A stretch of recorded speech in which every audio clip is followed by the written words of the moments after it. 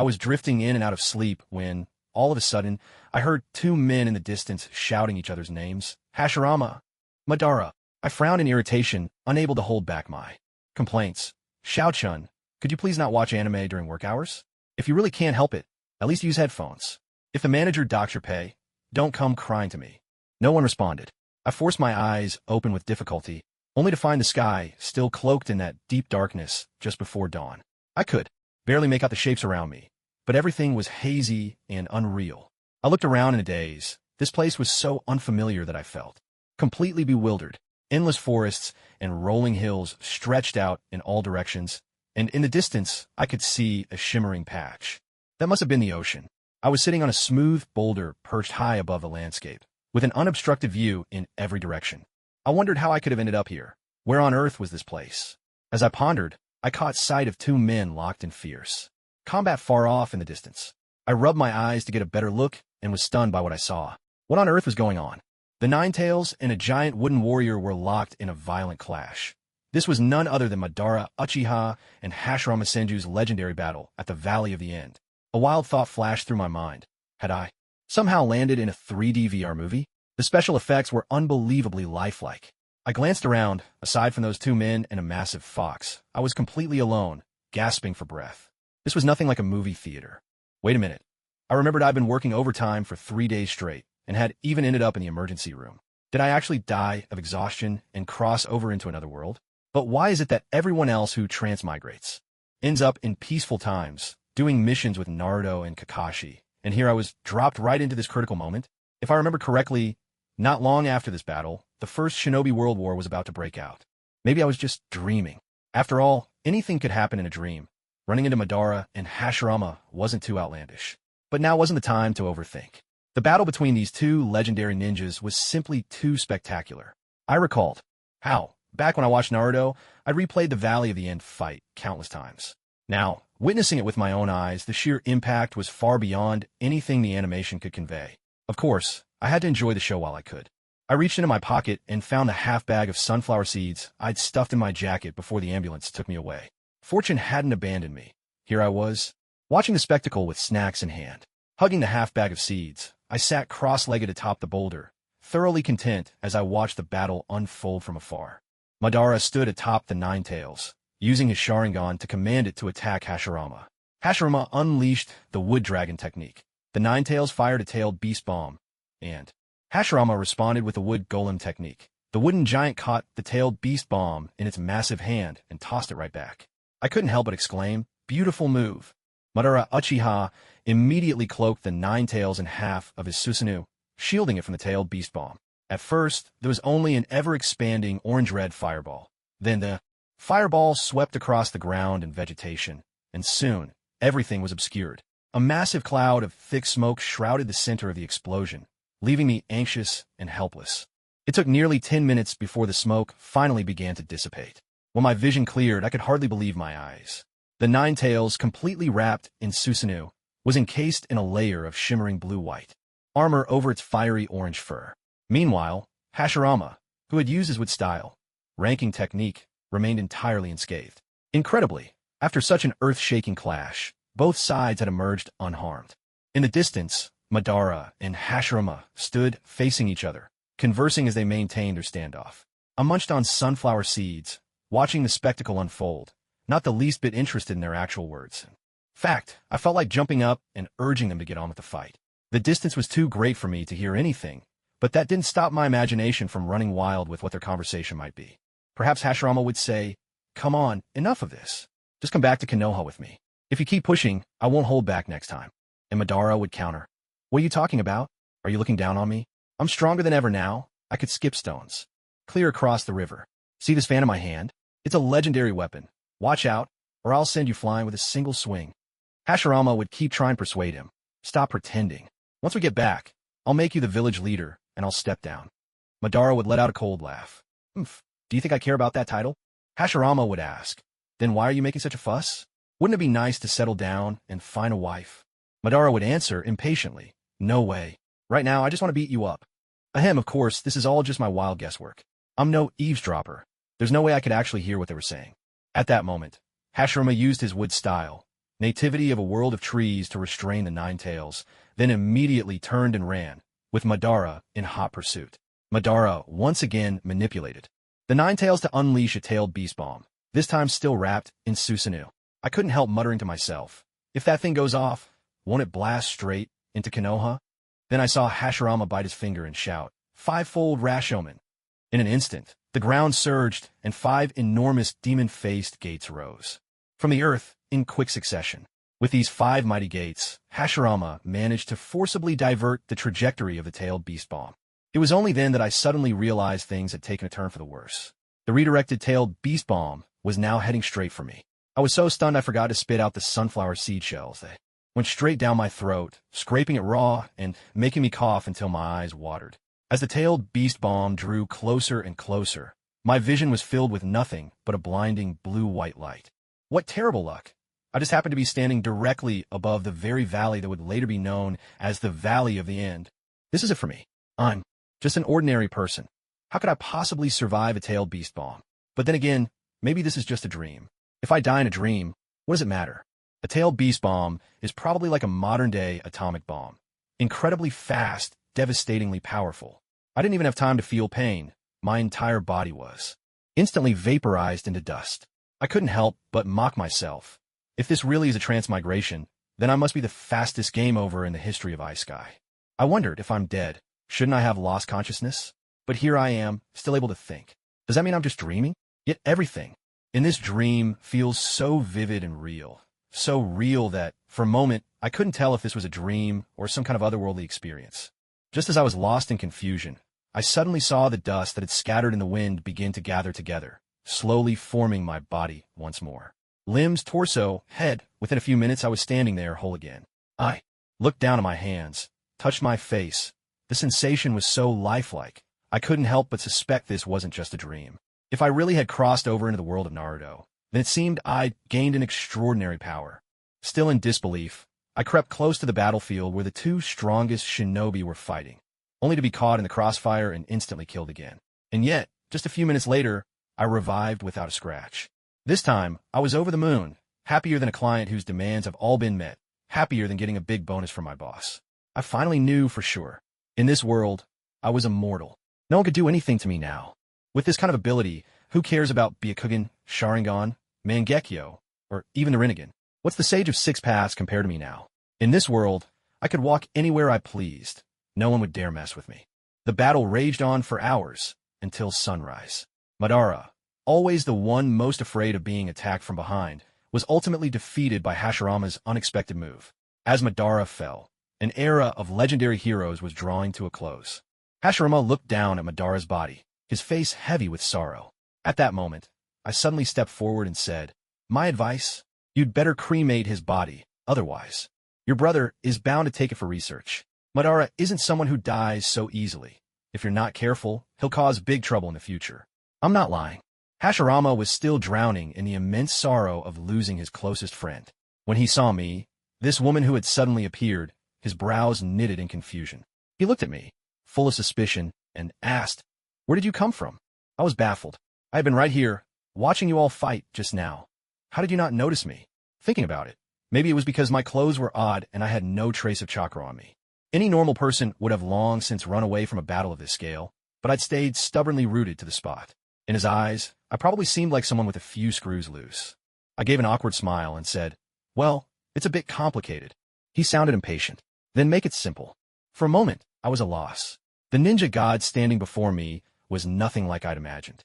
Left with no choice, I braced myself and said, "All right, honestly, I came here from another world." Hashirama eyed me with obvious skepticism. "What do you mean, another world?" I did my best to explain. I originally lived in a real world, and then somehow ended up in your anime world. Does that make any sense to you? He still looked completely bewildered, clearly not buying my story. To be fair, if someone on the street told me they were from another world, I'd probably think they were crazy too. Then he asked, "What's cremation?" I couldn't help but roll my eyes. It's burning a body to ashes with fire. Hashirama's eyes widened dramatically as he stared at me for a long moment before finally blurting out, "That's absurd." Just then, a man with white hair, red eyes, and a fur-collared cloak dropped down from above, landing gracefully behind Hashirama. I recognized him instantly. Tobarama Senju. He looked incredible. I couldn't help but exclaim, "Wow, your brother's here too." Tobarama in his youth was truly handsome, and I've always had a thing for white-haired characters. Even in my own drawings, I loved depicting people with white hair. Seeing him in person now, I couldn't contain my excitement. Apparently, my expression was a bit too obvious, because Tobarama eyed me warily and asked Hashirama, "Brother, who is this woman?" Hashirama, looking a bit exasperated, ran his hand over his forehead. He just finished fighting and was clearly worn out. Half joking, he pointed to his own head and said, "She might be a little out of her mind, probably got rattled during the battle." Tobarama glanced at me with a look of sympathy. I quickly protested, "Hey, I'm perfectly sane." Tobarama followed up, "So where are you from?" I straightened my back and declared proudly, "I'm Chinese." Only after the words left my mouth did I realize that aside from a few buttons, there was really nothing impressive about my chest after all. There was no such country as China in the entire ninja world. Tobarama looked puzzled and asked Hashirama, "Brother, do you know where China is?" Hashirama simply waved his hand, clearly unwilling to talk further. Tobarama let out a sigh. "You don't even know where your own home is. Looks like you're pretty badly hurt." "Well, there's no other choice. We better take her back to Konoha. We can't just leave her here." I looked at them, completely bewildered. "Huh? You're just going to take me to Konoha like this? Aren't you worried I might be a spy?" Before I could react, Tobarama grabbed me like I was a small animal. His strength was astonishing, and his grip on my shoulder hurt so much that I cried out in pain. The sharp, undeniable sting confirmed it. This was no dream. I had really crossed into the world of Naruto, the world I loved most when I was alive. Once the three of them left with the body, two faint, childlike figures appeared where Madara had fallen. One asked the other, "Did you collect any?" The other frowned and shook his head, looking confused. "No, not a single piece." "So he's not dead?" "I'm not sure either. Maybe he's not dead yet." A hint of disappointment crept into the little one's voice. "I really wish I could see your blade come to life sooner." The other just smiled and shook his head. "It's still early. There's a long way to go, nowhere near 1,000 pieces yet." While word was spreading through Konoha that Hashirama had killed Uchiha Madara, Kagura was still in the Konoha hospital undergoing a full examination. The tests went on from morning until evening, with a woman named Buwako at her side the entire time. Buwako looked stern and composed. Her face was expressionless, but she was strikingly beautiful. Kagura vaguely remembered that Buwako was the wife of the third Hokage, Hiruzen Sarutobi. In the anime, her appearance was brief, but the one unforgettable scene was when she delivered Naruto. If she could deliver babies, she must be an obstetrician. So why was she sticking with me now? As this thought crossed her mind, Kagura's expression grew a little awkward. "All the tests are complete. There's no sign of any injuries." The woman in the nurse's uniform reported to Buwako. Buwako merely nodded, her face giving nothing away. So this was what people called an ice queen. She looked hard to approach, but that only made you want to get closer. Even though she was a woman, Kagura felt the same magnetic pull. Kagura also remembered how, in the anime, Hiruzen Sarutobi would always get nosebleeds whenever Naruto used his sexy jutsu. Apparently, no matter how beautiful their wives were, men just couldn't resist a pretty face. At this thought, she couldn't help but mutter inwardly. However, Kagura felt a bit guilty. Men like looking at beautiful women, and women enjoy admiring handsome men. Surely, there's no real difference? She'd never been in a relationship, so she didn't know how other women felt.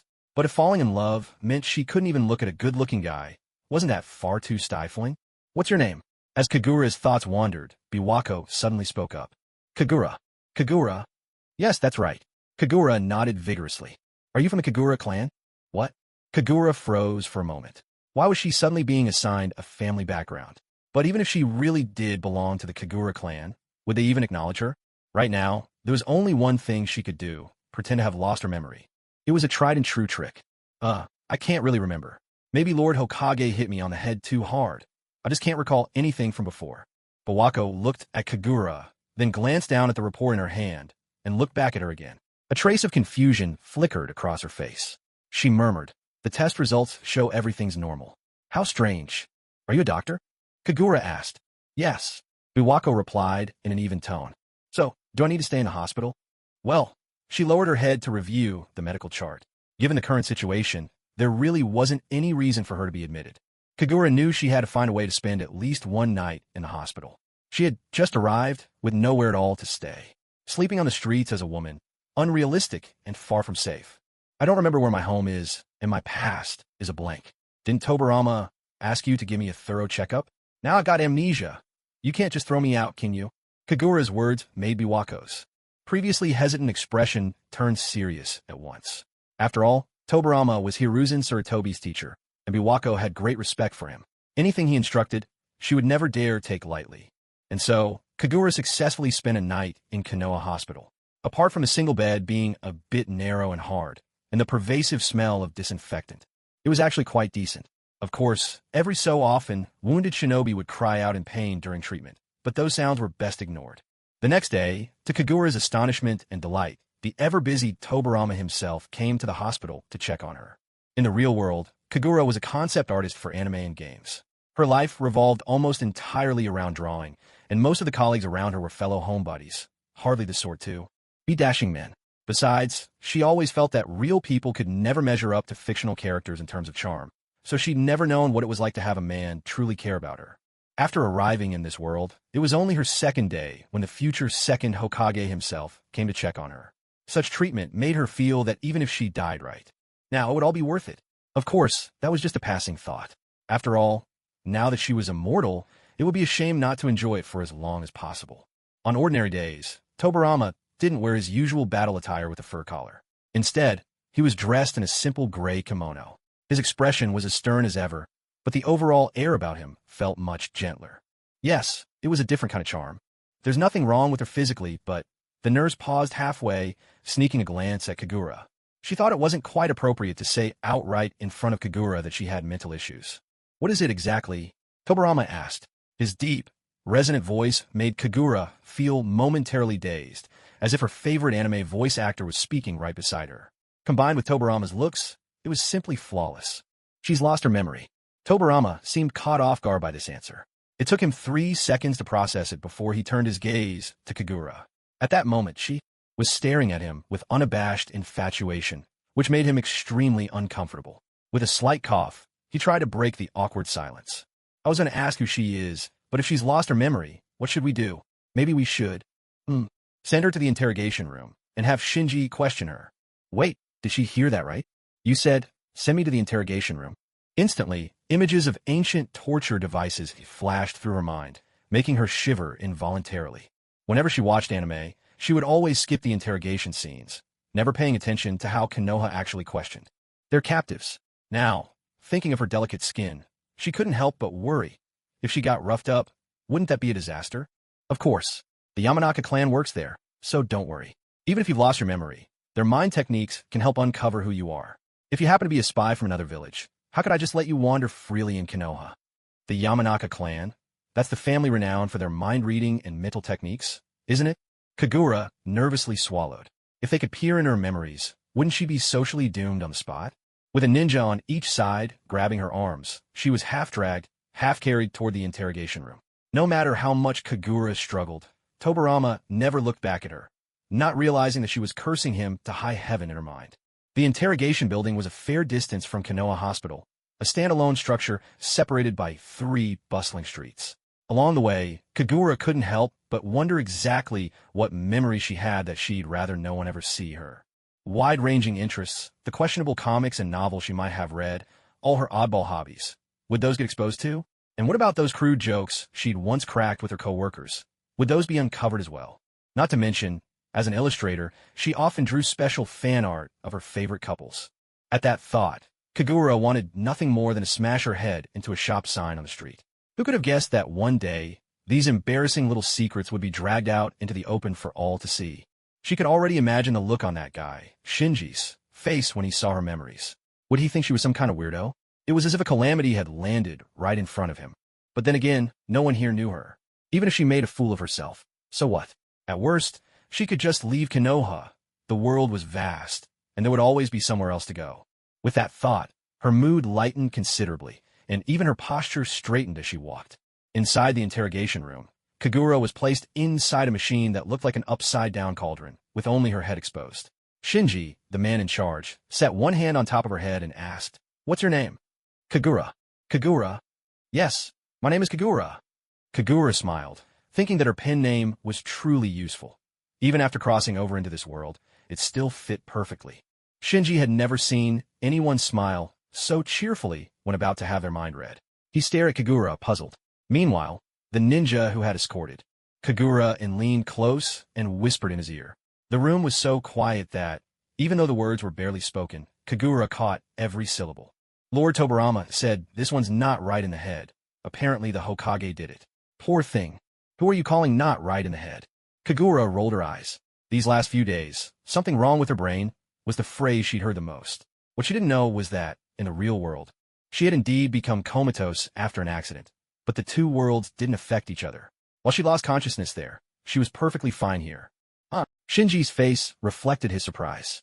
Don't be ridiculous. How could the Hokage hit a woman?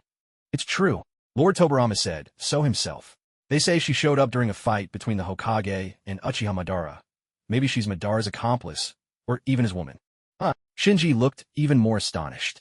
These rumors were getting more and more outrageous. Kagura couldn't help but roll her eyes again, nearly straining her eyelids. She really wanted to file a complaint against that gossip-loving ninja. Did he have to ruin her reputation like that?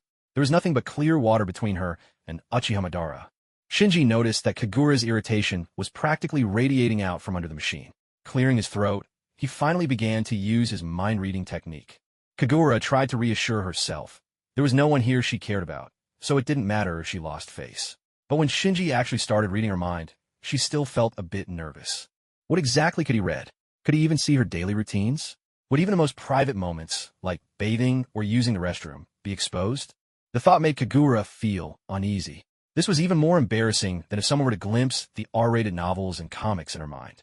After about 10 minutes, Shinji suddenly let out a puzzled as if something was baffling him. A few minutes later, he abruptly removed his hand, staring at Kagura with a look of utter confusion. What are you seeing? Kagura shot back. For a moment, Shinji was at a loss for words.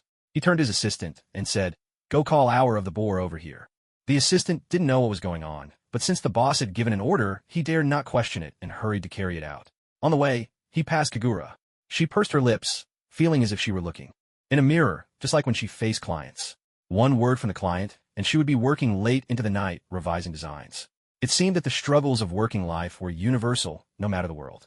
In this world, Kagura had made up her mind never to repeat the hardships of her past life. She didn't want to push herself so hard anymore. No matter how others hustled, she would no longer get swept up in the rat race.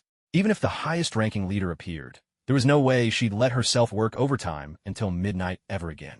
After another 10 minutes, Kagura was starting to nod off from boredom. At last, another man entered the room.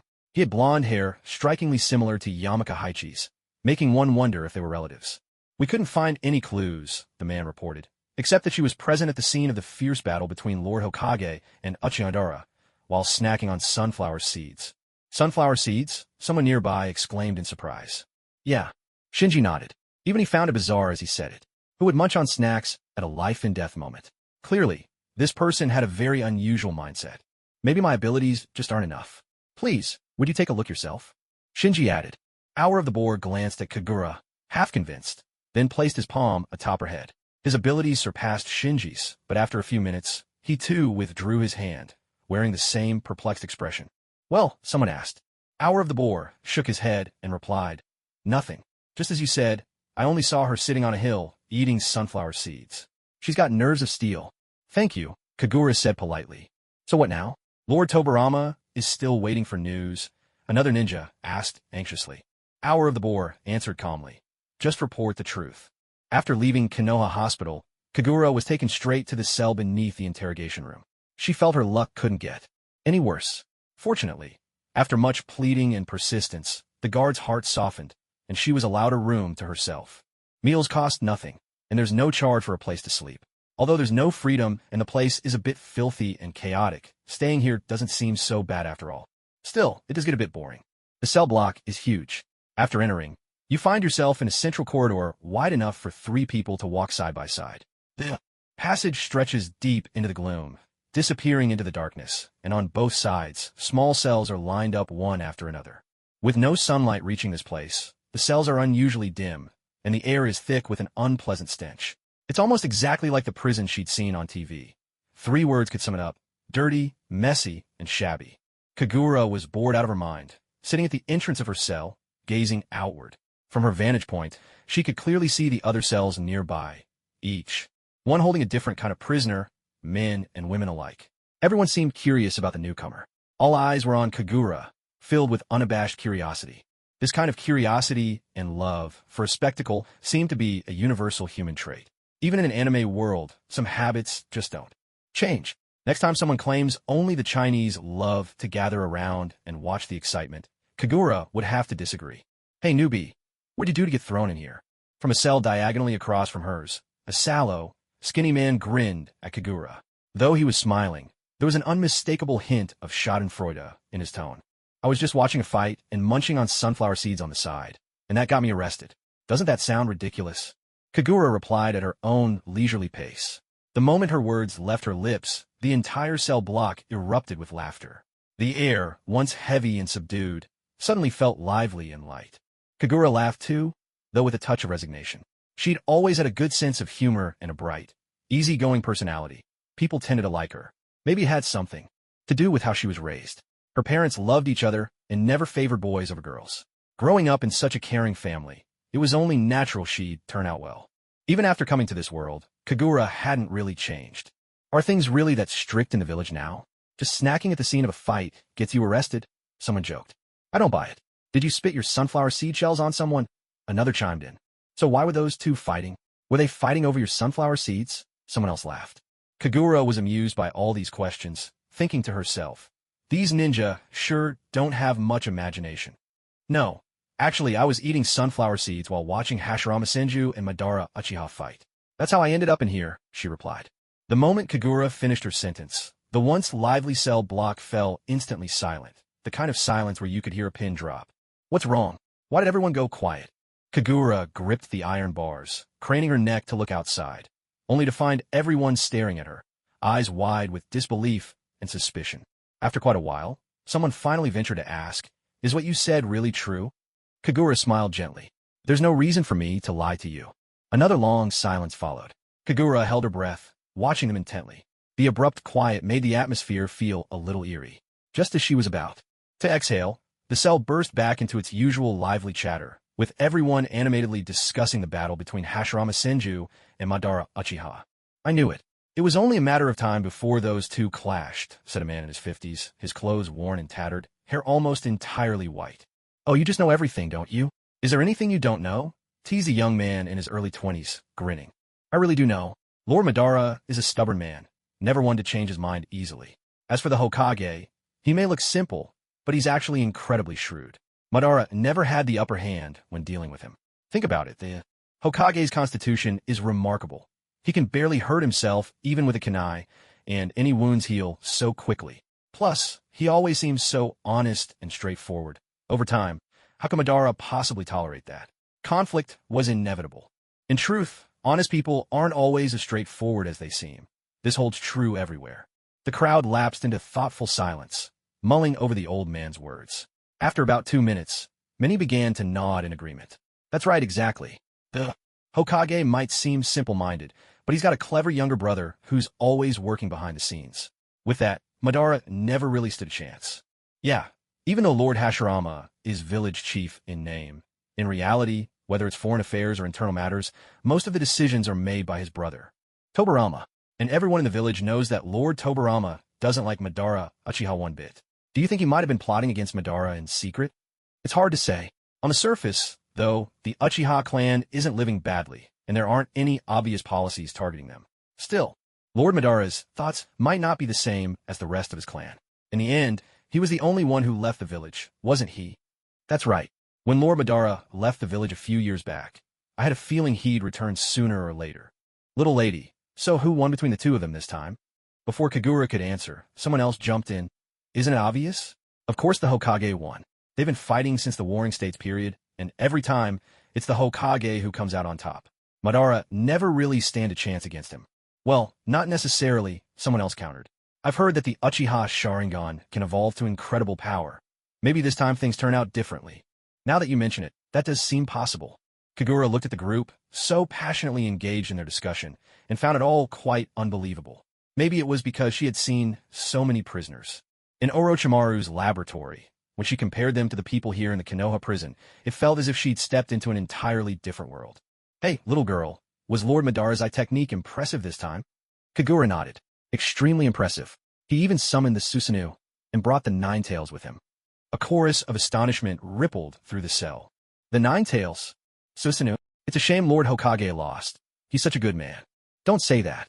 Losing doesn't mean he's dead. Yeah, exactly. Kagura cleared her throat. Actually, someone really did die this time. What? Did the Hokage die? No, it was Uchiha. Kagura picked up a blade of grass from the floor and idly twirled it in her fingers. But I say he's not truly gone, though no one believes me. Madara's death seemed to be easier for everyone to accept than Hashirama's. After a few minutes of silence, they quickly shifted to other topics, without any of the grief or heaviness that had followed Hashirama's death. Watching them, Kagura felt a deep, unspoken loneliness settle in her heart. Clearly, being a leader required a solid foundation among the people. Someone with Madara's reputation would never make it as Hokage. The guard, who had been quietly observing the commotion, finally regained his sense of authority. He rapped his baton on the table, producing a sharp, attention-grabbing sound. Keep it down, all of you. You're making a racket. Kagura shot him a mocking glance, completely unfazed by his glaring eyes, then turned and walked over to a straw-covered corner, lying down to try and get some sleep. During her first 3 days in the cell, she hadn't found it so unbearable. With food and a place to sleep sorted, and a bunch of fellow inmates to chat with, the days passed quickly enough. But as time dragged on, it became harder and harder to endure. Not only was there no way to bathe, but one night she even saw a rat the size of her hand scurry past her. After that, she was desperate to get out. Wanting to leave was one thing. Actually getting out was another. The longer she was locked up, the more powerless and exhausted she felt, passing the endless, dull hours by making small talk with her cellmates. What a mess. She'd read countless time travel novels, but never had she seen a protagonist quite as unlucky as herself. She'd died twice since arriving here, and now she was stuck in a jail cell. What on earth had she done to deserve this? Heaven above, please let me out. I swear I'll eat healthy from now on, and I absolutely won't go back on my word. Of course, the heavens paid no attention to her pleas. She remained locked in her cell, just as before. A few more days passed before Kagura finally realized that she had traveled into the world of a Japanese anime. It occurred to her that if she wanted to pray, she ought to beseech the Japanese gods instead. Who were they again? Amaterasu, Tsukuyumi, Susanoo. Amaterasu, Tsukuyumi, Susanoo. If you can get me out of here, I swear I'll eat a balanced diet for the rest of my life. But as you might expect, if prayer actually worked, this prison cell would have been empty long ago. Left with nothing to do, she could only keep gathering rumors and information about the shinobi world. Otherwise, she feared that if things dragged on, by the time Tobarama remembered to let her out, she'd already be an old woman. From the idle gossip among her fellow inmates, Kagura picked up all sorts of details and secrets about this world. How Hashirama Senju and Mito Uzumaki got married. What eccentric hobbies the daimyo indulged in. Which countries had the friendliest relations, and even which shop on the shopping street sold the best dango. Most of it was interesting enough, but what Kagura really wanted to complain about was that ever-present question, which place has the tastiest dango? Dango is just rice pounded into balls, isn't it? How could something like that possibly be rated for quality? Maybe it was time for a change of subject. Did Madara Uchiha really leave the village just because he disagreed with Hashirama? Kagura asked. That's right. Lord Madara was a real war maniac, always itching for a fight. Who and his clan would want to spend every day brawling and never just live in peace? So it was true after all. Kagura felt a bit let down. Sigh. Here I was thinking Madara left because he was jealous after Hashirama got married. Her cellmate gave her a strange look at that. The Hokage already has several children. Does the second Hokage have any kids? Kagura asked. In the anime, Tobarama never had any descendants. Could be he really didn't have any children? Who's the second Hokage? Oh, right. Tobarama hadn't become Hokage yet at this point. No wonder they looked confused. I mean Lord Tobarama. Does he have any children? Children don't just appear out of nowhere. He doesn't even have a wife. How could he possibly have kids? Kagura couldn't help but burst out laughing. Exactly. Did you think kids grow on vines? Plant a seed in spring and pick them off the branches come summer. Somewhere, a gourd spirit stirs. Who's calling me? So, a mischievous glimmer appeared in Kagura's eyes. He's not exactly young anymore. Could there be something wrong with him? Otherwise, why wouldn't he be married yet? Honestly, the Senju clan was one of the most powerful in Konoha. His older brother led the whole village, and he himself held great authority. In the real world, that would make him the ultimate eligible bachelor. Good looks, status, wealth, he had it all. Yet, somehow he was still single. No, not possible. At that moment, a woman in the corner asked timidly, Are you saying, in what way is he not capable? The moment she spoke, Kagura regretted it. This kind of thing was simply impossible to explain. Well, how should I put it? It's that sort of thing. Perhaps the women in this world didn't quite grasp what she meant, but the men certainly did. The thought of the usually stern and composed Tobarama being incapable in that regard was too much for the men in the cell. One by one, they lost their composure, and, finally, the whole cell erupted in raucous laughter. So Lord Tobarama isn't up to it after all. Ha ha! I always wondered why, at his age, he still hadn't married. Exactly. Just one sentence, and she solved the mystery that's puzzled me for years. Thinking about it this way, I actually feel a bit better about myself. After all, my son's already made it to Genin. Whether Kagura's guess was true or not didn't matter to these people. What mattered was that in their eyes, Tobarama had always been nearly perfect, so the thought that even he might have a flaw gave them a strange sense of comfort. In the endless darkness of the cell, imagining themselves superior to Tobarama, even in some small way, was a rare psychological consolation. In fact, the cell where Kagura was held wasn't for high-risk criminals. Most of the people here had landed in jail over minor disputes, and only a handful, like Kagura, considered potentially dangerous, were exceptions. This meant that many of them would soon be released. Then, one day, after rumors of Tobarama's imperfection had spread to every corner of Konoha, Tobarama himself appeared outside Kagura's cell, radiating fury. In the gloom, Tobarama's blood-red eyes made it impossible to read his emotions. His striking features were set in an expression of utmost severity, even harsher than the most demanding client. Standing there, his presence was overwhelming, and Kagura instantly felt on edge. In Kagura's mind, Tobarama's appearance could only mean one thing. He'd come up with a new way to torment her, hoping to force her to reveal her true identity. The more she thought about it, the more uneasy she became. Why are you looking at me like that? You're scaring me. Kagura shrank further into the corner. Tobarama looked down at her, his brow deeply furrowed, the corner of his mouth twitching, a clear sign he was barely restraining his anger. Hey, he finally spoke, his voice cold and sharp, like the chime of crystal. It was you spreading those rumors everywhere, saying Saying what about you? Kagura shot back. She was, after all, stuck in a cell. Tobarama's use of the word everywhere didn't seem quite accurate. She looked at him, genuinely puzzled. Saying that, I'm not capable in certain respects. As Tobarama forced out the words, his cheeks flushed crimson. Though the cell was dim, Kagura saw it clearly. Every inmate pricked up their ears, holding their breath so as not to miss a single word. So that was what this was all about. Kagura breathed a sigh of relief and couldn't help laughing. No, that was just speculation. It was a reasonable guess. Based on some facts, we haven't made any final conclusions. To be precise, we don't actually know if you can or can't, so you can't just pin that label on me. After Kagura finished explaining, she saw Tobarama's brows nearly twisted into a knot. His eyes were squeezed shut, and he looked as if he might explode at any moment. Hey, don't get mad. If you get angry, that would actually prove my guess might be right. Isn't it said that people only react when you hit a sore spot? Speaking of which, Kagura suddenly eyed Tobarama up and down, her gaze landing rather pointedly on a certain part. Don't tell me you really... Shut up. Before Kagura could finish, Tobarama cut her off. Just then, a handsome young man stepped out from the shadowy corner. Mirror. If she guessed correctly, this must be Uchiha Kagami. As expected, the Uchiha clan always had outstanding looks. Tobarama-sama. Take her to my office, Tobarama said coldly, shooting Kagura a frosty look. Seeing her covered in dust and grime, he frowned. No, on second thought, take her to my quarters. What? Yes, sir. Kagami turned to fetch the key from the guard. Clearly, Tobarama had no intention of lingering. He was about to leave when Kagura called out to him from behind. What are we doing at your place? I'll say this first. No abusing your power. If you do, I'll file a complaint. Tobarama snorted, then suddenly gave a sly smile that made Kagura uneasy. Weren't you the one doubting me? How about a first-hand test? Kagura was struck dumb. Was Tobarama's test really what she thought it was? It had to be, right? Wasn't this a bit too sudden? She hurriedly said, there's really no need for proof. If you say you're fine, I believe you. If you say you can go 7 times in one night, I believe that too. Honestly, no need to prove it. Of course we have to be practical and seek the truth. How else can we know if it's real without testing? By now, Kagami had returned with the key. Tobarama glanced at Kagura, his tone icy. Take her away. With that, Tobarama strode out first. The cell door swung open, and Kagami, ever polite, gestured for her to go ahead rather than dragging her out. Kagura remained curled up in the corner, showing no sign of moving. Her expression was bitter, and she muttered in a low voice, honestly, this cell isn't so bad. I could stay a while longer. Why don't you just leave me here? Don't mind me. I'll just live and die on my own.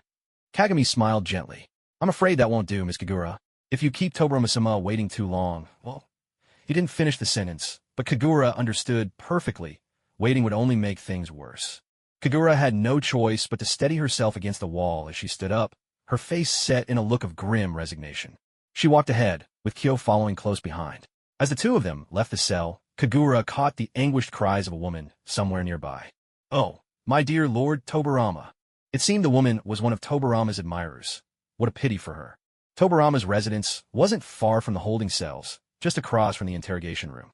It was a small, standalone two-story house built in the classic style of the hidden leaf, yellow walls topped by a red roof, looking rather like two red mushroom caps stacked one atop the other. At the door, Kagura clung tightly to the frame, refusing to step inside no matter what. Kyo showed no sign of impatience. He simply waited beside her, sometimes glancing over with an encouraging smile. Lord Tobarama is a man of principle. "There's no need to be afraid, miss," he said gently. Kagura shot Kyo a look that spoke volumes. "Easy for you to say, you're a man. I'm nothing like you." So the two of them remained locked in this standoff at the doorway for nearly 5 minutes. Suddenly, the entrance swung open from within, and Tobarama appeared, looking distinctly displeased. "Why are you still standing out here?" Kyo just offered a faint smile and glanced at Kagura. Following his gaze, Tobarama immediately understood. "You can go," Tobarama said to Kyo. "Am I free to leave?" The moment Kagura heard this, she spun on her heel, eager to escape. But she hadn't expected a large hand to seize her by the collar. She was petite and slight. People often said she looked like a high schooler who hadn't yet graduated, which was their way of saying she was small, light, and not particularly developed. With barely any effort, the man lifted her right off the ground. "I was talking to him. Why are you running?" Tobarama said coldly. Kyo gave a small nod and headed off. Kagura was almost certain she caught him stifling a laugh as he left. How infuriating. The door closed behind her. Immediately, Tobarama released his grip, and Kagura tumbled unceremoniously onto the floor. From behind, Tobarama's voice came, tinged with distaste. "You're filthy. You don't have fleas, do you? Hey, you, go wash yourself in the bathroom. It's on the left." Had Kagura been in her right mind, she surely would have refused. But she couldn't even remember how many days it had been since her last bath. Half a month, maybe longer. She could practically smell herself. So when she heard the word bathroom, she was more excited than if someone had called her own name. Scrambling to her feet, she dashed for the bathroom at top speed. Inside, she found everything she needed, modern amenities, a bathtub by the wall. Kagura looked around. The space was neither too big nor too small, just right for one person. On the sink were various men's toiletries, soap, a cup for rinsing, a razor. Everything in order, but nothing for a woman's use. Tisk tisk. Kagura shook her head, once again confirming her suspicion that Tobarama was definitely destined for a long life of solitude. She felt a twinge of sympathy for him. Then, realizing she herself was also alone, a solitary soul feeling pity for another, she found the irony almost amusing. She washed her face and hair thoroughly, scrubbing herself twice with body wash, and even managed to find an unopened toothbrush for her teeth. Only when she'd finally cleaned herself from head to toe did Kagura realize she didn't have a single clean piece of clothing to change into.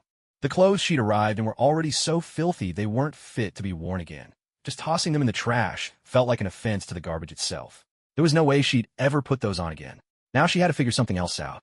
Kagura glanced around the bathroom and finally spotted a clean bathrobe tucked away in a corner cabinet. It was a deep blue men's robe, freshly laundered and still carrying a faint scent of soap. The only problem was its size. The robe was nearly as long as she was tall. She held it up and realized that wearing it would make her look like a child playing dress-up in an adult's clothes.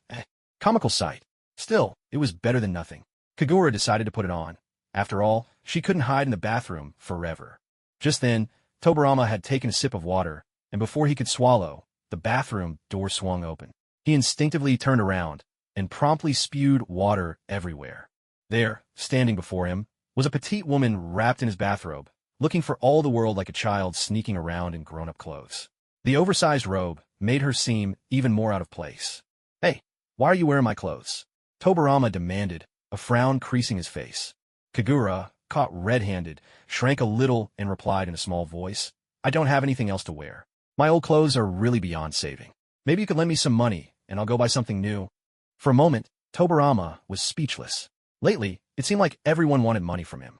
His older brother Hashirama was like this, his students too, and now even this mysterious woman who'd appeared out of nowhere. He wondered if he just looked too approachable or if everyone simply saw him as an easy mark. We could talk about money later. There's something more important right now. Come here. Tobarama patted the empty seat beside him, signaling for Kagura to sit down. At that moment, Kagura suddenly felt anxious. Tobarama's words from the prison cell echoed in her mind. She'd once fantasized about being transported into an anime world, mingling with handsome men and beautiful women, but now that she was actually faced with someone like that, she found herself scared. Imagination and reality were worlds apart. Though she appeared confident on the outside, she'd never actually dated anyone, let alone experienced anything remotely intimate. Now, her nerves were a mess. Instinctively, she pulled the robe tighter around herself, wrapping up as much as she could. A thin sheen of sweat broke out on her forehead. She glanced at Tobarama, then at the doorway, not far away, mentally calculating whether she could make a dash for it in time. Tobarama saw right through her thoughts, a hint of amusement in his eyes as he said, "My flying thunder god technique is extremely fast. You must have heard of it, right?" I've heard. Give it a few more years, and there'll be someone even faster than you. But men boasting about how fast they are doesn't seem like the most appropriate topic, does it? Kagura silently berated herself, knowing full well this was hardly the time for jokes. Tobarama's expression shifted several times, pale, then flushed, then tinged with green, and finally growing dark. He was on the verge of snapping. But when he saw Kagura sitting there, brow furrowed and eyes squeezed shut in fear, he simply let out a long sigh and forced his anger down. "All right, come and sit down. I won't scare you again. I have no interest in little girls like you. After all, I'm much older, and I wouldn't do anything inappropriate." It was only after hearing this that Kagura realized in this timeline, Tobarama was probably about 40 years old. Compared to her, he was definitely an elder.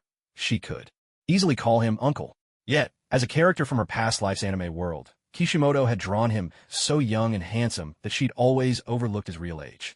"So, why did you ask me to come over?" she asked, carefully choosing the seat farthest from him. "You haven't committed any major crime. I have no reason to keep you locked up. Still, we do need to clarify your identity." "Understand. It's just, I really don't remember where I came from. All I know is my name, Kagura. So what is it you do? I can't sense any chakra from you. Aren't you a ninja? Are you kidding? How could I possibly have something like that?" Seeing Tobarama's puzzled look, Kagura quickly explained, "No, what I mean is, I'm not a ninja, just an ordinary person. If I had to say there's anything special about me, it's that I know a lot. Maybe even things about the future." "Oh," doubt flickered in Tobarama's red eyes. "It's true, I'm not lying. Here, let me prove it." To convince him, Kagura spoke earnestly. "I can tell you things that only you or your closest companions would know." Kagura was secretly delighted. "You'd never guess, but I've seen it all. Whatever you ask, I'll have the answer." "All right then. Tell me, do you know when my mother passed away?" Tobarama's first question stumped Kagura. The original story never mentioned his mother. How could she possibly know? Tobarama let out a cold chuckle, as if to say, "I knew you were bluffing. Let's try another one. Do you know how old my brother's eldest son, Chingsong, is this year?" "Chingsong?" Kagura looked utterly confused. "Who is Chingsong? You don't even know who Chingsong is?" Tobarama raised an eyebrow. "That just proves you're not from Konoha. Otherwise, there's no way you wouldn't recognize my elder brother's eldest son." Kagura was about to lose her mind with frustration.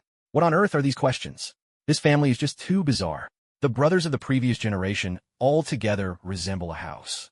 And the sons and grandsons of the next generation are suddenly trees. What kind of logic is that? Are you waiting for the trees to grow up so you can chop them down to build another house? You people are honestly too strange. I've already told you, I come from Huaxia. Then why are you lying? People usually lie to hide something else. So, what are you really trying to conceal? I'm not lying.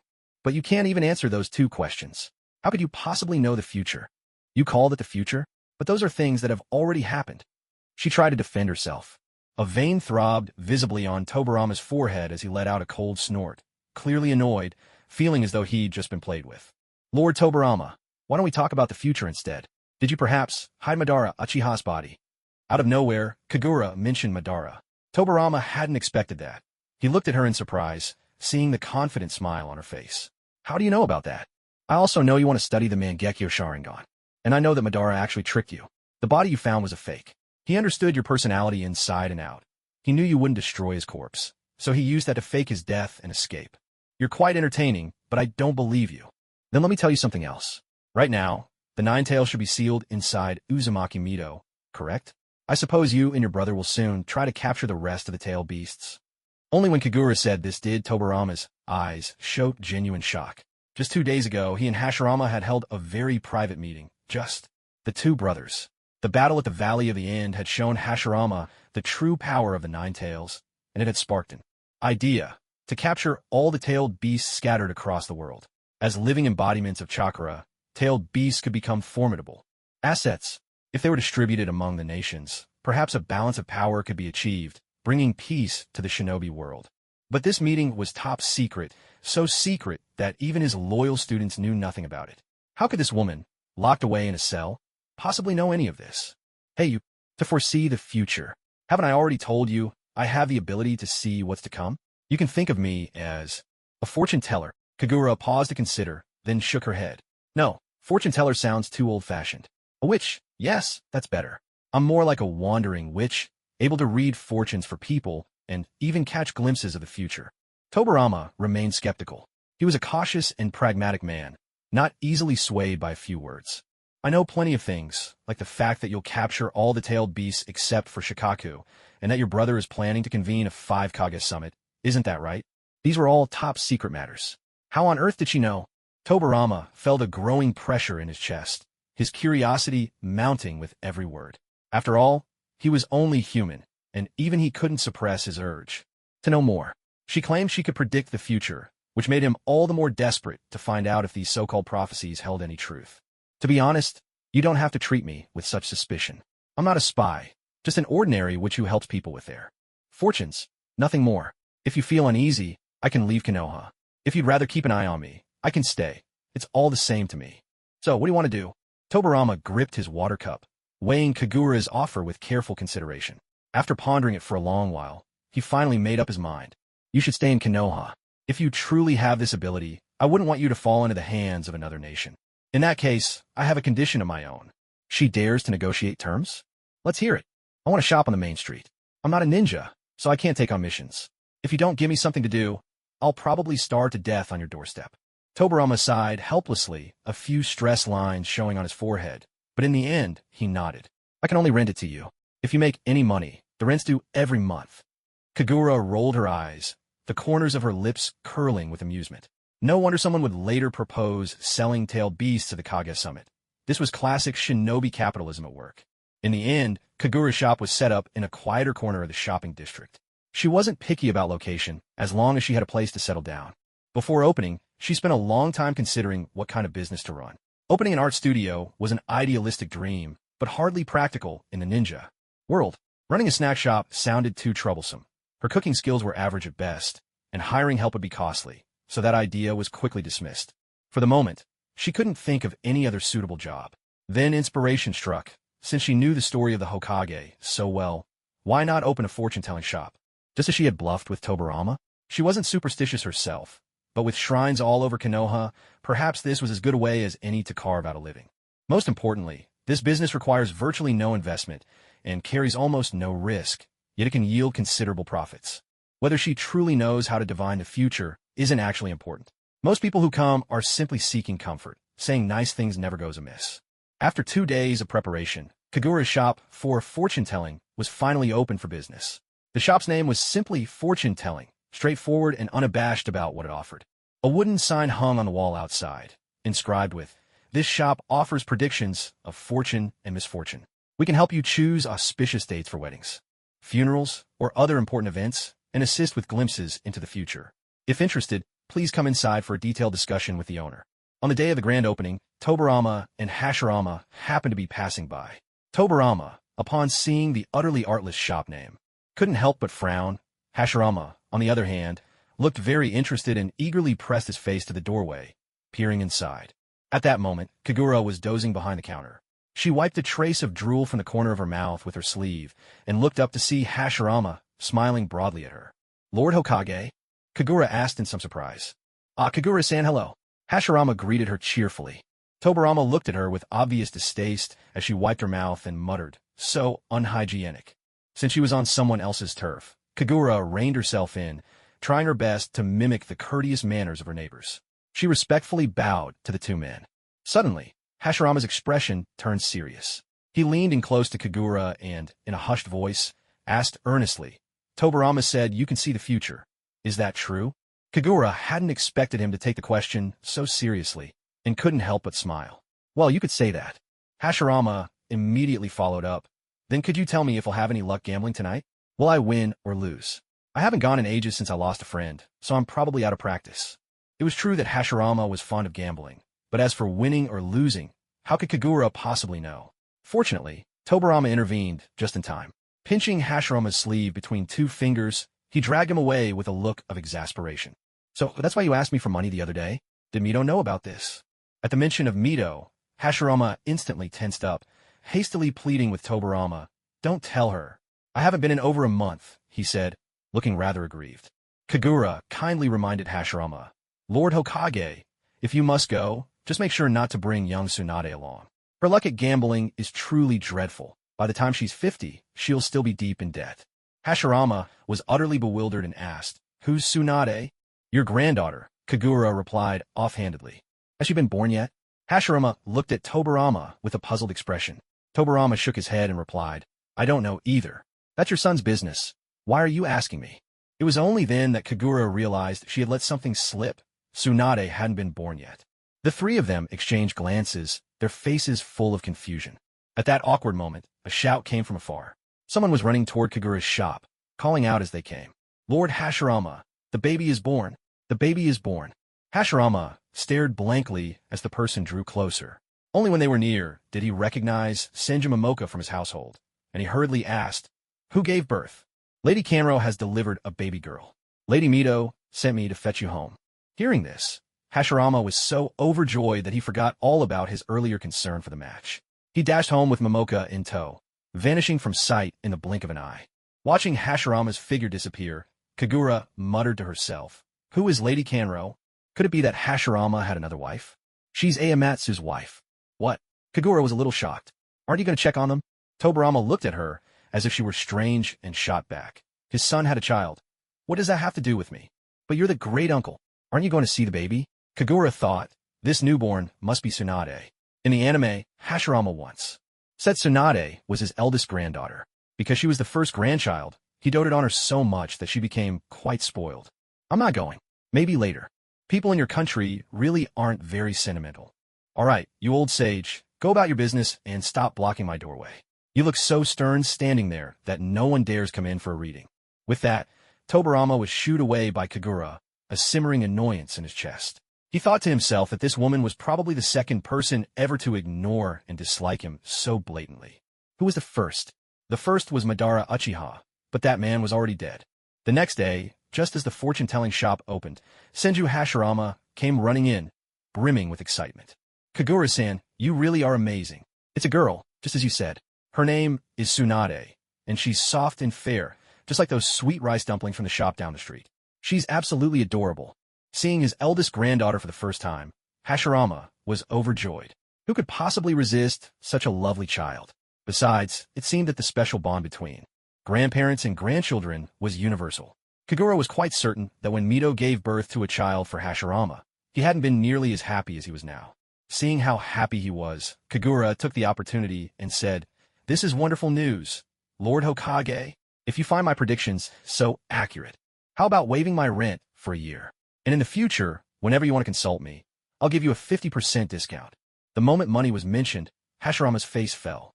My pockets are emptier than my face. For anything about money, you'll have to talk to Tobarama. You sure are a pitiful village chief. Kagura couldn't help but feel a bit sorry for him. Hashirama burst out laughing. I'm hopeless with numbers. Even if someone gave me money, I wouldn't be able to keep track of it. Tobarama's different. He's got a brilliant mind. I'm perfectly at ease letting him handle all our finances. By the way, Lord Hokage, did you come all this way this early in the morning just to boast about how adorable your granddaughter is? Kagura's words made Hashirama remember the real reason for his visit. He quickly put on a serious face and asked, As you said, Kagura-san, Tobarama and I are about to set out to capture the tailed beasts. Could you possibly tell us if things will go smoothly? Kagura couldn't help but laugh to herself. So even the mighty god of shinobi could be this superstitious.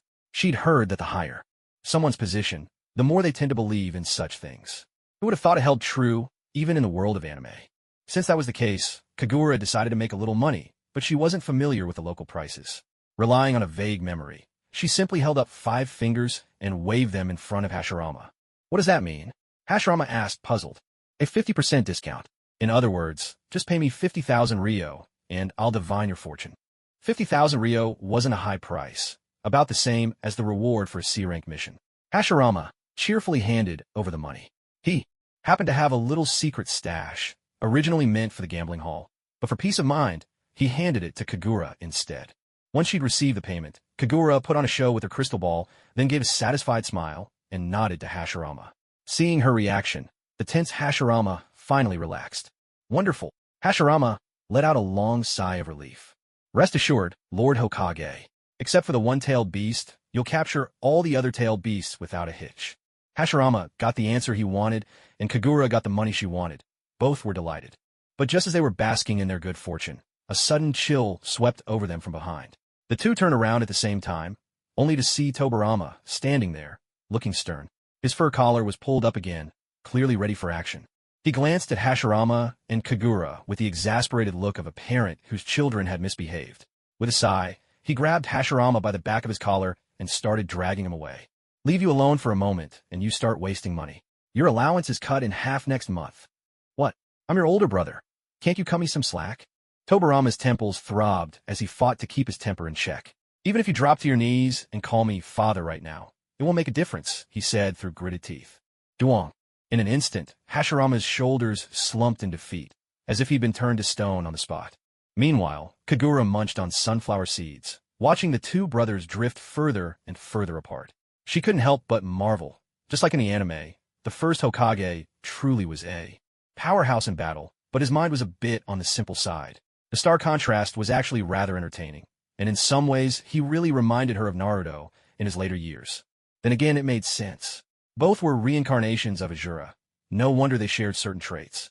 When it came to pricing her services, Kagura was still in the trial-and-error stage. She based her rates on her daily expenses. In the first few days aside, from the 50,000 Hashirama had paid, she had no other income. The villagers would rather donate their money to the shrine than come to her for help. As her savings dwindled, Kagura realized she needed to find another way to support herself. Back in the real world, she'd worked as a character designer, so she decided it was time to dust off her old skills. She set up a new sign at the shop in Trance, now accepting all kinds of art assignments and portrait commissions. The artist has been called a human camera. Fair prices, pay only if you're satisfied. For the first 2 days, not a single customer came. It wasn't until the afternoon of the third day that her first client, a little boy, wandered in with a look of uncertainty. At the time, Kagura had been absent-mindedly counting the strands of her own hair. She looked up to see a shy little boy, his hair snowy white and his face absolutely adorable. White hair again, just her aesthetic preference. The boy looked no older than 4. His eyes were a bit listless, but overall, he was irresistibly cute. As long as he wasn't a troublemaker, who wouldn't like a child like that? Kagura replaced her usual expression with a gentle smile and greeted him. What brings you here, little one? The boy glanced at Kagura, then at the sign at the door. He hesitated, then pointed at it. Can you really help with art assignments? Kagura's eyes lit up. Finally, a customer. He was young, but as long as he could pay, age didn't matter to her. Of course I can. Did you bring money? Kagura asked, smiling. I did, the boy replied, fishing around in his pockets. Sure enough, he produced 5 coins, each worth 10 Rio, and carefully offered them to Kagura with both hands. 50 Rio, not bad. At least enough for a bowl of ramen, Kagura thought. How much money could a child really have, anyway? Something was better than nothing. In fact, knowing herself, even if he hadn't brought any, as long as he acted cute, she'd have helped him regardless. She accepted the coins, then pulled out paper and pen from behind the counter. So what's the assignment? An ancient temple hidden in the deep mountains. Kagura hadn't caught that. She asked him to repeat. An ancient temple hidden in the deep mountains, the boy said again. Kagura smiled. She knew how to solve this problem. She had drawn something similar back in college, so it wasn't difficult for her. Still, a question lingered. In her mind, this was just an assignment for an anime class, so why were 5- or 6-year-old children being asked to tackle something so complicated? She gently asked the little boy, and how do you understand this question yourself? When the boy heard her, he looked up at her, his eyes filled with confusion. Of course, if he could draw it on his own, why would he need to pay someone else for help? Kagura spread out the drawing paper and began to sketch. Though she didn't pour her heart into it as she would for her own assignments, she still preserved the essence of the scene. The picture was much simpler. Deep mountains, a stream, an old monk, none of these elements were missing. She deliberately made the lines look a bit clumsy, wanting the drawing to appear as if it had truly been done by a child. When she finished, Kagura couldn't help but laugh at the wobbly, uneven lines. So childish. It's wonderful. The little boy finally broke into a smile, all his earlier nervousness vanishing in an instant. Thank you for the compliment. Now we need to sign it. What's your name? The boy lifted his face, answering cheerfully, Kakashi Sakumo. His voice rang out loud and clear. Kagura was taken aback. So that's who he was, Kakashi's father. For a moment, she felt a little out of place. In her old world, she'd heard people call this man son or husband every day. Now, having crossed into this world, she found herself face to face with the husband's father as a child. The feeling was truly strange. Little Sakumo took the drawing, and just before stepping out the door, he reminded Kagura to keep it a secret. Kagura nodded, reassuringly, then whispered, "If you ever have more homework, come find me again. Bring your classmates too. The more, the merrier."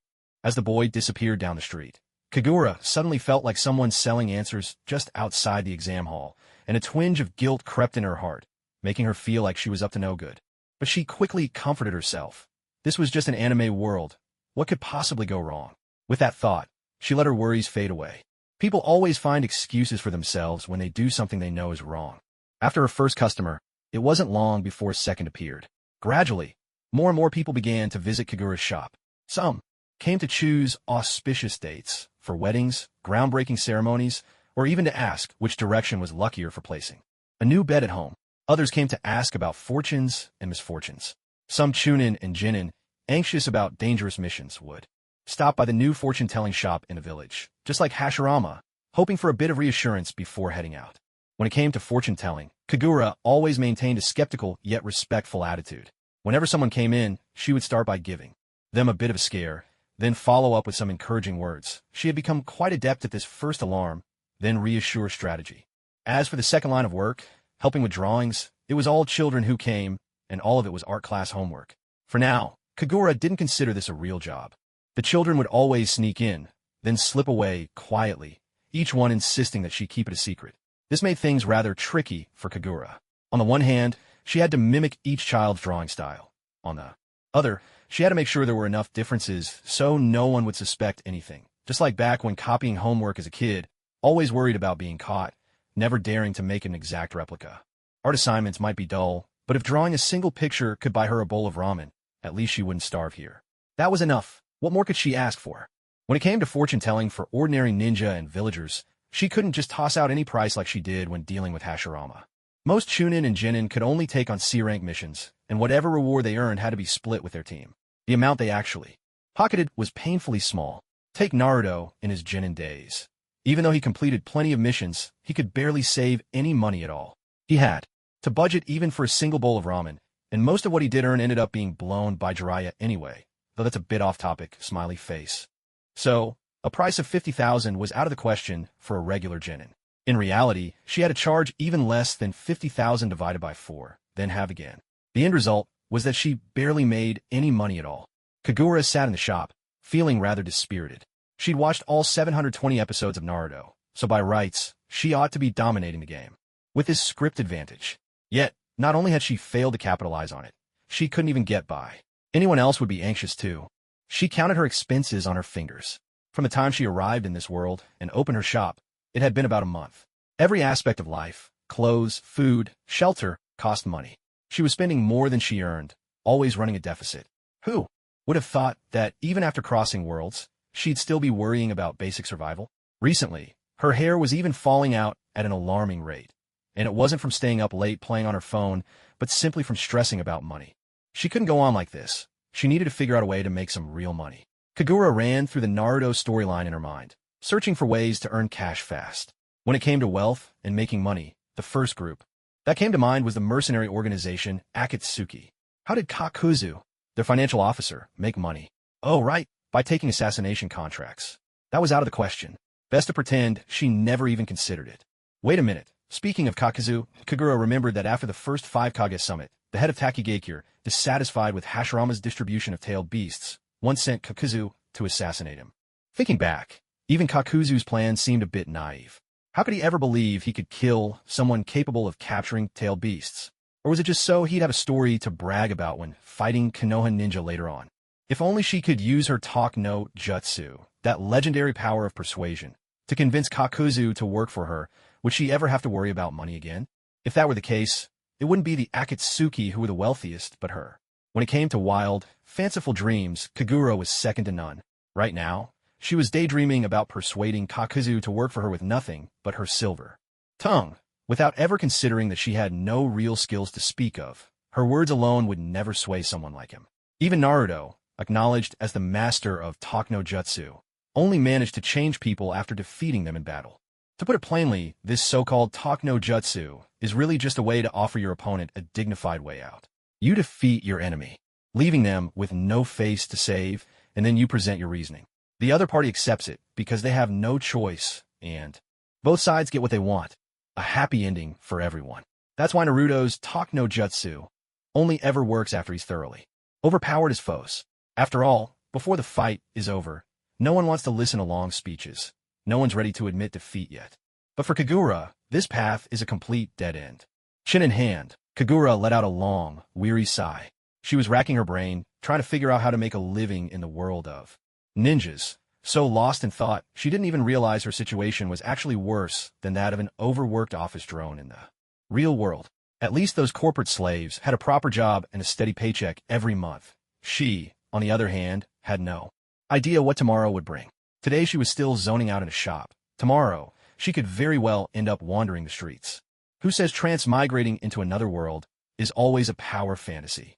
Why was it that, when it came to her, it felt nothing like that? Mentioning Kakuzu and the Akatsuki naturally brought to mind their founders, the legendary Three Orphans of the Rain. Don't be fooled by the big names they made for themselves later on. When they started Akatsuki, they were really just three young people with a bit of talent. And speaking of the Three Orphans of the Rain, you couldn't ignore the only woman among them, Konan. The most unforgettable moment for Konan wasn't when she played with puppies, or when she folded paper flowers to thank Tsunade, nor was it her almost kiss with Yahiko, or even her later years recruiting talent for the Akatsuki. No, what truly shocked everyone was that jaw-dropping attack, 600 billion explosive tags. Kagura had spent many late nights glued to her phone under the covers, hiding from her mom even at 23, watching countless bloggers discuss those 600 billion explosive tags. Some meticulous bloggers even did the math. How long would it take to make that many? How much would they weigh? And how much would it cost? She didn't have a calculator handy now, but she remembered one blogger using A4 paper as an example. If a single sheet of A4 paper weighs about 4 grams, and even if one explosive tag is only half that size, so 2 grams, then 1,000 tags would weigh 2 kilos. 1,000,000 tags would be 2 tons. 100 million tags would be 200 tons. 10 billion tags would be 20,000 tons, and 600 billion explosive tags? That would be a staggering 1.2 million tons. Just how massive is 1.2 million tons? The blogger did the math. If each truck could carry 30 tons, it would take 40,000 trucks to transport the entire load. 40,000 trucks. Even if we imagined using some sort of space-time ninjutsu to move them instantly, the sheer scale is almost unimaginable. Although Konan's ninjutsu allows her to transform her body into sheets of paper and control them at will, these aren't just ordinary sheets, they're explosive tags. This definitely isn't something that can be made in a day or two. If someone were dedicated solely to making explosive tags for her, just how long would it take? Suppose there were 10,000 workers, each able to produce 1 tag per second, working non-stop, 24 hours a day. Even with this rough calculation, it would take 41,667 days to finish the job. That's about 116 years. Kagura couldn't help but sigh in amazement. If that's the case, production would have had to start back in the Warring States period just to finish in time for the battle with Obito. Now that we've covered the production time, let's talk about the cost. If each explosive tag is valued at 1 Rio, then 600 billion tags would amount to 600 billion Rio. At modern exchange rates, that's approximately 92.8 billion US dollars. It's said that Bill Gates' fortune is around $87.9 billion, so the Akatsuki's funds would even surpass Bill Gates. As for where the Akatsuki's money comes from, most of it is managed by Kakuzu. In that light, Kakuzu is truly impressive. In the ninja world, shinobi typically earn bounties for completing missions. Take Asuma's bounty as an example, 35 million Rio. If we use that as an average, they'd have to take out 2,617 Asumas to earn those $92.8 billion. Clearly, not even the most industrious worker could ever match their efficiency. And that's not even considering what Konan once said. I've experimented many times before. A thought suddenly popped into Kagura's mind. If Kishimoto wasn't just making things up, and Conan really did use 600 billion explosive tags, there's no way she could have done alone. She'd definitely have to source some from outside suppliers. If someone started making explosive tags now and managed to sell them to Conan before the Fourth Great Ninja War, wouldn't that be incredibly profitable? I really am a genius. Kagura couldn't help but laugh, her grin stretching almost to her ears. She imagined piles of boxes filled with ninja coins stacked high in front of her, and even the thought of Kakuzu's face became pleasant. Kakuzu wasn't just making money for the Akatsuki, he was making money for her, Kagura. After her silly laughter faded, a practical problem once again confronted Kagura. Despite spotting such a promising business opportunity, her biggest issue was a lack of startup capital. What would she use to buy paper, hire workers, or build a factory? All of these required a substantial investment, and the return cycle would be painfully long. There would be no hope of turning a profit within 3 to 5 years. Even if she managed to sell her product to other ninjas, the volume would be minuscule, nothing compared to the astronomical figure of $92.8 billion. Yet for someone who struggled to meet even her basic needs, who wouldn't be tempted by such a staggering sum?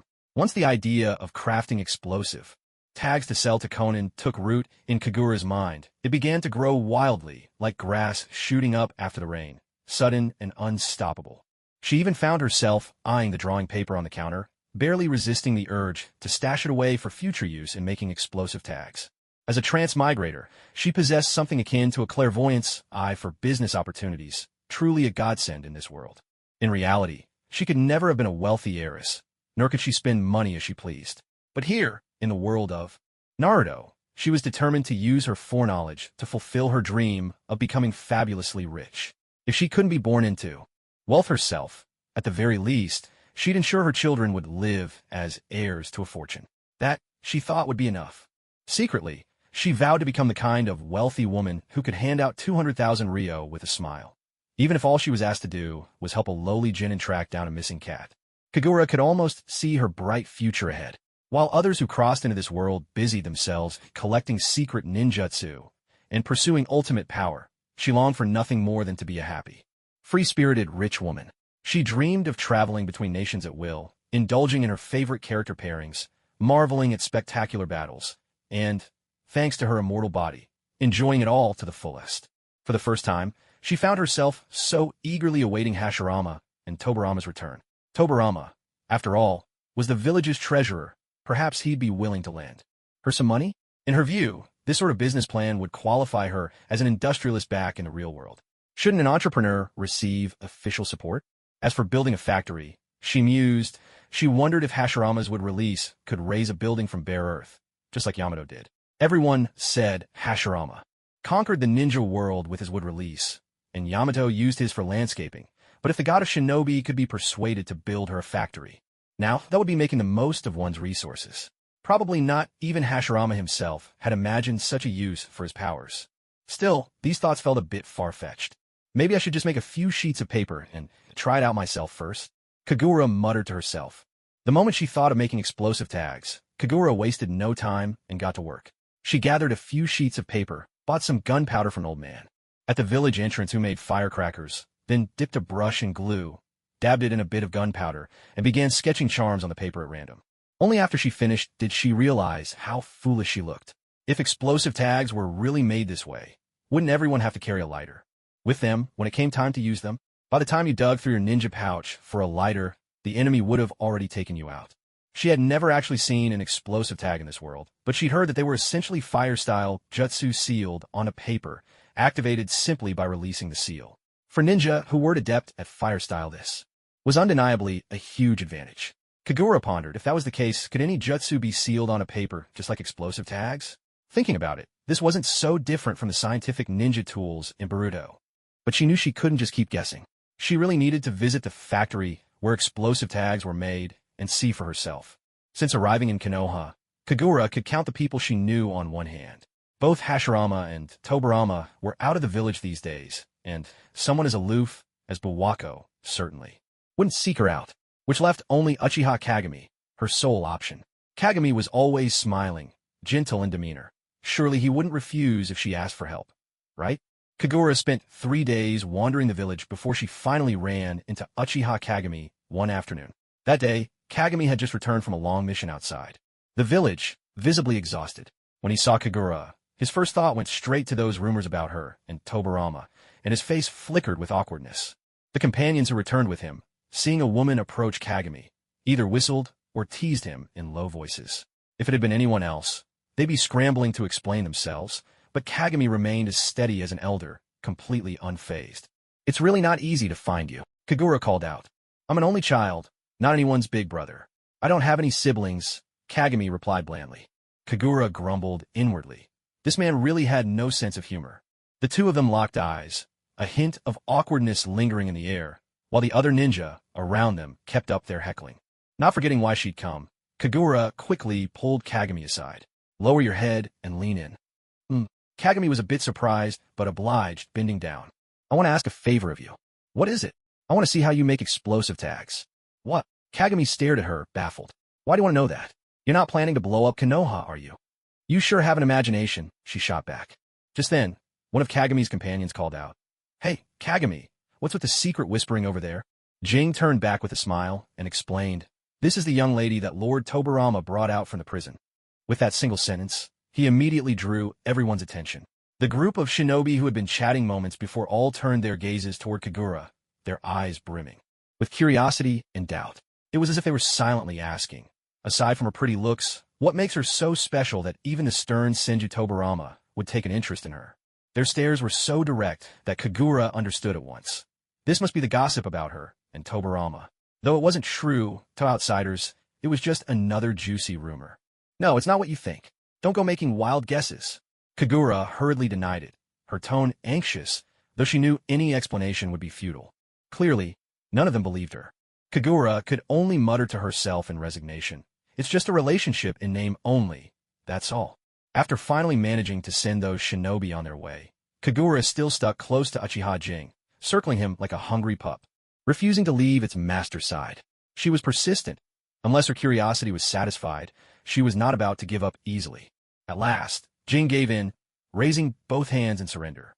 "All right, because of your connection with Lord Tobarama, I'll let you have a look inside, but only a quick glance."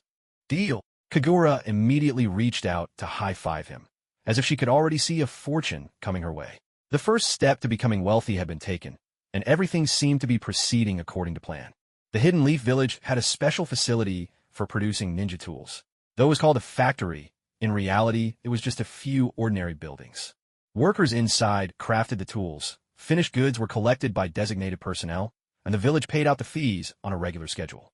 Standing at the entrance, Kagura hesitated to go in. Jing had already taken a few steps forward, but when he saw she was still rooted to the spot, he turned back with a puzzled look. "Why aren't you coming in?" The so-called factory was so plain that anyone unaware might have mistaken it for a family storage shed. "Are you sure this is really the ninja tool factory?" Jing nodded solemnly. Kagura let out a long sigh. Never mind. She was here to learn the craft, and everything else could wait. When she opened her own factory one day, she'd make sure it was much bigger, a scale fitting for the #1 ninja village among the 5 great nations. Of course, that was a plan for the future. At the entrance of the factory, there were ninja guards stationed to prevent shinobi from other villages from sneaking in to steal ninja tools. This was a period just after the Warring States era had ended. Although other villages had followed Konoha's example by establishing a one-country, one-village system and had formed temporary alliances for mutual protection, the scars of war still lingered everywhere. While everyone was working hard to rebuild, the gap between the rich and poor remained stark. Some of the poorer nations would send their ninja to steal ninja tools. If the thieves were not caught on the spot, the other side could simply deny any involvement, thus avoiding a diplomatic incident. In the past, the factory had suffered several thefts of ninja tools. Tobarama had wanted to pursue the matter and hold someone accountable, but each time, he was stopped by Hashirama. Hashirama's greatest trait was his overwhelming empathy. He could always imagine countless reasons why those who came to steal might have had no other choice.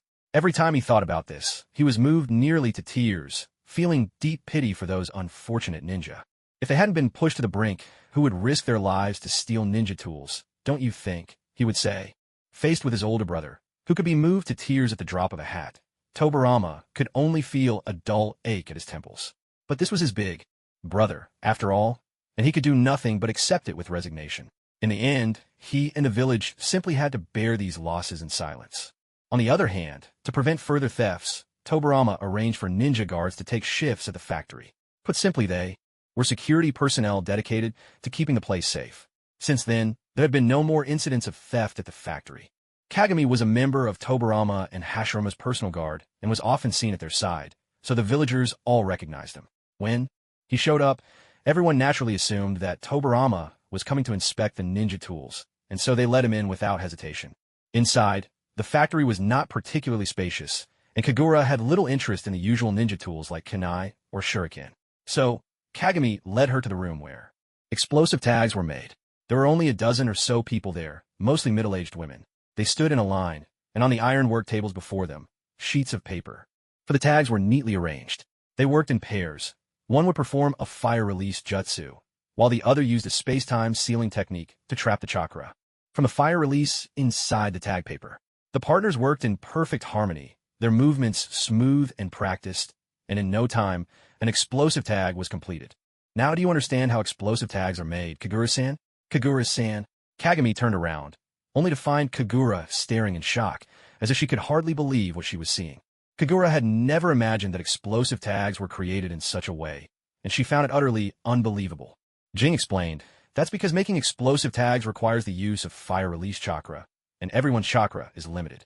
So the output is very low, and the price is high. Ordinary genin simply can't afford them. And even chunin and jonin rarely use them, unless it's during large-scale wars when there's a real need. Of course, if someone is wealthy enough, they can buy and use them as they wish. It all depends on personal means. That's certainly true. Only members of big clans like Shikamaru's family could afford to lay traps for their enemies with large quantities of explosive tags. Only someone as prominent as Hanzo of the Salamander would have the resources to bury countless explosive tags underground to fight Nagato. In this light, it all circles back to the beginning. There's no denying that Conan is truly wealthy. The Akatsuki organization is flush with cash, and Kakuzu is a master at making money. If this were the real world, Kakuzu would definitely be one of the most sought-after marriage candidates, regardless of his age. After all, some people are even older than their mother-in-law, and that's something only those involved can truly understand. When they left the factory, Kagura looked utterly dejected, like a sapling battered by wind and rain. Jing watched from the side, utterly baffled, and asked with a puzzled face, "What's wrong? We've finished the tour. Why are you still so down?" Kagura let out a long sigh, her heart heavy with resignation. "It's bad enough not having money. I wanted to try making an explosive tag myself, but I don't know any fire release jutsu, nor do I know space-time sealing techniques, and I don't even have chakra. Aren't we always told that hard work brings rewards? Why doesn't that seem to apply to me?" She felt as if her situation couldn't get any worse, like being trapped in a sealed room with every exit blocked off, luck having completely abandoned her. If only I could transmigrate into someone else in this world. Kagura's words left Jing confused. "Why are you so fixated on explosive tags?" he asked. "It's all for money." Kagura made no attempt to hide her motives. In this world, she could speak her mind openly, without fear of reproach. "If I told you that, decades from now, someone would come to me looking to buy 6 trillion explosive tags, would you believe it?" Jing suddenly recalled the rumors among his comrades. They'd said the lady brought back by Lord Tobarama was pitiful, her mind damaged by the Hokage, perhaps even rendered a bit simple. He'd always been skeptical, but now, doubt was starting to creep in. "What's with that look?" Kagura frowned, glancing at him. Jing's expression was full of sympathy, as if mourning for a once promising young person who had lost their way. Jing coughed twice, trying to cover up his own embarrassment, and, suppressing a laugh, said, 600 billion is just such a huge number. I really can't even imagine it. Even someone as famous as Daimyo might not be able to come up with that much money, right? After all, even a cheap explosive tag costs 300 or 400 taels, and the expensive ones can go for tens of thousands. If you're talking about 600 billion, just how much money is that, really? Thinking about it this way, it turns out that in the past, when an explosive tag only cost a single tael, it was actually incredibly cheap. With this in mind, Kagura couldn't help but recall, Sister Conan was truly wealthy, even richer than Bill Gates by many times over. The Akatsuki organization was simply overflowing with money. Kakuzu really was a genius at making money. If there were a live stream right now, the screen would probably be flooded with the phrase, "Kakuzu really knows how to make money," over and over again. By the way, why is it that almost all the people making explosive tags are married women in their middle age? Is this a job only women can do? Jing scratched his head and explained, "Generally speaking, after ninjas get married and have children, very few of them continue to undertake dangerous missions. It's like early retirement. In times of war, to better raise and nurture the next generation, these jobs are handed over to mothers. Many of them were exceptional ninjas before they got married, and Lord Tobarama wanted them to keep using their skills. That's why he arranged for them to handle these rear-line tasks that don't put their lives at risk. The women making explosive tags are almost all ninjas who are highly skilled in fire release techniques.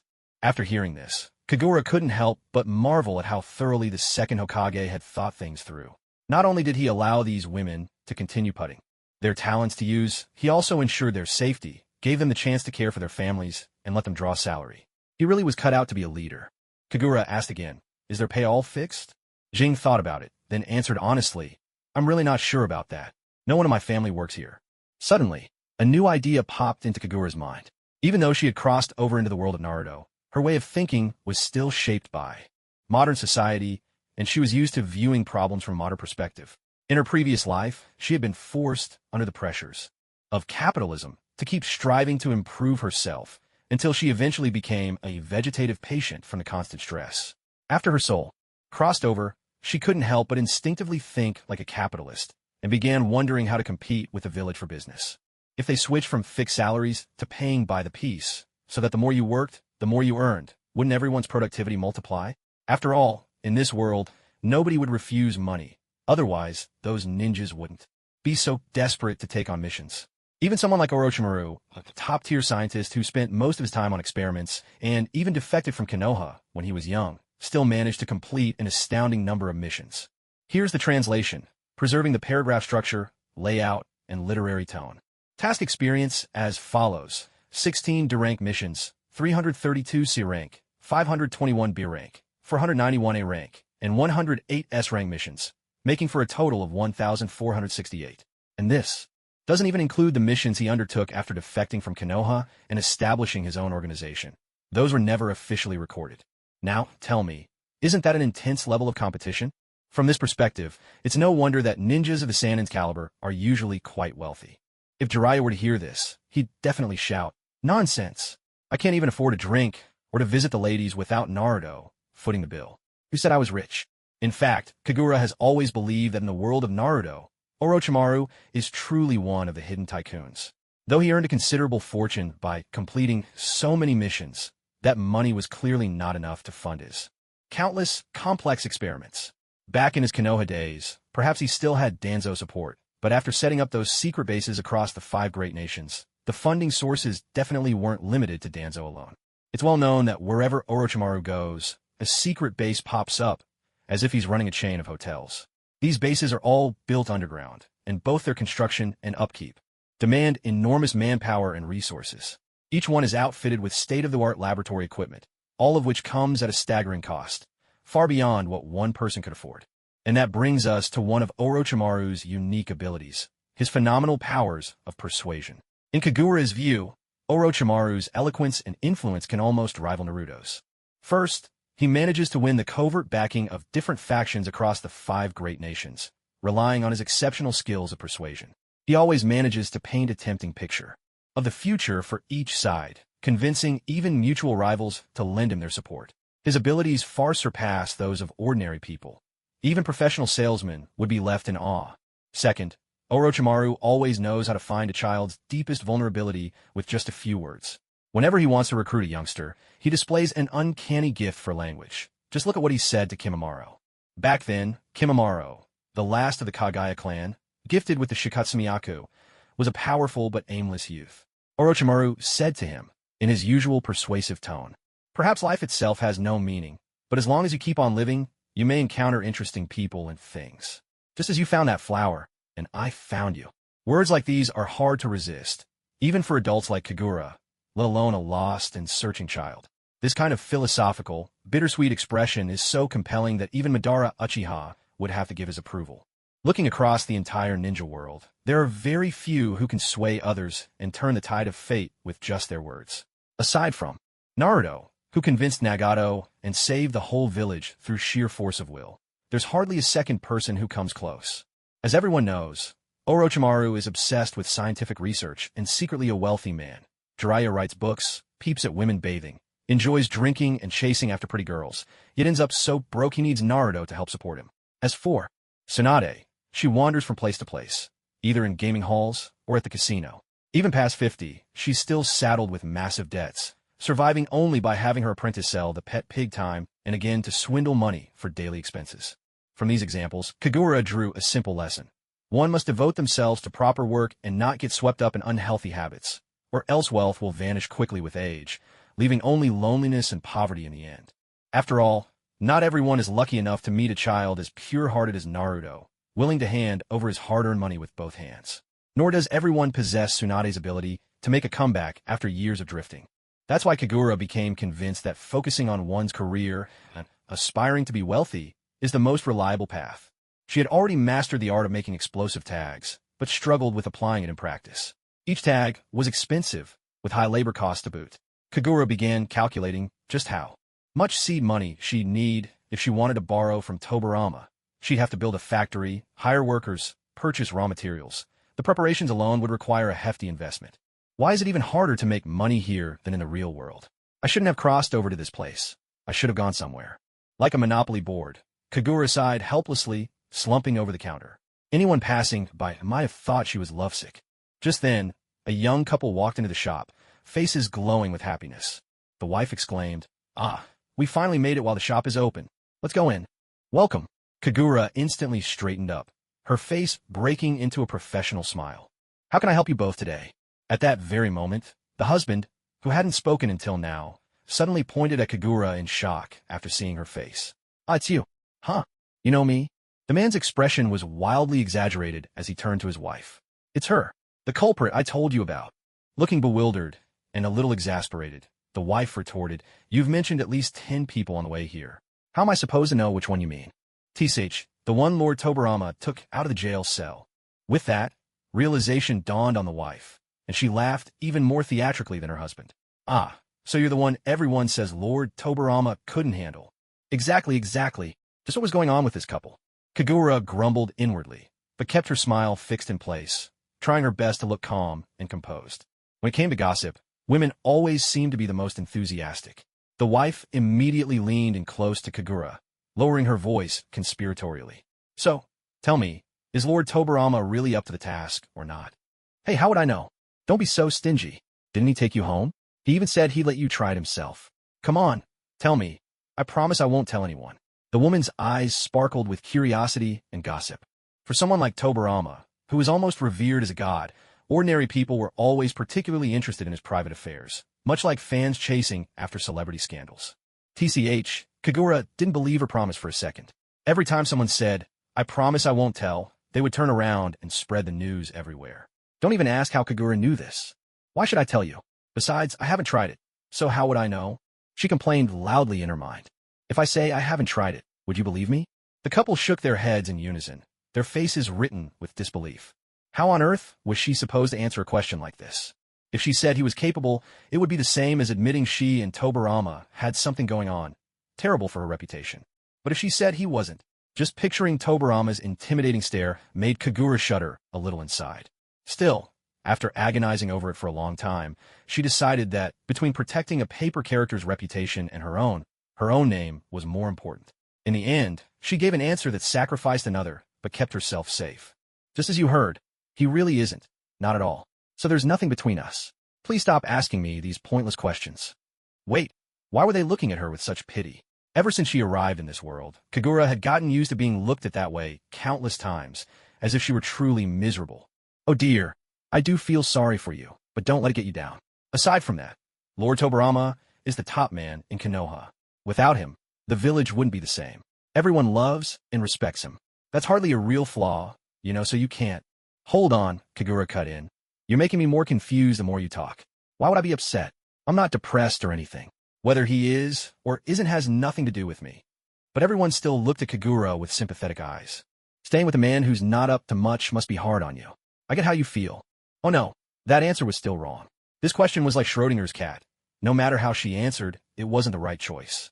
Only after the fact. Wouldn't anyone know what really happened? In other words, no matter what she said, everyone had already decided there was something between her and Tobarama. Kagura was so infuriated by this idea that her head spun and her heart burned with anger.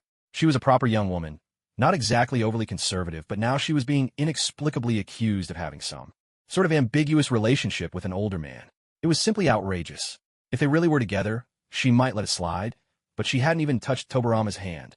How had things come to this? I'm warning you, if you keep talking nonsense, I won't be so polite, she threatened, raising her fist. The couple jumped back, their expressions exaggerated, not knowing what to do with their hands and feet. Don't go blabbing about this, or I'll work some magic and turn into a ghost. I'll haunt the foot of your bed every night, watching everything you do. I'll know it all. Just picturing such a scene was enough to send chills down anyone's spine. It was simply too bizarre. So, the two of them nodded frantically, promising they would never say a word. All right, back to business. Why did you come find me today? What exactly do you want to ask? As soon as the real topic came up, the young wife perked up, eager to speak first. Can you tell me if he'll ever end up in jail again? What kind of strange question was that? Whether he'd get caught again depended on his own actions, didn't it? Characters like him barely even got a line in a story. How was she supposed to predict such things? Kagura took out her crystal ball, giving it a flourish and pretending to study it, meanwhile racking her brain for a way to muddle through. She might not be able to truly divine the answer, but she was good at scaring people. With a solemn expression, she set the crystal ball aside and said in a grave tone, "Your husband. He's still a bit restless. I look 10 years into the future. He'd better behave himself as your loyal shinobi, no breaking the law. Otherwise, there's a real chance he'll be caught again, and it might even endanger his life." Death was always the most frightening word. Sure enough, as soon as the man heard it, his face drained of color. He hurriedly promised his wife that from now on, he would behave, be a good husband, never cause trouble again, and would definitely not die in prison. Seeing this, Kagura smoothly added, "And another thing, if you get in trouble again and land back in jail, your wife will remarry. Quickly, that's her fate. But if you stay by her side and behave, your relationship will be stable, and your family will be happy. Of course, you don't have to believe me. But think about it. What if another man took your place, married your wife, moved into your house, and your child started calling someone else dad? Could you bear that? Imagination is a hard thing to rein in." Sure enough, just picturing that scenario made the man's face contort in misery, as if he'd swallowed something bitter. At this point, Kagura finally felt a weight lift from her heart, as though all her grievances had been soothed at last. Not only did she savor the sweet satisfaction of having her revenge, but she also received a reward of 20,000 yuan from the other party. This sum far exceeded what she could ever earn from helping elementary students with their art homework. It truly felt like an unexpected windfall. A secret is only a secret when you're the only one who knows it. If more than 2 people are in on it, it's no longer a secret, especially since there were 3 people in the shop that day. In a world brimming with people, nothing is truly extraordinary. Some folks are tighter-lipped than a tomb, carrying secrets with them to the grave. Others, though, can't keep anything in, like the loose waistband of an old lady's trousers. Secrets just slip out. They may swear up and down to keep quiet, but the moment your back is turned, they've already forgotten their promise. Are they superstitious? Well, they want to divine their fortunes. But are they truly believers? Not really. They don't show an ounce of reverence for spirits or gods. So when Tobarama, Hashirama, and Hashirama's wife Mito, who was skilled in sealing techniques, returned to the village covered in dust after capturing a tailed beast, they were greeted with yet another round of gossip, rumors about Tobarama's supposed inadequacy. The whispers had grown so wild that even Hashirama and Mito began to look at him strangely. The gossip in the village had taken on a life of its own, told with vivid detail. A, that woman said it herself. Lord Tobarama just can't do it. B, she tried over a dozen times, not once did it work. C, Lord Tobarama has never been able to do it. D, he doesn't have what it takes. Looks like he's done for. If this kept up, the next thing they'd say would be, Lord Tobarama is really both male and female. He's intersex. Orochimaru. Who just mentioned me? That's how rumors spread, passed from one person to the next, no one quite sure where things went off the rails. By the time it reached the person at the center of it all, the story had morphed beyond recognition. What mess? Do you have it out for me, or something? That evening, as the shop was closing and Kagura was taking down the sign at the door, Tobarama appeared, bristling with anger. He wore a pale apricot kimono, but it did little to soften his aura. He looked like a hedgehog with its quills up, bristling with irritation even in his words. What's it got to do with me? Kagura replied, her voice lacking confidence. She fiddled nervously with the wooden sign, a little afraid that Tobarama might lose his temper and unleash a water dragon bullet. She might be immortal, but the shop behind her certainly wasn't indestructible. For the past few days, her little shop had become a hot spot. Crowds coming in waves to gawk at her, whispering things like, "So this is the woman Lord Tobarama fancies? She's a bit young, but rather pretty, What a pity, what a pity. I don't care. My reputation's been ruined. Because of you. For 38 years, I've had nothing but a good name, and since you came to the village, look at what people think of me. Tobarama dropped into a squat and sulked like a child throwing a tantrum. A breeze drifted over from his direction, and Kagura caught the faint scent of alcohol. Was he drunk? It seemed that no matter the world, telling a man he's lacking in that way is a tremendous blow. Kagura suddenly felt a pang of sympathy for him. Go and tell those people. Tell them I'm absolutely capable. Tell them I'm amazing. Tell them. His voice trailed off, and his fair cheeks, perhaps from the alcohol, or maybe from embarrassment, flushed with a faint pink. What else should I say about you? Tell them It's all your fault. You're making me look like an idiot. The sudden outburst startled Kagura so much she nearly jumped. As someone directly involved in the rumors, she knew how easily their actions could spark gossip. To avoid drawing attention from people on the street, Kagura practically leapt to Tobarama's side and quickly clamped a hand over his mouth to stop him from shouting any further. Oh, for heaven's sake, aren't the rumors wild enough already? Please, just keep quiet. It was 10 o'clock at night, and there were still a few people out on the street, most of them leaving the local izakayas. Tobarama's booming voice drew curious glances from some passers-by. The last thing Kagura wanted right now was to be the center of attention. She hurried Tobarama along, but he acted as if he'd grown roots and refused to budge. With no other choice, Kagura had to drag and haul him into the shop. Wasn't that Lord Tobarama just now? A man in ninja attire asked his companion. Yeah, I think so. You can't mistake Lord Tobarama's striking white hair. TSK. Out here this late to meet his girlfriend. What a sweet relationship. Who would have thought? They always said he was all work and no play, but look at him now. Once he falls in love, there's no stopping him. Ha ha ha. Inside the shop, Tobarama slumped in his chair, looking unbearably aggrieved. Imagine, a man like him, second only to the Hokage in Konoha and wielding real power, now reduced to this pitiful state by a mere slip of a girl. The frustration simmered inside him, ready to burst at any moment. It's all because of your nonsense. You said I was incompetent. Don't you know a man's pride is at stake? How are you going to make up for my dignity? You can't put all the blame on me. Who was it who said, let's just try it in the jail cell that day? I only made a reasonable guess. You were the one who fanned the flames and let things spiral out of control. Now you're turning it all on me. How unfair is that? I don't care. Go and explain to them. Tell them I'm capable. Tell them I'm amazing. Go now. You're being ridiculous. Who needs reason? Who is reason anyway? I'm talking about you. You're out of your mind. I don't care, just go. Their argument sounded like a spat between two school children, so childish and absurd that it would have been laughable if only Kagura could bring herself to laugh. Looking at this infuriating drunkard, a clever idea suddenly popped into Kagura's mind. It was a plan she could never pull off when Tobarama was sober. The thought made her tone soften in an instant. She crouched in front of Tobarama, coaxing him gently. How about this? I'll tell you what I want, and as long as you agree, I'll help clear your name. I'll tell everyone in the village not only are you capable, but you're so impressive you could go 7 times in one night. How about it? I guarantee you'll restore your reputation in the village. Really, I never lie. Well, not counting paper cutout characters. Deal.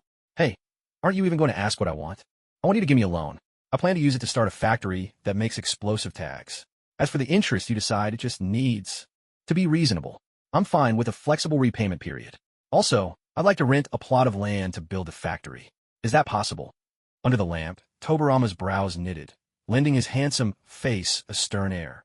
He struggled for a moment before finally squeezing out one sentence. So, another person trying to scam me out of my money. That excuse wouldn't even fool my big brother. It's too fake. I'm really not a scam artist. If anything, I'm an entrepreneur.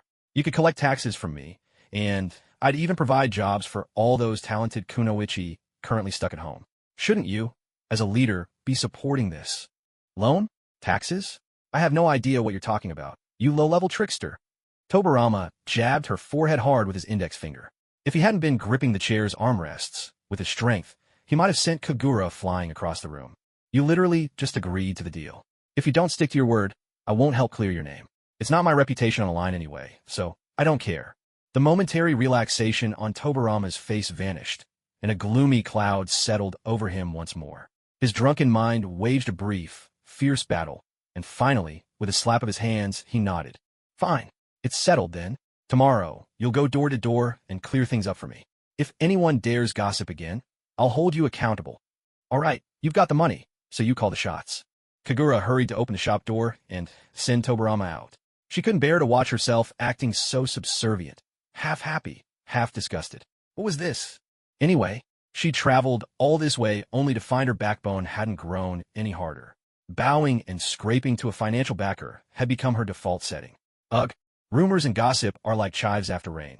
Once the wind blows, they sprout everywhere, impossible to stop. Kagura hadn't even had time to clear up the rumors about Tobarama's abilities before. Something new had already surfaced. Lord Tobarama and his little girlfriend are so loving. He came to see her late at night, and the two of them chatted outside her shop for half the night. Half the night? Why not just say all night long? This level of nonsense was beyond ridicule. Back in the office, Tobarama's head throbbed from his hangover, and he couldn't help pinching the bridge of his nose between two fingers. In order to always keep a clear mind for handling daily affairs, he had never been fond of drinking. Born in the Warring States period and constantly facing mortal danger, he knew that drinking would dull his senses, making it impossible to react quickly when confronted by formidable foes, an oversight that could easily cost him his life. For this reason, his aversion to alcohol had remained unchanged. As Hashirama watched his younger brother, who sat with his eyes closed trying to ease his discomfort, he couldn't help but recall a rumor that had been making the rounds in town. Could it be true? He fixed his gaze on Tobarama, who was using the table as a stool, and sized him up from head to toe. His younger brother had always been perfectly normal, from childhood to adulthood. Tall, strikingly handsome, wherever he went, he turned heads and made young women swoon. Both inside and out, he was an exceptional person. There was simply no way those rumors could be true. But then again, Hashirama thought he already had a granddaughter, while Tobarama was still single and alone. Something about that did seem a little strange. During the years of war, Tobarama would always shrug off talk of marriage, saying he didn't know when he might die at the hands of the enemy, and didn't want to leave a widow behind. Later, even after the Warring States period ended and Konoha was founded, he still paid no mind to marriage, pouring himself entirely into his work. Hashirama might have held the title of village leader, but in reality, he was more of a figurehead or mascot. Tobarama was the one truly overseeing and managing the village. When he said he was busy, he truly meant it. But a sudden suspicion struck Hashirama. Was Tobarama simply using busyness as an excuse to hide something more? Tobarama had been resting quietly, eyes closed, but suddenly he sensed a peculiar tension in the air around him. He opened his crimson eyes, only to be greeted by the sight of his elder brother, sitting behind the table, utterly dissolved in tears. "Are you trying to scare me to death?" Tobarama exclaimed, startled so badly that he lost his balance and tumbled off the table. What are you crying for?" Hashirama lunged over in a flash, grabbing Tobarama's hand, his tears now streaming like a river. "It's all my fault as your big brother. I've been so careless I never realized you had such a serious problem. Don't worry, I'll scour all 5 great nations to find the best doctors for you. Trust me, Tobarama, I'll make sure you're cured." Visible waves of chakra began to radiate from Tobarama, exuding such an overwhelming presence that even Hashirama, who was usually fearless, felt compelled to shrink away. Tobarama's eyes all but blazed with fury as Hashirama hurriedly dodged to the side. "Honestly, you need to get a grip. It's one thing if others gossip nonsense, but how could you, of all people, join in the foolishness? Is there anyone left in this village who's still sane?" To Hashirama, Tobarama's outburst only seemed like the rage of a man whose hidden affliction had been exposed, his pride now wounded. And so, Hashirama's eyes filled with even deeper sympathy, as if to say, "I understand. I truly do. What do you know, huh? Ugh, you're driving me crazy. This is just so boring. As a village chief, can't you act like a decent person and actually do your job? All you ever do is think about nonsense. Are you a fence-sitter, just swaying whichever way the wind blows?" While Hashirama and Tobarama were quarreling loudly in the office, over at the fortune-telling shop, Kagura was about to receive a very important guest, the village chief's wife, Mito Uzumaki. Mito was truly beautiful. For a moment, Kagura couldn't help but stare, utterly captivated. After all, who doesn't love admiring a beauty? That's something that transcends gender. But then she remembered the little comics she'd drawn of Mito and the first Hokage in the past. Instantly, she felt so embarrassed her face flushed red. Mito wandered around the shop for a while, before finally fixing her gaze on Kagura. Faced with such a graceful beauty, Kagura grew instinctively nervous, not even sure where to place her hands. Still, Mito didn't act the least bit haughty or distant. She just smiled gently, radiating warmth and ease. "So, you're Kagura? Just as I'd heard, a lovely young lady. I've also heard that Tobarama is quite fond of you, isn't he?" "Heard? From whom, exactly?" "Why, the villagers, of course." Kagura managed a wry smile. So the rumors had even reached the family of one of the people involved. There are also some less flattering stories about Tobarama going around, but I don't believe any of them are true. What do you think, Kagura? Learning from her previous mistake, this time Kagura pressed her lips together and refused to answer. Yes or no. Either response would be a trap. She'd been burned once, and she wouldn't fall for it again. I also heard that Tobarama came to see you right after he got back yesterday, without even taking a proper rest. That really shows how close you two are. How exactly did she come to that conclusion? Was arguing with someone at the door a sign of deep affection? I think you might be misunderstanding something, madam. Oh, I've been around. I know how these things work. Don't mind that Tobarama's a few years older than you. He's a very reliable man. Whether it's his mind or other assets, well, Mito paused, searching for a more elegant way to phrase it. His abilities are really outstanding. If you marry into the Senju family, you certainly won't regret it. Hold on a second. Kagura quickly interrupted. Marry into the Senju family? Why would I do that? To perform the thousand-handed cannon dance. The thousand-handed cannon. Mito paused, pursing her lips in confusion. Do you mean the true several thousand hands? Kagura silently wept inside. This was truly a case of two people talking past each other. That would style technique is Hashirama's Kekkei Genkai, even if you wanted to learn it. I don't want to. Not at all. I spend my days happily unskilled and unambitious. I just want to be a wealthy lady, nothing more. Oh, don't be so shy, dear. I know young ladies are sensitive, but Tobarama isn't getting any younger. It's time for him to settle down. This has always weighed on both Hashirama and me. Now that you two are fond of each other, why wait? There's no time like the present. Let's just hold the wedding in the next few days. How could someone talk so much without letting anyone else get a word in? She went on and on, completely missing the fact that every inch of Kagura, inside and out, screamed a bold and resounding no. To be forced into marriage after transmigrating into the Naruto world, Kagura must be the first, a true trailblazer in every sense. At 23, in the prime of her youth, not even her own mother had pressured her to marry. So why did this woman get to barge in and make such a ridiculous, groundless affair sound so utterly set in stone? Can I really keep staying in Konoha? After Mito left, Kagura gazed at the bustling crowds in the street, muttering to herself, overwhelmed and at a loss for words. If this went on, wouldn't she be forced to marry Tobarama and become the second Hokage's wife? Never mind whether she wanted to marry or not. The thought alone was suffocating. In just a few years, war would break out, and Tobarama would be gravely wounded and killed by the Kinkaku and Ginkaku brothers of the Hidden Cloud during the second phase of battle. She absolutely did not want to marry him. Widowhood didn't suit her temperament at all. Besides, what was the point of transmigrating if she just settled down in a relationship without even exploring the world? No, she wanted to be the kind of woman with no man in her heart and a blade ever ready in her hand, someone who'd wander freely across all 5 great nations. With this in mind, Kagura knew she couldn't stay comfortably in Konoha any longer. She had to escape before Mito sent someone to propose in earnest. Run as far as she could, preferably beyond Konoha's reach, somewhere they'd never find her. No sooner thought than done. Kagura didn't have much to her name, just 2 changes of clothes, which she packed in her bag. She stopped by a shop to buy some bread and rice balls, packed them up, slung her backpack over her shoulder, and set off light and quick. Back then, Konoha wasn't as well organized as it would be later, so the ninja on duty at the On gate weren't like Izumo and Kotetsu, who seemed glued to their posts. With Hashirama around, no one in their right mind would dare invade Konoha, so the guards at the gate were quite lax. Taking advantage of the guard's shift during mealtime, Kagura slipped quietly out the main gate, clutching a rather crude map. She'd actually torn it from the wall outside a neighboring shop when buying her rice balls. Hopefully the owner wouldn't be too furious when he noticed it was gone.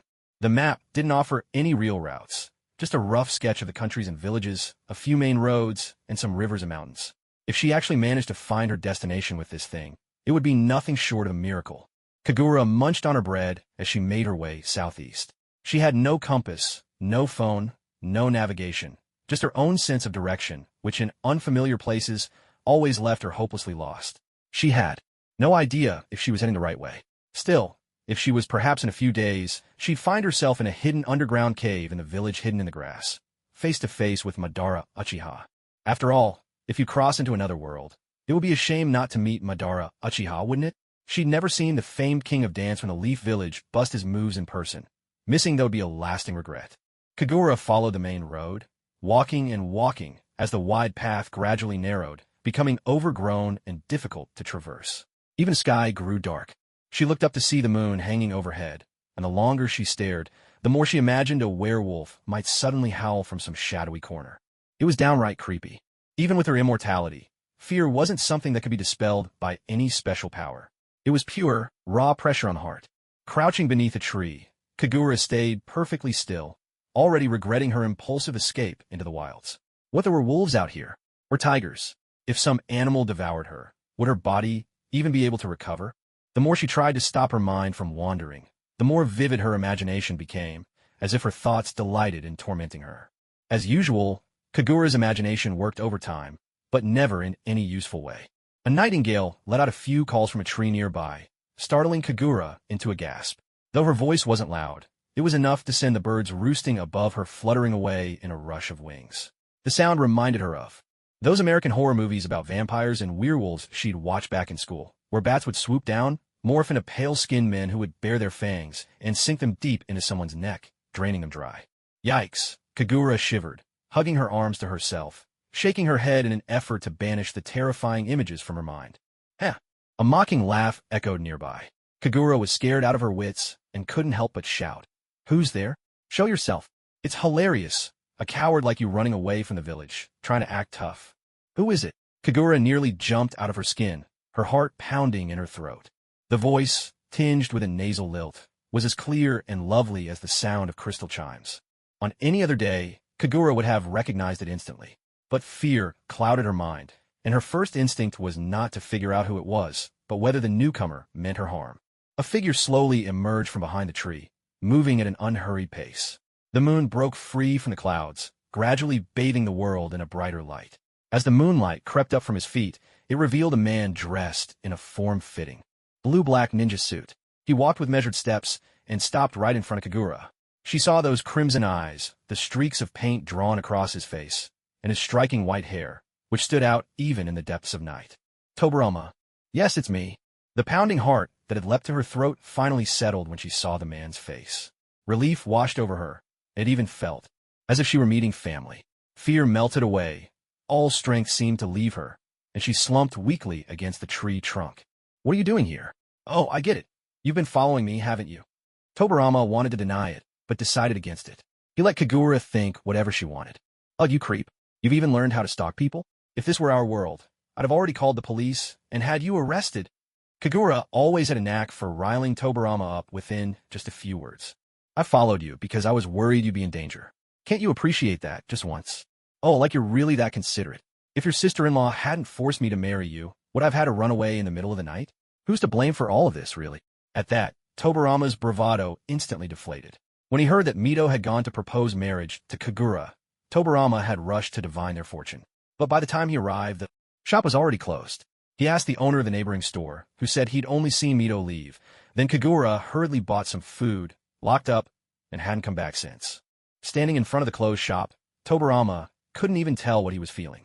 That troublemaker, who always managed to tarnish his reputation, had simply vanished. Maybe that was just as well. After all, whenever he got involved with her, he was always the unlucky one. But on the other hand, there was a faint sense of loss lingering in his chest. Senju Tobirama, was hardly someone no one wanted to marry. In fact, most marriageable women in the entire shinobi world probably saw him quite favorably. So why was it that, in Kagura's eyes, he was treated like some kind of plague to be avoided at all costs? For the first time, his pride had taken a real blow, and Tobirama simply couldn't accept it. Bring her back. A voice inside him whispered. The moment that thought surfaced, it startled him. What was this? Was Kagura really any different from other women to him? She was arrogant, sharp-tongued, twisted the truth, spouted nonsense everywhere, haggled with him, even dared to talk back. Aside from that pretty face, she didn't seem to have any redeeming qualities. Why should he care about a woman like her? Maybe he was coming down with something.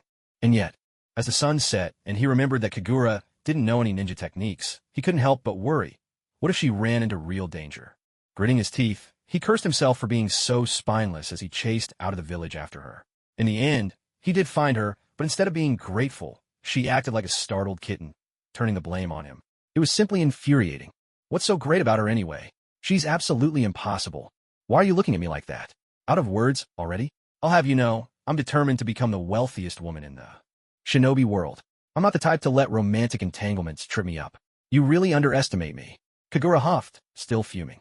Tobarama had been quite angry, but as her words sank in, the fire in his chest seemed to die out, leaving only a sense of dissatisfaction.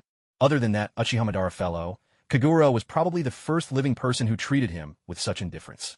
Am I really that bad? Tobarama muttered in a low, muffled voice. All I did was ask you to marry me. Did you really have to run off in the middle of the night? Am I that unlikable to you? No matter how he said it, he sounded utterly aggrieved. The bitterness in his tone could rival the sharpest vinegar from Shangshi. Kagura was always rather thick-skinned and completely missed Tobarama's inner turmoil. She nodded without hesitation. The person I want to marry hasn't even been born yet. You're just too old. As if his sour heart hadn't suffered enough, her words stabbed him like a sword. Tobarama's face could only be described as stormy. Old. It wasn't just women who hated that word. Men did too, especially when it was an unchangeable truth. Twilight, whether used to describe a beauty or a hero, always had a sense of fading glory. Come to think of it, with a 15-year age gap, in a few more years, Tobarama could practically be Kagura's father. Frustrating. Are you really not coming back with me? He glanced around at the pitch-black surroundings. The words not coming back stuck in his throat. But if they returned, Kagura eyed him warily again. TCH. Tobarama turned his face away, refusing to look at her. All her little thoughts were written plainly on her face. He could see right through her. With that flat figure of yours, you'd have to beg me to marry you before I'd even consider it. I have zero interest in you. Whatever Mito says, just let it go in one ear and out the other. Really? In the darkness, Kagura's eyes sparkled, full of delight. Tobarama felt a pang of disappointment, but still nodded. Really? All right, then let's hurry back. I'm scared to death out here. If a wolf jumps out, I wouldn't even make a decent snack for it. Let's go, let's go. Now that she knew Tobarama wasn't interested in her, Kagura relaxed completely. She dropped all her reservations, grabbed his arm, and dashed back toward the village. Tobarama looked a bit awkward, but with the darkness as his cover, Kagura noticed nothing and ran faster than a rabbit. Tobarama ground his teeth in frustration, cursing Kagura 100 times in his heart. This woman could change her mood faster than flipping a page. He ought to feed her to the wolves. Their two figures grew smaller in the distance, their voices fading away. How did you know I was here? Were you really following me? No. Then how did you find it? Not telling you. Huh? Kagura groaned in frustration. You're gonna drive me crazy like this. Come on. Tell me. Not saying. Fine. Keep your secrets, see if I care. Tobarama would probably never tell Kagura that on that night in the shop, the moment he tapped her forehead, he had already imprinted the technique on her. Unlike the usual seals, this one was invisible to everyone but Tobarama himself. Gossip has a shelf life. When a new piece of juicy news appears, the old rumors naturally fade away. Before long, talk of Kagura and Tobarama rarely surfaced. People's attention had turned to the 5 Kage Summit. The idea of the 5 Kage Summit was first proposed by Hashirama, who personally sent messengers to deliver invitations to the other 4 Kage, inviting them to attend peace talks. Once word spread through Konoha, everyone was abuzz about what the meeting would entail and what it would mean for the village. Personal affairs like romance paled in comparison to the interests of the village and its people. After a few days of anxious waiting, Hashirama finally received the answer he'd hoped for. All 4 Kage agreed to attend the summit. Konoha was suddenly abuzz with preparations. The busiest of all was Tobarama. Meticulous and methodical, he was the perfect counterpart to his brother Hashirama, whose strength was unrivaled but whose head for details often fell short. Tobarama worked behind the scenes, handling every arrangement as if he were both advisor and secretary. The brothers were like a sword. Hashirama was the gleaming blade, bold and dazzling, while Tobarama was the unobtrusive sheath, quietly ensuring everything ran smoothly from behind. From selecting the summit's location, to setting the agenda, to drafting the demands, Tobarama handled it all. Hashirama's only task was to show up as the representative of the Land of Fire. Looking at it that way, it was hard to say who relied on whom. Perhaps it was more accurate to say they complemented each other perfectly. Hashirama's superstitious streak never quite faded. On a particularly fine day, he arrived at the fortune-telling shop, cradling his beloved and precious granddaughter, the chubby little Tsunade, and asked Kagura to read their fortunes. Would the upcoming summit go smoothly? It'll go smoothly enough, but what? Hashirama asked, nervous and expectant. It's nothing, really. Even if peace seemed to rest on Hashirama's own intimidating presence, at least the shinobi world would enjoy a few years of quiet. And with several years to go before Hashirama's passing, Kagura saw no need to burden him with worries about the future. Kagura simply grinned, teasing little Tsunade. It was the first time Kagura had met Tsunade, just a few months old, round and rosy, absolutely adorable. I'd heard from the lady who runs the shop next door that these days, the Hokage's favorite pastime is to stroll around town with his granddaughter, in his arms, boasting to anyone he meets about how adorable she is, like a doting grandfather completely wrapped around her little finger. Who could resist such a cute little one? Thinking of the upcoming 5 Kage Summit, my mind naturally drifts to the issue of distributing the tailed beasts, and then, inevitably, to the 3 great ninja wars that will follow. Even though I'm just an observer, the thought of all those who lost their lives in war stirs something in me. After all, Sweet Rin died in the conflict, and Obito's fall into darkness also began with war. These are 2 characters I'm especially fond of, even though they haven't been born yet. Hokage-sama, have you ever considered holding all 8-tailed beasts in your own hands? If you did that, surely no other nation would dare challenge the Land of Fire. That kind of deterrence could guarantee a lasting peace. Usually, Hashirama looks like a big, goofy kid when he's carrying Tsunade, but at the mention of this, his face finally grows serious. For a moment, he truly looks the part of a village leader. If all that power were held by just one person, others might be too afraid to act. But what about the rest of the world? The wars between other nations would continue, unabated.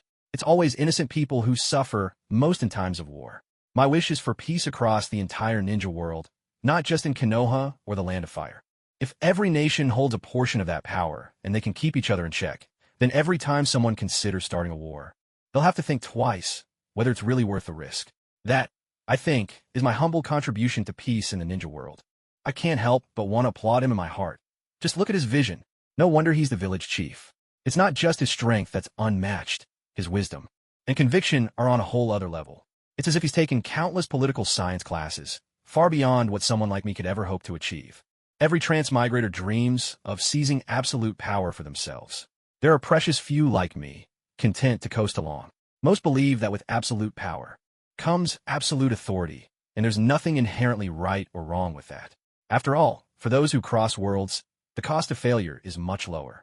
But for Hashirama, who truly lives in this world, every decision he makes is rooted in the reality of his time. His margin for error is razor thin. One misstep, and the whole village, maybe even the entire nation, could pay the price with their lives.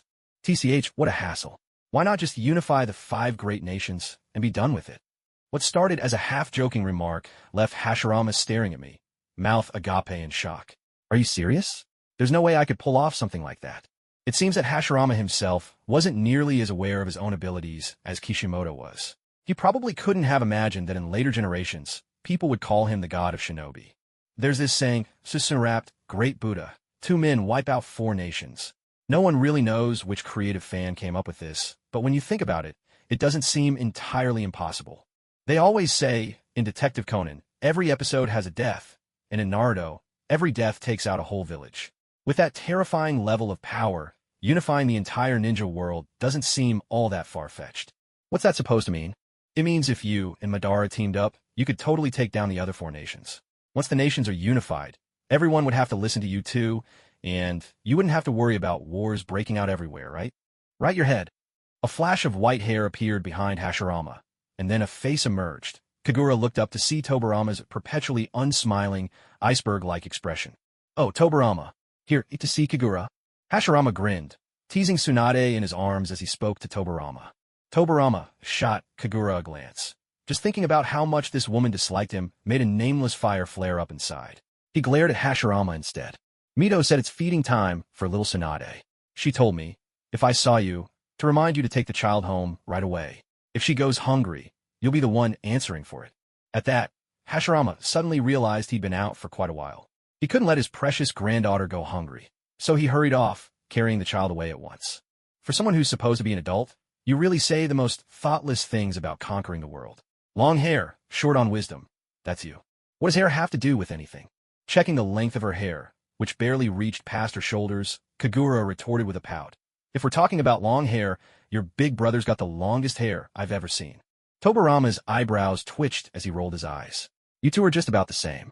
Even if you put your brains together, you'd still have more hair than sense. Was he raised on sarcasm or something? You know the geography of the 5 great nations, right? I do. With Konoha at the center, the other nations don't really have much going for them, geographically or otherwise. Take the craggy Cloud Thunder Gorge, Sunagake you're out in the middle of the desert, Amagakure where it rains year-round, and then the island nation of Kirigakure. Not to mention, they're all far from Konoha and often isolated on the edges of the world. Even if you did manage to unify them, the distances are so great, they just end up ruling themselves anyway. Kagura mulled over Tobarama's words. There was some truth to what he said. It reminded her of the feudal states during the spring and autumn and warring states periods in ancient China. But even so, Emperor Qin Shi Huang managed to unify 6 kingdoms, and that's one more than the 5 great nations. Everyone acting on their own will turn the idea of unification into a hollow joke. Yet, to make even that joke a reality, you need ceaseless warfare in the early stages. If, in the end, nothing truly changes, what's the point of the whole endeavor? For instance, say something happens in the hidden cloud. By the time reinforcements from other regions arrive, it'll all be over and done with. There'll be nothing left to do except clean up the aftermath. In truth, whether united or not, there's little difference. And without the absolute pressure that war brings, there's no way the other nations would surrender their sovereignty. But where there's war, there's death, and that completely contradicts the original intent. To put it bluntly, Hashirama never possessed that kind of ambition. Having the ability is one thing. Having the desire is another. And he simply didn't want it, no matter how much others might argue the case. But thinking about those real-world countries mired in endless conflict, Tobarama's words did seem to hold some truth. Unlike dealing with domestic affairs, the idea of global unification is almost absurd just to imagine. Kagura didn't understand military strategy, nor did she know how to govern a country, but she could grasp at least a little of what Tobarama was saying. Hashirama understood as well, which is why all he could do was use his reputation as a kind of illusory deterrent, hoping to buy a fleeting peace for this war-torn shinobi world. But did he ever consider what would become of the world after his death? Perhaps he had, but he simply didn't have a better solution. Having finished a conversation that held little interest for her, politics, Kagura hadn't forgotten Tobarama's promise to her that night. She couldn't help but ask when he would approve the funds, catching Tobarama completely off guard. What funds? The loan. What loan? The loan for building the factory. They stared at each other, eyes wide with disbelief. You're not trying to back out, are you? Alcohol, she thought bitterly, really is no good. In fact, Tobarama hadn't completely forgotten. He vaguely remembered that some sort of agreement had been made between them that night, though the details escaped him. He glanced sidelong at Kagura's face, red with anger and on the verge of tears, and to his surprise, his mood improved. Watching her about. To cry amused him in a way he couldn't quite explain, some strange sense of satisfaction, as if some ancient grudge had finally been avenged. Ahem, he cleared his throat and said, all right, the loan, right? Drop by my office another day and we'll sort it out. After all, there are forms to sign and official procedures. Money doesn't just fall into your hands because you ask for it. And the land. What land? The land for the factory. Tobarama was left speechless. He silently resolved never to drink again. Who knew just how much this little trickster had managed to wrangle out of him while he was drunk? After securing the loan, she managed to rent a piece of land on the outskirts of the village. It was quite far, admittedly, but considering the risks involved in making and storing explosive tags, there was simply no way such a high-risk facility could be built in the center of the village where people gathered. Staring at that barren plot, she couldn't help but recall Yamato's 3 rooms and a living room technique from the Land of Fire. Maybe, Lord Hokage, could you do me a favor? What kind of favor? Help me build a factory. It's really easy. Hashirama shot Kanra a look that said, are you out of your mind? As if this child's ideas were truly outrageous. Even the house I live in took ages to build, and you're telling me a factory is easy? With wood release. Just read a few signs, clap your hands, and poof. There it is. Hashirama still looked at her like he didn't believe a word. What was Yamato's jutsu called again? Kanra racked her brain. 4 pillars house technique? She circled around Hashirama, trying every argument to persuade him to build a factory for her. Her persistence was stickier than the strongest. Glue, so relentless, even industrial adhesive would pale in comparison. At last, worn down by her tenacity, Hashirama finally agreed to give it a try. And so, with a let's-see-what-happens attitude, they actually managed to build a factory. Not much different in size from the one Kanra had visited before. Not that she had any right to complain, though. She could only vow to herself that she'd upgrade to a bigger one once she made enough money, just like a mother always dreaming of a larger home. Hashirama stared at the factory he'd just created, his brow furrowed in confusion. He looked at his hands, then back at the building, amazed to realize wood release could be used like this. After a long moment, he burst out laughing, thrilled at having unlocked a brand new skill. Decades from now, there'll be someone even better at using wood release for construction. He could build homes for an entire village by himself. What was that technique called again? The for pillars house technique. Camera mused to herself. If only Hashirama were Captain Yamato. If he were Yamato, she'd start a Leaf Village real estate company on the spot. She as CEO, Yamato as the foreman, and together they'd corner the entire housing market of the ninja world. Real estate would be more lucrative than 60 billion explosive tags, with no need to buy materials. Just keep Yamato's chakra topped up, and it'd be pure profit. Yet another path to riches, what a windfall. But Hashirama was not Yamato, after all. She didn't have a nerve to ask the god of shinobi to work for her. Both Kanra and Hashirama were overjoyed, one lost in grand fantasies, the other exhilarated by his newfound skill. Meanwhile, in his office, Tobarama frowned deeply as he stared at Kanra's IOU in his drawer. Loans were an unheard-of business in the village. Before this, how could he possibly use village funds to lend money to a girl? Every coin had been scraped together from his own private savings. He held the IOU, with Kagura's name written on it, turning it over and over in his hands, deep in thought about how to scrape together enough money to fill the deficit and replenish the treasury. And soon enough, an opportunity to patch up the finances presented itself. One with an utterly grand and righteous excuse: selling tailed beasts. At the time, distributing the tailed beasts truly was an effective way to maintain peace in the shinobi world. Apart from Shikaku of the Sand and Kurama of the Leaf, no other country possessed a tailed beast. Most people only knew of their existence through rumors. Said to be immensely powerful, said to hold strength rivaling entire armies, said to be, well, you get the idea. So, for those countries and villages without a tailed beast, they were willing to pay a king's ransom just to obtain one. They might not know how to use it, but they simply couldn't afford to be without it. It was exactly this mindset that Tobarama intended to take full advantage of. For the sake of peace, we could even give them away for free. Would you shut up already? Tobarama thought, barely restraining himself from knocking his own brother on the head. Let them pay for it. If they want a tailed beast, they have to buy it. It's not easy to capture one. We've poured tremendous manpower and resources into this. We could have kept them all for ourselves, but we didn't. That's our goodwill. Our sincere wish for peace in the shinobi world. If we just handed them out, you'd all think there was some kind of scheme. So paying is best. No debts of gratitude. And with a balance of power, our allies can rest easy. Everybody wins. Now, that was a masterstroke, balancing kindness with authority. The other three Kage remained silent, each calculating in their own mind. The Kazekage from the Sand Village, however, wasn't buying it. Not in the slightest. As a village that had possessed a tailed beast since ancient times and, plagued by a harsh environment, needed land and money more than sheer power, Tobarama's argument did nothing for him.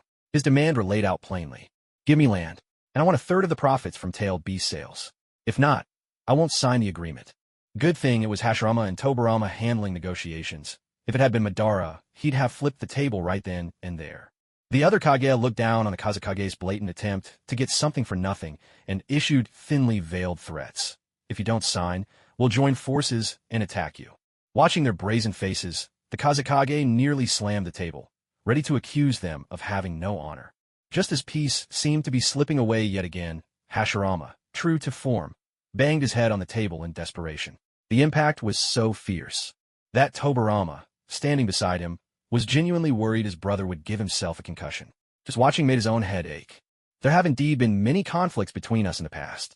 All of them stemmed from our desire to protect our own people and families. Sometimes, perhaps, we had no other choice.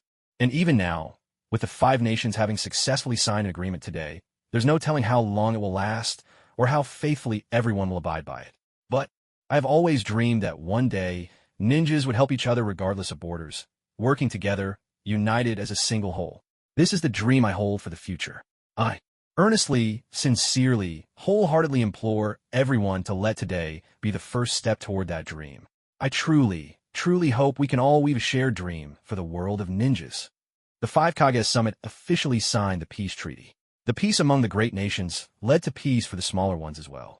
When the meeting concluded, everyone left happy. Some spent money to buy tailed beasts, others sold tailed beasts, and made a fortune, and in the process, dreams were realized. Only the Kazekage left empty-handed. He got neither land nor money, and on top of that, was forced to sign the peace treaty under pressure. It was as if he had attended for nothing at all. Tobarama pulled Hashirama along, rushing back to Konoha overnight, worried that if they lingered, the Kazekage might come after them for money. Why are we running? We haven't even had a drink with the other Kage yet. Hashirama complained, looking genuinely aggrieved. He had.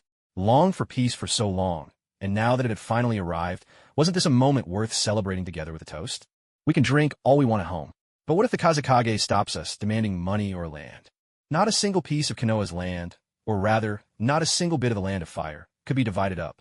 As for the money, Hashirama's empathy began to kick in, but before he could utter a word, Tobarama quickly played his trump card.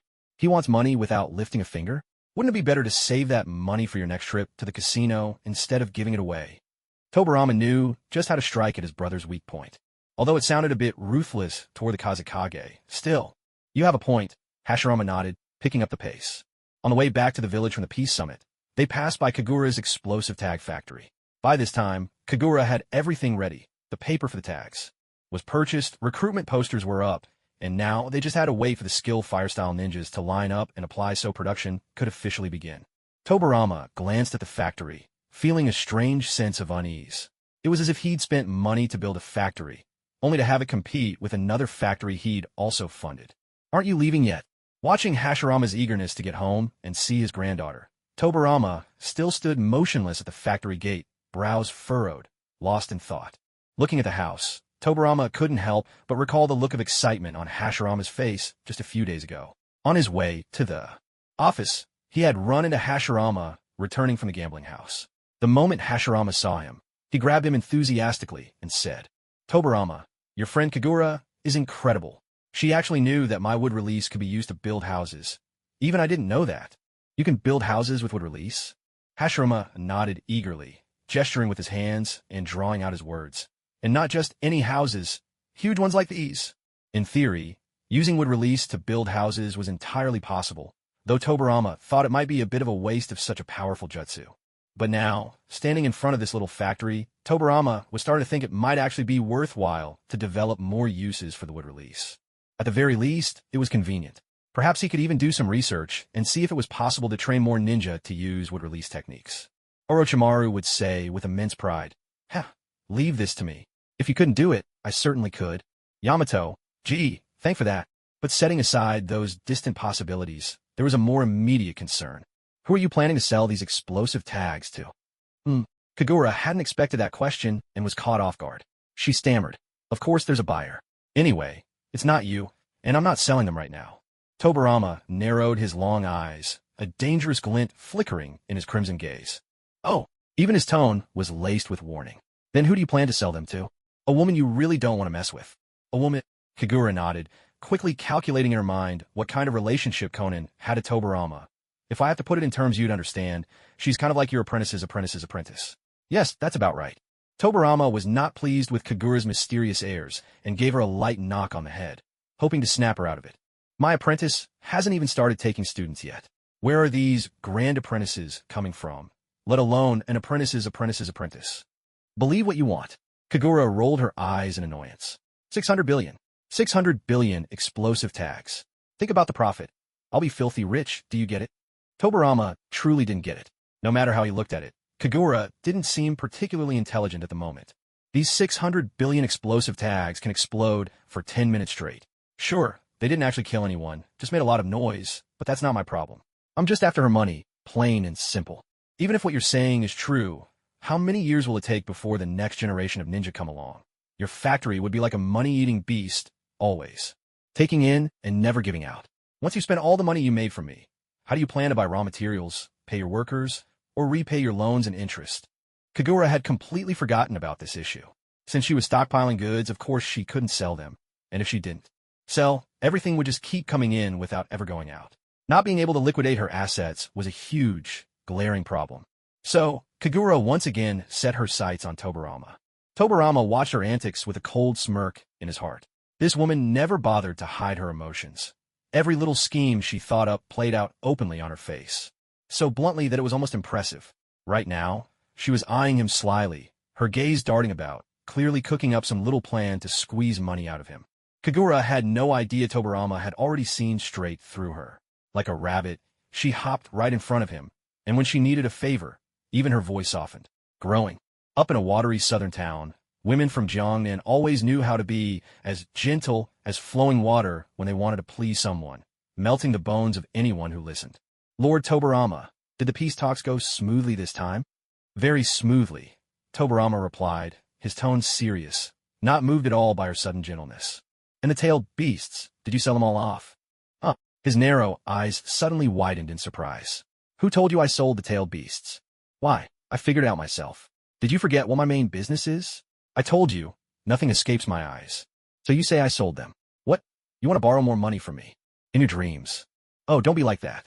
How about we set up an installment plan? Just split it. Kagura started counting on her fingers, calculating from now until the Fourth Great War. When exactly was that again? It was roughly around the 60th year of Konoha's founding. But since Kishimoto never specified, there's no unified setting for which year exactly. Still, from now until then, it should be about 50 years. So let's stretch the installments over 50 years. What do you think? Tobarama truly wanted to crack open Kagura's skull with a hammer and see what strange construction was inside. Her thoughts jumped all over the place, wild and imaginative. Only his big brother Hashirama could possibly keep up with her, and even then, he might not win. Don't even think about squeezing another coin out of me, you little rascal. How can you call it a scam when it's just business? It's just like how you don't call what a scholar does stealing. Kong e.g. Please pay copyright fees, thank you. I have no idea what you're talking about. Oh, let me tell you, this is called long-term investment. 50 years from now, when I finally sell off all these explosive tags I've been hoarding, I'll be the richest person in the entire ninja world. Then I'll invent a new gold release jutsu, or maybe just call it money release. When I've got the cash, I'll open a bank right in Konoha and start a real estate company too. If your big brother ever needs some extra money, he can come apply to be a construction worker at my company, special benefits included. I'll sell houses to all those poor ninjas and let them pay in installments, taking out loans from my bank to buy my houses. I really am a genius, aren't I? Kagura was still lost in dreams of striking it rich, while over on the other side, Tobarama was practically rolling his eyes to the heavens. He simply couldn't comprehend why someone would be so unrealistic, spending all day fantasizing about money falling from the sky. What was truly unforgivable, though, was the fact that he actually found himself interested in this money-obsessed dreamer. It was ridiculous. The mere thought sent a chill down Tobarama's spine. If he stayed too long around someone so unhinged, he might end up losing his own grip on reality. No, he had to get away, and fast.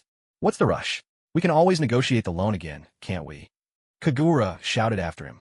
There's nothing to discuss. Tobarama was utterly heartless. She had shared her grand ambitions with him in painstaking detail, yet he failed to appreciate her vision. Clearly, his limits would always be that of a village chief. He'd have to wait until his next life to become an entrepreneur. Back in the real world, Kagura hadn't managed to become a capitalist, hadn't amassed piles of cash, and never got to live the extravagant life of a rich woman who could buy whatever she fancied. Now that she had been reborn into the world of Naruto, maybe this dream could finally come true. But for now, did you sell the Seven Tails to the Hidden Waterfall village? Kagura called out to Tobarama's retreating figure. None of your business. If you only sell them one, they'll think you're looking down on them. Tell your brother to be careful. The leader of the Waterfall village isn't the brightest, and he might just send someone to assassinate him soon. Whether or not Tobarama heard her, his steps quickened. Watching him go, Kagura pursed her lips, muttering under her breath about how stingy he was. In her heart, she shed a tear of sympathy for Hashirama. It was Tobarama who came up with the idea to sell the tailed beasts, yet in the end, it was his big brother who bore the grudge. He'd boarded a pirate ship for nothing, saddled with a hollow reputation. An assassination attempt would never succeed, of course. But the situation did highlight a pressing question. Was it really as Hashirama claimed? Was he, at this point in time, not yet so powerful as to be unbeatable? Was there still not much of a gap between him and the other Kage? If not, Kagura simply couldn't wrap her head around it. What could have possessed the Waterfall village chief to send an elite jonin like Kakuzu, who hadn't even mastered Earth Grudge Fear at the time, to assassinate the Hokage? Isn't this just asking for trouble? Kagura mused aloud, gazing up at the sky from her seat by the factory gate. The Hidden Cloud, Rock, and Mist villages had all spent a fortune to bring tailed beasts home. The massive drain on their coffers left them obsessed with making money, and now that they possessed the tailed beasts, their top priority was to figure out how to control them. Jinchuriki were merely vessels. They wanted to know how to wield these costly creatures in war. So, for the next few years, none of the villages were much interested in fighting. When it came to controlling the tailed beasts, everyone was feeling their way in the dark. No one had a clear path to follow. The older brother had no right to mock the younger, for not even the people of Konoha or Sunagakure could claim to have fully mastered the art of controlling a tailed beast. All they managed to do was seal these beasts within the bodies of hosts, hoping to keep them from causing trouble. The idea of truly manipulating or making use of them was still far out of reach. Even someone like Mito Uzumaki, who could sense malice using the Nine-Tails chakra, was already considered quite accomplished at the time. Back then, no one had even suggested the idea of taming a tailed beast with love. It's a bit laughable, isn't it? That was Kagura's candid opinion on Kushina's plan to win over the tailed beast through love. Whether it was Mito or Kushina, when had their love ever been given to the Nine-Tails? All of it went to their husbands, didn't it? The poor Nine-Tails not only received no love, but had to spend all its time inside, forced to witness their displays of affection. At least single folks can choose to avoid public displays of romance, but the Nine-Tails had no such luxury. Bound and unable to escape, it had to watch whether it wanted to or not. Truly pitiful. Peace was the essential foundation for every nation's development in economy, education, and technology. It was precisely this peace that allowed Kagura to quietly pursue her own plans for wealth. The job posting was pinned by Kagura on the outer wall of her fortune-telling shop. The phrase, "the more you work, the more you earn," was especially enticing, drawing a long line of ninja, hoping for an interview outside the shop. Tobarama, accompanied by Kagami and Danzo, was returning from a patrol around the village when they happened upon the crowd. The sea of people startled them. Are they holding a lottery? Danzo craned his neck, suspicion in his voice. In Konoha, such crowds usually only gathered when a shop was running a raffle. I asked around. It's actually for interviews, Kagami replied, ever the man of action. While Tobarama and Danzo were still observing, he had already quietly questioned someone in the line. Tobarama looked approvingly at his student. A person's ability, character, and efficiency often revealed themselves in the small things. Kagami, with his keen eye and quick action, was just the kind of reliable partner he valued. They glanced up at the shop sign, "Fortunes told here."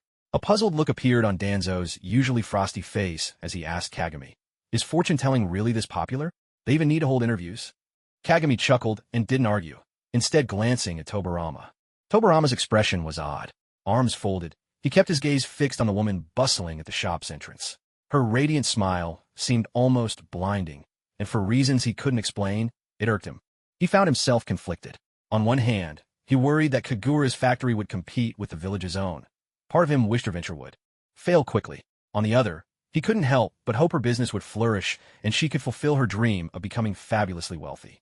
It was as if two little figures were bickering in his mind, arguing back and forth, leaving him with a throbbing headache. Tisk! Tobarama curled his lip in annoyance, turning away to leave before the students could notice. A few days later, Tobarama heard news that the output of the Kagura factory was climbing steadily. He learned this from Hiruzen Sarutobi. Many retired kunoichi from the fire-style Sarutobi clan worked at the factory, forming its main workforce. They're having the time of their lives, up at dawn, back late at night. I've heard from several clan members that some women don't even cook at home anymore. They eat all their meals at the factory because Kagura provides 3 meals a day. The only thing missing is a dormitory. That sounded like a good thing, but why did Hiruzen seem so troubled? Even my mother's working at the factory now. She gets home later than my father and I do. In an instant, Tobarama understood Hiruzen's exasperation. The housewives who had always taken care of their families were now all off working together, leaving the men and children at a loss. They simply weren't used to coming home to an empty kitchen and no meal waiting for them. I'm begging you, Tobarama-sensei, please do something about Kagura. If this keeps up, I'm afraid all the men in Konoha will rise up in revolt. Revolt, huh? Tobarama let out a cold snort. As long as he was around, no one would dare rebel. Well, except maybe Madara Uchiha. After enduring countless complaints from disgruntled men, a month slipped by. Just as Tobarama was reaching his limit from being everyone's emotional dumping ground, the tides suddenly changed. The same men who had poured out their grievances fell silent the moment they saw the women's paychecks. Now, they wished they could shed their identities as shinobi and join the factory themselves. Unbelievable! Tobarama scoffed, disgusted by how easily money swayed them. So much for dreams and ideals. Only hard cash, tangible Rio, truly mattered in the end. He couldn't help but notice that Kagura had a rare talent for making money, a skill that even Tobarama himself had to admire. Standing by the office window, he looked out at a nearby clearing, where trees were being felled. This was the site he had designated for the new ninja academy. Hashirama's reputation had brought peace to the shinobi world, but who could say how long that peace would last? Everyone understood, without needing to say it aloud, that the duration of peace depended on Hashirama's lifespan. If the day came when Hashirama was gone, No one could guarantee what storms Konoha might face. To protect the village, the strength and fame of one man could never be enough. More shinobi needed to join their ranks. The old warriors of the warring states. Era were growing older, and new blood was desperately needed. After discussing it with his elder brother, Tobirama proposed the establishment of a ninja academy. The school enrolls students from the entire village, whether they're ordinary civilians or children from the great clans. All can send their children to the academy. Within its walls, these children escape the confines of their family backgrounds and are systematically taught by the academy's teachers, learning what it takes to become a qualified ninja. The children graduating from this ninja academy will be the backbone of Konoha's future, the mightiest shield defending the village. At this point, only a few years have passed since Konoha's founding. The scars of the Warring States period have yet to fully heal, and the village is in dire need of rebuilding. Money is needed everywhere.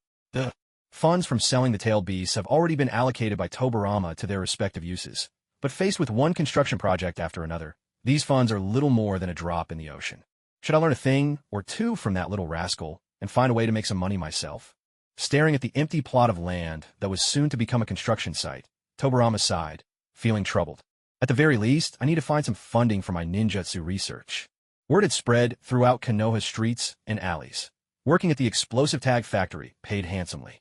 Because of this, the entire village saw Kagura as reliable and trustworthy, and their affection for her grew. Even her side business of fortune-telling saw a boom in customers. The money from that venture was enough to cover daily expenses. Meanwhile, in the warehouse on the factory's second floor, stacks of explosive tags multiplied with each passing day. Kagura could already imagine Conan sitting before her, arms full of countless boxes, each box, once opened, brimming with ninja coins, one after another. She told herself, there are still several truckloads of ninja coins on the way, and every last one of them is yours. I'll buy up every explosive tag you have, cash in one hand, goods in the other. After 50 years of hard work, to become rich overnight, she could hardly contain her joy, even in her dreams. While she was lost in her dream of becoming fabulously wealthy, a tall figure entered the shop. She looked up, only to meet a face as cold and forbidding as a block of ice. It's you? It's me. What brings you here? The man avoided her gaze, hemming and hawing for quite some time before finally revealing his purpose. How can I make some quick money? I want to fund a research project. Kagura was stunned at first, then couldn't help but laugh, and in the end, she burst out in open laughter. Tobirama had never done anything like this before. The whole situation felt a little embarrassing, and a faint blush crept onto his otherwise pale face. Stop laughing. Is that really the attitude of someone asking for help? Kagura eyed him sideways. If you're not going to tell me, forget it. Pretend I never asked. One impossibly stubborn man. Do you really want to know? Tobirama frowned, but his words contradicted his feelings. No, I don't. Men and their pride. What a strange thing. Come here, she beckoned with a crooked finger. Tobirama approached, still suspicious, and heard Kagura whisper in his ear, go manufacture some gas masks, find a few ninja to dress up as merchants, and sell them in Amigay Cure. They're in desperate need of such things right now. Gas masks for Amigay Cure? Tobirama asked, half convinced, pressing her for more details. Why would they need those things over there? Well, there's Hanzo the salamander living there, Kagura replied. He's the guy who, in the future, teams up with your so-called good student, Danzo. That man's body is poisonous. If people around him don't wear gas masks, there's a high chance they'll die from the toxins. Right now, they don't even know such a useful thing exists, so if you start selling them, I promise you'll be completely sold out. Trust me, I wouldn't lie to you. Danzo, that's not important. What matters is Hanzo. Although Kagura spoke with utmost seriousness, Tobirama remained uncertain. But this woman claimed she could predict the future and had proven her mysterious abilities more than once. Maybe, just maybe. All right then, Tobirama sighed in resignation. Tomorrow, he'd have one of the workshops at the Ninja Tools factory refitted to start producing gas masks for sale. If these things don't sell, I'll confiscate your entire exploding tag factory and turn it over to the village. You're being unreasonable. That day, someone happened to pass by the fortune-telling shop. According to their later account, only Lady Kagura and Lord Tobirama were inside. No one knew what Lord Tobirama had done, but whatever it was, it left his young girlfriend thoroughly displeased. She hopped up like a rabbit wound with a spring and gave Lord Tobirama a few whacks on the head, and, surprisingly, he didn't even bother to dodge. This story, twisted and turned through the grapevine, eventually reached Mito's ears. She was coaxing her granddaughter at the time and received the news with total composure, saying, "It's just a little flirtation, Nothing unusual. No need to make a fuss. And so the rumors began to fly again, this time centering on Mito and Hashirama. They say the Hokage's favorite pastime is getting scolded by Lady Mito. People clicked their tongues in amazement. What a peculiar hobby. Only the Hokage could be so unique. Despite his doubts, Tobirama went ahead and converted one section of the ninja tool factory into a gas mask workshop. Those around him didn't understand at all. This was an era of peace, after all. What use could gas masks possibly have? Tobirama himself didn't fully get it either. He figured he'd give it a try, and if the masks didn't sell, he could just store them away until they were ever needed. But what he never expected was that, in Amage Cure, every last one of those masks sold out in a flash. Over in Rain, inside a certain residence, a man wearing a gas mask handed a brand new one to a young man in front of him. "Try putting this on," he said. "With this, you won't have to hide away by yourself every day." The young Hanzo took the mask, curious but skeptical, and strapped it onto his face. In the background, a servant, keeping a safe distance, set down the kitten he'd been holding and gently shooed it towards. Hanzo, the innocent little cat, oblivious to the situation, lazily rubbed its head against Hanzo's leg.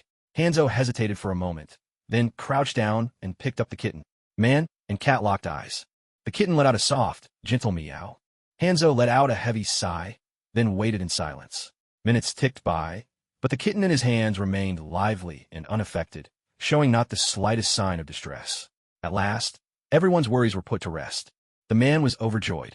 With these masks, he and his people no longer had to live in constant fear, dreading that a single careless breath might cost them their lives. Hurry and order more from the merchant. Make sure every villager in the Rain gets one. When his subordinate returned to Konoha with money and a fresh order, even Tobirama was momentarily stunned. They had actually sold out and now had more orders coming in. This woman, Kagura, if divine insight were a person, it would surely be her. She seemed to have a sixth sense for opportunity.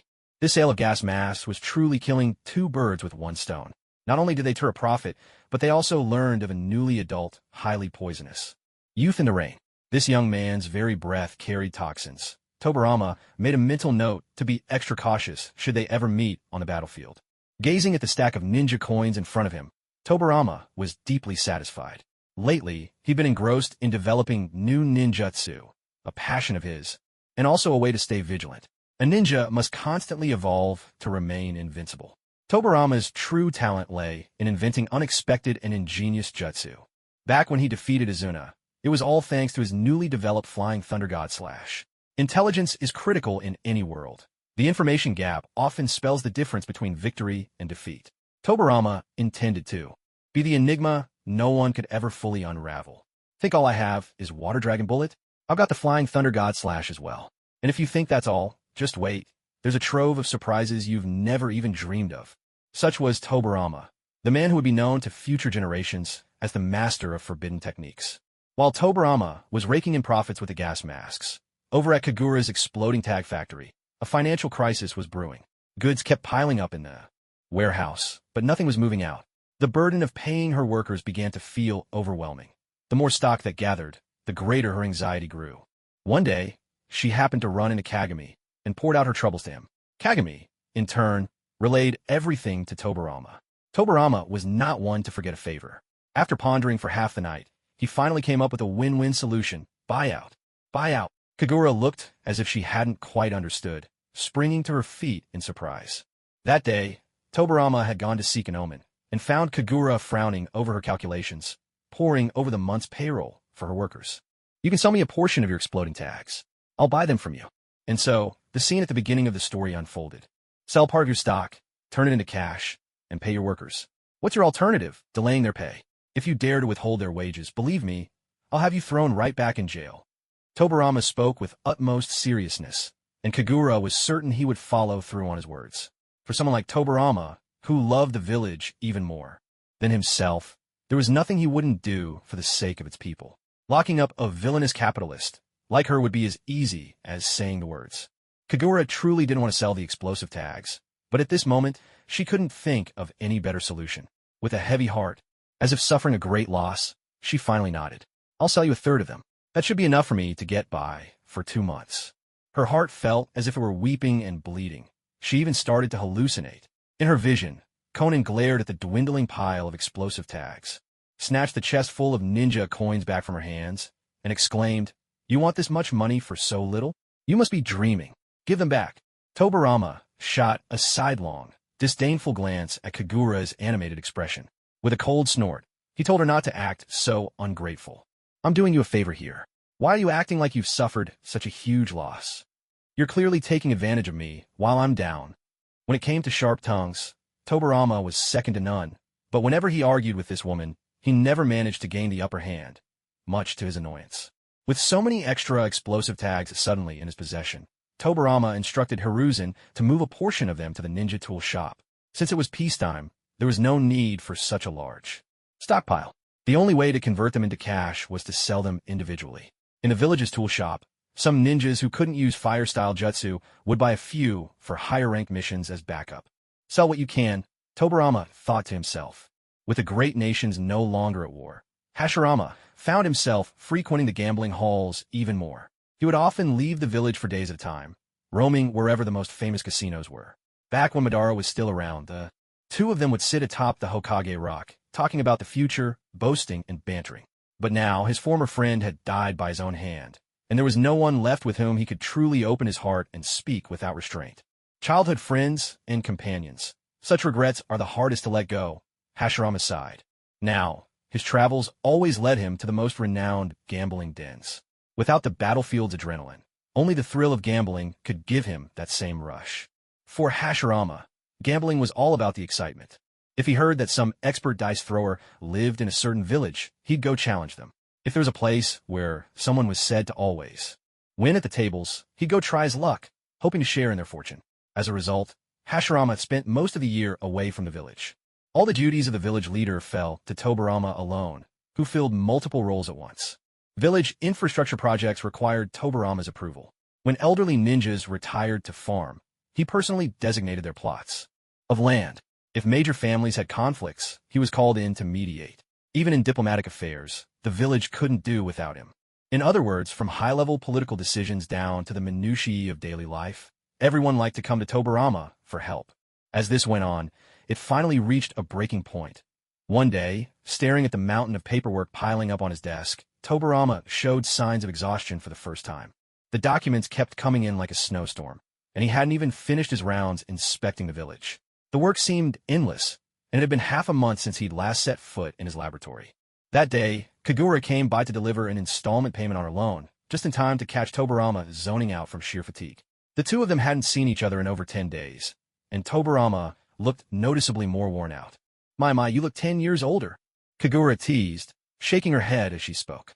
Tobarama slumped in his chair, too tired to even lift his eyelids, and replied in a gruff voice, "If it were you, you'd probably age 20 years.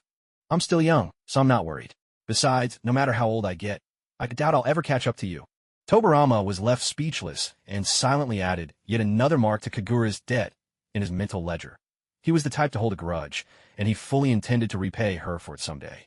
Even receiving Kagura's monthly repayment couldn't lift Tobarama's spirits. The usual joy people showed when money came their way simply didn't work on him. You need to learn to delegate, split up your work, and let others handle it. Wouldn't it make things easier for you? "I've delegated everything I can," he replied, sounding aggrieved. "But don't you know the shadow clone technique? Just make a few clones to do the work for you. That way, your real self could finally get some rest, right?" Shadow clone technique? Tobarama scoffed. Clones created by clone jutsu are just illusions, meant to confuse enemies. They're not real. How could they help with work? Wait, could it be that Tobarama hadn't developed the multi-shadow clone jutsu yet? But that was fine. Why not seize the opportunity to invent it now? Sooner or later, someone would have to. Otherwise, what would Naruto use in the future? So Kagura chattered away, describing to Tobarama everything she knew about the multi-shadow clone jutsu. As for how to actually create it, well, that was his problem to solve. Even after Kagura left, Tobarama couldn't get the idea of the multi-shadow clone jutsu out of his mind. Could he really develop such a technique? If the clones were tangible, they could certainly help with a lot of work. But if they truly had physical forms, then his own chakra would be divided among them. The more clones he made, the less chakra he'd have for himself. This sort of jutsu might be fine for handling chores, but if he had to use it on the battlefield, he'd probably run out of chakra after just a few rounds. But Naruto uses that move in battle all the time. Kagura's words echoed in his mind. Tobarama curled his lips and muttered to himself. And who exactly is Naruto? Is she talking about that guy she wants to marry who hasn't even been born yet? What a joke. Of course, that wasn't the case. A whole year slipped by just like that.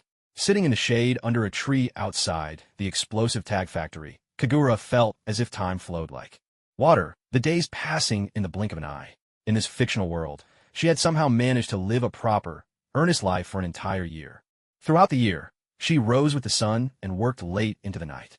She juggled telling fortunes on the shopping street with checking in at the explosive tag factory every so often. The warehouse was full of stock, but she hadn't made much money. And yet, she'd managed to keep everything running. No small feat. She remembered, when she first arrived in this world, she'd promised herself she would never get caught up in the rat race. Let others scramble. If they wanted, she was going to be the ultimate slacker. But looking back now, not only had she failed to slack off, she'd practically become a model citizen. No smoking, no drinking, no clubbing, no messy relationships, just pure dedication to her work. Even her dreams were filled with schemes to make money. If anyone was boosting Konoha's GDP, it was her. If this was slacking, then what did hard work look like? How did it come to this? She wondered aloud, gnawing on a slice of watermelon, utterly baffled. She had enough to eat and drink, her safety was assured, and she would never stand when she could sit, never sit when she could lie down. Summer meant air conditioning, Wi-Fi, and watermelon. Winter brought hot soup, warm heaters, and roasted sweet potatoes. When she was bored, she'd chat with someone for a while. When she craved solitude, she'd just barricade herself at home for a few days. No striving, no hustle. Her ultimate dream for a second life was to be a happy, carefree layabout. Yet even in this fictional world, her obsession with money hadn't changed. People die for wealth, birds flutter about for food, and for her, the pursuit of money meant she was destined never to live that lazy, contented life. After all, wealth comes from hard work. Who's ever gotten rich by pretending to be dead in bed? It was during one of her grumbling sessions about working herself to the bone that Kakuzu appeared in Konoha. At this point, he was around 30 years old. Appearance-wise, he looked nearly identical to how he'd look later on, except for his clothes. He didn't have that signature black cloak with red clouds of the Akatsuki yet. Half his face was covered with a black mask, so seeing his full features was impossible. But his emerald eyes gleamed with a chilling, intimidating light. He wore no headband, and his clothes were plain. At a glance, he could have passed for any other villager in Konoha. But only at first glance. After a few more looks, Kagura immediately recognized him. One of the perks of being a transmigrator, as if she had a third eye. If someone or something had appeared in the original story, there was nothing she didn't know. When a money-obsessed person meets another just like themselves, there's an instant sense of kinship.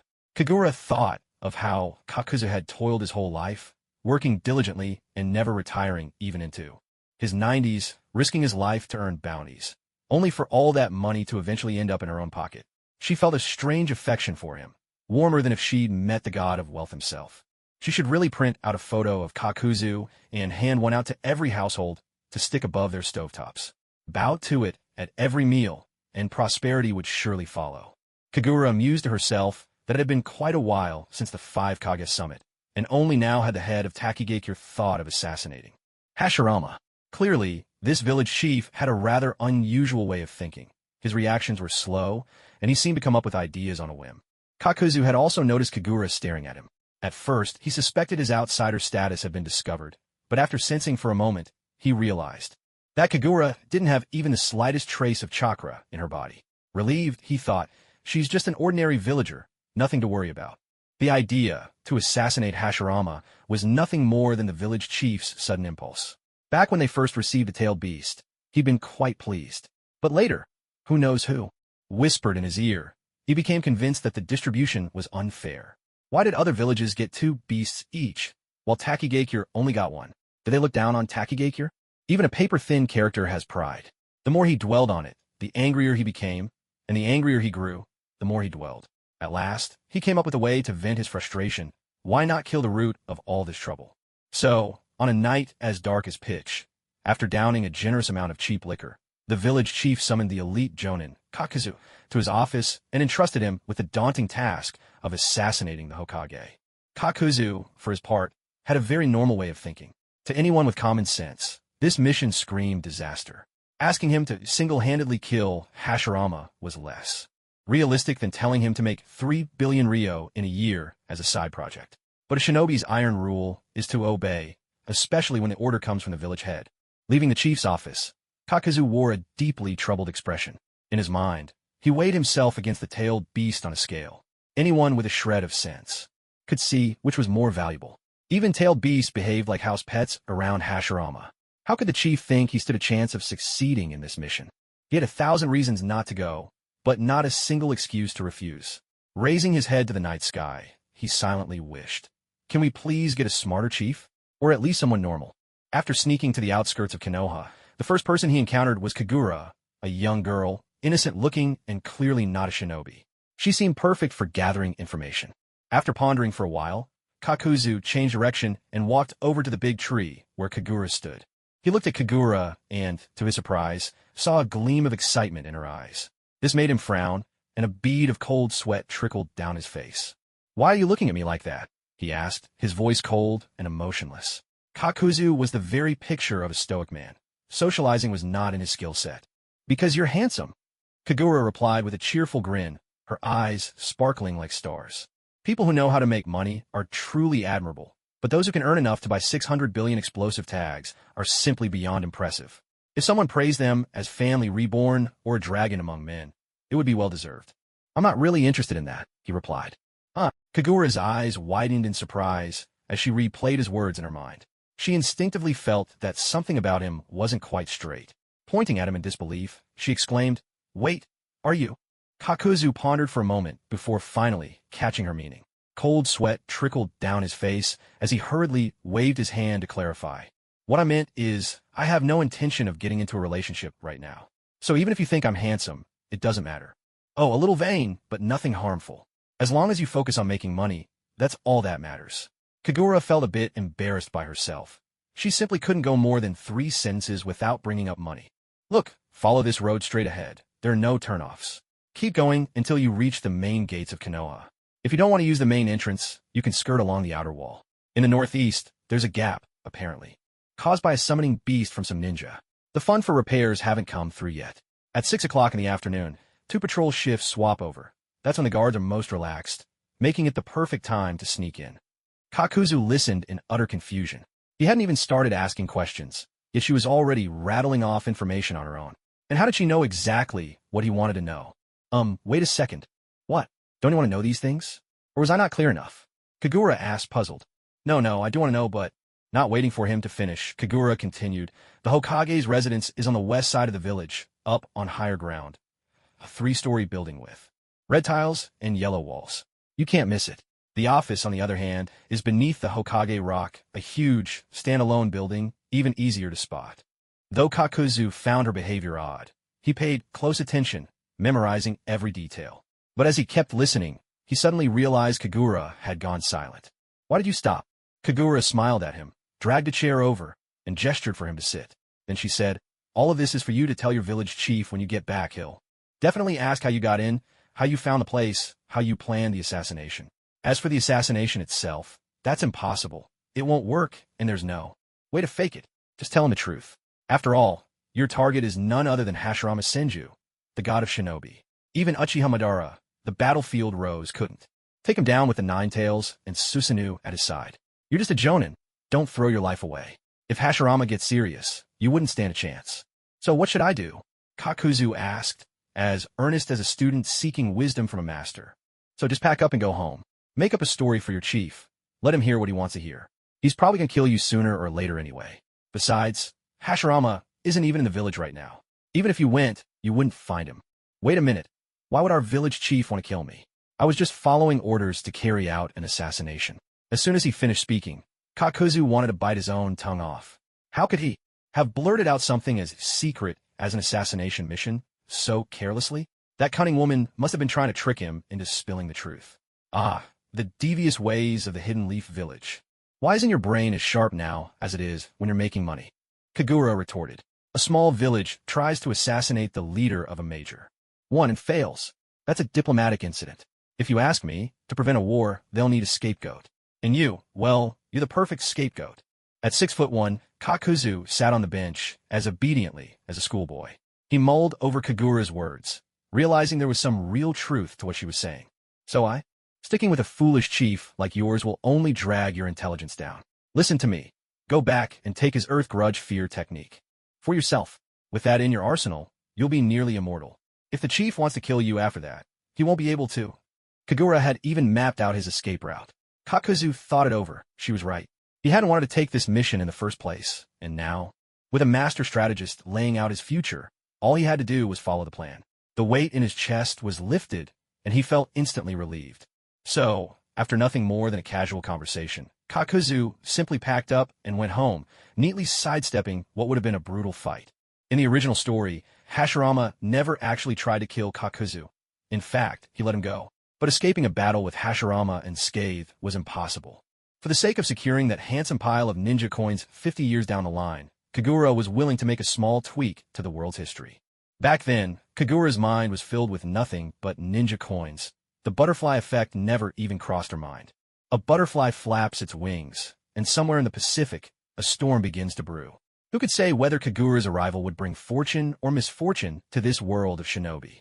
True to his honest nature, Kakuzu did as Kagura suggested. He went back and stole Earth Grudge Fear, but in the process, he accidentally killed the village chief. All he'd wanted was to protect himself, but fate had other plans. There was no longer a place for him in the village, and he felt no attachment to it anymore. With his new power in hand, he fled, becoming the most notorious rogue ninja in the history of the Hidden Waterfall Village. After a year in the Leaf Village, Kagura gradually adapted to life in the shinobi world.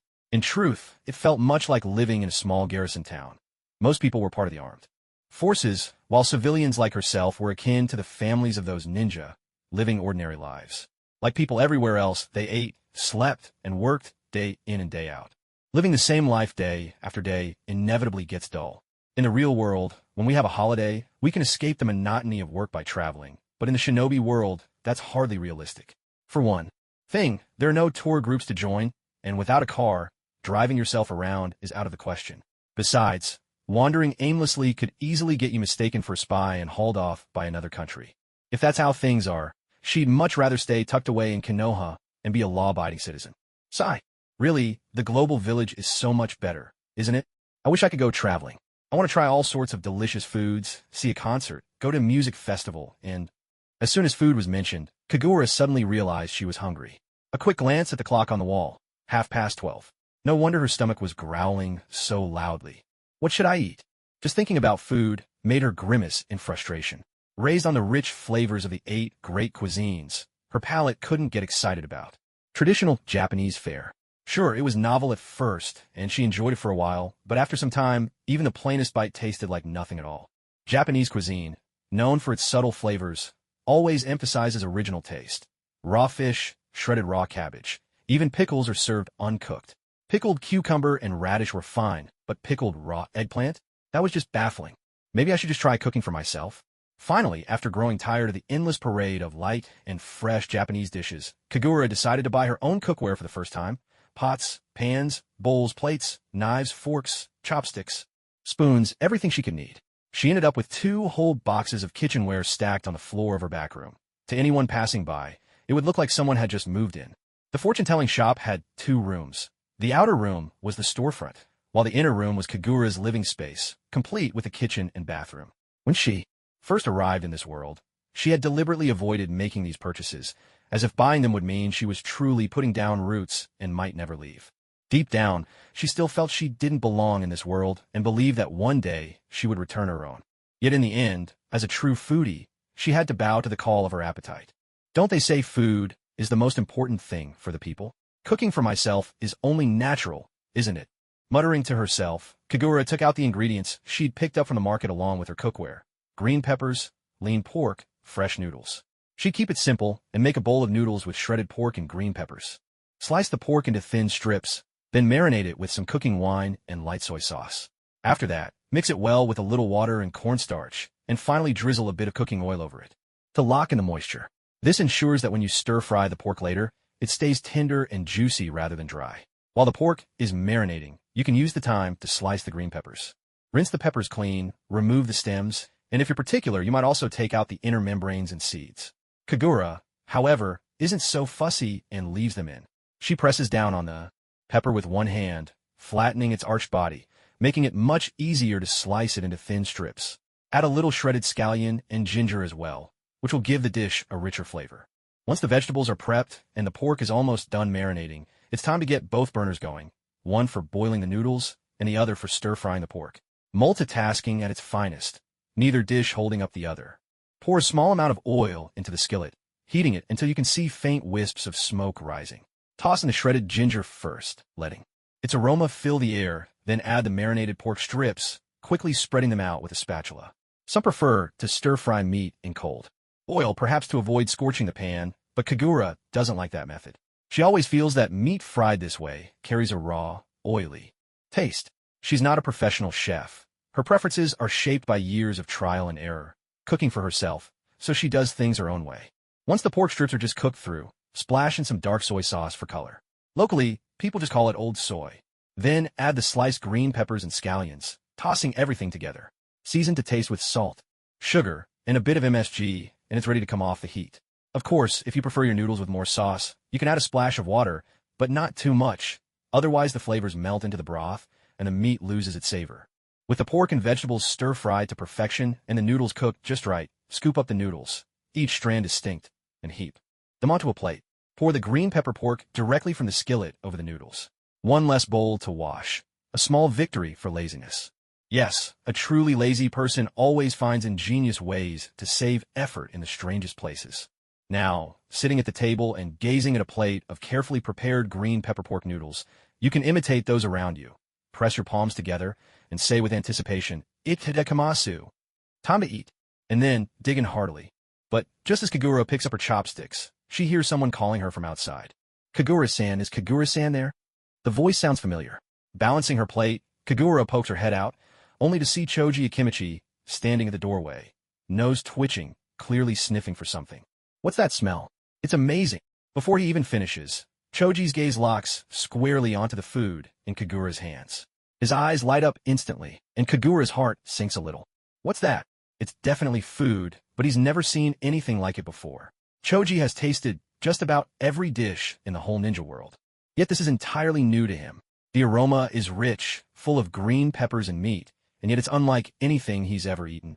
"Ah, I just made some noodles with shredded pork and green peppers. Have you eaten yet? Would you like some?" True to the traditional Chinese way of polite courtesy, Kagura offered the noodles to Akimichi Chikaz.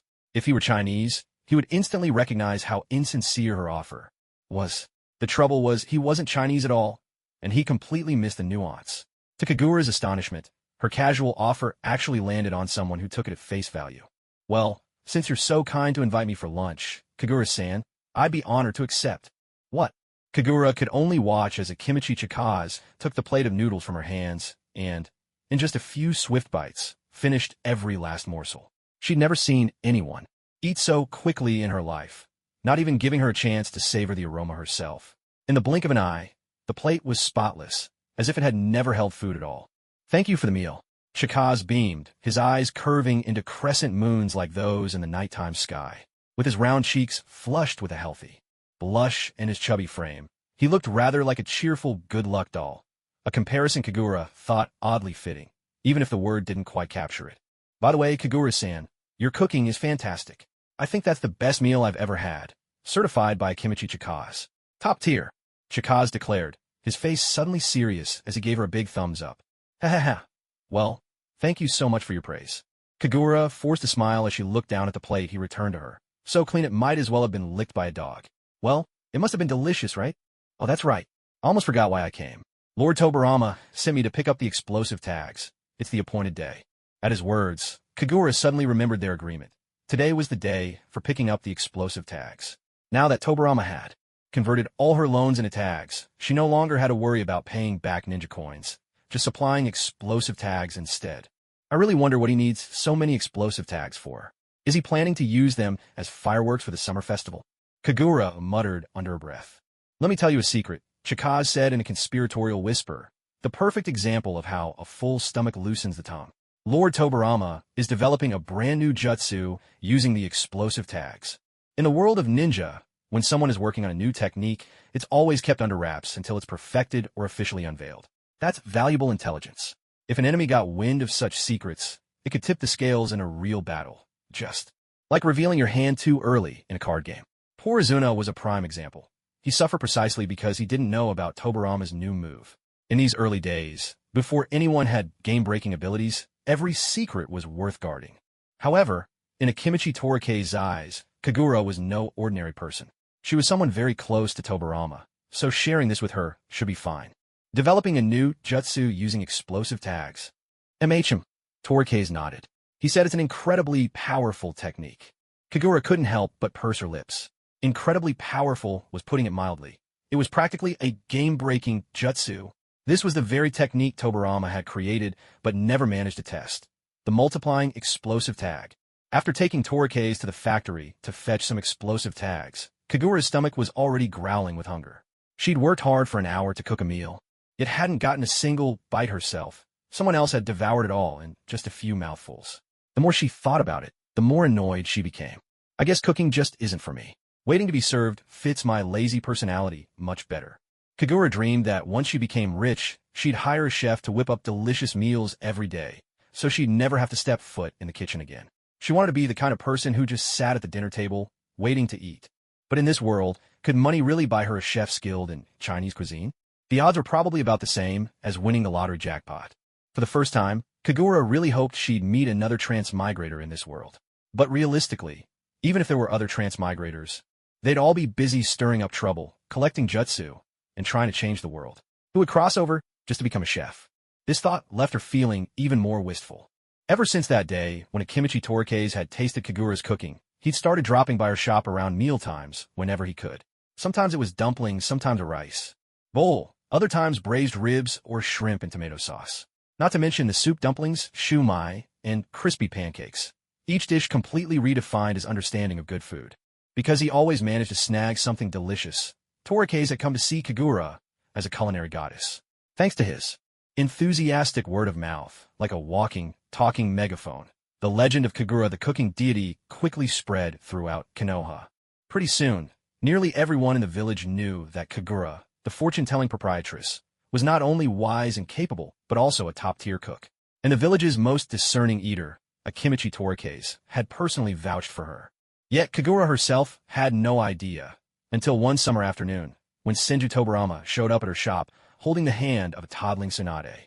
Tobarama lingered awkwardly for quite some time, before giving Tsunade a little nudge forward. In a stiff tone, he said, "There's no one at home to watch her, so I brought her here. She's hungry. You're the so-called cooking deity. So make her something to eat, will you?" That was the first time Kagura heard about her reputation as a culinary deity, and it didn't take her long to figure out why. "You think I'll just do whatever you tell me? So what if you're the acting village chief?" Kagura shot back, her tone less than pleasant. She scooped up little Tsunade, a toddler just over a year old, who now had 6 tiny teeth. Whenever Kagura poked her chubby, soft cheeks, the child would break into a wide, gleeful grin. Human babies really are adorable, Kagura thought. Mama, Mama, Tsunade reached out with her pudgy little hands, clinging to Kagura, rubbing her face against her insistently. Kagura was flustered. "Hey, little one, I'm not your mother. Don't go ruining my reputation." Kagura pinched Tsunade's cheeks, grinning as she spoke. Tobarama's tone was clearly mocking, his words dripping with sarcasm. If we're talking about ruining reputations, there are some people here who are far more talented at that. It was obvious who he meant. Kagura couldn't help but raise an eyebrow. With such a tiny child present, she had to hold her temper. She wouldn't want to scare her. "I'll just bear with it," she told herself. "Mama, Mama." Tsunade kept calling out, clearly hungry now. She burrowed into Kagura's arms, wriggling like a little lamb. Kagura's face flushed red. She knew exactly what Tsunade was after. Watching the crimson-faced woman, Tobarama felt a sense of triumphant satisfaction, as if his revenge was complete. Still, he figured it wouldn't be right to let her suffer any longer. After all, she wasn't even married yet, still an innocent young woman. If he pushed too far, he and his grandfather risked a scolding. Little Tsunade only knows how to say mama. She calls everyone that. She doesn't know any other words yet.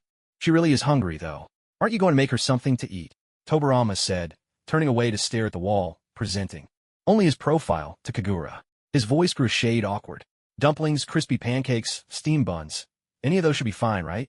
She's still so little. I doubt those are suitable." Kagura gazed at Tsunade's round, doughy cheeks, feeling a bit at a loss. She'd never learned how to care for babies. What could a child this age eat, and what was off limits? To be safe, she figured, a steamed egg custard couldn't go wrong.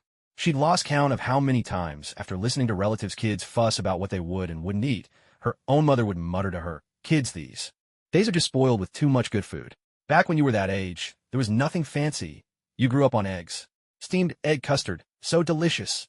Yes, it was clear that steamed egg custard was the safest bet. She cracked 2 eggs into a bowl, whisked them, added a few spoonfuls of water, just a pinch of salt, and a drop of sesame oil. Then, setting the bowl in a steamer, she let it cook gently over water. This was the quickest method, ready in just over 10 minutes. Tobarama folded his arms, pacing back and forth in front of the stove. When he finally confirmed that there was only 1 bowl of steamed egg custard in the steamer, his face fell completely. He looked both annoyed and a little wronged. "What's with all your pacing, like a human pendulum?" Kagura snapped at him, her patience fraying as she watched him sway back and forth. "You're just making food for Tsunade. What about me?" "You?" Kagura looked utterly baffled. "A grown man like you still wants to eat steamed egg custard." Thud. Tobarama stood there, petrified. He honestly wished he could pry open this woman's head to see what was going on inside.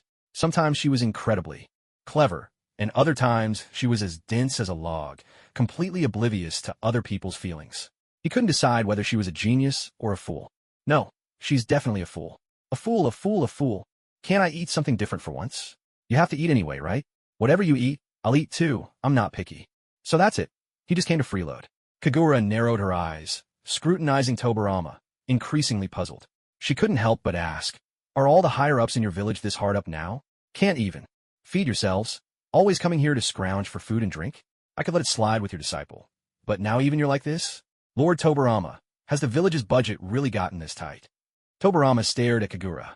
She was serious, especially that last question. She was gazing at him with genuine concern. "Well, about that. Akimichi Torafu told me that everyone in his family is out on missions, so there's no one at home. He can't even get a bite to eat or a sip of water. It's pitiful, so I let him come here for a meal. When he's got nothing at home. Not long ago, Kagami said his family fell deep into debt repairing their house. All they can afford is plain rice. I felt sorry for him too, so I let him and Torafu eat here together. Then, they brought along Hiruzen. Hiruzen said his mother works at my explosive tag factory, and there's nobody at home to cook for him. He's hopeless at it, so he just started tagging along. Take last week, for example. How many showed up that day? Torafu, Kagami, Hiruzen, Ko, and Mito Minion. She cradled little Tsunade in one arm while counting off the names with the other. Now, Tobarama's face had turned so dark it looked like a storm was brewing.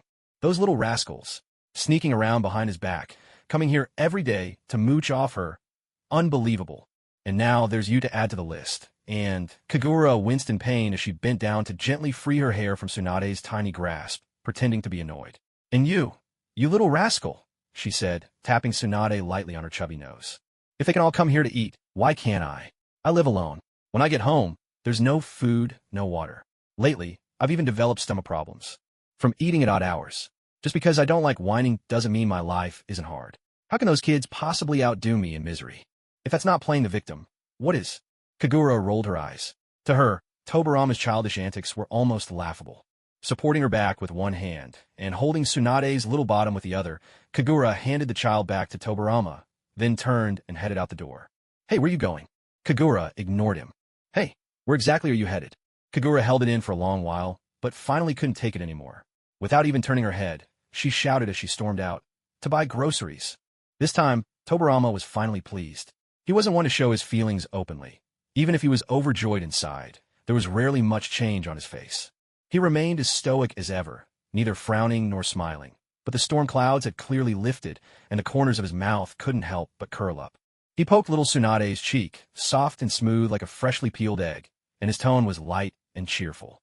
He said, "Tsunade, we won." The alarm clock by the stove rang. 15 minutes were up, and a bowl of steaming, silky smooth steamed egg custard was ready. Tobarama settled Tsunade onto her little stool, walked over, and lifted the lid.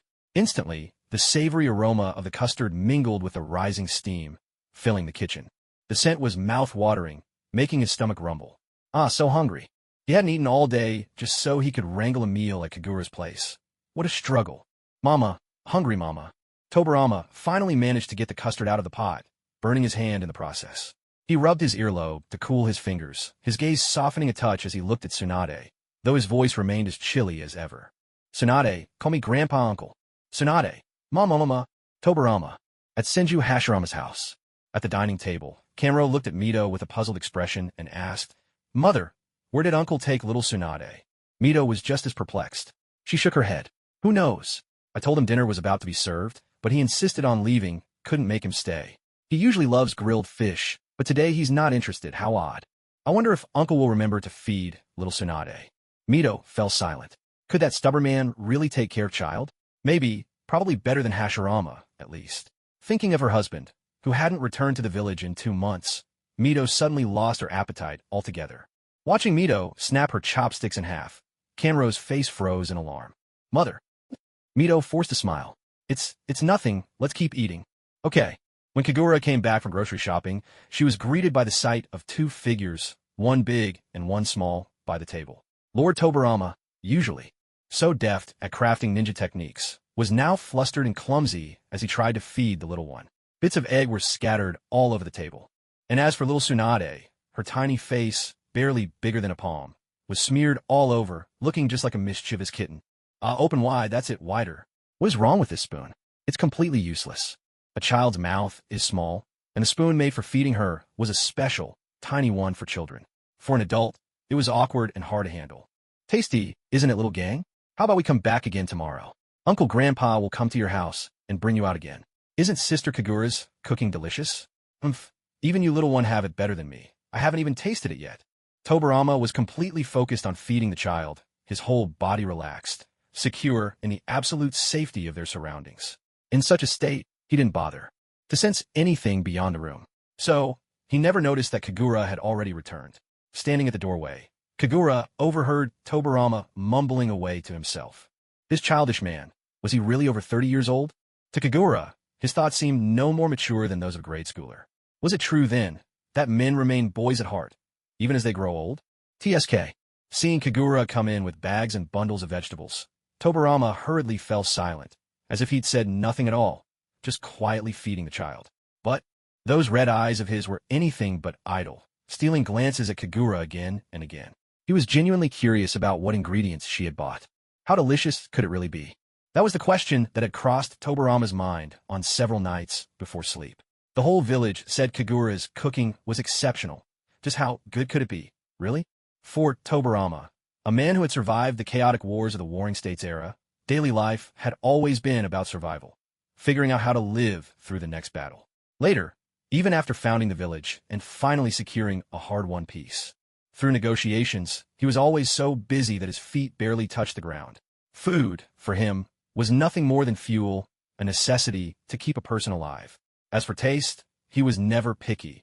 His only requirement for food was that it was edible. But Kagura was different. It wasn't about her skills in the kitchen. It was about the person herself. If it were anyone else, it wouldn't matter. But when it came to Kagura, at least where she was concerned, he wanted to try everything for himself. The villagers all thought there was something between Kagura and him, but he knew best. There was nothing between them, not even so much as hand-holding. He'd tried to dismiss it before. She was just a woman, wasn't she? What was the big deal? When he was busy, it really didn't seem to matter. He could even forget about her entirely. But when the work was done and he was alone, he found himself unable to bear the solitude he'd grown so used to. That loneliness, which had always seemed like just another part of his long journey through life, suddenly became unbearable. Kagura was noisy and relentless in a quarrel, but she was clever, full of strange and wonderful ideas, kind-hearted and interesting. She was even rather pretty, though her figure was as flat as if she'd strapped planks to her chest. But none of that could diminish her charm. He thought, with a woman like her by his side, life would never be dull. Yet, it was all wishful thinking. She was different from other women. Her illustrious family background, her remarkable talents, her reputation throughout the ninja world, and all those other things, none of it seemed to matter at all when it came to her. For the first time in his life, he found himself hitting a wall with a woman. It was a little infuriating, and the fact that he kept stubbornly running into that wall made him feel even more exasperated with himself. He had no idea how long he'd been lost in thought. When Tobarama finally came to, he saw little Tsunade helping herself to the steamed egg custard, while several finished dishes sat on the table. Kagura had taken off her apron, hung it on the rack, and was giving him a teasing smile. Teascake, hiske. We should count our blessings that little Tsunade didn't get her food all over her nose. You see, she had a sharp tongue. At last, Tobarama had found someone who could truly match him move for move. The 2 bowls of egg custard were polished off without a trace. Kagura, frowning slightly, fetched clean water to wash Tsunade's face. After, A flurry of careful movements. She finally returned the future 5th Hokage to her original state. A child's face, clean and adorable. Kagura nodded with satisfaction, admiring her handiwork as she looked at the now fresh-faced Tsunade. There were no toys for children here, but Tsunade was quite taken with Kagura's crystal ball. Kagura, generous as ever, simply handed it over for her to play with as she pleased. So, with the child engrossed in the crystal ball, the grown-ups could finally eat with both hands free. There was fragrant pan-fried river fish, sweet and sour pork, mapo tofu, mushrooms with greens, and, gazing at the golden, aromatic dish before him, something that looked like it could be either soup or porridge, Tobirama lifted his head in confusion and asked Kagura, "What's this?" It was thin and somewhat watery, and the color was off. No matter how he looked at it, it didn't resemble miso soup. Millet porridge. Millet porridge? Kagura nodded. Didn't you say your stomach was hurting? Millet porridge is good for the stomach. There used to be a breakfast shop downstairs from where I lived that made the best millet porridge.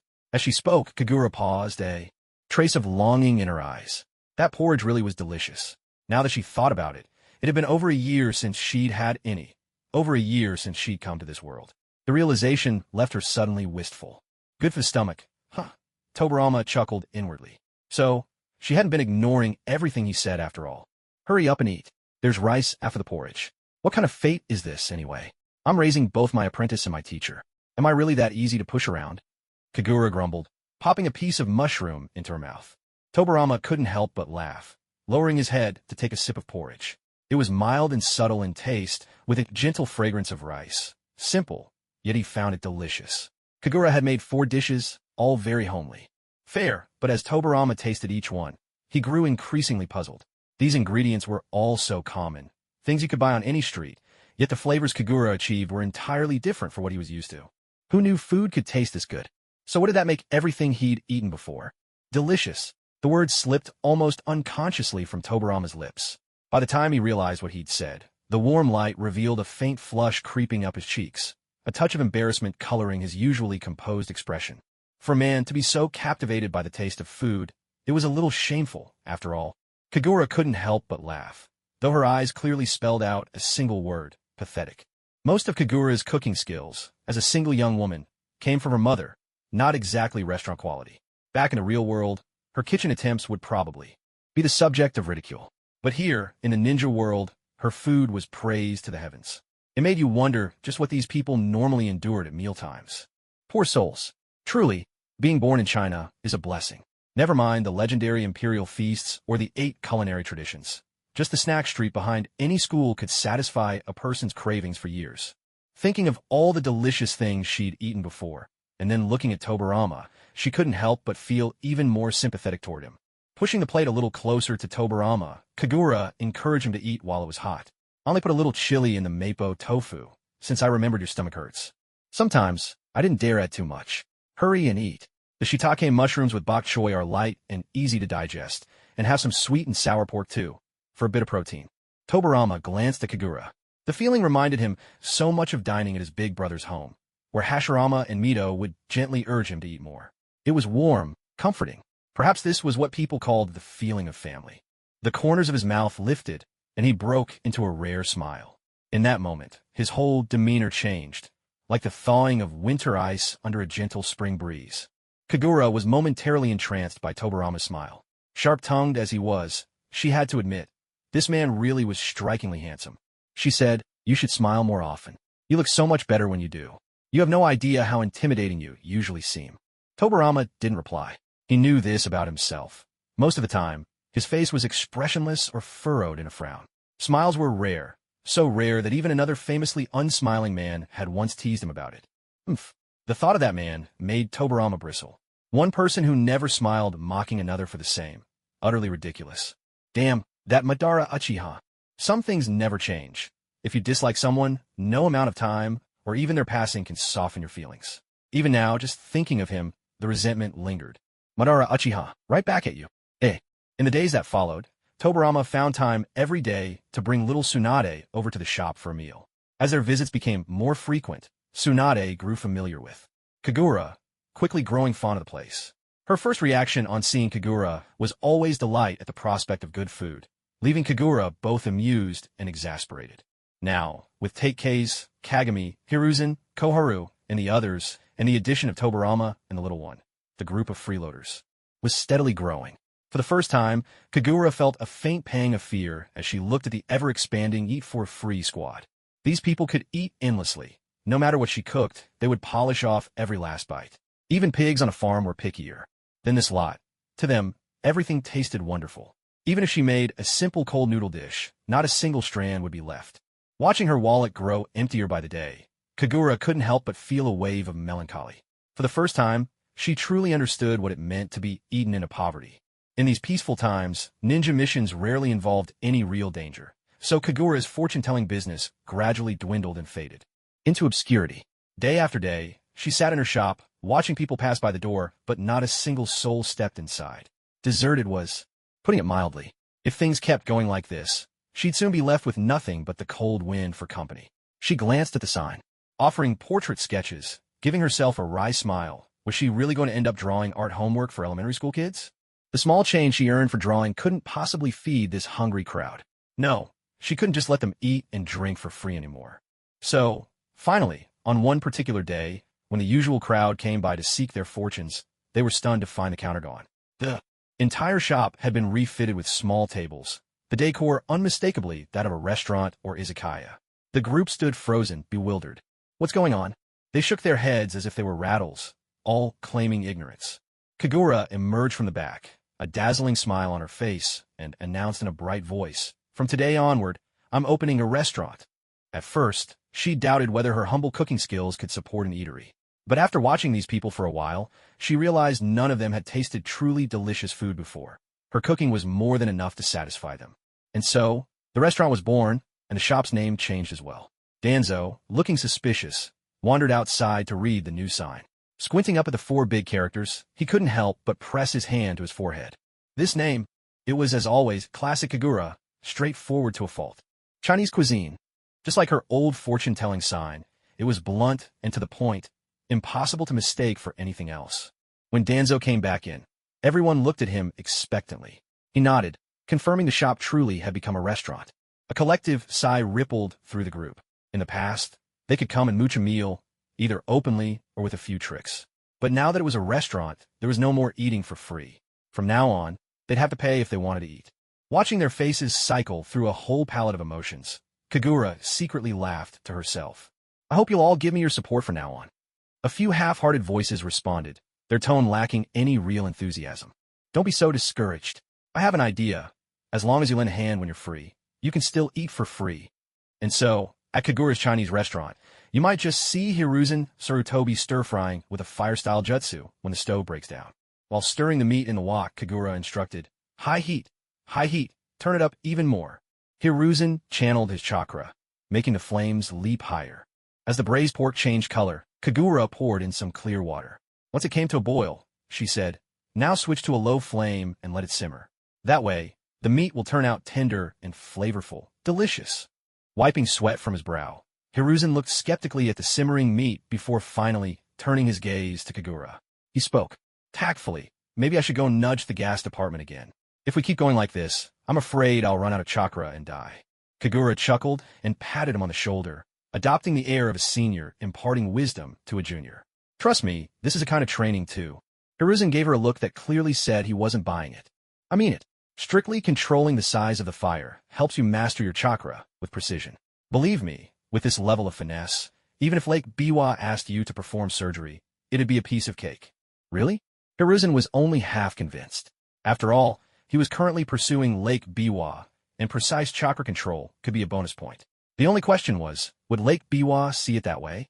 Hiruzen wasn't the only one hard at work.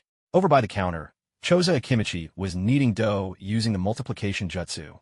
Kneading dough was Kagura's least favorite task. Such a huge bowlful left her arms aching and sore. But Choza was different. Strength was never in short supply for him, making this job a perfect match. Dough kneaded by Choza was always especially springy and chewy, whether it ended up as steamed buns, dumplings, or noodles. Even White Zetsu would look on enviously. Note, in the original story, White Zetsu is portrayed as loving anything chewy. Grocery shopping and supply runs had fallen to Danzo. In his youth, Danzo was quite the proud, aloof young man. not the carefree boy of his childhood or the scheming, self-serving elder he would become. His cool demeanor didn't suit customer service, but he fit right in with the kitchen crew, quietly handling logistics. Grocery runs were perfect for him. Of course, from time to time, when Hiruzen was too exhausted to control the flames, Danzo would step in with a wind release, acting much like an old-fashioned bellows. Uchiha Kagami, ever attentive and quick to learn, handled the vegetables Danzo brought back with deft hands. Kagura only had to demonstrate a few times before he could do it perfectly. And it wasn't just the basics like picking over and washing the produce.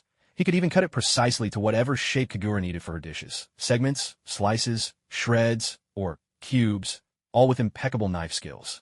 Meanwhile, in the front of the restaurant, the last two members of the team were also shining in their own ways. There was Koharu Yuditane, beaming as she took orders from customers. Another bottle of sake, Koharu, called out customer A. Xiaochun called out, "Just a moment, I'll be right there." Customer B shouted, "I'd like to order another dish." Xiaochun replied warmly, "Of course, just let me know what you'd like." Meanwhile, you could spot Mito Man, the one in charge of the register, hunched over a calculator, carefully punching in numbers. He was so worried. He might make a mistake. If he overcharged someone, it could be fixed, but the thought of undercharging made him feel like he was losing out. No one got a free meal here. Everyone had a job to do. On this point, Kagura had everything organized down to the last detail. On ordinary days, each of them was a proper, serious ninja. But then, all of a sudden, they'd show up at the little restaurant, pitching in with chores like they'd all had a collective change of heart. It was enough to leave anyone watching completely dumbfounded. On the surface, it might have looked like Kagura's own shop, but to outsiders, it seemed as if Konoha itself had invested in the place. After all, just a moment ago, someone had used Flying Thunder God to deliver takeout. "I was just passing by, so I thought I'd drop this off for you," Tobarama said, and with that, he vanished without a trace. The villager who received the steaming baskets of soup dumplings stood frozen in the doorway, unable to process what had just happened. He turned to his equally stunned wife and asked, "That was Lord Tobarama, wasn't it?" His wife nodded in amazement. It had to be. Those silver locks, those red eyes, that chilly aura. That was unmistakably Lord Tobarama. The couple glanced down at the dumplings in their hands, then looked back at each other. Isn't using Flying Thunder God just to deliver takeout a bit of overkill? He said he was just passing by. They considered the fact that their house was on the very outskirts of the village and couldn't help but wonder, just where could he possibly be heading, except outside the village? They shut the door and opened the bamboo steamer. The dumplings were still piping hot, and the savory scent of flour and meat filled the entire room. The first bite was almost too hot to handle. These are delicious. Soup dumplings are best eaten hot. Exactly. Honestly, using Flying Thunder God for deliveries is a perfect fit. No kidding, it's amazing. Indeed, no one can escape the law of true deliciousness. Meanwhile, in the kitchen of the Chinese restaurant, Tobarama stood with a furrowed brow, looking utterly exasperated. His voice rumbled, "Does my dignity mean nothing? I'm the acting village chief, and yet you keep sending me out to deliver food. It's ridiculous. I have a mountain of things to do." At that moment, Danzo came in, arms loaded with several large boxes stacked, so high he couldn't see in front of him. Without noticing, he bumped straight into Tobarama, and with a sudden thud, Tobarama's body vanished on the spot. Everyone in the kitchen looked at each other, trying to suppress their laughter. Danzo looked around, puzzled, and asked, "Was there something here just now?" "Nothing at all," the others quickly replied, waving their hands. "I could have sworn I bumped into something." Well, he had. He'd run into a shadow clone. After all, ninjas were ninjas. It was fine for them to help out when things were quiet, but if there was training or a mission to be done, there was no way they could stick around. Meanwhile, Kagura's Chinese restaurant was bustling with customers every single day. Part of it was the villagers' curiosity for something new, but mostly it was because the food was genuinely delicious. After one meal, people found themselves craving another, and some patrons had even dined there every day for over a week. Often, there wasn't enough staff to keep up with the demand, and sometimes no one could be spared to fetch fresh ingredients. So Kagura would simply cook with whatever she had on hand. Yet, despite these limitations, the villagers' enthusiasm never waned. But this was tough luck for the other shops. The ramen shop's business visibly dwindled. One day, the owner couldn't take it anymore. He stopped a regular customer at the door and asked him why he hadn't been coming. "You used to have ramen for 2 out of 3 meals a day. Why don't you come anymore?" The customer, looking a little sheepish, replied, "Lately I've been hooked on noodles with savory sauces, hot dry noodles, wonton noodles, braised beef noodles, Anhui hand-pulled noodles, Chongqing spicy noodles, Xinjiang stir-fried noodles, and all sorts of rice noodle soups, chicken broth, duck blood, and vermicelli." The ramen shop owner was baffled, utterly lost. He understood they were all types of noodles, but the rest of the names meant nothing to him. All I know is, everything is incredibly tasty. I try a different dish at every meal, and I haven't had the same one twice in days. Just thinking about the wonton noodles I had this morning, those chewy duck egg noodles with plum pork wontons and shrimp roe, my mouth is watering again. Too bad lunchtime isn't here yet, so I'll just have to wait. Finally, the customer kindly advised the ramen shop owner, you should try it yourself. I guarantee, once you've eaten there, you want to close up shop right away. Well now, the ramen shop owner gazed at his own humble establishment, then craned his neck to peek at Kagura's place. If eating there really makes you want to shut your doors, should he go or not? Oh, what a headache. The owner clutched his head, torn and frustrated. The pork cutlet shop wasn't faring any better. Their customers had nearly halved. In the past, folks had only two choices, pork cutlet or chicken cutlet. But now with the arrival of Chinese cuisine, their options had soared from the bottom of a well to the open sky, a leap in both quality and quantity. There were simply too many tempting choices. Unless someone truly loved pork cutlets, all the reluctant regulars had disappeared. The tempura shop and others found themselves in the same boat. With business dwindling and the rush of customers gone, several shop owners had nothing to do but sit together in the shade outside their stores and chat. They all agreed that Kagura was a marvel, a person who seemed to master everything she tried, as if she were a goddess from some far-off place. At this rate, we're bound to close down sooner or later, the ramen shop owner sighed, glancing at his nearly empty eatery, troubled by what the future held. But the idea of shutting down filled him with sorrow. I always dreamed of handing the shop to my son hand-tossed, and then for him to pass it on to his son, and so on, turning it into a 100-year-old family business. The tempura shop owner was an optimist. Fanning himself with a broad smile, he said, don't worry. When a new shop opens, it always stirs up some excitement. Once the novelty wears off, things return to normal. We've been here for years. We have a loyal customer base. The pork cutlet shop owner chimed in, Exactly. We're all serving traditional food here. Tradition is the real deal. And if business slows down, it just means we get to take a break and have a bit of a holiday. One had to admit, this laid-back, optimistic attitude was truly enviable. Even Kagura couldn't help but feel a bit jealous. During the day, she was run off her feet. Come nightfall, after closing up, Kagura would sit down with her calculator to tally up the accounts. She was astonished by the results. A single day's earnings from the restaurant matched a whole week's profit from her old fortune-telling business. If only she had known how lucrative running a restaurant could be, she wouldn't have bothered with fortune-telling the year before. She should have read her own fortune. Then she'd have known which path to take. However, being the only chef in the restaurant was truly exhausting. No matter what line of work it was, none of them were easy. If things went on like this, even someone with endless stamina would be worn out. She'd be making money, sure, but might not live long enough to spend it. Looks like I need to take on an apprentice. And I should hire a few servers and kitchen helpers, too. Once her apprentice was trained, she could just sit behind the register and watch the money roll in. Every day, just lounging there, pressing buttons on the calculator, counting up her own earnings. The very thought was delightful. As soon as Kagura posted the notice for apprentices and staff, a long line formed outside the Chinese restaurant.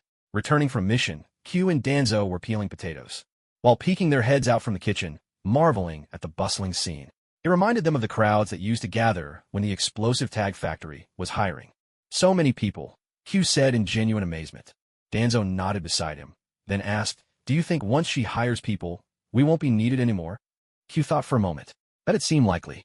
The two of them turned pale at the thought. Honestly, aren't we pathetic? Working for free and still worrying about getting fired. He had a point, but do you still want to eat Kagura-san's delicious cooking? Q's words left Danzo speechless. For once, even his pride couldn't hide his true feelings. He nodded, a rare show of honesty. The candied sweet potatoes are just too good. Crispy on the outside, soft and sticky inside. And her desserts after meals are amazing. Right? I really love the amber yam. The honey glaze on the outside is just delicious. Suddenly, both of them blushed. Here they were, two accomplished ninjas in their 20s, embarrassed over their love of food. If Lord Tobarama saw them now, he'd surely lecture them. Sigh. They both let out a long sigh, each mentally counting how much money they had left, figuring out how many more meals they could afford. The more they thought about it, the more they clutched their wallets and wiped away tears. We better take on some more missions. Isn't that the truth? Danzo nodded in agreement. People always talk about striving for their careers, love, and dreams, but who would have thought that some folks can get just as motivated simply by the prospect of making money and enjoying good food? Is that a good thing or a bad thing? Oh well, who cares? It's not too hard to find waiters or kitchen assistants. But finding a suitable apprentice is a whole different story. Most of them are only here because they see how busy the Chinese restaurant is and want a piece of the action. Their goal is to learn the craft from Kagura and then open their own place, but they don't actually care about cooking at all. But what Kagura was looking for was a student who not only had a genuine interest in cooking, but was also diligent, capable, and quick on the uptake. By those standards, her requirements were actually pretty strict. Still, after interviewing a few candidates, she actually found someone. Her first impression of him wasn't great. In fact, he seemed more like a street punk. He was about her age, but acted anything but mature. So energetic, it was almost like he had a case of youthful hyperactivity. Watching him, Kagura genuinely worried he might start jumping around by the stove, flipping the wok in midair. But this guy learned incredibly fast and had a sharp mind. They all had to cook the simplest dish, hot and sour shredded potatoes. After Kagura demonstrated once, he was the only one who could replicate it. The quickest. When she tasted his version, it wasn't exactly authentic, but it was decent. The only thing lacking was a bit more vinegar and chili. "Does it taste good?" he asked, lounging on a stool with one leg crossed over the other, as if Kagura was the one interviewing for the apprentice spot. Kagura nodded. "Not bad, though the flavor's a bit mild. I did that on purpose." He grinned, flashing a dazzling set of pearly whites that made her eyes blur for a moment. "You're not originally from Konoha, are you? The dishes you make are on the heavier side, but people in Konoha actually prefer lighter flavors. Sure, something spicy now and then is fine, but if you want regulars to keep coming back, you'll need to adjust the recipes." Kagura had never considered this before. She'd always just relied on her own taste memories. But after he pointed out, she realized he had a point. It was just like how Chinese food overseas never tastes quite like it does back home. It's always adapted to suit local preferences. Because he was the only one who actually thought things through, Kagura chose him in the end. Teaching someone like that would be a lot easier. "What's your name?" As he was leaving, Kagura called out to him. "Me?" He grinned again. "Just call me Ili, everyone does." Looking at his spiky white hair, the name did fit him, but the age just didn't seem to match. Kagura shrugged and laughed. "You don't happen to have a son named Jiraiya, do you?" Erle was also startled. "How did you know?" "There really is one. Almost 2 years old now, terribly mischievous. But he's not my son, he's my younger brother. If it weren't for raising that little rascal, why would I even be his chef?" Just thinking about his brother, who was always getting into trouble and causing mischief, gave Erle a headache. He kept on grumbling, "I actually wanted to become a ninja, but no matter how hard I tried, I just couldn't learn ninjutsu. I can't even extract chakra, and taijutsu is out of the question. I guess I'm just not cut out for it. But I've made up my mind. Once the Ninja Academy is built, I'll let my little brother give it a shot. Who knows, maybe he'll become the first ninja in our family." Jiraiya. Kagura had always been quite fond of Jiraiya in the original story. In some ways, the two of them were rather alike. Both were artists of a kind. He wrote racy novels, and she drew doujinshi. Both called it art, just in different forms. One painted with words, the other with pictures. They could just barely be considered in the same category. Though in the original, Jiraiya always seemed like a bit of a clown, he was, in truth, the most ninja-like of all ninjas. He bore a compassionate heart, unwavering conviction, and things he wished to protect. He was even willing to lay down his life to protect those precious things. When Jiraiya sank to the bottom of the inland sea in Amage Cure, Kagura cried herself swollen-eyed. Now, having crossed into this world, she had met Jiraiya's older brother, and perhaps, before long, she might even meet Jiraiya himself as a child. Fate truly works in mysterious ways. At that moment, Tobirama strolled by, Tsunade perched on his shoulders pretending to simply pass through, though in truth they were hoping to score a meal. As soon as they arrived, they overheard Kagura muttering, "Now all that's left is Orochimaru." Tobirama looked thoroughly baffled and asked her, "Who's Orochimaru?" Kagura shook her head. "Well, how should I put this? He's either your grand disciple, or maybe your fan? Shouldn't it be also instead of still here?" Kagura wondered to herself. Fan? Tobirama automatically tuned out the grand disciple part and only caught the word fan. Fan? As in vermicelli noodles? Garlic vermicelli? Duck blood with vermicelli? Beef with vermicelli? Seeing the confusion written all over his face, Kagura truly couldn't bring herself to tell him that, decades later, when his soul had returned to the Pure Land, this so-called fan would use Edo Tensei to bring him back from the dead again and again, a rather pitiful fate. Despite his eccentric appearance, Erle was actually quite reliable when it came to learning. He was clever and quick on the uptake. For example, if you taught him how to make garlic lettuce, he'd soon be making garlic bok choy and garlic water spinach. Show him how to braise pork ribs, and he'd use the same technique and ingredients to make braised pork belly or braised fish. Working with smart people is always easy, and teaching a clever person to cook is no different. Now there were suddenly 2 chefs at the Chinese restaurant, which greatly sped up the pace of serving dishes, and Kagura also felt much more at ease. Still, it would be some time before she could truly retire in glory and sit at the register, counting money. After all, there was still much left to teach. Besides, she planned that once Leah finished his apprenticeship, she'd have him take on an apprentice of his own. Let someone else be the head chef. She'd had enough of that role. This summer passed in a whirlwind of energetic cooking and apprentice training, and the restaurant gradually found its footing. In the real world, Kagura had been a typical office worker, clocking in and out by the book. But after crossing over to this world, she was no longer content with just getting by. Having faced death once, she had a much broader perspective. She believed that people should do what they love, especially since there was no mortgage hanging over her head here. Whether it was fortune-telling, running an explosive tag factory, or later on, opening the Chinese restaurant, her ultimate goal was always the same: to make money. She discovered that no matter what world she was in, only money could keep her from feeling anxious about the future. Now that she finally had money, she no longer had to worry about scraping by or being eaten into poverty by that crowd of freeloaders. So her mind began to wander again, considering all sorts of new, interesting pursuits. For example, getting back to her old craft, drawing doujinshi. Back in the day, she'd drawn books about Hashirama and Mito, Hashirama and Madara, Tobirama and Izuna, Jiraiya and Tsunade, Kakashi and Obito, Obito and Rin, Naruto and Sasuke and Naruto, and Gaara, Conan and Yahiko. Her repertoire was extensive, and she had earned quite a reputation in those circles. Now that she had truly crossed into this world, while others satisfied their desires in more physical ways, she just wanted to draw.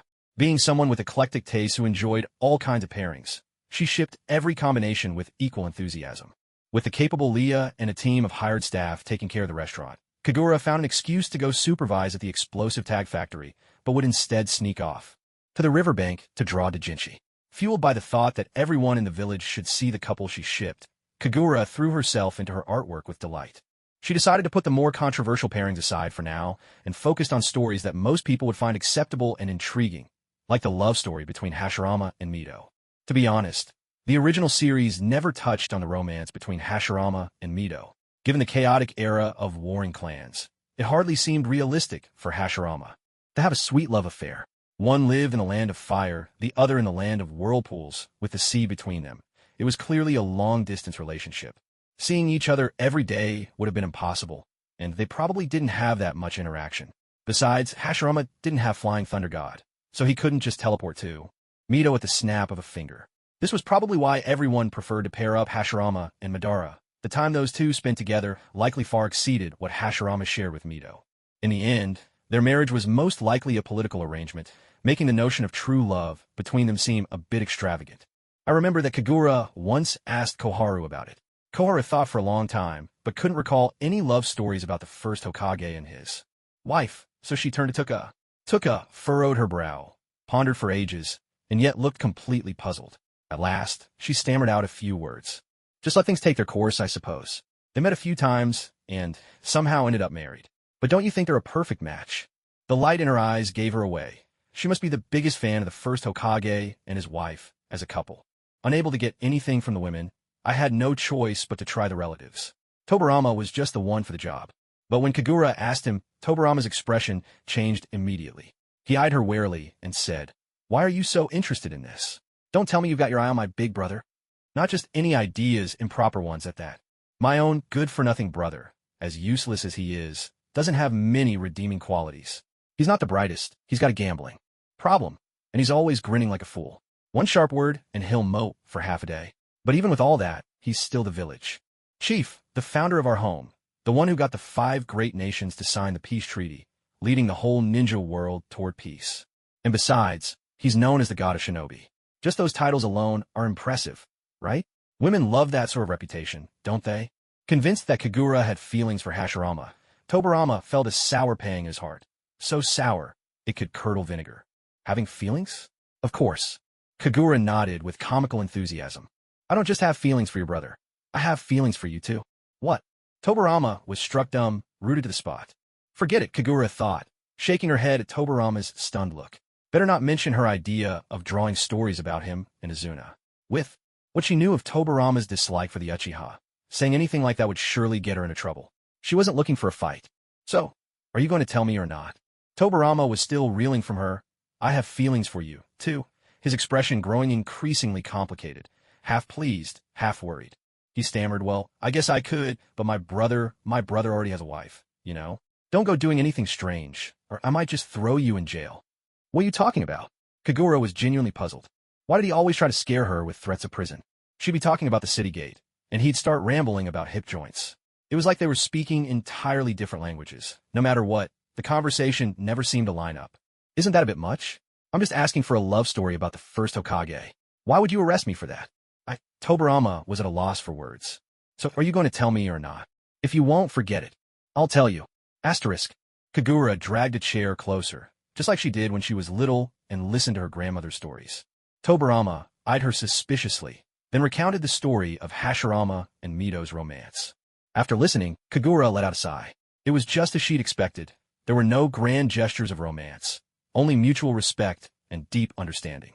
Tales of heroes and beauties are everywhere, so there was nothing out of the ordinary. But Mito was more than just a beauty. She was a beauty with real strength. With the Uzumaki clan sealing techniques, she had been an immense help to Hashirama. Her identity was not only as Hashirama's wife, but also as his partner and comrade in arms. This was a love that began with attraction, deepened through talent, and blossomed into true affection over time. Even a marriage that came before love. Love between equals is always the most captivating. Time to start drawing. Having found her answer, Kagura dashed off in high spirits, leaving Tobarama alone in his office, feeling utterly disoriented. She said she has feelings for me. Tobarama muttered to himself. Did that mean she was starting to see him in a different light? Shouldn't that make him happy? As a lifelong bachelor, Tobarama felt that his usually sharp mind had turned to mush, so much so, it could be used as wallpaper paste. But it seemed like she was even more interested in his brother's love life. She didn't even bother to ask about my own romantic experiences, he thought, feeling a pang of resentment. Frowning, Tobarama sat back in his chair, arms crossed over his chest. For the first time in his life, he found himself jealous of his older brother. No, wait. He felt this way before, but back then, the object of his jealousy was already dead. At that time, Hashirama spent his days with Madara, consulting him on every matter, big or small. Even his own brother had to wait in line. Back then, Tobarama felt this same sourness in his heart, more bitter than jealousy. Damn, Uchiha Madara. Why am I being blamed for everything? Leave me out of this, you idiot. After about half a month of drawing, Kagura finally completed her first masterpiece since arriving in this world, on a night as dark and windy as any tale. Demands, the overbearing village chief fell in love with me. The founder's love story, featuring a special appearance by the battlefield rose, Madara. Looking at her labor of love, Kagura was utterly content. Tomorrow, she'd have 1,000 copies printed, and they'd be displayed at the most prominent spot in Konoha's bookstore. True couples are the best to ship. Everyone, ship them as hard as you can. 2 days later, Kagura's book really did appear in the prime spot at Konoha's bookstore. The cover alone, showing the first Hokage carrying his wife in his arms, was enough to draw attention. Never mind the bewildering title. Gossip is human nature. Who wouldn't be curious about the love story between the village chief and his wife? Even with the names changed, anyone with eyes could tell who the story was about. So, within just a few days, most of the books had already sold. People came for the gossip, but unexpectedly, they found themselves swept up in a genuinely sweet romance. Standing together atop Shadow Rock, gazing down over the entire village bathed in brilliant sunlight, Zhu Jian turned to Shui Zi and said, "My dear, do you see? This is the kingdom I've built for you." After capturing the tailed beasts, he handed them over to his wife for sealing, saying, "Didn't you say you love small animals? I've sealed all these up as pets just for you." On their voyage from the land of whirlpools to Konoha, as a storm battered their ship and waves flooded the deck, Shui Zi looked at Zhu Jian with deep emotion and said, "If you jump, I'll jump too." Balabala. All of this, in truth, was nothing more than Kagura's wildly embellished, off-the-wall, shamelessly exaggerated, and artistically dramatized village gossip in comic form. Yet, the masses couldn't get enough of it. People would grumble, how could the first Hokage ever say things like that? Even as they confessed, "I'm a sucker for this stuff. I love it." They voiced their disapproval, but their actions betrayed their eagerness. Not to mention, some of the scenes were downright risque, like the perspective of the Ninetales peeking in on the couple's bedroom antics, or tattooing a lifelong friend's face over one's heart, or fighting just for the thrill of body contact. Scandalous, to say the least. There was even a cameo from the previous clan leader as a special guest. How could you not buy a copy? Even the Uchiha clan's gossip lovers joined the rush to get one. The comic sold out in a flash. Before it vanished from the shelves, both Mito and Hashirama, unbeknownst to each other, secretly purchased a copy to read at home. How could you make such light of the Hokage? Let me see exactly what you've drawn. Mito frowned as she flipped through the pages. She had only planned to skim it before finding Kagura and giving her a piece of her mind, but an hour later, Mito was pacing around her bedroom, rummaging through boxes and drawers, muttering to herself. Where should I hide it? Where is somewhere Anata absolutely won't find it? She thought for art this bold, it was best to enjoy it privately. If anyone else discovered it, she'd be so mortified she'd want to burrow out of Konoha with Earth Dragon concealment, especially since her public image was always so composed, gentle, and proper. The artwork was so good, she would have to sneak it out from time to time to savor it again. And maybe even try out a few of the more creative ideas next time? As this thought crossed her mind, Mito's cheeks flushed. Damn it, it's just a comic, so why does it feel like falling in love all over again? Meanwhile, in the bathroom, Hashirama was hiding out, his face just as red, reminiscing about every moment he'd shared with Mito. Even though the main characters were clearly inspired by the two of them, the story didn't really mirror their own love story. Still, the artist's style was captivating, and the way she drew Shuei, so charming and alluring, especially on the wedding night. Ahem. Before he could get a nosebleed, Hashirama hastily closed the comic. Better hide this away. I'll take it out and relive my youth whenever I need a little nostalgia. Both husband and wife were the type to protest with their mouths while their actions told a different story. That's why in their home, tucked away in separate corners, were two identical illustrated books, revered as masterpieces by Dog and cherished just as much by their creators. Yet, they had completely forgotten the original reason they bought these books, and they'd also lost sight of the fact that most gossip enthusiasts in the village had snapped up copies to read as well. At Kagura's house, Tobarama stormed in like a force of nature, eyes blazing with a look that could devour someone whole. What's this? Kagura was puzzled. She was sure she hadn't told Tobarama her new address after moving out with her own hard-earned money. How had he found her, and why did he show up so suddenly, not even bothering with the front door? With a sharp slap, the book titled The Overbearing Village Chief Falls for Me. The Origin of Love landed right in front of Kagura. At that moment, Kagura was plotting out her next story, torn between drawing Tobarama and Izuna, or Hashirama and Madara. Would this kind of frenemy pairing even be popular in this world? Hey, this thing, what's the meaning of this? I drew it, Kagura admitted freely, flipping open the book with 2 fingers, smiling as she turned the pages. So what do you think? Looks good, right? I took the story you gave me and added some artistic flair. Honestly, I want to make it even racier, but then I thought kids might end up buying it, so I held back. Now I'm considering making the next book clearly labeled as adults only in the title. Problem solved. I really am a genius. Tobarama felt a pulse throbbing at his temple. The woman before him had no idea what the real issue was. He reached out with one hand, slamming it against the wall, his sudden proximity radiating a fierce, intimidating pressure. Tobarama's striking face loomed large in Kagura's vision, and she found herself half-pinned in his arms. In short, thoroughly walled in. They were so close that she could almost count the number of lashes on his eyes. Her heart began to pound out of nowhere. Kagura held her breath, unable to process what exactly was happening. It was the first time anyone had cornered her like this. There was a touch of romance to it, but more than anything she felt startled and more than a little uneasy. The atmosphere was off. Maybe it was the fire blazing in Tobarama's eyes. Hey, what's gotten into you? Kagura didn't dare move a muscle. Even her words came out timidly, as if afraid that a single wrong move or word might make things worse. Ew.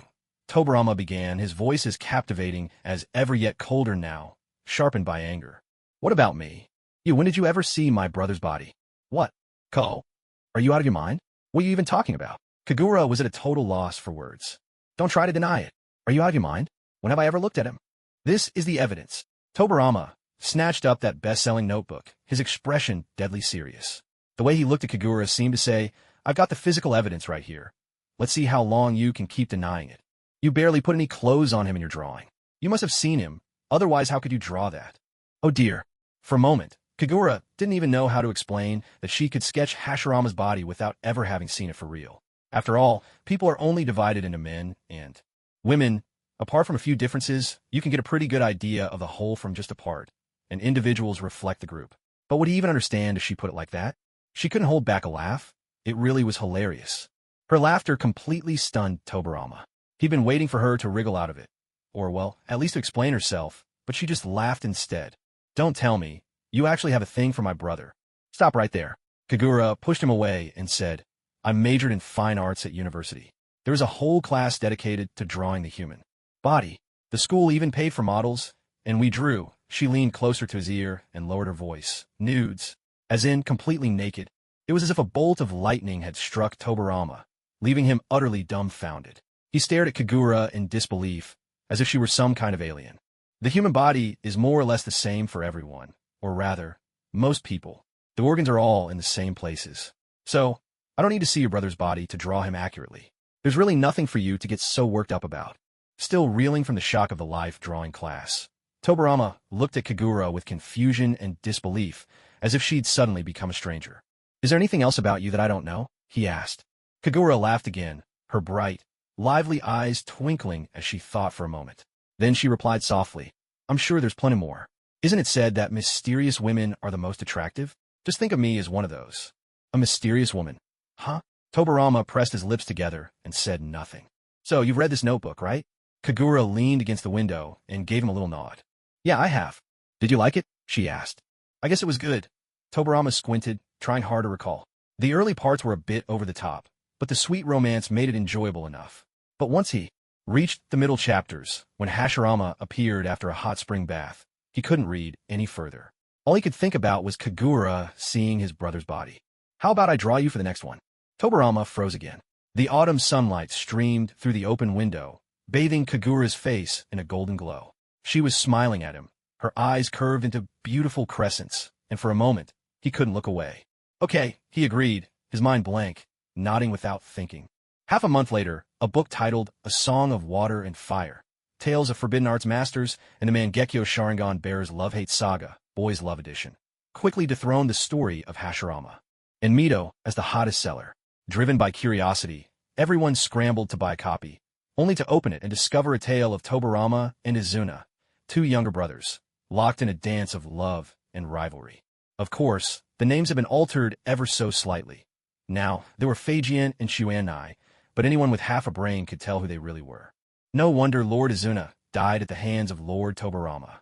So this is the real reason, a young woman sobbed, closing the book, her tears and running nose staining the pages. Exactly. Lord Izuna must have gone willingly, choosing to die at the hands of the one he loved, don't you think? I absolutely agree. This ship is just too good. Tobarama, what nonsense. I killed him fair and square. Thank you very much. And for the record, I like women. Izuna, I only lost because I was caught off guard. If I'd known, with my Mangekyo Sharingan, there's no way he could have taken me down in one strike. Also, I like women too. The bystanders. We don't care. This couple is just so shippable. Back in the office, Hashirama was once again moved to tears, clutching the book as he questioned Tobarama. So, this is why you've never married? Izuna's been dead for years now. Truly, words failed him. With a hand pressed to his forehead, Tobarama often felt that he simply wasn't foolish enough to communicate with his older brother. But when all was said and done, the root of all these troubles was that infuriating woman. Once again, Tobarama paid a visit to Kagura's residence. This time, he was genuinely tempted to pry open her skull just to see what kind of bizarre ideas lived inside. A mind capable of dreaming up such outrageous and tangled plots. You've ruined my reputation again. How many times do I have to say it? It's artistic interpretation. Artistic interpretation. Then why does my brother get to be the dashing hero stepping out of the bath, celebrating his wedding night, while I'm stuck in a love-hate drama with the wicked Uchiha Izuna? Well, Kagura racked her brains, searching for a suitable explanation. Because, honestly, a lot of people in the real world are obsessed with the two of you as a couple. Sigma. Watching the white-haired gentleman fume with rage, nearly coughing up blood, Kagura nervously tried to placate him with forced laughter, making hollow promises. Next time, really, I'll make sure you get the works. Handsome. Hero emerging from the bath, top of the honor roll, a wedding night to remember, rain after a long drought, a reunion with an old friend in a strange land. Every good thing I can think of, it's all yours, okay? The main character has to be a woman. Phew. Time seemed to freeze for half a century. Just as Kagura braced herself for Tobarama's outburst, he suddenly spoke. Deal. After producing several major hits in a row and using up all the best plot lines, for a while, Kagura found herself unable to come up with anything new. In the back kitchen, Kagura let out long, weary sighs as she wrapped dumplings. It was just as she thought. For an artist, Being cooped up in the same place day after day stifled creativity. That was probably why Jiraiya was always traveling. Gathering intelligence on the Akatsuki and searching for the child of prophecy might be his main goals, but surely he was also out there seeking inspiration and new material for his stories. Maybe I should go out for a walk too? Kagura mused, pinching the dumpling wrapper tight as the idea popped into her mind. So, when she saw Hashirama about to leave the village for the gambling halls again, she entrusted the Chinese restaurant to her apprentice, Raija, and, disguised as a young man, slipped out after him. Trailing behind Hashirama like a little shadow, Kagura kept pace step for step. Hashirama glanced back, clearly troubled. This isn't a good idea. If Tobarama finds out I took you gambling, he'll probably wring my neck, he fretted. Kuinai can't kill you, and you're afraid he'll strangle you? Kagura teased. Fair point. With that realization, the two of them set off, cheerful as could be. By the time Tobarama learned they were gone, they were already lost in the games at an arcade in a neighboring village. Kagura was never much for games, but life in the ninja world could be mind-numbingly dull. Even Snake was suddenly fascinating. She played with childlike enthusiasm. Hashirama couldn't care less about video games. He was drawn to dice games, guessing high or low with the other gamblers. Whether it was bad luck or some trickery on the other side, Hashirama always seemed to lose. But the worse he played, the more addicted he became, unable to stop even as his losses piled up. Kagura wondered, perhaps Tsunade, so famously unlucky at gambling, really had inherited some sort of unique bloodline trait. If perpetual losing counted as a genetic ability, she'd certainly gotten it in full. At least win once, will you? Can anyone really lose every single time? Kagura muttered. Unless someone was cheating, shouldn't the odds be about 50-50? With tears streaming down his face, Hashirama stared at his empty wallet. The money he'd tricked out of Tobarama was all gone. Kagura massaged her forehead.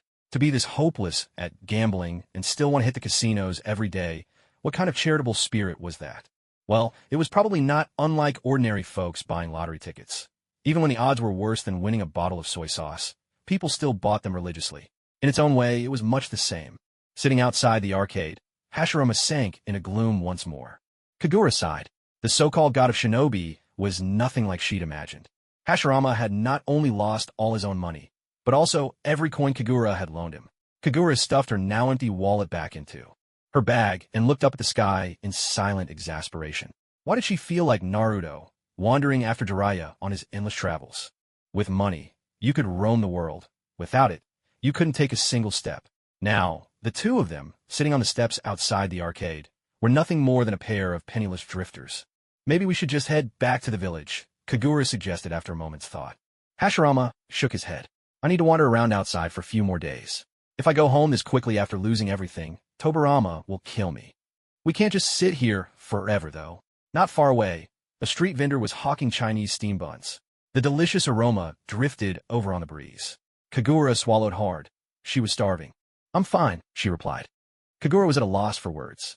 As expected, people addicted to gambling are rarely reliable. With no money left to keep playing and unwilling to return to the village, the two of them didn't know where to go. Since they had already left the village and had nowhere else in mind, they might as well go look for Madara together. After all, they were just idling about. They had to do something. Coming all this way and not meeting Uchiha Madara would be a wasted trip. First Hokage, why don't we visit the hidden grass village? What for? Let's just say, to look for friends. With someone by her side, Kagura didn't have to worry about getting lost this time. Unlike her last solo adventure, she now had both a bodyguard and a navigator. It took them only 2 leisurely days to walk from their village to the hidden grass village. 2 days later, in front of a secluded little house in the village, Kagura and Hashirama finally met Uchiha Madara. At this point in time, Madara hadn't yet gone underground. He lived like any ordinary villager, leading a normal life. Madara's house stood alone, set apart from the rest of the village, nestled in a patch of woods.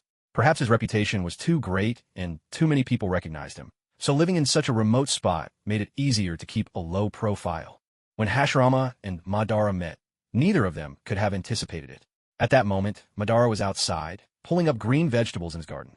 There hadn't been rain in days, the soil was parched, and the vegetables were tough to pull out.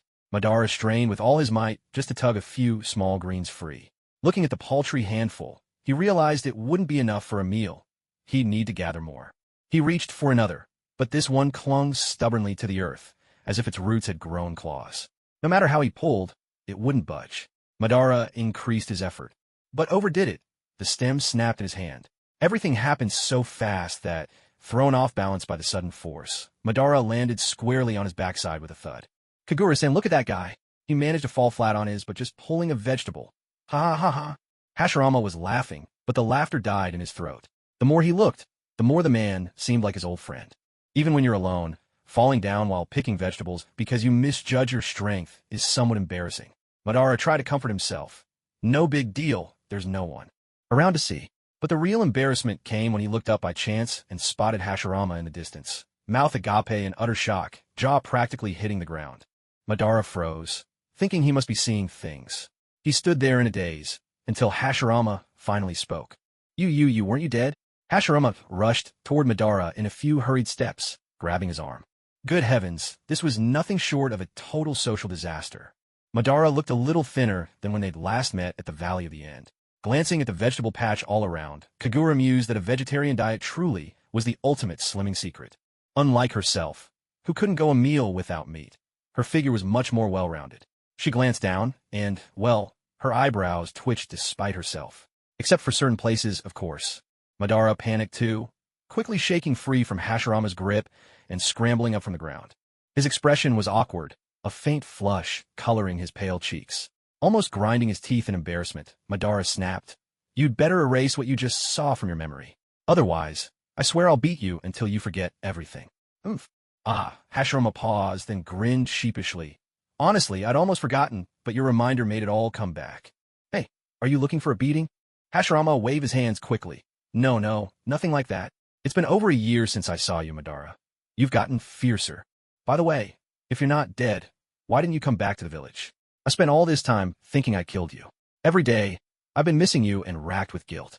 I was so remorseful that I've barely even gone to the gambling halls. Standing at the edge of the vegetable patch, Kagura couldn't help but curl her lip and mutter to herself, "Yeah, right. As if I believe that. A man's words are nothing but lies. Oomph. And go back to the village just so you can kill me again. You know I never meant to kill you. We built the village together. Our clans are still there. Whenever Hashirama saw Madara, he instantly became a chatterbox, mumbling on without end. Madara brooded silently. He'd only managed to escape from his coffin by using a body double, thinking he'd covered his tracks perfectly. He never imagined this simple-minded fellow would actually find him here. Looking around at the surroundings, he wondered, wasn't this place hidden enough? Madara, why aren't you saying anything? Are you still angry? I really had no choice back then. Calm down and think about it. If our roles were reversed, if I brought a tailed beast to fight you and threatened to destroy the village, what would you have done? Madara stayed silent. He'd never really considered that question. But from beginning to end, he'd never truly wanted Hashirama dead. He just wanted to defeat him, to make him acknowledge the path to peace he had found. That was all. But words like these, he no longer wanted to share with Hashirama. The man had changed, learned nothing good, only picked up underhanded tricks, even launching a sneak attack from behind. For a moment, the two men simply stared at each other in silence, each searching the other's face. By all logic, after such a fierce battle, there should be nothing left of their friendship. Yet seeing Madara alive and well, Hashirama felt a genuine sense of relief in his heart. Noticing the tears welling up in Hashirama's eyes, Madara wrinkled his brows in disgust and barked, "Don't you dare cry." Duong. That shout from him made Hashirama instantly deflate. He didn't actually cry, but he looked utterly crestfallen, as if all his energy had drained away. "I swear, you're just like you were when you were a kid," Madara sighed, holding a small bunch of leafy greens in his hands. Without realizing it, his grip tightened, crushing the tender leaves. "You thought I was really going to cry, didn't you?" Hashirama looked up, a mischievous grin spreading across his face. "I was just messing with you. Gotcha. Ha ha ha." Standing at the edge of the vegetable patch, Kagura watched the two men's antics, stunned by their ridiculousness. For a moment, she didn't know how to react. Was this what people meant when they said middle-aged men find joy in childish nonsense? Hashirama was simple-minded, or perhaps he just refused to overcomplicate things. Madara was alive, and Hashirama didn't dwell on why. He accepted it, without hesitation. Maybe Madara had used some mysterious jutsu to survive that fatal blow, but to Hashirama, what mattered was that he was alive. At the very least, he had his dearest friend back. In front of Madara, Hashirama was like a boy who'd never grown up. If Kagura weren't there, he probably would have been bouncing around in excitement. The contrast between Hashirama's goofy happiness and Madara's ever-present scowl, his eyes locked on Hashirama with a look of perpetual annoyance, was almost comical, reminiscent of the classic duo. One carefree, the other perpetually disgruntled. Madara's house was tiny, barely big enough for a bed and a table, with other odds and ends crammed in wherever possible. The whole place was packed to the brim. You could take in everything with a single glance. It was, to put it mildly, a bit of a hardship. Hashirama looked around, clearly dissatisfied. It was far too shabby. How could anyone live like this? While he enjoyed a comfortable life back in Konoha, his best friend Madara was holed up in a place like this.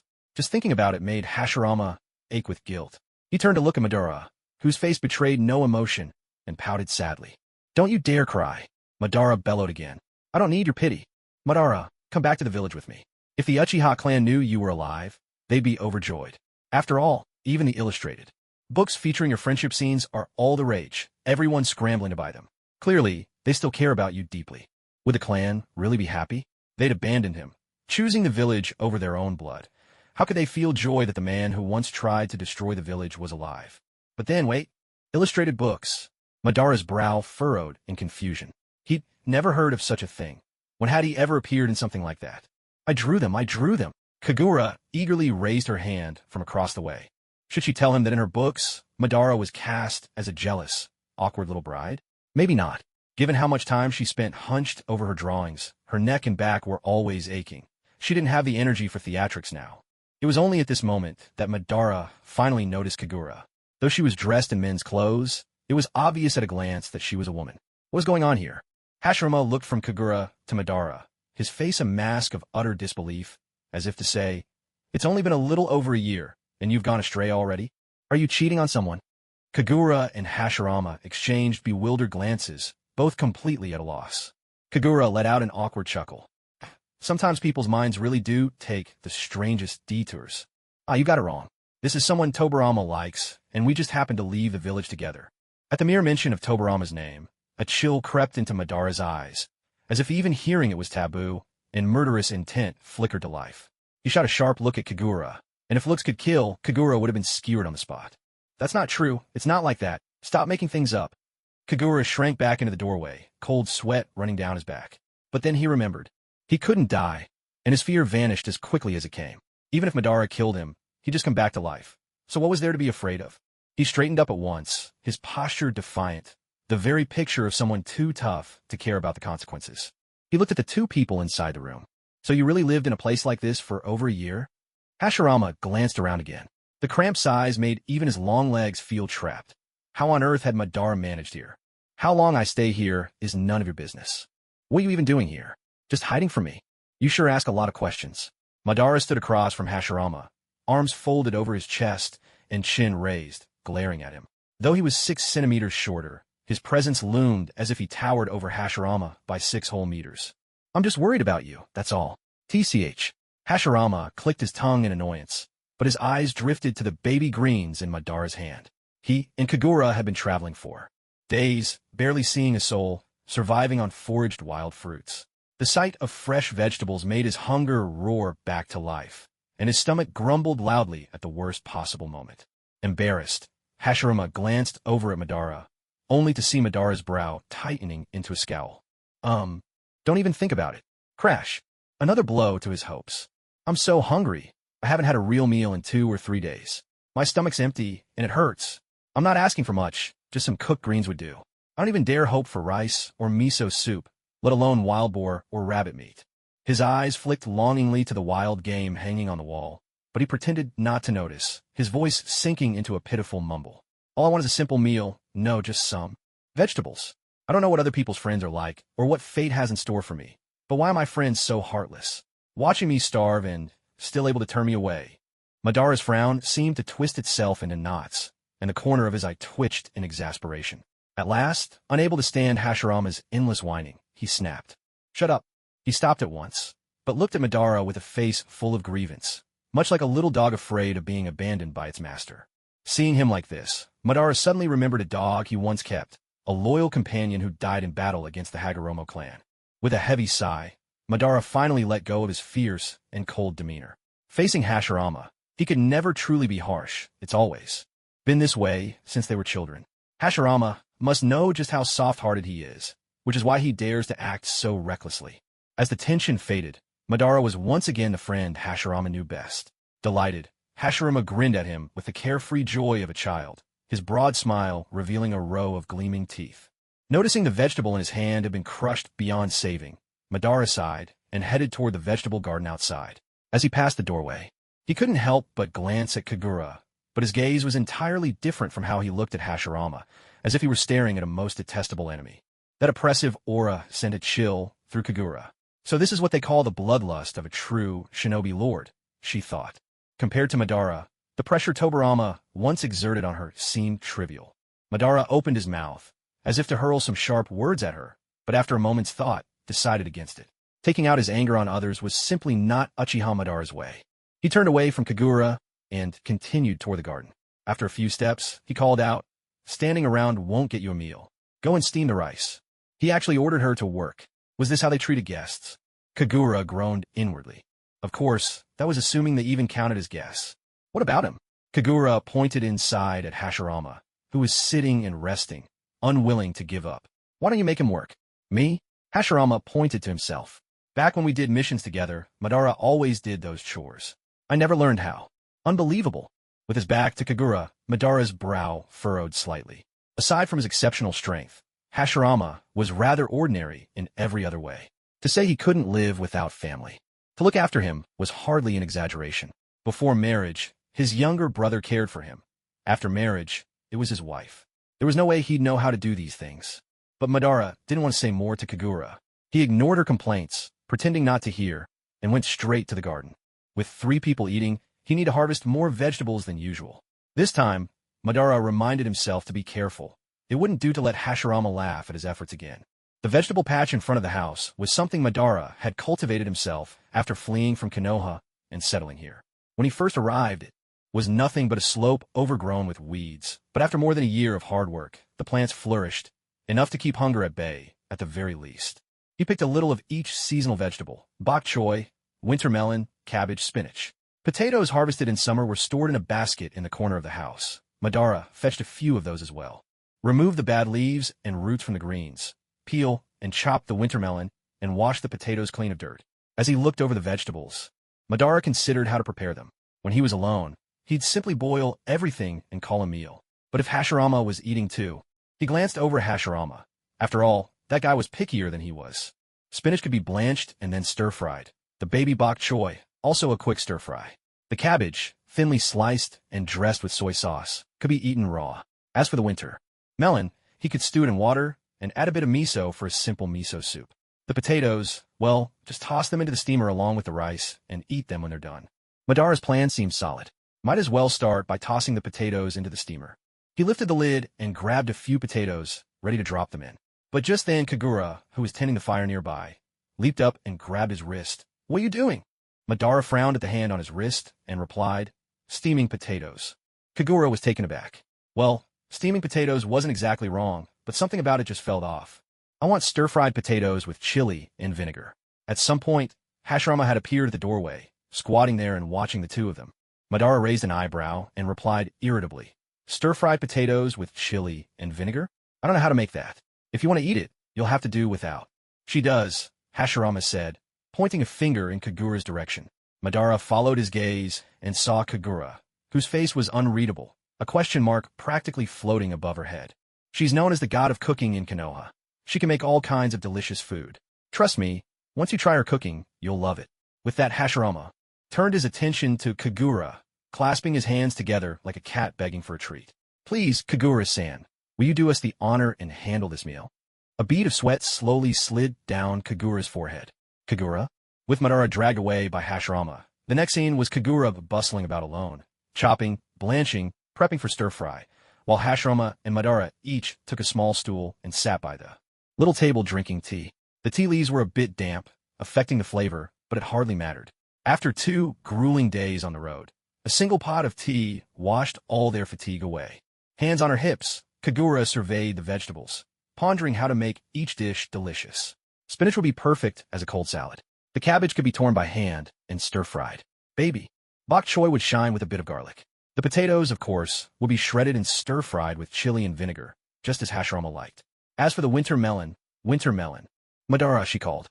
"What now?" Madara replied. "Well," she hesitated. "Well, what?"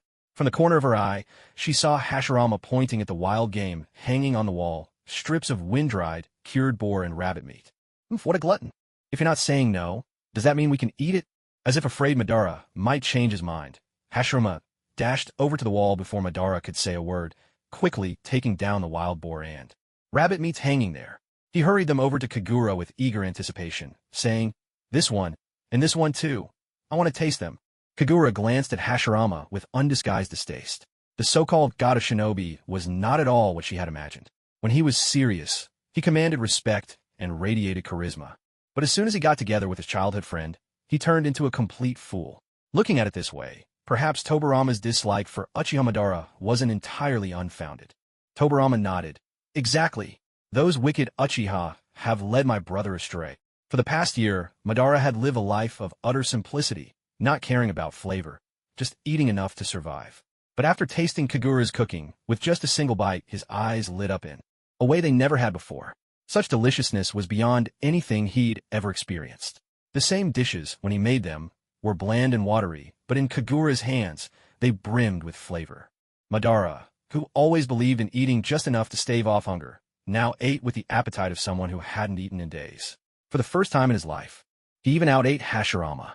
Only now did he realize that potatoes could be prepared in ways other than just chopping them in a miso soup or steaming them whole.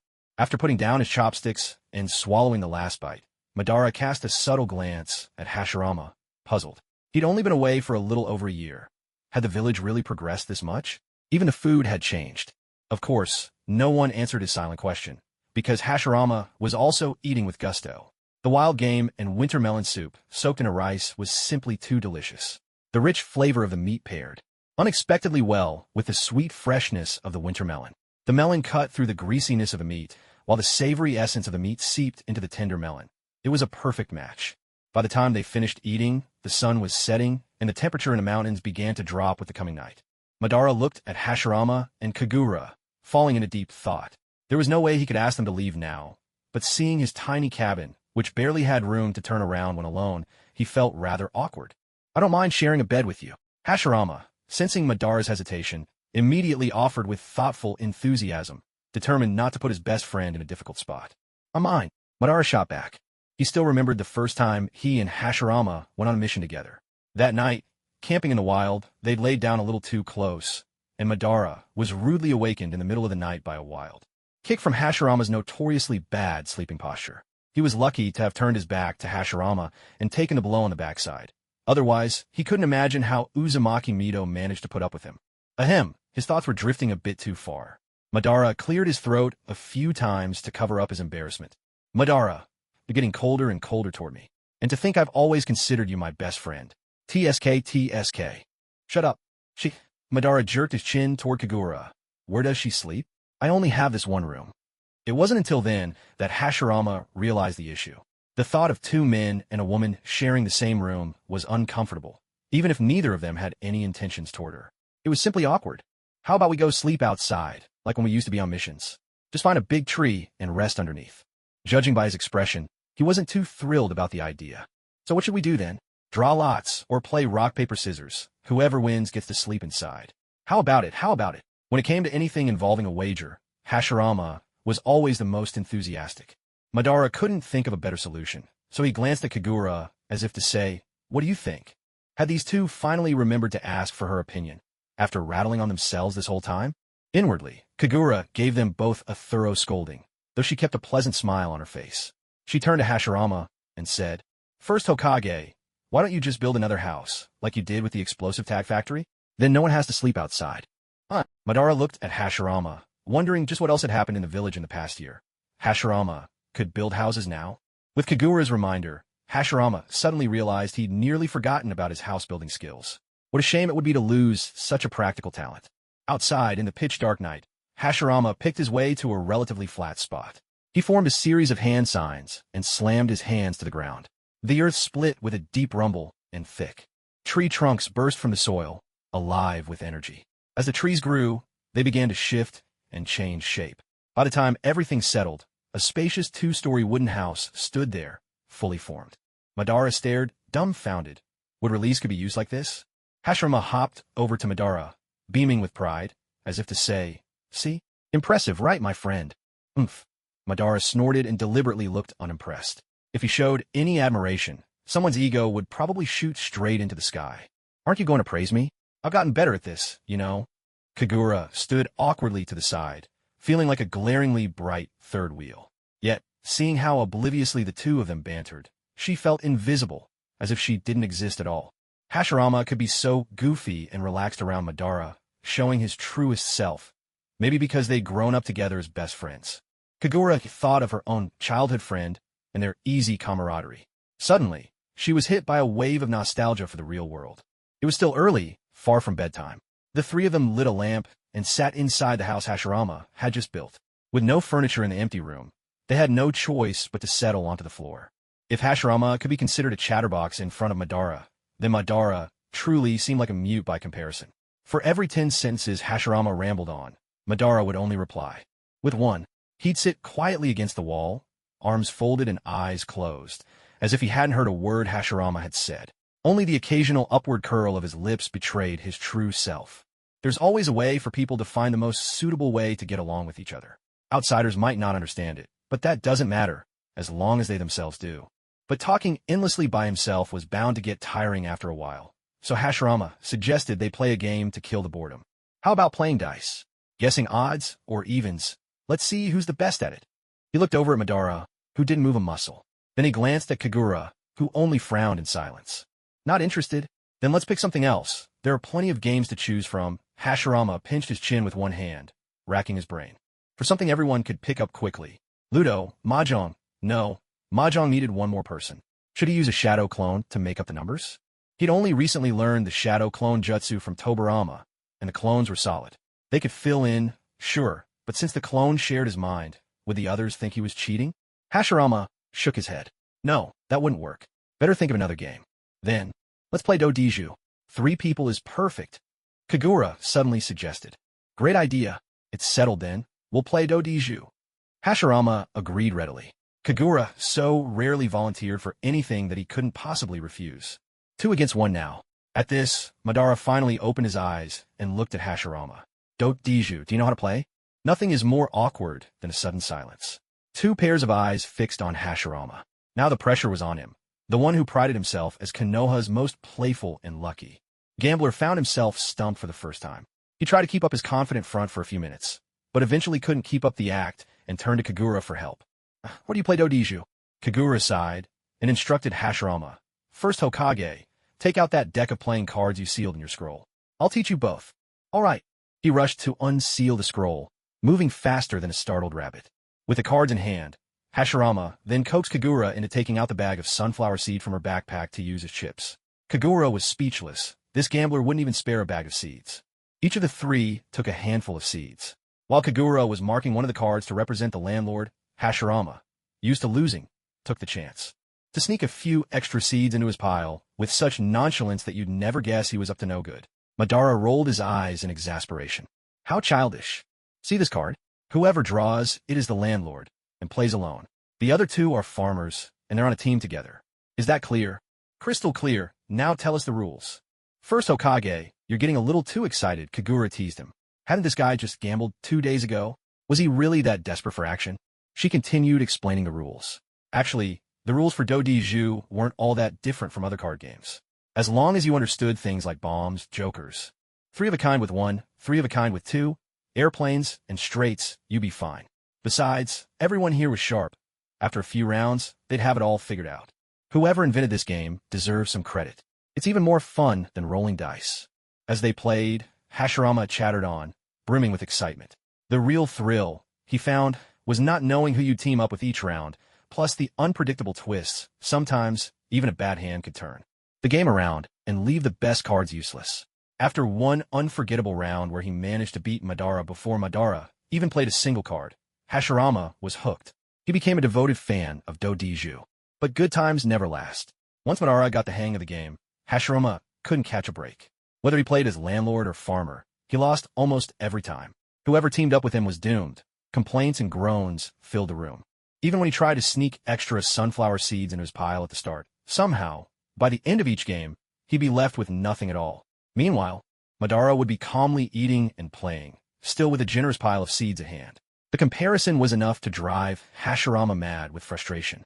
He was so downcast it felt like mushrooms might start sprouting from his head. He just couldn't accept it. Kagura-san, I get it, but Madara, why are you so good at this too? It makes no sense. Madara held his cards in one hand and rested his chin in the other, showing the first genuine smile since they'd arrived. It was wild, a little dangerous, and made Kagura inwardly swoon at how handsome he looked. He glanced at Hashirama, his voice lazy and taunting. Here, he tapped his temple lightly with a card. My brain just works better than yours, you big fool. Now I get why Tobirama hates you going to the casino, Madara sneered. All that hard-earned money, and you just hand it over to strangers. Anyone would be furious. Go ahead, Hashirama. Keep going back until you've blown every last Rio Tobirama ever made. Hashirama mumbled in embarrassment. It's not easy to trick him anymore. I've tried everything, the crying, the tantrums, even threatening to run away, just for a tiny bit of cash. Kagura couldn't help but think, Tobirama must be completely immune to those antics by now. And as for Madara, he clearly harbored a deep dislike for Tobirama. Anything that upset Tobirama, he supported wholeheartedly, even encouraged. Men could be just as petty and calculating, it seemed. Ready for another round. First Hokage? You're out of sunflower seeds to bet, Kagura kindly reminded Hashirama. With his arms crossed, Hashirama pondered what else he could wager. His wallet was truly empty, and he had already lost every last sunflower seed. Glancing over himself, it seemed he only had the clothes on his back left, but he quickly dismissed that idea. For one, he was not exactly gifted at streaking, and for another, who would even want these clothes? With nothing tangible left to bet, he realized he'd have to turn to something more abstract. Kagura, you should know that when you're gambling with me, Hashirama Senju, it's not about what you want. It's about what I have to offer. Kagura couldn't help but wonder, had Hashirama watched iPartment, or was this just something all gamblers like to say? How about this? Whoever loses has to grant the winner a request. As long as it doesn't go against the ninja code or endanger the village, any request is fair game. What do you say? Madara and Kagura both fell silent. It was actually a pretty good proposal, assuming you were the one who'd end up winning. And by now, the two of them had a pretty clear read on Hashirama's skills. Agreeing to his terms wouldn't put them at a disadvantage. The two exchanged a glance and nodded in unison. Deal. With everyone in agreement, Hashirama was overjoyed, humming with excitement as he got busy shuffling the cards. Shuffle a little more, shuffle a little more. May all the good cards come to me, he chanted as he shuffled, sounding hopeful. Watching him, Kagura was reminded of the time he'd shown up at her shop, all mysterious, asking for a fortune reading. There was no denying it. Hashirama was a little superstitious. As expected, he lost the next two rounds. Madara and Kagura, showing restraint, only asked for minor favors, nothing of consequence. But as the game wore on, Madara began to notice that Hashirama suddenly seemed much less clueless than before. Not only had he picked up on psychological tactics, but his card play was now skillful and deliberate. Gone was the bumbling amateur from earlier. Hashirama glanced at his own cards, then at Madara's. Madara didn't play these kinds of games often and had little in the way of tricks. He held his cards fanned out in plain view, making it obvious how many he had left. 5 cards.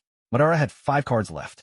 5 cards could mean a triple with a pair, or a triple with 1 plus a single, or maybe even a bomb and a single left over. The odds of that were slim, but not impossible.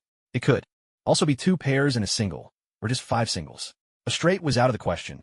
Madara had passed when Kagura played a straight earlier, which meant either his cards were too low or he just couldn't make one. Taking his own hand into account, Hashirama wondered, what's my best path to victory here? Letting his gaze flick briefly to Kagura, his partner in this round. They were on the same team. He had the Joker, so there was no way Madara had a pair of Jokers. It was time to test the waters. If Madara did have a bomb, then, no matter how he played, he'd lose. Nothing more to be done. But if not, then maybe, just maybe, they had a real shot at winning. 1 pair of 6s. After quickly running through the possibilities in his mind, for the sake of caution, Hashirama played a small pair. The game was already in its late stage, and there weren't many low cards left. If Madara chose not to play, it would mean he couldn't form a pair at all, or perhaps he had 3 cards of the same suit and didn't want to break them up. Madara sat to Hashirama's right, and it was obvious that Hashirama had played this pair specifically for him to see. Madara glanced at Hashirama. The guy's face was blank, giving nothing away about what he was thinking. With a slight furrow of his brow, Madara sensed something was off, but he didn't dwell on it. He only had 5 cards left in his hand. Glancing at the pair Hashirama had just played, Madara hesitated. What should he do? If he played a pair now, he might not be able to keep up with the next hand, and winning would be tough. But if he passed, he might miss his chance entirely. Ugh, what a dilemma. Though he was conflicted inside, on the surface Madara remained calm, his expression giving nothing away. Hurry up, hurry up. You're running out of time, Madara. Hearing Hashirama's urging, Madara rolled his eyes, made up his mind, pulled out 2 cards from his hand, and tossed them on a Hashirama's pair. A pair of jacks. At last, Hashirama's expressionless face broke into a smile. He looked over at Kagura and said, Kagura-san, it's your turn. This was a play Kagura had no choice but to follow. Madara was down to 3 cards now. Given how he had hesitated earlier, the most likely possibilities were that he had 3 of a kind or 3 different singles left. Either way, hard to play. Kagura, who had a habit of counting cards, noted that she was holding the small joker. The big joker hadn't been played yet, and all 4 twos were out. That meant the highest possible pair now was the pair of aces in her hand. A pair of aces. Pass. Hashirama didn't play, passing the turn back to Madara. It was obvious he couldn't beat that. 3 with 1. Nope, Hashirama replied, glancing at Madara. Madara looked at the 2 of them, the corner of his eye twitching. He only had 3 cards left. What could he possibly do now? He couldn't shake the feeling he'd been set up. What are you looking at me for? I can't play. Madara snapped in annoyance. Kagura-san, it's your move again. So that's how it was. Kagura took a deep breath, feeling invigorated. She glanced at the 2 of them, her grin stretching almost to her ears, then spread her cards out on the floor. Tada! A straight. She laid all her cards down at once. 9 cards in total, forming a straight. Madara's eyes widened as he laid down to get a closer look, checking one card after another. Sure enough, it was a straight. That 3 with 1. Just now it split up the only pair, perfectly assembling the sequence. I must be seeing things, he thought, and checked again. Madara stared so hard it was as if his Sharingan might pop out. Even after double-checking, it was still a straight, genuine, no doubt about it. He lifted his head to glance at Kagura, then at Hashirama, his brows knitted tightly together as he pouted in frustration. A gesture so instinctive that Madara himself probably wasn't even aware of it. Fixing the 2 of them with a suspicious gaze, he lowered his voice and demanded, You 2 cheated, didn't you? No, we didn't, the pair replied in perfect unison. Eh. He kept staring at them for a while longer, but still couldn't spot any sign of foul play. Humph. With a dismissive huff, Madara pulled back and settled into his seat again, crossing his arms over his chest and shutting his eyes, refusing to look at them any longer. Although he clearly wasn't happy about it, he was Uchiha Madara, and he would accept defeat like a true gambler. All right, say it. What do you want me to do? Well, even if it's just a game, you have to keep your word. Since you asked, I'll say it, Hashirama replied, almost sheepishly. Hurry up. Oh, Madara really was getting a bit fierce now. Hashirama looked at him helplessly and let out a resigned sigh. I want you to come back to the village with me. What? Madara opened his eyes and looked at Hashirama. There was no way he would return to the village. Not only did he no longer belong there, but his Moon's Eye plan, the purpose he devoted himself to, simply couldn't allow it. Going back would only bring endless trouble and hinder his actions. I'm not going back. His answer was sharp and unyielding. Hashirama slumped, clearly disappointed. You're breaking your promise. My request isn't unreasonable. It doesn't go against the ninja code or endanger the village. Why won't you agree? Madara gave a cold, sardonic laugh. Don't forget, Hashirama, I'm the one who vowed to destroy the village. Or did that slip your mind? With that, he turned away from Hashirama and fixed his attention on Kagura, who seemed lost in her own thoughts. And you? What do you want me to do? There was something about Madara that radiated a certain menace, and Kagura didn't dare ask for too much. But thinking of all the chaos his ambitions would bring, she knew she had to speak up, no matter how intimidating he was. Clearing her throat, she spoke plainly. Just drop the whole Moon's Eye plan, okay? It's all fake anyway. Hashirama didn't understand what she meant, but Madara surely did. He froze on the spot, his eyes wide in astonishment as he stared at Kagura. Without realizing it, the comma-shaped tomo of the Sharingan appeared in his dark eyes, startling Hashirama enough to shuffle away from him. Why are you activating the Sharingan? That's terrifying. Hashirama exclaimed, edging over to Kagura. His gaze grew serious. If Madara attacked, he'd have to protect her. He was the one who brought her out here. If he couldn't take her back alive, how could he ever face Tobirama? After all, in more than 30 years, the only woman who had ever captivated his brother was standing right in front of him. If she died, Tobirama might just spend a lifetime alone. Little girl, where did you hear that? Are you from the Uchiha clan? Only those who have awakened the Mangekyo Sharingan can decipher the writing on the stone tablet. Over all these years, only a handful in the entire Uchiha clan have ever unlocked the Mangekyo, and among the select few, I alone managed to truly understand those inscriptions. thereby discovering the moon's eye plan, the path to genuine peace. I kept this plan as my deepest secret. Yet here this woman is tossing it out so casually, even claiming it's all a lie. Foresight is my ability. Whatever you're scheming, it can't escape my eyes. If you don't believe me, ask him. Kagura pointed at Hashirama. Hashirama hesitated for a moment, then quickly nodded. It's true. She can see the future, and she's never been wrong. Enough, I snapped. It's really true. Kagura protested, sounding aggrieved. Well, how do I put it? The moon's eye plan isn't entirely worthless, I suppose. Black Zetsu spent centuries running around, all to save his mother Kagaya, deceiving one person after another, so tirelessly and with such devotion that even the gods would feel ashamed beside him. But as for whether it's useful to your ninja world, honestly, it's not worth a damn. Maybe none of this makes sense to you yet, so let me put it this way. The words you read on that stone tablet left behind by the Sage of Six Paths were tampered with by a being named Black Zetsu. The true meaning has been completely twisted, the opposite of what it was meant to be. Madara remained silent. He heard every word Kagura said, but when strung together, it all left him bewildered. You're probably wondering how I know all this. But think of me as someone who's watched the entire story unfold. I see everything, nothing escapes me. It's just like how you embedded that chunk of the first Hokage's flesh into your own chest after biting him. I know about that too. I even know that.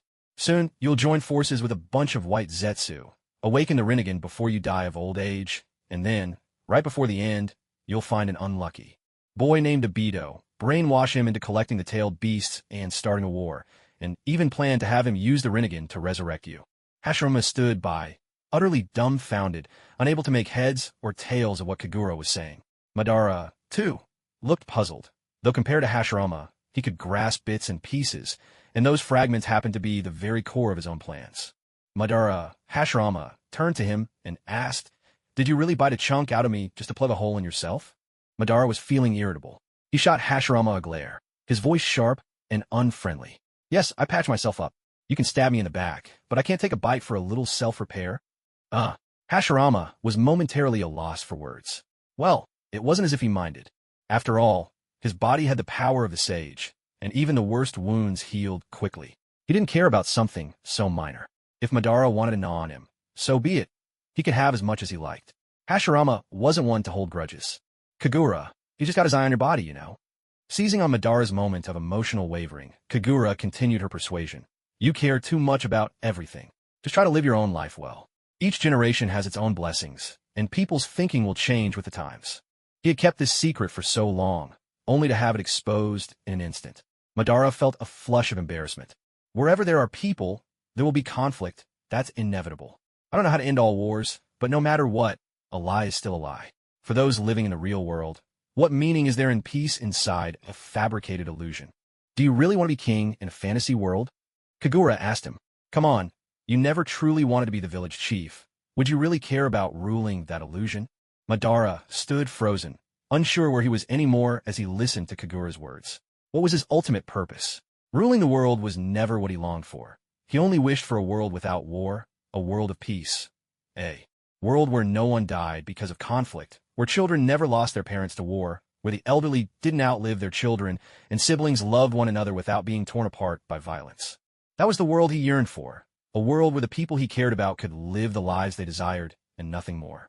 But now, someone was telling him that even this world was a lie, an illusion. Suddenly, he didn't know how to face himself. Izuna. He murmured his brother's name unconsciously. Both his father and his only brother had perished in the wars.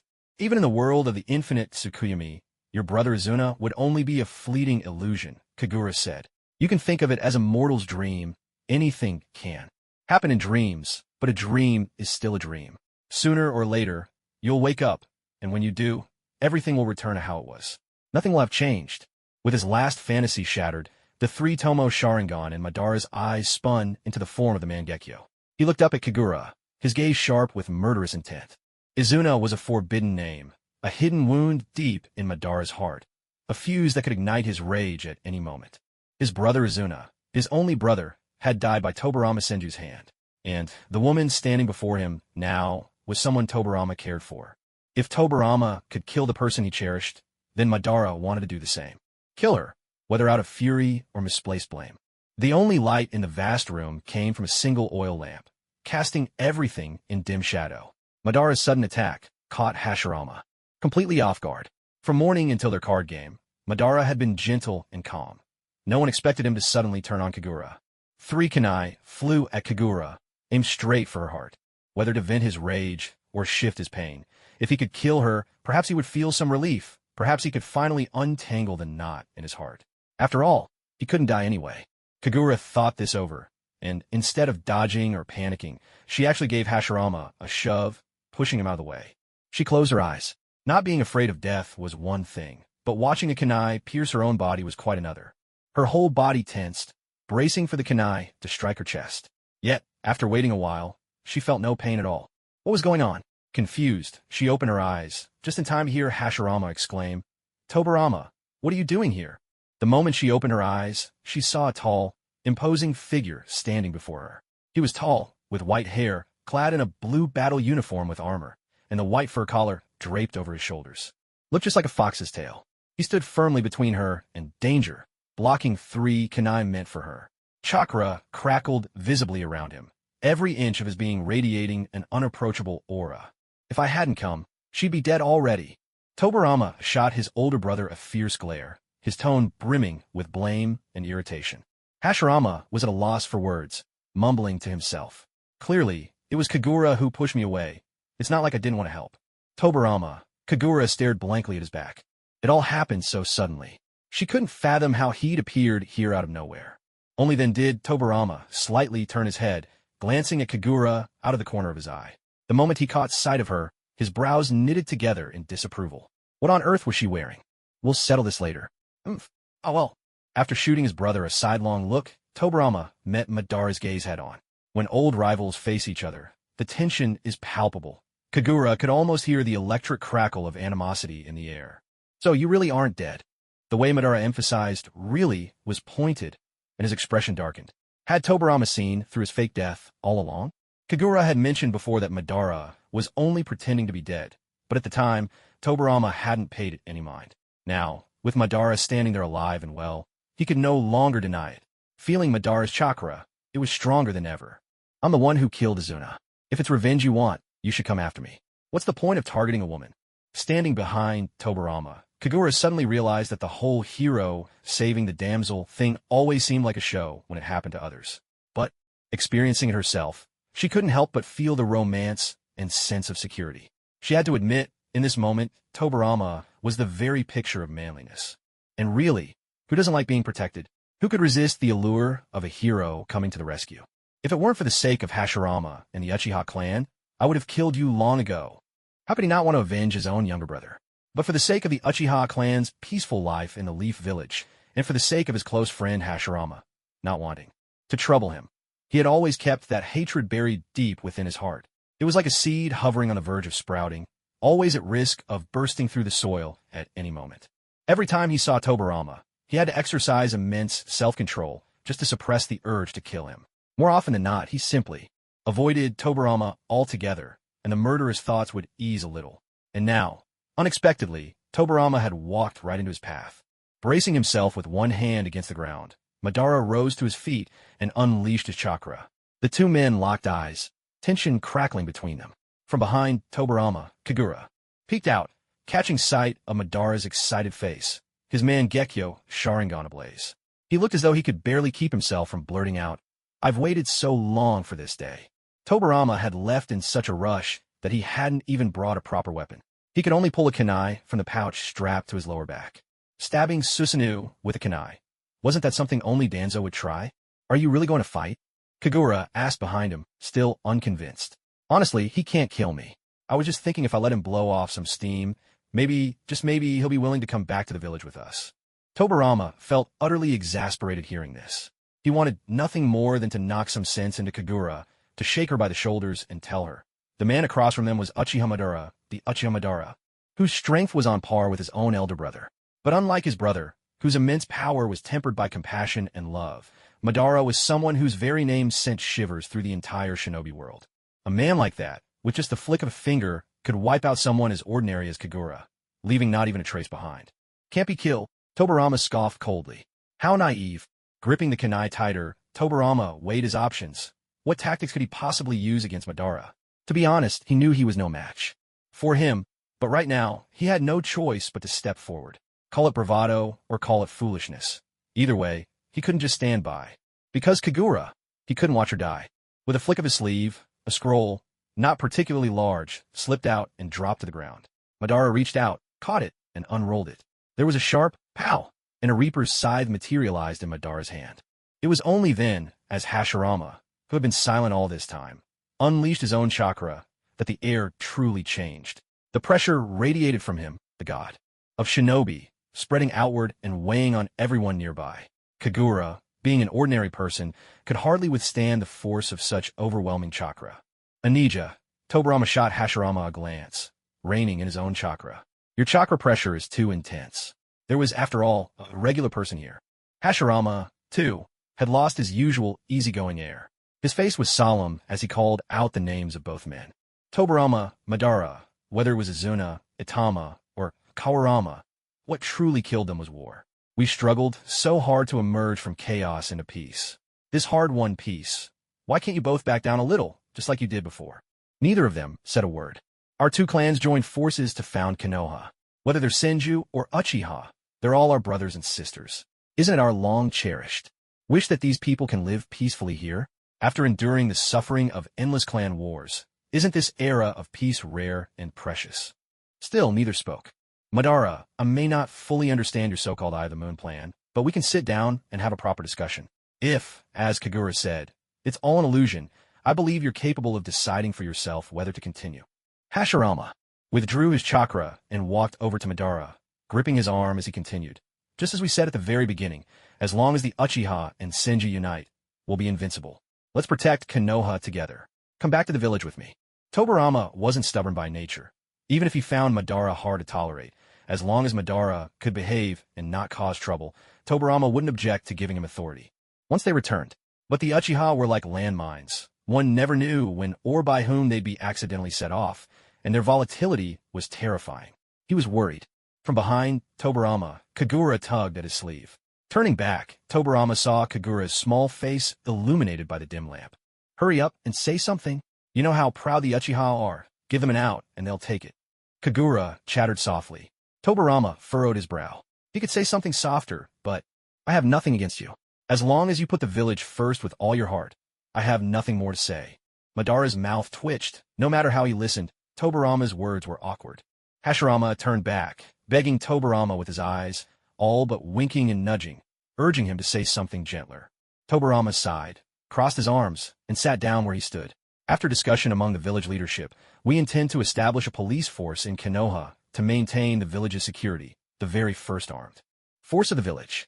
I want the Uchiha clan to take on this responsibility. Right now, the Uchiha are leaderless and in urgent need of someone with authority, prestige, and ability to return and stabilize things. Upon hearing this, Madara glanced at Tobirama. Tobirama kept his head tilted, stubbornly turning his face away, refusing to look at him. He was obviously uncomfortable, yet in his words he'd used go back, not choose another from among the clan, but go back. Though he hadn't named anyone, the four people in the room all understood exactly who he meant. Hashirama, listening on the side, was utterly confused. The Konoha Police Department? This was the first time he'd ever heard of such a thing. Tobirama said the higher-ups had discussed it. When had that happened? How could he, the village leader, not know anything about it? But never mind that. If Tobirama said it, then it must be right. Yes, that's it. Hashirama quickly chimed in, eager to help. We're going to establish the Konoha police force. It's the police corps in Nija. Tobirama's exasperation was almost visible as he corrected him. Hashirama let out an awkward laugh, scratching his head. Well, whatever it's called, Madara, that department needs you. Come back to the village with me. Your clan needs you, too. The Uchiha can't do without you. Madara still didn't respond, but his chakra had already calmed. His long hair fell over half his face, and his grip on the scythe tightened and loosened again and again, a clear sign that he was locked in an internal struggle. Say a bit more. Kagura, kneeling behind Tobirama like a little cat, whispered in a voice only the two of them could hear, urging him on. Tobirama was at a loss. He shot Kagura a look of annoyance. He shouldn't have come here at all. There was a mountain of paperwork waiting for him in the office, stamps yet to be affixed. But he'd felt an unshakable unease, a sense that Kagura was in danger, so He'd rushed, overusing the flying thunder god technique. Who would have thought that upon arriving, he'd be cast as the chief negotiator in persuading his #1 enemy, the supposedly dead Uchiha Madara, to return to the village? What a ridiculous situation. Tobirama, Hashirama pleaded with his brother once more. His brows furrowed deeply. After a long, frustrated silence, he finally spoke again, his expression solemn as he looked at Madara. The Uchiha clan has always placed great importance on bloodline purity, and that's understandable. After all, it's for the sake of your Kekkai Genkai. I'll discuss it with the higher-ups and do my best to convince them to grant the Uchiha their own clan territory. You can choose any unused area you like. This was essentially giving them the right to self-govern, a privilege no other clan could dream of, even though many in the real world would criticize such a policy. For the Uchiha of that world, it was actually ideal, a case of be careful what you wish for. Hashirama hurriedly looked at Madara, as if pleading, "Now will you come back to the village with me?" But unfortunately, Madara remained silent, like a firecracker that fizzled out. No spark, no sound at all. After waiting for a few minutes with still no response from him, Tobirama could no longer hold it in. His anger flared up, and he pointed at Madara, shouting, "Are you mute or something? Just give me a straight answer. Yes or no. What's the point of staying silent like this? If you don't accept, then forget it. You're driving me mad." Madara let out a single dismissive grunt through his nose, a faint, triumphant smile playing at his lips. It was only at this moment that Kagura realized just how skilled Madara was at psychological games. By refusing to speak, he kept everyone guessing about his true intentions. People would end up assuming he was dissatisfied with the offer, and, trying to please him, they'd raise the stakes even higher, ultimately giving him the upper hand. Perhaps, when they first offered the Uchiha clan leadership over the police force, he'd already been tempted. It was only because Hashirama so desperately longed for peace, and Tobirama was always getting steamrolled by Hashirama, that Madara was able to manipulate them both so easily. What sly old fox, Kagura thought, silently applauding him. Madara finally smiled, like winter giving way to spring. Hashirama's heart, once anxious, finally settled. Overjoyed, he seized Madara's arm and shook it eagerly, asking, "Madara, does this mean you've agreed to come back with me?" We'll see," Madara replied, still keeping up his aloof facade. "What do you mean, we'll see? When will you decide?" "We'll see means we'll see." "Madara, you're really not being straightforward. I'm not just anyone, you know." Hearing Hashirama's complaints, a vein throbbed on Madara's forehead, but he exhaled deeply, refusing to stoop to the level of arguing with a fool. Watching as the Reaper's scythe was sealed away once more into the scroll, Hashirama finally breathed a sigh of relief. He was well-fed and in no mood for another fight. Things were just fine as they were now. With the scythe properly sealed and the scroll tucked back into his sleeve, Madara lifted his leg to leave. "Hey, Madara, where are you going?" Seeing Madara saunter toward the door, Hashirama hurried after him. As he passed by, Madara paused to glance at Tobirama, who was still sitting motionless on the floor. Madara couldn't help but raise an eyebrow. "I'm still not used to sharing a room with that guy. I'll sleep in my own quarters." "Then I'll go too," Hashirama replied with an innocent smile. Madara stared at him, exasperated beyond belief, and let out a deep breath, the unmistakable sign he was about to lose his temper. "I swear you." Before Madara could explode, Hashirama hastened to explain, "I just want to keep an eye on you. What if you sneak out again while we're asleep?" Hashirama sounded righteously confident, but the other three exchanged looks of disbelief. What a flimsy excuse. Tobirama let out a cold laugh. "Big brother, you'd better keep a close watch, or else if he's gone by morning and you start wailing again, don't expect me to wipe your tears." "When have I ever done that?" Hashirama rolled his eyes. Madara was already out the door, and as he hurried to catch up, another thought struck him. He paused, stepped back, bent down, and whispered, "By the way, about the police force. Security Division, Anija." A bead of sweat rolled silently down Hashirama's forehead. He nodded repeatedly. Yes, the Security Division. How come I've never heard of that department?" The moment he blurted out the question, Hashirama immediately regretted it. Tobirama snapped his head up and fixed him with a piercing, interrogative stare, so stern and intense, it reminded Hashirama of their late father. The same severity, the same intimidating presence. Well, Hashirama scratched his head, trying to laugh it off, hoping to muddle through. "Anija," Tobirama's voice was low and grave as he kept his gaze locked. "That stack of documents on your desk has been sitting there for half a month. You haven't read a single page, have you?" Hashirama wanted to deny it, but the words caught in his throat. He knew all those documents had already been reviewed by Tobirama. All he ever needed to do was stamp his approval. So, he'd never bothered to look at them. Not even a clue about what they contained. Next time, there won't be a next time. Hashirama rubbed his hands together, bowing in apology, pleading for forgiveness. Tobirama, fuming, turned away in exasperation. For a moment, he looked every bit the disappointed father watching a hopeless son. You dare let there be a next time? No, never. I wouldn't dare. Hurry up and go. If you wait any longer, you won't even be able to get in the door. Yes, you're absolutely right. Hashirama felt as if he'd just been granted a royal pardon. He darted toward the door, but then heard Tobirama's voice, soft yet clear behind him. Keep a close eye on him. You know what I mean. The smile faded from Hashirama's face. He sighed deeply. One was his own brother, bound by blood. The other, a friend and rival who had grown up by his side. When would these two ever truly lay down their burdens and let go of the past? In the cramped little room, Madara slept on the narrow bed. Below, on the floor where a thin blanket had been spread, Hashirama lay restlessly. The floor was uneven and hard, making it impossible to find a comfortable position. Hashirama tossed and turned, his back aching, his body sore. He grumbled inwardly. If I'd known I'd end up sleeping on the floor, I'd have stayed in the house I'd built myself.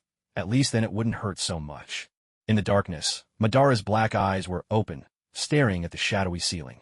Tobirama's words still echoed in his mind. The founding of the Konoha Security Division, entrusted to the Uchiha clan, and the promise of freely choosing unclaimed land as their own. Did they really think he could be bought off with a few favors? The Moon's Eye plan, the more he thought about it, the more flaws he saw. They claimed only those with the Mangekyo Sharingan could decipher its secrets, but that claim had already fallen apart with the arrival of Kagura. That woman was a mystery unto herself. She knew too much. So, when she said the Moon's Eye plan was a lie, could he believe her? If the Moon's Eye plan was a hoax, then there was no need to pursue it. For the moment, Madara found himself without a goal.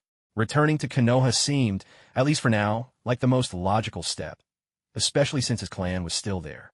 His clan, the very people who had abandoned and betrayed him? When it came to his clansmen, Madara's feelings were complex, an unspeakable mix of kinship and disappointment. Madara, Hashirama's voice shattered the tranquility of the night, so sudden that it startled Madara. Haha, I knew you weren't asleep. This floor is so hard. I'm aching all over from lying on it. Hashirama pretended not to catch the hint of complaint in Madara's voice. Just huh? Not going to say anything more? Madara waited for quite a while, but no further response came. Hashirama grew a bit dejected. He tossed and turned, unable to find comfort. It was even worse than sleeping out in the wild on grass. At least grass didn't bruise your bones like this. Can I sleep on the bed? I promise I won't kick you again. I swear to the rooftop itself. No, Madara's answer was cool and dismissive. 10 minutes later. The bed really is more comfortable. Sure, it's not as nice as my own, but it beats the floor by a mile. You have no idea, Madara. Your floor is all uneven, bumps here, dips there, not a flat spot to be found. Quiet. Go to sleep. Okay. Hashirama answered, begrudging and a little hurt. After not seeing each other for over a year, a chat together would have been nice.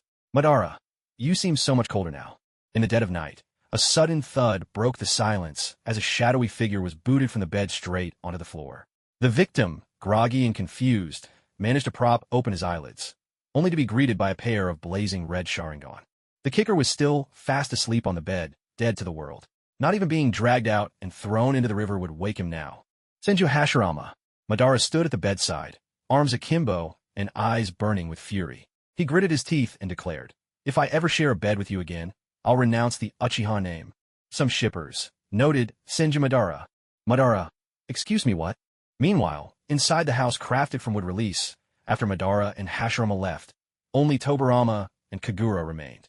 Tobirama opened his eyes to glance at Kagura, still dressed as a boy, her delicate, lovely face making a strange contrast with the men's clothing she wore. There was an odd sense of dissonance that was hard to put into words. Kagura packed up the playing cards and tucked them into her backpack. The sunflower seeds had been passed around so much that she'd lost her appetite for them, but she put them away anyway. After all the busy work, she noticed Tobirama's gaze fixed on her. His expression was strange, so strange, in fact, that words couldn't quite capture it. Kagura grew uncomfortable under his stare, shifting uneasily until she had to break the awkward silence with idle chatter. Why did you suddenly show up here? You nearly scared me out of my skin. Did I? Tobirama replied, watching her with a measured tone. Scarier than 3 kunai, flying your way? Why does it feel like every word out of his mouth is barbed? Kagura set her backpack down by the wall, then bounced over to squat in front of Tobarama, watching him intently. With utmost seriousness, she told him, "Let me tell you a secret.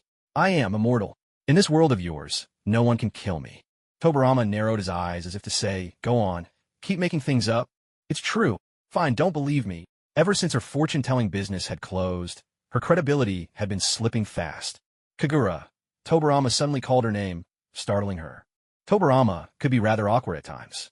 Although he'd spent plenty of time with Kagura, he rarely addressed her by name. The last time he'd done so was when she had first arrived. In this world, over a year ago. Since then, not once. He always left her name out of their conversations. But now, out of the blue, he called her by name. That was certainly rare. "What is it?" "Learn ninjutsu." "Why?" "No reason. If I must give one, I just hope you'll learn some escape techniques. That's all." "Escape techniques? Like what?" "The Flying Thunder God," he replied. "At the very least, you'll be able to teleport to my side in a crisis. That way, I can protect you." Tobarama spoke with a seriousness mirrored in his expression. Kagura knew he meant every word. Yet, as someone from the real world, even after crossing over, she was still herself. She hadn't possessed a ninja's body. Extracting chakra? She wasn't even sure she could sense it. The Flying Thunder God? She'd never even considered it.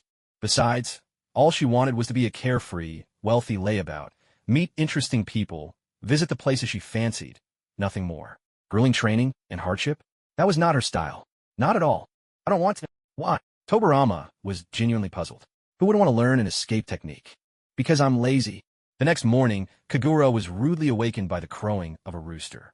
At that moment, her head was resting on Tobarama's thigh. She opened her bleary eyes to find his expressionless face right above her. Still handsome, but his expression was a bit twisted and tinged with a faint blush. "Good morning," Kagura greeted him. Tobarama looked a bit stiff. Kagura rubbed her eyes and finally realized something was off. She hurriedly got up from his lap. She clearly remembered lying on the floor before falling asleep last night. So why had she woken up on his leg? Too embarrassed to ask, she received no answer. Madara had gotten up early. Perhaps squeezing two people onto a single bed was just too uncomfortable. So as soon as the sun rose, he was out of there. He cooked rice porridge and stir-fried some fresh vegetables, completely ignoring the way Hashirama eyed his prized rooster, raised for a whole year, with unconcealed longing. Only after breakfast was ready did he send Hashirama to wake up Tobarama and Kagura for the meal. As he ladled the porridge into the bowls, he frowned slightly. Never in his life had he imagined he would serve food to his enemy, and the thought made him grit his teeth in frustration. The others' bowls were noticeably fuller, each brimming with rice grains, but the one he gave Tobarama contained only thin rice water, so watery it reflected his own face. Gazing at this nearly clear bowl of porridge, Madara finally allowed himself a satisfied smirk. "Senju Tobarama, may you starve. Come and eat." Hashirama poked his head in at the doorway, only to catch Kagura scrambling off of Tobarama in a fluster. Did I come at a bad time?"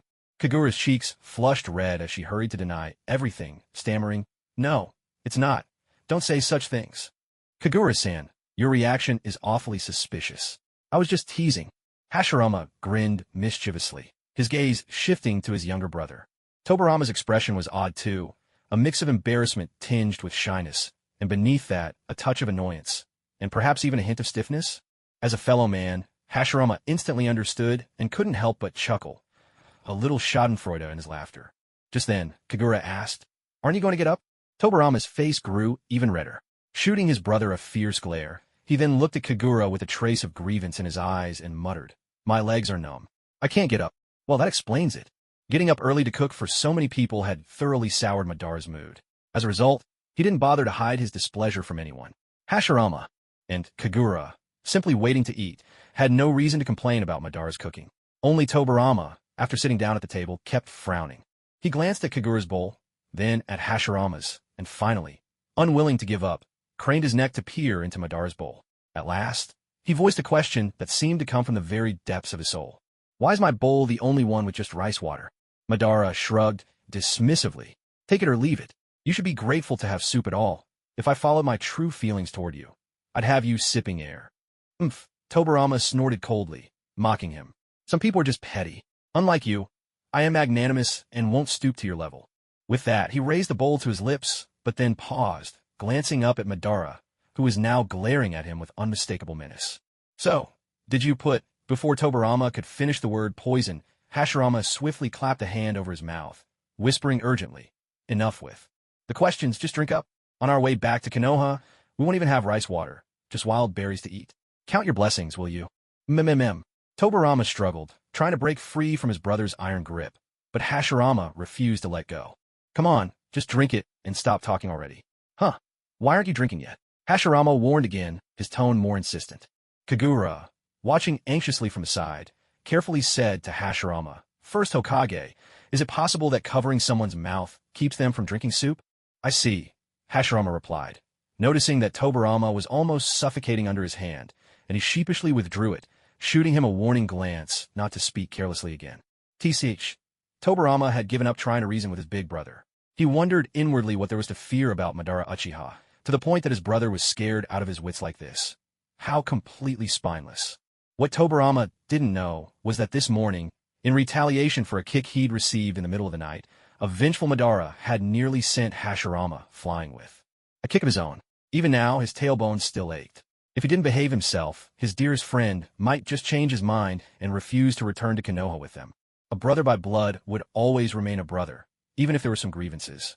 But a proud friend, if you wronged him, he might just up and leave. He wondered if his brother had any idea how difficult this all was for him. Ah, what a bother. At last, the awkward meal came to an end. Since they decided to return to Konoha, there was no reason to stay here anymore.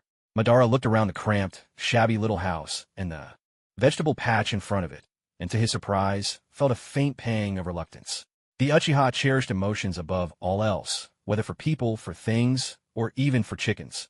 They couldn't take the house with them. Besides, it was far too run down to be of any use. But at least the vegetables could be harvested and brought back to share with the clan, which was better than leaving them to rot, unattended. And then there was that big rooster, which had wandered in from who knows where. After Madara had fed it some rice, it decided to stay. He couldn't bear to leave it behind to fend for itself, so he would take it along as well. So, after breakfast, the scene outside was this. Tobarama and Kagura, looking utterly defeated, pulling vegetables in the garden. Hashirama, dashing back and forth, vowing to catch the big rooster and stew it for dinner. And Madara, seated on the front steps, supervising the whole operation. The vegetable patch hadn't seen rain for more than 10 days, and the earth was baked hard as stone. Pulling whole cabbages out of that parched ground was an exercise in futility. Every attempt left the stems broken. Finally, Tobarama's patience reached its limit. He unleashed his water-style jutsu, flooding the field in a single, massive irrigation. Out of nowhere, water surged across the patch, soaking the earth. Tobarama carefully controlled the flow, making sure the soil was thoroughly drenched. The thirsty ground drank up the water in no time, leaving behind a sticky mess. The soil, now soft and muddy, clung stubbornly to their boots. You stay on the edge, don't come down here, Tobarama called to Kagura, stopping her from stepping into the mud. After all, girls usually hate getting dirty. With that, he shot a glare at Madara, who was lounging comfortably in the sun off in the distance, then performed the shadow clone jutsu. Instantly, 2 identical copies of Tobarama appeared, making 3 of him working in the garden. 3 people pulling weeds were certainly faster than 1, and their efficiency improved significantly. At first, Madara thought it was just a simple clone technique, but as he watched, he realized something was different. His eyes lit up. He knew at once this was a new ninjutsu, developed by Tobarama. Just then, Hashirama, breathless and sweating from chasing a chicken, walked over, carrying a large rooster whose expression seemed to scream exasperation. Madara asked Hashirama, "What technique is Tobarama using? That's not an ordinary clone, is it?" "Oh, that's the shadow clone jutsu. The clones are all physical entities. It can be useful in all sorts of situations. Really practical ninjutsu," Hashirama replied. "I see." Madara mused, looking thoughtful. Was this interest in learning the technique? Catching on to Madara's thoughts, Hashirama quickly leaned in, eager to please. "Do you want to learn it? I know how. I can teach you." Madara's face flushed as his intentions were exposed. "Who wants to learn? Who needs you to teach them?" Hashirama made no move to call him out. After all, Madara had been this proud and stubborn since childhood, over 40 years now. Who could expect him to change? "Just consider it a thank you gift for giving me this fine rooster," Hashirama added. Not that Madara had ever said he was giving him the rooster. The rooster. Should I be saying thank you now? Huh. Once all the vegetables had been pulled up and sealed into a scroll, Tobarama suggested they seal the rooster in 2. But Hashirama refused. He insisted on carrying it himself, saying he wanted to bond with it. The others were speechless, unable to fathom what kind of feelings one could possibly exchange with a chicken. Who can ever truly understand what another is saying, after all? On the journey back, the other three traveled light, while Hashirama alone carried a plump, glossy, and vigorous rooster in his arms. As they walked, he chatted away to the bird. Curious, Kagura sidled closer and overheard him brainwashing the rooster. Be tastier, delicious in soup, delicious braised, delicious steamed. Kagura's mouth twitched in disbelief. She actually felt a bit sorry for the chicken. It would take them more than 2 days to get from Grass Hidden to Konoha. For all that time, the poor bird would have to endure Hashirama's relentless persuasion. She couldn't help but feel sorry for it, and feared that, by the time they reached Konoha, the chicken might be scared to death. What a cruel fate. Uchiha Madara's return to the village instantly became the biggest news in Konoha. Everyone was talking about what had happened. The four of them walked together down the shopping street, an utterly peculiar sight. Wasn't Lord Madara killed by the first Hokage? Someone whispered. That's what they say, but isn't this the real Lord Madara, alive and in the flesh? People nodded vigorously. Yes, just look at him. The appearance, the aura, there's no mistaking it. So he isn't dead? No, he's not dead at all. See, he's alive and well. I knew it. There's no way Lord Madara would die that easily. For most people in the village, the news that Uchiha Madara was still alive didn't make much difference, after all, as long as Hashirama was around. Everyone felt secure. The ones most affected were the members of the Uchiha clan. On the one hand, they all feared Madara, who wouldn't be intimidated by someone with such overwhelming power. On the other hand, they desperately needed a figure above ordinary men to protect and lead them. Their feelings toward Madara were tangled, equal parts admiration and fear. The four of them parted ways at a busy intersection in the shopping district, each heading home, each returning to their own life. In the world of the Hokage, even if you put everyone together, you'd be hard-pressed to find a pair of parents among them. Hashirama absolutely insisted on walking Madara home, but Madara politely declined. Just before leaving, Hashirama, still unwilling to give up, called out to Madara's back. Come over for dinner tonight. I'll have someone stew that chicken as soon as I get home. Consider it a welcome-back feast. Madara could only shake his head at Hashirama's words, muttering inwardly that Hashirama was sly. Who throws a welcome feast for someone using their own chicken, without contributing anything himself? Hashirama, I'm contributing my labor.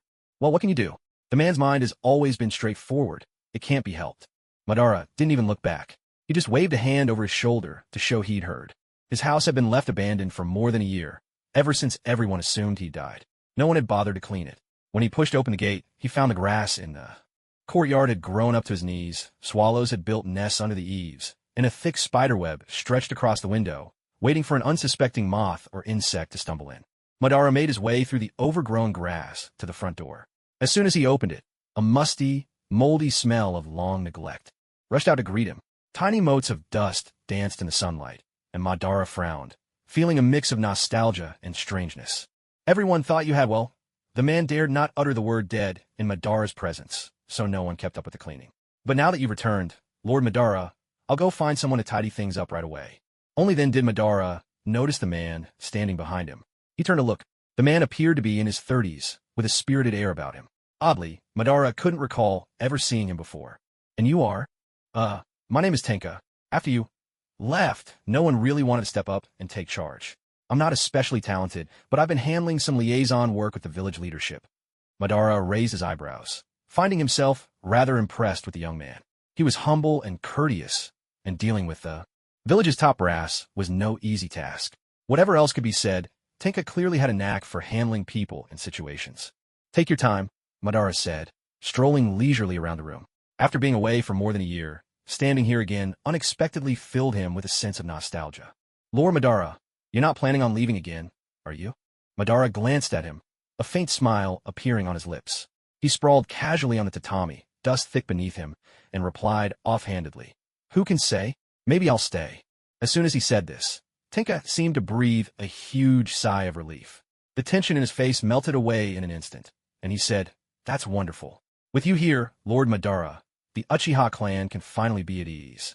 Madara studied Tenka's face, searching for any trace of pretense, but found none. The sincerity was unmistakable. These words truly came from the heart. With a soft snort of laughter, Madara replied, But isn't life just as ordinary as ever? What's there to be so happy about? Tenka chuckled shyly and rubbed his nose. Peace like this didn't come easily. No need to fight. No need to set foot on the battlefield. Days like this are already more than good enough. But as Madara heard those words, his smile slowly faded. A faint melancholy crept in. He couldn't tell whether it was the clan who had betrayed and abandoned him, or if he was the one who had turned his back on them. In the beginning, all he'd ever longed for was peace. No more war, no. More killing. Every family able to live in harmony on this land. Hadn't he and Hashirama become close friends as boys precisely because they shared that dream? Hadn't he laid down his sword and agreed to an alliance with the Senju to build Konoha together for exactly that reason? But what had sent him down a path so utterly opposed to his original vision, leaving him isolated and alone? It was that stone tablet.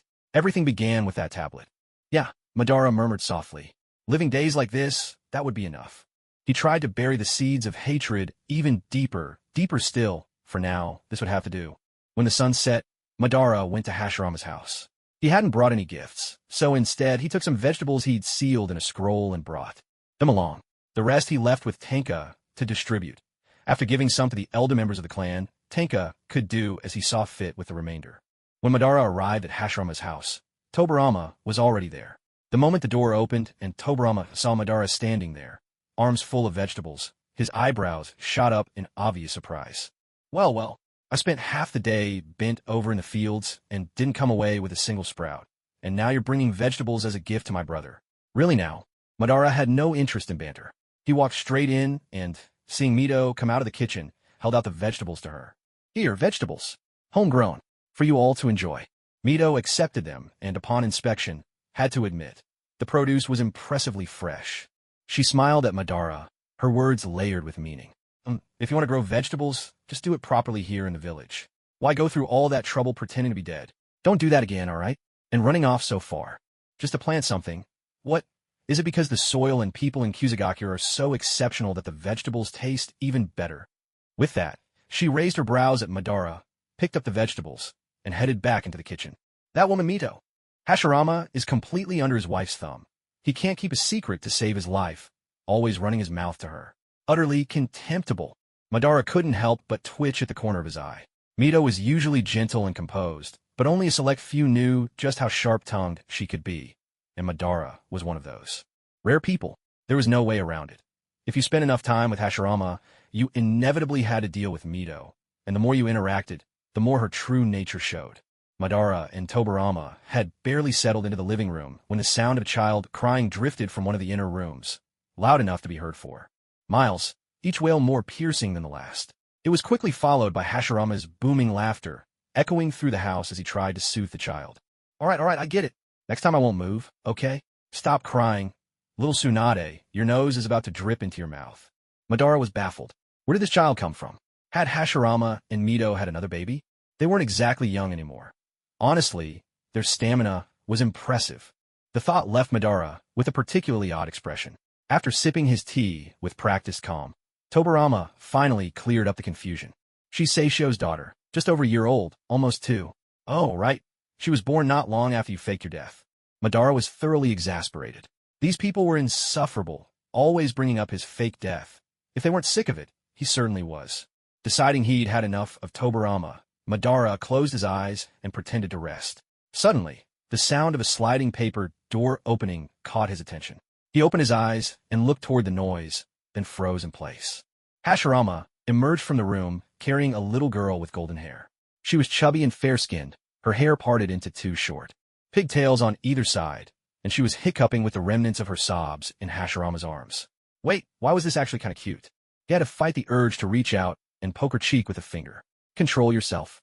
Meanwhile, Hashirama, cradling his granddaughter, looked the picture of a happy fool, grinning from ear to ear. But what was with the little floral hair clip and those brightly colored elastics in her pigtails, and the 2 glaringly obvious spots of rouge on her cheeks, along with the neatly drawn eyelashes in ink? What was all that about? Tobirama chuckled, glancing at Tsunade. So, is Grandpa your new doll this time, little Tsunade? Nearly 2 years old, Tsunade's favorite pastime had become dressing up her dolls, braiding their hair and putting makeup on them. She'd almost managed to pull all the hair out of the dolls her family had bought for her. So now she'd set her sights on the adults around her. Tsunade was very fond of Tobirama. Whenever she saw him, she would struggle to get to his side, eager to complain to her great-uncle. She wanted to tell on her grandfather, Hashirama, who always fidgeted, and made it impossible for her to tie her hair properly. Worse, he would tease her, saying her little pigtails looked silly, even though everyone else used to say they looked cute. Hashirama let out a sigh, feeling helpless as his precious granddaughter pushed him aside. With no other choice, he handed Tsunade over to Tobarama. It's true, Tsunade has always been closer to Tobarama. If I had known it would be like this, Tsunade was very fond of Tobarama. The moment she saw him, she struggled to get closer, eager to complain to her granduncle. She wanted to tell him that her grandfather, Hashirama, was always fidgeting, making it impossible for her to braid her hair properly. He even teased her, saying her little braids looked funny, though everyone else used to say they looked cute. Hashirama let out a sigh, feeling helpless as his beloved granddaughter dismissed him. Left with no other choice, he handed Tsunade over to Tobarama. As I thought, little Tsunade is much closer to Tobarama. If I'd known this earlier, I wouldn't have run out of the village every other day, Hashirama said, unable to hide his disappointment. Anyone could guess the real reason for his frequent trips outside the village. In his heart, Madara cursed Hashirama from head to toe, so much for mourning a dear friend. He barely even visited the gambling houses anymore. What a liar. After wiping all her tears and snot onto Tobarama's clothes, Tsunade finally broke into a smile, leaving Tobarama at a loss for words. Being a single man, even washing his own clothes was a chore, and now he had to let the little one use him as a handkerchief. With her mood brightening, Tsunade at last noticed the unfamiliar face in the house. She eyed Madara with curiosity. His long hair grew wild and untamed, and though his exquisitely handsome face was expressionless, there was a coldness in his gaze that was more than a little unsettling. Ever since Izuna grew up, Madara hadn't interacted with young children. Now, faced with Tsunade's innocent eyes, he suddenly didn't know what expression to wear. How strange. Why did he feel so nervous? And the more nervous he grew, the sterner his face became. After locking eyes for a whole minute, Madara finally opened his mouth to greet the little Tsunade, only for the child to burst into tears. She dove straight into Tobarama's arms, her tears falling like pearls from a broken string as she sobbed. I'm scared. That man, he's so scary. Madara was left frozen on the spot. Cough, cough. The so-called Shura of the ninja world, and yet even a 2-year-old was terrified of him. Well, that's just like me. Ignoring Tobarama, who was valiantly trying not to laugh, and Hashirama, who was laughing so hard it echoed through the house, Madara's face turned from pale to red to an even deeper crimson. Children really weren't lovable at all. The trip outside the village had inspired Kagura with a flood of ideas. Aside from wandering between her Chinese restaurant and the explosive tag factory each day, she had also resumed drawing her latest creation, this time with Hashirama and Madara as the main characters. The greatest talent of a CP couple pairing, fan is finding sweetness even where there's none, and Kagura was no exception. Because her previous 2 doujinshi had sold so well, Kagura had earned herself a new title in Konoha, renowned manga artist. After reprinting her first 2 books twice, the Konoha bookstore even set up a new section just to display Kagura's masterpieces. Sales were so good that her fame spread far and wide, drawing visitors from other villages who came specifically to buy her works. For a time, Kagura became the bookstore's very own god of wealth. If they could, they would have printed her photo and set it up on the altar for daily worship. Every time she passed by the Konoha bookstore, the shop owner would rush out to greet Kagura, asking when her next book would be released. This became a routine, continuing until the day the new book finally arrived at the store. The owner picked it up, and the front page depicted 2 young boys skipping stones by the river. One with spiky hair and a look of deep frustration, the other with a neat bob cut, both engaged in the playful contest. Is this a boys' manga? The content isn't too much, is it? I wouldn't get in trouble for selling this, right? The bookstore owner nervously flipped it open for a closer look. To his surprise, the main characters were Hashirama and Madara, the story showing Hashirama making a fuss while Madara just laughed, the 2 doting on each other in their own way. At first, it seemed like a wholesome tale of brotherhood, but as he read on, he sensed there was something different about it. People burst out laughing, rolling on the floor with amusement. So, it's neither an adult book nor a typical shonen. This is truly a comedy, isn't it? Childhood friends, the days when No Brain and Unhappy skipped stones together. Who would have thought the first Hokage was such a riot back in the day? That's just because you don't know him well. I've always felt there was a seal on the first, one that sometimes slips. When it's firmly in place, he seems normal, but once it loosens, he's exactly like the character in this book. Oh, so you really know him? Huh, just a little maybe. But Lord Madara hasn't changed a bit. He was like this as a kid, and he's still the same now. Exactly. How did someone as strict and tsundere as Madara end up friends with the first, anyway? Maybe there's a bit of that kind of feeling between them, you know what I mean? Hee hee, look at my innocent eyes. Honestly, it was like searching for sweetness between rocks. Kagura could swear to the heavens. She had truly drawn a story about brotherly bonds. Let the sky and moon bear witness. Once again, Kagura amazed the people of Konoha with her versatility, rustic romance, passionate tales of love and rivalry, and now the hilarious coming-of-age of brothers. Really, was there any genre she couldn't master? But who cared? As long as it was good, nothing else mattered. On the second day after the book's release, sure enough, Kagura found herself at home, once again visited by Tobarama. This time, however, she was completely baffled.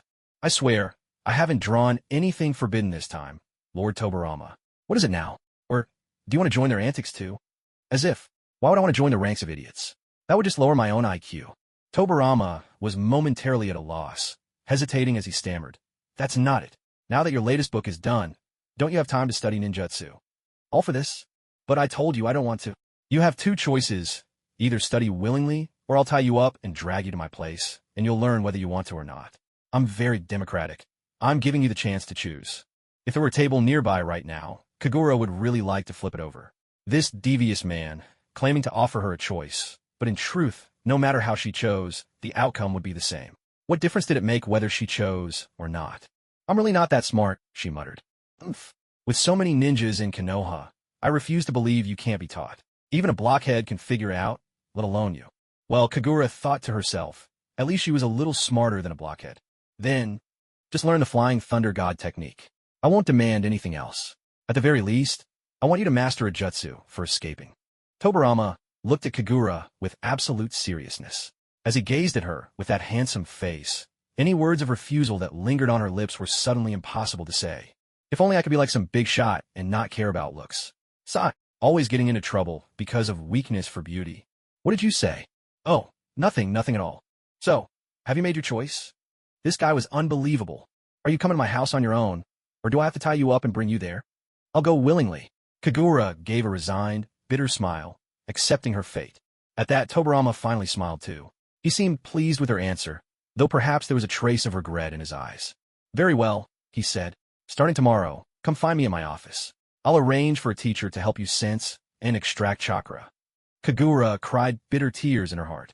For so many people desperate to learn but unable to, she really didn't know how lucky she was.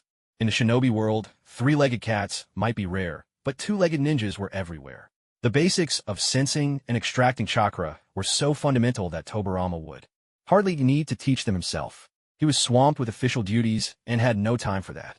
So, Kagura's teachers became Tobarama's own students, Hiruzen, Danzo, and Koharu. We started training to be ninjas when we were just kids, Kagura-chan. You're already in your 20s. Are you sure you're up to this? In Koharu's eyes, Kagura must have been acting on a whim, begging Tobarama to let them teach her. But in truth, it was quite the opposite. Kagura offered a half-hearted smile. Who knows? I'll just go with the flow. Maybe she'd end up like Rock Lee. Who could say? Over the next stretch of time, Kagura spent most of her days learning how to sense and extract chakra. One person would teach her today, another would help her tomorrow. After dragging this out for nearly 2 months, she finally managed to sense chakra flowing within her body. Seriously? Akimichi Torafu looked at her in disbelief, holding a basket of steaming soup dumplings. Chakra is such a subtle, intangible thing. It's as if you can sense a mysterious force flowing gently through your body, impossible to describe in words, like water running along the meridians, spreading throughout every limb. And what you need to do is extract this chakra that you can feel. To do that, you use hand seals, something she already knew how to do. After all, what kid who watched Naruto during their awkward middle school years didn't imitate those hand seals with their friends? Almost every day after school, it became a ritual to gather at the entrance of the alley and mimic ninja hand signs with their pals. The boys loved chasing each other around, ambushing one another with the 1,000 Years of Death or the sexy jutsu, while the girls preferred doing the multi-shadow clone or the great fireball technique. Back then, Kagura always liked to play Naruto. She'd form the seals, then shout at the top of her lungs, multi-shadow, clone, jutsu. The friends hiding behind her would leap out instantly, pretending to be the clones she'd just summoned. It was pure, unfiltered joy. And now, she had actually learned how to refine chakra for real, and she could form hand seals, too, her hands moving so fast that even Kakashi, single for 30 years, would have nodded in approval. After mastering chakra extraction, she could finally begin studying real ninjutsu, flying thunder god technique, taught to her personally by Tobirama. You've got talent. Not just anyone can learn the flying thunder god. It requires a very keen sense of perception, Tobirama told her.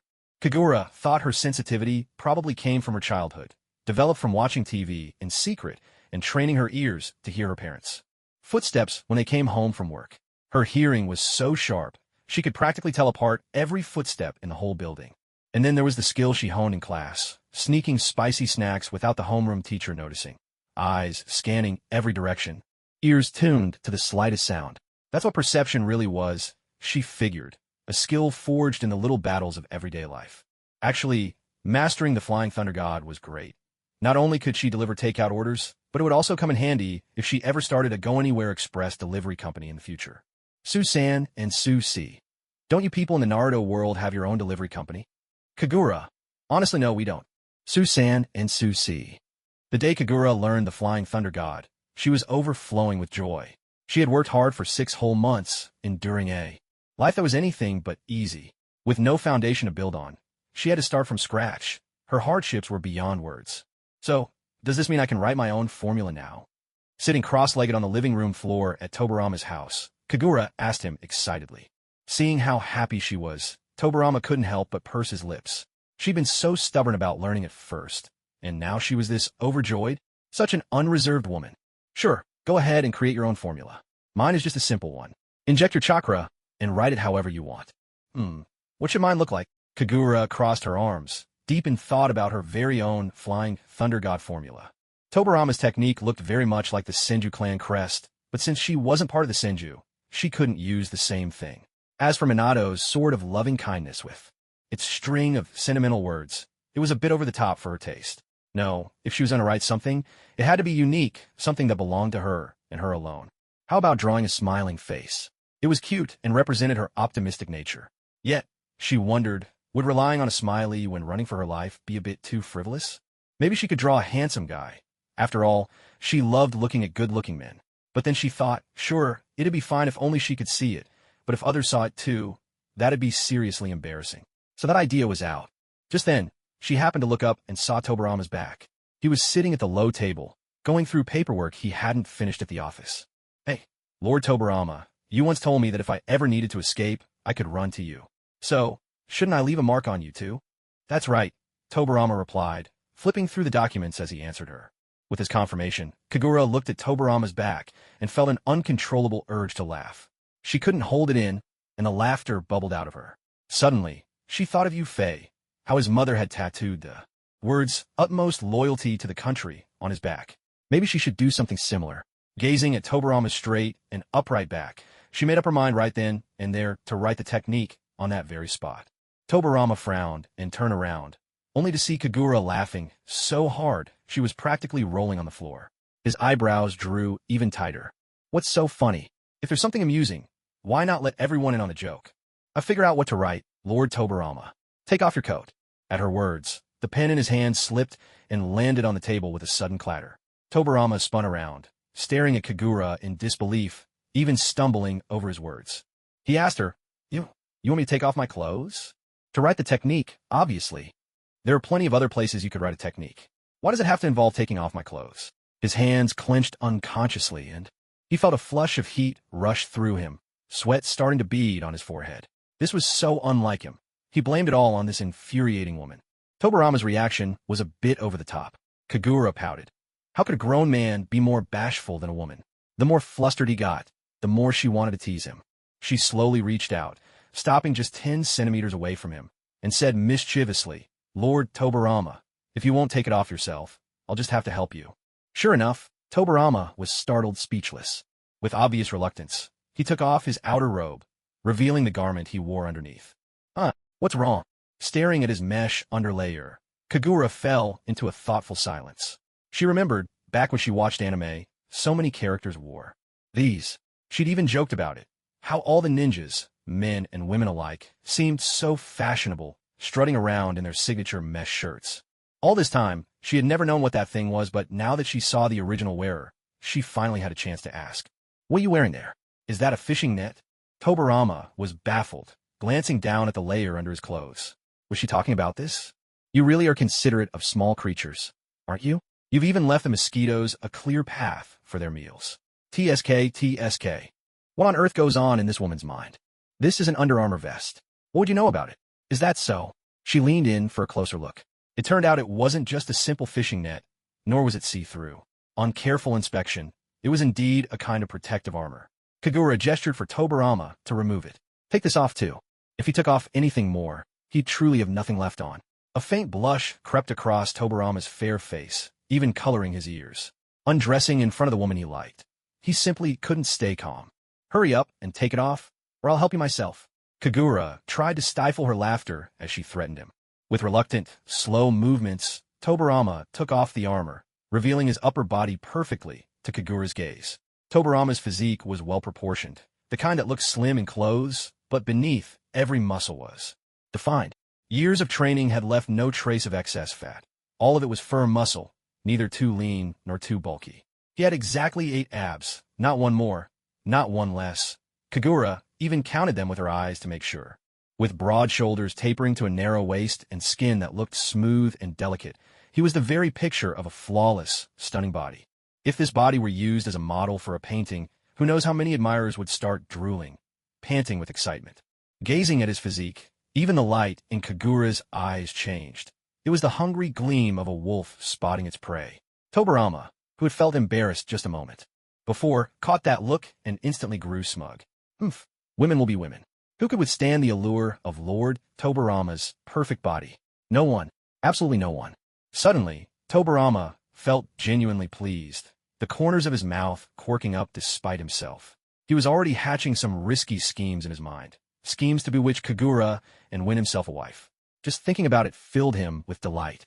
Ahem, Tobarama cleared his throat a few times, pulling the obviously distracted Kagura back to reality. Well, I've taken everything off. What do you want to write? He glanced down at his body, still unsure where Kagura intended to start. Kagura realized her gaze had been far too blatant and suddenly felt a touch embarrassed. Her cheeks flushed as she silently berated herself. He's just a two-dimensional character, and you're letting yourself get carried away? How foolish. Turn around. I need to write the formula on your back. His back. Tobarama found it utterly baffling. He glanced down at his perfectly defined 8-pack abs. There was no need for anyone to write on his back. Truly, this woman was an enigma he could not unravel. With a hint of sulkiness, he turned away, revealing to Kagura a back marked by several scars left by blades. Staring at those scars, Kagura was compelled by some invisible force to reach out and touch them. As she gazed at these wounds, etched like metals onto the man's back, she found herself softly asking, "Does it hurt?" Tobarama froze for a moment, feeling the gentle touch of her fingers. He lowered his head slightly, pressed his lips together, and replied, "It doesn't hurt anymore." Kagura gave a sheepish, self-mocking smile. What was she thinking? Of course they wouldn't still hurt. After all, he was a member of the Senju clan. It was as if Tobarama had eyes on his back, able to see straight through Kagura's thoughts. He added, "Some wounds ache when it rains or on gloomy days." A spark lit in her eyes. Kagura couldn't help but smile, lips pursed. This man truly was. Almost sensing her burning gaze, Tobarama's beautiful shoulder blades gave a slight twitch, as if they might sprout wings at any moment. Kagura swallowed dryly, her mind suddenly awash with memories. Every sketchbook she'd ever drawn seemed to resurface all at once. Her breath quickened. If the models in her college figure drawing class had physiques like Tobarama's, would she have ever scored so poorly? Chakra gathered at her slightly trembling fingertips as Kagura touched Tobarama's skin. His warmth seemed to seep through her fingers, spreading into her own body. Oh no, why did she feel so flustered? If someone handed her a pillow right now, she would bury her entire face in it. How mortifying. Tobarama, quietly enduring the sensation of Kagura's delicate fingers trailing across his back, was actually suffering. Her touch was feather-light, tickling his back. Though it was early. Spring and the stove was burning, the room still held a chill. Each movement of her fingers made Tobarama's nerves tighten further, and the shiver it brought raised goosebumps along his skin. His muscles gradually tensed. He could sense that Kagura was writing Chinese characters on his back, but couldn't discern exactly what she was inscribing. Still, the strokes seemed endless, as if she were writing an entire era onto his skin. Inside, it felt like a little kitten was pawing at a ball of yarn, rolling it here, then there, leaving his heart itching unbearably. Kagura's warm breath fell across his bareback. Tobarama parted his lips, drawing in careful breaths, while a devil in his mind tempted him to act on the true desires welling up inside him at this very moment. Starting from the butterfly-shaped bones and moving downward, her fingers finally reached the small of his back, right where Tobarama's nerves were most sensitive. Kagura gently tapped 3 times at that spot. It was precisely this subtle gesture that undid him completely. The taut string inside his mind snapped all at once. In an instant, he spun around, pouncing on Kagura like a panther and pinning her down on the soft tatama mat beneath them. Ah! Kagura's startled cry rang out as the sudden physical contact caught her completely off guard. Her dark pupils met Tobarama's vivid crimson gaze, where longing and deep, possessive desire flickered. He stared at her, lips pressed tight in a struggle to restrain himself, yet something pleading glimmered in his eyes as well. It was the closest Kagura had ever found herself to a man. Panic surged through her. She even forgot to struggle. Her heart thundered wildly in her chest, and her senses were overwhelmed by Tobarama's scent, a faint, pleasant trace of soap that wrapped around her like an impenetrable fortress. Perhaps it was the charged air between them, or maybe the perfect timing. But as Tobarama lowered his head, capturing her lips in a gentle kiss, Kagura did not resist. Or perhaps she was simply bewitched by his striking beauty. The kiss was a strange, wondrous thing. It felt as though the rest of the world had fallen away, leaving only the two of them, each other's presence filling their senses entirely. Tobarama's elegant, calloused hands cupped her face as he kissed her, utterly lost in the moment. His eyes shut tight. Kagura's eyes remained wide open, watching him. His handsome features seemed to draw closer and closer, his thick lashes trembling like the wings of a butterfly, a sign that he, too, was inexperienced and just as nervous as she was. He nipped playfully at her lips, each touch sending a shiver through her. Unable to help herself, Kagura reached up and rested her hand on his back. She closed her eyes, thinking, so this is what a kiss feels like. It's not bad at all. And yet, it shouldn't have been like this. Hadn't she only meant to practice the art of writing jutsu on his back, inspired by her mother-in-law's tattoo? The initial fear and anxiety slowly melted away, replaced by a warmth spreading through her body. Tobarama wanted more. He lifted himself up, unfastened the first button at Kagura's collarbone, his excited hands trembling as they fumbled toward the second. Just then, the entryway door swung open with an abrupt crash. Is Lord Tobarama home? The first Hokage, and the sudden intrusion nearly scared the life out of them both. Tobarama, acting on pure reflex, snatched up a cushion and pressed it over Kagura's face, an awkward mix of embarrassment and irritation flaring in his red eyes as he glared at the newcomer, as if he could set them ablaze. The guest stood frozen in shock, staring wide-eyed at Tobarama, who was half-naked, his upper body exposed. Beneath him, a pair of slender legs was clearly visible. Though the face was covered, it was obvious they belonged to a woman. Get out. Yes, yes, yes. The startled visitor reacted like a mouse seeing a cat. He spun around and bolted, thoughtfully slamming the door shut behind him. Even after running nearly a mile, his heart was still pounding wildly. Thinking back, he was filled with lingering fear. The matter had been so urgent, and he'd gotten used to entering Lord Tobarama's house without knocking. Who would have thought he'd walk into something like that this time? Oh gods above, would Lord Tobarama have to silence him for good? Inside the Hokage's office, Hashirama and Madara watched as Uchiha Kagami returned. There was something odd about Kagami's expression. He looked embarrassed, flustered, worried, and a little scared. Tobarama was nowhere to be seen behind him. What's going on? Tobarama's not home, Hashirama asked. Kagami opened his mouth, hesitating, unsure how to report back to Hashirama. He's not in the office or the lab. Normally he'd be home at this hour. Humph. Is he putting on airs just because I'm here? Madara crossed his arms and scoffed. Kagami stammered. I didn't see Lord Tobarama. Hashirama scratched his chin in puzzlement, but didn't press further.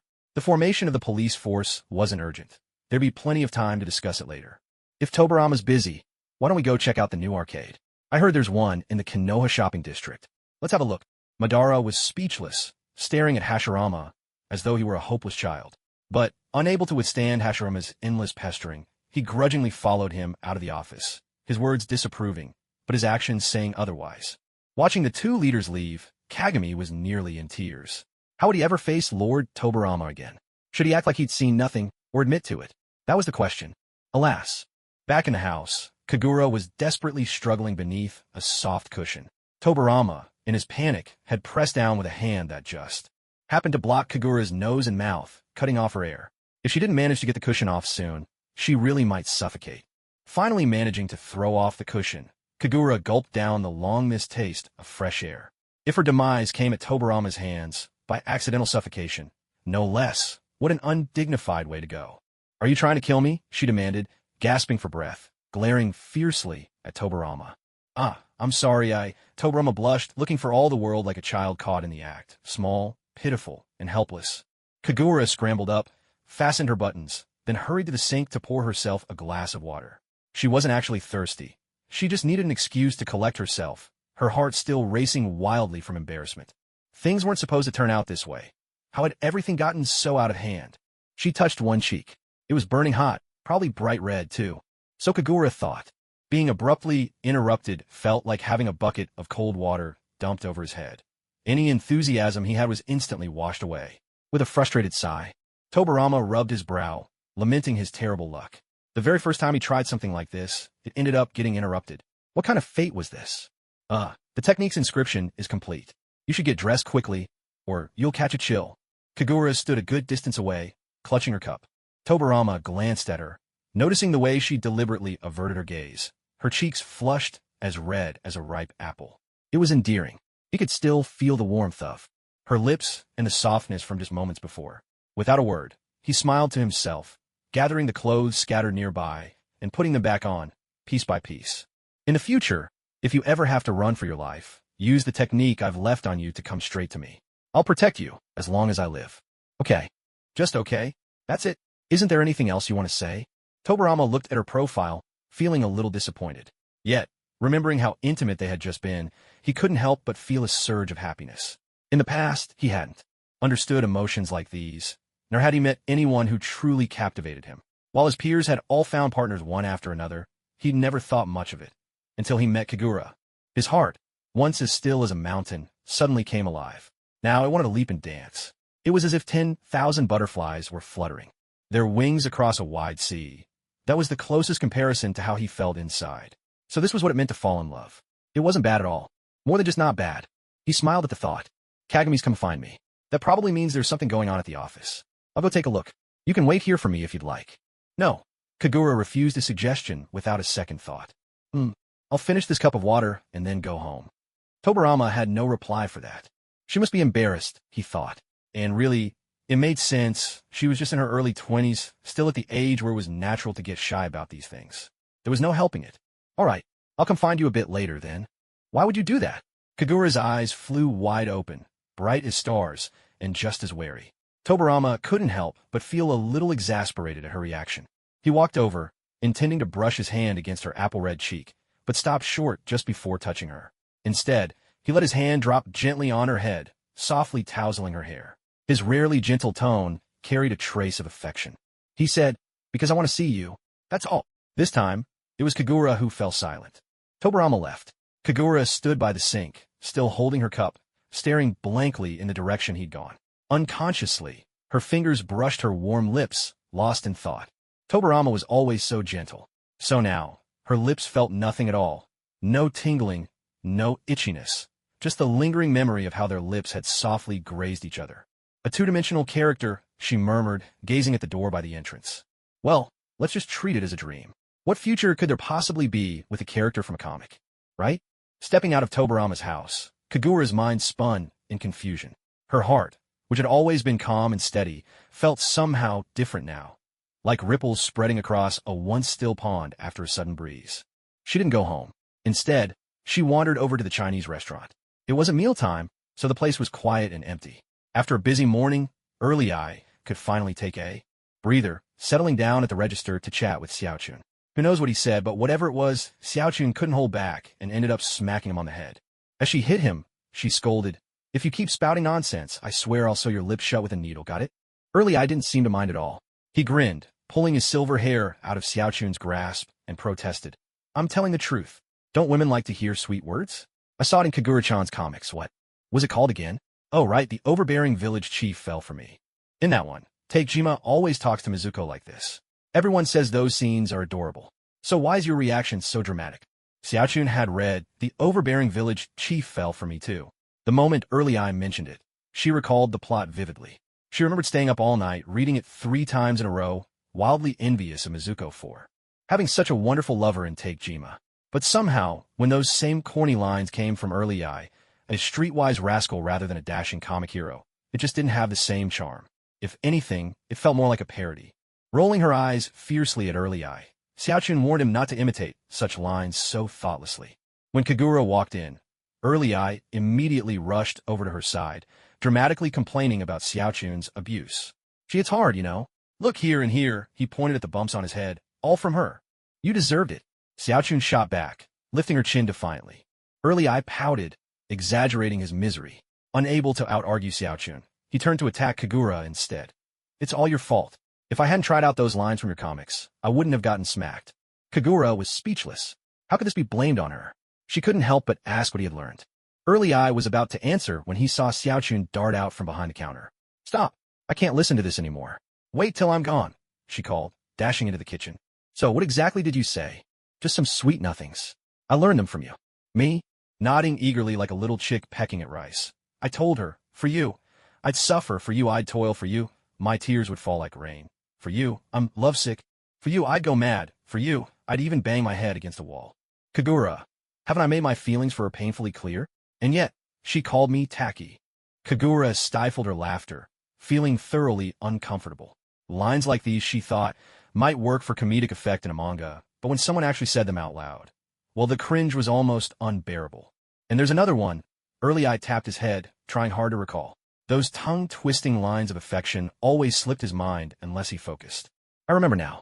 You said, alpha is alpha, beta is beta, gamma is gamma, delta is delta, and epsilon is I don't want to kiss your lips. After I handed her that love letter, what I got in return was an even harsher beating. Kagura looked at Early Eye with the kind of gaze reserved for the hopelessly clueless, and for a moment, she actually felt sorry for Jiraiya. With a brother like this as a role model, it would be a miracle if he ever managed to win Tsunade's heart. Sigh, all I want is to chase after a beautiful girl and have a sweet, simple romance, but the world just won't let me. It's so unfair. On this topic, Kagura had nothing to contribute, aside from that fleeting crush she'd had as a kid on the school ping-pong champion. Her experience with matters of the heart was virtually non-existent. With so little to go on, who was she to comment on someone else's love life? She couldn't bring herself to say something like, just persevere and you'll win her over. Love isn't something you can win just by stubborn persistence. The human heart is unpredictable, just like vows exchanged before slipping on wedding rings. In that moment, the words might be sincere, but who's to say they won't stray or fall out of love later? There are too many uncertainties. But telling him to give up didn't feel right either. As mentioned before, people's feelings change. Not liking someone now doesn't mean that'll never change, who knows? Maybe one day, after becoming immune to Early Eye's corny lines, Xiaochun would suddenly find him charming and develop feelings for him. And what about her own feelings for Tobarama? A smile faded from her face, and Kagura couldn't help but sigh. Matters of the heart really do throw one's mind into chaos. No wonder the ancient martial manuals said you had to become a eunuch before practicing the evil dispelling sword technique. Maybe those old sages were onto something. Even in the world of cultivation, achieving true enlightenment often meant severing all attachments. Every Shinsha drama she'd ever watched played it that way. Some gentlemen might protest. That's not true. There's dual cultivation. That evening, as promised, Tobarama came to Kagura's place. After that lingering kiss earlier in the day, he was no longer as cold and distant as before. He still seldom smiled, but there was a new tenderness in his eyes whenever he looked at her. See, when he wanted to, he wasn't just some cold-blooded man obsessed only with the village. His heart had room for many things. For instance, he had made room for Kagura. Well, as soon as Tobarama opened his mouth, he suddenly didn't know what to say. In fact, on the way here, he'd been turning over in his mind what he should say to Kagura. What happened during the day had been rather abrupt. He almost felt like some lecher suddenly struck by wicked thoughts. Would that leave a bad impression on Kagura? But then again, when you like someone, you naturally want to be close to them. You want to hug them, kiss them, even lift them up in your arms. He wanted all of that. Walking down the street, he glanced up at the moon. A wave of melancholy washed over him. He was good at inventing new jutsu, good at helping his brother run the village. He was skilled at so many things. Yet, when it came to feelings, he was like a grade schooler on his first day, hopelessly awkward and inexperienced. He was 40, after all. Age seemed to be the only thing he'd managed to accumulate. Sigh. Kagura, too, was pondering how she should explain things to Tobarama. What happened earlier was just a product of the moment. She'd never really been interested in romance. You don't need to worry about what happened today, she said at last. I don't think Kyo saw anything. And even if he did, it was only me. Your face was well hidden by me. There's really nothing to worry about. He'd clearly misunderstood her. You're my woman now, Tobarama said. Maybe you weren't before, but you are now. Besides, everyone in the village already thinks so there's no need to feel embarrassed. He nodded to himself. Saying such things made him feel a little awkward, but wasn't taking responsibility the mark of a real man? He wasn't the kind of scoundrel who'd kiss someone and then walk away. Kagura would surely like this side of him. That's not what I meant. Besides, I'm not your woman. I'm myself. When did I become your accessory? He was thrown for a loop. That's not what I meant. But we both. I know, but I just don't think we're a good match. And honestly, I don't want to be in a relationship. I just want to live freely, become a rich woman, travel everywhere. I don't want to be stuck in Konoha all my life. Kagura couldn't meet Tobarama's eyes. She felt a little guilty saying it. Why did she feel like a scoundrel taking advantage of a handsome man and refusing to take responsibility? That's not a problem. You can go wherever you want. I won't hold you back. What does that have to do with us being in love? Tobarama was genuinely confused. It's not about being in love. I don't plan on falling for anyone here. At least not now. After all, she was a three-dimensional person who'd traveled into a fictional world. Falling in love with a two-dimensional character felt too strange. She just couldn't get past that mental hurdle. She could do whatever she pleased when she was alone, but once she became entangled with someone else, a sense of responsibility would inevitably arise. And since she was someone who took responsibility seriously, Kagura felt that such ties were a kind of shackle. Besides, she'd always believed that maybe, someday in the future, she would return to the real world. So, then why did you agree and even respond to me during the day? Exactly. Why hadn't she stopped herself back then? If she had put an end to it, none of this mess would have happened. Kagura almost wished she could travel back in time and give her past self a good smack. Tell herself to wake up and stop provoking decent men. Answer me. Why? It must have been because her heart was stirred, Kagura thought. In that atmosphere, thick with a haze of pink bubbles, facing Tobarama's young and handsome face, what woman's heart wouldn't skip a beat? Even though he was 40, he looked under 30. That kind of beautiful body pinning you down, those tender, soulful eyes. Gazing at you, heavens, anyone with a beating heart would find it hard not to fall for him. And as for her, she was utterly inexperienced. In matters of love, an absolute novice. It only took a little teasing from someone else, and her heart was already all aflutter. Desire, truly her greatest weakness. I was just taken in by your good looks. That, at least, was the honest truth. Now, it was Tobarama's turn to be at a loss for words. Kagura was probably the first person in all his years to openly admit to him, without a hint of shame, that she was attracted to his appearance. Wasn't this the kind of thing men usually say to women? Their relationship seemed a bit odd, somehow off-kilter. I have a fickle heart, she continued. I like any man who's easy on the eyes. If you don't want a whole pasture of green grass growing on your head, I don't mind dating you. As she spoke, Kagura sneaked a glance at Tobarama's reaction. To her surprise, he actually furrowed his brows and appeared to be seriously considering it. Oh, come on, big guy. This is not a normal question. What's there to think about? So, is it all right to trample on someone's sincere feelings just because they're freely given? When Tobarama asked this, his expression was intensely serious. Those beautiful red eyes brimmed with disappointment. The joy he had felt earlier was now replaced by hurt.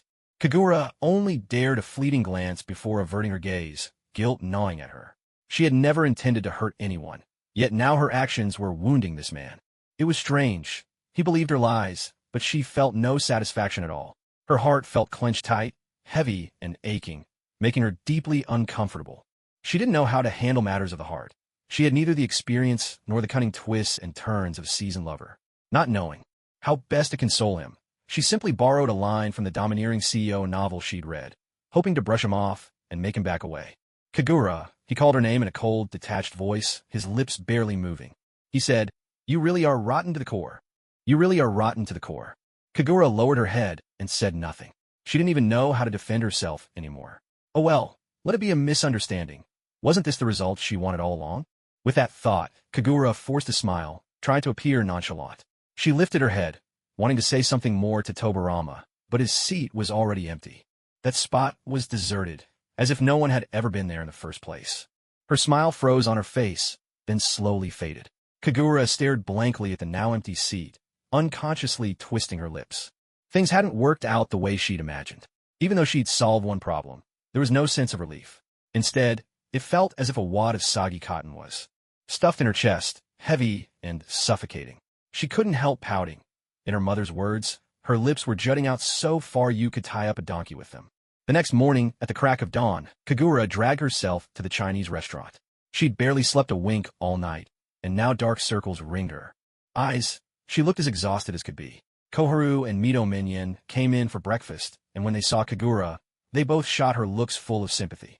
With a meat bun in her mouth and a glass of milk in her hands, Kagura chewed without tasting anything. "Looks like she really took a hit," Koharu whispered to Mito Minion across 2 tables. Mito Minion sneaked a glance at Kagura. Seeing her like this, the sympathy in his eyes only deepened. He nodded and said, "I always thought their relationship was solid. Who would have thought it would come to this?" "Exactly. If you ask me, it's still Tobarama-sensei's fault. Typical man, starting something and then abandoning her. So despicable. Why are you pulling me? Even if he's our teacher, I'll say it. What he did was just wrong." Mito Minion tugged at Koharu's sleeve to stop her from going on, but she shook him off with a flick of her hand. "Koharu, I'm not like Tobarama-sama. I'm completely devoted. I only have eyes for you." Early Eye, half his head poking out from the kitchen, hurried to declare his loyalty. "Get lost. On it." Early Eye's head snapped back into the kitchen in an instant. Koharu was like a lone alpine flower, so hard to pick. But the more unattainable she was, the more Early Eye found himself drawn to her. That damned urge to conquer. Liking someone is just like that. As Kagura once said, it's like Zhou striking Huang Gai. One is willing to hit, the other is willing to take the blow. Koharu is Zhou, and he is Huang Gai. So word about their falling out had spread this quickly? Even Koharu and Mito Minion knew by morning. Just goes to show, the essence of humanity is gossip, Kagura thought gloomily as she took a big bite of her meat bun, suddenly bringing up a blind date, without even considering Kagura-chan's feelings. Of all times, why now? Wait, a blind date? Who's having a blind date? Kagura whipped her head around so fast that she lost control of the steamed bun in her mouth. It shot out and landed with a splat right on Mito Munin's face. Mito Munin was stunned. Without even pausing to apologize, Kagura dashed forward in a flash, grabbing Koharu's arm just as she was about to pick up some pickled vegetables. "A blind date?" Koharu nodded, her expression full of sympathy. Tobarama-sensei asked Lord Mito to arrange a blind date for him. Apparently, last night, for some inexplicable reason, he didn't go to bed, but instead ran off to Lord Hashirama's place and refused to leave. He insisted Lord Mito set him up, and Lord Mito couldn't refuse. So, sure enough, it's happening. This morning, in fact. Mito Munin added quietly, "It's at the Riverside Plaza." Koharu watched Kagura's face carefully and asked in a whisper, "What happened between you and Tobarama-sensei, anyway? Weren't you two just—" The bite of meat bun in Kagura's mouth hadn't gone down, and now it stuck in her throat, making her eyes well up with tears as she choked. Koharu and Mito Munin stared at her in alarm, then exchanged a glance that seemed to say, "This is bad. She's so heartbroken. She's crying." In Tobarama's office, Koharu was giving her report, looking troubled. Kagura-chan was in tears. "Sensei, don't you think you've gone too far?" Tobarama tossed the finished document onto the desk, glanced expressionlessly at the clock on the wall, and muttered to himself, "Ah, it's time for the blind date." With that, he stood up and walked out. "Sensei, Tobarama-sensei." Ignoring Koharu's call behind him, Tobarama bolted out faster than a startled rabbit. The blind date was set at the Riverside Plaza, a charming spot where the breeze from the river mingled with the scent of flowers, making it the perfect place for such an encounter. Kagura hid behind a large tree, eyes fixed on the 2 figures sitting on a bench not far away. The man was Tobarama, the woman his date. During their introductions, Kagura overheard that the young lady's name was Mamiko. Was Miss Mamiko an expert at growing beans or something? Kagura grumbled her criticism under her breath. Over on the bench, Tobarama and Miss Mamiko seemed to be hitting it off. Kagura couldn't quite make out what they were saying as their voices grew softer, but every now and then she could hear laughter. Miss Mamiko was the picture of grace. Even her laughter was refined, with one hand covering her mouth, delicate and demure, as if she hadn't had enough to eat. In contrast, Kagura could devour a whole cow in a single gulp. Just yesterday he was telling me how much he loved me, and now look at him, laughing away with his date. If he smiles any more, he'll sprout wrinkles. Kagura admitted to herself that she was being rather spiteful. In another corner of the square, a few children were playing Kick the Can. From time to time, their noisy voices would catch Kagura's attention. Wasn't Kick the Can the very game Kakashi and Obito loved when they were little? She couldn't tell if it was a testament to its long history, or simply because Ninja World children truly had nothing else to play with, just a few dented cans kicked around for decades. Looking closely, nestled among them was a white-haired little boy with the same vacant gaze as always. The difference was there was no mask hiding his face. This was Tsukumo Hataki. 2 years older now, he'd shot up in height. The other children scattered as it became Tsukumo's turn. He took a deep breath, gathering his strength, then funneled every bit of it into his right foot. With a running start, he delivered a mighty kick to the can. Kagura watched as it soared in a graceful arc, flying high before gently descending. There was a sudden thud. It had hit something. Ouch! A woman's pained cry rang out, swiftly followed by endless complaint. Tobarama-sama, just look at what they're doing. Peeking out from behind the tree, Kagura was surprised by the scene before her. Miss Mimiko curled up in Tobarama's arms. Tobarama made no effort to avoid suspicion, letting Miss Mimiko nestle against him as he gently patted her back in a gesture of comfort. Hey now, this is only your first meeting. To think they're getting so handsy right out in public. Has the world really come to this? How painful can a can to the head really be? She'd seen enough. No way was she going to keep watching this. Time to leave. Back at the Chinese restaurant, it was lunchtime and the place was packed. Even Choji Akimichi, who usually had nothing to do, had come to help out. When he saw Kagura, he greeted her with a big smile. I want to have crispy pork bites today, Kagura-san. Even the toughest guy couldn't resist acting cute when asking for food. Crispy pork bites, deep-fried, high in calories. Me too, she nodded vigorously. I'll turn my anger into appetite. If only she had some cola to go with it. By the way, where did you go just now, Kagura-san? The river. The riverside? A fleeting, peculiar glint flashed in Choji's eyes, but Kagura missed it. The tea house 3 streets north along the riverside. That's where I went. Good thing I reacted quickly, she thought, dabbing an imaginary sweat on her forehead. Otherwise, I almost slipped up. After the lunch rush, Kagura made a huge bowl of crispy pork bites. Using pork with just the right ratio of fat to lean, quickly marinated, coated in egg batter, and fried until golden and crunchy on the outside and tender within. Wrapped in fresh lettuce leaves, they weren't greasy at all. Setting aside the small bowl Tsunade, swiped midway. She and Choji polished off the rest between the two of them. High-calorie food consumed, and only when she couldn't take another bite did Kagura finally sit down at the table, cradling a cup of tea, lost in thought. Truly, good food has the power to soothe the soul. Now, she didn't feel nearly as angry as before. In the afternoon, after the meeting ended, several students watched Tobarama's expression with great caution. Tobarama, expressionless, kept busy with his own work. During a pause, he looked up at the students standing in a neat row before him, his face darkening as a cold smile flickered across his lips. That's why I said, isn't Miss Kagura a better choice? Muttered Hiruzen under his breath, undeterred by danger. Tobarama shot Hiruzen a sharp glance and replied, Monkey, unlike you, I'm not the kind of man who insists on sticking to a single tree. By the way, how are things progressing with Miss Biwako? Hiruzen squinted, his expression inscrutable, then scratched his head, grinning a little sheepishly. I guess it's going pretty well. At least, when I offered to be her bodyguard while she gathered herbs in the mountains, she didn't turn me down. The smile that had just crept onto Tobarama's lips vanished instantly at Hiruzen's words, without a trace. Tobarama grumbled inwardly. Everyone in the world seemed to have a better love life than he did.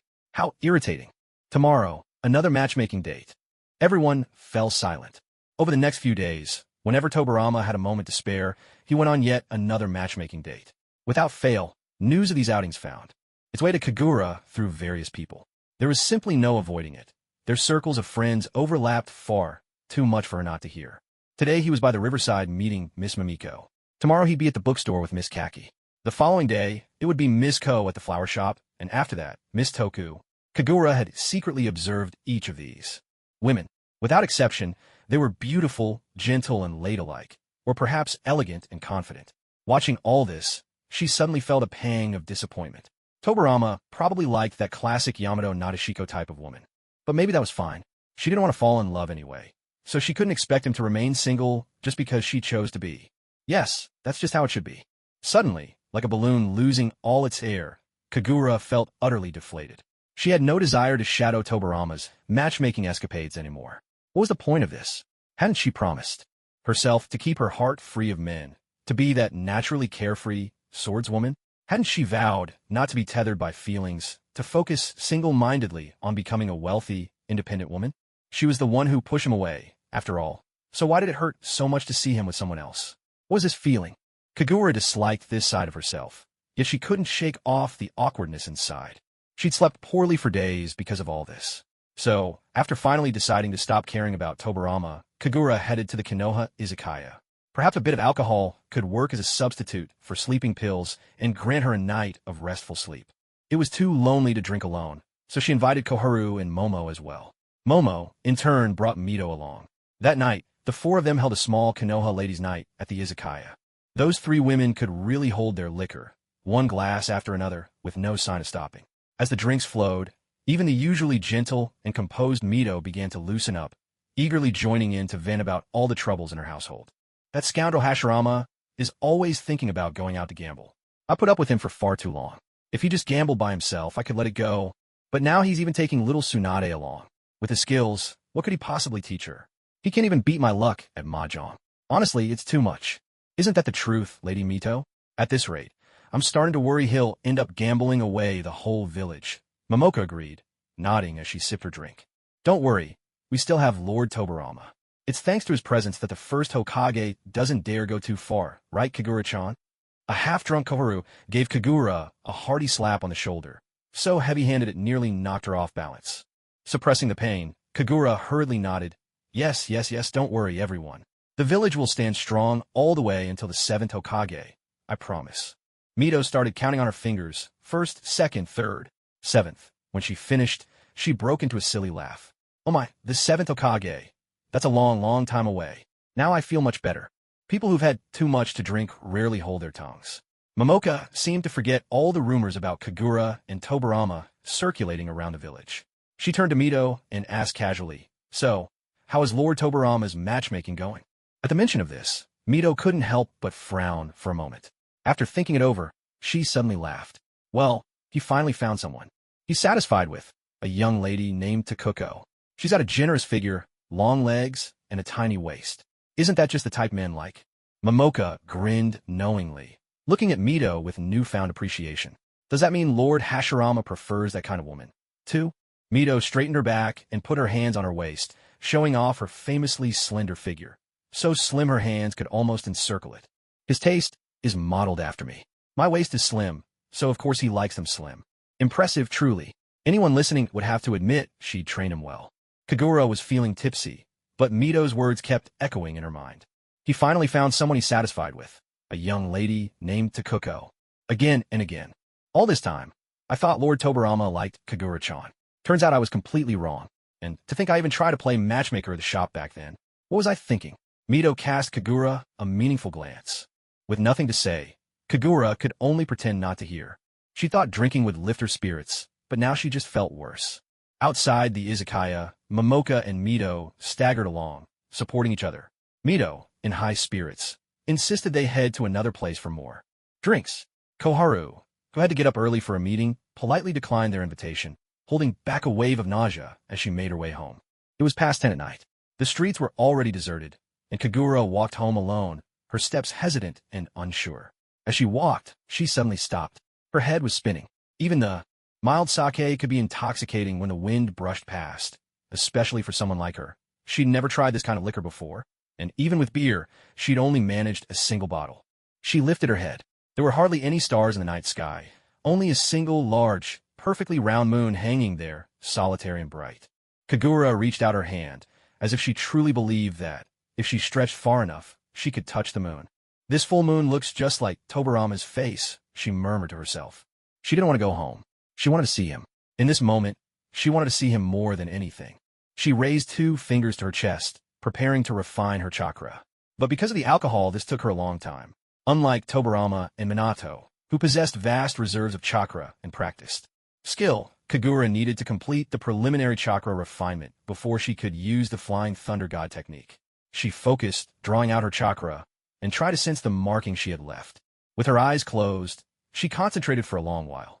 At last, she felt the technique she'd inscribed on someone's back. She gathered the refined chakra into the index finger of her right hand, the same finger that bore the mark matching the one on Tobarama's back. Channeling her chakra there, she opened the space-time portal. Inside Tobarama's bathroom, after a long day, Tobarama was soaking in the tub. The warm, bath salt-laced water was filled with bubbles. He leaned over the edge of the tub, his arms crossed, relishing the best way to unwind after a tiring day. When people relax, drowsiness comes quickly. Tobarama, half asleep at the edge of the tub, was just drifting off when, suddenly, a tremendous splash broke. The silence. Something had fallen into his bathtub with a crash, shocking him so much he snapped his eyes open. His heart nearly leapt out of his throat. Turning around, he saw Kagura, now soaked from the spray, looking like a drowned kitten. She wiped the water from her face in confusion, only to find Tobarama staring back at her in utter terror. Is this the bath?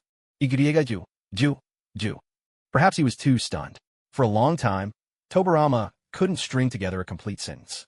Kagura's cheeks, already flushed from the sake, turned an even deeper shade of red when her gaze accidentally drifted to Tobarama's chest. Realizing the situation, Tobarama snatched a towel, wrapped it around himself, and leapt out of the tub, still covered in foamy bath salts. He nearly slipped in his haste. Why are you here at this hour? His eyes widened as another thought struck. His expression froze, and he hurriedly asked, Did something happen? Is someone chasing you? Kagura shook her head in bewilderment, staring at him blankly. That look made Tobarama feel completely unsettled. No one was chasing her. She'd come here on her own. Why are you looking at me like that? Lord Tobarama. Her lips, as red and ripe as cherries, parted slightly, but no sound would come out. A sour ache filled her nose, and warmth welled up behind her eyes. Suddenly, her eyes brimmed over with tears, and the more she tried to hold them back, the more they spilled out. It felt as if all the drinks she'd had at the izakaya tonight had somehow turned into tears. They poured out like a river breaking its banks, flooding everything. Kagura couldn't even tell if the wetness on her face was rain or just tears. All she knew was that she felt unbearably wronged. Just the thought of Tobarama becoming Miss Detsy's somebody was enough to make her heart ache. So she really did like him, didn't she? From the very moment she saw him at the Valley of the End, descending from the sky with that white fur collar and landing so steadily. It was his looks that first made her heart flutter. Over the next 2 years, as they spent time together again and again, that flutter slowly blossomed into a fondness she didn't even notice. If it hadn't been for those endless blind dates popping up, maybe Kagura would never have realized her own feelings. She was always a bit oblivious, never noticing this emotion before. But now that she had, it was already too late. She reached up to wipe away her tears, but the next second, even more spilled out. She'd never cried so hard in her life. She'd always been the kind of child who loved to laugh. Even back when she got caught stealing ice cream, and her mother gave her a good spanking, she would still giggle in between the yelps, just because there was still some sweetness left in her mouth. Of course, that only earned her a harsher scolding, but not even then did she cry, so hard she couldn't stop. The sobs grew louder, grief swelling with every breath, and the haze of alcohol stripped away her defenses, leaving the truest version of herself exposed before Tobarama. Tobarama stood there, staring dumbly at the sobbing Kagura, utterly at a loss. What on earth was going on? What had happened? Who hurt her? How could anyone cry like this? Did she plan to turn all the water in her body into tears? Hey, I'm talking to you. Her sobs only grew louder. What happened? Say something, don't just cry. Stop crying. He crouched down and gripped her shoulders, glancing her over for injuries. Once he was sure she wasn't hurt, he finally let out a sigh of relief. Then, raising his voice, he sternly ordered her to stop crying. Maybe it was his booming voice that startled her, but Kagura's sobs quieted, though the tears still streamed silently down her cheeks as she looked at him. That look in her eyes. Tobarama's eye twitched involuntarily. What was with that mournful, wounded stare? Seeing Tobarama's furrowed brows only made Kagura feel even more wrong than before. He had never spoken to her so harshly, not once. Maybe that saying was true. Love really does fade away, doesn't it? Bystander, love doesn't fade. It just moves on. So how does love moved on to Miss Detsy? The thought made Kagura cry even harder. Flustered, Tobarama fumbled to wipe her tears away, all the while muttering in confusion. Were women really made of water? Raising his voice did no good, so he had no choice but to try coaxing instead. But Tobarama was different from Hashirama. He wasn't good at this sort of thing. Even when he tried to speak gently, it still sounded rather awkward. Stop crying. If you keep it up, I swear I'll lock you up in a cell. That wasn't coaxing at all, more like a threat. If you cry again, I'll... Kagura looked up at him with tear-filled eyes. His face was flushed again. He always seemed to blush so easily. If you keep crying, I'll keep you here with me. I won't let you out for 10 days, maybe even half a month. You wouldn't dare, she sobbed. He let out a cold chuckle. Oomph. You don't know me at all. There's nothing in this world I wouldn't dare to do. Really? Could it actually be this good? Wait, what am I even thinking? If you lock me up here, What about your precious Miss Detsy? She whimpered. At the mention of Miss Detsy, a flicker of light flashed in Tobarama's eyes. As he'd guessed, this little thing had heard something.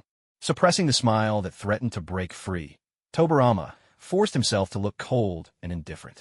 He cleared his throat, trying to reassure her. Locking up one crybaby won't stop her from understanding me. What was going on? Why did she look so heartbroken? Tobarama started to sense something unusual, but he wasn't sure, afraid, perhaps, that he was just imagining things. Hey, Kagura, don't tell me you. I wanted to see you, she interrupted, wiping away the constant flow of tears and locking eyes with him. I missed you so much that I just came. I know it was wrong, but by the time I realized what I was doing, I was already sitting in your bathtub. Tobarama gazed in astonishment at the woman crying so beautifully. He stared at her. There was not a trace of a lie on that lovely face. No, he said. A large hand pressed gently on her head, and in the next moment she was pulled into a warm embrace. Her forehead came to rest against Tobarama's solid chest, their skin touching, a steady warmth radiating into her. What you did was exactly right. Her eyes widened. Kagura was suddenly at a loss, unable to make sense of what was happening. Under the moonlit night, Mito and Momoka leaned on each other as they made their way toward another izakaya. After parting ways with Kagura and Koharu, the two had headed off to another gathering. Hashirama and Madara were already 3 rounds in when they arrived, and upon seeing them, Hashirama waved them over eagerly. Over here, over here. The 2 ladies walked straight over. Among the 4 of them, no one had to worry about anyone else's drinking habits. They were all incorrigible drinkers. Did she go home? Hashirama asked. Yeah, Mito replied, pouring herself a drink. She looked so utterly lost and dejected. Honestly, I almost couldn't bear to watch. Well, that's just how it is. If we hadn't helped, she might never have realized her true feelings. Taohua rolled her eyes. When men get scheming, women really don't stand a chance. Just look at Hashirama and Madara. Especially Madara. When he got right down to it, this whole affair had been his idea. She narrowed her eyes, sizing Madara up. Appearances really could be deceiving. Who would have thought that an eternal bachelor like him would start playing matchmaker for others? If he was so skilled at giving love advice, why was he still single and alone? As she watched him, she realized Madara had a cold, forbidding aura, a sense of distance that warned people to keep away. Even when he smiled, he gave off the impression of someone brimming with mischief and cunning. Taohua and Tobarama were from the same faction. Maybe it was the long-standing feud between their clans, but she simply couldn't bring herself to like Madara. Madara, for his part, never cared what she thought and seemed to enjoy provoking her. Every time they crossed paths, he'd deliberately circle her just to get under her skin, forcing Taohua to grit her teeth and hold back her anger. Hashirama had once advised him not to take Taohua so seriously, but Madara just smiled and said, I love watching people get all riled up when they can't stand me, but can't do a thing about it. Hashirama, he thought to himself, they probably won't hold out much longer before they realize how they really feel. Honestly, here I am, old as I am, worrying about these youngsters and their romances. We're ridiculous business. Mito found the whole thing tiresome. With a tilt of her head, she downed a cup of sake in one gulp, making Hashirama's heart skip a beat. He quickly urged her, slow down, slow down. If you get drunk, you can't go around hitting people. If you meddle one more time, I swear I'll deck you right here and now. I believe you, Hashirama said, meekly withdrawing his hand. Oomph. Madara snickered from the side, mocking him for being so henpecked. Look at him. What a sorry excuse for a man. What's so great about having a wife, anyway? Being single meant freedom. At least you didn't have to worry about your wife getting drunk and beating you up. Hashirama, you just don't get it. That's what makes things interesting. Konoha villagers. Exactly. We've always known the first Hokage liked getting knocked around by his wife. Hashirama, where did you all hear that? Villagers, it's the village gossip. By the way, are you going to keep arranging blind dates tomorrow? The police force has just been established, and there's a lot of work to do. I'm not sure Kagami will have the time. Mito frowned. Then just pick someone else. There's so many ninja in Konoha. Surely any one of them could do it. True enough. Do those underhanded schemes some people come up with really work? If you ask me, Kagura doesn't like Tobarama at all. Throughout her life, Momoka had always been single. During the Warring States period, she followed the 2 Hashirama brothers, marching from one battle to another, fighting this clan today, that family tomorrow. Later, when Hashirama formed a political marriage with the land of whirlpools, Mito soon gave birth to their eldest son, Chingsong. In the following years, she had 2 more children, and Momoka started helping Mito take care of them. When they finally managed to found Konoha and put an end to endless wars, the village needed all hands on deck. Momoka became like a brick for the Senju clan. Wherever she was needed, she was moved. And so, year after year, she kept putting off her own matters, and to this day, she remains a single aunt. Mito had once tried to arrange a marriage for her, but Momoka found fault with every candidate. No one seemed good enough. As strong-willed as she was, it was truly hard to imagine who could ever be a match for her. Gradually, the topic was dropped. Hashirama and his wife had given up any hope in this regard. But seeing how cheerful Momoka was every day, they realized that marriage wasn't everything. Happiness was what mattered most. So, they simply let her be. Having never experienced romance in her life, Momoka was utterly clueless about matters of the heart. Unless someone directly confessed their feelings, she wouldn't see any romantic intention at all. That's why she couldn't understand the scheme Madara had devised for Tobarama. She just thought it was nasty. Seriously, a bunch of people with a combined age in the hundreds, still scheming to trick a young girl. How despicable. Shameless. In private, she even secretly warned Tobarama, saying, "How could Madara possibly be so kind as to help you? Be careful, it's probably a trap. He might end up pushing Kagura even further away." Tobarama's experience with love wasn't much better than hers. He was grasping at straws. At this point, even if the late Izuna crawled out of his grave to offer advice, Tobarama would probably give it a try. "Let's just see how it goes. If it doesn't work, I'll think of something else," he replied. With his hopelessly low romantic IQ, it was hard not to sigh. Momoka thought to herself, "The wise steer clear of love. Only fools repeat others' mistakes." And Tobarama looked every bit the fool, exactly the type Madara would set up. Madara simply gave a faint smile, glanced over at Momoka, and said, "What could a little girl like you possibly understand? Sometimes, you need to force things to the brink before they turn around." "Idiot! Who are you calling a little girl? You old fossil. I'm only a few years older than you. What's wrong with calling you a little girl?" "So rude," Mito chimed in tipsily. "Madara, it's precisely because of your attitude. You don't know how to be courteous to women, don't know how to be a gentleman. That's why you're still single. You really need to change." Hashirama, standing by her side, nodded so vigorously it was almost comical. She's right. Madara, He glanced at Mito, then at Hashirama, and with that, any lingering thoughts of marriage vanished completely. Kagura struggled out of Tobarama's embrace. Tobarama's face carried a faint smile, and in his crimson eyes was a glimmer of satisfaction, as though his plans had succeeded. "What did you mean by what you just said?" she asked. Tobarama only smiled, saying nothing. He lifted Kagura out of the bath, reached for a clean towel from the shelf beside them, and tried to drape it over her shoulders. But upon seeing her, clothes soaked and clinging tightly to her body, his face flushed again.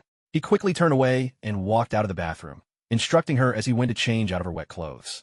"You know where the bathrobe is. Dry yourself off before coming out, or you'll catch a cold. I'll be waiting for you outside."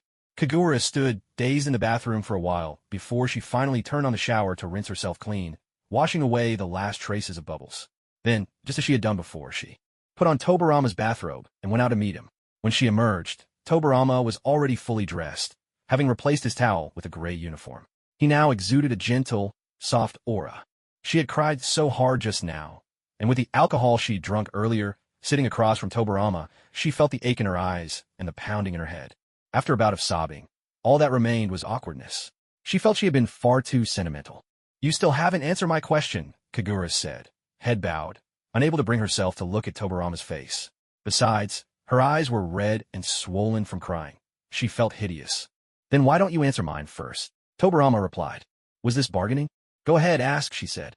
"What did you mean when you said you wanted to see me?"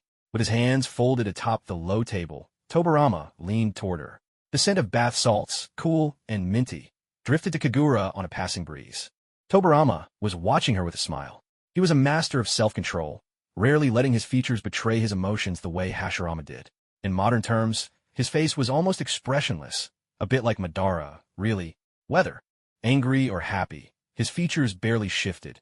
He would knit his brows when upset, and the corners of his mouth would lift when pleased. Now, he was smiling, a gentle, subtle curve to his lips, a trace of tenderness hidden in his eyes. "Wanting to see you means just that," Kagura replied. "I looked up at the moon tonight, and it reminded me of your face, so I wanted to see you." It was such a foolish, childish reason, but for some reason, Tobarama found himself delighted by it. His spirits soared, all the gloom from before swept away. He wasn't even sure how to describe this happiness. He just felt as if a great weight had lifted, leaving him light and almost buoyant, as if he could float away. Though her words were sincere, saying them aloud under his steady gaze left her flustered. Whether it was embarrassment or the lingering effects of the alcohol, her cheeks burned. Kagura reached up and rubbed her face, trying hard to clear her head. So, this is what you really think, isn't it? It's not just that you're attracted to my looks. You've actually fallen in love with me. Kagura. Until this moment, Kagura had never considered this question. She'd only felt a heaviness in her heart upon learning that Tobarama had successfully been set up with another woman. She'd simply felt unhappy, but never once thought it was love. Is this love? Is this what it feels like to fall for someone? Had she really fallen for a fictional character? The idea seemed absurd, laughable, and utterly unbelievable. Kagura's dazed expression left Tobarama feeling a bit defeated. He sighed, propping his chin on one hand, and regarded Kagura with a trace of resignation in his eyes. He asked her, "Does falling in love with me trouble you that much?" "Yes," she blurted out without thinking. Tobarama was momentarily at a loss for words. But then Kagura shook her head in confusion and added, "No, that's not it." "Yes and no. So which is it, really? I don't think I'm someone to be embarrassed about.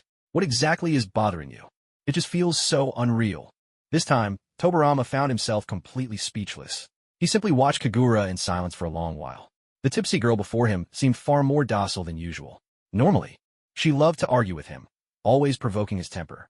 But after a few drinks, she turned into a gentle, slightly clueless kitten, the very picture of adorable cluelessness. In this respect, she was far more endearing than his sister-in-law, Mito.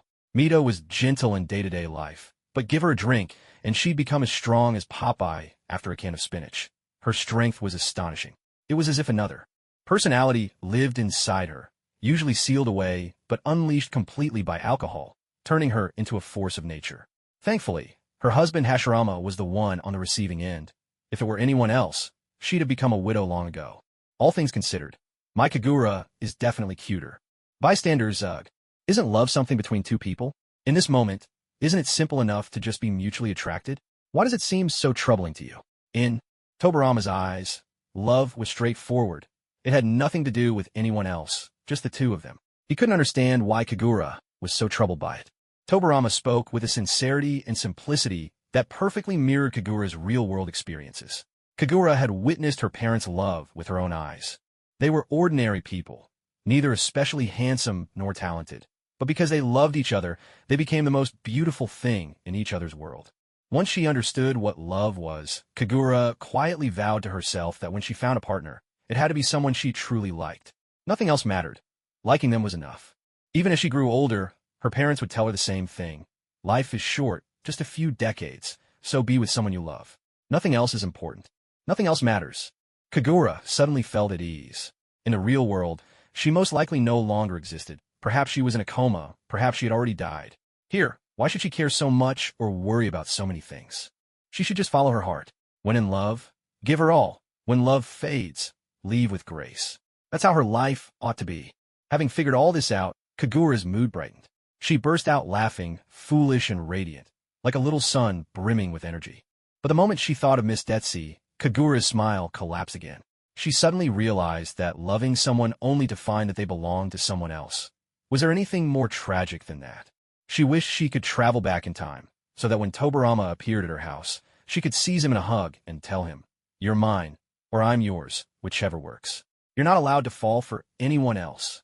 Yet, she could never go back to that moment. Suddenly, Mito's words echoed in her mind.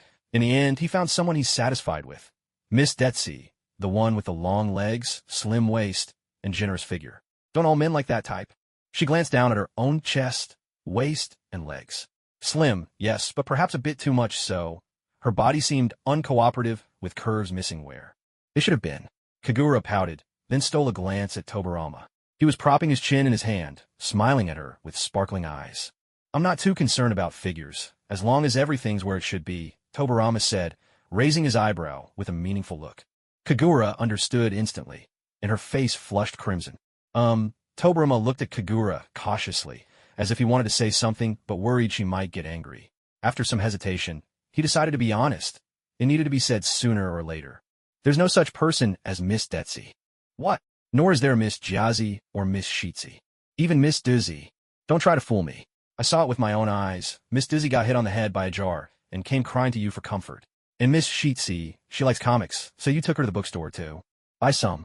Miss Jazzy loves flowers, and you gave her that huge bouquet of red roses. And Miss Detsy.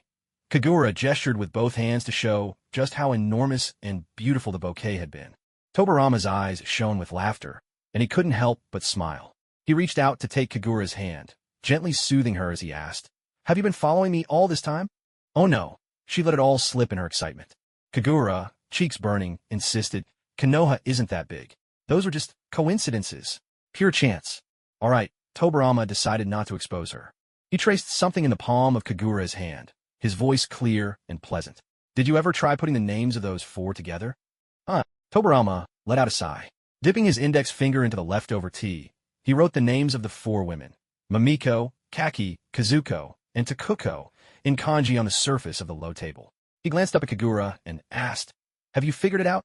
The alcohol had dulled Kagura's mind. She shook her head, looking completely lost. She watched as Tobarama wiped away the KO from each name and said, "How about now?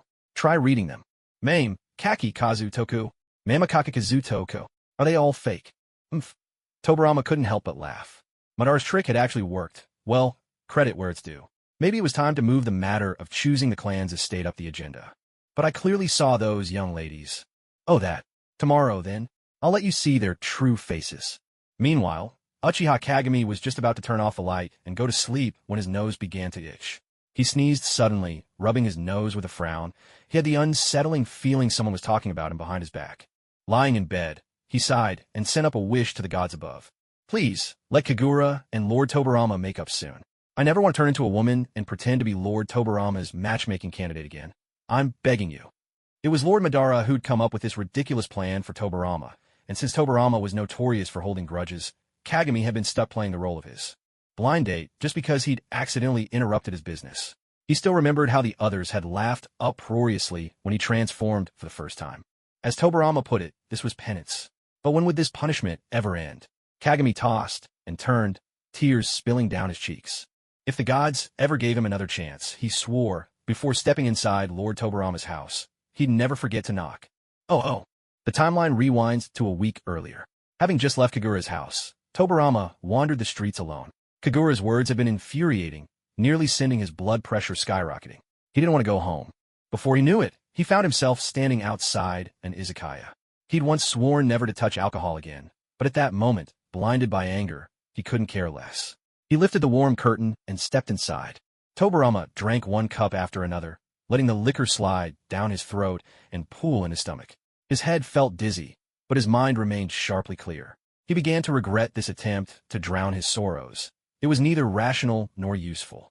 Propping himself up on the bar, Tobarama tried to stand, but his limbs refused to cooperate. His arms felt weak and powerless, and he sank heavily back into his seat. From behind him came a familiar voice. Well, isn't this Tobarama? What a surprise. You actually came out for a drink." He didn't even need to turn around to know who it was. That light-hearted, cheerful tone could only belong to his own elder brother, a man who loved both gambling and drinking, having collected every bad habit under the sun. "Who did you come here with?" Hashirama leaned in with his cup, only to see Tobarama's cheeks flushed from drinking. He looked around, and aside from Tobarama, there was no one else at this side of the bar. Surprised, he exclaimed, "Don't tell me you came all by yourself. TSK, how pitiful." Tobarama was at a loss for words, and snapped back loudly, "I don't need your pity." Hashirama paid him no heed, instead waving at Madara, who was sitting at a table nearby. "Come over here, come on. We got someone who can't handle his liquor. Let's gang up on him."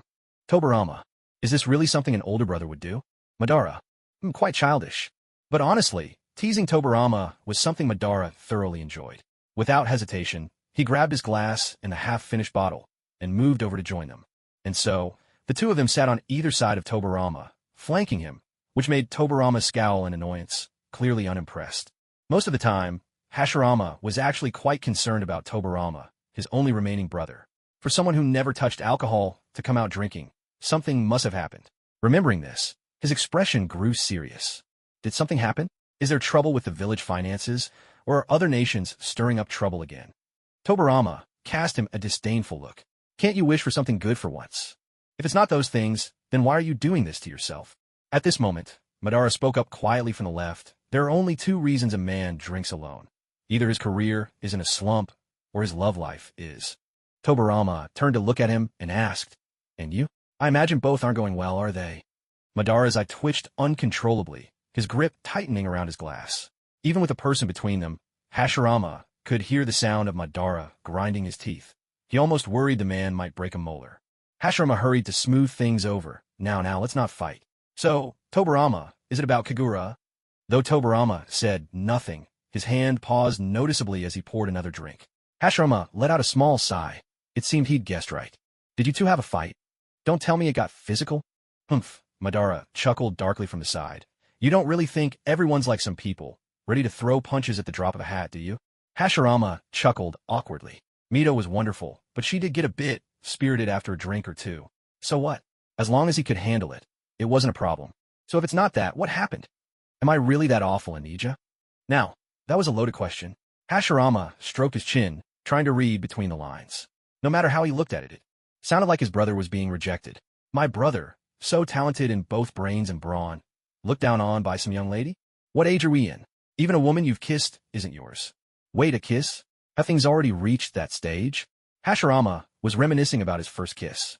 If he thought carefully, it must have been on the night he married Mito. He was 19 then, more than 20 years ago now. These days, has kissing before marriage really become so commonplace?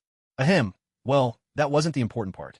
When Tobarama was drunk, he didn't have his usual tight-lipped reserve. Instead, he poured out his grievances to Hashirama, spilling his frustrations as easily as pouring beans from a bamboo tube. Even Madara became his confidant. Tobarama slapped Madara on the shoulder and asked, "What should I do? Even if she's as terrible as they say, I still feel like she's different from other women. I still like her." Madara opened his mouth, just about to say something, but Tobarama cut him off with a grand gesture. "I know you're going to mock me for being spineless. So what? You don't understand me at all." 3 metaphorical lines of exasperation seemed to appear above Madara's head. He hadn't even said anything yet. Madara turned to Hashirama and asked, "Well, since that's the case, you're the only one among us who's married. When it comes to wooing a woman, shouldn't you be the authority here?" As soon as Tobarama heard this, he broke into a silly grin. What experience does he have? His marriage was arranged, you get it? He and our sister-in-law only grew to love each other over time. Well, you said everything there is to say. What's left for me? Hashirama looked at Tobarama at a loss for words. It was the first time he realized what his little brother was like when drunk. Turns out, the more upright and solemn someone is when sober, the wilder they become after a few drinks. Mito was like that, and Tobarama too, apparently.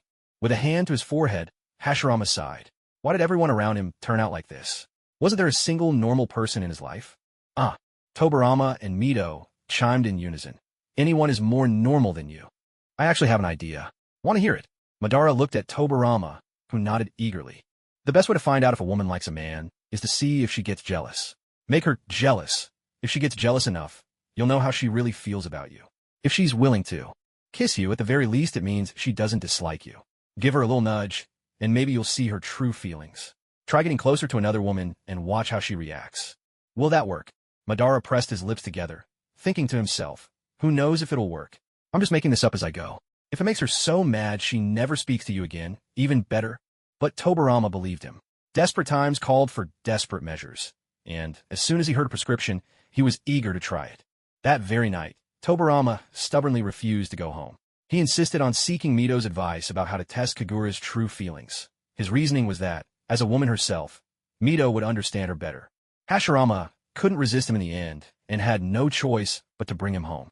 Mito was enthusiastic. Just the thought that the Senju family might soon welcome a new member filled her with such excitement she couldn't sleep, as if she'd been injected with pure energy. She spent half the night in the living room, brainstorming strategies with a tipsy Tobarama.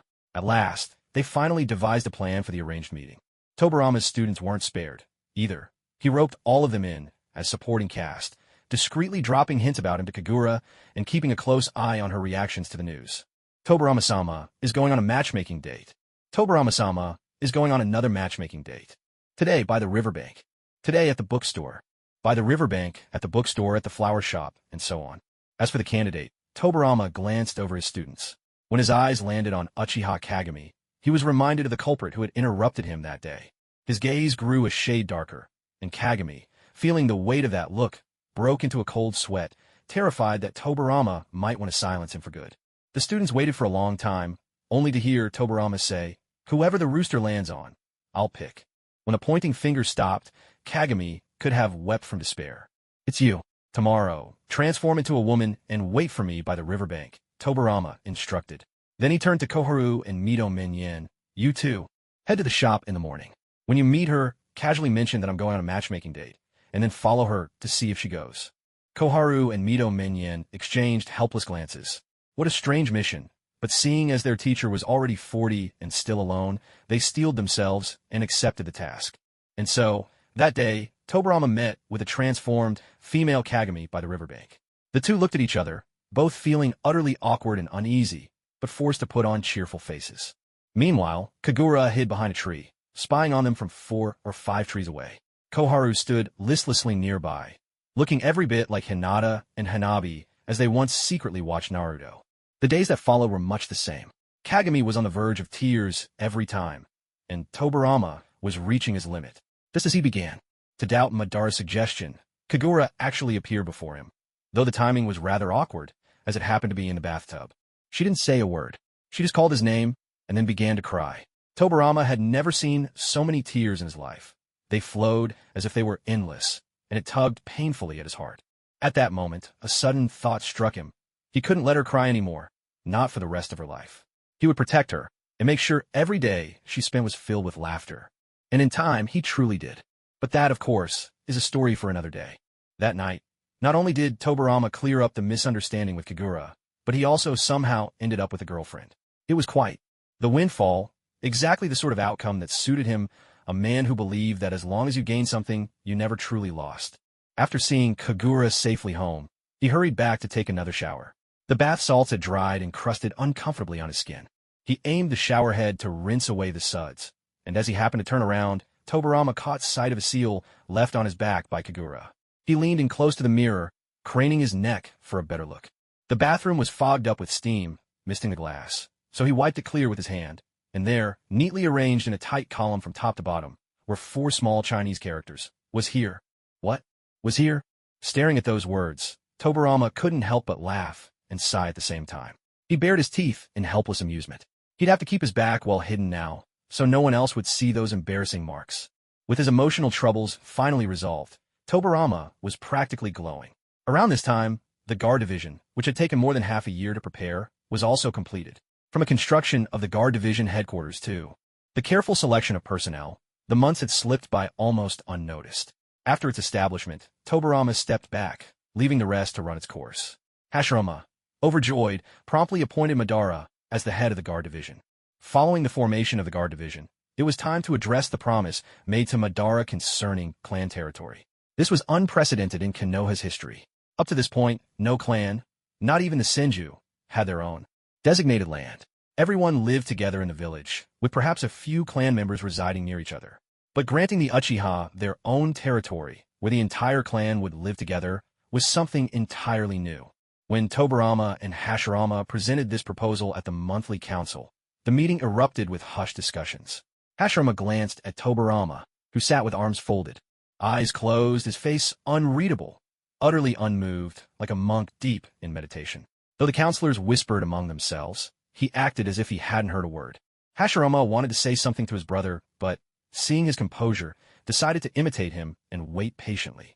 Unlike Tobarama, Hashirama was truly uneasy at this moment. He felt as if he were sitting on pins and needles. In his mind, there was no way this proposal would pass. If the Uchiha were allowed their own territory, surely the other clans would demand the same, and then the village would fall back into a system where clan interests took precedence over the village itself. At the time, Hashirama had thought this was just a ruse Tobarama had come up with on the spur of the moment to coax Madara back to the village. But now, it seemed his brother was serious. After a long spell of murmured debate, at last, a representative stood up to speak. There are so many clans in the Leaf Village.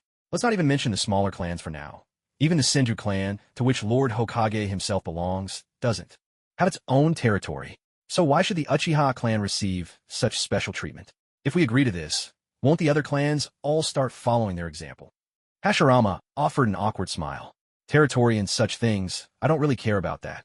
Not only did he not care, he actually hoped his clansmen would integrate fully into Konoha, even to the point of setting aside the Senju name altogether. The fact that Lord Hokage doesn't mind shows just how broad-minded you are. Exactly. If it were any other clan, even if they didn't follow suit, they'd surely harbor resentment behind the scenes. And let's not forget, the security force was handed over entirely to the Uchiha. What's more, their clan leader, Uchiha Madara, is a very dangerous man. He once threatened the very peace of the village. How can someone like that deserve such privileges? Everyone spoke at once, voicing their concerns and advice. Hashirama listened with a grave expression, his gaze drifting toward Tobirama.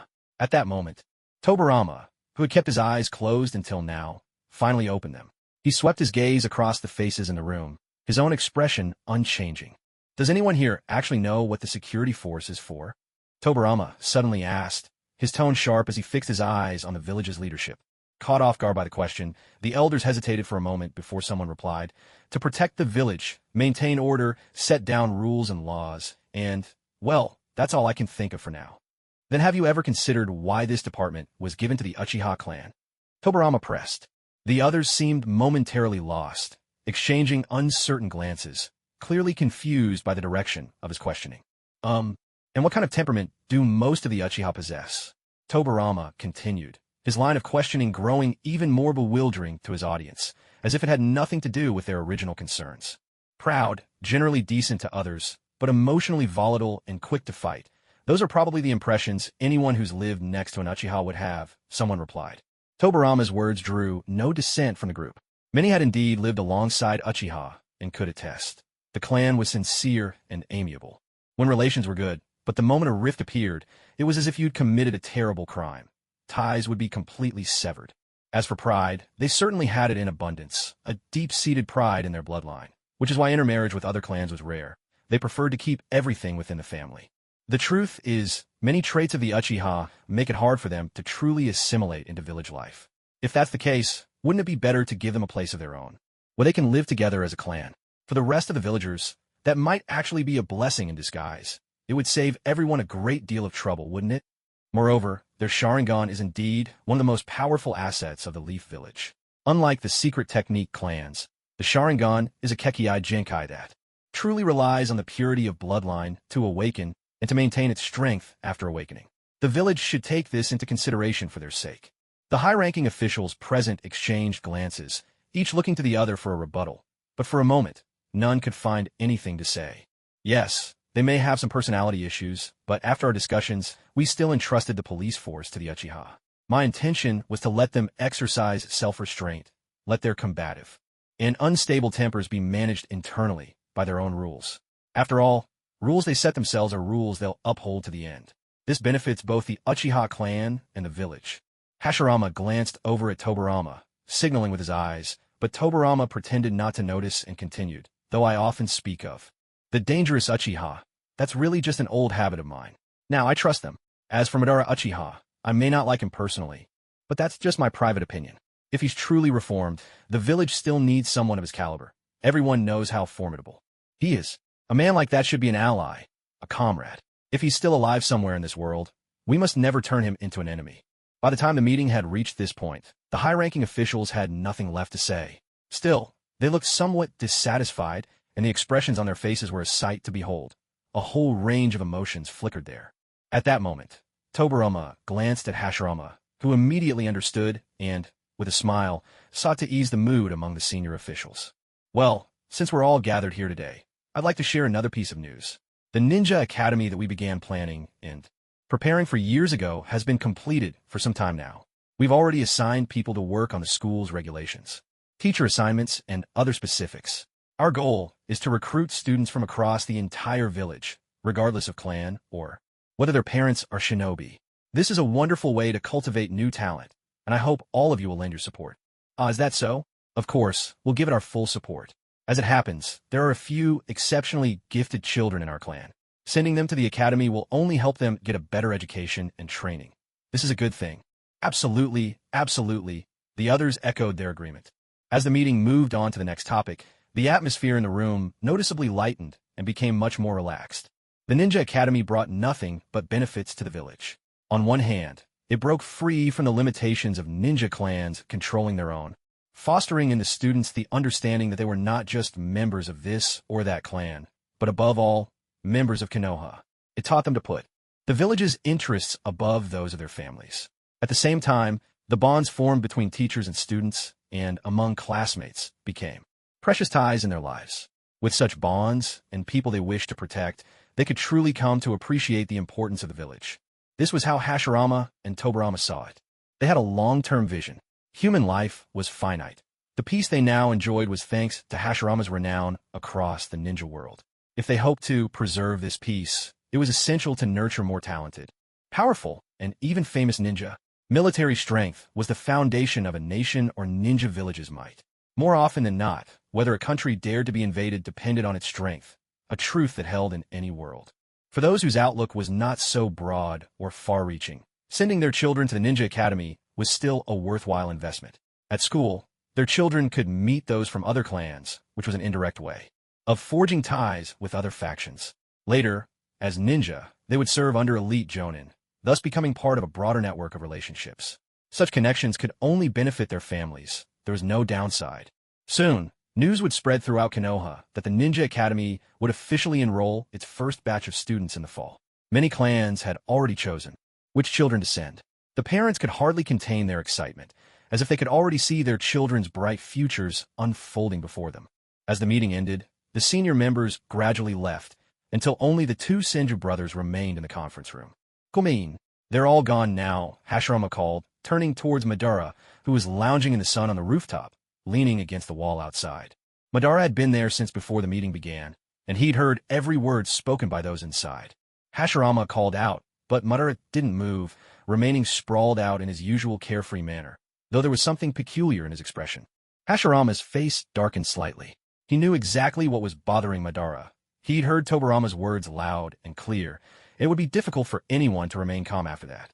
"The matter of dividing clan lands is settled. Whenever you want to go look for a spot, I'll be there," he offered. Still, Madara said nothing. He only gazed at the distant clouds, his silence making his thoughts even more inscrutable. His strikingly handsome face was calm and expressionless, giving him a lonely, solitary air. Madara. He fell silent. Hashirama, too, had nothing more to say for the moment, and for a while, neither of them spoke. At that moment, Tobarama walked over. He leaned against the windowsill, poking his head out without sparing Madara a glance, his eyes simply taking in the view outside. Half of spring had already passed, marking the most beautiful time of the year. The ice and snow had melted away, the grass was lush, and the orioles flitted through the air. Pale pink cherry blossoms bloomed all over Konoha, clustering along every street and alley.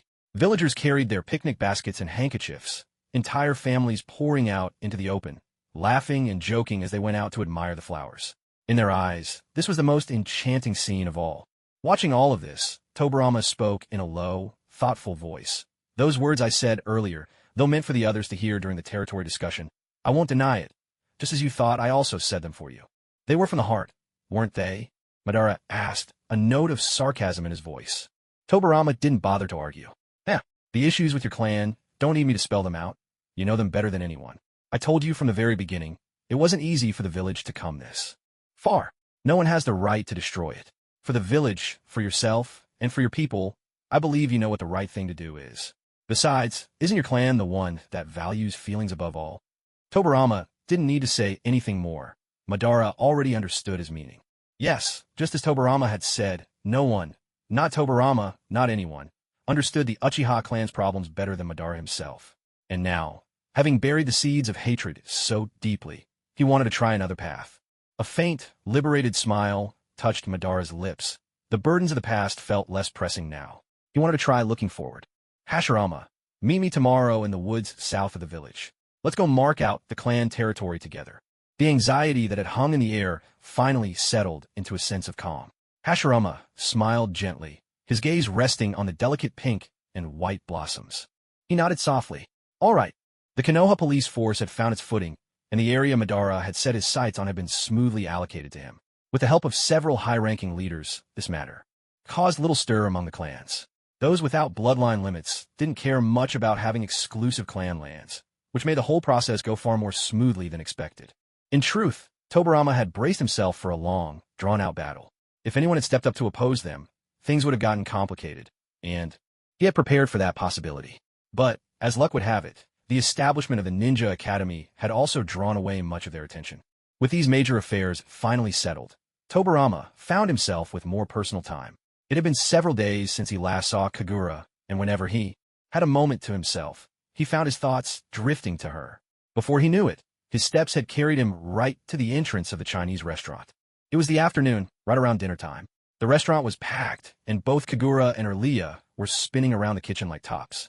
Several of her students were also there, and with the regular staff included, there was still barely enough hands on deck to keep things moving.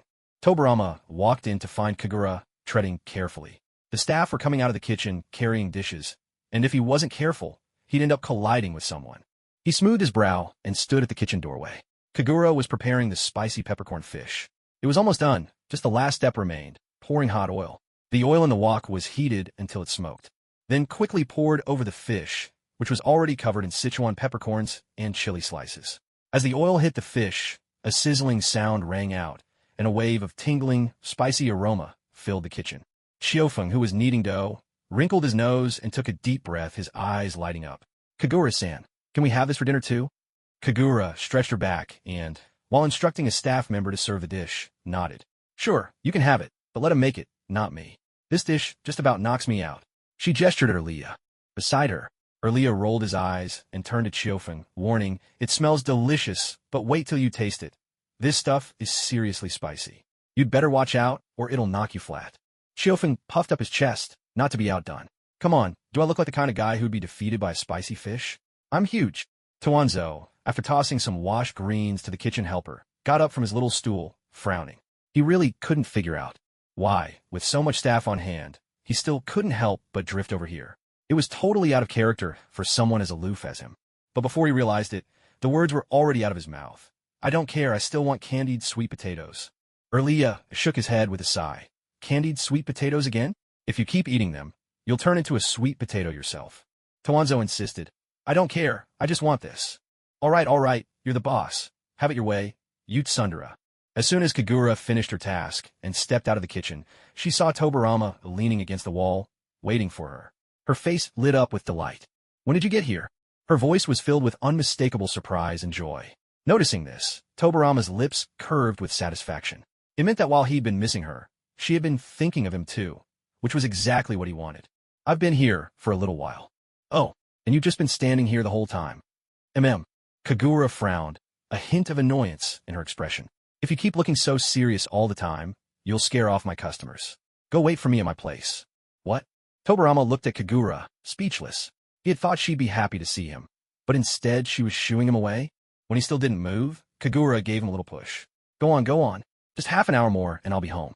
Be good, okay? With that, she gave his shoulder a playful pat and smiled. Tobarama was left utterly at a loss. Why did he feel like she was treating him like a child? He had a key to Kagura's place, and he let himself in with practiced ease. The moment he turned on the lights, he was greeted by utter chaos. Books she'd read were scattered here and there. Snack wrappers from things she'd eaten still littered the table, untouched. Tobarama stood there with his hands on his hips and couldn't help but shake his head. Even if you counted every woman in the entire village, it was hard to imagine anyone messier than Kagura. It was baffling. Why on earth did he like a woman like this? He truly couldn't figure it out. But what could he do? He liked her, plain and simple. With a sigh, Lord Tobarama became the very picture of the ideal, devoted boyfriend. He gathered all the trash and tossed it into the bin, then carefully returned each book to the short bookcase by the wall. The room was small, and it didn't take long to set everything in order. Tobarama stepped out onto the balcony. A breeze swept by, and the glass wind chime hanging there gave a clear, melodious ring. He turned his head and noticed the thin strip of paper dangling beneath it. The slip was long and slender, fluttering in the wind like a butterfly's wing. Pinching it between two fingers, he read the words written on it. Everything happens for a reason. The next rich lady will be me. There was no name signed below, only a doodle of a mischievous, grinning face. What a money chaser she was, probably even dreamed of striking it rich. Yes, that was just like Kagura. Suddenly, a pair of arms wrapped around his waist from behind. A face pressed softly against his back. I miss you so much, came her plaintive, longing voice. Tobarama couldn't help but smile. He turned around and drew Kagura into his arms. She'd showered upstairs at the Chinese restaurant. Her hair was still a little damp. The scent of cooking oil washed away and replaced with the gentle floral fragrance of her body wash. He breathed in deeply. It was the scent of cherry blossoms. Are you this busy every day? Nestled in his arms, Kagura was all lazy comfort. But after tomorrow, it'll get better. I even found 2 new apprentices for early eye. Tobarama let out a helpless laugh. When it came to finding ways to lighten her workload, no one could outdo Kagura. You're not busy anymore? Tobarama nodded. The busy spell's passed, so things are a bit easier for now. But I'll be in the lab tomorrow, so I can't say I'll be completely free. In that case, how about we go see the cherry blossoms? Eh? Kagura lifted her head from his chest. At that moment, Tobarama was looking down, and when she looked up, their faces were only centimeters apart, their breaths mingling in the narrow space. Can you see cherry blossoms at night? Yes. Tobarama's eyes narrowed, suppressing a certain impulse, and he spoke softly. Let's enjoy the night blossoms. Just outside Kagura's place was a straight, tree-lined path. Both sides of the avenue were planted with cherry trees. Every few meters, a street lamp cast a soft glow, bathing the pale pink and white petals in warm, gentle light. Tobarama held the palace lantern for Kagura in one hand, and her hand in the other. This was the first time since arriving in this world that Kagura had gone out in a yukata to view the cherry blossoms. The pale, moon-blue yukata, patterned subtly, with mimosa flowers, suited her perfectly. Her long hair was swept up into a bun at the back of her head, a strand of wisteria earrings dangling by her ears, and she carried a folding fan in her hand, a picture of classic Japanese elegance. Walking side by side with Tobarama, Kagura felt thoroughly delighted. She had always been lively since childhood. When she was happy, she would skip as she walked. But dressed like this, with someone holding her hand, she could only behave demurely, like a proper young lady. There were quite a few people along the roadside, enjoying the blossoms after dinner, most of them couples. It was just as she had suspected. Lovers always prefer to be out at night. Kagura pursed her lips, silently confirming that what she'd read in books wasn't a lie after all. Tobarama had no intention of stopping. To him, the crowd here was overwhelming, and even the mere sound of conversation felt noisy and jarring. "Where are you taking me?" she asked. "To the riverside. The cherry blossoms are the most beautiful there," he replied. So the ever-busy Lord Tobarama actually knows where the best cherry blossoms are? How impressive! Kagura teased him with a laugh. For a moment, Tobarama looked a bit awkward. In truth, he didn't really know which spot had the prettiest blossoms. He'd only overheard a conversation between Hiruzen and Danzo after a meeting. Hiruzen mentioning that he'd taken Bawako to the riverside 2 days ago to see the cherry blossoms. It was quiet there, and the trees were in full bloom. When the wind blew, petals would drift down like a gentle snowfall, landing softly on the river surface. Others' girlfriends had already seen such a beautiful sight, and Tobarama wanted Kagura to see it too. For someone who had never experienced love before, every step he took was learned in the moment, so earnest, like a student preparing for entrance exams. He felt a touch of guilt toward Kagura. After all, he spent his days buried in work for the village, barely pausing between responsibilities. Busy as he was, it seemed almost a sin. He couldn't always be with her, not even with the flying thunder god technique. On particularly hectic days, he had no time to spare at all. By the time he finished, it was already late, and everyone was asleep. He didn't want to wake her, just for his sake. The riverside at night was exactly as Hiruzen had described, utterly deserted, so quiet they could almost hear their own heartbeats. Kagura glanced left and right. Other than the two of them, there wasn't a soul in sight. "Are you sure we're in the right place?" "There's nobody here," she said. Tobarama frowned, puzzled. "Isn't that a good thing?" Kagura looked genuinely confused. "But I thought people always went where it's crowded to see the blossoms. Everyone squeezes together, gossiping so loudly that you can hear all the stories from the next group over. Isn't that what flower viewing is all about?" Tobarama was momentarily speechless. By her logic, how was this any different from a meeting of housewives? What on earth was this woman thinking? Was she really here for the blossoms, or just for the gossip? If that's true, maybe the bond between the two of them started with a bit of gossip after all. With this thought, a faint smile appeared on his lips. "Let's enjoy the flowers. Enjoy the flowers. The flowers are what matter," he said, taking a square cloth from a scroll he always carried and spreading it out on the smooth grass. Then came a flask of sake, 2 cups, and a bunch of grapes. After arranging everything neatly, he noticed Kagura was still standing there, unmoving. His gaze flickered, and there was a hint of barely perceptible shyness in his tone. In a soft, understated voice, he added, "And there's someone else?" "Hmm?" Kagura was taken aback. The palace lantern sat nearby, casting gentle light. In its soft glow, Tobarama's expression seemed gentler as well. The light played across his profile, accentuating the sharp lines of his face. So striking, it was as if a god had sculpted it by hand. No matter how, or when she looked at this face, it was always impossibly handsome. Kagura drew in a deep breath, unable to deny. She was a sucker for looks, and what had first drawn her in was his beauty. She couldn't help but chuckle inwardly at herself. Tobarama didn't meet her eyes, his gaze drifting elsewhere. He was always like this whenever he talked to her, and felt shy, as if, by not looking at her, the words wouldn't really be his. A man who's lived half his life, and still so bashful. She couldn't quite figure it out. But paired with Tobarama's reserved, ascetic aura, this shyness made for a strangely captivating contrast.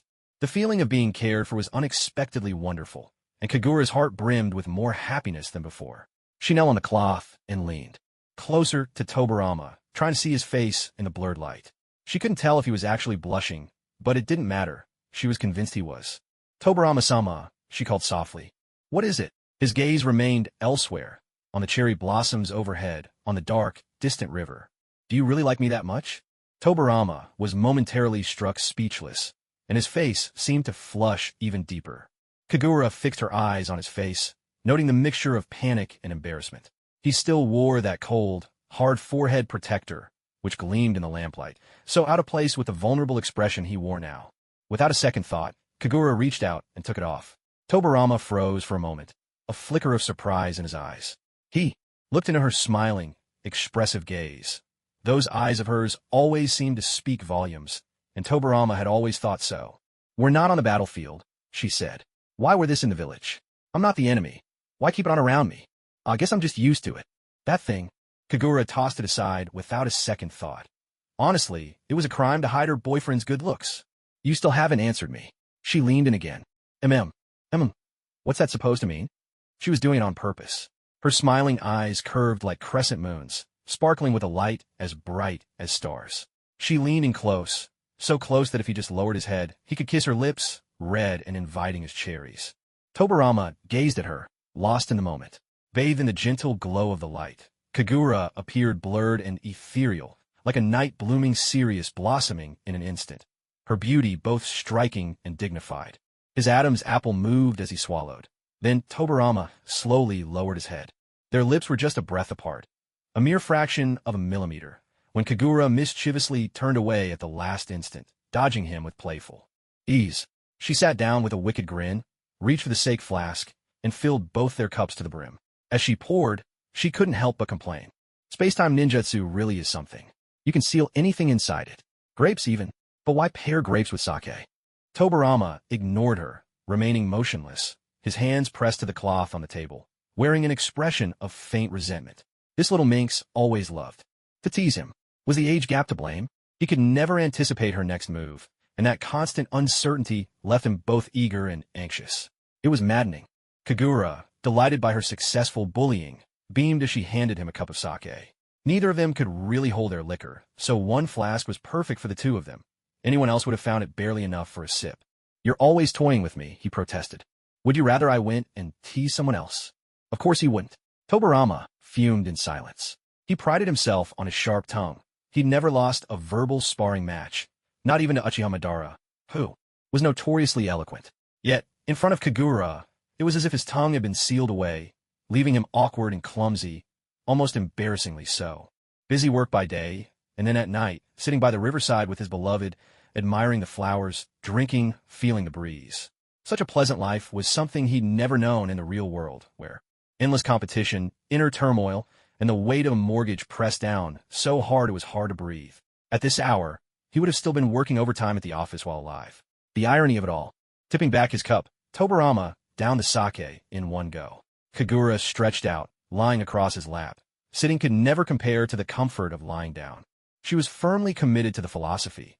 If you can sit, don't stand. If you can lie down, don't sit. That was the ultimate secret of the truly lazy. There was something Tobarama had been wanting to say to Kagura for days, a thought that kept budding in his mind. But every time he tried to speak, the words stuck in his throat. He told himself to wait a little longer, just a little longer. It was too soon to say it now. What if he frightened her? He'd wait a bit more. What are you thinking about? You. Tobarama answered without a second thought, speaking honestly. Only afterward did he realize just how blunt his reply had been. Kagura couldn't help but laugh. She touched her forefinger to the center of his brow, her voice sweet as honey. Lord Tobarama, you really do like me, don't you? Tobarama didn't deny it. In fact, he nodded, sincerity shining in his scarlet eyes. He said, I don't really know why, Most of the time I can't even figure out why I like someone so much. Isn't it strange? Yes, the feeling of liking someone is truly peculiar. Sometimes you can't even pinpoint what draws you to that person. Maybe it's their appearance, their personality, or just a fleeting moment. There's no rhyme or reason to it. Perhaps falling for someone is a kind of fate, a calamity you can't escape once it finds you. She draped her arm over Tobarama's shoulder, her fingers intertwining behind his neck. With the slightest hint of pressure, he understood and leaned his head down to meet her. Kagura lifted her chin, closing the distance between them herself. She kissed him, growing more practiced with each touch. Their lips and teeth met, gentle and intimate, like a soft, murmured conversation. This time, Tobarama heard it clearly. She whispered, "I like you too, just as much as you like me." And in that instant, a cherry tree that had lain dormant in his heart burst into bloom. Spring winds swept through, covering every branch with blossoms, cloud-like and radiant, filling his heart from end to end. When summer arrived, Hashirama, who had always been robust and healthy, suddenly fell ill. The sickness lingered for half a month, leaving him weak and run down, sniffling with a cold, something that had never happened before. Mito watched his weary state with a heavy heart, but Hashirama brushed it off, smiling as he patted her hand, telling her not to worry too much. It's nothing serious. Besides, in an era when the average ninja barely makes it to their 30s, I'm luckier than most, don't you think? He was right. In his 40s, Hashirama had a wife, children, and even a grandson. He was admired for both his unmatched strength and his good reputation. He had friends who understood his heart, worthy rivals, a brother and loyal followers who quietly managed everything behind the scenes so he could live as he pleased. He was born in chaos, grew up in chaos, and ultimately brought peace to the chaos. In this lifetime, he truly had no regrets. If only my luck at cards were better, it would be perfect, Hashirama murmured from his bed. Mito, who had been so worried, felt a cold sweat trickle down her temple at this remark. Her husband hadn't been serious in a long time, it seemed. Then get well soon, so you can play a few more games. Sooner or later, luck will turn your way. This was how they got along. Even though Mito disliked Hashirama's trips to the gambling house, she always knew just what to say to lift his spirits. Really? You'll let me go? Mito nodded with a bright, playful smile. Hashirama was so moved he almost burst into tears on the spot. He cheered himself up. I'll do my best to get better before tomorrow. I promise. I won't go back on my word. Mito, human cells have a certain limit to how many times they can divide, even if one possesses the body of an immortal and the passive ability to heal at any moment. Years of constant battle had taken their toll on Hashirama, and as he grew older, he experienced this for the first time. Both he and Mito understood the reality of his condition. From now on, you shouldn't rush into fights so easily. There are plenty of talented shinobi down there. The time has come for them to take the stage, she said. Hashirama wholeheartedly agreed with her. He felt like a remnant of a bygone era, and these days he was more a symbol of Konoha than its leader. The village's future belonged to the younger generation. Hiruzen, Danzo, Kagami, rising stars, each like a sun dawning on a new day. Maybe it's time I retired. What do you think? He asked. Mito didn't mind. She handed him a freshly peeled apple and replied, It doesn't matter, as long as you're well. Whatever you want is fine with me. See? As long as she hadn't been drinking, this was the Mito he knew, gentle and considerate. There's something else, she added. Hashirama looked up. From now on, I'll try not to hit you so much. I'll restrain myself. And if you can't? He asked, half teasing. Mito took a deep breath, pondered a moment, and said, Then you'll just have to tie me up. Hashirama was taken aback. The mention of tying up instantly brought to mind a certain risque picture book he had hidden away. There was a scene just like this in it. Thin, elastic ropes, tied in an intricate, almost beautiful knot. Though frankly, it looked a bit complicated. He wasn't sure if he could pull it off. Maybe he'd dig it out and study it again some other time. Mito remembered as well the wild, earthy romance comic she'd stashed away in the back of the cabinet. She'd once mentioned wanting to give it a try. Glancing at Hashirama, she blushed. Their expressions were different, but their thoughts, it seemed, wandered down the same path. Mito thought, retirement. Maybe the best part of life is just beginning. Hashirama thought, exactly. Whoever wants to be the village head can have it. Life is long, better seize the day and enjoy it. Once he'd recovered, Hashirama went to find Tobarama and shared his intention to retire. Tobarama frowned at him, suspicious, unable to figure out what his brother was up to this time. Was he trying to borrow money again for gambling? No way. Seeing Tobarama's doubt, Hashirama grew a bit anxious. I'm serious. It's not some trick to get money from you. Why won't you believe me? Tobarama shrugged. That's because almost every time you come to me, it's about that. You've pretty much exhausted your credibility. Or let's say, it's collapsed altogether. 3 lines of exasperation practically popped up above Hashirama's head. Just do your job properly. Stop daydreaming about these things. Tobarama scolded, rapping him on the head. If you neglect your duties and keep thinking about nonsense, what will you do if I go on strike one day? I'll just chill out. What? Tobarama's voice shot up an octave. It's nothing, really, just something I said without thinking. Why are you so worked up? Tobarama shot him a look. When would his big brother finally grow up and act like a real adult? Jokes aside, this time Hashirama was truly considering retirement. On the battlefield, he was a terrifying force to be reckoned with. But when it came to staying quietly in the village, buried in endless paperwork, he was clearly out of his element. In the early days of the village, when things were unstable, he had to rely on his own formidable reputation to suppress the lurking forces of darkness and to give the clans who had come to join him a sense of trust and security. But times had changed. Years had passed, and with Konoha now stable in every aspect, his role was gradually becoming less critical. But I really mean it this time, my body just isn't what it used to be. For someone with a sage body like Hashirama, Tobarama instantly understood what that implied. His expression grew serious as he tried to reassure Hashirama. It's just a little cold, isn't it? Hashirama shook his head with a wry smile. There's no such thing as immortality in this world, and I'm no exception. Maybe I pushed myself too hard before, and now I'm paying the price. Anija. Tobarama's face twisted into a strange expression as he looked at his brother, a wave of sadness washing over him. He had almost forgotten that, even with the sage body, Hashirama was still human at his core. All humans, no matter how strong, are bound by the cycle of life and death. His brother's strength had created the illusion that he was invincible, making Tobarama overlook the vulnerability that came with being human. Come on, don't make that face, Tobarama. It doesn't suit you at all. Hashirama let out a hearty laugh and clapped his brother on the shoulder, trying to put him at ease. Living in chaotic times meant that anyone could lose their life in an instant. People who grew up in such an environment learned to hide their emotions deep inside, and Tobarama was no exception. He took after their father, Butsuma's Senju, calm, mature, and rarely showing his true feelings. From childhood on, it was actually Tobarama, 2 years younger, who seemed more like the older brother, always looking after Hashirama, taking care of everything for him, and never once complaining.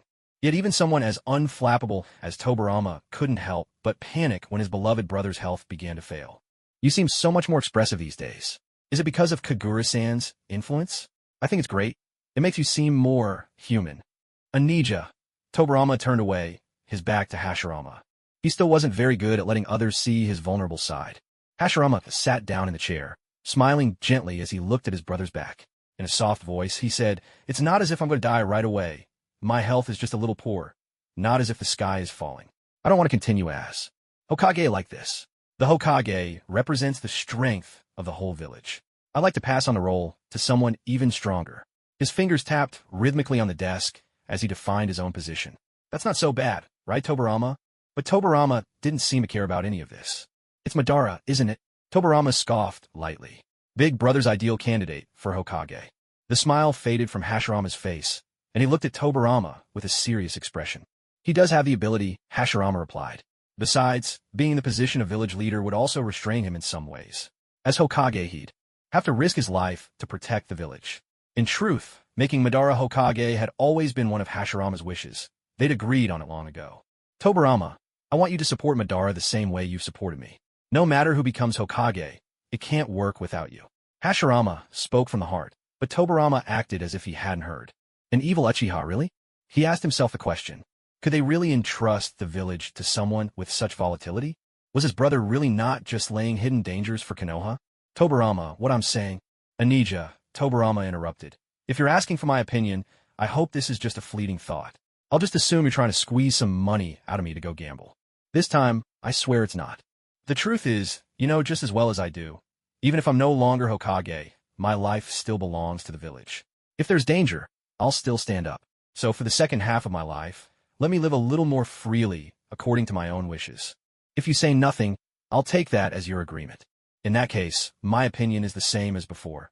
You can put forward nomination, but the final choice should be made by a vote among the village's shinobi. Hashirama understood in his heart that this was the best approach. The people's eyes are clear. They'll choose the one they truly want to follow. It would save a lot of trouble, and he had no strong reason to argue against Tobarama's suggestion. Just like you, Anija, I'm protecting the village with my life.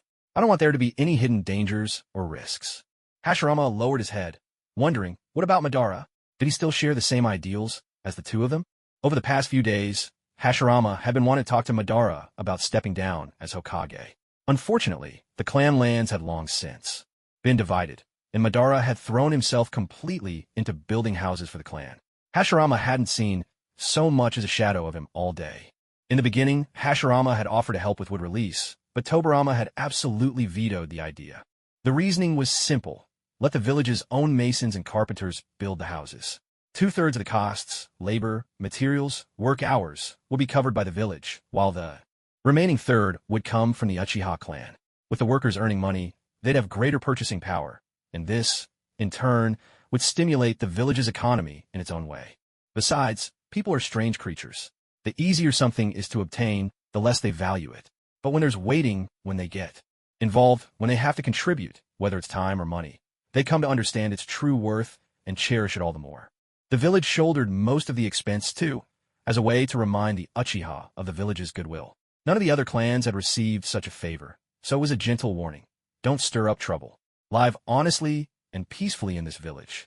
From marking out land and felling trees to the actual house construction, while Madara couldn't be called hands-on, he certainly made for an excellent supervisor. Speaking of supervision, Hashirama was suddenly reminded of that rundown house in Kusagakure. He remembered himself darting about, chasing a stubborn rooster, while Tobarama and Kagura worked busily in the vegetable patch. Madara, meanwhile, lounged in the sun, keeping an eye on things but doing nothing else. His dearest friend really could be a bit lazy. Madara, that's right. You planted that whole vegetable garden out front yourself? I was overseeing, remember? Now Hashirama looked at Madara once more. He still wasn't doing a thing, sitting atop a neatly stacked pile of logs in the dappled shade of a tree, the abandoned Naka shrine looming quietly behind him. Hashirama had visited here years ago, back before Madara had left the village. He remembered staring at that stone tablet in the basement, Madara sharing the secrets he'd unlocked. Yet Hashirama had failed to make him stay. At this moment, Madara propped his chin in one hand, tapping a rhythm on his knee with the other. His dark eyes flicked almost imperceptibly as people bustled past him. Otherwise, he might have seemed lost in a daydream. Madara, Hashirama called out. Madara lifted his eyelids and, seeing Hashirama, allowed a faint smile to tug at the corner of his mouth, a rare show of good spirits. It's Lord Hashirama. The Hokage is here. In just a few steps, the busy workers all stopped what they were doing to greet Hashirama. Madara watched them, curling his lip in mild annoyance, his sharp brows furrowing. These people, if not for me, Uchiha Madara, who would have granted them their land? Ungrateful. It's surprisingly hard to catch a moment with you, Hashirama said with some feeling, settling down beside Madara. The place was humming with industry. At the very first construction site, the foundation had been laid, and walls were already rising. Hashirama took it all in, a complex emotion stirring in his heart. Every good life began with the building of a home, a safe haven. Birds build their nests, swallows fashion their mud homes, rabbits burrow into the earth. Now, seeing everyone so eager to build a new home, he felt sure they truly meant to settle down and live well here. Hashirama smiled to himself. Yes, this was just as it should be. Are you here to supervise as well? Madara glanced at him from the corner of his eye. HM? What did he mean by as well? No wonder they'd been childhood friends. He always seemed to know exactly what was on Madara's mind. Madara, what's the point of just sitting here? Let's take a walk by the river. There's something I want to say to you. Madara turned to look at Hashirama, his brows deeply furrowed. Every time Hashirama put on that serious, gentle tone, it usually meant he was about to try and talk him into something. Sai, what's with that look you're giving me? Izzy could never fully read. The land Madara had claimed for the clan lay right beside the Naka River. In the Warring States era, many members of the Uchiha clan had once lived here. Later, wars swept through, turning it into a battlefield, and many clan members lost their lives. As the clans shifted their settlements, this area gradually fell into neglect. Yet Madara still loved this place, and this river was the only spot that had brought him peace during a childhood overshadowed by constant death. It was here that he first met Hashirama, a boy just like him, who hated war, yet had no choice but to face it. Standing at the riverbank, lost in old memories, a rare warmth and sadness softened Madara's expression. Those days had been brutal. You never knew when you might die at the hands of an enemy. But back then, his father and mother were still alive, and so was Izuna, his younger brother by 6 years. Always lively, always wanting to be near him. In truth, Izuna's natural talent surpassed his own. He learned quickly, acted decisively, his goals always clear, not at all hesitant the way Madara was. Compared to Madara, Izuna seemed much more like the hope of the Uchiha clan. It gave him a quiet pride of his own. That was his little brother, and Madara truly wanted to protect that pride from his heart. He watched his clansmen fell, one after another. At first, it was distant relatives he barely knew. Then it was extended family, then close kin, even brothers. Eventually, it could be his father and mother, and, at last, the only one left, Izuna. Back then, fear haunted him day and night. Every time he closed his eyes, he saw the enemy's blade raised high, saw corpses strewn about, bloody and lifeless. At night, Izuna would cling to his arm as they slept. Sometimes, in his dreams, Izuna would mumble, "Nisan." Looking at that innocent, childish face, the fear inside Madara grew wild, threatening to swallow him whole. In the darkness, he would ask himself, if even Izuna was gone, what would he do? He started going to the river more and more. Those were his most peaceful moments. Only there could he find inner calm. No cries of battle, no clash of weapons. Just a clear river before him and tall, lush trees all around. It was like a small utopia, a place to escape the harsh reality, even if only for a little while. For Madara, the Naka River meant something entirely different in those years. One day, he met a scruffy little boy with a bowl haircut here. At first, he was quite dismissive of Hashirama, grumbling to himself that a boy with such a soft, fluffy hairstyle must be weak. But reality proved him wrong. Hashirama could skip stones all the way to the other side of the river, which left Madara silently fuming in frustration. Later on, they discovered each other's identities as ninja, and together witnessed a corpse floating in the water, a grim reminder that they would both have to face the reality of death. Both of them wanted to protect their only remaining brothers with their lives. They dreamed of being honest with one another, of building a village and a school where children could grow up safely, without ever having to shoulder a blade and march to war, a place where kids wouldn't be sent to the front lines to gamble with their lives. Many years have passed, and now this village has finally been built, yet the one he most wished to protect. Just then, a stone flew out from Madara's side. The thin skipping stones skimmed the river again and again, finally landing on the far shore. Madara smiled, bent down, picked up a stone, and flicked it with his right hand. Again and again the stone bounced, until finally it struck the one Hashirama had thrown and rebounded even farther. Oomph. Madara grinned with satisfaction. Plop. The person beside him plopped down with a sigh, black lines of frustration all over his face, utterly crestfallen. Seriously, this guy's no kid anymore. Why is he still like this? Madara raised an eyebrow, let out a long sigh, and sat down beside him. So what brings you here? With a head full of frustration, Hashirama looked up, his expression full of defiance. Can I come find you even if there's nothing wrong? Well, that's not exactly untrue. Hashirama suddenly chuckled, bracing his hands behind him as he looked out over the river. All the happiest days of their youth had played out along this water, and now, for this momentous decision, he wanted the river to bear witness as well. Madara, Hashirama turned his head. I want you to succeed me as Hokage. The gentle smile froze on Madara's lips. He stared, stunned, into Hashirama's earnest eyes, momentarily at a loss for words. There you go again, Madara retorted with a wry laugh. I know you think I'm terrible for saying this, but every single time, I mean it from the bottom of my heart. This time is no different. Why bring this up all of a sudden? Hashirama fell silent, simply tilting his head back to gaze at the clouds. Madara watched his profile, unable to read his thoughts. He gave a self-deprecating smile. No matter how sharp his eyes, he still couldn't see into the human heart. Don't talk about this again, Madara said, pushing himself up from the ground with one hand. He wasn't the same as before, no longer seeking to prove himself through the title of Hokage. Whether he became Hokage or not, what difference did it make now? Madara, I need to get back to supervising the construction. Ignoring Hashirama, Madara turned away. Ever since his Moon's Eye plan was exposed, he could no longer find any real goal or motivation. The village itself meant nothing to him now, not even his own clan. All he wanted was to walk a path completely different from before and see where it might ultimately lead him. The title of Hokage no longer held any place in his heart. This was something Hashirama had yet to understand. Hashirama's resignation caused a huge stir within the village. No matter how much Tobirama and the other elders tried to persuade him, Hashirama was determined to lay down his responsibilities and step away. Left with no other choice, everyone began discussing who would succeed him. Both Madara and Tobirama were on the list of candidates.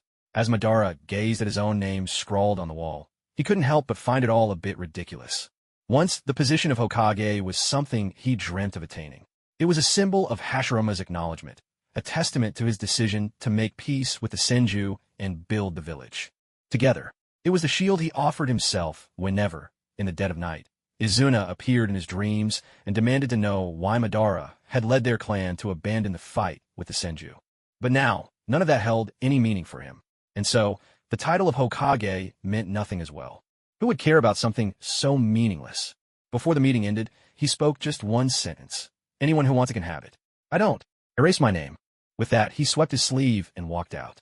The elders in the conference room looked at each other, at a loss for what to do. Did Lord Madara really mean that? Wasn't he joking? Well, who can say? But he left first, so I think he's serious, right? Who can really figure out Lord Madara's temperament? True enough. So what now?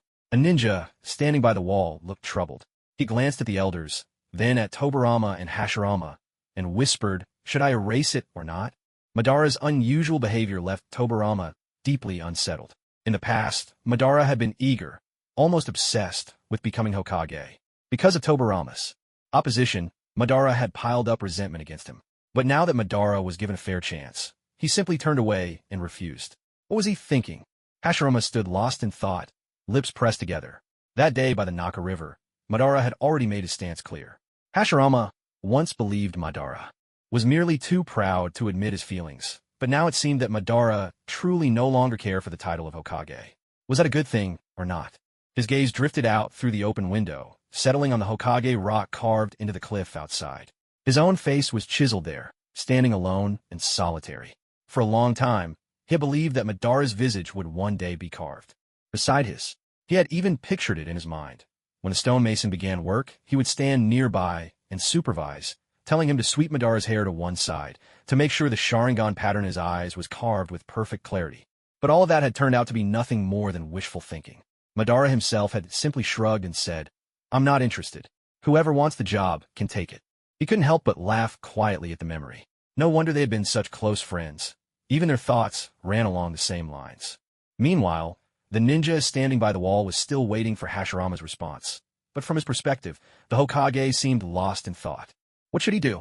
Should he ask again? He was anxious, waiting for an answer. Hokage-sama, one of the senior officials, finally interrupted Hashirama's reverie, his tone cautious. He pointed to the man by the wall, reminding the Hokage that someone was still waiting for his reply. Hashirama stared blankly at the name Uchiha Madara on the wall. After a long pause, he finally spoke, his voice faint. Erase it. Tobirama, who had not moved an inch, was visibly taken aback when he heard these words. Because of Madara's early departure, the meeting ended much sooner than anyone had expected. One after another, the officials and staff filed out, until at last the vast conference room was empty except for Hashirama and Tobirama. What is Madara really thinking? Or is it the both of you? Hashirama could only smile helplessly, spreading his hands. What can I do? He just doesn't want it. But Hashirama's hand landed heavily on Tobirama's shoulder. In that instant, his expression grew unusually serious, a look Tobirama hadn't seen for a long time.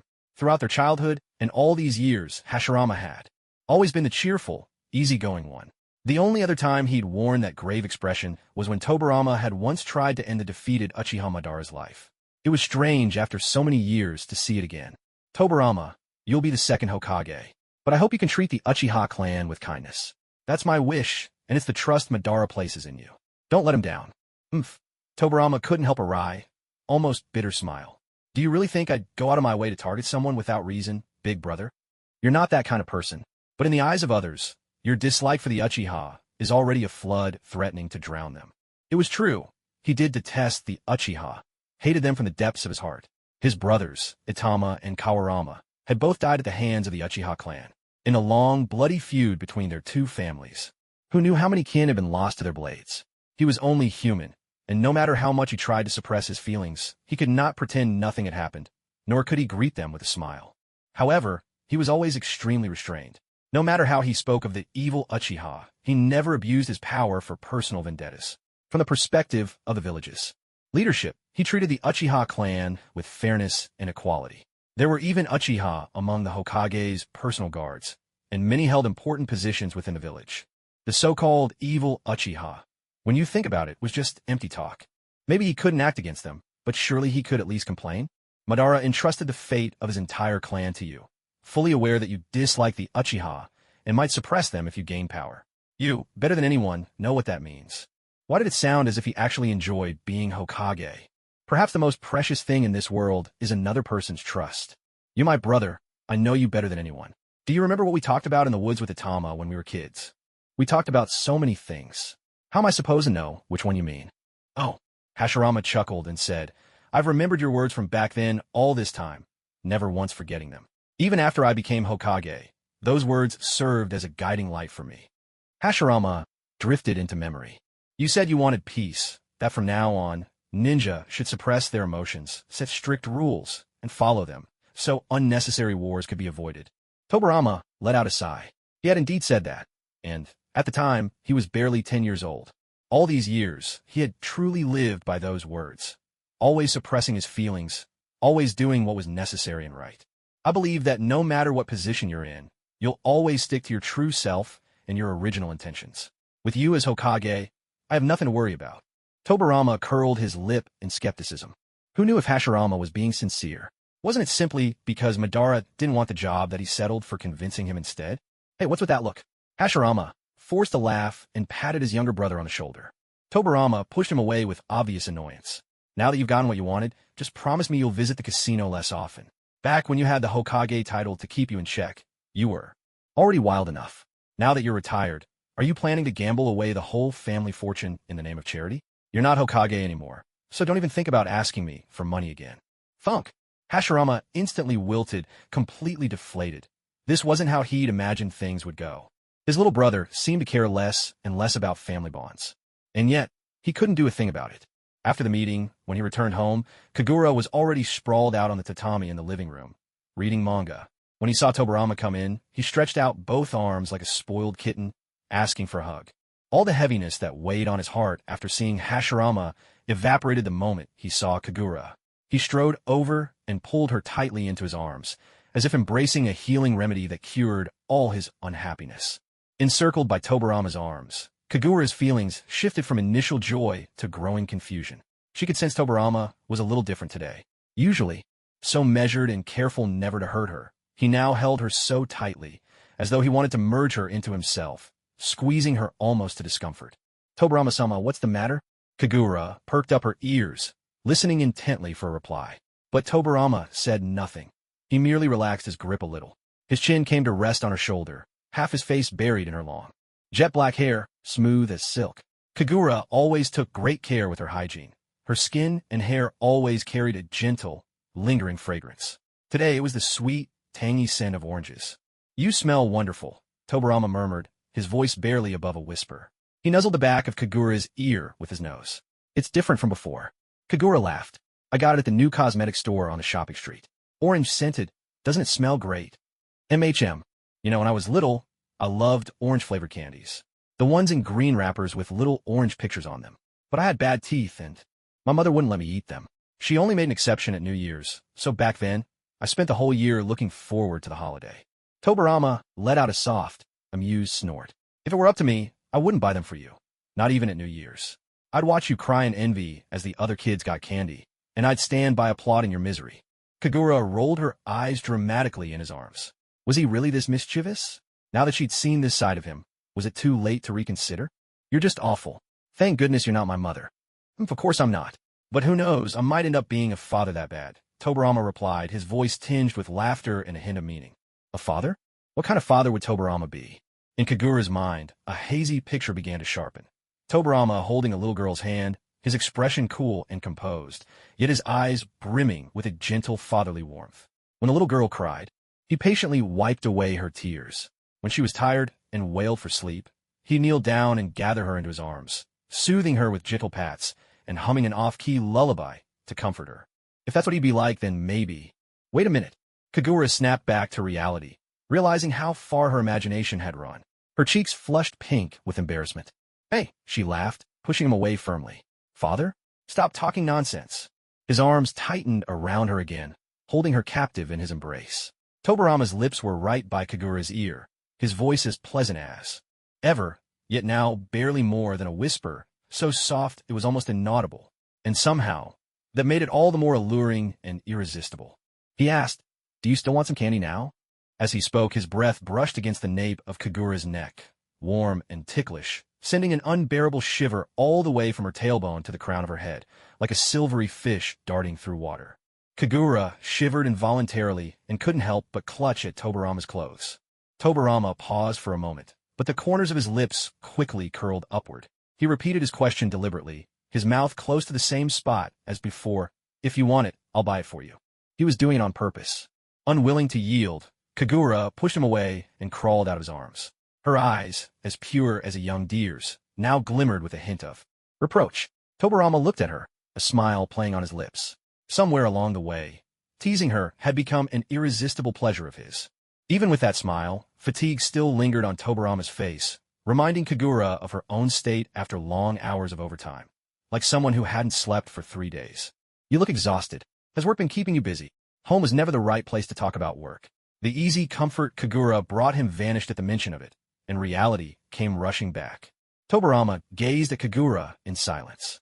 His little girlfriend scurried over on hands and knees, drawing close to him again, worry written plainly on her face. She asked him again, "Lord Tobarama, has something happened?" Lord Tobarama, Lord Tobarama, so formal, as if they were superior and subordinate. Tobarama flopped backward onto the tatami mat, then pulled Kagura into his arms with a swift motion. She lay sprawled across him, her head resting on his chest, where his heart beat strong and steady, just as resilient as he was. "Don't call me Lord. If it's you, don't call me that. I have a name."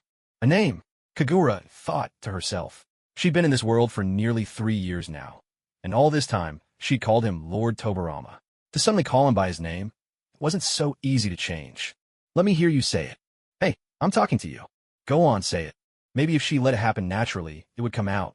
The more he urged her, the harder it became to speak. "Hurry up. What's gotten into you? Be good. Just call me once." Tobarama. The way she spoke his name was different from anyone else. Tobarama stared up at the ceiling, gently stroking Kagura's long, silky hair. Feeling a bit lost, he asked her, "What kind of person do you think I am?" What kind of question is that? Just answer honestly." The Tobarama she knew was quite different from the version who appeared briefly in a few episodes of the anime. In the show, he was more like a supporting tool, a character whose existence served a function. Many fans even went so far as to blame all the future disasters that befell the Uchiha clan on him. They said the police force he established should never have been monopolized by the Uchiha, that he drove them into the outskirts of the village just to keep them under surveillance, and that he was the root of all evil. Even the positive comments about him were mostly jokes. People teased that he was the man who made a pact with the sea, saying he shouldn't have been the Hokage, but rather the Mizukage. There was also his infamous reputation as a master of forbidden jutsu. When she watched the anime, every time Tobarama appeared, the live chat would erupt with the same running gags. "Tobarama, big brother, I've developed a new jutsu." "Hashirama, is it a water-style technique?" "Tobarama, no." "Hashirama, then it's forbidden." "Tobarama, brother, I've created a new jutsu." "Hashirama, is it water-style?" "Tobarama, no." "Hashirama, you know where the sealed jutsu scroll is. Write it down yourself." But the Tobarama that Kagura knew was different from all that. He was passionate and kind, yet always suppressed his own emotions, letting his aloofness form a shell to protect his burning heart. At the same time, he was the type to say the harshest things while doing good for everyone. If Hashirama was the star on stage, then Tobarama was like the crew behind the scenes, quietly doing everything that needed to be done. At most, when the curtain fell, he might stand among the staff taking a bow. A village needs someone to play the straight role, and someone to play the tough one. The image of greatness and righteousness was left for Hashirama. For the sake of the village, Tobarama was willing to shoulder any dirty work, no matter how much others despised it. Yet he would never strike first or harm the innocent. This was something his disciple Danzo never learned.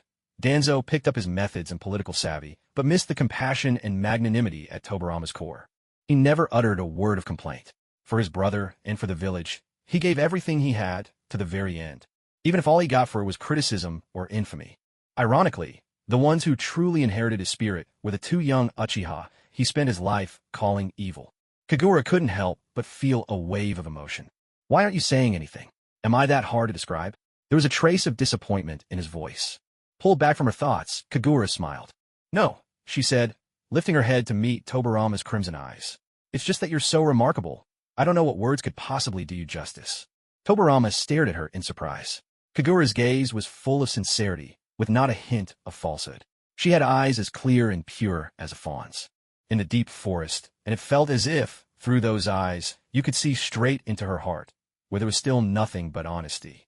"In my heart, you have always been someone who knows exactly what you're doing, someone who moves forward step by step with unwavering conviction. You don't care how others see you, and everything you do can stand up to anyone's scrutiny." One of my favorite writers once said, "The greatest heroes devote themselves to their country and their people. And you, Tobarama Senju, in my eyes, you are such a person." The confusion in his eyes was swept away, like dense fog scattered by the wind.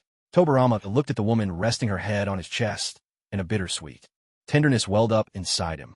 They say even the toughest warrior has a gentle heart. Cold and unyielding as he was, he too had moments like this. A heart that harbors a fierce tiger, yet pauses to savor the scent of roses. Perhaps this is what it means. Tobarama felt at peace. Even if the whole world failed to understand him, did it really matter? There would always be someone who could see through appearances to the truest version of himself. He was lucky. This person was right beside him, in his arms within reach. It was Kagura. "Soon, I will become the second Hokage."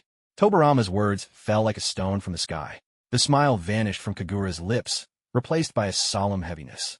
"Aren't you happy?" Tobarama asked, noticing her expression. Something had changed, and yet nothing had truly shifted. Though Hashirama hadn't died, he still stepped down and let Tobarama succeed him as Hokage. In a few years, wouldn't the same great shinobi war break out? Would this man before her still be doomed to die? No, she refused to accept that. If anything could be changed, then this time, what she wanted most was to alter Tobarama's fate. She could give up becoming wealthy, forgo earning billions from explosive tags, even lose her own immortality. The only thing she could not bear to lose was the person she held tightly at this moment. In this world, she did not want to lose him. She forced a smile, trying her best to appear cheerful. "Lord Tobarama, congratulations." Tobarama smiled faintly, letting out a soft sigh as he patted her back.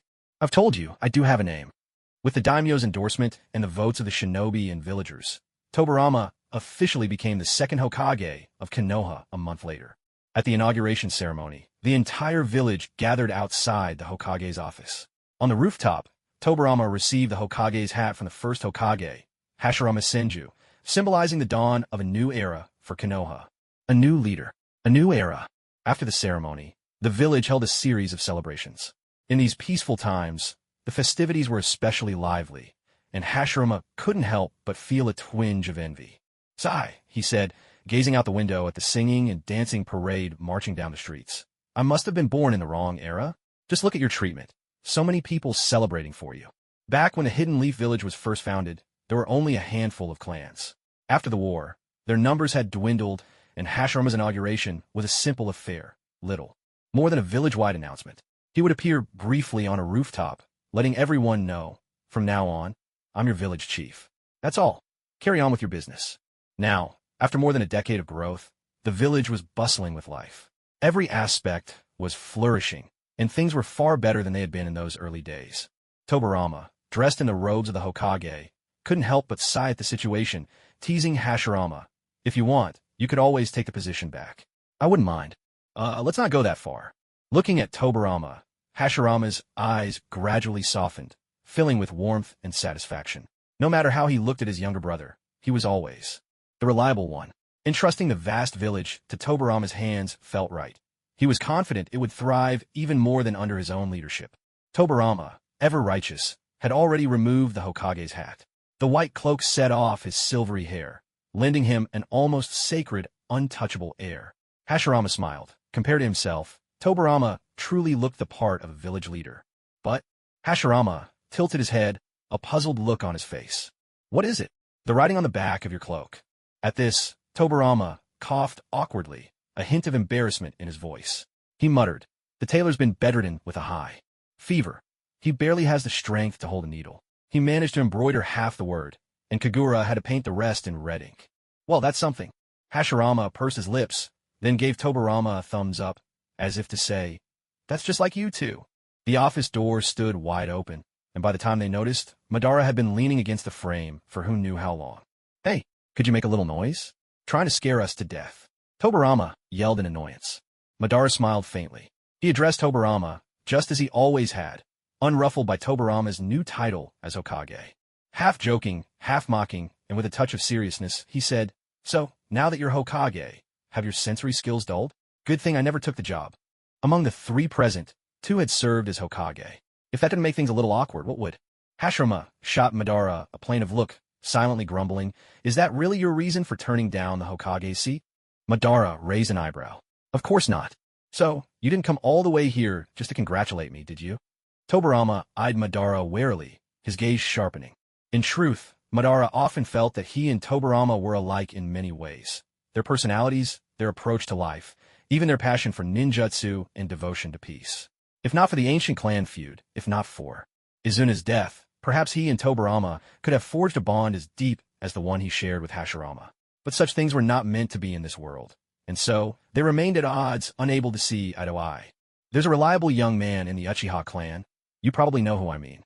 From now on, he'll be in charge of all Uchiha affairs, big or small. Whether it's the police force or anything else, I won't interfere anymore. You're talking about Uchiha Tenka, aren't you? That's right.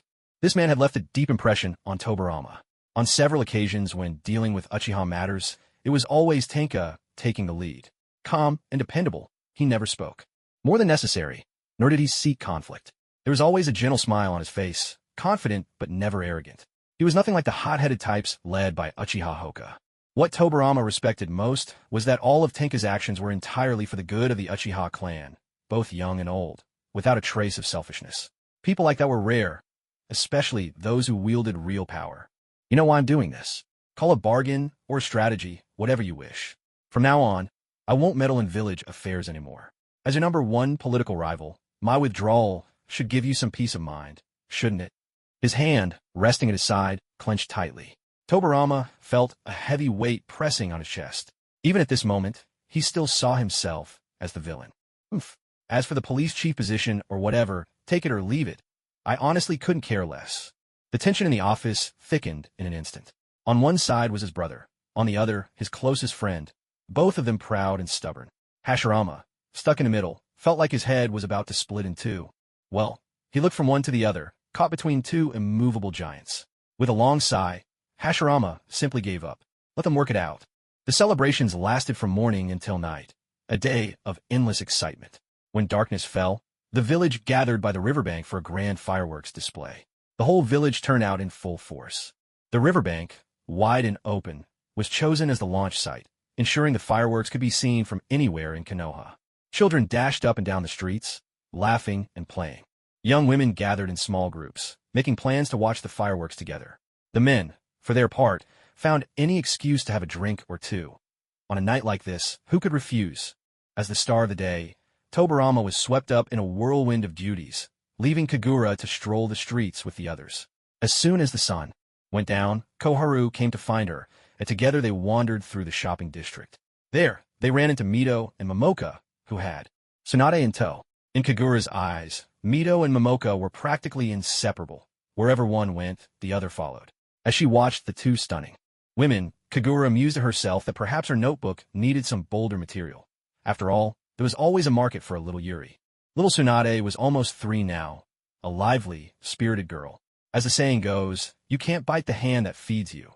Normally, Tsunade was a whirlwind of mischief, but in front of Kagura, she was always on her best behavior. Once, Tawa had asked her why she only behaved so obediently in front of Kagura. Tsunade answered honestly, because if I'm good, Kagura-ne will give me tasty treats. Taohua was left awkwardly standing there, unable to hide her admiration for how well this little one could read people and act accordingly. After showering Kagura with sweet words and successfully scrounging some snacks from her, Tsunade ran off to play with her friends. Both Mito and Taohua let out a sigh of relief. Taking care of kids, after all, was the most troublesome task. At last, no more little tag-alongs. Tonight, we can go all out and have fun. Taohua leaned over Mito's shoulder and proposed. How about we go for another round of drinks? There are lots of street vendors along the river selling snacks. We could drink, munch on something tasty, and watch the fireworks. Just thinking about it gets me excited. Mito hesitated. She did love a good drink, but she worried she might lose control and overindulge. Her husband's body was no longer as strong as it used to be, and if she ended up coming home tipsy and causing trouble, she'd be the one to suffer for it. Seeing Mito only smile without answering, Tawa pouted in disappointment and quickly set her sights on Kagura and Koharu instead. I've got a mission tomorrow. With the inauguration of the new Hokage, we need to notify the other 4 great nations. I'm heading to the land of Earth. TCH, what a killjoy. How about you, Kagura-chan? Tawa turned to Kagura with hopeful eyes. Kagura was about to refuse, but seeing Tawa's face, full of longing and desperate for a drinking companion, she just couldn't bring herself to say no. So she nodded. Hooray! Kagura-chan, you're the best. Tawa threw her arms around Kagura in a big hug. Ignoring the odd looks from Mito and Koharu, she dragged Kagura off with her. Half an hour later, they were sitting on the grassy riverbank. Tawa gripped a bottle of shochu in one hand and a piece of tempura in the other, drinking with great satisfaction. Kagura sat beside her, holding a bottle of beer. Every time Tawa took a sip, Kagura had to follow suit. It looked for all the world as if she were there just to keep her company, awkward as it was. After 2 bottles of low-alcohol shochu, Tawa still hadn't had enough. She dragged Kagura to buy more. It was already past 9 at night. The fireworks crew had finished their preparations, and crowds were pouring in from all directions toward the riverbank. In a sudden rush, the surge of people split them up. Shoulder to shoulder, sleeves brushing, sweat glistening everywhere. In just a blink, Tawa's face vanished into the sea of people. Pressed forward by the crowd, Kagura barely managed to steady herself by grabbing hold of a vendor's stall. So many people tonight. The vendor smiled at Kagura, who was clutching the edge of his stall for dear life. Yes, there are, Kagura replied, only then noticing that he was selling masks. Tanuki, foxes, tengu, and hanya masks of every kind. Would you like to buy one, miss? Kagura hesitated. Why not buy one? Haven't you heard the legend? They say masks are a bridge between humans and the gods. The wishes made by those who wear a mask are heard by the divine. Kagura, of course, had never heard of such a thing. Yet before she realized it, a fox mask was already in her hand. Thank you for your purchase, miss. May your wish come true. Looking at the vendor's sycophantic grin, Kagura couldn't shake the feeling that she'd been tricked. More and more people crowded onto the riverbank embankment, but only one person moved in the opposite direction, running away from the gathering crowd. On this midsummer night, aglow with lantern light, a woman in a water-blue dress moved like a mermaid leaping from the river, making her way up the hillside. Clutching the mask tightly, she hurried upward, breathless from the climb, a sacred treasure in her hand, and a wish reaching for the heavens. Surely, the gods must hear her prayer. In front of the shrine, midway up the mountain, Kagura knelt. She stared at the fox mask for a long time before slowly raising her hands and placing it over her face. I just want him to live, truly live. Nothing else matters. I just want him to survive and change that damned fate. If there truly were gods in this world, if masks were truly a bridge to the divine, then Kagura hoped, with all her heart, that her wish would be heard. Since she was a child, her mother had always told her that people must not be greedy. It was like choosing between candy and ice cream. Even if you wanted both, you could only pick one. Now, she wanted both to become rich and for Tobarama's ending in the original story, his death a few years later, to be changed. But if she had to choose, she would choose the latter. Pressing her hands together before her chest, Kagura had never felt so devout in her life. In the past, she'd never believed in gods or spirits. She hadn't even prayed before exams. But now, faced with a life on the line, she relented. Desperately, she wished for the existence of a god who could hear her wish and grant it, even if it meant sacrificing something else in return. It's all right if I never become wealthy. To me, he matters more than anything. If you only make a wish but don't toss a coin, the gods might not hear you, you know. That voice. Kagura opened her eyes and saw a pair of men's legs before her. Looking up, she saw a sash around his waist, the folds of a kimono, and, at last, a face as sharply sculpted as if carved by gods themselves. He gazed down at her, his smile as fleeting as a warm summer breeze. Tobarama. Tobarama looked at Kagura, his gaze unwavering. Even though her face was masked by the fox, it seemed he could peer straight through the eye holes into her soul. Am I really more important than anything else? This man, he was always so elusive, always appearing out of nowhere, eavesdropping on other people's wishes. Don't be so sure about that. What a stubborn, contradictory person. You're in a shrine right now, standing before the gods. You're wearing a mask, but the gods will still hear every word you say. Tobarama raised an eyebrow, kindly reminding her. In her heart, Kagura cursed Tobarama up and down. She must have been too nice to him lately. That's probably why he felt bold enough to tease her like this. But this was truly a shrine. How could she let her tongue run wild in front of the gods? Fine, let's just say this. You're the most important. You're more important than anyone or anything else. Happy now? Tobarama nodded, quite satisfied with her answer. Without another word, he turned and knelt down beside her. When he made his wish, he was even more devout than Kagura. His crimson eyes closed, and his long, thick lashes resembled black swans resting by a lakeside, softening his face considerably. Kagura stared at him, unblinking, wondering what wish he could be making. He didn't say a word aloud, probably afraid she'd overhear. So sly. A few minutes later, Tobarama opened his eyes and helped Kagura to her feet. Come with me, he said. Where are we going? To a place a little closer to the gods. Tobarama led Kagura up the stone steps to the offering box. From inside his robe, he produced 2 copper coins and dropped them in. Then he gave the thick bell cord a few vigorous shakes. The bells tied to the rope rang out brightly. He wasn't wearing a mask. His wish could only reach the gods this way. There. This time, the gods will definitely hear our wishes. Tobarama, what did you wish for just now? I'm not telling you. Oh, don't be so stingy. I'll tell you someday. When someday? Kagura tugged insistently at the wide sleeve of his kimono. Someday means someday. Wasn't that the very definition of brushing someone off? Fine, keep your secret. Tobarama sighed quietly. Why was Kagura always so curious? He just couldn't understand it. He opened his mouth, about to say something, when a long, clear whistle split the air. Then more followed, one after another, closer and closer together. Both of them looked up just in time to see fireworks bursting across the night sky, each bloom lighting the darkness with dazzling color, turning night into day. Kagura had never seen such a grand fireworks display before. It was beautiful and awe-inspiring. But right on its heels, a ridiculous little phrase popped into her mind. Who blew it up? Boom shakalaka, boom shakalaka. The catchy refrain echoed endlessly in her head. What a mood killer. At least we made it in time, Tobarama said sincerely beside her. For what? To watch the fireworks with you. Kagura tilted her head, studying Tobarama. The feeling was truly strange. This Tobarama, she knew, was not quite the same as the one she'd seen in the anime.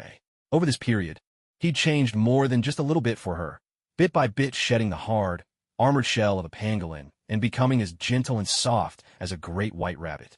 Yes, a big white rabbit. That's what he'd become.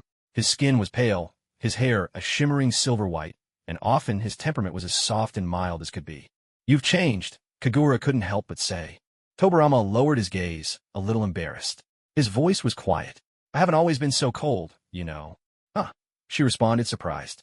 They sat side by side on the steps in front of them, distant fireworks bursting overhead, so far away that not even the scent of gunpowder reached them. The summer night's mountain breeze carried a slight chill, but Kagura's hand, clasped warmly in Tobarama's, kept her snug. He spoke. When I was a child, I was actually very lively, until the first time I went to war. As a boy, Tobarama had been vibrant and full of energy, warm-hearted and responsible, always willing to help his mother and take care of his brothers. Yes, even Hashirama, his older brother, relied on him for daily life. Those were truly good days for brothers and their sister, all together. Back then, everyone was still around. But as he grew older, at just 5 years old, he first stepped onto the battlefield. Children that age could never stand against grown men, but they could still help move the wounded. It was during that time that he witnessed the true cruelty of war and glimpsed the fate that awaited him and his brothers. It was from that moment he began pondering the meaning of peace and how to find a path toward it. Compared to his brother Hashirama, Tobarama was more cautious and rational. As his brothers fell one by one, he discovered the path to peace that resonated within his own heart. Ninjas just need to suppress their feelings, make strict rules and follow them, and avoid unnecessary wars. He let out a self-deprecating laugh, turning to look at Kagura, who hadn't taken her eyes off him. And me? From the moment I understood that, I locked away my emotions. If I exist, it's not so much as a person, but more as a tool. That smile of his was heartbreakingly sad. Kagura suddenly wanted to hug him, and so she did, her slender arms wrapped tightly around him, holding him close. As long as I'm by your side, at least when you're with me, you don't have to be a tool. You could just be yourself, nothing more, nothing less. However you are, I'll always like you. Kagura wished she could travel through time, back to that battlefield, and hold the 5-year-old Tobarama in her arms, telling him not to be afraid, that everything would be all right. Tobarama couldn't help but let a smile curl at the corner of his lips. To him, Kagura was his treasure. He felt like a man walking down the street, clutching something priceless, constantly wary of thieves, torn between joy and worry. He pulled Kagura closer with a backward motion, until not even the slightest gap remained between them. He could trace the curves of her body by touch alone. The night breeze carried the fresh scent of grass and trees, and Tobarama's words drifted in the air, dreamlike and ethereal. Their foreheads pressed together as he held her tight and whispered softly, "Kagura, let's get married." Kagura's eyes shot up to meet his, catching the deep affection shimmering there. He was still smiling as he spoke, slowly and deliberately. "I want a home with you." Getting married wasn't out of the question, but not right now. They'd only been together for half a year. To Kagura, that pace felt a little too rushed. "Let's wait just a bit longer.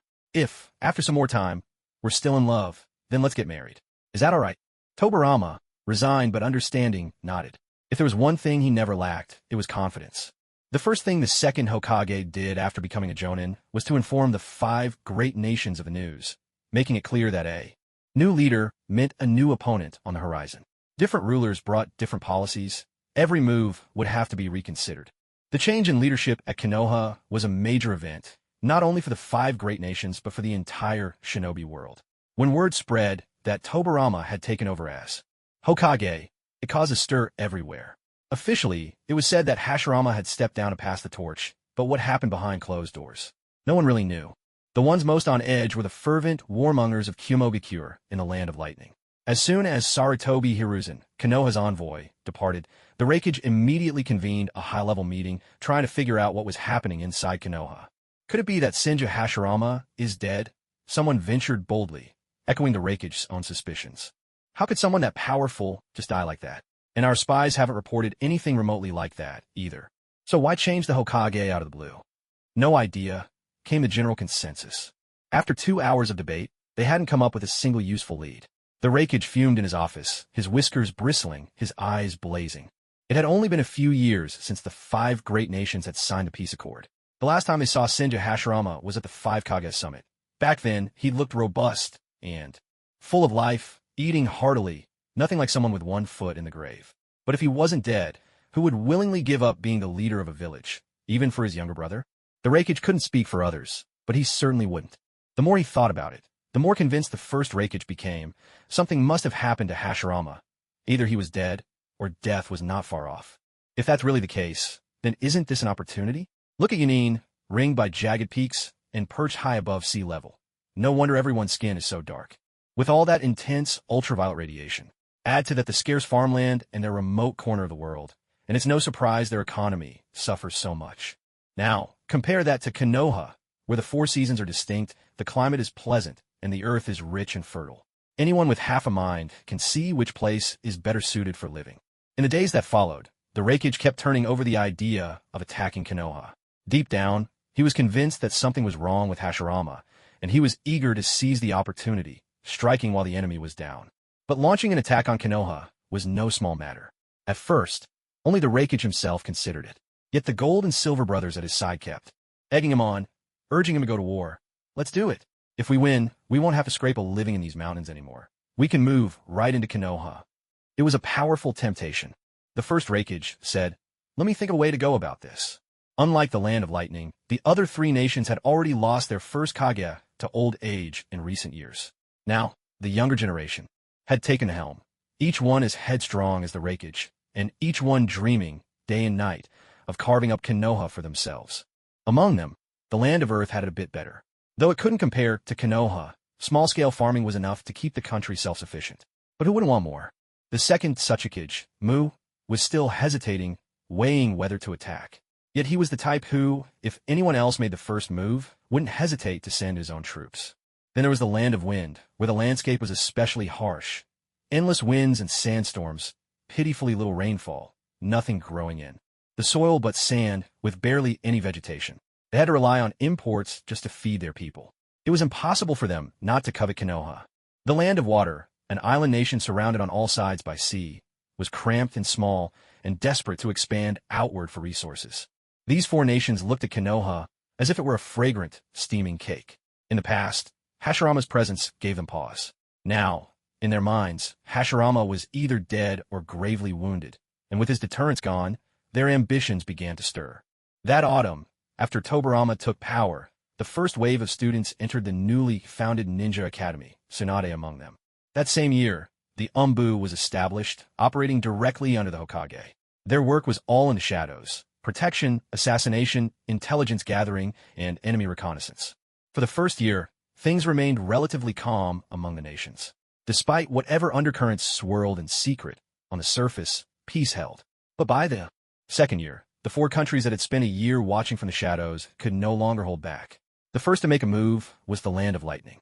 Tobarama received intelligence from his spies. The Land of Lightning was amassing troops on a massive scale along its borders.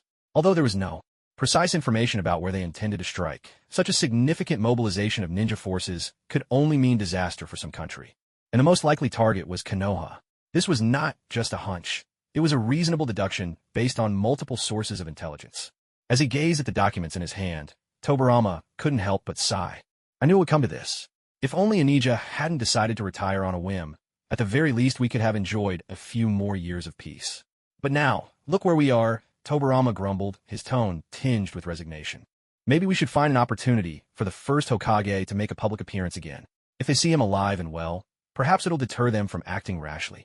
I'm afraid things have gone too far for that. The arrow's already been drawn. There's no turning back. Even if we avoid trouble today, it'll return tomorrow. Now that the ninja forces are assembled at the border, there's nothing we can do.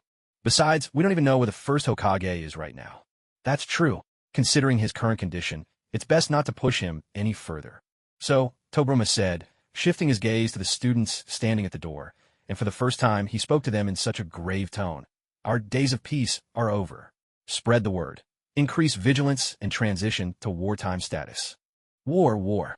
It was only when those around her began to prepare for it in earnest that Kagura truly sensed a shift in the air. In the past, she'd felt little connection to this world or the village, but after living here for so long, that sense of belonging had quietly taken root. Now, with war looming, she finally understood what fear was.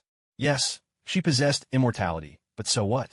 Watching the people she cared about die would be far more painful than dying herself. After all, the dead have no more thoughts but the living. Most of the explosive tags she'd stockpiled over the years had already been bought up by the village. Now, as wartime precautions kicked in, such items had become necessities. Kagura wondered, since she was someone who had crossed over into this world, surely she must have a bit of protagonist luck, right? Was it possible for her to change the course of this war? Changing the outcome of a war was no simple feat, of course. But in ancient times, there were those who accomplished such things. Back when she'd been captivated by classical studies, she'd always been fascinated by stories of military strategists. Maybe she could follow in their footsteps and give it a try herself? There was no cost to trying. If she succeeded in averting a war, all the better. If not, then the others could fight as they would have anyway. At least she'd have a clear conscience, having tried her best. When Kagura brought up her wish to travel to other countries, Tobarama looked at her as if she'd lost her mind. He reached out to feel her forehead, perplexed. No fever. So why are you talking nonsense? Kagura was speechless and brushed his hand away, putting on a serious face. I just want to go and take a look, maybe do a bit of persuasion while I'm there. Who knows? Maybe one of the Kage will agree with me and abandon the thought of attacking Konoha. Even if I can dissuade just one of them, it's worth it. Although Kagura knew that in the end, even if it was 1 against 4, Konoha would still come out the victor. But what she truly wanted to change was Tobarama's fate, his life or death. That was something Tobarama would never understand. When she first arrived in this world, she had told Tobarama about who she really was, but he didn't believe her. Not even Hashirama believed her, no one did. And now, after finally finding a sense of belonging, she no longer wished to bring it up. She wanted to stay part of this world, not separate herself from it again. Konoha, this village, had given her so much warmth. It was just like going to her grandmother's house in the countryside as a child. Warm, welcoming, and full of affection. The people here felt like family and friends to her, and the thought of losing any of them was heartbreaking. Kagura turned to Tobarama with a playful smile, softening her voice. Don't you remember? I can see the future. I've already read my own fortune. I won't die. You don't have to worry about me. Tobarama narrowed his eyes at her, disbelief flickering in his gaze. He shook his head. You say that, but I still don't want you to take this risk. There's an old rule. When 2 nations go to war, messengers are not to be harmed. They won't kill me. Tobarama shook his head again. Not everyone thinks that way. For all we know, they might not only kill you, but also bring your head to the front lines to rally their troops. If that happens, what then? Then I'll hide my identity and be an outsider, just an observer. Why can't you trust me, just this once? That's because you don't understand how cruel war can be. It's precisely because I understand how cruel war is that I want to do something while there's still a chance to make things right. Tobarama Senju, I don't want you to die and leave me alone in this world. Suddenly, the world seemed to fall silent. Tobarama stared at Kagura in a daze. Her eyes shimmered with unshed tears. From the moment he'd met her, this woman had always worn a smile, detached, as if standing outside of everything. Even when she was right beside him, it felt as if a whole dimension separated them. Sometimes, even when she was in his arms, it felt unreal. But now, for the first time, she wore a look of unwavering determination, and for the first time, he felt as if they truly belonged to the same world. It was a strange feeling, but not a bad one. I won't die, he murmured softly. I know you will die, but I want to change that ending. Let me try, just let me try. She pleaded with him. Uchiha Madara spent the whole day wandering outside, and it was only when the moon was hanging high among the treetops that he finally returned home. To his surprise, there was someone standing at his doorstep. Sensing that familiar chakra from afar, he instantly knew who it was. As he approached, the person only stirred after seeing him, stepping out from the shadows. Bathed in moonlight, his face was revealed, expressionless as ever. Well, what a rare guest. I can't believe you actually came looking for me. Madara opened the door and walked inside without another word, not bothering with any polite invitation. Tobarama, unfazed, simply followed him in. It was Tobarama's first time inside Madara's house. The place was spacious, yet strangely empty, a single man's home, cold and quiet. There was little furniture, nothing complicated. For a lifelong bachelor, fewer things meant easier cleaning. Yes, as someone who's been single most of his life, he knew what he was talking about. Do you always come home this late? Where have you been all day? Messing around. The words slipped out before Tobarama could catch himself. He hadn't meant to say it like that, but somehow, whenever he spoke to Madara, his mouth just seemed to find the worst things to say. It was a source of endless frustration. Sure enough, Madara's brows immediately knit together. He shot Tobarama a cold, mocking look. Where I go is none of your business. It's not like I'm out killing or burning things down. What? Do I need to report to you now? Well, no, he didn't. Tobarama pressed his thin lips together, reminding himself to keep calm. After all, he was here to ask for a favor. With Madara making no move to offer him a seat, Tobarama went ahead and found one himself. He opened his mouth a few times, but only. Then did he realize how difficult it was to actually ask Madara for help. The words stuck in his throat, leaving him discouraged. Madara narrowed his eyes, scrutinizing Tobarama. Every trace of hesitation and inner struggle was plain to see. This was a side of Senju Tobarama he had never witnessed before, and it piqued his interest. What are you hemming and hawing about? I want to ask you to be a bodyguard for Kagura. What? Madara sounded as if he hadn't heard it right. Or maybe he simply couldn't believe Tobarama would say something like that. Uchiha Madara, acting as a bodyguard for some little girl? What on earth was he thinking? Was this a joke? I mean it, Tobarama insisted. He said he was serious, and Madara almost laughed out of sheer exasperation. His chakra flared suddenly, the intensity more than enough to convey his anger. In the past, Tobarama would have immediately risen to the challenge, but this time he stayed where he was, looking troubled but with a determined seriousness in his eyes. He wasn't joking. That much was obvious to Madara. Gradually, the surge of chakra receded. Madara shot Tobarama a sidelong glance, falling silent, a sign that he was willing to at least hear Tobarama's reasons. She needs to go to the other 4 countries as an envoy. I hope you can accompany her and ensure her safety. If there's anyone who can bring her back unharmed, it can only be you. Madara fell silent, his thoughts impossible to read. It was several minutes before he finally looked up at Tobarama and, almost as an afterthought, asked, "Is it really going to come to war?" "Probably," Tobarama replied, equally troubled. "War. Wherever there are people, there will be conflict. What a sigh-worthy truth." Madara drew in a deep breath. So, war was upon them again. Yet it felt so distant now. His body hadn't seen the battlefield in ages, and perhaps it never would again. Whether there was war or not, he no longer cared. But, a young girl, sent as an envoy to persuade the 4 great nations? The more I think about it, the more it sounds like a joke. Tobarama wanted to say he agreed, but since Kagura was his own, he had to hold his tongue. Others could cast doubt, but he could not. You're really letting her go as an envoy? With your usual caution, this is quite surprising. That's why I'm asking for your help. Before war truly breaks out, every effort is a chance to turn things around. Don't you think so? There was truth in that, but Madara's eyes narrowed, a leisurely amusement in his gaze as he looked at Tobarama. A sly smile tugged at the corner of his lips. He asked, "So, What are you offering me this time as your bargaining chip? That depends. What do you want? It was as if Tobarama had handed him a blank check, allowing him to name any condition he wished. Of all negotiation gestures, this was the most sincere, signaling his willingness to accept any terms, even those that were unfair or unequal. As long as it doesn't put the village in danger, anything I can give is yours.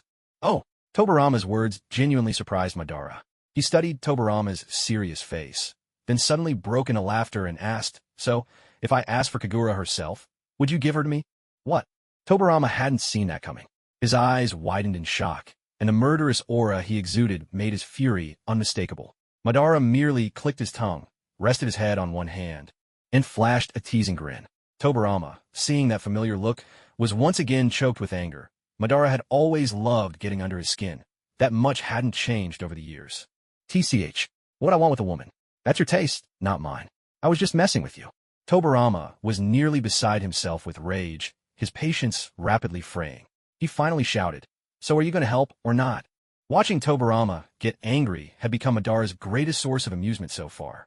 He drawled lazily, "Well, it's not impossible. After staying in the village so long, a little trip out doesn't sound bad. The only thing is, I haven't thought of the terms yet. Once I have, I'll let you know. But when the time comes, don't you dare go back on your word. If you do, I'll beat you so badly your brother won't even recognize you. Do I look like that kind of person to you? I don't know if you are, but you're certainly not someone good." Tobarama was left speechless. 2 days later, at dawn, Madara met Kagura at the gates of Konoha. Trailing behind Kagura was Tobarama, reluctant to see her off. His eyes were practically glued to her, and though he tried to look indifferent, nothing betrays emotion more than the eyes. If you're so unwilling to part, why not just keep her in the village? No need to put on this tragic farewell for my benefit. Shut up. TCH, love really is the most troublesome thing. Tobarama grabbed Madara by the collar, lowering his voice in warning.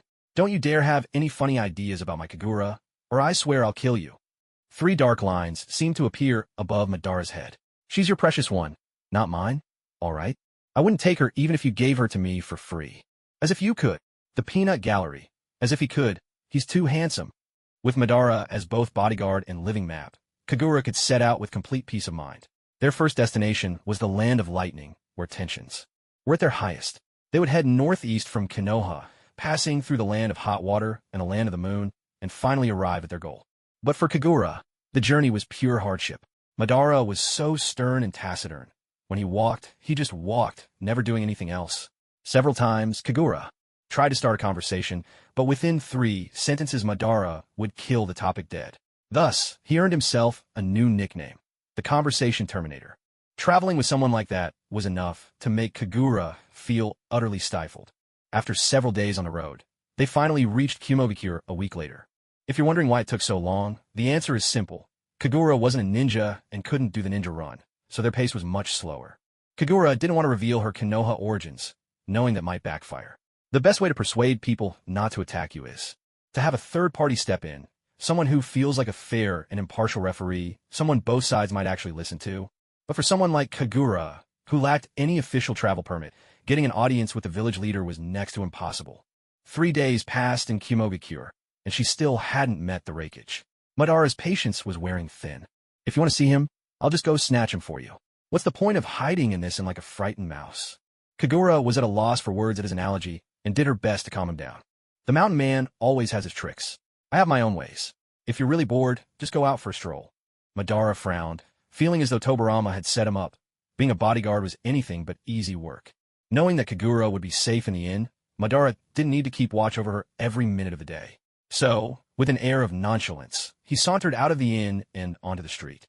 Not long after Madara left, there was a soft tapping at the window. Kagura hurried over and opened it, only to find a ninja wearing a beaked mask. The two of them looked like secret agents making contact, careful and wary. Tianwang covers the tiger's land. Little chicken stewed with mushrooms. A laugh escaped them. The code phrases matched up. The newcomer was baffled as to why the password was so odd, but the Umbu had passed on the Hokage's instructions, and as a spy undercover in the hidden cloud, he had no choice but to recite it as given. What he hadn't expected was that such a bizarre code came from the smiling woman before him. "We're on the same side, really. Why don't you come down from the windowsill? It's quite high up. If you slipped, you'd end up as a pancake, wouldn't you?" she said, sticking her head out for a look. 4th floor. Indeed, it was high. I'm a ninja. Normally, A fall like that wouldn't kill me, the man replied, sounding a little embarrassed. But Kagura paid him no mind. She grabbed his arm and pulled him into the room. Still, it wouldn't look good if someone saw us. What normal person would just sit on a windowsill for no reason? Well, she had a point. The information Kagura received from the spy ninja was quite useful. At the very least, she now knew where to find the Reikage. Every day, the Reikage made his routine rounds through the village for about an hour. Unlike a patrolman, his route was limited to certain areas. He'd chat with villagers and show a bit of approachability. All Kagura needed was to time things right for a chance encounter. Of course, this wasn't the stuff of romance dramas. A simple encounter would be of little use. What she really needed was to catch the Reikage's attention, and that would be tricky. She turned the idea over and over in her mind through the night, and finally landed on a plan that seemed plausible. She would become a storyteller. Before playing the role of storyteller, Kagura asked Madara for a favor, to teach her the transformation jutsu. As someone who had perfected the art of slacking off, she had vowed to only learn the Flying Thunder God technique and nothing else. Yet now, she was starting to appreciate the wisdom of the old saying. One regrets not having enough books only when the need arises. One regrets not having learned more jutsu only when it's too late. Transformation jutsu wasn't anything particularly special. For Kagura, who could already mold chakra with ease, it was simple to pick up. Adults, after all, tend to be more resourceful learners than young children, and she mastered it far faster than any kid ever could. During her practice, Kagura first transformed into Tobirama. When she caught sight of Madara's look of disdain, she switched her transformation to his likeness. Seeing someone else take on his own appearance felt bizarre. Madara could barely restrain himself from marching over and giving her a good thrashing. As Madara's chilling glare fell upon her, Kagura hastily changed forms again. She formed the appropriate hand seals, and with a puff of smoke, Madara found himself staring at the person in front of him. He couldn't help it. His Sharingan flared to life. He fixed his gaze on Kagura, so intensely that even his breathing became cautious and measured. Hey you, huh? Doesn't it look right? Kagura glanced at herself. From her hairstyle to her clothes, right down her face, everything should be spot on. This was exactly how the character looked in the anime. You. Seeing Madara's stunned expression, Kagura realized that this time she must have gotten it exactly right. She looked at Madara, offered him a playful smile, and called out, "Big brother." Then, spinning lightly in place, she asked, "Well, what do you think? Do I look the part?" Madara's hands, hanging at his sides, clenched unconsciously. His eyes remained riveted on Kagura. Not on her, but on Izuna, standing before him exactly as he had been in life. Young, proud, always quick to smile. It was Izuna. It was truly Izuna. What did you just call me? Seeing Madara like this, Kagura suddenly felt a twinge of fear. She'd only meant to tease him a little, since he was never satisfied with her transformations. But now she realized she'd gone too far, touching upon a wound that had never healed. What had she done? Wasn't this just as insensitive as when Sakura told Naruto he had no parents to teach him right from wrong? Realizing her mistake, Kagura hurried to apologize. "I'm sorry. I'm so sorry, Lord Madara. It was my fault. I'll change back right away." But before she could move, Madara's hand clamped tightly around her wrist. He pressed her, voice intense. "What did you just call me?" "Lord Madara." "Not that. Not that." Then, a wave of panic swept over Kagura. Could Madara, in a fit of rage, actually kill her on the spot? "Big brother?" Madara fell silent. The only sound was his own ragged, unsteady breathing, which he tried, unsuccessfully, to suppress. His brow was furrowed deeply, and his blood-red, eternal Mangekyo, Sharingan bore into her face. His grip on her wrist was so fierce. It felt as if he might crush the bone. Kagura winced in pain, but she dared not resist. After all, she was the one at fault. The whole idea of transforming into Izuna hadn't even crossed her mind as something to be careful about. It was pure impulse. The two of them stood locked in the standoff. Kagura didn't even have the courage to meet Madara's eyes. Her gaze flitted anxiously left, then right, anywhere but straight ahead. No one knew just how long the standoff lasted.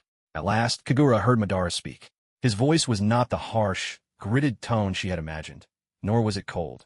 Instead, there was a faint gentleness to it. He said, "You're very much like him, except for your eyes." Izuna never showed that kind of uncertain look. Whatever he did, he carried an unshakable confidence. That's the kind of person he was. His grip on her wrist loosened, and Madara took a step back. Yet his gaze lingered on Kagura's face with a tenderness she had never seen from him before. He was looking at her, and yet not at her. He was seeing Izuna. "I'm sorry, Lord Madara," Kagura said. Madara shook his head. Facing someone with Izuna's appearance, he found himself unable to speak harshly. In fact, after the initial shock of seeing Izuna appear before him, Madara had actually felt a surge of happiness. His younger brother, who visited him only in dreams, was now standing in front of him, so vivid, so real. The joy swept over him, drowning out all reason. Even knowing it was all an illusion, he couldn't help but want to look a little longer, to deceive himself just a little more. His Izuna.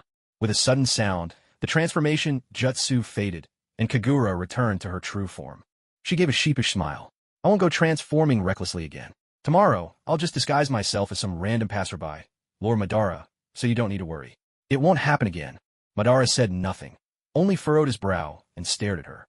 His intense gaze made Kagura feel uneasy, as if a sword hung perpetually over her head, ready to drop at any moment. Not knowing when her doom might come was pure torment. Really, I swear. Kagura raised 4 fingers beside her ear, making a vow to Madara. All right, he said, letting out a long breath tinged with a trace of melancholy. You can take his form, but you mustn't do anything wrong. If you do, I'll kill you. Huh? Kagura couldn't quite understand him. Why go this far? Just take Izuna's form, then. At least seeing his face puts me in a much better mood than looking at yours. Rejected again.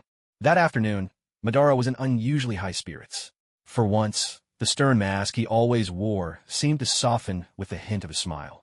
At dinner, he bought plenty of sake, filling his own cup, and pouring one for Kagura as well. I'm not much of a drinker. Why don't I pour for you, and you do the drinking? Kagura suggested. Madara chuckled, downing his cup in one swift motion, then said, Back when I drank with father, you were always pestering to try some. Sometimes, when I wasn't looking, you'd sneak a taste and end up leaping around from the heat. Mother would scold you for being such a greedy little kitten, but father would just say, a man has to learn to drink sooner or later. Drinking takes spirit. Let him try if he wants to try. This feeling was rather strange. She was clearly herself, yet somehow not herself at all. The sense of disconnection was palpable, and Madara, it seemed, truly took her for Izuna. Everything he spoke of revolved around his memories with Izuna. Kagura simply listened in silence, quietly refilling his empty cup with sake from time to time. As the night wore on and Madara drank more, the flush of intoxication crept onto his face, and even his voice grew, tinged with a nasal slur. He said, For a long time, I didn't even dare to dream about you. I was afraid you'd ask me why I never followed your advice. I was abandoned by my clan. Even my own people chose not to stand by me. Izuna, there was a time I wandered this world like a stray dog. I often wondered if it was because my resolve wasn't strong enough. If only I could have fought single-mindedly as you did, then even in death, I'd have died a hero of the Uchiha. Or, perhaps, like most of our clan, I could have truly reconciled with the Senju, lived peacefully in the village, and given myself a chance at happiness. His voice caught in his throat. But yes, in the end, he had accomplished none of those things. When he fought the Senju with all his might, he was bested by Hashirama. He thought perhaps it would have been better to die then, but fate had other plans. Hashirama moved him. So, when he allowed himself to be swayed, they built the village together. For the sake of the clan and a rare moment of peace, he tried to protect the village, to live a good life. Yet he could never accept sharing it with a man who killed his brother, nor stomach many of the village's policies. When he finally considered leaving, he looked back and found himself utterly alone. Watching this man, so fierce, so like an Azura, repent for the first half of his life before her, Kagura felt a sudden wave of sorrow. She'd watched Naruto many times, but her understanding of Madara had always been superficial. The cool, domineering, and arrogant rival to Hashirama, the lone force who could take on the entire ninja army, an irresistibly charismatic villain by design. But that was as far as it went. She had never truly understood him. Now, though, she felt as if she could finally grasp some of Madara's pain and loneliness. It was the isolation of a lone wanderer in a vast, indifferent world. He was like the only bird winging through a snow-blanketed, silver world, without a companion, unrecognized by anyone. He struggled, desperate for the world to acknowledge him and the path he chose, only to end in failure. The sense that everything he'd done was ultimately futile. What a terrible feeling that was. Madara, drunk, slumped over the table. He took Kagura for Izuna, pouring out the years of pain that had filled his heart. He told her how much he missed him, how he blamed himself for not protecting him, how empty the house felt now. No parents, no brothers, just him alone. Kagura stayed by his side, gently patting his back to comfort him. Her voice was soft, tender. As he called out for Izuna again and again, she answered him in kind, softly calling him Nisan, big brother, each and every time. She said, I have never blamed you. The clansmen who have passed away never blamed you either. No matter what you do, you are still my Nisan. Nisan, you can finally be free. Kagura was never much of an actress, but this time, perhaps because she was facing someone lost in drink, she reached the very peak of her performance. She would never again be able to play any role as convincingly as she did at this moment.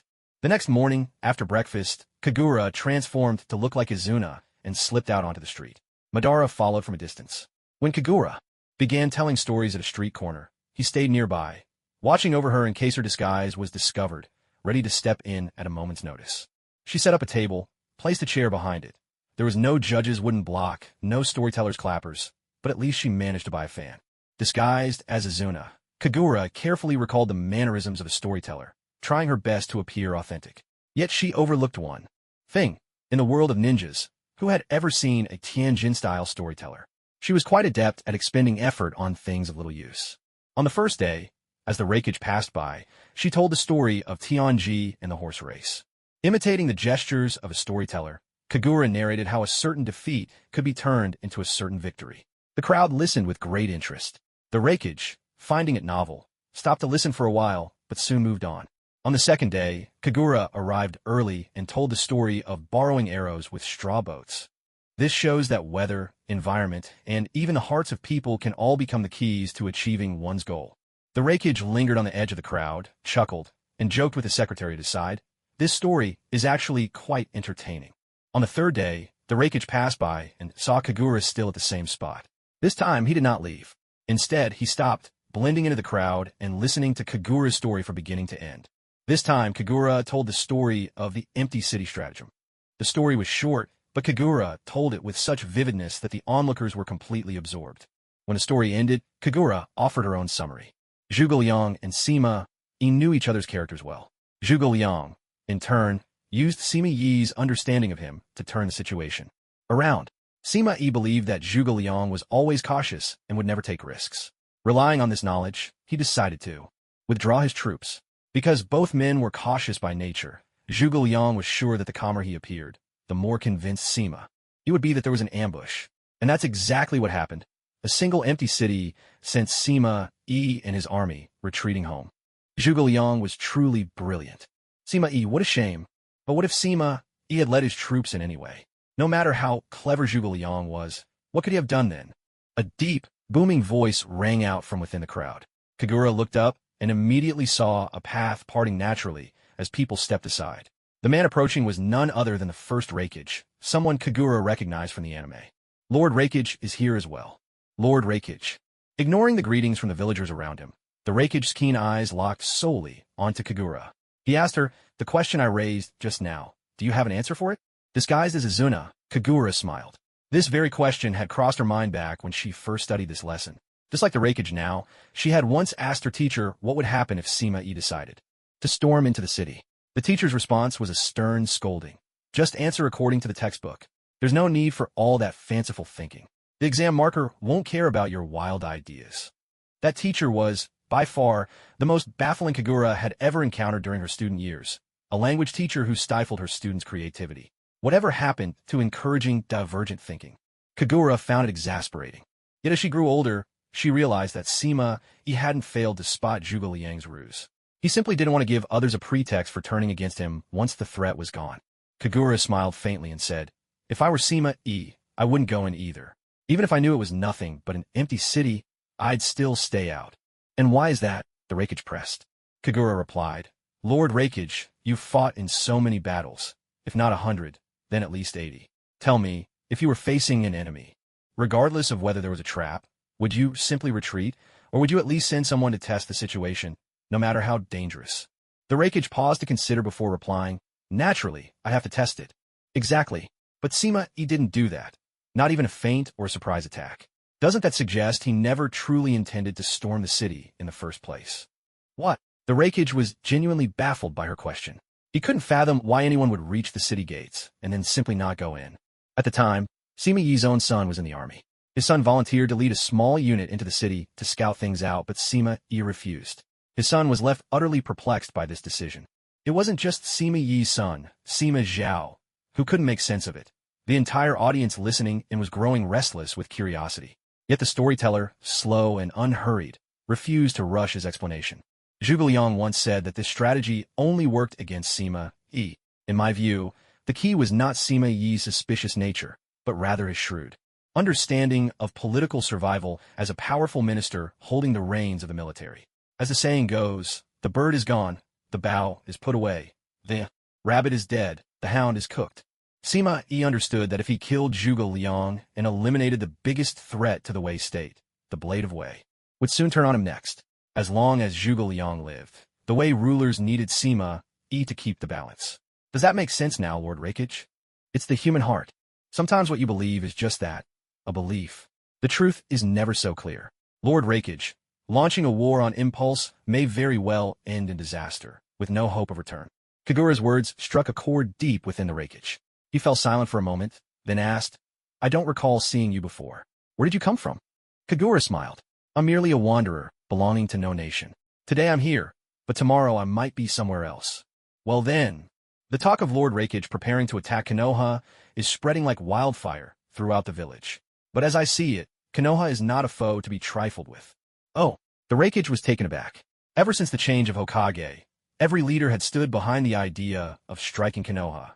Yet here was this young stranger, from who knows where, insisting it couldn't be done. The crowd gathered nearby, pricked up their ears. After days of listening to Kagura's tales, they had come to admire her ingenious strategies. Her cleverness truly left people in awe. To them, Kagura was a mysterious sage, and a sage's perspective was worth hearing. After all, war isn't just the concern of the shinobi who fight. It's something that affects everyone. The Reikage glanced left and right, then signaled his secretary with a look. The secretary promptly invited Kagura into the Reikage's office. With the main characters gone, the onlookers could only disperse, disappointed. He said we shouldn't go to war. What if we lose? What are we supposed to do then? I don't really understand these things, but my older brother is a ninja. I don't want to see war break out either. Exactly. My brothers have already been stationed along the border for days. I just hope it doesn't come to fighting. Madara listened from the sidelines, feeling a surge of emotion. It seemed that no matter the nation, no matter what the leaders decided, the common people never wanted war. Where there's war, there's loss, and no one knows whose family will be caught up in it. It could be anyone's parents, siblings, or children. And when people die, they're lost forever. Perhaps that's why, back then, no one was willing to follow him and leave the village. Who would choose a life of bloodshed when they could have stability and peace? He hadn't understood that before. Or maybe something had blinded him, keeping him from seeing it. Watching Kagura's departing figure, Madara couldn't help but smile. With just a few well-told stories, she'd managed to draw the Reikage's attention, to the point where he treated her as an honored guest and invited her into his office. Clearly, he had underestimated her all this time. As Kagura watched the Reikage walking ahead, she smiled, her thoughts drifting to Jiang Taigong. With a bent hook, you catch fish, but a straight hook, that's what truly catches people. Inside the office, the Reikage asked Kagura for her counsel with heartfelt sincerity. Why?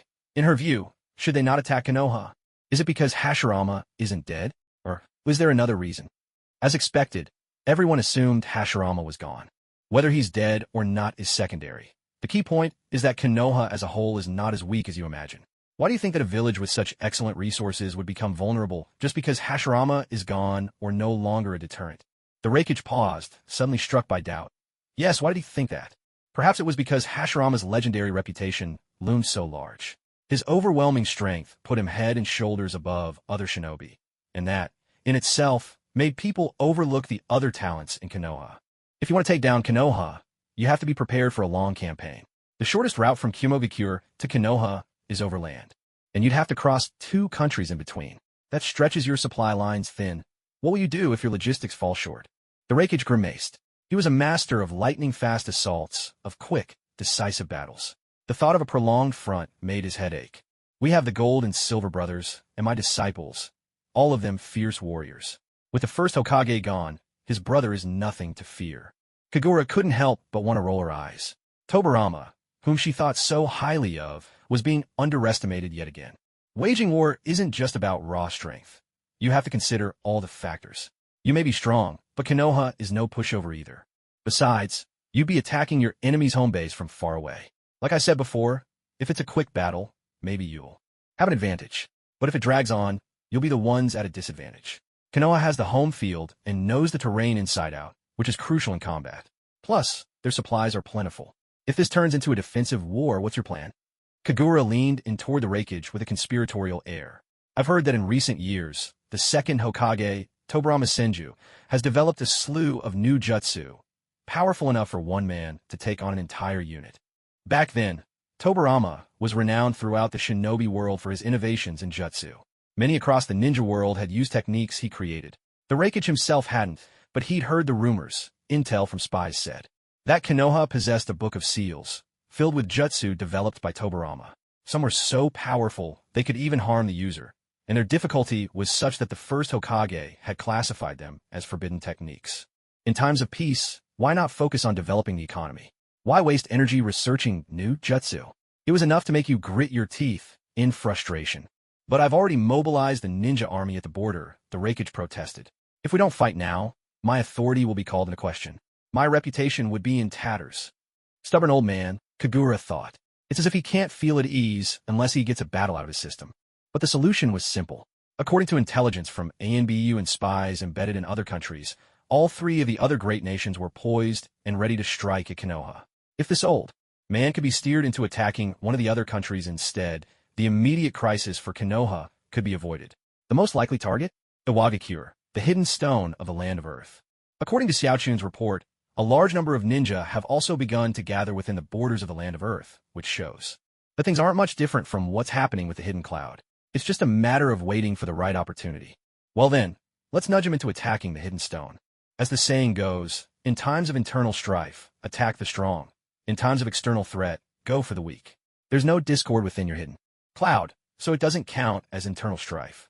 In that case, there's no need for you to keep clinging to the powerful land of fire. To be honest, I'm from the land of Earth. Before I came here, the second Suchikage was already rallying troops to attack the hidden sand and hidden rain.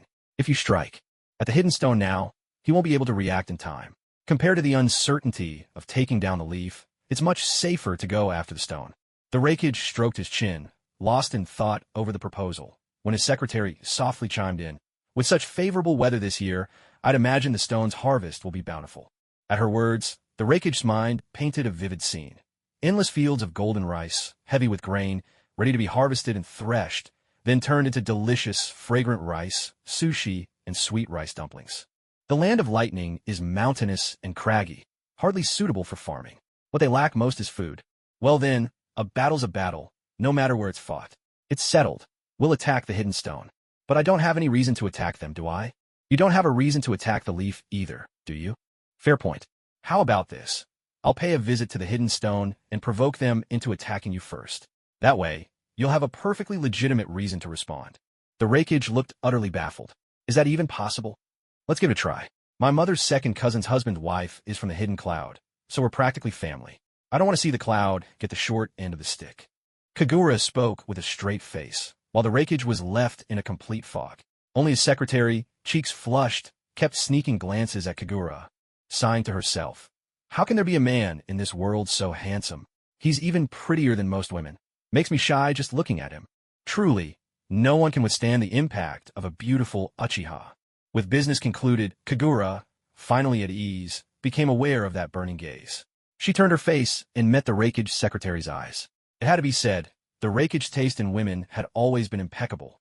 Like Mabui during the Fourth Great War, this secretary was a beauty, but unlike Mabui's tan complexion, this one was fair-skinned, strikingly beautiful, and long-legged. Enough to make any woman's heart flutter. Unable to help herself, Kagura gazed at the secretary with open admiration, her intent so obvious that the poor woman blushed even harder. That face, that perfect figure. Even her curves seemed to obey some unspoken order, settling in all the right places. She had to be a 9-head beauty, right? Kagura's eyes measured her up. 1 head, 2 heads, 3 heads. The proportions were flawless. A classic 9-head figure. Her eyes had become a measuring tape. Once everything was settled, Kagura planned to draw a doujin based on herself as the main character. Maybe something like that beautiful older sister who treats you to a meal, or the Empress and her little sidekick. Those would definitely break sales records again. After all, who doesn't love a gorgeous older sister? The Raikage noticed the sparks flying in their eyes, and displeased, stepped right between them, forcibly snuffing out the flames that had started to kindle. He glared at them, his eyes practically saying, "Don't even think about hitting on my secretary." "All right, I'm leaving this matter in your hands. If you mess it up, I'll just go back to my original plan and attack Konoha, he threatened. Geez, this old man really is something. As soon as they left the Rakich's office, a ninja dressed as a bodyguard automatically fell and stepped beside them. The two walked one behind the other, out of the Rakich's building, and when they finally slipped into a certain alley, they both, with a quiet pop, returned to their true forms. Madara shot Kagura a sidelong glance, clearly displeased, and warned her, if you keep acting love-struck with that look, I'll crush you with one hand. Why can't I? Didn't Izuna ever get flustered around pretty girls? Kagura, now brimming with curiosity, kept pressing him with questions. By the way, did Izuna ever have a girl he liked while he was alive? She asked, since the original story never touched on this. No, Madara snapped, clearly annoyed. So he didn't. And neither did you. Ha. So it's true what they say, the Uchiha really aren't interested in women. Before she could finish, Kagura felt a wave of murderous, intense swirl around her. She turned to find Madara behind her, arms crossed, and looking like he was ready to devour her. His long hair shadowed half his face, and his cold gaze made him even more intimidating. He glared at her, grinding out each word through clenched teeth. Say that again, and I'll kill you. What kind of bodyguard did Tobirama hire for her anyway?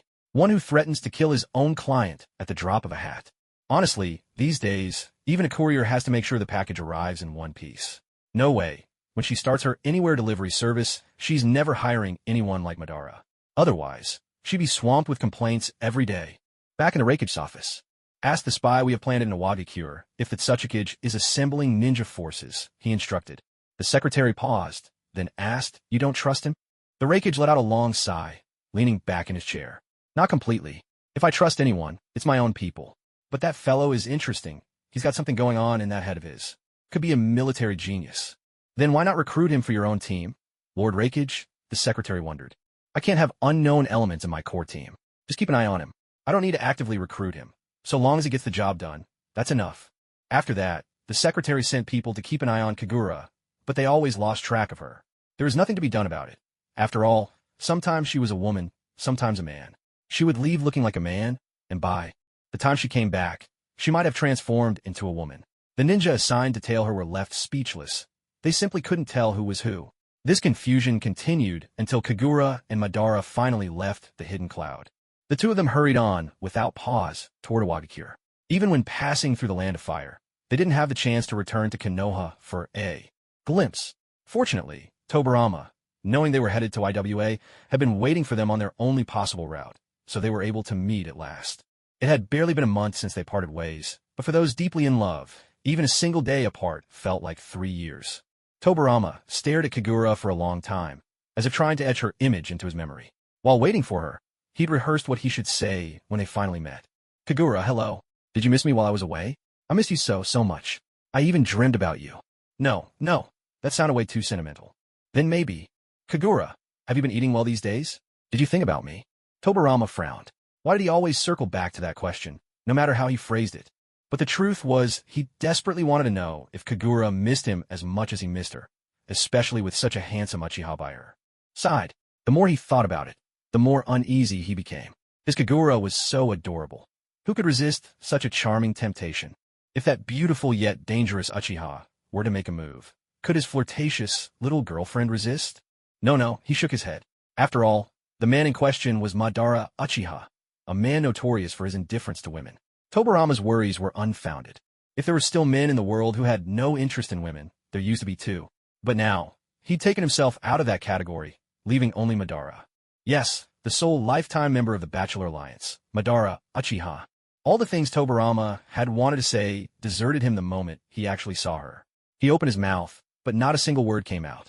Only his crimson eyes, filled with deep affection, spoke for him. After passing on all the information from the hidden cloud to Tobirama, Kagura quieted down, simply gazing at him. The tenderness in his eyes was like a tranquil lake, one deep enough to drown in. Don't worry, I'm perfectly fine. Not a scratch on me, she said, as if afraid he wouldn't believe her. Kagura spun in place to show him she was unharmed. See, she said, smiling at him, the dimples at the corners of her mouth deepening. Yes, she looked just as she had when she left. Her hair not a strand thinner, tied up high with a crimson ribbon, the ponytail adding a dash of boldness to her gentle, lively aura. She was truly beautiful. That's for the best, he nodded. I'm not someone who gets hurt that easily. Besides, you found me a great bodyguard, didn't you, Lord Madara? Tisich, Madara rolled his eyes. The word bodyguard just didn't sit right with him, no matter how he heard it. Here, this is the scroll you wanted. Madara can teach you how to use it. Tobirama pulled out a scroll from his pouch and handed it to her. Hum. She took the scroll eagerly, nodding like a little rabbit, her eyes full of anticipation as she looked at Tobirama. Those eyes were just too much. Tobirama desperately wanted to hug her, his arm half raised before he let it drop.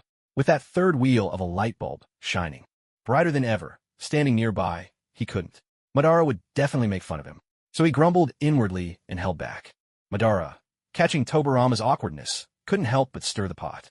He poked Kagura's shoulder and said coolly, "Hey, time to go. You got the scroll. What are you still hanging around for?" Kagura shot him a miserable look, then turned back to Tobirama. She thought, after all the hardship I've endured running around as a mediator, he owes me at least a hug. If not that, surely he could at least hold my hand? But he didn't even reach for her hand. Tobirama, she drew out his name, refusing to give up. "I'm leaving now. Don't you have anything to say to me?" Her voice was full of lingering reluctance. "Really nothing?" Well, Tobirama's gaze wavered, words stumbling out awkwardly. At last, Kagura heard him clearly, and the shock hit her like a bolt of lightning.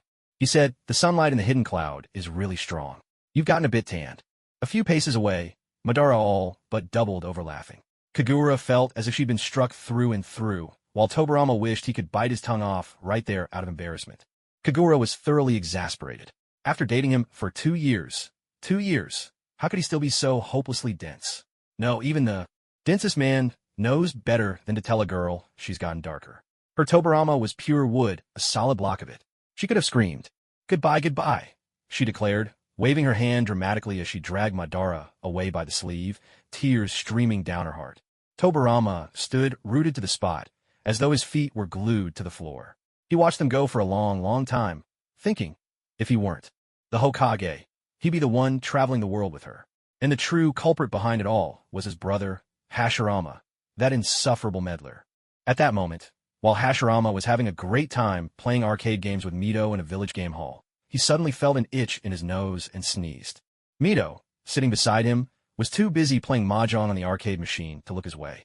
She simply remarked, "I told you to put on more clothes last night, but you wouldn't listen. Looks like you're going to catch a cold again." If Kagura had turned around just then, she might have seen Tobirama standing there as still as a stone, like one of those husband-watching stones. But she didn't. Madara, delighting in Tobirama's discomfort, glanced back at him and nudged Kagura with his elbow, telling her, "He's still watching you, you know. Aren't you going to turn around and say goodbye one more time?" Kagura let out a long breath. The gloom of parting swept from her face. She smiled at Madara, radiant as a sunflower. "Better not. If I look back now, I might not want to leave at all." Madara was taken aback by her words. He'd spent almost a month alone with Kagura, and during that time, she had always been cheerful. She'd never once seemed down, and most of the time she was filled with curiosity and excitement about this foreign land, which had made him think she was just a carefree spirit. But now, it seemed that wasn't quite the whole story. Madara's lips curled into a faint smile as he looked ahead. In a soft voice, he said, "Well then, let's get everything done as quickly as we can, so your journey away from home isn't in vain." Kagura smiled too. The truth was, Madara was nothing like the cold exterior he projected. Deep down, he was warm and a little proud. He used to be the kind of person who'd rush to help a child who fell down, faster even than Hashirama. Now, it seemed he was slowly returning to that old self. When they arrived at Iwagakure, Madara was the first to notice something was off. Just as Kagura had mentioned earlier, Iwagakure was also mobilizing its ninja army. Madara couldn't help but sigh at how hard peace was to come by. The peace Hashirama had bartered for with the tailed beast seemed so cheap. Just a few years, nothing more. It should have been as he once said, Konoha didn't need allies. If the 4 great nations were wiped out, everything would be simple. With the ninja world unified, all these pointless troubles would disappear. But the Madara of today was no longer the Madara of the past. Now, he cared about nothing in particular, content to let things take their course, living one step at a time. Peace had its own way of life, and chaos its own means of survival. He wanted to see what the ninja world would ultimately become, whether humanity might one day know true peace. This time, how do you plan to meet the Tsuchikage? Will the same method work here? In the inn room, the two of them stood by the window, quietly watching the street below as they whispered to each other. According to the information Tobirama sent, things here are a bit different from Kimogakure. There might even be a faster way this time. Oh, Madara was a little surprised. And what did he send you? Was it really information, or just more of those mushy messages? Kagura looked at him in disbelief. You actually know how to say such cheesy things? Weren't you always the emotionally clueless, straight-laced type? Madara had only let those words slip unintentionally. He never expected that, while Kagura might be hopelessly slow on most matters, she was astonishingly sharp when it came to catching people out. His cheeks flushed slightly as he coughed and looked away, ignoring her completely. As long as he pretended not to hear, there was nothing this little rascal could do to him.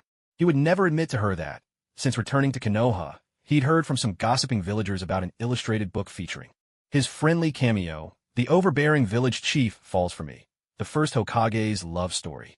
At first, he was simply curious to see what kind of villainous role he'd been given. But by the end, he'd completely forgotten about his own part. He just found himself oddly captivated by Hashirama's corny romance. And, strangely enough, he understood a little more about matters of the heart. Still, he and Hashirama were nothing alike. He remained convinced that women were nothing but trouble. Enough of that, he said, the blush fading from his face as he tried to sound unaffected. I've fought against Mu before. He can sense my chakra. That means I can't stay by your side to protect you. You'll need to be extra careful. Unless it's absolutely necessary, I won't step in. Kagura nodded and gave him an enthusiastic okay gesture, as if to say, you can count on me. Madara frowned slightly, grumbling inwardly. Count on you? Give me a break. In all my life, I've never met anyone so unreliable. On the second day after arriving in Iwagakure, Kagura once again disguised herself as Azuna before leaving the inn. Moving around as a man was far more convenient than as a woman, especially here. Besides, she'd recently discovered a peculiar bug. Her chakra reserves were vast, so vast she couldn't even measure them. Maintaining a transformation for an extended period was effortless.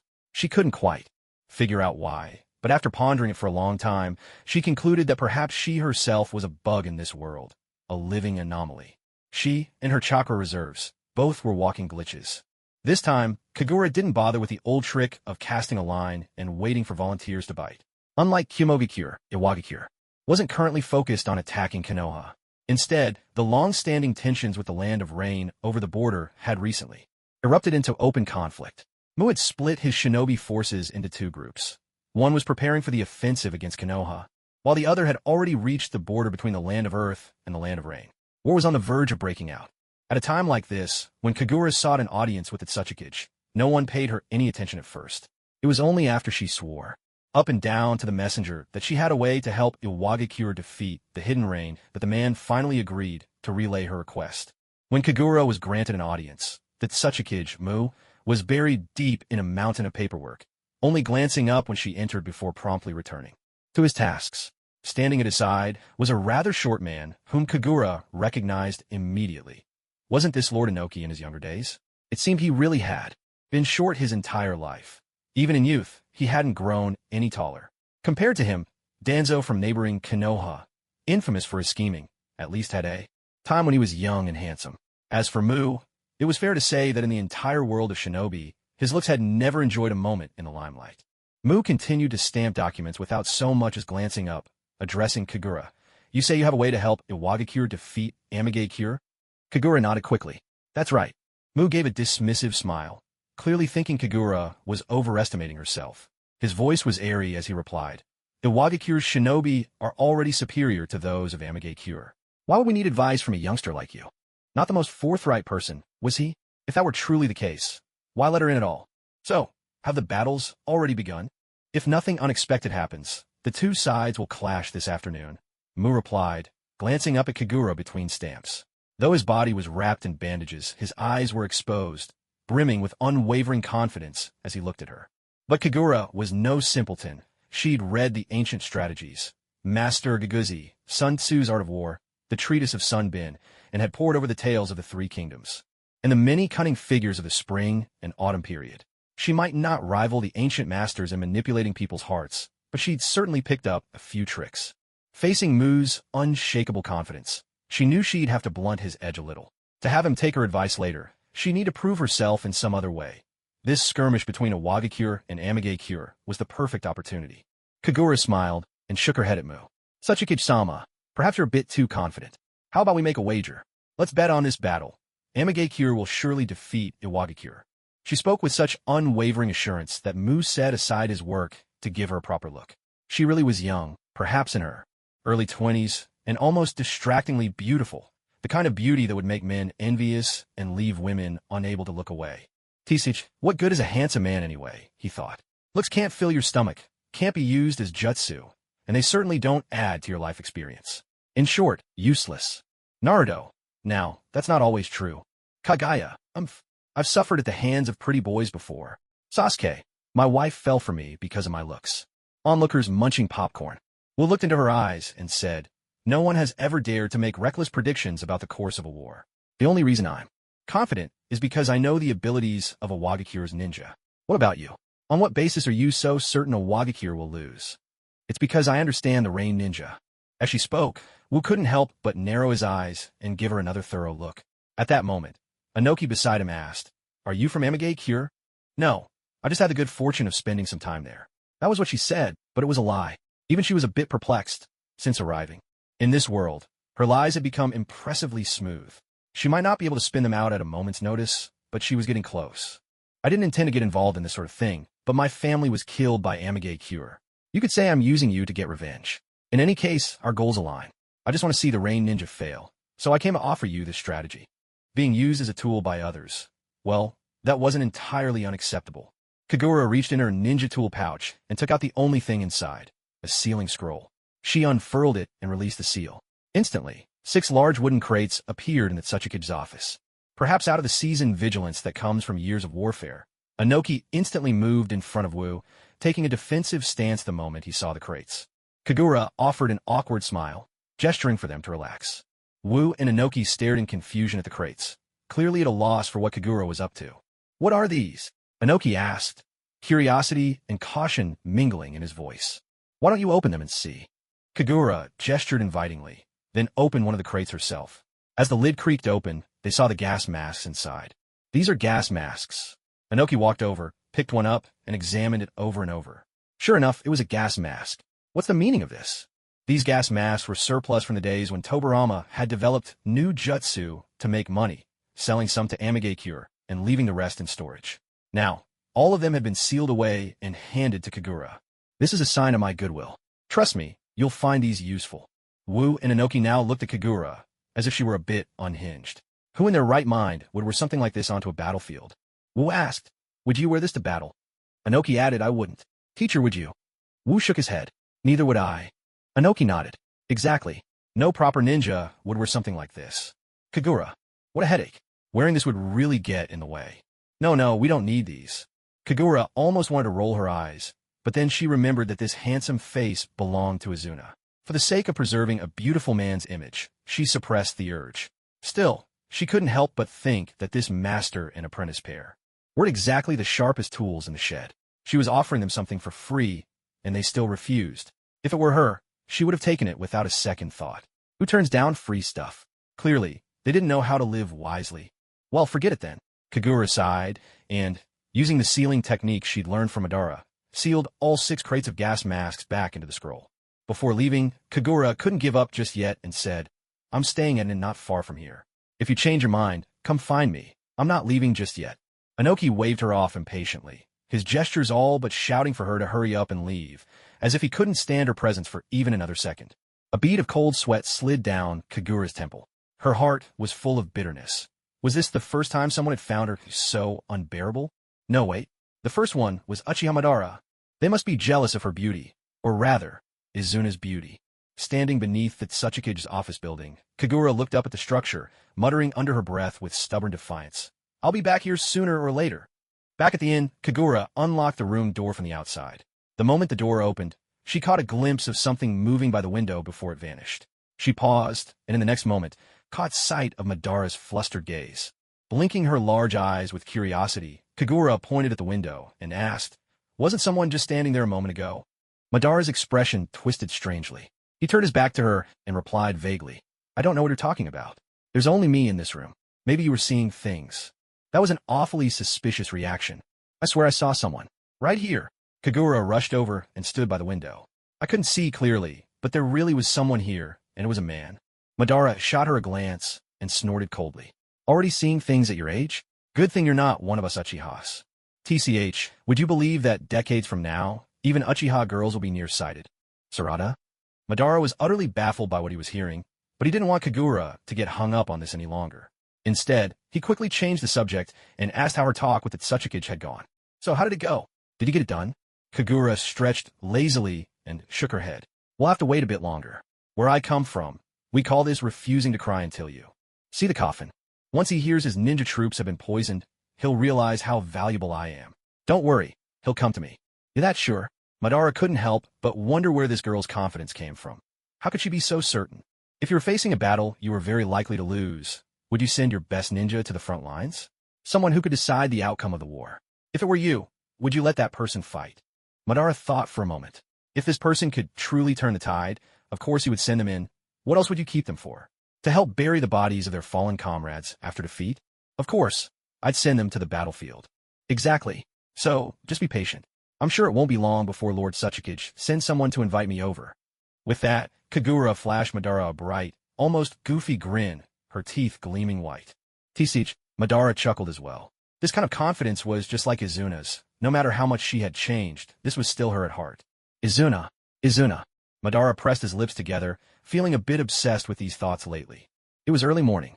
He had barely woken up and sat down in his office chair when, before he'd even warmed the seat, the office door burst open with a loud bang. Someone barged in, completely disregarding formalities, and rushed straight to Mu, reporting breathlessly, Lord Tsuchikage, we've received news from the border. Someone from Amage used poison. The vanguard has been almost completely wiped out, and the few survivors are gravely poisoned. They won't last much longer. The follow-up troops desperately need gas masks, but we don't have any here. Should we try to rush an order at a factory, or buy them elsewhere? Only then did Mu's mind go completely blank. He remembered how 6 full crates of gas masks had once sat before him, and he hadn't treasured them. If the gods gave him one more chance, he would definitely say, I want them. And if he needed to be specific, he wanted all 6 crates, every last one, even if he had to pay for them himself. Now, thinking back, he was sick with regret. If only he'd accepted those masks yesterday and sent them to the front, those vanguard troops wouldn't have died such pointless deaths. Mu hurriedly called for 2 subordinates to fetch Kagura, the address still fresh in his mind. The night passed without incident. By the next morning, before breakfast, 2 of Tsuchikage's men arrived at the inn. The innkeeper, leading the way, called out at Kagura's door. Izuna-san, are you awake? Kagura, still groggy with sleep, at first thought she was dreaming. But the innkeeper's knock was surprisingly forceful. The paper door shook and rattled. Just as they were about to barge in, Kagura suddenly bolted upright from her futon. I'm coming. Stop knocking. She scrambled to get dressed, and as she rushed to the door, she realized she hadn't changed her appearance yet. In a flurry, she hastily transformed into Izuna's likeness, paying no mind to her hair sticking up in all directions from a restless night's sleep. Kagura quickly opened the door, only to find 2 subordinates of the Tsuchikage standing respectfully outside, along with the innkeeper's wife, who greeted her with a beaming, almost fawning smile the moment she saw Kagura's face. The Tsuchikage requests Izuna-san's presence. There's an urgent matter to discuss. Rolling her shoulders, Kagura couldn't help but let a small, knowing smile curl on her lips. It seemed her gamble had paid off. Salamander Hanzo had indeed joined the war, which gave the Iwagakure ninja forces quite a headache. At last, the Tsuchikage remembered that she possessed the stockpile of gas masks they so desperately needed. Everything was unfolding exactly as she had anticipated. Her luck truly seemed extraordinary. The second time she met Mu, his attitude was far warmer than before. After explaining why he had summoned her, Kagura dropped all pretenses and handed over all 6 crates of gas masks to him. Then, she shared another piece of information. She said, although fighting with Amage has taken up much of your energy, Tsuchikage-sama, you should also keep an eye on Kumogakure. While I passed through there recently, rumors were flying that Kumogakure was planning to use a supposed attack on Konohagakure as a cover. Their real target is Iwagakure. Tsuchikage-sama, it would be wise to prepare in advance. Who didn't quite believe this news? For one, Kumogakure was far away. It made no sense to bypass Konoha just to attack Iwagakure. For another, IWA and Kumo had hardly interacted over the last decade. There was simply no reason for war. What I heard was that Kumogakure's harvest was poor this year, and they've set their sights on your grain supplies. Konoha hasn't fared well either, so their crops wouldn't tempt Kumo. That's just what's being said. I thought you should know. But if it happens to be true, waiting until Kumogakure's forces are at your doorstep would be too late. Mu said nothing. The land of Earth's grain was indeed the envy of the major nations. Kumogakure, with its sparse farmland, was infamous for importing much of its food. If they decided to forego the usual rules and simply seize what they needed, it wouldn't be entirely out of character for them. I only mention it in passing. It's probably nothing. Best not to take it too seriously. Just pretend I never brought it up. People are strange creatures. When you urge them to believe something, they suspect you're lying. But when you act like it's all hearsay, they begin to wonder if there's some truth to it. The more Kagura insisted that it was just a rumor, the more Mu's suspicions grew. No matter the world, no matter the era, information is always the most precious commodity. The more Kagura downplayed it, the deeper Mu's misgivings became. That lot from Kumogakure, thieves, the whole bunch. This wouldn't be the first time, either. Both the land of stone and the land of flowers have suffered at their hands before. They always wait until your guard is down, then strike. Not a single one of them is trustworthy.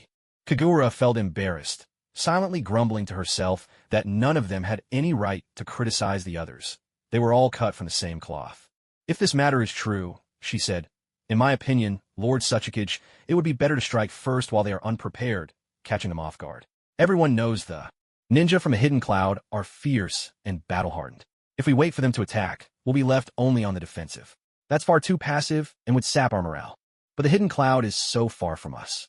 I'm afraid it won't be easy to pull this off, someone replied, voicing concern.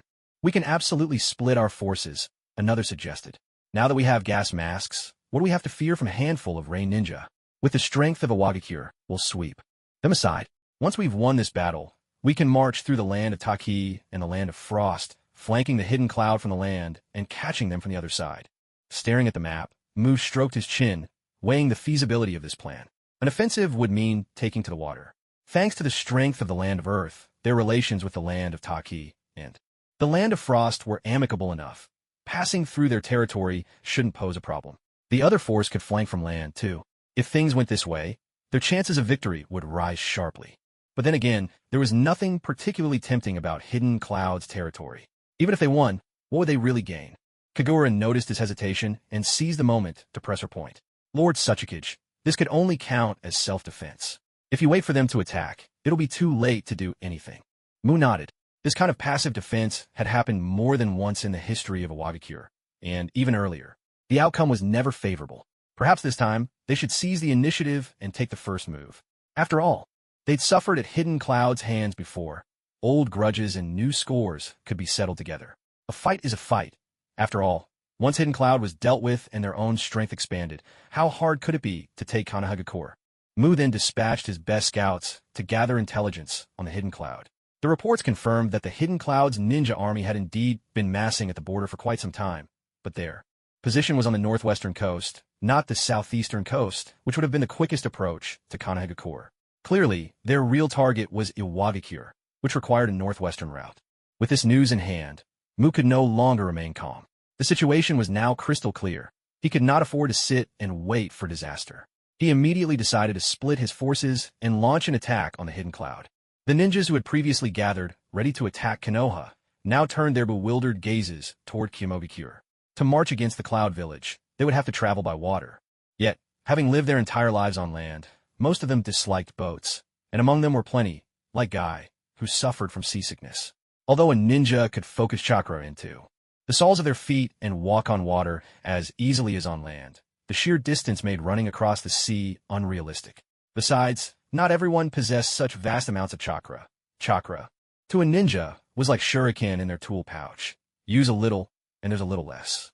Nobody wanted to constantly deplete their reserves by holding it in place all the time. But was this really something to worry about? Not if Kagura was around. In China, anyone who's been to school has learned about the Battle of Red Cliffs. Although setting fire to the enemy's fleet was a rather ruthless move, chaining the ships together to create a stable path was no myth. Besides, once they reached their destination, no one would stay and fight on the boats. They have to disembark and wait ashore. As for whether the ships would be set ablaze, that depended on whether the Cloud Ninjas had any sense, and that wasn't Kagura's concern. Her aim was simply to trick the Iwagakure ninjas into crossing the sea, so that Konoha, otherwise encircled by multiple nations in an inescapable war, could slip out of sight.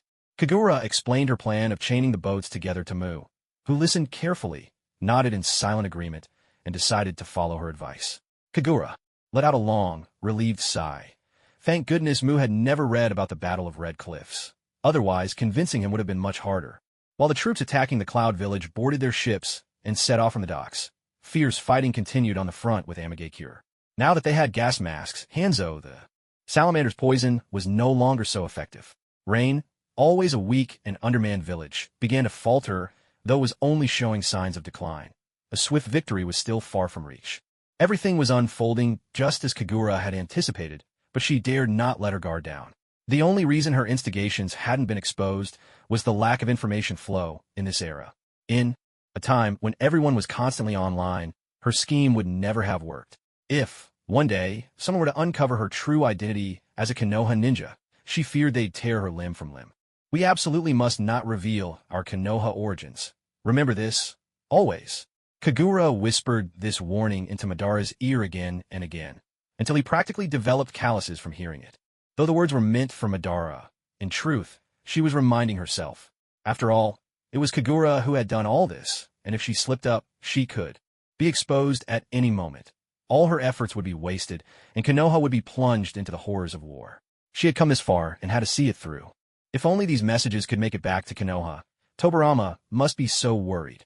Sitting by the window, gazing out at the bustling streets filled with endless streams of cars, Kagura found herself thinking of Tobarama once again. Tobarama must be plagued with sleepless nights these days, unable to eat or rest well, always worrying that some other nation might launch a surprise attack. If only I had a summoning beast like Pakin, she sighed. It'd be great to play with a dog when I'm bored, and when something comes up, it could even deliver messages for me. What a life! As she spoke, Kagura turned her head to look at Madara, who was resting with his eyes closed, and asked, Lord Madara, do you have a summoning beast? The Nine Tails doesn't count. The Uchiha clan has always formed contracts with ninja cats, but I don't have one myself. Ninja cats, huh? Kagura thought back. Yes, the Uchiha clan did seem to have some connection with ninja cats, but since the story of Naruto started. After Itachi wiped out the clan, neither he nor Sasuke had ever summoned a ninja cat that she could recall, so she'd always just ignore that detail. Cats. Yes, for someone like her, who belonged to the catless tribe in the real world, having a summoned cat would be absolutely wonderful. Who could resist cats, after all? Their adorable faces, their proud, aloof personalities, just looking at them makes you want to reach out and pet them. Back in the day, Kagura's greatest wish was to have a cat of her own, but her mom refused to play the role of cat caretaker, always complaining about cat fur floating in the air, and forbade her from ever keeping one.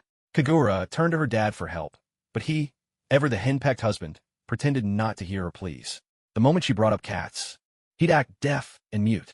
And so, after all these years, she was left with no choice but to join the ranks of internet cat admirers, raising cats online with other netizens. At her most obsessed, she'd even dream about sneaking into people's houses to steal their cats. So much so that she started to wonder if there was something a bit off about her. Lord Madara, teach me the summoning technique, please. I want a summoning beast too. Madara looked at Kagura, a hint of helplessness in his eyes. The young girl was blinking at him with those bright, doe-like eyes, her face brimming with earnest longing. He wanted to refuse, but seeing her like this, he just couldn't bring himself to say no. Over this period, he'd already taught her quite a few ninjutsu, transformation, basic sealing and unsealing techniques, substitution, and clone techniques. At this point, she was practically qualified to teach at the Ninja Academy herself. Why do you not know anything at all? Tobarama has mastered most of the ninjutsu in the ninja world, and you haven't learned a thing from him? Kagura clicked her tongue in embarrassment. If she told Madara it was because she was too used to slacking off and couldn't be bothered to study, would he scold her? Well, it's just, we were both so busy before. He was busy, I was busy too, so, Kagura mumbled, coming up with a flimsy excuse that anyone could see right through. Sure enough, Madara couldn't help but mock her.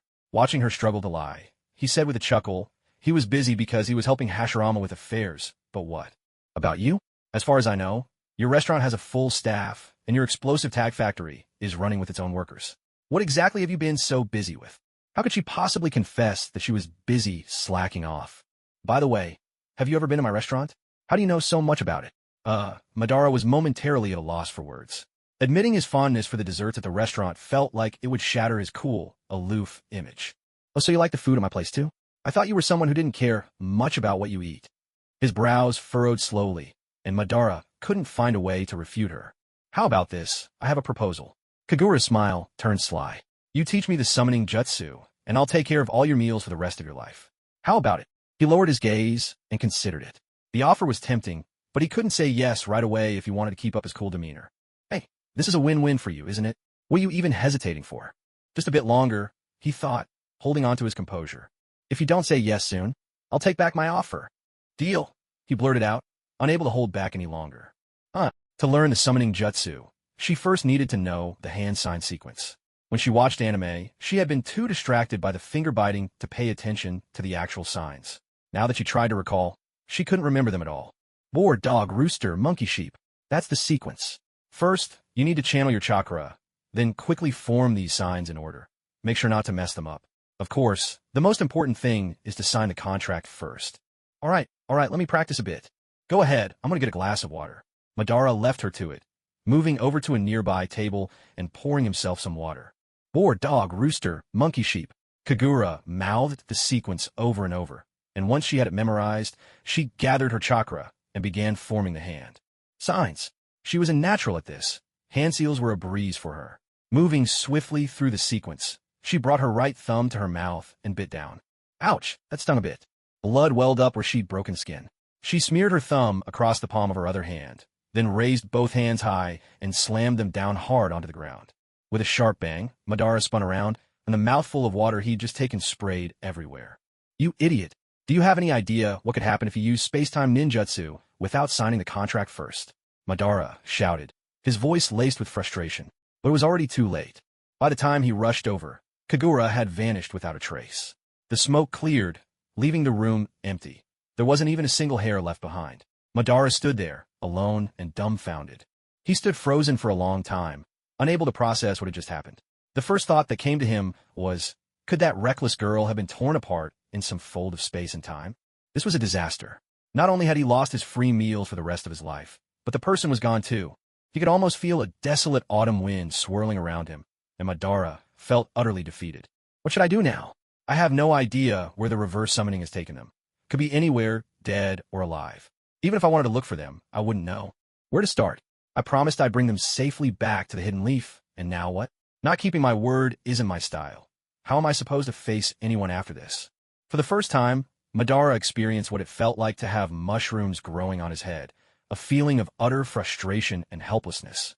Kagura, caught in the reverse summoning, felt darkness sweep over her vision as her whole body was drawn into a strange alternate space. She spun like a top through a tunnel of time and space, the sensation far worse than any motion sickness. She had no idea how long she was spinning. Just as she thought she might throw up, she suddenly landed with a heavy thud. Her body crashed onto the ground, sending up a thin cloud of dust. She couldn't tell how far she'd fallen, but every inch of her body ached terribly, especially her chest. It felt as if it had split open, and even breathing became labored. She tasted something metallic and sweet rising from her throat, spilling out of the corner of her mouth onto the ground, and it only grew more and more. She saw it. It was red. Blood. What on earth was this? Was she going to die from a fall? The absurdity of it almost made her laugh. Maybe she'd be the first person in the ninja world to die from falling. What a humiliating way to go. Her mind grew foggy, her consciousness fading. She sensed something gathering around her, but it was too blurry to make out. What's this? Is that someone? Someone's here, meow. Really? How rare. Hasn't it been over 30 years since anyone visited us? Yes. The last time, wasn't it that Uchiha brat? Don't mention that brat's name, or the cat ancestor will get angry. He's the only one who ever won every ninja cat's approval and still refused to make a contract, right? That's right. The cat ancestor took it personally, so don't bring up that brat, meow. Wait, look at her. Is that blood? One of the ninja cats finally noticed something odd and crept closer with caution. Prompted by the warning, the other ninja cats drew near as well. Sure enough, they saw Kagura lying motionless on the ground, blood pooling around her. They tried to rouse her, but there was no breath. Looks like she's dead, meow. Meow.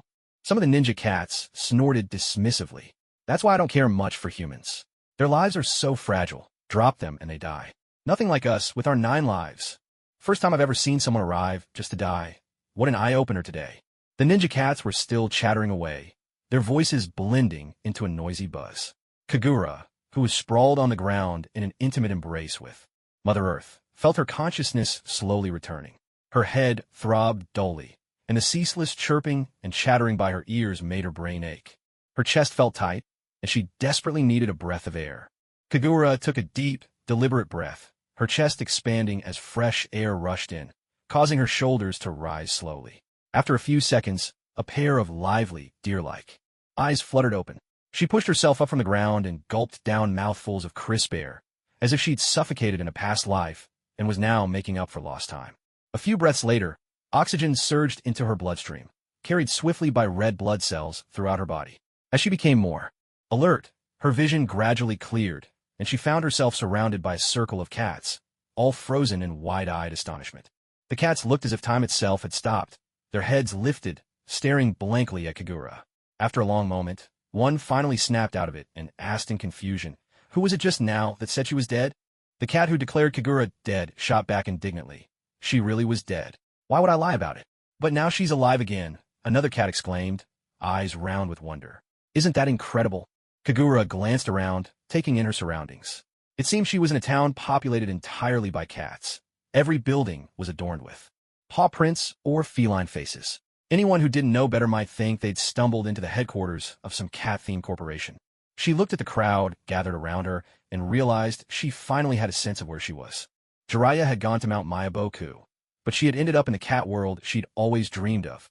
A silly grin spread across Kagura's face as she gazed in delight at everything before her. "Hey, little human girl, how did you get here?" a cat called out. "Little girl?" Kagura pointed at herself in surprise. Goodness, she was in her 20s. Being called a little girl by a cat was a bit embarrassing. But perhaps these cats really were older than her. In the ninja world, who could say for sure? "I just sort of ended up here by accident," she replied sheepishly. She'd only meant to practice a bit, but had gotten too caught up in it and lost control. Somehow, she'd been reverse summoned. "Go quickly. Report this to the cat ancestor." At that very moment, the cat ancestor was rolling around inside the grand hall. Lately, she'd lost her appetite, so the chefs had added a touch of catnip to her meals. After eating the catnip-laced food, the cat ancestor felt a wave of bliss and couldn't help but tumbled joyfully across the floor. When she heard that a human child had visited again, the cat ancestor sprang upright at once. What a surprise! She had thought she'd never see another human child here, yet today, one had appeared out of nowhere. Hopefully, this one wouldn't be a troublesome brat. The cat with chestnut stripes approached the cat ancestor and said, "This child had barely arrived when she fell to her death, but before long she came back to life.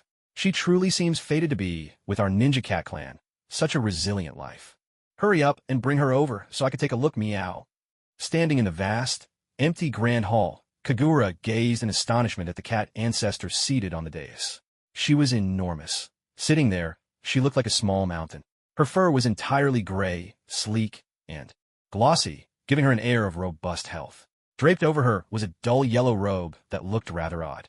Kagura desperately wanted to comment on her sense of style, but she didn't dare, so she silently held back. After more than 30 years, seeing a human child again had thrown the entire ninja cat town into a frenzy. Everyone who heard the news had rushed over, crowding around the hall so tightly that not a crack could be seen. Watching all these cats, Kagura suddenly felt like a superstar idol surrounded by adoring fans. Yet even so, she wasn't fond of being stared at, regardless of whether it was by people or by cats. "So, are you here because you want to make a pact with us?" Something like that. "I never thought I'd actually end up here, but somehow I did. Would you say that's a dream come true?" The little cat beside the cat ancestor piped up excitedly. "Cat ancestor, she really likes us." "She's got good taste, meow," the cat ancestor said, still proud despite her age. "Kid, do you truly want to make a pact with us?" Kagura nodded so vigorously it was almost comical. "Then I won't make it too difficult for you," the cat ancestor said. It had been so many years since she'd seen a human. She was willing to go easy this time. "If you can catch 100 ninja cats within one day, you'll have passed my test, and we'll agree to form a pact with you. If you can't do it, then it means fate has not brought us together. Without the acceptance of most ninja cats, a pact cannot be made." 100 cats. Kagura looked at the crowd of cats surrounding her. There were certainly more than 100, but actually catching them, that seemed almost impossible. After all, the defining trait of a cat is its agility, and catching one is no easy feat.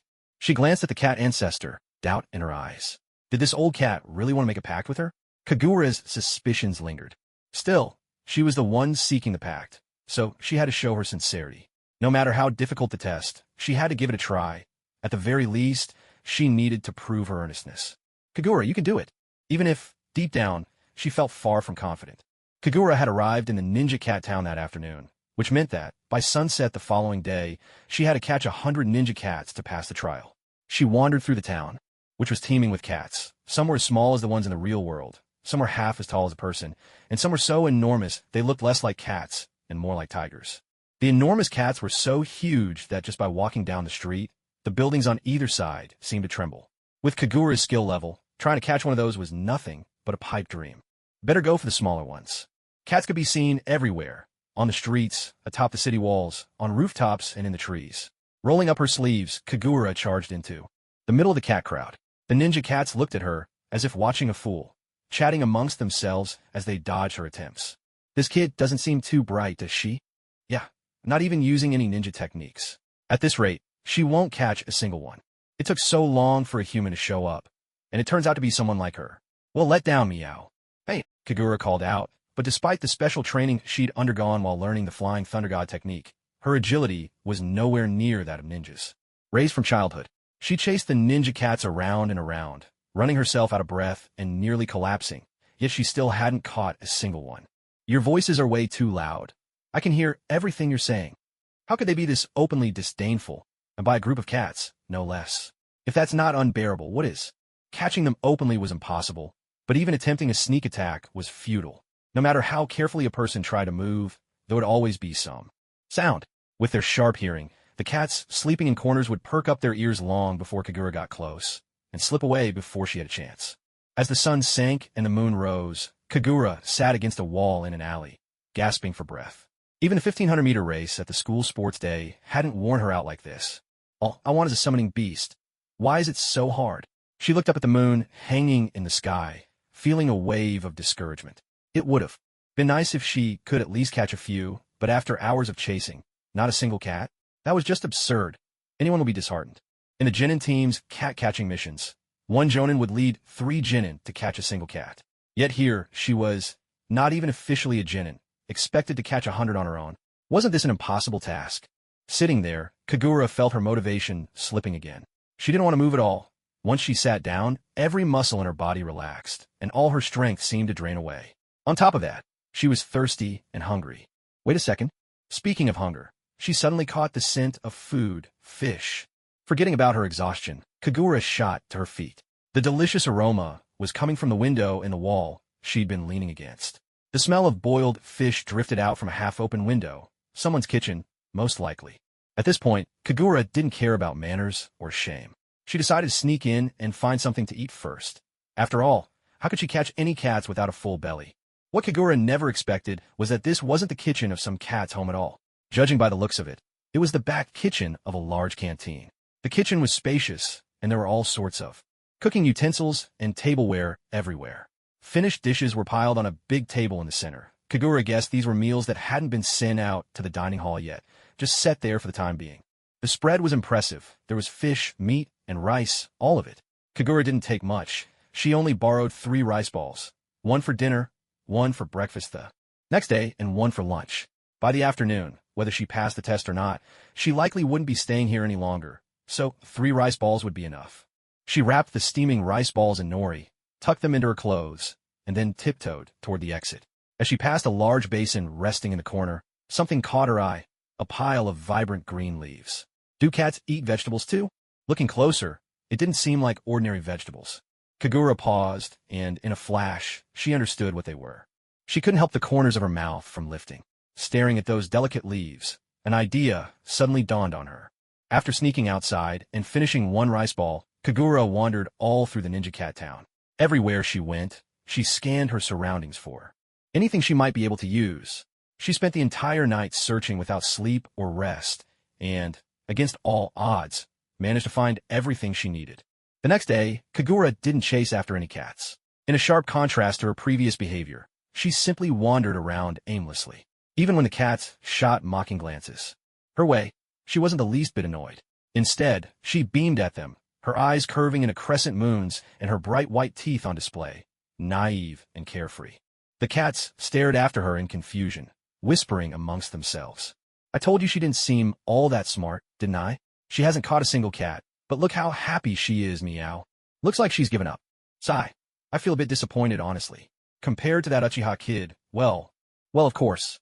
That kid was the most impressive human to set foot in our ninja cat town since the contract began. No one could possibly outshine him.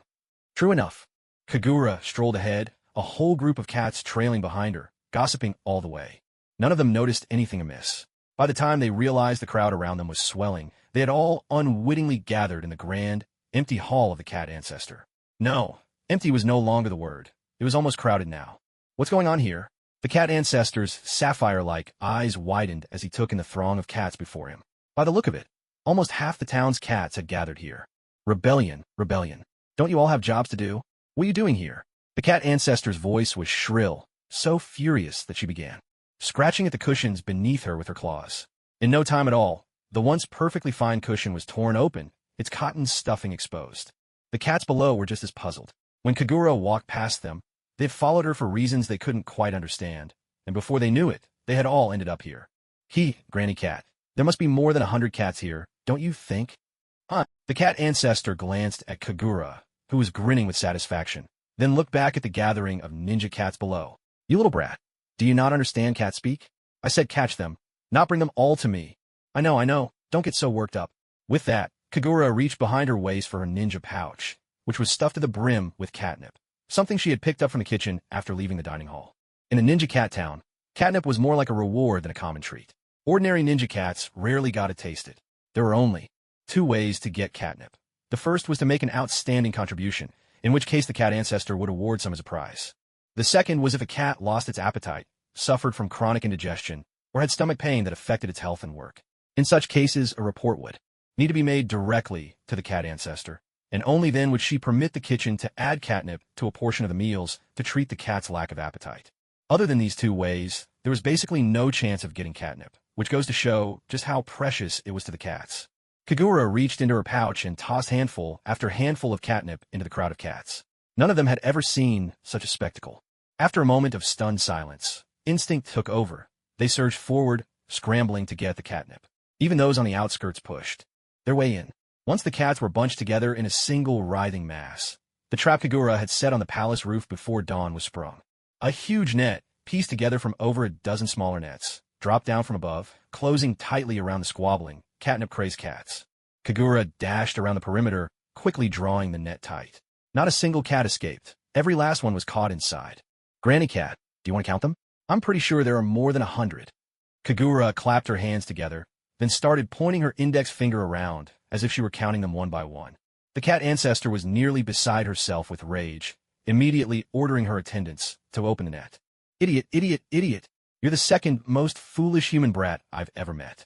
How could you use catnip in front of so many cats at once? If they start fighting, are you going to take responsibility? Kagura froze right where she stood. She dumbly went over to look at the cats. The net had already been opened, and most of the cats were still quite gentle, lying relaxed on the ground, rolling around and letting out a few soft meows. However, a few of them seemed to become overly excited, and that excitement quickly led to chaos. Some cats had already started fighting. One would swipe with its paw, another would bite back, and in an instant the whole scene was thrown into disarray. The screeching yowls filled the air, shrill and piercing, as if someone were shrieking right beside Kagura's ear, making her head pound. Given Kagura's pitifully meager knowledge of cats, there was no way she'd have any idea how to break up a feline brawl. It wasn't until the cat ancestor herself, finally driven to the brink by the raucous cries, stepped in to intervene that the skirmish was truly quelled. You troublesome human brat, the cat ancestor snapped. Granny Cat, does this mean I've passed the test? Kagura asked. How could this possibly count as passing? The cat ancestor roared. But you never said I couldn't use this method. I did catch 100 cats, didn't I? You're not trying to back out of the deal, are you? Kagura put on her best pitiful face.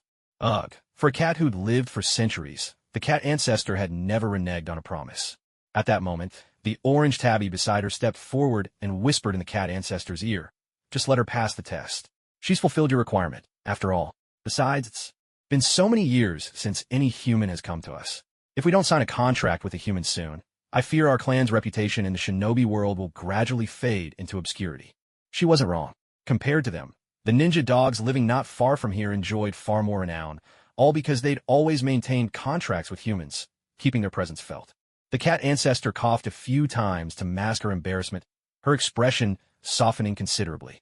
She deliberately closed her eyes, refusing to look at Kagura, but her words were already much gentler. I'm a cat who's been around for centuries. I won't stoop to the level of a human child. I've always kept my word. Since you did catch 100 cats, you've passed the test. The ninja cats are willing to sign a blood contract with you. Since the founding of the Ninja Cat clan, few humans had ever signed contracts with them. The Uchiha clan had the most, but ever since a certain Uchiha brat caused trouble more than 30 years ago, there hadn't been any contracts with humans, until Kagura, the first in more than 3 decades. The scroll was unrolled, Kagura's name inscribed, then she pressed her 5 blood-stained fingers to it. Thus, the blood contract was complete. With the contract done, the scroll was rolled up again and placed into storage. Come over here, brat. The cat ancestor beckoned to Kagura. Obediently, Kagura ran over, only to have the cat ancestor smack her on the forehead with a paw, so hard it nearly gave her a concussion. Don't move, the cat ancestor said with a frown. Human children were always so restless. Every time one appeared, they would turn the entire Ninja Cat town upside down. Please be gentle, Granny Cat. That really hurts. The cat's paw landed squarely on Kagura's forehead. The initial pain from the heavy blow soon faded, replaced by a strange sensation welling up in her mind. It was hard to put into words. She just felt different from before. After a long while, the cat ancestor finally withdrew her paw. Kagura opened her eyes and looked at her, puzzled. I've shared with you all the information about every cat in Ninja Cat Town. Whenever you need help, you can summon them. Which one comes to your aid depends on how much chakra you have at the time.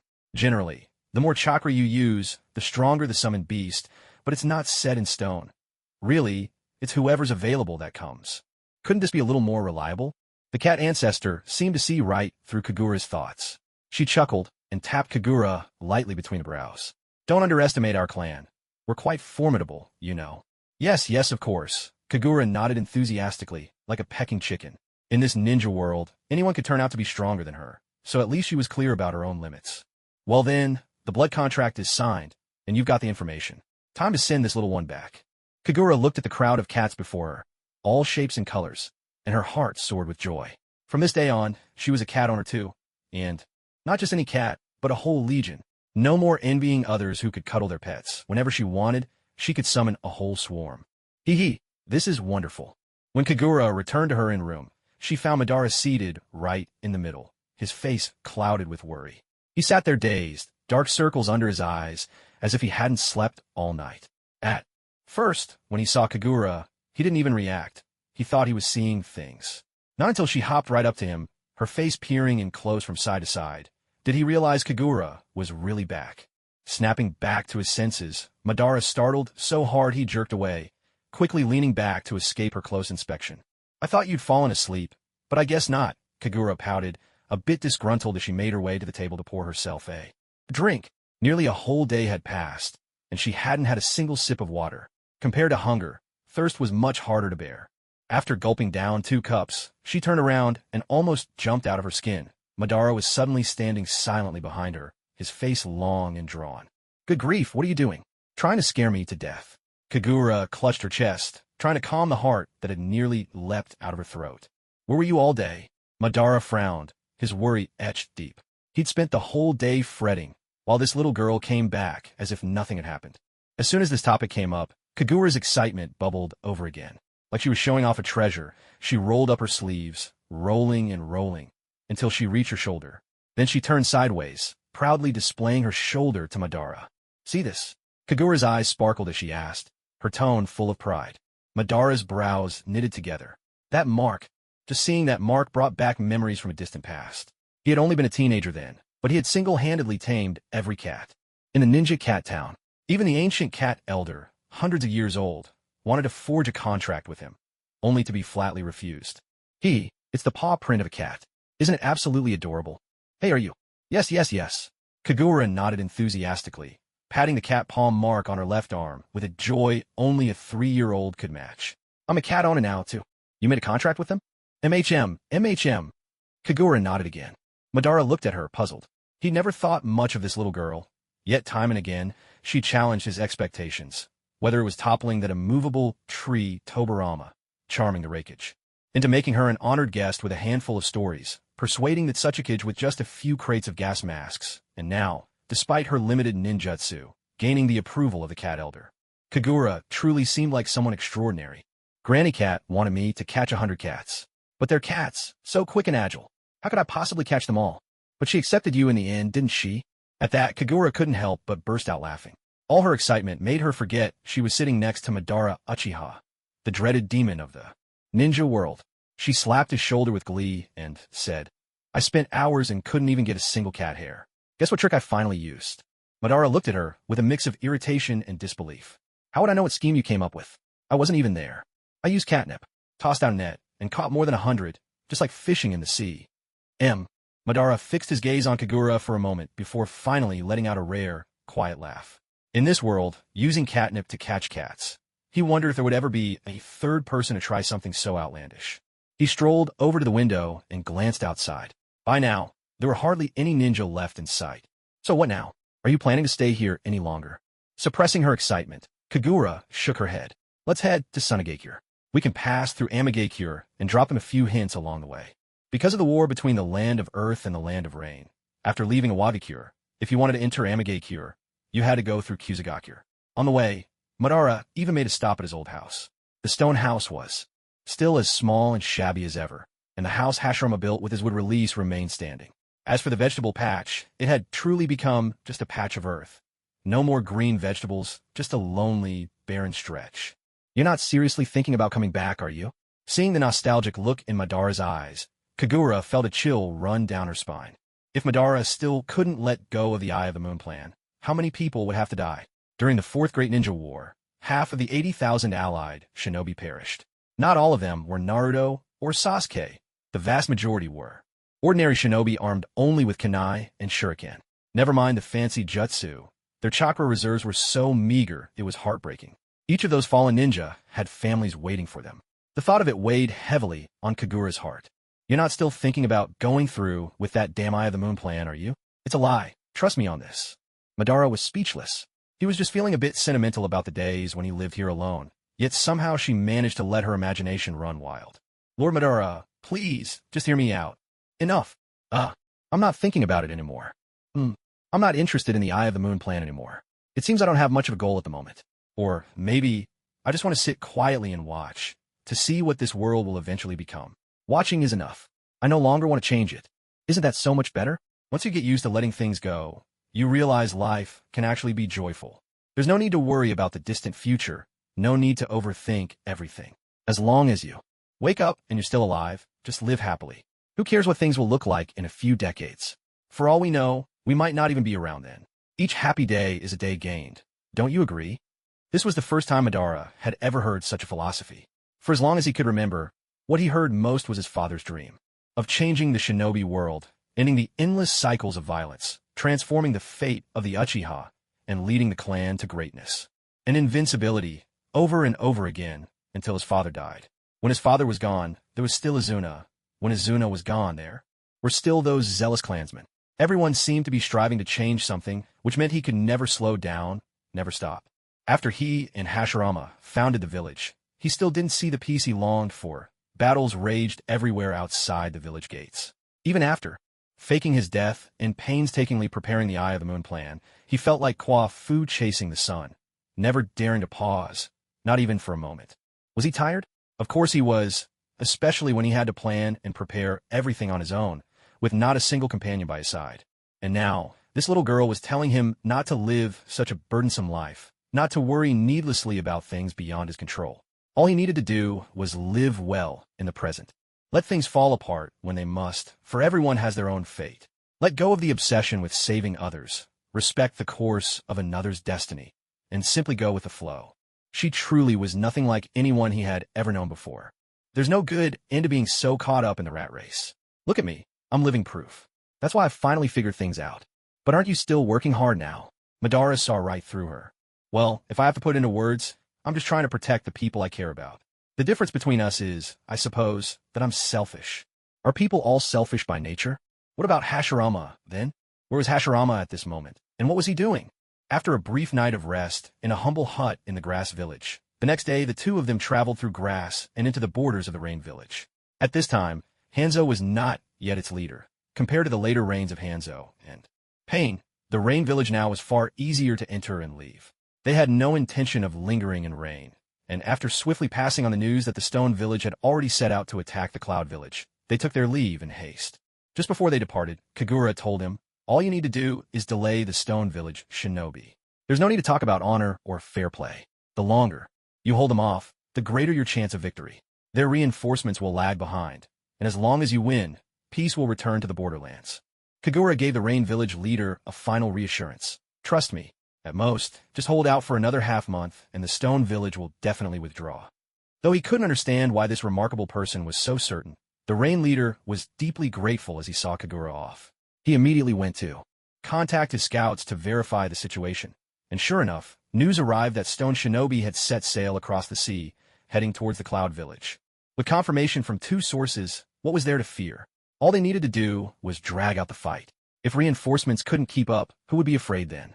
If they won, peace would be restored to the border. If they lost, they'd be forced to cede territory and pay reparations. Losing simply wasn't an option for a land as small as a fingernail. Any more lost ground would mean nothing left at all. Defeat was unthinkable. Exiting the rain-soaked land of rain and entering the land of wind, a gust of yellow sand swept over Kagura, making it impossible for her even to open her eyes. Madara walked ahead, his own expression not much better, and even his long hair was coated in a fine layer of dust. The two looked as bedraggled as could be. In all her years, this was Kagura's first time in the desert. It was much as she had imagined. Endless golden dunes, sudden gales, whipping up the sand, and gritty particles swirling in the wind, leaving delicate traces across the ground as they danced away.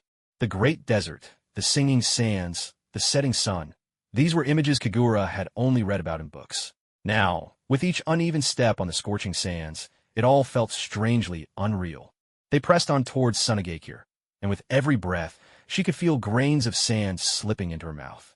At that moment, she understood why people who live in the desert always wear robes, and even wrap their heads in cloth. It must be to keep out the sand and wind. Lord Madara, have you been to Sunagakure before? Battling against the wind and sand, Kagura jogged a few steps to catch up with Madara and asked him. Madara narrowed his eyes, brow furrowed in clear distaste, and shook his head. This godforsaken place isn't fit for even a dog. As soon as the words left his mouth, both of them paused, feeling something was off about that statement. Kagura looked around at the endless desert and muttered to herself, technology really hasn't caught up here. Just think how wealthy this place could be if it had. Her mind wandered to the oil-rich Arab regions of the Middle East, where people wrap their heads in cloth and are among the wealthiest in the world. Yet Sunagakure looked like a place where even a decent meal was hard to come by. Nothing seemed to grow here, arable land and fresh. Water was scarce. If only they could extract oil, wouldn't they have enough wealth to import anything they wanted from abroad? It all came down to the lack of technology. She couldn't help but imagine all that might lie beneath these desert sands: oil, natural gas, placer gold, and perhaps coal, iron, asbestos, gypsum, salt, or mirabolite. And that wasn't all. The salt lakes might even contain natural soda, phosphorus, strontium, and higher-than-average concentrations of rubidium, cesium, uranium, thorium, and radium. Kagura almost pictured ninja coins raining down from the sky, with herself rolling gleefully on a thick pile of them. Sitting on a gold mine like this, how could they not think to develop it? After 2 days of trudging through the wind and sand of the land of wind, Kagura and Madara finally reached Sunagakure, their water flasks drained. The village hadn't changed a bit in decades, just as it was in Gar's time. The houses looked like earth fortresses, their surfaces worn smooth by years of wind and sand. If anything was different, it was that there seemed to be fewer buildings now than there were during Gar's era. But that was easy enough to understand. There had still been progress, at least in terms of growing population. Walking down the streets, it was obvious from their clothing that Kagura and Madara were foreigners. Their purpose in coming to Sunagakure was simple: to weaken Sunagakure's fighting strength. Kagura disguised herself as a merchant, setting up a stall on the street day after day. She took out a little at a time from the stockpile of long-lasting fruits, vegetables, meat, eggs, and dairy she had brought from Awagakure, all tucked away in her scrolls. She transformed herself to look like Izuna and sat with Madara at the stall. This time, she wasn't working alone. She had a partner in crime, the ever-reluctant Uchiha Madara. Merchants like Kagura were a common sight in Sunagakure, so the locals barely gave them a second glance. On the first day, Madara sat stiffly in front of the stall, his face tense and unsmiling. Though his age was no secret, he maintained the appearance of his prime. Thanks to his vast chakra and the power of Hashirama cells, his body and features were flawless, drawing lingering glances from every passerby. At their stall, two strikingly handsome men with completely different temperaments sat side by side. Compared to other vendors, their booth was always packed with buyers, especially women. Young ladies and married women came and went in an endless stream. Some didn't even buy anything, but stopped by just for a look, their real purpose being to feast their eyes on these two captivating men. Unlike Kagura, who wore the mask of Azuna, Madara revealed his true face and was not at all used to being the center of attention. The moment he saw so many women crowding around, he grew nervous and simply closed his eyes, his brows locked in a tight frown. To his surprise, some women actually found his aloofness irresistible. Even after making their purchases, they lingered at the stall, chatting with the sociable Kagura while their eyes kept drifting back to Madara's face, making it a struggle for Kagura not to burst out laughing. Eventually, someone couldn't hold back and asked Kagura where they were from. Seizing the opportunity to start a conversation, Kagura quickly replied, "We're merchants from the land of waterfalls, always traveling between countries for trade. We just arrived from a Wagakure in the land of Earth. We'd planned to stay there a bit longer, but all the IWA shinobi went off to fight Kyomo, and the village was nearly deserted. Just the elderly, women, and children left. Business dried up, so we came to Sunagakure to try our luck." "What? IWA and Kyomo are at war?" The people around were shocked. Even the foreign vendors nearby pricked up their ears to listen. Feigning surprise, Kagura said, "You really haven't heard about such a big event?" The onlookers looked completely baffled, shaking their heads emphatically. "Not a word. At this rate, the IWA ninja army will reach the shores of Kyomo any day now. A battle could break out at any moment." After Kagura's words, the women who had first come just to admire the handsome men began whispering among themselves, voices rising in a flurry of excited chatter. It reminded Kagura of a saying she'd once heard. The sound of a group of women talking is like 300 ducks quacking. She couldn't remember where she'd picked it up, but the hum was oddly mesmerizing. Glancing at Madara from the corner of her eye, she saw his brows had nearly knotted themselves together, just as she'd expected. Seeing him like this, Kagura's playful side got the better of her. She couldn't resist teasing him a little more. She reached out and tugged at Madara's sleeve, grinning mischievously. "Nissan, am I right? The fighting should be starting any day now, shouldn't it?"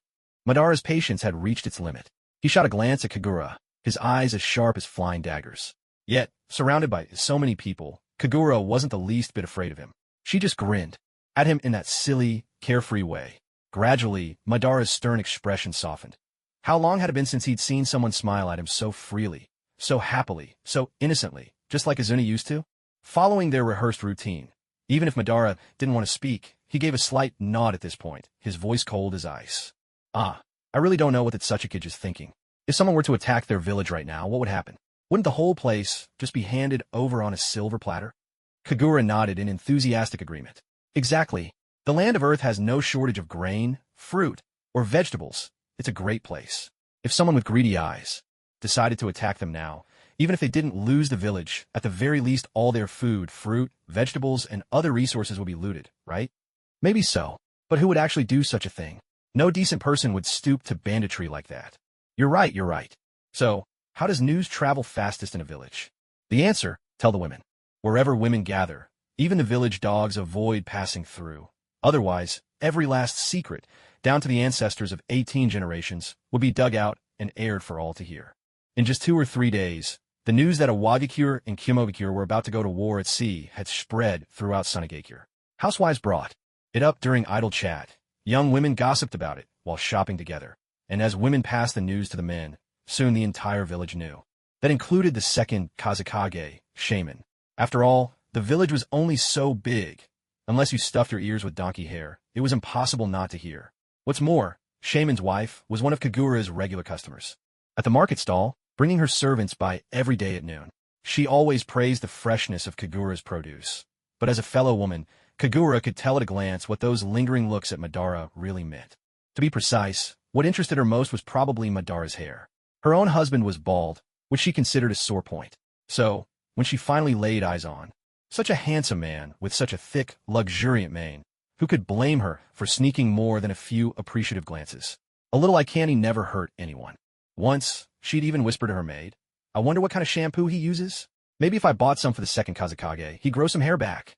The maid nervously replied, "Madam, is it possible that the Kazekage actually likes being bald, instead of being unable to grow hair?"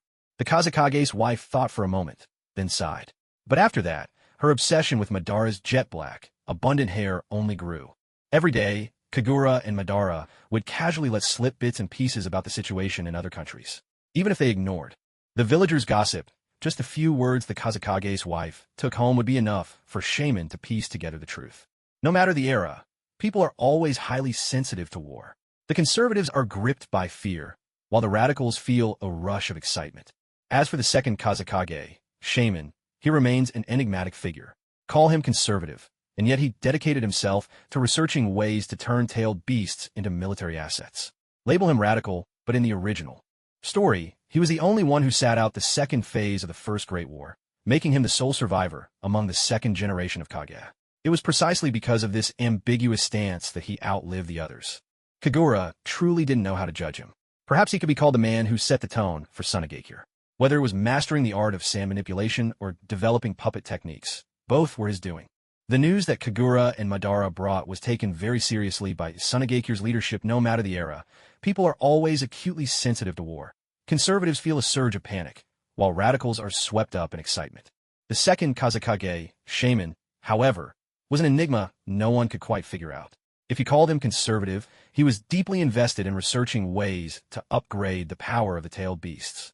Yet if you labeled him a radical, in the original story, he alone sat out the second phase of the First Great War, making him the only second Kage to survive it all. It was precisely for this reason that he lived through the war, unlike his peers. Kagura truly didn't know how to judge him.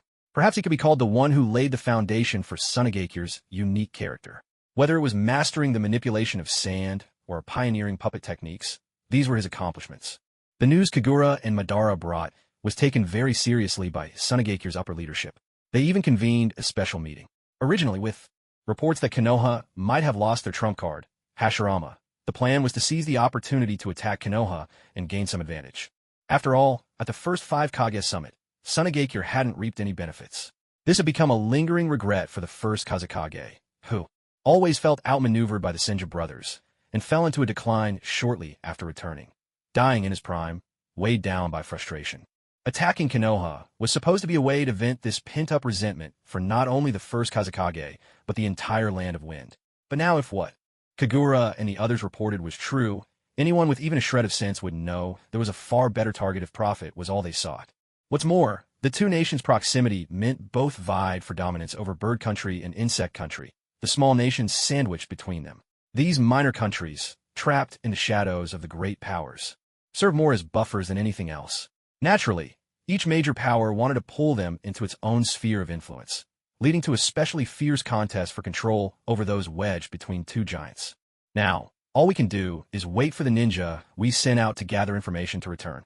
If these reports are confirmed, then this could be a heaven-sent opportunity for us. That's right. While our grudge with Konoha is something we'd love to settle, for the moment, Iwagakure is the more pressing concern. This is a once-in-a-lifetime chance. Shaman sat quietly, simply listening.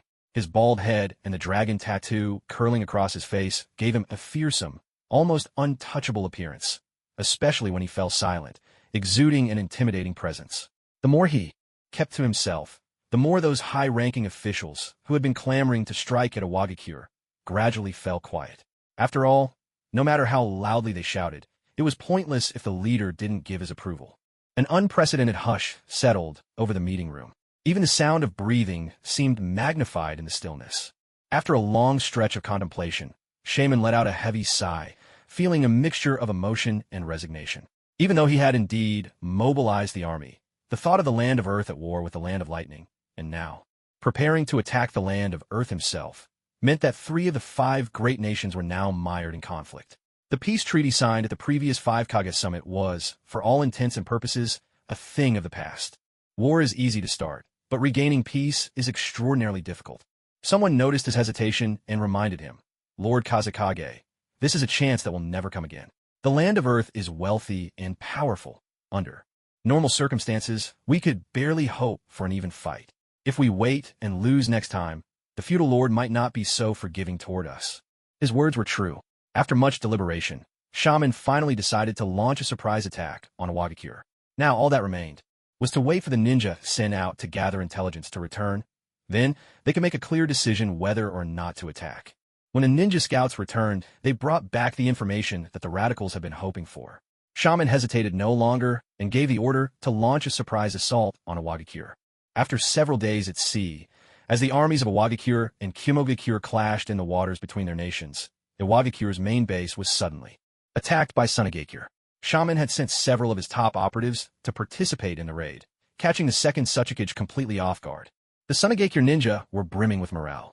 From the moment they set foot on the land of Earth, their advance was unstoppable, and they soon arrived just outside the village of Iwagakure. The village, surrounded by high mountains and rocky terrain, was well defended, making it impossible for Sunagakure to seize it by surprise in one swift blow. However, if they insisted on pressing the assault regardless of the consequences, the handful of remaining defenders in the village would be powerless against Sunagakure's large-scale offensive. With no other choice, Mu was forced to recall the ninja who had been locked in a bitter struggle against Amagakure on the border, in order to resist the invading enemy. The recall of these ninjas sealed Iwagakure's defeat in their war with Amagakure. What a pointless conflict this turned out to be. Nothing had changed, and instead, Amagakure's morale had soared. For Iwagakure, it was truly a stroke of bad luck. To prevent the reckless invaders from breaking into the village itself, Suchikage Mu personally took to the battlefield. Possessing the formidable Dust Release, the strongest of the Kekkei Toda, his intervention turned the fight into a fierce and tragic battle, resulting in heavy losses among Sunagakure's finest ninja. No matter who won or lost this war between Sunagakure and Iwagakure, it no longer mattered to Kagura. Her only aim was to wear down Sunagakure's fighting strength, a strategic shift, so to speak, redirecting Sunagakure's hostility away from Konoha and toward Iwagakure. That alone was enough. With her goal achieved, there was no reason to stay any longer. As the Sunagakure ninja left their village to launch the surprise attack, Kagura and Madara quietly slipped away under cover of night. Their next destination, the village hidden in the mist, far across the vast sea in the land of water. Logically, with the other three nations' forces depleted, Konoha should have no trouble dealing with Kirigakure alone. But since they were already on the move, they might as well make a trip there. Who knows, perhaps some unexpected rewards awaited them. As they left the land of wind, passed through the land of rivers, and finally entered the territory of the land of fire, the very moment Kagura set foot on the soil of the fire country, she felt her nerves, strung tight with anxiety all this time, finally relax. Standing upon the vast grassland, Kagura gazed north, her thoughts drifting. Surely that way was where Konoha lay. The wind swept through her long, ebony hair, making her red ribbon flutter and sway. She stood motionless, the grass reaching up past her ankles, as if she were a young sapling that had always grown there. A few meters away, Madara watched her, struck by how deeply lonely her figure appeared from behind. He remembered a time when he, too, had wandered alone across every inch of this shinobi world. No companions, no clan, only himself. Joys went unshared, and dangers were faced alone. The breeze tugged at the hem of Kagura's white dress, rippling like waves breaking on a sandy shore. As he looked at her slender, fragile back, Madara pressed his lips together, feeling a rare softness stir within his heart. He walked over to Kagura's side and turned his eyes to the north as well. In a quiet voice, he said, "If you really miss him that much, why don't you just go back? From here, even at your tortoise-like pace, you could reach Konoha in 3 days at the fastest." Tortoise-like pace, what a sharp tongue this man had. It was rather embarrassing to have one's longing seen through so easily. Kagura gave a silly smile and denied it. "I'm not missing him. I'm just what? Just wondering if my employees are working hard, if they're making money for me. That's all. You're overthinking it." Madara pursed his lips. Such a flimsy excuse could be seen through even by him. Still, he restrained himself and didn't expose or lie on the spot. The two stood there in silence, side by side, looking out in the direction of Konoha. As she stared into the distance, Kagura let out a sigh and plopped down on the ground, looking so dejected that it seemed a mushroom might sprout from the top of her head. Madara watched her speechlessly, reminded of Hashirama, who would sink into gloom at the drop of a hat. His eyebrows drew together in exasperation. "Lord Madara," Kagura looked up at him. "What do you think he's doing right now?" How on earth would he know that? Is he in a meeting, eating, patrolling the village, or working on a new ninjutsu?" A bead of cold sweat slid down Madara's forehead. Honestly, couldn't he just be using the bathroom? Tobarama? Wicked Uchiha. Looking at Kagura's pitiful appearance, no matter how many teasing or cutting remarks hovered on his tongue, he found himself unable to voice them. Her bright eyes were glazed with mist, on the verge of tears, making it impossible to be harsh. Madara couldn't help but wonder, If his mother had given him a younger sister back then, would she have been like this, sweet and lovable most of the time, but when she was sad, would she cry like a gentle little creature?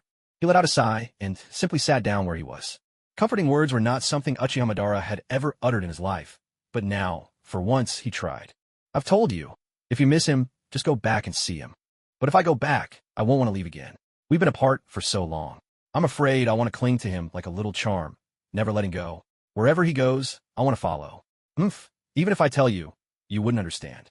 Madara was left speechless, clearly underestimated. TCH, what's so good about love, anyway? I'm never like that stuff. Kagura looked at him with a hint of sympathy. TSK. People say the more you want something you can't have, the harder you try to pretend you don't want it. That's not it. He wasn't like that. Stop making things up. Sitting there, Kagura suddenly felt she could relate to the ancient hero Diyu, who passed by his own home 3 times without entering while taming the floods. Her own home wasn't far away yet. Diyu tamed the floods for the people.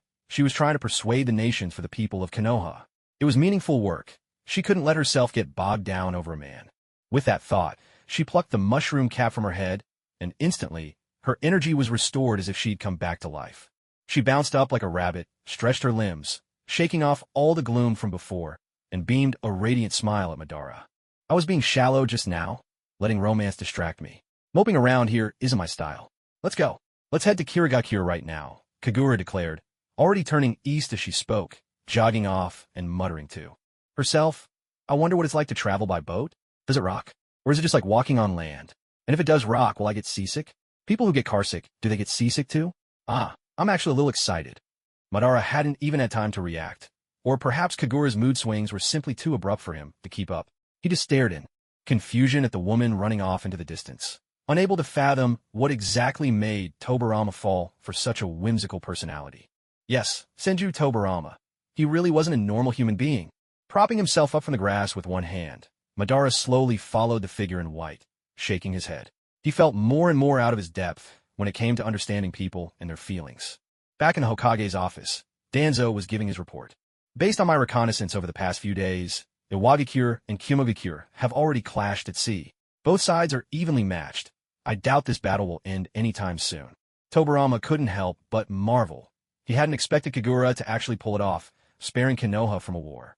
No, not just one war, maybe more than that. I still don't know what method Lady Kagura used to convince the Tsuchikage. With Iwagakure's natural defenses, it's easy to hold and hard to attack. Maybe staying home and defending is better than striking first. Tobarama chuckled. You said it yourself. It's easy to defend and hard to attack. But if he doesn't take the initiative, how will his forces ever be worn down? At that moment, Akimichi Torafu returned as well, bringing with him news that Sunagakure had launched a surprise attack on Iwagakure. After hearing this, Tobarama felt a storm of emotions inside. On one hand, he wanted to admire his girlfriend's ingenuity and cunning. But on the other, he knew that once war broke out among the great nations, countless smaller countries would inevitably suffer as collateral damage. The peace agreements they had signed before now existed in name only. One could hardly call this anything but chaos engulfing the entire world. But a world in chaos was, after all, never a good thing. Now it's only Kirigakure left that hasn't made a move. Tobarama murmured to himself. Kirigakure might not be easy to handle, Kagami said, placing the sorted documents next to Tobarama. I've heard the second Mizukage is a true war fanatic. Convincing someone like him to abandon an attack on Konoha is hardly realistic. Kohara nodded in agreement. The spies we have in Kirigakure say that ever since you succeeded the position of Hokage, Lord Mizukage has been intensifying ninja training. Now, with the other 3 nations at war, he finally has a reason to join in. I just hope Kagura-san can find a way. Tobarama calculated the days in his mind. Kagura and her companions should be arriving at Kirigakure soon. So, this time, would she still be able to stop them? He wasn't there at her side, and he truly had no idea how Kagura had managed to redirect the kunai aimed at Konoha toward someone else. But to him, Kagura was like a treasure, a mysterious, inexhaustible trove that rewarded every attempt to understand her with new surprises. It was almost magical. Setting out from the harbor at the border between the land of fire and the land of bears, they sailed due east, passing by a small island nation. According to Madara, that was Yuzushio, the homeland of Mido. Yuzuno Kuni was truly minuscule. Standing at one end of the island, you could practically see the other. Kagura thought to herself, with such a tiny territory, it was no wonder that when other nations came to destroy them, Konoha never had time to send reinforcements. By the time help arrived, the enemy had already swept the battlefield clean. It was almost unfathomable how small it was. After passing Uzushio and continuing east, they finally landed at Kirigakure a few days later. Kirigakure wasn't quite like Amegakure, where it rained every single day, but it was hardly any better. Out of 7 days a week, 4 or 5 were shrouded in mist. The air was heavy with fine droplets, leaving everything they touched damp. After living in Konoha for so long, Kagura found it hard to get used to such a climate. Although the Land of Water was an island nation, its landscape was dominated by steep mountains, and Kirigakure itself was hidden deep within. When Kagura had watched the anime, she remembered little about Kirigakure beyond its infamous bloody mist policies. Nothing had prepared her for the reality.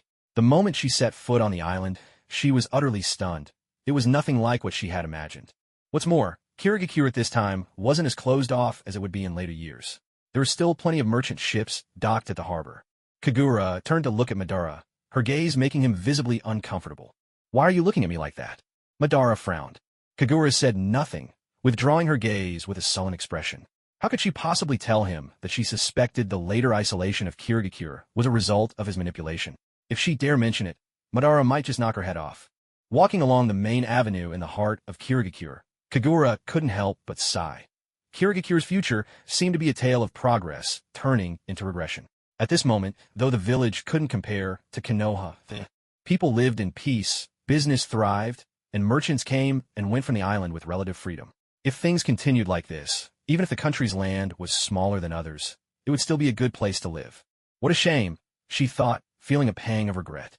Unlike her visits to other lands, this time, the first to bring up talk of war weren't Kagura or Madara, but the villagers of Kirigakure themselves. News that Iwagakure and Kumogakure had clashed at sea had already spread like wildfire, leaving Kagura genuinely surprised. Madara glanced at Kagura with a faint, teasing smile and asked, "So, what will you do this time? It seems others are even better informed than you." The source of this news was likely the network of spies embedded in every country. By the time they had left Sunagakure and drifted at sea, for several days to reach Kirigakure, more than 10 days had passed. Naturally, they couldn't keep up with the speed of the informants. What would she do? Perhaps this time would be easier than before. Inciting a fervent warmonger to join the battle was like tossing a miser into a mountain of gold. Even before Kagura's arrival, the second Mizukage, Hozuki Jinjetsu, had already been itching for a fight. At first, he'd set his sights on Konoha. The earliest reports from spies suggested that the ninja armies of Kumogakure and Iwagakure were amassing to attack Konoha. In his eyes, Konoha was a land overflowing with riches, a tempting target he could strike while those two countries were locked in a fierce struggle, catching them off guard and seizing whatever spoils he could before anyone else. But after waiting and waiting, the news he eventually received was not of war with Konoha, but that Kumogakure and Iwagakure had started fighting each other instead, with Sunagakure jumping into the fray and the luckless Amegakure caught in the middle. What on earth was happening? Why was nothing following the expected script? The situation was turning out quite differently from what he'd imagined, and Hozuki Jinjetsu could only shrug in frustration. That's why Kirigakure remained on the sidelines, its forces poised, but unmoving. It was like having a bullet in the chamber, finger on the trigger, but forbidden to fire, having to hold that tense position without any chance to relax, nerves stretched taut. In the Mizukage's office, Hozuki Jinjetsu vented his fury, cursing Reikage A and Tsuchikage Anoki up and down. Their unexpected skirmish had ruined all his plans, infuriating him so much that he'd lost his appetite for days. As everyone says, the body is the capital of revolution, but neglecting food and drink for days on end had left him with a cold to boot. A cooling patch was stuck to his forehead, and his cheeks were flushed with a high-altitude redness. He couldn't finish a sentence without sneezing. Yet even in this condition, nothing could stop him from cursing out the ancestors of those two shadows all the way back to 18 generations. People nearby urged him to take care of his own health first, but their concern only brought a tirade of harsh words in return. For a moment, everyone fell silent. They kept their distance, listening from afar as he continued to spit venom. For Madara, who once held a high position in Konoha, finding a Konoha spy in the hidden mist wasn't difficult at all. Having obtained information about the mist situation from spy, as well as learning about Hozuki Jinjetsu's inner turmoil, Kagura quickly pieced together the scenario. Unlike in other countries, Hozuki Jinjetsu's obsession with Konoha ran deep. He wasn't the kind of person who would give up on an attack just because he couldn't find a favorable opening. No, such a man would wait patiently for the right moment to strike, which meant If you didn't force him to expend some of his strength, he would keep his eyes fixed on Konoha and never let up. It was much like a wolf crouching beside a rabbit. The wolf doesn't attack right away. He simply watches. You know sooner or later he'll strike, but you have no idea when. If you were that rabbit, wouldn't you be plagued with anxiety, unable to sleep or eat in peace? Since that was the case, why not provoke him to make the first move? Kagura said to him, Mizuki-sama, the world is in chaos now. With the strength of the hidden mist, wouldn't it be a waste not to seize the chance for expansion? All his life, Kagura was the first person to actively urge him to go to war. For the battle-loving Hozuki Jinjetsu, it was like meeting a kindred spirit who shared his very scent. Why not attack Konoha? With your power, are you really afraid of the second Hokage? He's no match for you. These words struck right at the heart of Hozuki Jinjetsu. He was truly fearless. He never thought much of Tobarama Senju. Tobarama Senju, from all the intelligence I've gathered about the ninja world, just seems to have a larger chakra reserve than most. But that's nothing to worry about. Your chakra reserves are hardly insignificant. Hozuki Jinjetsu paused. He'd heard others say that the god of shinobi, Hashirama Senju, had nearly limitless chakra. Tobarama, as Hashirama's younger brother, might also have unfathomable reserves, right? He quietly did the math in his mind. He was no mindless warmonger. Making a careful analysis and judging his opponent before a fight was absolutely necessary. And besides, the only real threat is the series of forbidden jutsu he's developed over the years. I heard his forbidden jutsu were so dangerous that his older brother, the first Hokage, wrote them into the Book of Seals and forbade their use. Do you think he'd really go against the first Hokage's command and keep using them? Watching Hozuki Jinjetsu's face, Kagura feigned confidence and said, I think he wouldn't dare. That's a direct order from the first Hokage. After all, the matter of the Book of Seals was no secret. Many had heard about it. Hozuki Jinjetsu frowned, or at least he would have if he had eyebrows. This gesture was simply a subconscious habit of his when deep in thought. Anyone with a brain would use it, wouldn't they? Who bothers with all those rules in a real fight? As long as you know, Kagura silently grumbled to herself. I've heard he's a kind of shadow clone technique. The clones are all real, not just illusions meant to distract. Each one has the same abilities as the original, but given his chakra reserves, he probably can only create a few dozen at most. There's no way he could make hundreds. A scene flashed through her mind, facing off against dozens, maybe even hundreds of Tobarama Senjus. Yes, no matter how skilled you are, you can't fight off 100 pairs of fists. That was not a pleasant picture. Oh, and by the way, you'd best get familiar with his Flying Thunder God technique too. They say it's incredibly fast, so fast that most opponents can't even touch him. But honestly, it's not so bad for you. Your ultimate move is a wide-range, indiscriminate attack. Would you really be afraid of it? While you're at it, you should also learn more about Konoha's other ninja. There's the Uchiha clan, known for their powerful visual jutsu. The Sarutobi, masters of fire release. The Akimichi, who can transform into giants, and so many more. Only by knowing both yourself and your enemy can you be invincible in 100 battles. Isn't that right, Lord Mizuki? Hozuki Jinjetsu remained silent. He couldn't quite put his finger on what was wrong, but something fell off.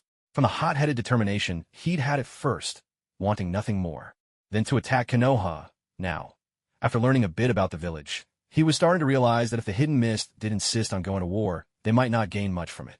Sensing his hesitation, Kagura seized the opportunity and pressed on. Once you finish with Konoha, your morale will surely soar. Then you could strike at the Hidden Cloud as well. Their ninja are currently locked in battle with the Hidden Stone on the high seas. Their village is left wide open. This is the perfect chance.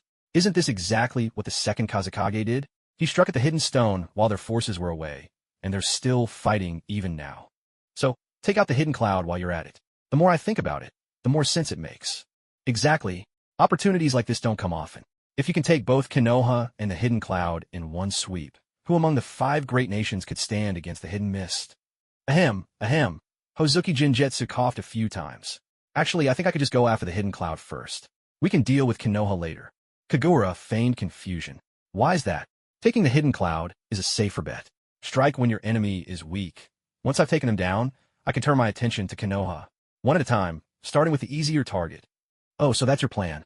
Kagura exclaimed with sudden understanding. As expected, Lord Mizuki, your thinking is thorough. Now that you mention it, that really does make sense. So what was there to wait for? With a new target in sight, it was time to strike. As soon as the cooling patch was peeled off his forehead, Guideng Huanyue immediately felt clear-headed and refreshed. His dizziness and headache vanished, the heat left his body, and even the urge to sneeze disappeared. Full of energy and vigor, he returned to his usual lively self, except for the two bright red patches on his cheeks, which made him look all the more comical. The moment the Kirigakure ninjas marched north to attack the hidden cloud, it marked the four nations tearing up the peace agreement with their own hands. Thus, the first great ninja war erupted in full force. Of the 5 great nations in the ninja world, 4 were embroiled in conflict, while only the Land of Fire seemed to have vanished into the shadows. At the time, every battlefield was caught in the thick of fighting. No one had noticed this peculiarity. It was evening when Kagura returned to Konoha. She had barely reached the village gates when she saw Tobarama already waiting for her.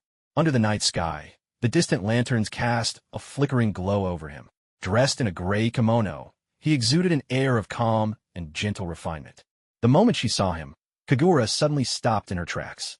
The person she had longed for day and night was standing beneath a tree not far away, his back leaning against its sturdy trunk, head bowed in deep thought.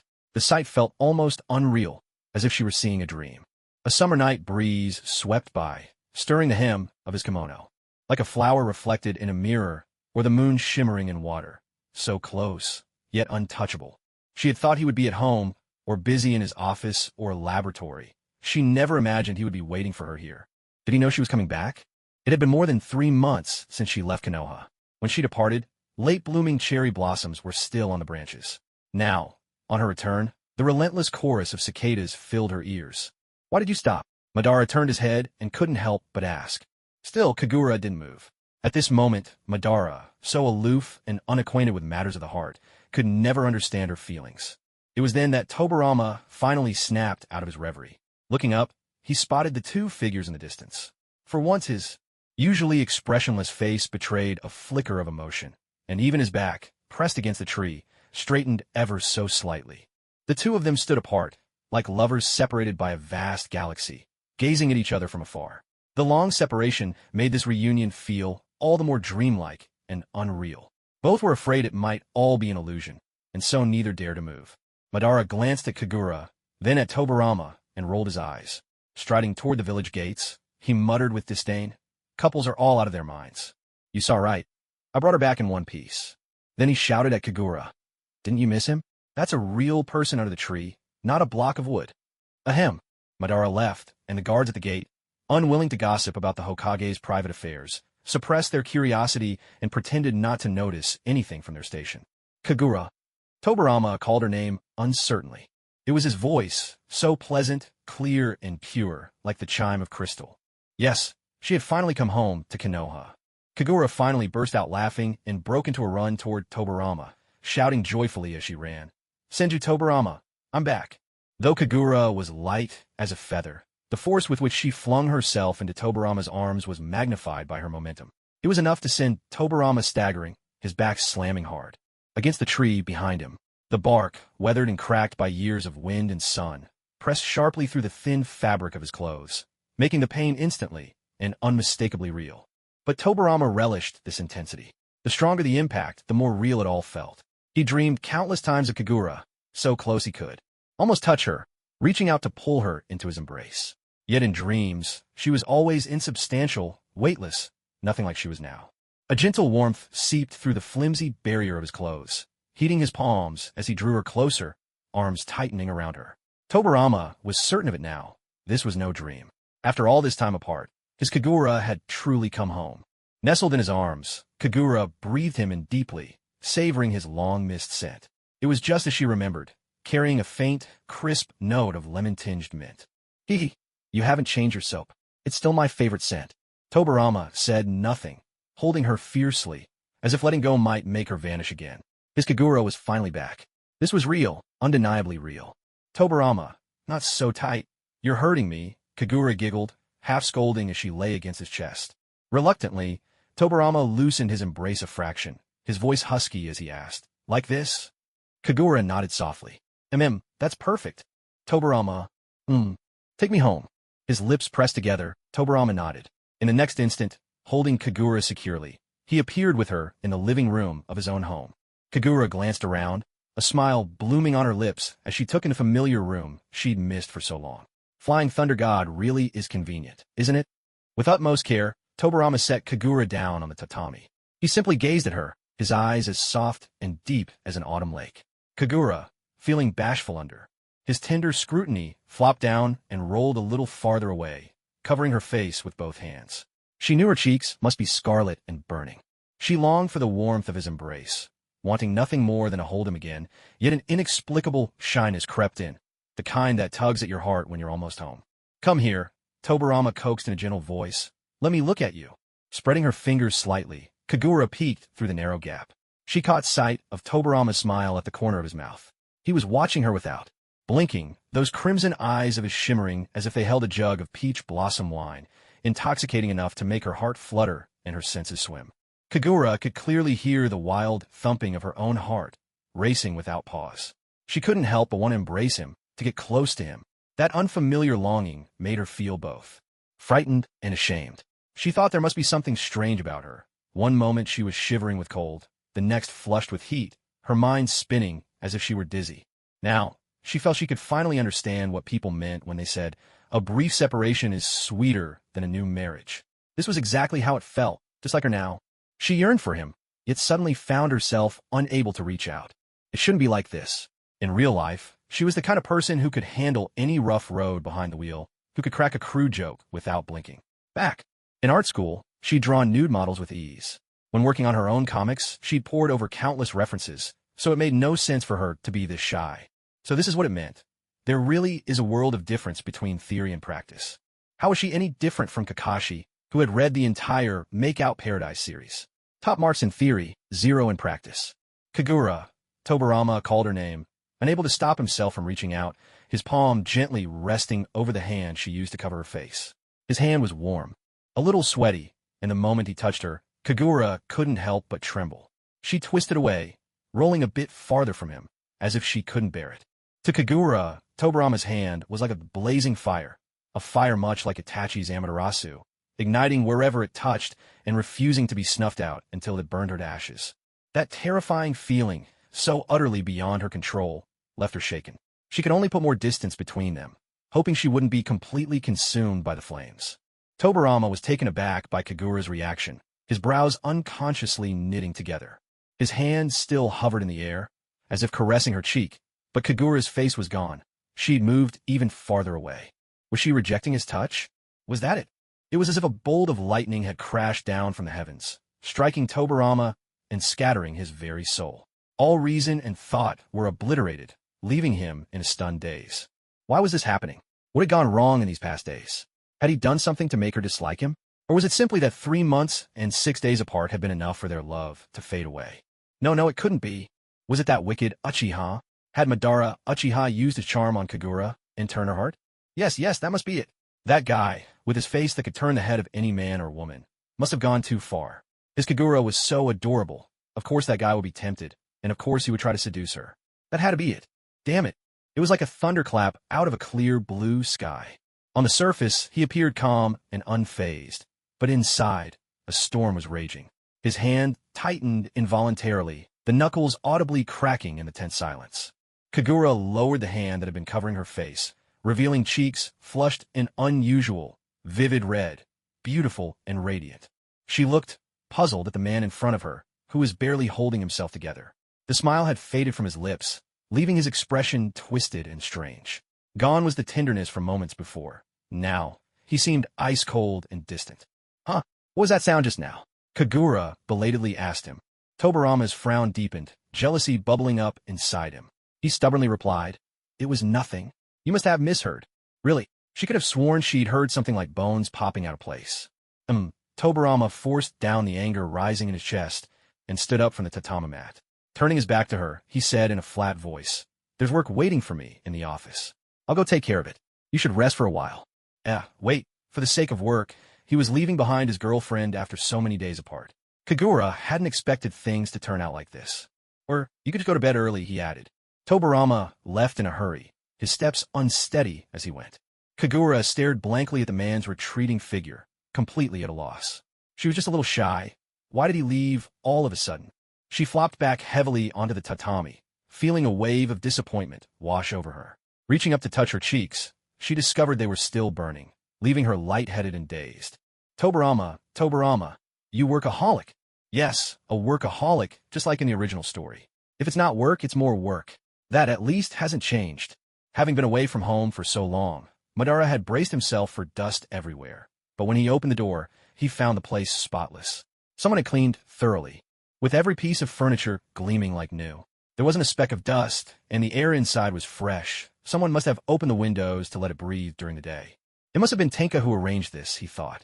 A faint smile tugged at Madara's lips. He hadn't misjudged. This young man was indeed thoughtful and meticulous. Madara was very pleased. After so many days on the road, he finally felt the exhaustion of travel only when he stepped through his own door. A weary wanderer, home at last. As soon as he relaxed, his whole body ached. It took him back to his childhood, to the days of endless training under a strict father, when every night he'd be utterly spent, his only comfort the hot bath before bed. Speaking of which, Madara changed out of his outer clothes and, clad only in his undergarments, headed to the bathroom. He wanted to heat some water for a long soak, to wash away the fatigue that had settled deep in his bones. To his surprise, the bathtub was already filled with hot water, and someone had thoughtfully sprinkled in some flowers to help relieve fatigue. He bent down and scooped up a bit of water. The temperature was just right. Soaking in the warm water, he thought, this must be more blissful than being a god. That very thought made him chuckle softly. He really was different from his younger self. Back then, he would never have indulged in such bodily pleasures. Times had truly changed. Madara lounged comfortably in the water, utterly relaxed and enjoying every moment. Just as he was sinking into the soothing warmth, the front door of his house was kicked, open with a loud bang. He was so absorbed in his bath that his guard was down. Only when the intruder, guided by the lights, found the bathroom did he finally react. Madara's eyes went wide as Tobarama stormed into his home, bristling with anger. His eyebrows shot up in confusion. What on earth was going on? Shouldn't Tobarama be whispering sweet nothings to Kagura right now? What was he doing here instead? Was this some kind of illusion? Tobarama had barged in, ready to demand answers, but the moment he saw Madara soaking in the tub, he froze. Madara's upper body was exposed above the water, muscular and well-defined, his physique carved with smooth lines. Even the scars scattered across his skin seemed more like marks of distinction than flaws. Tobarama's gaze was helplessly drawn to Madara's left chest, where a patch of flesh stood out, starkly different in color from the rest of his body. It looked odd, perhaps, but not ugly. Unable to contain his irritation, Tobarama grit his teeth, his eyes practically sparking as he glared at Madara. This guy must be using that body to seduce his Kagura. Madara rubbed his eyes and looked again. Yes, he was sure now. It really was that Senju Tobarama. But why was he staring at him like that, with such hostility? Hey, I'm taking a bath here. If you have something to say, can it wait? What are you so afraid of? We're both men, aren't we? Madara was speechless. Silently, he grabbed a towel and draped it over his upper body, sitting awkwardly in the tub as he faced Tobarama. Tobarama finally tried to speak, but the words caught in his throat. Thinking about confronting Madara was one thing, but actually voicing those thoughts was far more difficult. Madara looked at him in bewilderment, as if watching a fool. Hey, what's with that look? It's the look you give an idiot. Why else would you barge in here in the middle of the night instead of sleeping? Is this how you treat someone who's done you a favor? That set Tobarama off. He stepped forward, hands on his hips, and shot back. What exactly have you done to my Kagura? Did you do something unspeakable to her? Otherwise, why is she acting so strange? Madara was utterly baffled. He asked with genuine curiosity, what do you mean by unspeakable? Tobarama was momentarily stunned.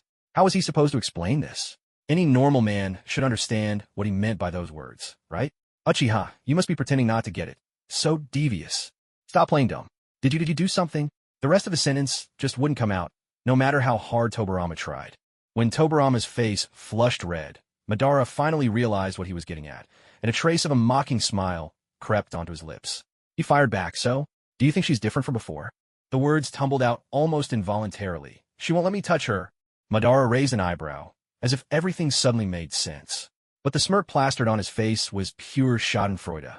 It was infuriating. You must have seduced her, right? Am I wrong? Tisich, Madara scoffed. As much as I'd love to say yes just to annoy you, I didn't do anything. Don't try to pin this on me.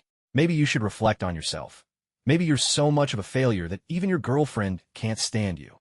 Tobarama was left speechless, unable to utter a single word after Madara's retort. Madara loved nothing more than seeing Tobarama at a loss. He gave him a contemptuous glance and said, dripping with sarcasm, Hashirama Haze. wife, children, even a granddaughter. And look at you, can't even handle a girlfriend. The difference between people really is staggering. Please, you're not any better than me. Madara choked for a moment. That's because I'm not interested. Women and all that, they're just boring. Tobirama, unwilling to admit defeat, muttered under his breath. And to think I even had Uchiha Tenka heat your bathwater for you. If I'd known, I would have let you do it yourself, just to wear you out. Turns out men can be this petty too. Since Kagura came back safe and sound, I'll choose to believe you for now. Actually, coming to see him wasn't entirely because of this. But somehow, whenever he saw Madara, nothing good ever came out his mouth.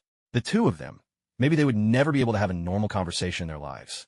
Speaking of which, Madara had in his hands that blank piece of paper on which he could write any condition he wanted.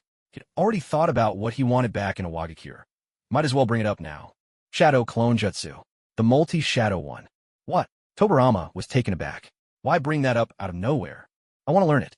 All those months of effort, and all he wanted was the multi-shadow clone jutsu? Tobirama found Madara harder and harder to figure out. But looking at Madara's expression, he was completely serious. There wasn't the slightest hint of joke. All right, I keep my promises. Good. Tobirama lowered his gaze, raven lashes casting a shadow beneath his eyes. In a quiet voice, he asked, "Did you encounter any danger this time?" That, in the end, was the real reason he'd come. He could have easily asked Kagura about this, but he knew her too well. Given her personality, even if there had truly been any danger, she would never have told him. She would keep it all to herself, not wanting him to worry, and let those past perils rot away in her heart, never uttering a word about them for the rest of her life. That's just the kind of person she was. To say there was no danger at all would be a lie. But everything is over now. I brought her back safe and sound. Maybe I can't claim that not even a single hair was lost, but at least she didn't suffer any serious injuries. Madara Uchiha was not a man prone to lying, and Tobirama found his words trustworthy. She must care about you a great deal. At Madara's remark, Tobirama couldn't help but glance up at him quickly.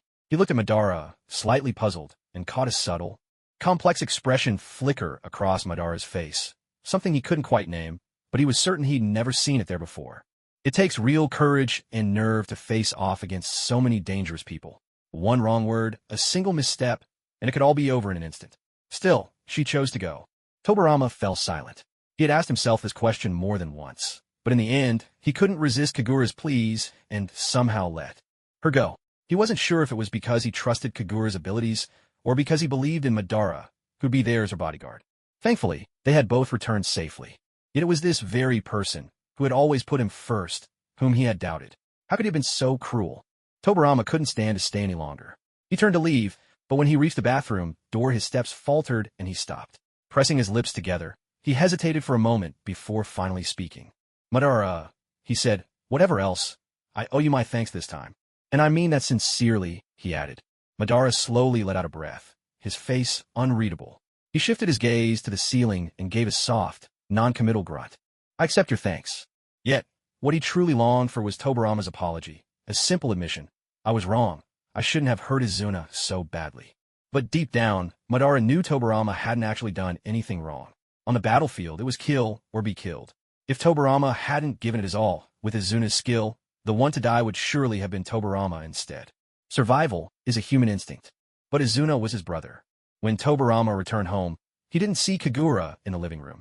The bathroom light was on. She was probably taking a bath. After coming back from Madara's, Tobirama had calmed down considerably. He slouched lazily beside the low table. Ever since he'd become Hokage, his workload hadn't lessened. It had only grown heavier. If anything, he was even more exhausted than before, and now, the moment he sat down, that fatigue swept over him in full force. He sat there, massaging his brow between thumb and forefinger. That was far too impulsive, completely out of character for Tobirama. He had always been composed and self-controlled, the kind of person who could calmly analyze any situation and find the optimal solution. Yet, whenever something involved Kagura, all that calmness seemed to vanish, leaving behind only a man consumed by jealousy. As for Kagura's strange behavior, maybe it has to do with something else, he muttered to himself, lost in thought. He boiled a kettle of water and made a pot of green tea. By the time he finished, half an hour had already passed. Only then did Tobirama realize something wasn't quite right. Kagura had been in the bathroom for an unusually long time. He walked to the bathroom door. The light was still on, but there wasn't a sound from inside. Frowning, he raised his hand and knocked gently on the door. There was no answer. Are you in there? He held his breath and listened carefully. Still, there was no response. Tobarama knocked again, calling out as he did so, Kagura, are you in there? Silence was his only reply. Did she go back to her own place? But that didn't seem likely. A sudden wave of worry surged in his chest, pushing everything else aside. With a swift motion, Tobarama pulled the bathroom door open. Soft, warm light filled the bathroom. Kagura lay peacefully asleep in the bathtub, eyes closed and perfectly still. Her long black hair fanned out across the surface of the water, drifting like seaweed. Tobarama's heart gave a sudden jolt. Sleeping like this was far too dangerous. If she slipped under the water by accident, she could drown. He rushed over, quickly kneeling beside the tub, and gently pushed her arm where it rested on the rim. Kagura? Kagura, he called her name, but she gave no sign of waking. His gaze fell, almost involuntarily, on the water. It was clear, with no bath salts to cloud it. Beneath the surface, her body was visible in sharp detail. Never before in his life had Tobarama found himself in a situation like this. Kagura's frame was delicate, slender but not starved. Her muscles clung gracefully to her bones. Aside from her modest chest, her figure was nearly flawless. Now, her fair skin was tinged with a soft pink, more delicate than the petals of a rose. Tobarama's face flushed instantly, as if set ablaze by a sunset. The sight was simply overwhelming. It was as if something exploded in his mind, leaving him wide-eyed, his crimson irises fixed on her, too stunned to move. Even his breathing became rapid and cautious. He didn't know where to look, and even the place where his fingers touched her arm seemed to burn. His throat bobbed as he swallowed hard. Then, in his panic, he grabbed a towel and quickly wrapped it around Kagura. He avoided her gaze and no longer looked at her, carrying her all the way upstairs into a room. It was Tobarama's bedroom, a classic bachelor's room, furnished, with wooden furniture and a wide bed. On the bedside table, a small lamp burned low, casting a soft orange glow that warmed the otherwise cold and austere space. Tobarama's eyes flickered as he carefully dried Kagura all over, then slipped one of his own loose bathrobes onto her. He pulled back the covers and tucked her in, though perhaps his movements were a bit rough, leaving her uncomfortable. Curled beneath the blankets, Kagura frowned slightly. Cold, she mumbled, the word barely clear between her lips. Tobarama's heart was still racing uncontrollably. Now, with only her head poking out from the covers, the sight beneath, the bathrobe, the hidden warmth, stirred his imagination even more. What? His voice, usually crisp and clear, came out hoarse beyond belief, surprising even himself. I'm cold. Cold? But it was the middle of summer. Only then did Tobarama notice that something was off. Kagura's face was flushed, far too red. Her normally pale, gardenia-like complexion was tinged with an unnatural heat. Alarmed, Tobarama quickly reached out to check. She's burning up. Is she running a fever? Indeed, she was. Her temperature was alarmingly high. How did this happen? Tobarama gave her a gentle shake to rouse her. Kagura opened her sleepy, unfocused eyes, her whole body languid. You're back, she murmured. He nodded. You have a fever. You're burning up. Get up and put on some clothes. I'll take you to the Konoha hospital. Kagura reached up to touch her own forehead. It was true. She was hot all over, but she felt utterly weak and didn't want to go to the hospital. The place was always full of wailing and chaos, far too noisy. She'd known from her very first day here that she wanted nothing to do with it. No, I want to stay here. Right now, Kagura was as willful as a child, pouting as she bundled herself tighter in the thin quilt. She took a deep breath. The scent on the covers matched Tobarama's, a cool mix of lemon and mint. That was his scent. I'll go see if there's any fever medicine left. Take your medicine and then get some sleep. Whenever they were together, Tobarama was always the one to give in to compromise. Okay. He hurried downstairs and fetched the medicine box from the cabinet. It was mostly filled with bandages and antiseptics, and he rummaged through it for quite a while before finally finding some fever medicine at the very bottom. He checked the date on the package. Thankfully, it hadn't expired. Relieved, Tobarama quickly poured a cup of warm water. He, like many others in Konoha, usually drank cold water, but ever since meeting Kagura, he always kept warm water at home. That was what she preferred. The pills were uncoated and bitter, so she had to gulp down several mouthfuls of water to wash away the taste. Kagura's lips were pouted high, her face full of grievance.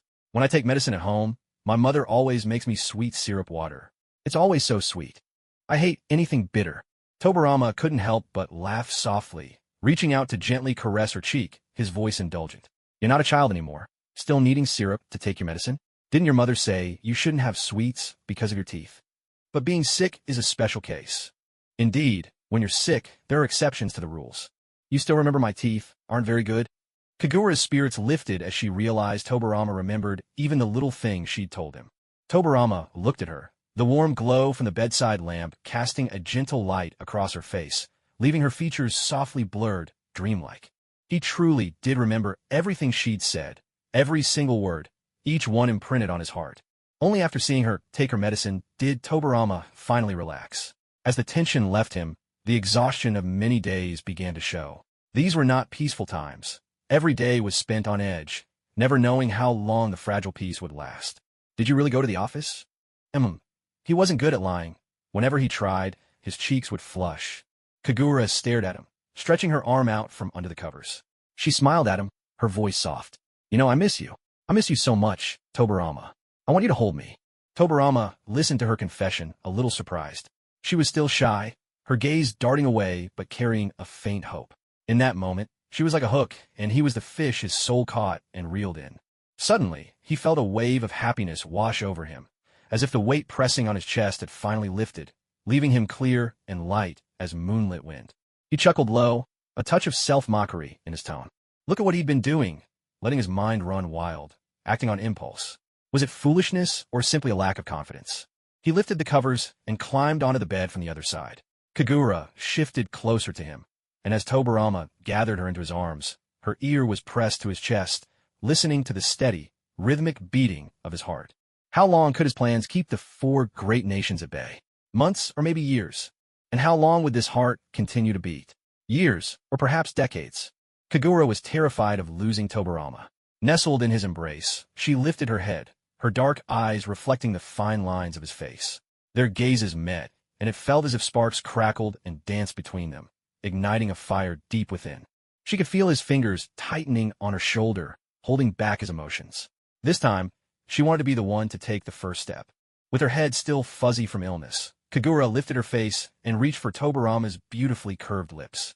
Under the gentle glow of the lamp, her movements caused the wide collar of her bathrobe to fall open, revealing a large expanse of skin flushed a rosy pink from her.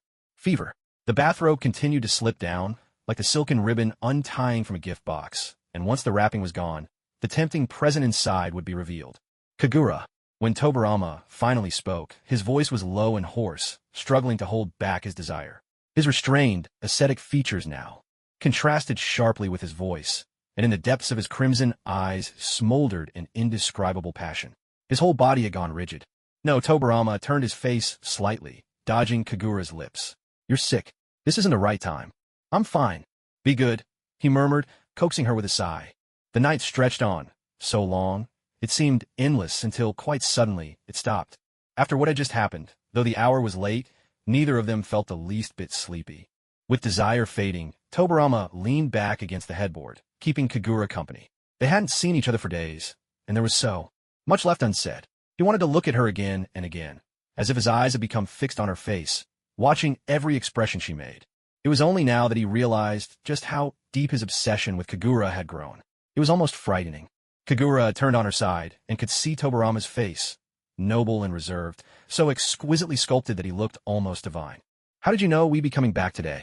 Tobarama paused, then answered honestly. Whenever I have a moment, I reach out and sense for you. Today, by chance, I picked up on your return. How long did you wait? Only 2 hours, but admitting that out loud felt. As the Hokage, swamped by endless responsibilities, to spend 2 precious hours waiting at the village gate for his little girlfriend to come home.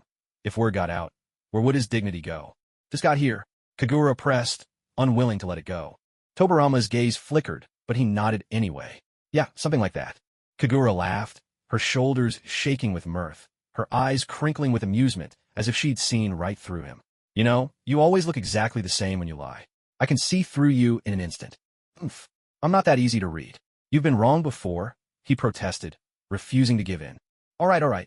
Sometimes it's a virtue to see through things and not call them out. Kagura seemed to love teasing him, and with a playful smile, she asked, So, does that mean you miss me every single day? A faint blush crept over Tobarama's face, and he looked away, his tone awkward. Not really, it's just... He always seemed to be oddly reticent at times like this. Even after she'd confessed how much she'd missed him, he'd still act this way, sometimes far too frank, other times unbearably shy. He really was a bundle of contradictions. So, if missing me were scored out of 10, how much would you give yourself? Kagura offered him a choice. 3, 5, or maybe 7? Tobarama lowered his head, gazing at Kagura with a look so lingering it seemed almost intoxicating, as if he'd had a bit too much to drink. Even the corners of his eyes were tinged with red. He parted his thin lips, a trace of embarrassment in his voice, his words barely above a whisper. It's an 11 out of 10. Kagura stood frozen for a moment, stunned. It took her a long while to gather her wits, but when she did, she couldn't stop her smile from spreading. It felt as if a blossom that had lain dormant in her heart for ages had burst into bloom all at once, filling her with a joy she couldn't contain. Is this the romance of a straightforward man? She asked herself this silently. Tobarama, too, seemed uncomfortable with his own words. Awkwardly, he turned his head to the side and muttered, "Let's not talk about that. Let's change the subject." Change the subject, Kagura's thoughts wandered to everything that had happened during her time away. Tobarama, I learned a lot this time while I was gone. Kagura took hold of his large hand. His hand was big, the fingers long and well-shaped, the knuckles clearly defined. If she overlooked the faint calluses in his palm and judged as an artist would, she'd say these were truly beautiful hands, beautiful enough to be a hand model in an advertisement. She played with his fingers, counting them one by one, and then back again, over and over. Oh, Tobarama's voice floated down from above her head. So what did you learn? I learned the clone technique and the transformation technique. I even picked up some basic time-space sealing arts. But the most impressive thing is, I now have my own summoning beast. It's a ninja cat. At the mention of the ninja cat, Kagura's face lit up in a bright smile. Tobarama couldn't help but think she really does love cats. When they got married in the future, maybe he ought to consider keeping one at home. Madara-sama taught me. He taught me so much. Madara again, it was always Madara teaching her. For reasons he couldn't quite explain, Tobarama felt a twinge of jealousy. Despite having created so many jutsu himself, being a master of most techniques in the ninja world, it still wasn't him who taught his girlfriend these things. It was always someone else. That feeling was so odd, almost like a mother who missed witnessing all her child's firsts, the first time they rolled over, crawled, sat up, walked, spoke. She had grown, but not because of him. She gained new skills, but they had nothing to do with him. Kagura chattered on, telling Tobarama all about what she'd seen and experienced along the way, the customs and cultures of different countries.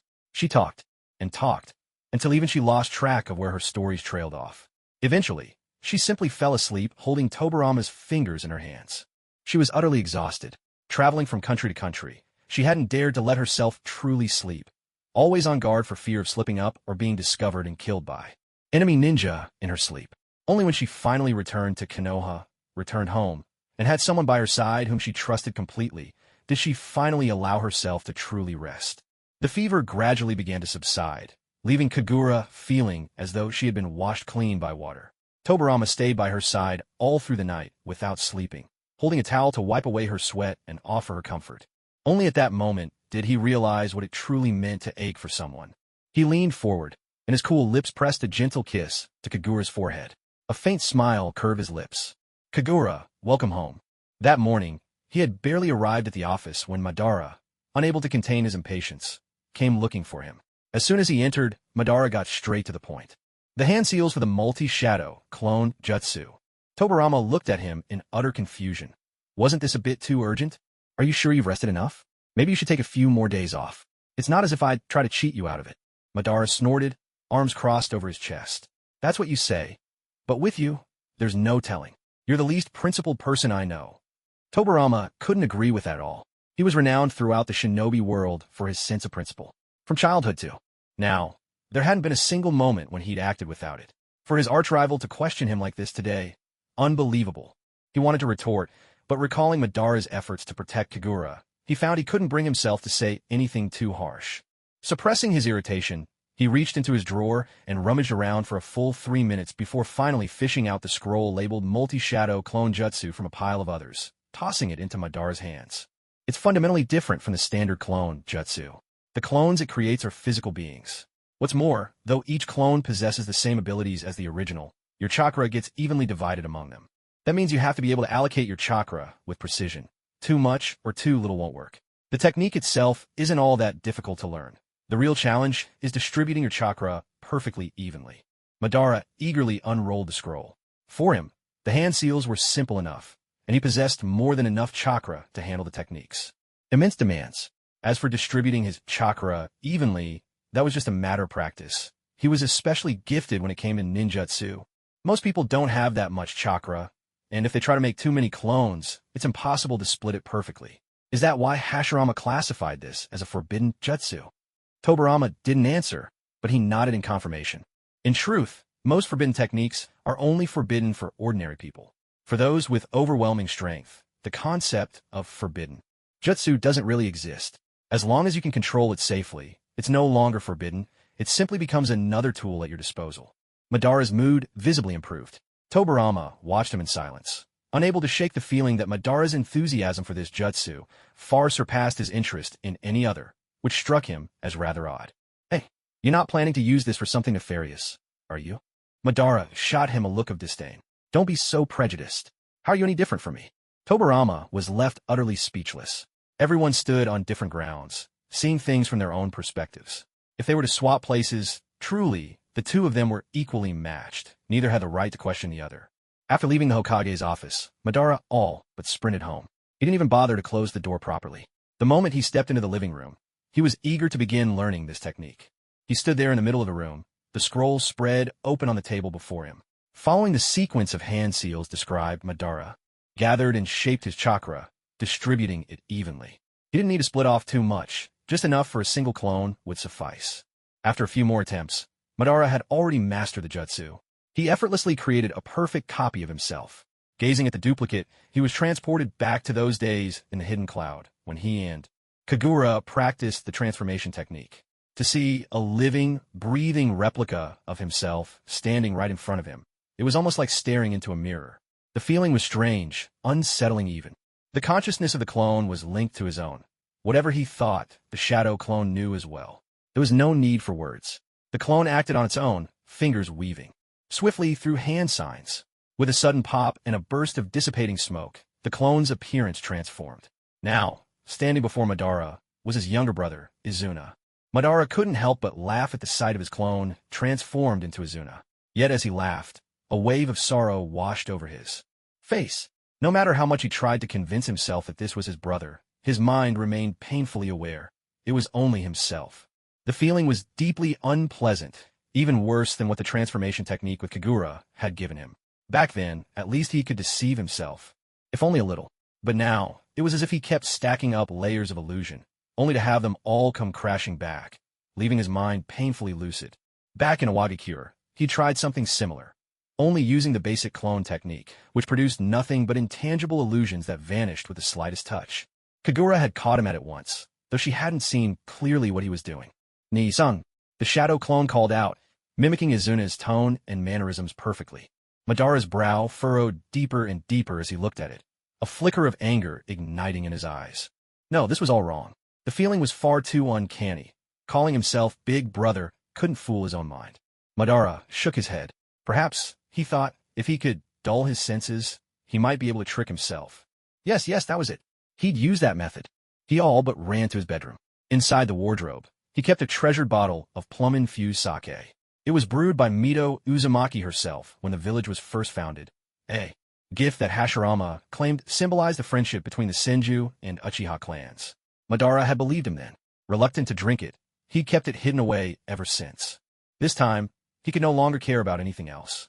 He grabbed bottle after bottle from the stash, clutching them to his chest.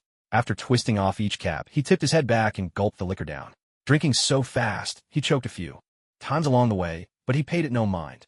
With a furrowed brow, he finished one bottle and immediately opened the next. He couldn't even tell what the alcohol tasted like. All he wanted was to get drunk, to cloud his mind and escape such clarity. Even though sake was low in alcohol, downing several bottles in quick succession was enough to make anyone dizzy, especially given how desperately he was drinking. He staggered back into the living room. The shadow clone, that looked like Izuna, still stood exactly where he'd left it. When it saw him, it gave a smile so much like Izuna's, just as he remembered it. It was the very image of Izuna's smile, the one that lived on in his mind. Yet, even now, with the warmth of alcohol in his veins, why was it still impossible to fool himself? Izuna, brother, I'm right here. Madara's brow knitted even tighter. In his striking black eyes was nothing but sorrow and pain. He was in agony. Everyone else had family. everyone but him. Of all his relatives, Izuna was the one who'd been with him the longest. Out of the 5 brothers, only he and Izuna remained in the end.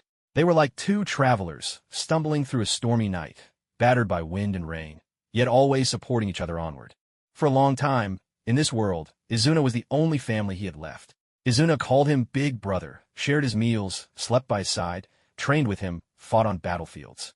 With him, Madara had thought that if he gave everything to protect his brother, they could always be together, that he'd always have family. But fate had other plans. Izuna died. They always said the Uchiha cherished their bonds more deeply than anyone. He almost wished that weren't true, because then maybe it wouldn't hurt so much to be the last one left. In fact, over these past years, he had slowly grown accustomed to living alone. Yet that day, when he saw Kagura transformed into Izuna, something long dormant inside him was awakened. He had never once considered it before, but in that instant, he realized there was still a way to see a lost loved one again. When Kagura, wearing Izuna's face, beamed up at him and called him Big Brother, he was utterly stunned. In that moment, it truly felt as though Izuna had come back to life. Ever since then, he'd selfishly asked her to take on Izuna's form whenever possible, just to catch another glimpse. One more, and then another. On the road, they'd faced ninja attacks and ambushes from bandits. That woman, she was hopeless, always cowering and dodging, unable even to fight back. Yet every time he looked at her, he saw Izuna, and so he protected her from the slightest harm. It had nothing to do with Tobirama Senju's request. It was simply his own confusion, the regret that he hadn't protected Izuna, and his refusal to let history repeat itself with Kagura. He knew how strange he had become, so unlike the man he once was. But that was his truest feeling at the time. Madara stared absent-mindedly at the clone before him. He had believed that once he mastered the shadow clone technique and created a physical duplicate, he could conjure up Izuna. But now, it seemed he both had and hadn't succeeded. In any case, it was nothing like what he had imagined in his heart. How utterly disappointing. Lord Madara? A familiar woman's voice drifted into his ears, the voice he had heard for more than 3 months, so familiar now it was etched into his mind. Startled, Madara whipped his head around and saw Kagura standing in the doorway, holding a food box, her face frozen in surprise. Her eyes were fixed on the clone, and her mouth hung slightly open in shock. "You, what are you doing here?" At that, Kagura raised her right hand, lifting the food box for him to see, still looking bewildered. "I came to bring you lunch, but this..." She glanced again at the clone and blinked, making sure she wasn't mistaken. It was Izuna. This is... For someone who always kept a cold and distant front, the thought of someone discovering just how much he longed for family felt as mortifying as standing naked in the middle of a crowded street. Madara's face flushed rapidly as embarrassment washed over him. He quickly released the shadow clone technique, and the figure of Izuna standing there vanished into thin air. Kagura immediately understood what had happened. She glanced at Madara, whose entire face was now red with embarrassment. His long hair hid his eyes and most of his face, and he turned his back on her, as if doing so could somehow lessen the awkwardness. Kagura set the food box gently on the table. She wanted to say something, but nothing seemed quite right at a moment like this. Looking at the empty room and then at Madara's solitary figure, she hesitated, then slowly raised her hands. Once again, she transformed herself into the likeness of Izuna. "Hey, Nisan," she called to him softly, trying to sound gentle and reassuring. Deep down, she couldn't help feeling a little anxious. Knowing how fearsome Madara could be, she wondered if he might just snap her neck in a fit of anger. At the sound of that voice, Madara spun around and saw Izuna grinning back at him, a little awkward but still smiling, scratching his head sheepishly. He called out to Madara again. "Ni-san." Madara slowly let out a long breath. Of course, this was something only another person could do. He simply couldn't manage it himself. Well, Kagura felt too embarrassed to meet Madara's gaze. What she wanted to say next sounded almost presumptuous, but after hesitating for a moment, she decided to just say it, come what may. "Actually, I'm just like you. I don't have any family left here either. If you don't mind, you can think of me as Izuna. Whenever you miss him, just tell me, and I'll transform into him and keep you company. I can really treat you like an older brother. Not having any family is a truly awful feeling." As she spoke, Kagura couldn't help but think of her parents in the real world, and a sharp pang of longing made her nose sting. Death would have been a clean escape, but for some reason she was still alive, with memories and feelings, and so inevitably with yearning too. Madara remained silent the whole time. Kagura pursed her lips, already suspecting she had been too forward. Madara's dislike for her was practically written on his face. Why would he ever agree to her suggestion? "All right. I said all right, he repeated, head lowered so that the shadow of his long hair hid all expression. His voice was cold and carried a hint of helplessness. I want to form some new bonds with this world, whether it's with Izuna or with you. I suppose I can give it a try. To live in this world, people must constantly seek new purpose. When one goal is achieved, they search for the next. Without something to strive for, it's impossible to keep going.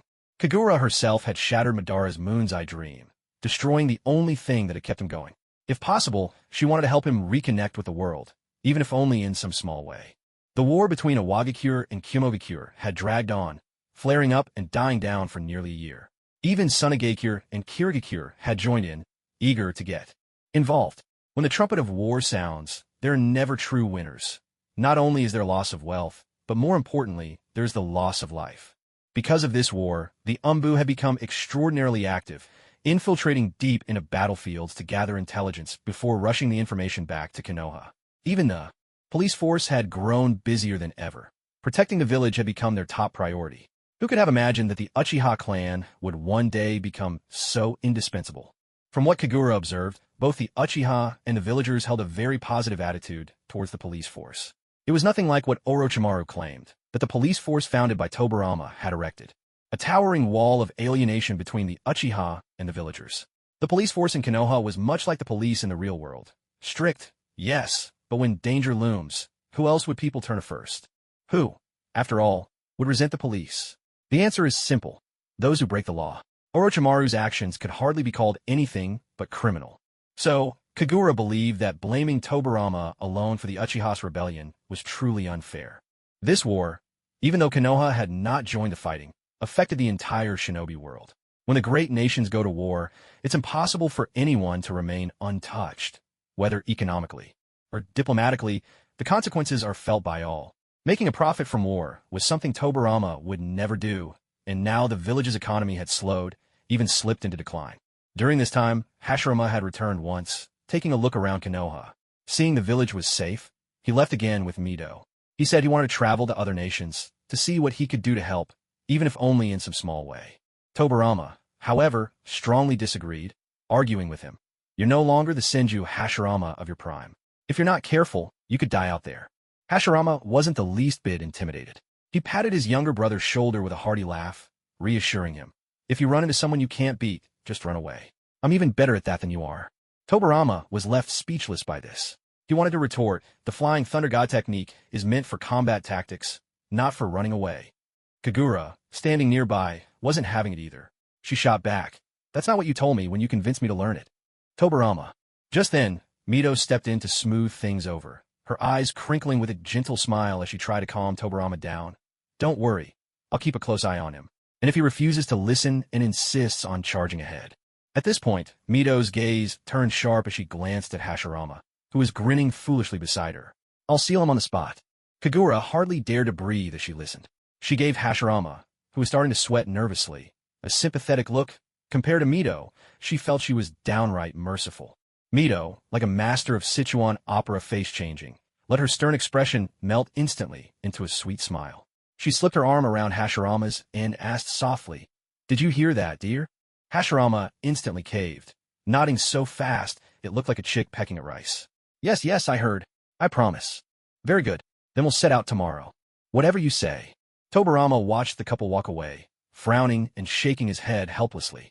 He looked just like a mother-in-law watching her henpecked son and domineering daughter-in-law, feeling both that his daughter-in-law was too forceful and his son too spineless. It really was enough to make anyone worry. Staring at their retreating backs, Tobirama couldn't help but shout, Don't go off for half a year or a whole year again. At least come back every so often, will you? Hashirama turned around as he walked, waving back at Tobirama. Next time we're back, it'll be for your wedding with Miss Kagura. So hurry up and marry her already. Mido echoed him, turning back as well. That's right. Tobirama's brow furrowed, and his gaze shifted from the distant couple to Kagura's face.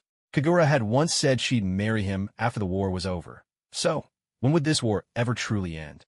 With the ceasefire between Iwagakure and Kumogakure, the first phase of the First Shinobi World War had temporarily come to a close. Because of her presence and involvement, the story was no longer following the original plot exactly. Kagura couldn't be sure whether there would be a second phase or not. Still, everyone was happy. Even a temporary peace was still peace. They all believed that once the fighting was over, it was truly over, and that for the sake of recovery, another war wouldn't break out anytime soon. And in truth, that seemed to be the case. For 2 or 3 years after the war, peace held. The other 4 nations, having suffered heavy ninja casualties and a shortage of talent, slowly realized that Konoha, who had stayed out of every battle, seemed to be thriving far better than they were. They looked on with envy, yet there was nothing they could do about it. The past year had drained too much of their resources, money, supplies, and fighting strength. Continuing the war against Konoha was out of the question. All they could do was swallow their pride and follow Konoha's example, establish their own covert units, set up ninja academies, and nurture new generations of talent. As always, after every war, there came a boom in marriages and births. Even Konoha, despite not having participated, was no exception. Among Kagura's circle of friends, the first to get married was Choza Akimichi, swiftly followed by Kagami Uchiha. Then came Hamura Mitokado and Hiruzen Sarutobi. Koryudatane, however, was always the untouchable flower on the highest peak. No matter how many tricks Danzo Shimura tried, he still couldn't win her heart. Over time, he seemed to care less about whether he succeeded or not. Just exchanging witty banter with her every day was its own kind of happiness. Whenever a friend got married, the generous Kagura would handle the entire wedding banquet for them free of charge. After hosting so many celebrations, she would look at the mounting bills and sigh with a wry smile. It's a good thing you don't have many students anymore, and I'd probably go bankrupt. At that moment, Tobarama was in the kitchen preparing dinner. Yes, he was cooking, simply because Kagura was far too lazy to bother. With his usual blank face, Tobarama was making omelet rolls, not even glancing up as he replied, "Don't complain to me. It was your choice. They offered to pay, and you're the one who turned them down. I was just being polite. If you regret it now, go and ask for the money back." She quickly dismissed that idea. It was only a passing complaint, after all. Though the explosive tag factory hadn't made much profit over the years, the Chinese restaurant had brought in quite a bit. The villagers were loyal customers. Even after years, they still hadn't grown tired of the food, so business had always been good. "They're always come and help me out. This is just my way of showing appreciation. Besides, I'm still—" Kagura abruptly stopped herself. Some things were better left unsaid. "What is it?" Tobarama emerged from the kitchen, carrying a plate of golden omelet rolls. Picking up a piece with his chopsticks, he gently brought it to Kagura's lips. "Try it." Kagura opened her mouth without thinking, slowly savoring the bite. It was sweet, just the way she liked it, perfect for someone with southern tastes. Dinner passed quickly. At the table, Tobarama said little, which was unusual for him. Kagura couldn't help but notice his strange mood. She frowned and asked, "Do you have something else to do today?" Without looking up, Tobarama gave a distracted "Something in the village?" He paused, then added, "Not exactly." "Then what is it?" "A personal matter." "Care to elaborate?" "None of your business." Kagura blinked, utterly baffled. Rolling her eyes, Kagura let out a long sigh. "If you don't want to talk about it, just say so." That wasn't even a funny joke. Tobarama watched as Kagura left the dinner table, his brows knitting together. Was it not funny? He had just learned that joke today. Watching Danzo make his girlfriend laugh, she seemed so genuinely amused. Where exactly did he go wrong? Clearly, he wasn't very good at cheering women up. Kagura had left, probably heading back to her own place. Tobarama didn't try to stop her. He simply watched her walk away. Back at her own home in a flurry, Kagura grew more and more speechless the more she thought about it. How could someone be so thick-headed? At times, he was incredibly clever. At others, he was unbelievably foolish. And yet, she couldn't help but like him just as he was. Love really was an unsolvable mystery. After she'd sat alone on the balcony and cursed Tobarama 180 times in her mind, a sudden knock sounded at the door. Kagura paused, surprised.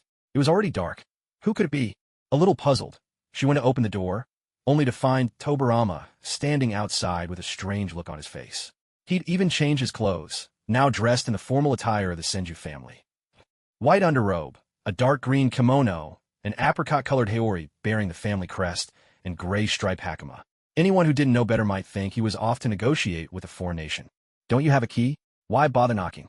Kagura didn't want to deal with him and turned to head back inside. Seeing this, Tobarama grew a bit anxious and called after her, "What is it? Would you like to go for a walk together?" Kagura eyed him suspiciously. Tobarama was acting especially strange and awkward today. She couldn't quite put her finger on it, but something just felt off. "Let's walk by the river. It's been a while since we took a stroll together." By the river, at this time of year? She didn't really understand, but seeing the faint flush on his face, Kagura found herself agreeing without much resistance. She thought to herself that, no matter the era, She was never cut out to be an emperor. If she ever did become one, she'd surely be the kind who'd sleep away the spring nights and neglect morning court. Being hopelessly love-struck really was a problem. It stripped her of all resolve. She wanted to throw a little tantrum, act spoiled for once, but one look at Tobarama's face, and she just couldn't bring herself to do it.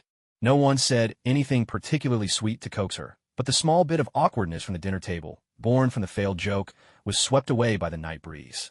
Hand in hand, the two of them strolled toward the river. The village had developed for several years now. Public infrastructure was well established, and even the riverside was lined with street lamps, so there was no need to carry lanterns to see each other clearly. Standing on the river embankment, Kagura turned to look at Tobarama. She smiled, her eyes sparkling brightly in the night, truly beautiful. She asked him, "Is taking me for a walk what you meant by personal business?" Tobarama nodded. "You could say that." "Really? A few years ago, it was here, right where they now stood, that Tobarama had brought her to admire the night sakura. Back then, the river was as black as ink. Cherry blossoms swirled above them like drifting snow, and the two of them sat beneath the trees, chatting, drinking, and kissing. The faint fragrance of cherry blossoms lingered in the air. Unlike now, in late autumn, when not only the flowers but even the leaves had all fallen away. It had only been 2 or 3 years, and yet it felt like a lifetime ago. Coming to the riverside at this time of year seems a bit. Kagura turned, ready to complain to Tobarama, but as soon as she faced him, she was struck speechless by the bouquet. In his hands, under the light, she could see clearly what kind of flowers they were. Deep red petals layered upon each other, their subtle fragrance soothing and pure. "Roses?" Tobarama replied, nudging the bouquet gently toward her. "You once said you liked red roses. But today isn't any kind of special occasion. Why are you giving me flowers?" Tobarama didn't answer, simply waited for her to take the bouquet from him. "Where'd you get these? I didn't see you carrying them earlier." "From the scroll." "Well, that certainly was convenient." Kagura hesitated before accepting the flowers, but as soon as she did, she saw Tobarama suddenly drop to his knees before her. Not one knee, but both. His unexpected movement startled her so much that she took 2 steps back. She stared at Tobarama in alarm and blurted out, "Why are you kneeling to me?" His face flushed a deep red, the picture of embarrassment, but he stubbornly remained kneeling. He opened a small, delicate brocade box he had been clutching in his hand, and from it he took out a simple ring. Seeing this, Kagura immediately understood what he meant to do. "I want to propose to you," Tobarama said, holding up the ring. Though his expression was tinged with awkwardness, his sincerity shone through. "Last time didn't count. When Sarutobi proposed, you said there should be flowers and a ring. I imagine this is the proposal ceremony you wanted." Cradling the large bouquet of roses, Kagura looked at the man kneeling before her. He was still the same as always. Every offhand comment she made, he remembered it all. "I didn't know what a ring was. In Konoha, no one proposes with a ring. But I looked through your sketchbooks and learned. I made this one myself, using the same material we use for kunai. Will you accept it?" Tobarama looked at Kagura with a trace of nervousness. He truly hadn't known what a ring was. If he hadn't gone through her drawings, he wouldn't even have known what one looked like. He had even wondered what was so special about a simple circle of metal. But what could he do? Kagura liked it. On that day, when she spoke of it, the longing on her face was something he'd never forgotten. She still didn't nod, nor did she speak to give her consent, and she didn't even take the ring from him. Tobarama started to grow anxious. This was the first time he'd ever done something like this. Kneeling there, feeling entirely out of place. Apart from his parents, he had never knelt before anyone in his life. Under the warm light, a shimmer of tears flickered in her eyes. Kagura took a step toward him and reached out her right hand. "Put on my ring finger," she said. Tobarama, obedient and careful, slipped the ring onto her finger. Just as he'd hoped, it was a perfect fit. He'd secretly measured her finger many times, entwining their hands just to get it right, though he'd been a little nervous about it before. But now, seeing the ring fit so well, his worries melted away. Then Kagura spoke. "There you go. You've slipped a ring on my finger. So from now on," she looked into his eyes and broke into a smile, "I'm yours." Standing under the light, Kagura admired the ring on her hand over and over. The slender band gleamed with a cool metallic sheen, not exactly beautiful by conventional standards, a little plain, a little rough around the edges. Yet she adored it, loved it even more than the sparkling diamond ring she'd seen before. Perhaps it was because she could feel the love behind this simple ring, or maybe it was simply because the one who gave it to her was the person she loved. Using the hand adorned with the ring, she pulled Tobarama up to his feet and couldn't resist teasing him. "You even got down on one knee to propose, dummy." Tobarama replied with utmost seriousness, though a hint of defiance lingered in his tone. I've never done this before. None of the men in Konoha have. So you're the first man in Konoha to propose this way? Tobirama deliberately put on a stern face to hide his embarrassment. Your hometown traditions really are strange. Kagura grinned and nodded vigorously. Exactly. It's these odd customs that made me who I am. So do you still like me? Tobirama turned his gaze away, avoiding her eyes. Kagura thought he wouldn't answer, but a few seconds later, she heard his voice. He said, I like you very much. Just 3 short words, but they rang out with certainty. The news that the Hokage was getting married was a momentous event for the village. From the moment word got out, all of Konoha was abuzz with excitement. It was late autumn then, with winter right around the corner. Although Tobirama longed to bring Kagura home as his bride right away, he knew of her fondness for romance. So, they decided to set the wedding for the coming spring, when the cherry blossoms would be in full bloom. By then, every street and alley in Konoha would be dusted with pink and white petals, transforming the village into a breathtaking sight. Tobirama wanted to welcome a new member into the Senju family during such a beautiful season. The thought made him smile. To marry the one you love, to build a new family together. There's something truly wonderful about that. There were only a few months left, and it was about time to start preparing for everything that needed to be done. Kagura vaguely remembered how, when her older cousin got married, her aunt had prepared a mountain of things for her. Bedding, sheet sets, appliances, pots and pans, gold and silver jewelry, even a car and a house. But when it was her own turn to get ready, she found herself completely at a loss. After all, life in the world of shinobi was still quite different from the real world she remembered. In the end, she decided to just go with the flow. Whatever others prepared, she'd do the same. But after asking around, she discovered that most brides here kept their dowries very simple. In fact, it was more like a gift than a proper dowry. With that, Kagura simply gave up on the whole elaborate preparation. She made up her mind. After the wedding ceremony, she would just move out of her own place and into Tobirama's house, bringing all her things along. She was all alone, with no one to escort her to the groom's home. So why bother making it complicated? Surely, what Tobirama wanted most was her, not her belongings. Yes, in that she had confidence. The days passed, one after another. Autumn faded into winter, and when winter finally gave way to spring, she waited patiently for the change. As the snow melted and the world came back to life, just as the first tender green leaves emerged on the trees, a sudden crisis struck. The second Raikage, leading a hand-picked squad of 1,000 shinobi, launched a surprise attack on Konoha. Tobirama personally led the ninjas in defense, using every advantage of timing, terrain, and unity to rout the Raikage forces, driving them back in utter defeat. Unlike the hot-blooded first Raikage who had died 2 years earlier, the second Raikage wasn't so eager for battle. His attack on Konoha was nothing more than a gamble, hoping to seize some advantage after gaining nothing. From the naval war against a Wavicure a few years before, he thought he could catch Konoha off guard. But he hadn't counted on the second Hokage, Tobirama Senju, being so formidable. In the end, he gained nothing at all. Meanwhile, Kirigakure and Awagakure, driven by old grudges and new enmity between their respective leaders, erupted into war with each other. The most astonishing thing was that both Kages led the charge on the front lines themselves. After months of bitter fighting, it all ended with both of them perishing together. While other villages were locked in fierce conflict, only Sunagakure remained detached from the chaos. They shut themselves away from the world, focusing solely on upgrading their Shikaku 2.0 project and developing new puppet techniques. Their attitude was clear: fight all you want. I'm only interested in my research. Of course, this had its advantages.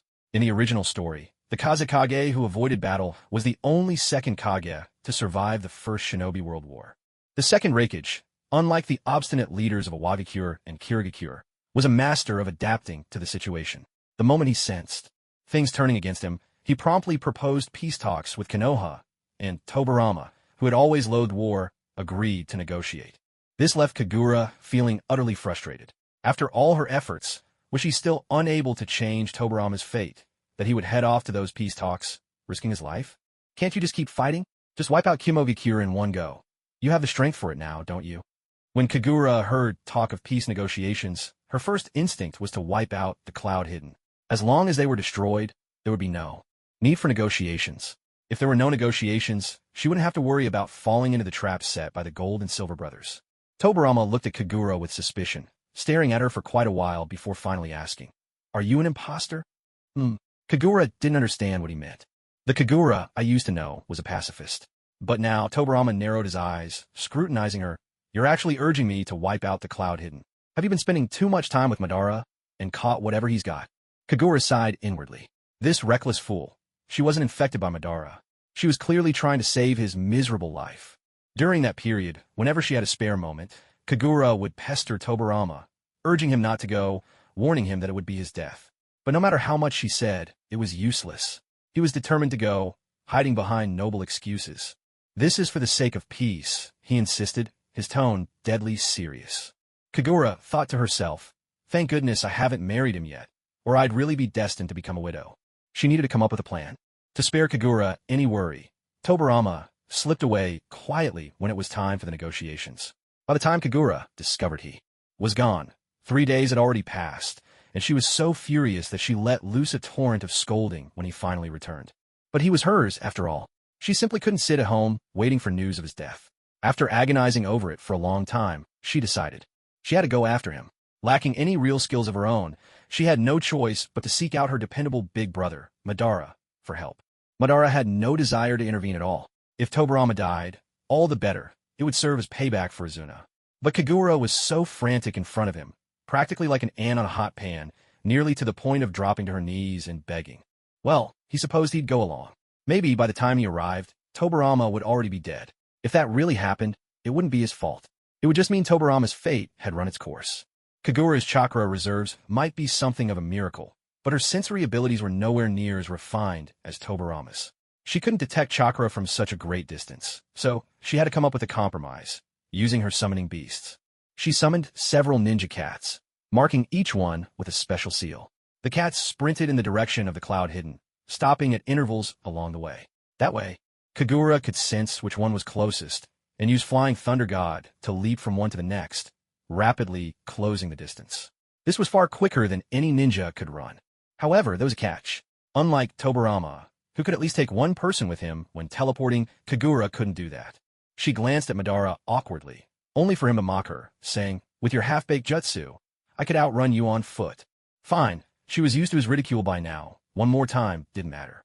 On the other side, the Konoha negotiation team, led by Tobarama, had barely warmed their seats at the Cloud Hidden Village's conference table when the second raikage was suddenly struck down by the Golden Brothers, Kinkaku and Ginkaku, who turned on him with the amber purification jar. The Konoha delegation was left utterly stunned, their faces a portrait of confusion. Kinkaku and Ginkaku, who were always shouting for war and rejecting peace, had been the most formidable generals under the first raikage. Their militant mindset clashed with the recently appointed second raikage, and after much effort, they convinced him to attack Konoha, just as the first raikage had done. Yet the campaign ended swiftly in defeat, forcing both sides to the negotiating table. If he was so weak, perhaps he wasn't worth following after all. The two brothers exchanged a glance. Realizing they had no future under the second raikage and would only be outmatched by Konoha, they made a bold decision. It was time for a coup. Their original plan was to kill everyone at the peace conference, friend or foe alike. But after dispatching the second raikage, the Konoha delegation scattered like startled rabbits, fleeing faster than anyone could have predicted. Kagura had warned before that these two brothers were trouble, but Tobarama hadn't believed her, thinking she was just being prejudiced. Now it was clear as they really were trouble. Killing the second Hokage would have been understandable, but to murder their own raikage? That was an act against their own allies. No. Tobarama shook his head inwardly as he led his team in retreat. Lately, he found himself harboring increasingly odd thoughts. Perhaps he really was being influenced by spending too much time around Kagura. But now was no time to get lost in thought. Fighting as they retreated, Tobarama and his 6 subordinates made their way from the Cloud and Lightning Gorge to the dense border forest between the Land of Lightning and the Land of the Moon. Pressing 2 fingers to the ground, Tobarama quickly sensed the presence of pursuers. He opened his eyes and looked around at his men. We're surrounded. There are about 20 enemy ninja, Kinkaku's elite squad. On their side, there were only 7 in total. Uchiha Kagami spoke up. Given the situation, someone will have to act as a decoy to draw them away. A decoy, Akimichi Torafa murmured. That means certain death.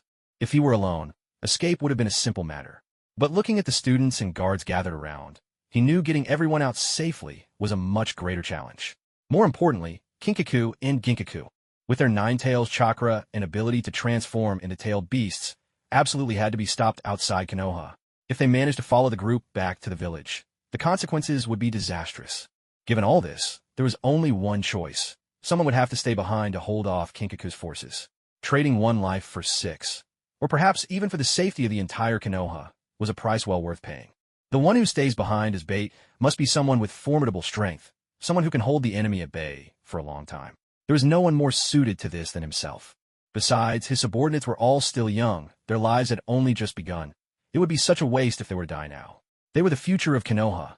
After all 6 of his men had left, and now only Tobirama remained in the clearing deep within the dense forest. Having set up his ambush, he waited there alone for the arrival of the Kinkaku force. He was prepared to lay down his life. He had even chosen his successor for the Hokage. Though young, Hiruzen possessed the resolve to give his life for the village. Hiruzen was the inheritor of both his and his elder brother's will of fire. Entrusting the village's future to him was, in this moment, the very best choice. Night had settled over the forest, bringing with it a deep and quiet stillness. Occasionally, the cries of mountain birds echoed through the trees. Tobirama silently sensed the chakra of his men growing ever more distant, and this let him relax. A little. As long as they made it out of this forest, they would cross into the land of the moon. From there, heading south through the land of hot water, they could make their way back to the land of fire. Only then would they truly be safe. If he could not kill the Kinkaku and Ginkaku brothers here, the village would be ready to respond. Even if his elder brother was gone, there was still. A face flashed across Tobirama's mind. Madara's, eternally cold and even tinged with something fierce. Strangely, in this dire situation, recalling Madara's face now seemed almost comforting. Perhaps, at this moment, Madara was someone he could actually trust and rely upon. He hadn't expected things to turn out just as Kagura had feared, grim odds and little hope. Hiding in the thicket, Tobirama lifted his head. Through the gaps in the branches, he could see the moon, hanging alone in the sky. Suddenly, he remembered something. Kagura had said years ago. She'd been drunk at the time, weeping miserably as she confessed. I looked up at the moon and thought it looked just like your face. And so, I wanted to see you. Can you still see it? Your face? He murmured softly. Just then his ears twitched. In the distance, he could hear the enemy's pursuit drawing near. The Kinkaku force was even more formidable than Tobirama had imagined. Setting aside the elite jonin among them, just the brothers Kinkaku and Ginkaku alone would be hard enough to handle. What was more, they wielded the treasured 6 Paths tools, their pride and joy. On top of that, they could even enter a tailed beast state. That transformation was a dire threat for Tobirama. Though he was Hashirama's brother, he lacked the wood-release bloodline, so he couldn't suppress a tailed beast as easily as his elder brother could. Back when he and his brother's wife went out to capture tailed beasts, his role had mostly been supportive. But now, he would have to face this danger alone. This battle was brutal. 20 men closed in to hunt down Tobirama alone, but relying on the various jutsu he had developed and his brilliant combat mind, Tobirama cut down more than half of his pursuers. Apart from the Gold and Silver brothers, none of the others dared approach him anymore. Yet even as they kept their distance, Tobirama could use the Flying Thunder God technique to appear right by their sides. In the end, all the other ninja, save for the Gold and Silver brothers, were slain by Tobirama. Tobirama thought to himself, everyone I take down is one less threat to my fleeing comrades. The more I kill, the safer they'll be. Still, there's no way I'm making it out. If that's the case, then I'll risk everything one last time. If luck is on my side, maybe I could drag these 2 brothers to hell with me. If not, wounding them severely will have to do. In the end, Tobirama wasn't sure whether to call himself lucky or unlucky. He hadn't managed to bring the brothers down with him, but calling it ill fortune didn't quite fit either. After all, he did take one of them with him. Not far away, the last remaining enemy had gone mad with bloodlust. All reason lost, he charged toward Tobirama with the 7 stars, sword raised high. Tobirama's body was riddled with wounds, the one in his abdomen especially fatal. Both arms were broken, unable to form seals, and even his chakra was. Hashirama alone could subdue the 9 tails, yet here I am, brought down by 2 impostors. Senju Tobirama, so this is all you amount to in the end. Tobirama lay on the ground, gazing up at the moon. In these final moments of life, he wondered what Kagura was doing now. Had she finished dinner and was already in bed, getting ready to sleep? No, that was unlikely. She always went to bed late, saying that the stretch of time lying in bed before sleep was her true moment of freedom, her own time. She couldn't bear to fall asleep too soon. What a strange notion, he thought, one he could never quite understand. She must be furious knowing I came here to negotiate. Whenever she got angry, her cheeks would puff up. She looked just like little Tsunade's pet hamster. He used to think there would always be plenty of time, that he could take care of unfinished things little by little. But now he still hadn't married her into the Senju clan, still hadn't had a child with her. There were so many things he hadn't done. Far, far too many. When the day comes that Kagura hears of my death, how will she feel? Will she cry? I once swore she'd never shed another tear because of me. It seems I couldn't keep that promise after all. He felt guilty toward her, but for Konoha, his conscience was clear. He hoped Monkey, Hiruzen, would quickly earn the village's trust and truly secure his place as Hokage, so that even without him, everything would carry on as before. The village. As he watched the 7-star sword about to come crashing down upon him, Tobarama gave a resigned, bitter smile. Blood stained his lips as they curled upward. Life, for him, had come to its end. Just as Tobarama thought the next second would be his last, with his head and body parted forever, something suddenly flashed overhead. Startled, he looked up to see. A white figure streaked past. Only when that person landed, bathed in the bright moonlight, did Tobarama finally see who it was. His eyes widened in utter disbelief. What the? He was stunned, unable to believe what he saw. Kagura appeared like a savior descending from the heavens, stepping in front of Tobarama. Her frame was slender, yet the aura she exuded could have held back an entire army. But the heroism lasted only for an instant. The 7-star sword, wielded by Ginkaku like a massive cleaver, slashed diagonally into Kagura's right shoulder. The blow nearly split her upper body in two, and blood quickly spread from the wound, staining her white clothing a deep crimson. Tobarama was in shock. Why was Kagura here? What was happening? He couldn't understand it at all. That sword strike, there was no way Kagura could survive it. Her death was certain. Kagura, he struggled to rise, but with both arms broken, he couldn't muster any strength. No matter how hard he fought, it was useless. His already crimson eyes now looked as if they would bleed. If he died, so be it, but why did someone have to rush in and throw their life away too? Was this some kind of doomed romance? This wasn't something that happened in Konoha. Ginkaku hadn't expected an unexpected interloper to appear out of nowhere. He froze for a moment, then realized the person he struck was not the second Hokage, but a woman. Ginkaku, what? Being hit by that thing really hurt. Kagura's entire upper body was nearly numb from the pain. Summoning the last of her strength, she pulled out a handful of explosive tags from her ninja pouch.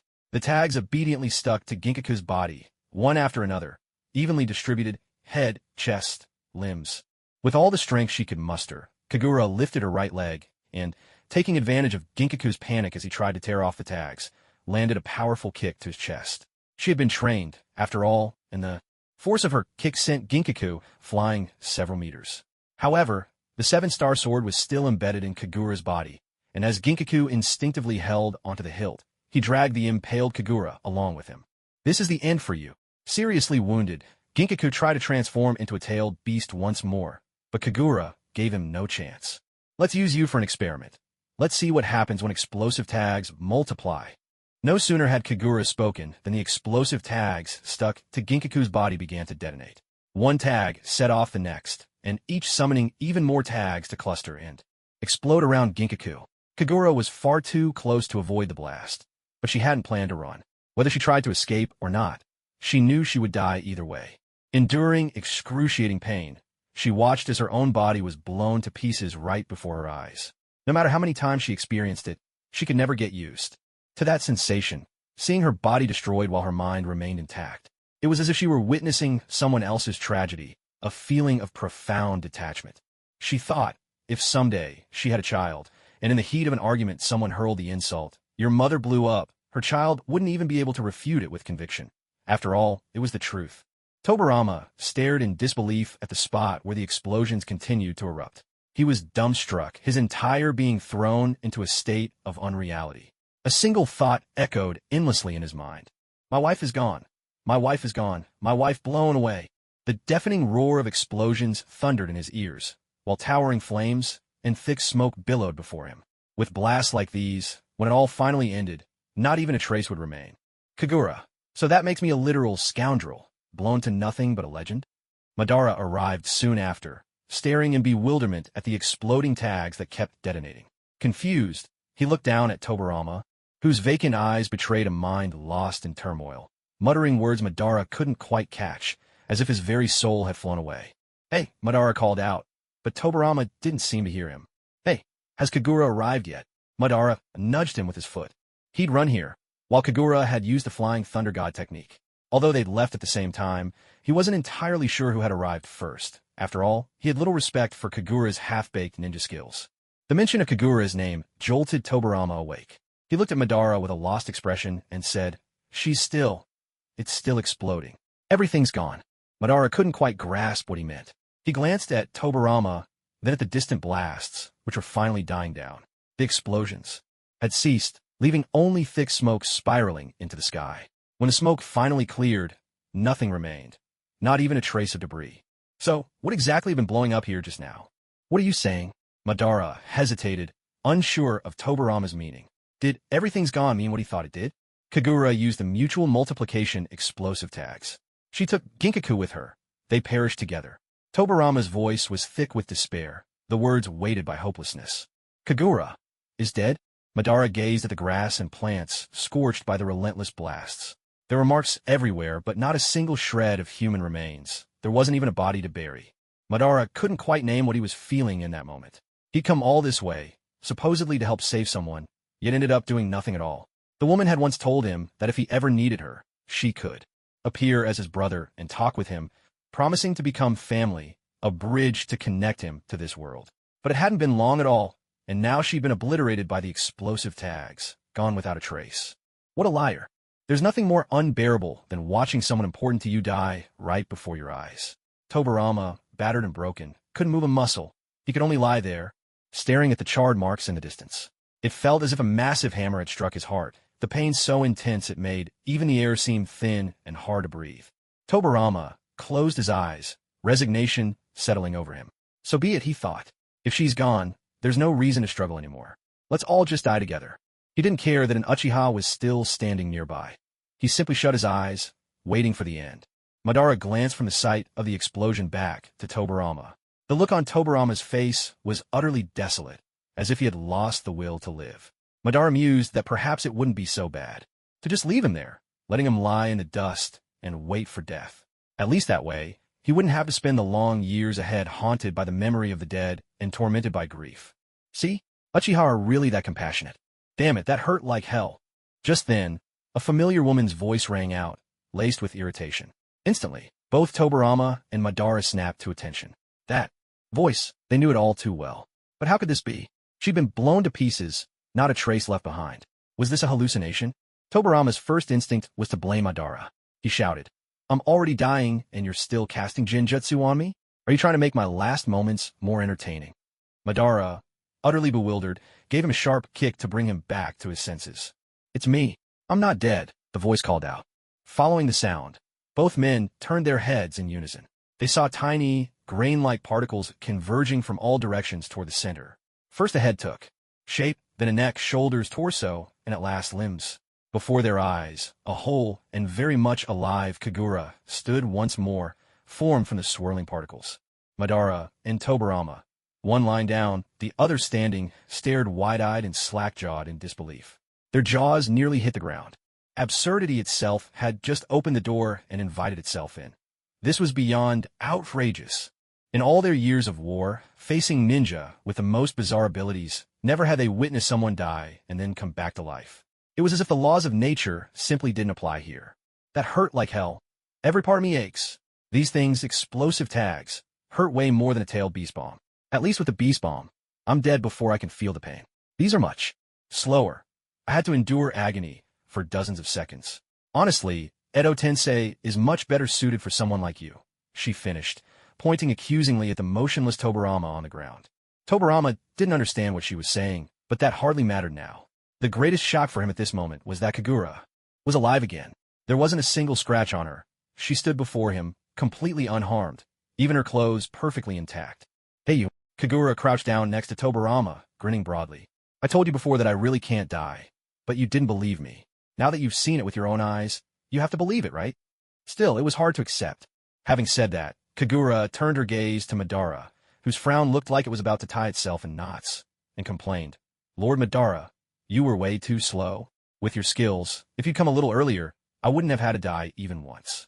She's blaming me for this? Madara finally lost his patience and gave Kagura a good smack on the head, roaring at her. "Who told you to act so recklessly? We all thought you were dead, you idiot. Hey, I'm not even allowed to hit her. Who gave you permission? Tobarama, still sprawled on the ground, craned his neck and barked indignantly. If he'd been any closer, he might try to sink his teeth into Madara's ankle. I'm disciplining my little brother, no, my little sister.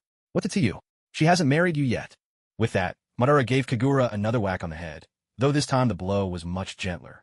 Kagura shrunk back, her head stinging a bit, but deep down, a strange warmth bloomed in her chest. It was the warmth of being cared for. By family, like when she was a child, and after mischievously splitting her forehead open, her mother would scold her fiercely while tending her wounds, a mix of pain and affection.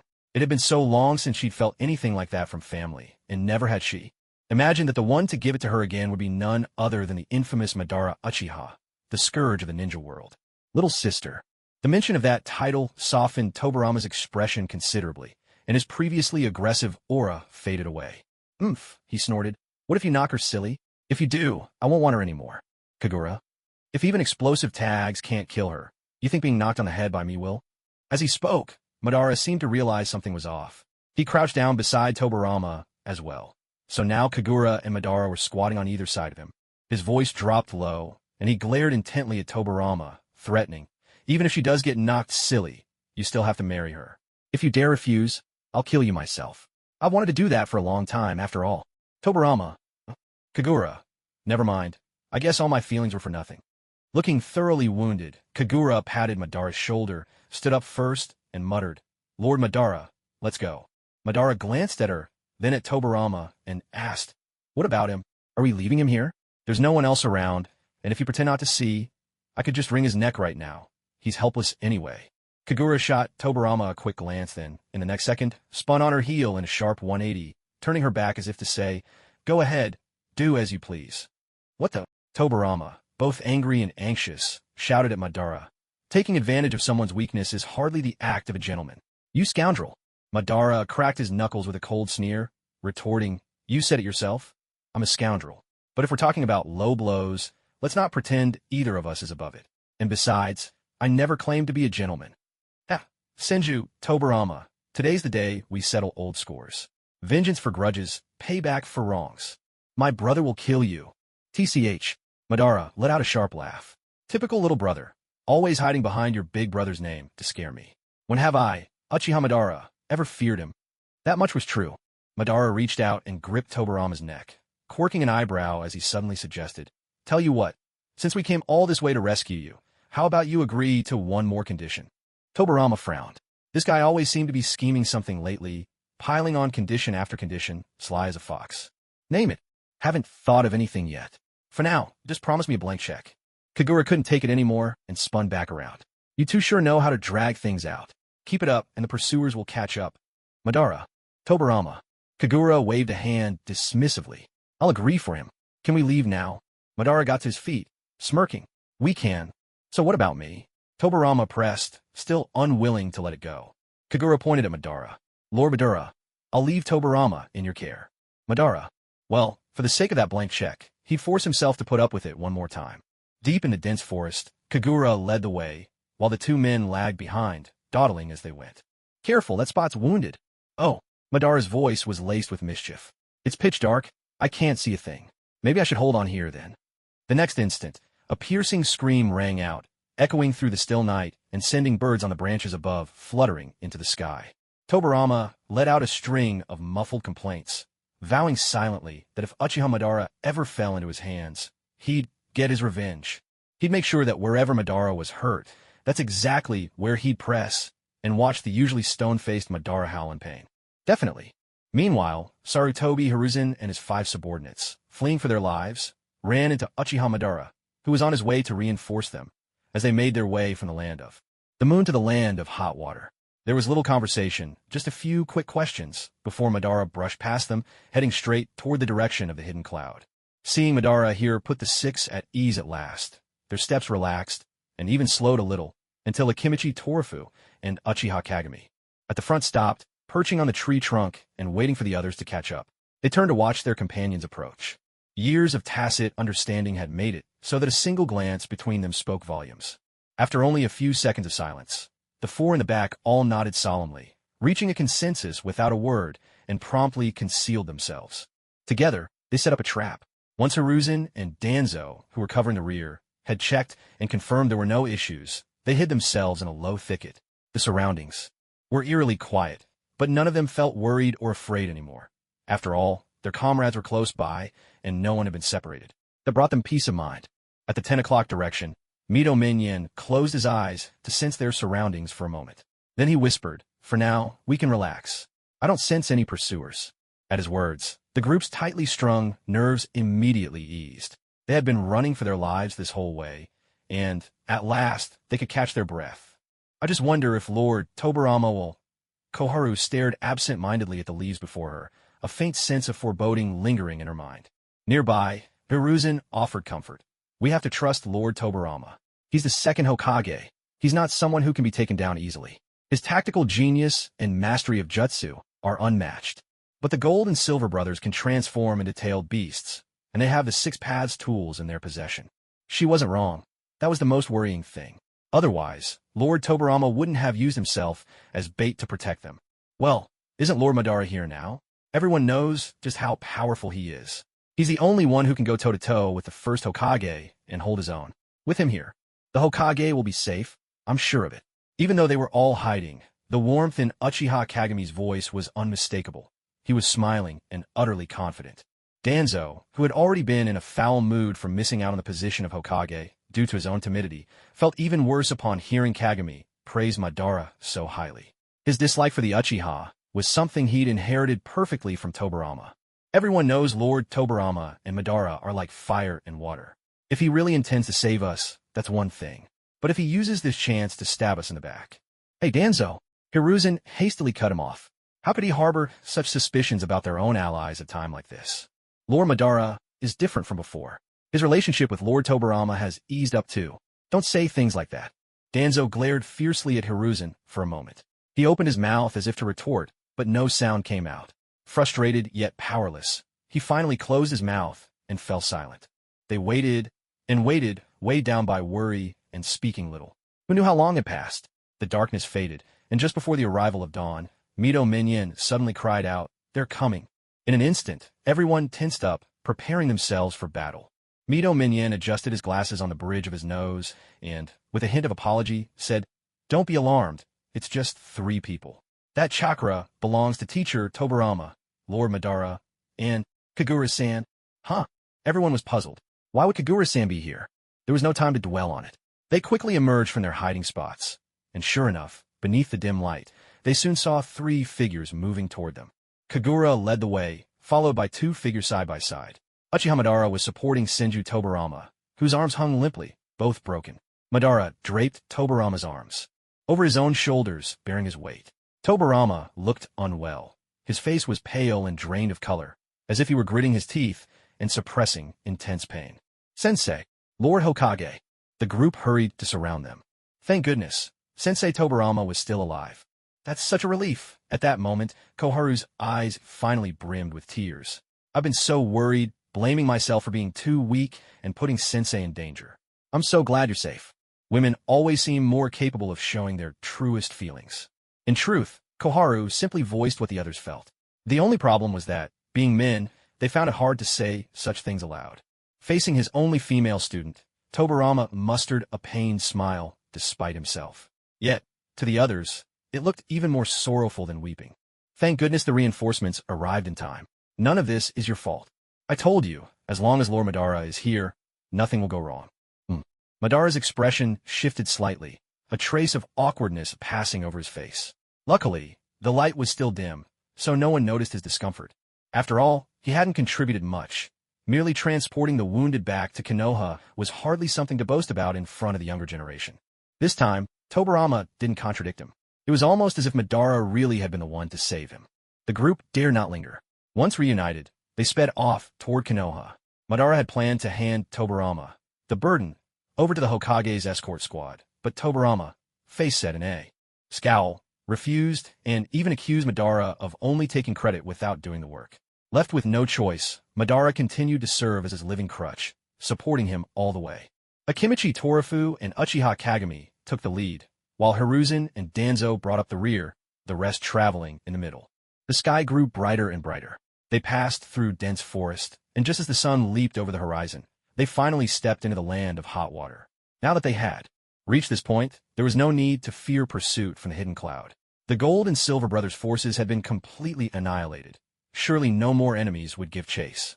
In the land of hot water, they found an inn for a brief rest and took the opportunity to tend to Tobarama's injuries, his broken arms, the deep sword, wound his abdomen, and other superficial cuts and bruises. The doctor worked tirelessly all morning before finally finishing the treatment. You just need to get plenty of rest until the wound is completely healed. That was the doctor's final instruction to Tobarama before leaving. It was the first time Kagura had ever seen such a deep wound up close. Blood everywhere, the edges of the cut gaping open and raw.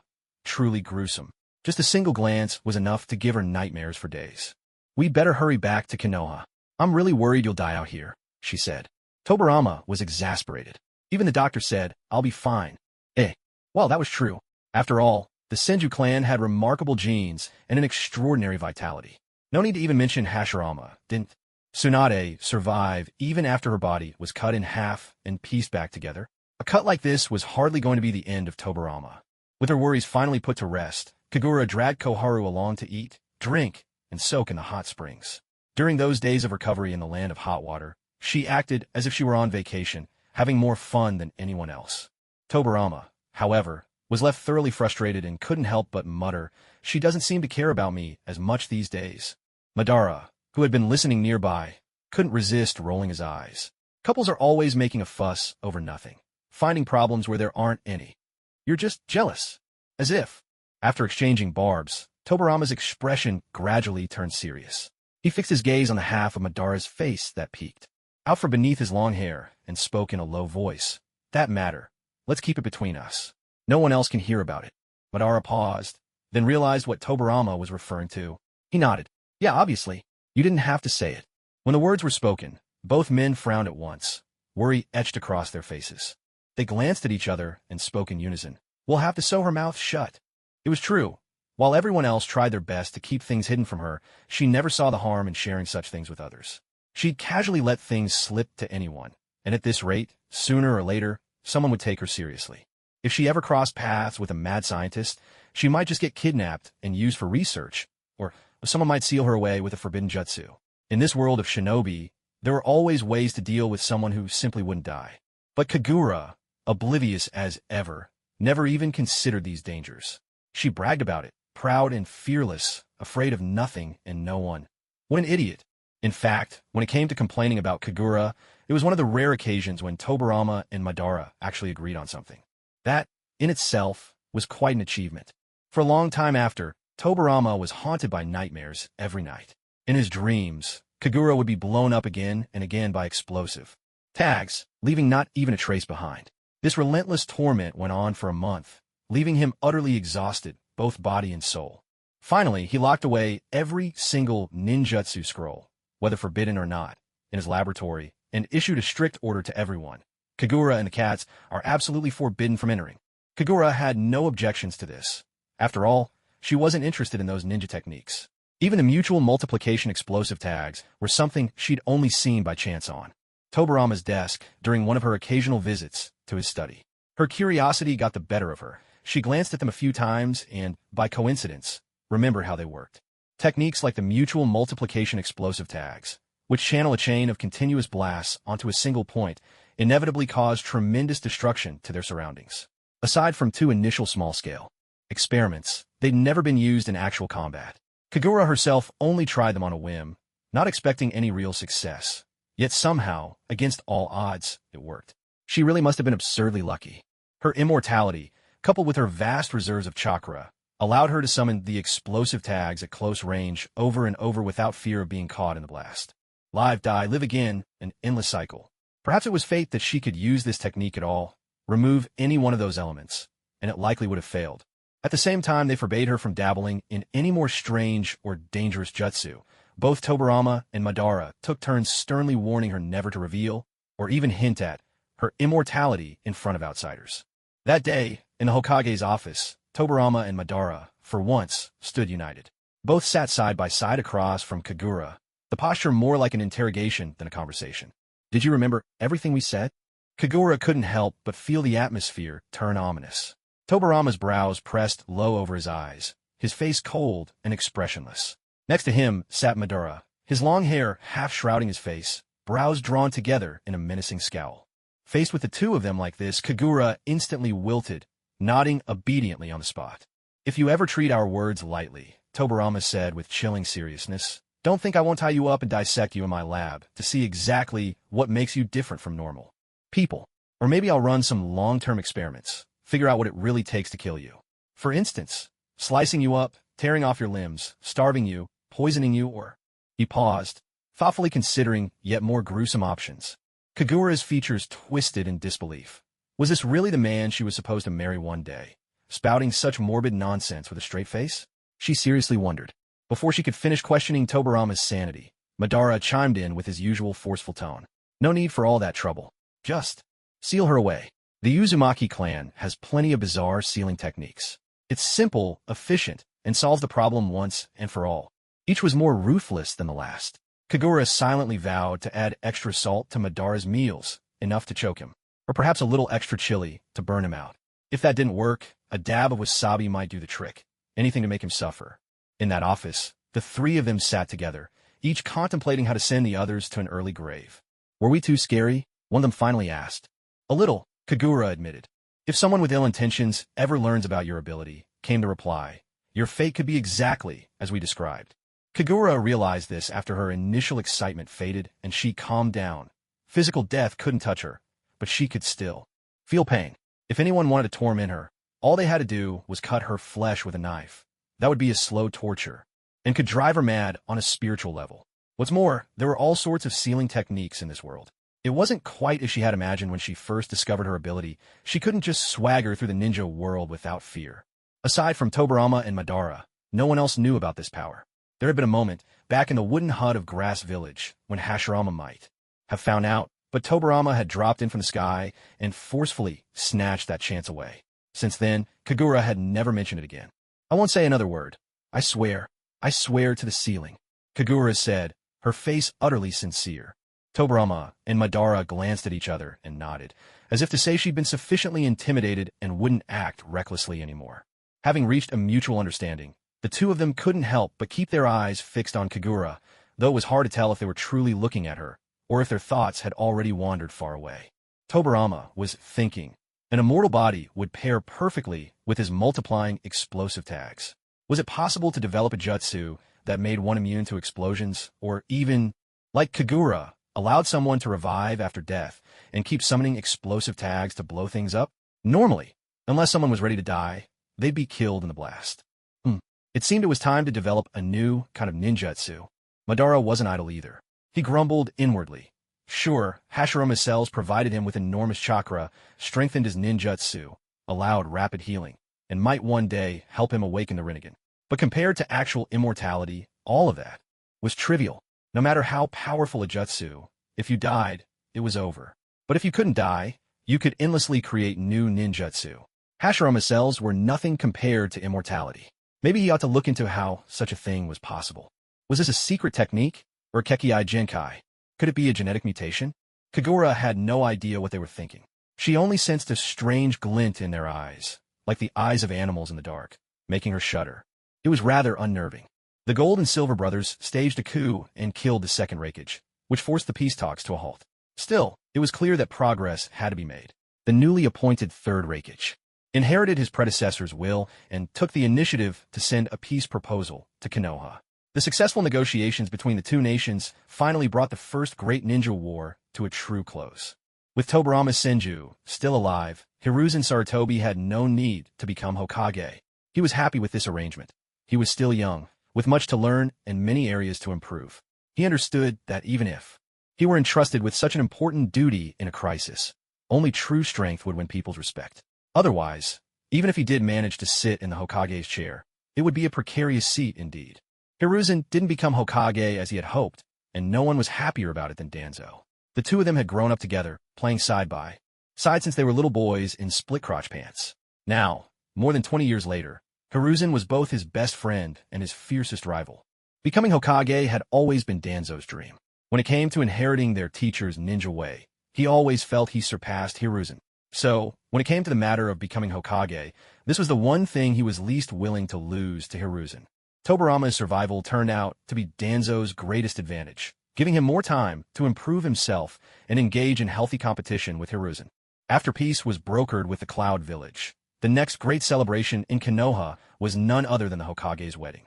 The wedding was set for the Chishi Festival, a day when people prayed to the weaving maiden for their daughters to excel in calligraphy and sewing, for their families to be healthy, and for happiness in the home. In essence, it was much like New Year's, a time when any wish could be made. But Kagura explained that in her hometown, Chishi wasn't just a festival for skillful hands. It was also considered a lover's holiday. Valentine's Day. It was a wonderful occasion as well. This time, nothing could stand in Tobarama's way of marrying Kagura, not even if 800 deities descended from the heavens. The Hokage's wedding was not just a major event for Konoha, but also for the entire Senju clan. With Hashirama and Mito away from the village, the one most concerned with the preparations was Momoka. She and Tobarama had grown up together, childhood friends who once marched off to battle side by side, and later gave everything for the village. Their bond was more than just superior and subordinate, more than Hokage and confidant. It was as close as family could be. Momoka was second to none when it came to getting things done. She took care of every detail required for the wedding, handling all the arrangements so Tobarama wouldn't have to worry about a thing. On the wedding day, all you two need to do is show up, she told Tobarama and Kagura, clapping her hands with satisfaction. As Chishi approached, Konoha was brimming with joyful excitement. Yet, as the bride-to-be, Kagura found the whole thing almost unreal. So many people were eagerly awaiting her wedding. What had she done to deserve this? Was this that infamous pre-wedding jitters people always talked about? Erlia, who was never one to mince words, broke through Kagura's reverie as she sat being melodramatic in the kitchen.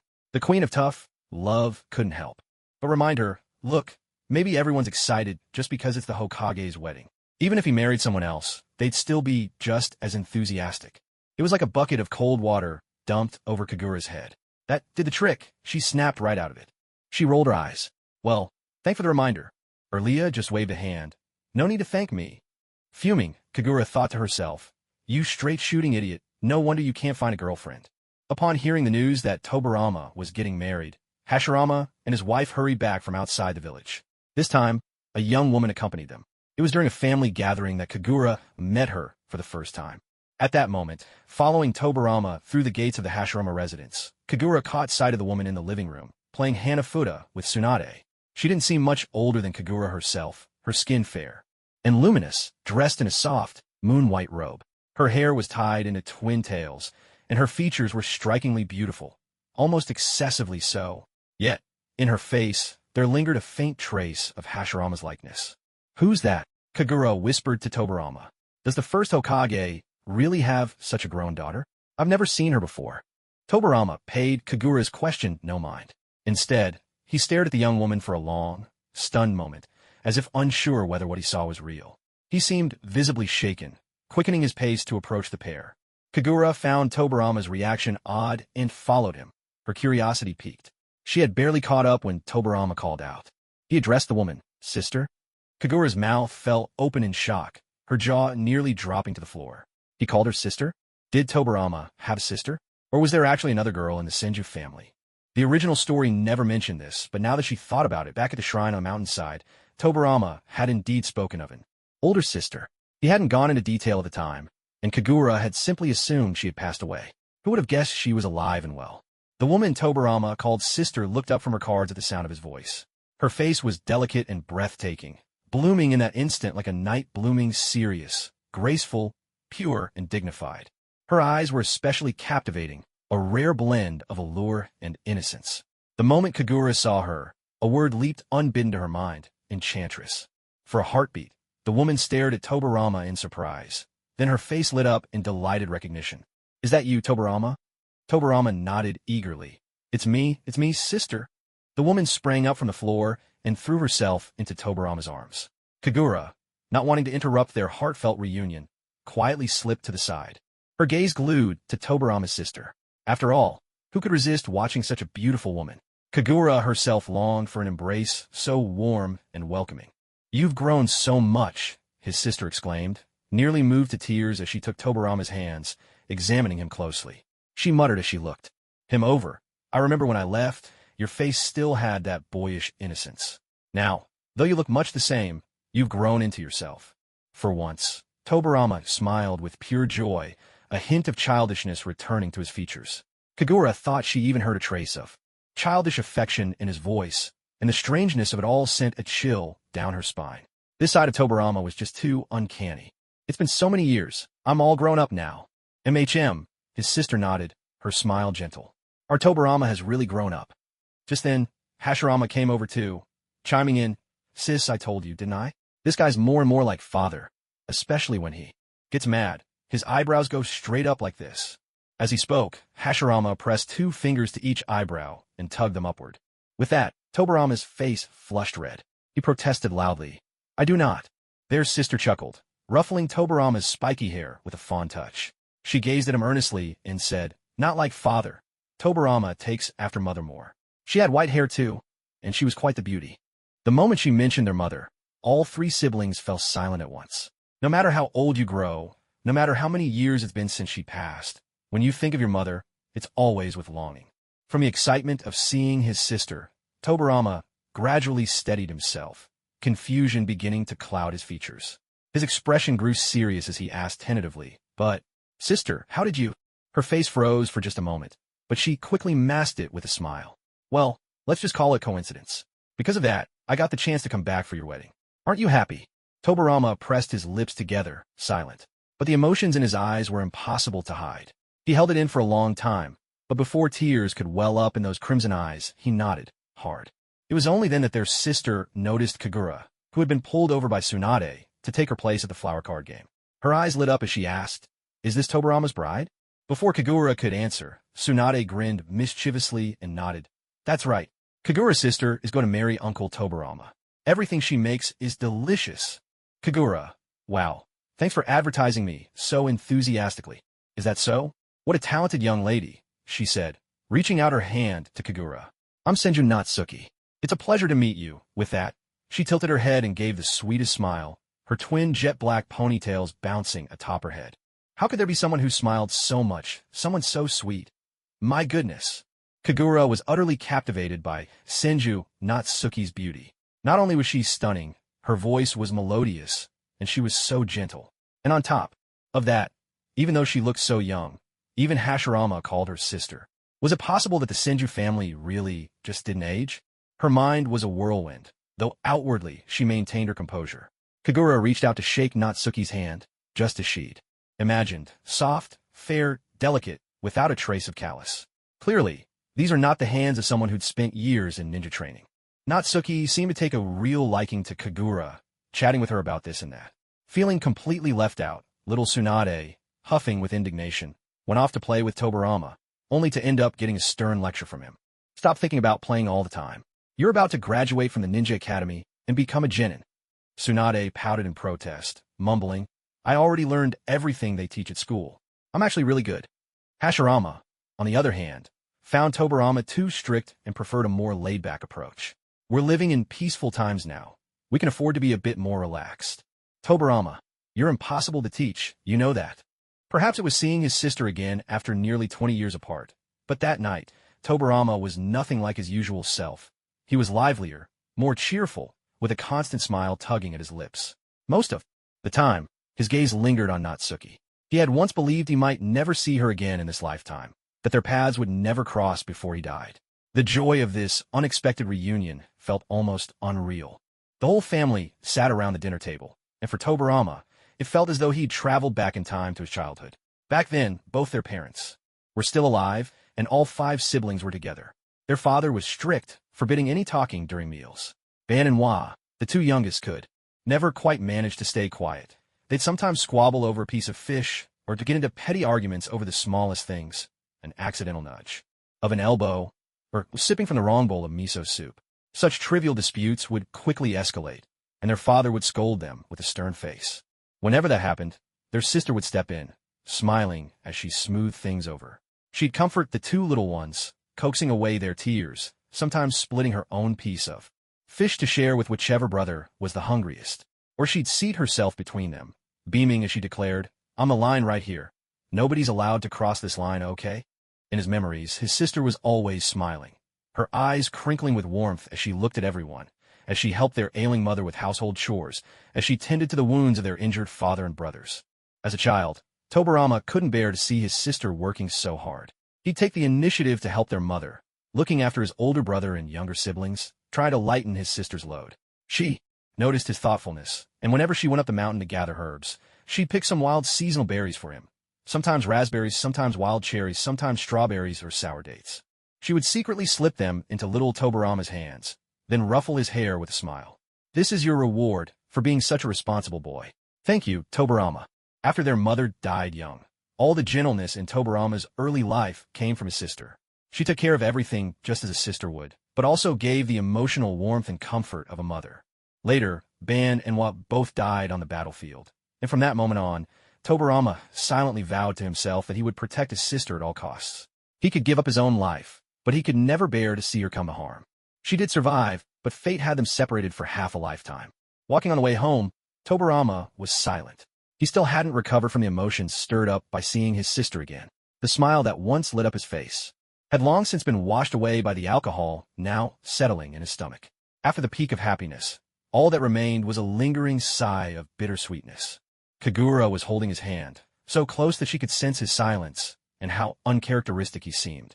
She looked up at him, and in the glow of the street lamp, she could see his slightly flushed face and the hazy look in his eyes. A trace of sadness lingered in his expression. Kagura found it hard to understand. Shouldn't seeing one's family be something joyful? Why was Tobarama reacting this way? "Tobarama," she called out to him with a hint of confusion. "What's the matter?" Tobarama shook his head, his voice thick with emotion. "I just feel a little sad. Honestly, I finally got to see my sister again. I shouldn't be sad. I should be happy. But is it because it's been so long since you last met?" That was the only explanation that made sense to her. She thought to herself, if her own parents suddenly appeared before her, she too would probably cry in their arms after the initial joy. Sometimes longing just pours out like that. Tobarama opened his mouth as if to say something, but in the end, he fell silent. His eyes dimmed, and his lips pressed into a tight line. Yeah, maybe so. To get from Hashirama's residence to Tobarama's home near the Hokage's office, they had to cross an arched bridge. The bridge had waist-high wooden railings, and the willows at its edge leaned out over the river, their branches swaying gracefully in the breeze like the supple waists of young girls.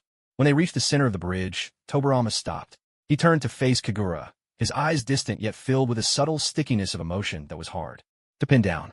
The street lamp above cast a faint, hazy light, around which moths and mosquitoes danced. In that dim glow, Kagura noticed the redness in Tobarama's eyes. "What's wrong?" she asked him. Tobarama didn't answer. He simply stared at her, unblinking. Kagura grew uneasy under his gaze, so she turned away, leaning on the wooden railing at her side. The river below shimmered in the moonlight, its ripples glistening like the flick of a mermaid's tail. Tobarama watched her back in silence for a moment. Then, reaching into his robe, he took out a scroll. With a flick, he broke the seal, and in an instant, a rectangular box appeared in his hand, dark red and wrapped with a satin ribbon, clearly packaged with great care. He walked a few steps closer and handed it to Kagura. She paused in surprise. "A present." "Yeah, you could call it that." Tobarama hesitated, then explained, "It's a kunai." Kagura hadn't expected that at all. "Ah," he said, a little embarrassed. Ever since he was sure that Kagura liked him too, he had prepared this gift, but the right moment to give it had never presented itself. Later, when he finally found the opportunity, he realized that what Kagura longed for was never this. Still, as a ninja, he had his own kind of stubbornness. This kunai held a special meaning for him, something unlike anything else. "Why give this to me now, all of a sudden?"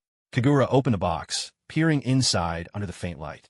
It looked rather ordinary, just a simple kunai, the blade unsharpened, so much so that she could hold it without any worry of hurting herself. "Please treasure this kunai as dearly as you treasure that ring," he said. Kagura thought Tobarama seemed a little odd, but she nodded anyway, smiling. "All right, I understand. I have a gift for you too, but not tonight. Tomorrow, at the wedding, I'll give it to you." A gift from Kagura herself. This filled Tobarama with anticipation, for he had never received a present before. Tomorrow was Tanabata, the day of the festival. Everything was ready. After tomorrow, he and the woman before him would truly become family. This time, he was determined to protect her, to never let her go, not for any reason. Now he was the Hokage. No one could take his family away from him, no one. Kagura didn't let the slightly tipsy Tobarama walk her home. She wandered slowly through the streets, cradling the dark red box in her arms. For some time now, the entire village had been abuzz about their wedding. She had gradually grown used to the idea. After tonight, she would officially become someone's wife, and maybe, someday, she would be a mother too. The feeling was both strange and delicate. She thought of her mother. On her mother's dressing table sat a box filled with jewelry. Every time her mother bought something new, she would wear it a few times, then tuck it away with a cheerful smile, telling Kagura, "I'm saving these as your dowry. When you marry, they'll all be yours. And when you have a child and your child gets married, you can pass them down. After a few generations, they'll be family heirlooms, priceless." Back then, Kagura was still little, and the jewelry seemed so beautiful, so tempting. She would daydream about growing up and getting married, so she could finally and rightfully call those treasures her own. But reality can be cruel. Her mother's treasures would never have the chance to be given to the daughter she cherished so much.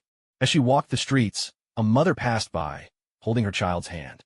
The mother's voice was gentle, and the child looked up with innocent delight, chattering about how sweet the rice dumpling had tasted. Kagura watched them with envy, her gaze lingering until they disappeared into the crowd. "Maybe it's just that weddings make you miss your mother more," she said to herself with a wry smile. If only her mother could know that she was living well in another world. Not only alive, but about to get married. How happy her mother would be. Yet, going through such an important event in life without her family by her side. How desolate that must be. By the time Kagura came to her senses, she found herself already standing at Madara's doorstep. She didn't even know why. She had just wandered here in a daze. Standing outside the gate, she felt conflicted. Should she knock or not? That was the question. Looking back now, her own thoughts seemed a little ridiculous. Even if he wasn't so cold to her, he was still Uchiha Madara. How could things possibly be different? Just as she was thinking this, the door creaked open and Madara poked his head out. He seemed puzzled. Even his tone was laced with confusion as he asked, "What are you sneaking around outside my house for, so late at night?" Kagura was at a loss for words. She retorted, "I'm not sneaking around. Tomorrow's your wedding day. Shouldn't you be at home, resting up?" Leaning against the wooden door, Madara spoke in a light, easy tone. Kagura opened her mouth, but the words caught in her throat. She worried that if she spoke and he refused, it would be unbearably awkward. But if she didn't turn to him, who else could she go to? Hey, what's with that box in your hands? Madara's attention shifted to the box Kagura was holding, and he asked casually. Kagura looked down and answered honestly, "It's a kunai. Tobarama just gave it to me." "He gave it to you just tonight?" Kagura nodded. "He only proposed the night before your wedding?" "Really?" Madara sounded almost disdainful of Tobarama. "Proposed? No, it's not for a proposal. He already proposed before and gave me this." As she spoke, Kagura extended her right hand, showing a cool-toned metal ring resting on her delicate, slender ring finger. Madara frowned and asked, "What's that?" "A ring." He didn't know, didn't understand, nor did he seem to care to. "You'd better treasure that kunai," Madara said with a smirk. Kagura could actually hear a hint of mockery in his tone. "Huh?" She was confused. "Why do you say that?" Madara looked a bit surprised, but after that brief moment he seemed to realize this was just as he expected. He chuckled softly and said, "As I thought, you really don't understand what it means." And he didn't even bother to explain it to you. "Is there some special meaning to giving someone a kunai?" Kagura was left full of questions, completely bewildered. In Konoha, when a male ninja proposes to a woman, he gives her a kunai. The kunai is a ninja's weapon, almost like their very life. Giving a woman a kunai means entrusting your whole self, your life included, to her. So you must cherish it well. He curled his lips in a faint, mocking smile, as if scoffing at this kind of romance reserved for lovers. Clearly, he didn't think much of it. Then he turned to Kagura and asked, "Now, do you understand?" Kagura nodded blankly. She thought she understood. She had always believed that a ring could capture someone's heart, but Tobarama's gesture was about entrusting his entire being to her. Enough about that. So, why did you come on my door tonight? You came to see me, didn't you?" "Yes," she replied, and his reminder brought her back to her true purpose for coming. "Well, I don't have any family here, so..." Although Madara would call her his sister in front of Tobarama, Kagura didn't believe he truly felt that way, nor did she think he'd be as easy to talk to as Irika. Kagura glanced at Madara. He was staring straight at her. Steeling herself, she thought, "If I don't try, I'll never know. If he refuses, so be it. It's dark out, and I have a thick skin. Even if I blush, he probably won't notice. Could you be my family, just for tomorrow? Will you walk me down the aisle at the wedding?" Madara clearly hadn't expected this request. He froze, as if he hadn't heard her right. "What did you say?" "I'm asking if you could be my family for a day and walk me in. I'm all alone. At a time like this, I wish I had family by my side." For reasons she couldn't explain, Kagura felt a sting in her nose as she spoke. Being without family, facing big moments alone, it was harder than she'd realized. Most days, she barely noticed, but at important milestones, she longed for someone to share her happiness with. A happiness that can't be shared doesn't feel like real happiness at all. Madara didn't answer. He remained silent, his face mostly hidden beneath his hair, the dim light making it impossible to read his expression. As long as he stayed quiet, Kagura had no idea what he was thinking. Kagura forced a laugh, awkward and resigned. So, she'd been turned down after all. It's fine. If you don't want to, I understand. I understand. Tomorrow, I'll walk you in as your elder brother. Lord Madara. Kagura hadn't expected him to actually agree. Being Uchiha Madara's sister probably isn't as wonderful as you imagine. There are plenty of people in the village who don't like me. Are you sure you're all right with that? This time, it was Kagura's turn to fall silent. Not out of doubt, but from being overwhelmingly surprised. Did this mean he was willing to be her family? Seeing that she remained silent for a long time, Madara couldn't help but furrow his brows. He admitted his words as modesty, but what was wrong with this little girl? Could she really be put off by this and start regretting her decision? Hey, he called out to her, his voice tinged with dissatisfaction. Ni-san. Ni-san, Kagura called him again, this time breaking into a bright smile. I'll be counting on you tomorrow. Madara gazed at Kagura quietly. She was smiling, her eyes sparkling, glimmering with unshed tears. He watched her for a moment, and gradually, his heart softened. He let out a gentle laugh and nodded. All right. He lifted his hand and ruffled the air above Kagura's head in a fond gesture. He remembered the first time Izuna had come running to share his joy after mastering the art of throwing kunai with precision. Back then, Madara had reached out to ruffle Izuna's hair, and Izuna had grinned up at him in return. From that day on, whenever Izuna achieved something, he would rush to boast about it, waiting expectantly for Madara's affectionate, approving hand atop his head. The first time he learned transformation jutsu, the first time he mastered the great fireball technique, the first time he awakened his Sharingan, the first time he distinguished himself on the battlefield. So many firsts, each one a milestone. This gesture became Madara's way, as a brother not skilled with words, to express his gentleness and familial love. Looking at the cheerful girl before him, her face gradually overlapped with Izuna's in his mind, then slowly separated again. Madara let out a quiet sigh. With family, there come bonds. With bonds, life gains its meaning. This time, let it be as it is. The 16th year of Konoha, on the night of Tanabata. The shrine behind the mountain was more lively than it had been since the new year. Nearly all the villagers had gathered to celebrate the wedding of the second Hokage. It was the first time the villagers saw the second Hokage wearing such a tender expression, setting aside his usual sternness and cool composure. The young, handsome man stood tall in a formal kimono adorned with the Senju clan crest, waiting in front of the altar. His gaze was as gentle as river water warmed by an autumn afternoon sun, quietly flowing, fixed on the steps where, before long, the person he awaited would be led to him. The distant mountains were as soft as ink, the nearby waters shrouded in morning mist, the first rays of sunlight glancing through the haze. In this moment, all the mountains and years seemed to fade from his eyes. Amid the world's clamor, he stood as the most tranquil soul. Under the shrine's eaves, thick ropes were strung with rows of silver bells. The summer breeze swept through, setting them softly ringing, their clear, lively notes dancing in the air. The green trees and red flowers around the shrine hid it in a sea of color, while the rising sun poured golden light over everything. Clouds drifted across the endless blue sky, and beauty and fragrance wandered freely on the wind. On this day, for the first time, the villagers of Konoha witnessed such a grand wedding procession. An impressive crowd, all clad in deep blue clan attire, set out from the Uchiha compound by the banks of the Naka River, making their way up to the shrine halfway up the mountain. Uchiha Madara, ever stern and reserved in his imposing presence, led Kagura by the hand. She wore a wedding dress the color of blazing red, adorned with soaring white cranes. Her jet-black hair was simply swept up into a bun, with wisteria tassels cascading beside her temples. Unlike other brides, she was not dressed in the traditional white, yet in this ensemble, she was breathtakingly beautiful. So beautiful that it was impossible to look away. Madara led her up from the foot of the mountain, step by step, climbing all 339 stone steps. At last, Tobirama stood waiting for his bride. Her fiery silhouette, as radiant as blooming phoenix flowers, gradually appeared at the base of the stairs. In that instant, she caught sight of him, and her lips curved into a gentle smile. Love as tender as water, this day as dreamlike as a cherished festival.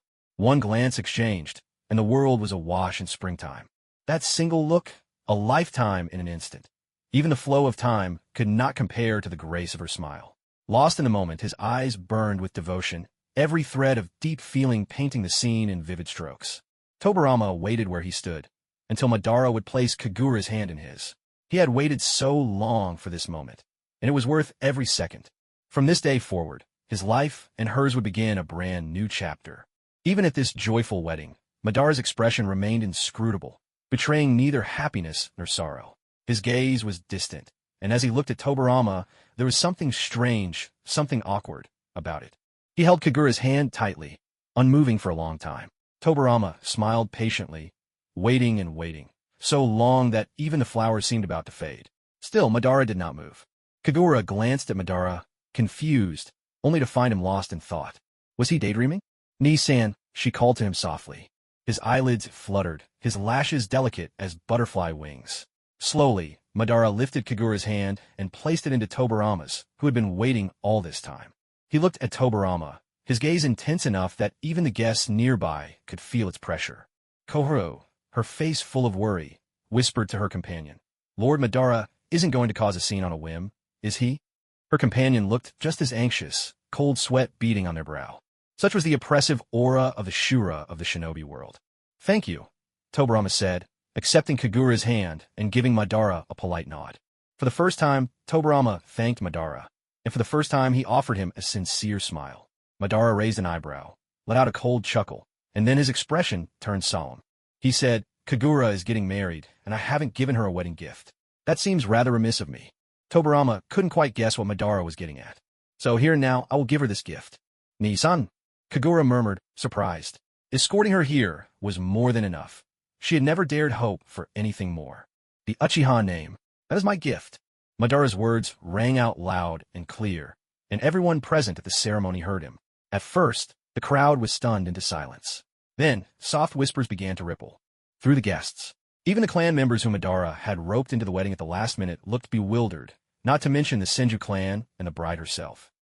Kagura couldn't quite process what he had just said, her mind left in a haze of confusion. But Madara didn't look at her. His gaze remained fixed on Tobarama, whose expression was as cold as ever. "She is no longer a nameless, clanless girl. From this day forward, she is my sister, Uchiha Madara's sister. Anyone who wants to harm her will have to get past me first. I'll only say this once. Remember it well." It was obvious who Madara's words were meant for. Yet, surprisingly, Tobarama's frosty expression slowly softened, like snow melting in the sun.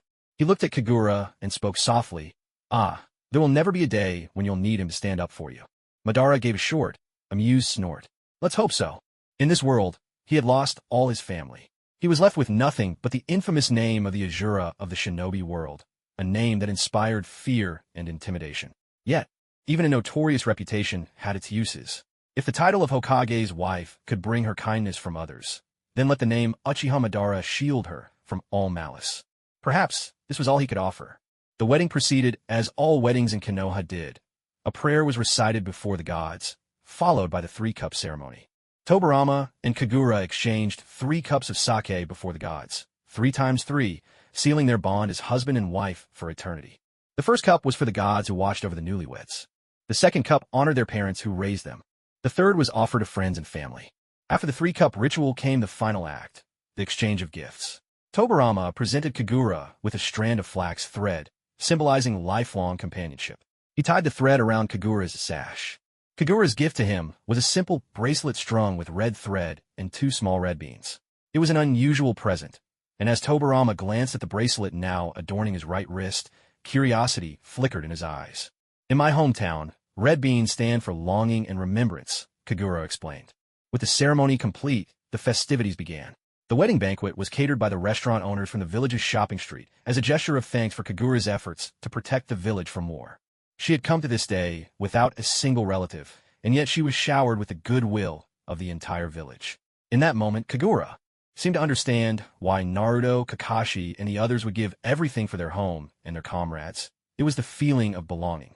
The celebration carried on from noon all the way into the night, and no one had ever seen a bride as wildly playful as Kagura. She left the groom behind. With a look of utter grievance on his face, paid him no mind, and instead clinked bottles with Momoka and Mito, playing drinking games and downing. Cup after cup. Koharu glanced up at Tobarama, who looked like he might sprout mushrooms from waiting so long, then back at Kagura, who seemed to be enjoying her own wedding feast more than anyone else. She felt genuinely worried, afraid the teacher might lose patience and throttle Kagura on the spot. Kagura-san, she gently reminded her, shouldn't you be with the teacher now? Kagura, thoroughly tipsy, blinked at Koharu and then at Tobarama, who kept casting sidelong glances her way from across the hall. She pouted in protest. Let me finish this round first. If I win this one, those two each have to drink 2 more cups. Hurry, hurry, drink up. After making his rounds and raising a glass with every well-wisher, Tobarama waited so long for Kagura at the side that the flowers seemed about to wilt. Just as he wondered how long those 3 women planned to keep going, fate lent him a helping hand. The rain came suddenly, one moment a few drops, and within minutes it was pouring down. The banquet was already nearing its end, so this unexpected downpour provided the perfect excuse to wrap things up. The children, however, looked at the rain with disappointment, each one pouting in frustration.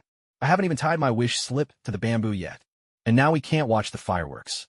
Yeah, and we didn't get to float lanterns on the river either. Tobarama paid no mind to any of this. Right now, all he wanted was to carry his tipsy bride home. In his arms, her delicate face was flushed with the warmth of wine. Her eyes misty and rimmed with red, her gaze dreamy. Dressed in fire-red robes, she was as enchanting as a fox spirit, beautiful enough to steal one's breath away. Tobarama pressed his lips together, his grip on her shoulder tightening, though his expression toward friends and family remained as serious as ever. I'll take her home first, he announced. Many in the crowd had been through this themselves, and with knowing smiles, they urged him to hurry along. But the moment the couple disappeared, laughter broke out among them. It's sure to be a long and romantic night, someone teased. Ah, the wedding night, nothing quite like it. How wonderful. So what do we do now? Someone in the crowd asked. Let's head to the izakaya and keep drinking. After all, today's a day worth celebrating. Yes, there was no war, peace reigned, and everyone was alive and well. So every day was a good day. The daytime feast had taken place in the village square, where towering trees provided natural shade all around, making it the perfect spot for such a gathering. The Hokage's wedding banquet had become a festival for the entire village, with crowds coming and going in high spirits. The place was alive with joyous energy. Hashirama and Madara hadn't seen each other for quite some time. When they finally met again, no one was happier than Hashirama himself. He threw his arm around Madara's shoulders, brimming with enthusiasm. Madara, and used to such warmth, edged away, but Hashirama just clung even closer, as if he had endless things to say. Madara, do you know where I've been all this time? Madara replied, his tone neither warm nor cold. How should I know? I came back from the land of birds and passed through the hidden grass village. The roof of your little hut was so overgrown with weeds that I kindly pulled them all out for you. Aren't you going to praise my thoughtfulness? Madara frowned at Hashirama. The way this guy was fishing for compliments was just like a child, grinning so wide that his big white teeth showed. No matter how you looked at him, he didn't seem all that bright. I don't even live there anymore. Why bother pulling the weeds? Madara asked. Only then did Hashirama seem to realize, muttering to himself, that's true, but at the time it just looked so desolate. I couldn't help but think about how you once lived there alone for over a year. That made it feel even sadder. Madara had nothing to say to that. Seeing the earnest expression on Hashirama's face, he felt a mix of resignation and helplessness. Well then, nice job. Ha ha ha. Hashirama couldn't have been happier with the praise, bursting into laughter. I was even planning on weeding your vegetable patch, but Mito insisted I was out of my mind, so I gave up in the end. Madara silently nodded to himself. Out of his mind was right. And yet, somehow he'd ended up with this lunatic as his closest friend. How on earth did that happen? Just then, someone nearby mentioned his name. Not far away, Mito, who'd been chatting with Natsuki, shot Hashirama a quick, sharp glance. Feeling the laser-like gaze of his wife, Hashirama awkwardly waved and grinned at her. Noticing that his sister was there as well, he quickly tugged Madara along toward them. As they walked, he said, this time, you'll finally get to meet my sister. Madara had little interest in women. Long ago, he'd occasionally heard Hashirama mention he had a twin sister, a famed beauty of the Senju clan whom Madara was certain to fall for, so Hashirama insisted on keeping her hidden, never letting Madara meet her. Back then, Madara hadn't believed a word of it. Looking at Hashirama's bowl-cut hair and plain appearance, he couldn't imagine what a twin sister might look like or how she could possibly be a great beauty. Just picturing it was enough to kill any curiosity, and he'd always doubted Hashirama's claims. Madara was dismissive. In those war-torn times, his thoughts were on how to protect his dwindling family and clan, how to bring peace to the shinobi world, not on romance. Women simply weren't that important to him. They were at best an afterthought. Now, after all these years, Hashirama was doing the exact opposite, openly introducing the once-hidden sister. How unusual. Sis, Hashirama called out to Natsuki from behind. At that moment, Natsuki was unwrapping a sweet and popping it in her mouth. When she heard Hashirama call her, she spun around quickly. The ponytails on either side of her head danced in the air with each movement, their tips brushing past Madara's cheek and carrying a faint medicinal fragrance. He caught a glimpse of Natsuki's face. It bore a certain resemblance to Hashirama's. Yet, as a woman, her features possessed a unique softness and beauty. She was like a white blossom kissed by morning dew. Drawing near, one could almost sense her delicate fragrance. As Natsuki turned around, she spotted Hashirama and Madara. When she caught sight of Madara's face up close, her expression froze. For a moment, she stared in surprise for several seconds before regaining her composure and curving her lips into a gentle smile. "This is the dear friend I've told you about," Hashirama introduced warmly. Natsuki thought for a moment, recalling the name. She turned to Madara, her smile sweet as honey, and gave a little wave. "Hello, Madara." Her voice echoed the sweetness and softness of her smile. Yet, it seemed to linger less in the air, lacking a certain resonance. A breeze swept up the hair that always concealed half of Madara's face. He gazed at Natsuki, and his eyes trembled ever so slightly. "Hey, what's wrong?" Hashirama noticed his lack of response, and tilted his head in concern. Madara remained still, his heart beating a little faster. Was this really necessary? He chided himself. After all, she was just another attractive woman. He met plenty of those before. Yet inside, it felt as though another voice whispered quietly. Perhaps this time was different. He stared at Natsuki's face for a long moment before finally nodding slightly. A faint smile touched his lips as he replied coolly, "So we finally meet." The afternoon rain had brought the banquet to an early close, and the rest of the Tanabata festivities had to be canceled. At someone's suggestion, the party shifted to an izakaya, where they continued drinking around a long table they'd pushed together. The men sat on one side, the women on the other. Earlier that afternoon, Momoka had gotten carried away drinking with Kagura, and after just a few rounds, she'd fallen asleep with her head on the table. Now, the only ones still awake at the table were Hashirama and Mito, along with Madara and Natsuki. Without Momoka, who was usually the life of the party, the atmosphere at the table grew noticeably quieter. Hashirama kept regaling Madara with stories of his travels in other countries over the past few years. Madara listened, expressionless only, occasionally offering a faint smile. His demeanor remained detached, but Hashirama was used to this by now and continued pouring him drink after drink. "It's been so long since we've met. We have to drink properly tonight. Not a drop less." Madara neither agreed nor objected. His eyes drifted up and met the gaze of the woman sitting across from him, her beauty as serene as the moon among the clouds.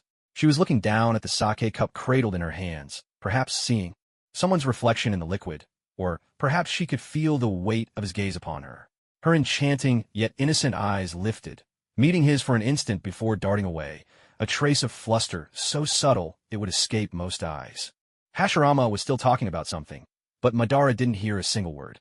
With his face turned slightly, he watched Hashirama's lips opening and closing, moving with animated speech.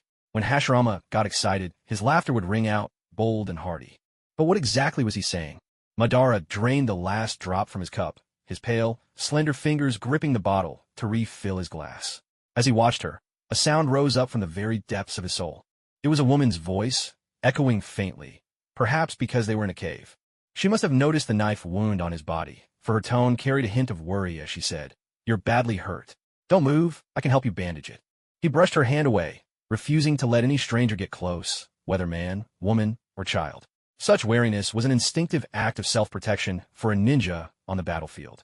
His eyes, strained from overuse, couldn't make out her face, just a vague, pale silhouette.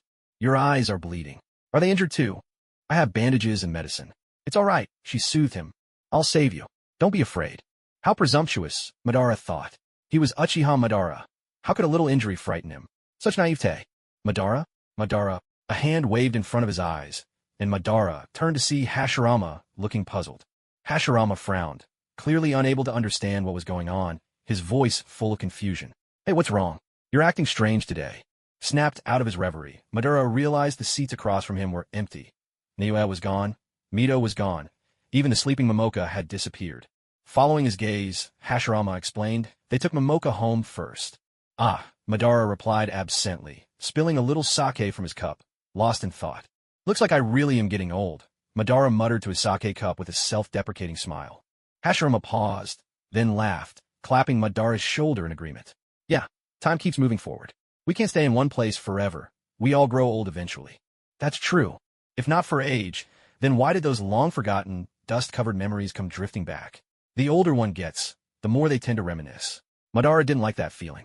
By the time Madara and Hashirama finished their drinks, the rain outside had dwindled to a light mist, hardly enough to bother with an umbrella.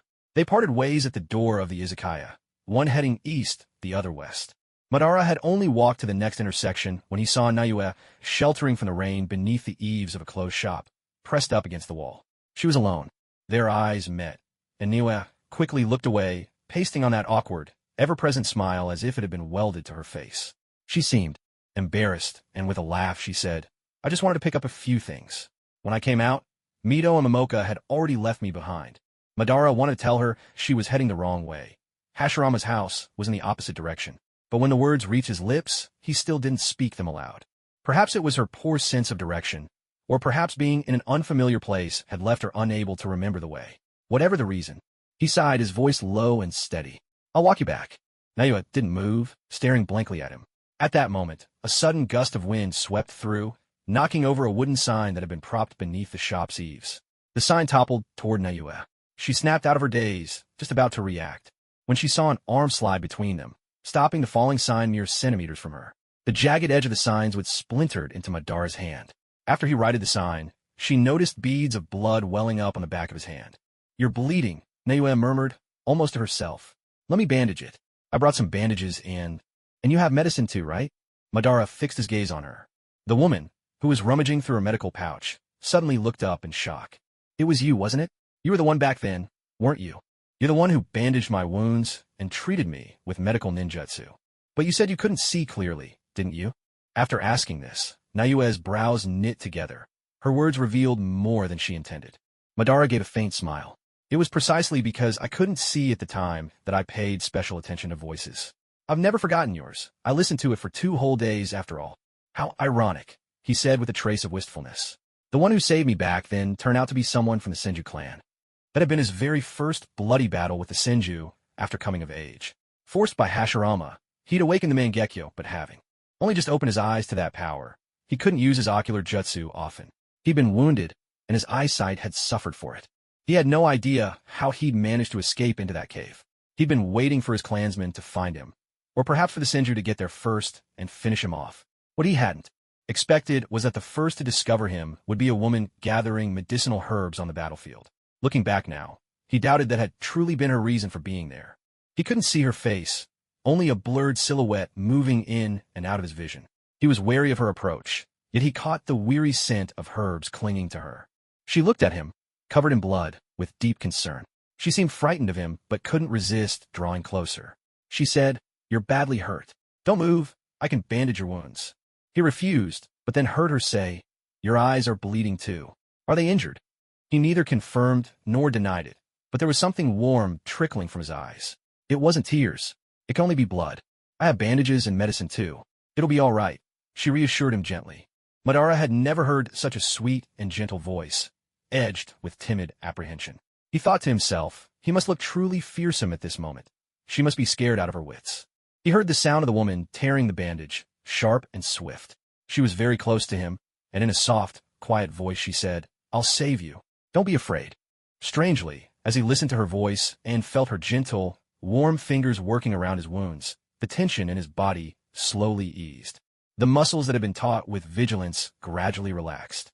He stopped speaking, simply letting her tend to his injuries in silence. He was wounded in many places, and she soon used up all the bandages she had. In the end, she even tore strips from her own skirt to bind the wounds. On his legs, as he felt the bandages wrapping around his body, Madara thought to himself that he must look like a rice dumpling tightly bundled up. The rain clouds above grew heavier and heavier, and finally, unable to bear their own weight, let loose a downpour. The rain trapped the 2 of them inside the mountain cave. With no dry food or soldier pills at hand, the woman fed him wild berries to stave off his hunger. She seemed to have lost her fear of him. Smiling, she chatted as she fed him. These wild berries were meant for my little brother, but you can have them first. My brother is very sensible. He always helps me with so much, so these were supposed to be his reward. Brother. At that moment, Madara couldn't help thinking how worried Izuna must be since he had gone missing. He couldn't hold back and spoke. I have a younger brother too. He's a bit mischievous and relies on me a lot. The woman laughed and encouraged him. In that case, you should get well soon, for your brother's sake. For his brother. Yes, that was his purpose. He lived for his brother, and for his clan. He had awakened the Mangekyo Sharingan for their sake, and given time, he was sure he would master its power. He would defeat Hashirama. He was certain of it. Neither of them asked about the other's identity. It didn't matter. They were two strangers whose paths had crossed by chance and would soon part again. Who they were, or which clan they belonged to, seemed unimportant for now. They spent 2 days together in the cave. Throughout those 2 days, Madara's eyes were always covered with bandages. Unable to see, he committed the woman's voice to memory, a voice soft and sweet, drifting like a feather on the wind. He wondered what she looked like. What kind of eyebrows did she have? What's her nose? What's her lips? But in the end, he never saw her face.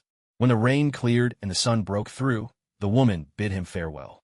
Madara couldn't help himself. He tore off the bandages from his eyes and stumbled to the mouth of the cave.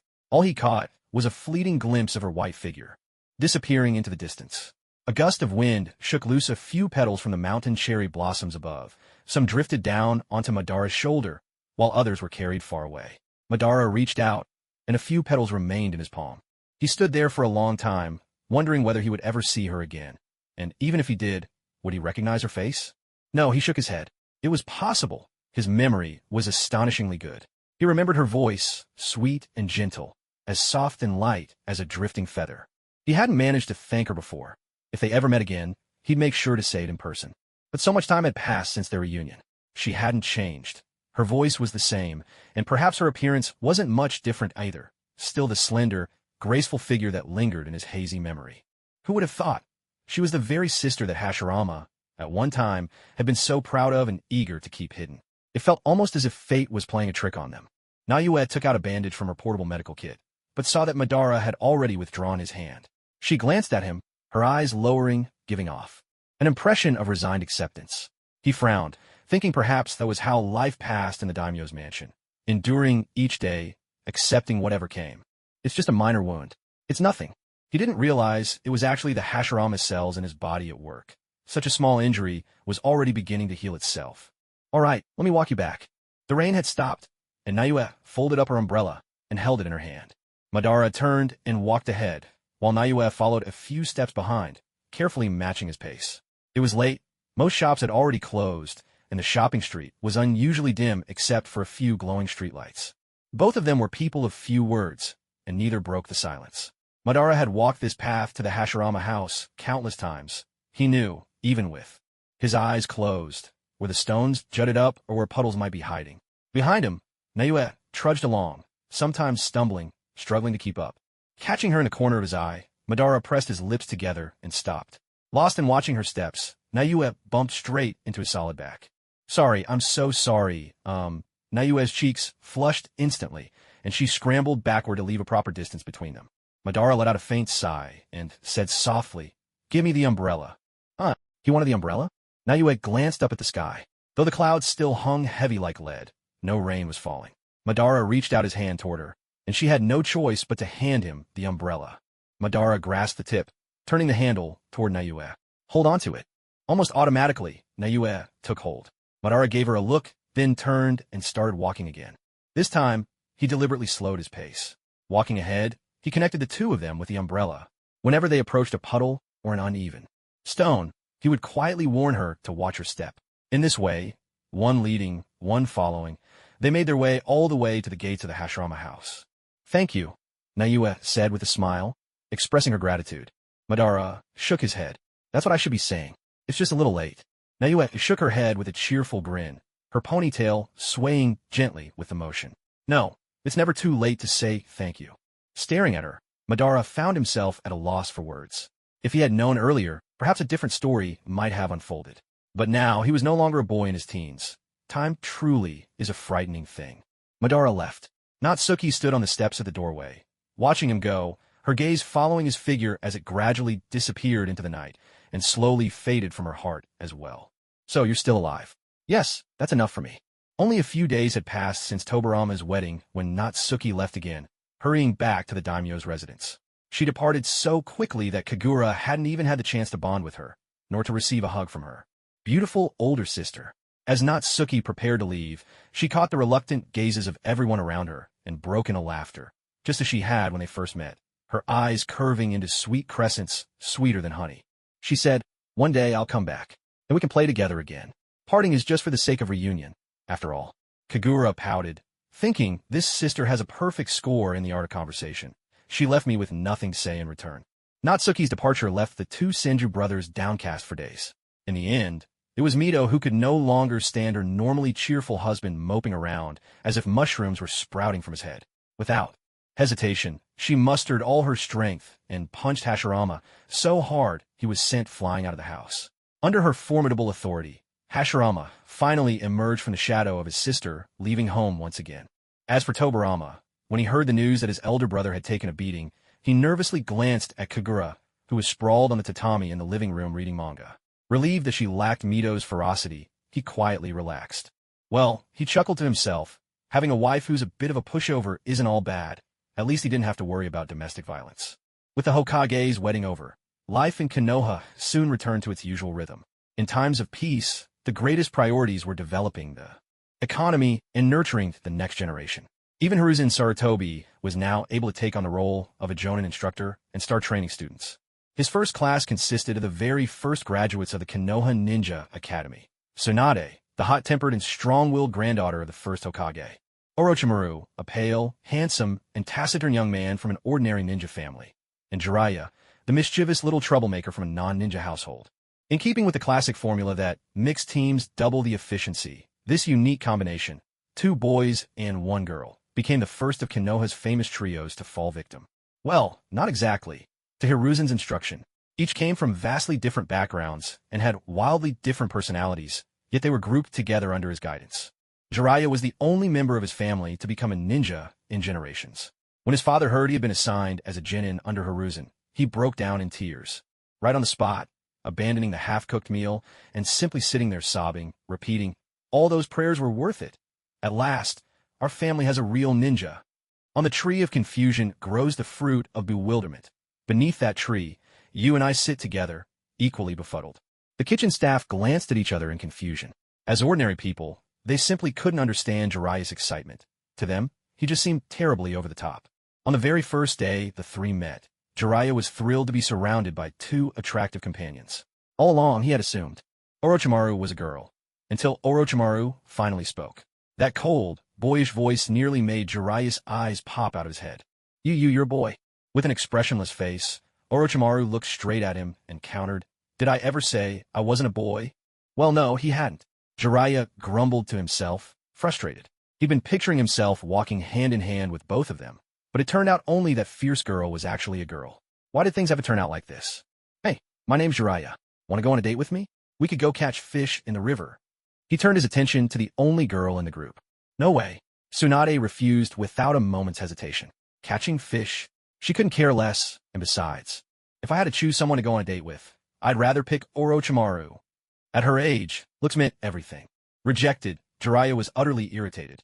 It was bad enough that this gloomy, aloof guy wasn't a girl, but now he was even competing for the girl with him. That infuriating pretty boy. Sensing the animosity from the white-haired boy across from him, Orochimaru lifted his gaze for a brief, indifferent glance. This casual look only made Jiraiya even more riled up. "Hey, don't you see me as a rival? I'm going to show you just how strong I am." Hiruzen watched the 3 of them bickering away, rubbing his forehead with one hand.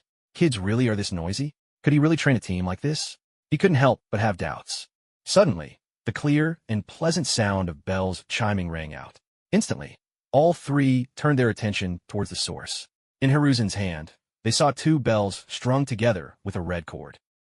Clearing his throat, Hiruzen explained, "There are only 2 bells, which means..." Orochimaru glanced at the wooden stakes nearby and asked, "Does that mean one of us will be eliminated?" Very perceptive, Orochimaru, Hiruzen praised. Jiraiya, ever impatient, knew exactly what that meant and was raring to get started. "If I grab a bell, will you go on a date with me?" Jiraiya pressed Tsunade, refusing to give up. By now, Tsunade was thoroughly annoyed by his pestering. She closed her eyes and laid down her terms.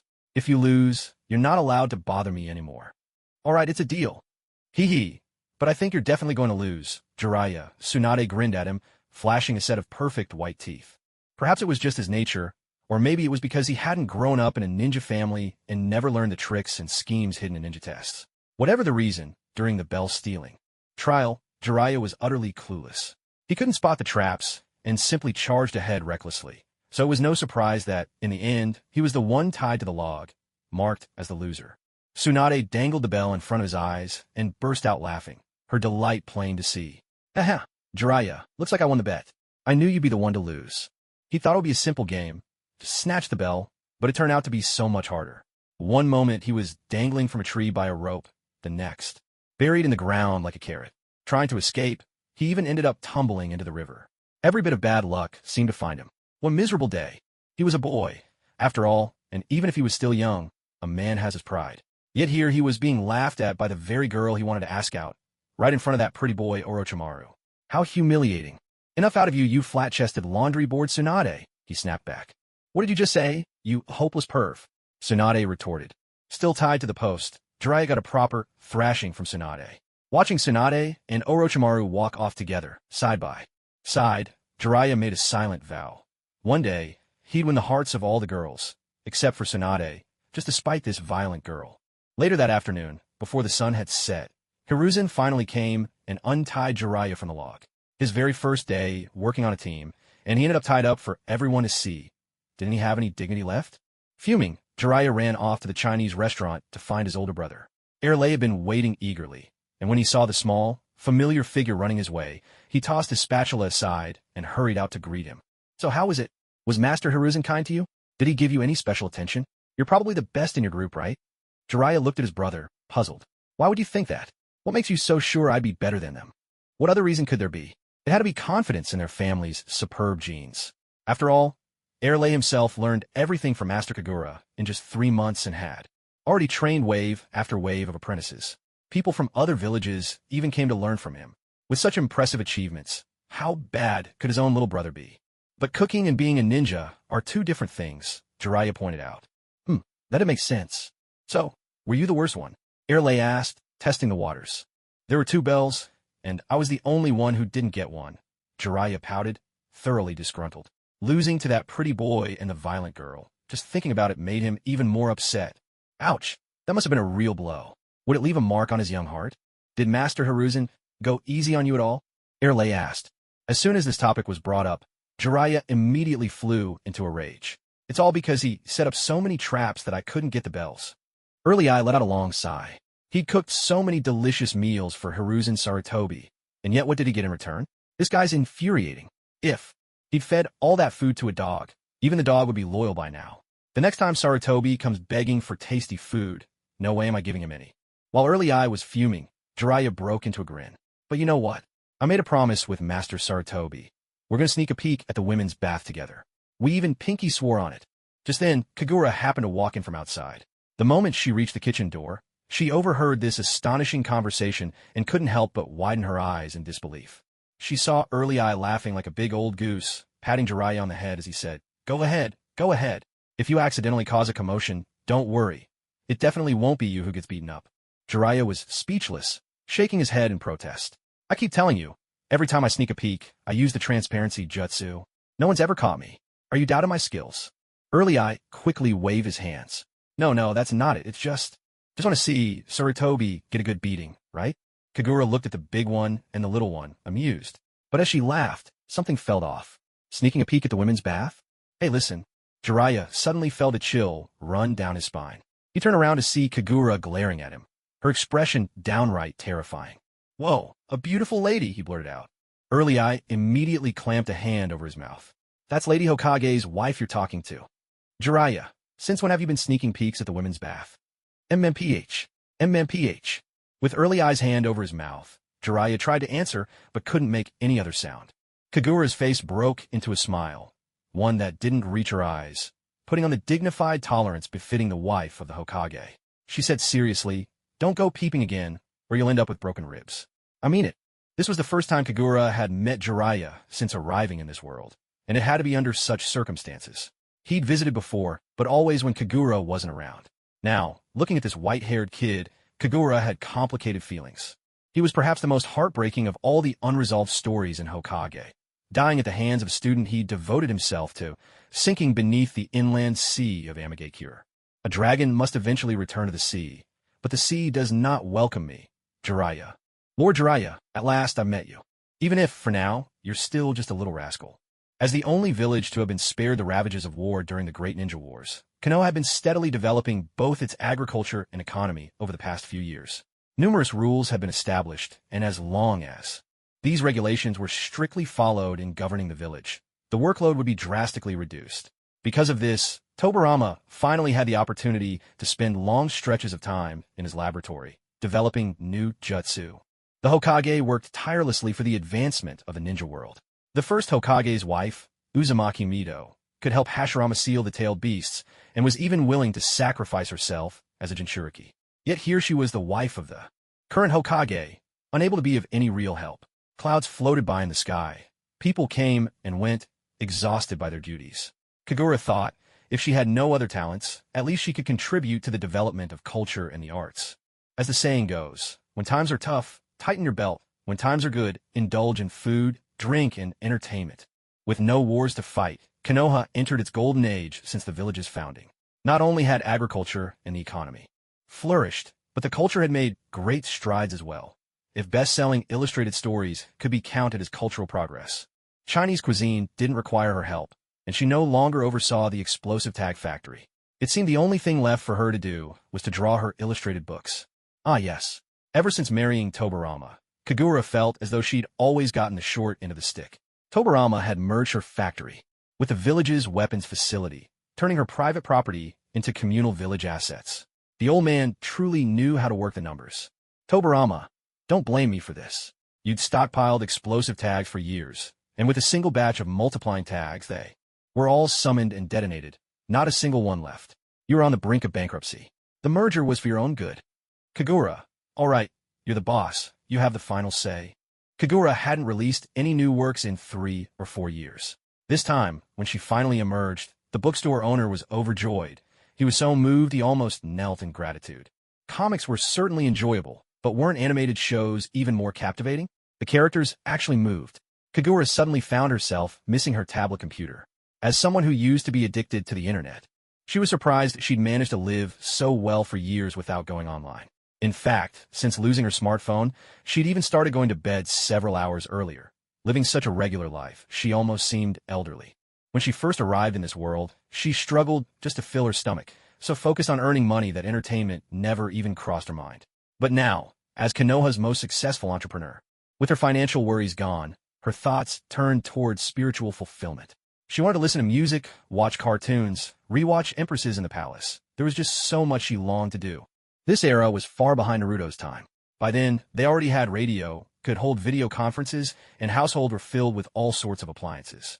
Even Jiraiya's novels were being adapted into movies. Other than not seeing mobile phones or telephones, life in many ways was much like the modern world. Oh, and there were even tracking missiles. Kagura was thoroughly puzzled. The technology in the world of Naruto was truly baffling. If you called it backward, well, it seemed to have everything you could imagine. But if you called it advanced, it didn't even have cell phones nor guns. Right now, more than 50 years before Naruto's era, aside from electricity and a few small household appliances, there was nothing else. No televisions, no computers, no way to watch anime or chase after TV dramas. When you were busy, you didn't notice it much, but the moment you had free time, the days seemed to drag on endlessly, leaving you feeling unbearably empty. Why is it that everyone else who transmigrates get a system, but I don't? Was I overlooked by the system or something? In the past, Kagura had never given this question much thought. It was only recently that she suddenly became aware of it. After all, she was Kagura, a woman who could survive even if you threw her into the desert. If she didn't have a system, she relied on herself. If there was no anime to watch, then she'd make her own. She had once been an animation artist, but without the right tools, she couldn't even create simple animation. However, this was the ninja world, where she had ninjutsu at her disposal.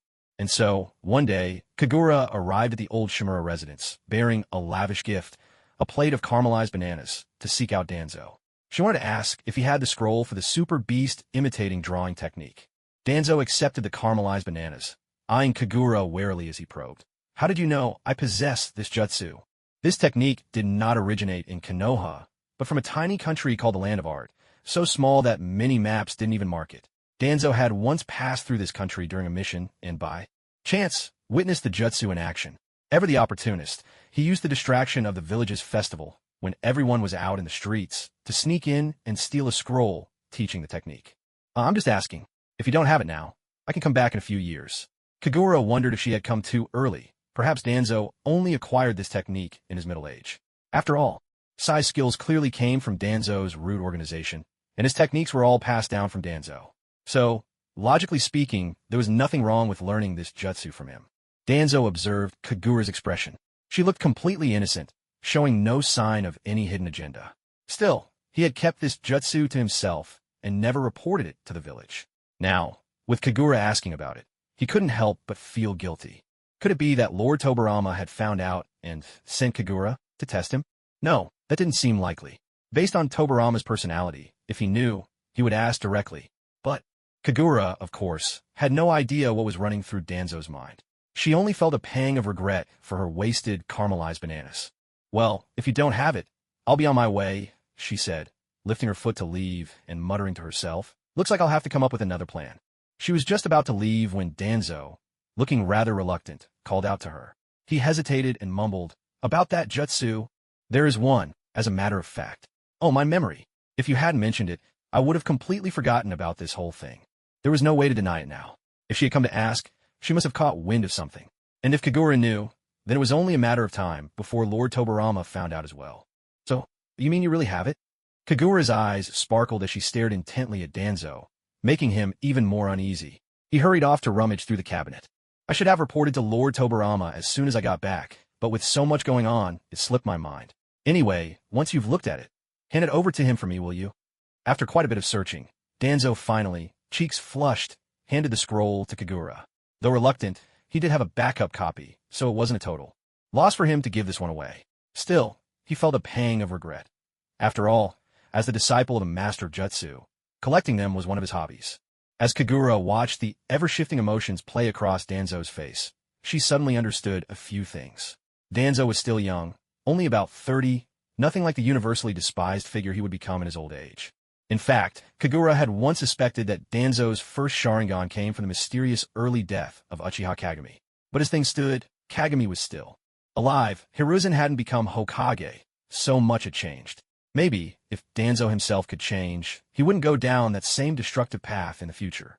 Taking the scroll and pondering for a moment, Kagura decided to offer him a piece of advice, speaking with deliberate gravity. Brave in appearance but timid at heart, clever in schemes yet indecisive, eager for great deeds but too cautious to risk his own life, quick to seize petty gains but heedless of the consequences. Such a man is no hero.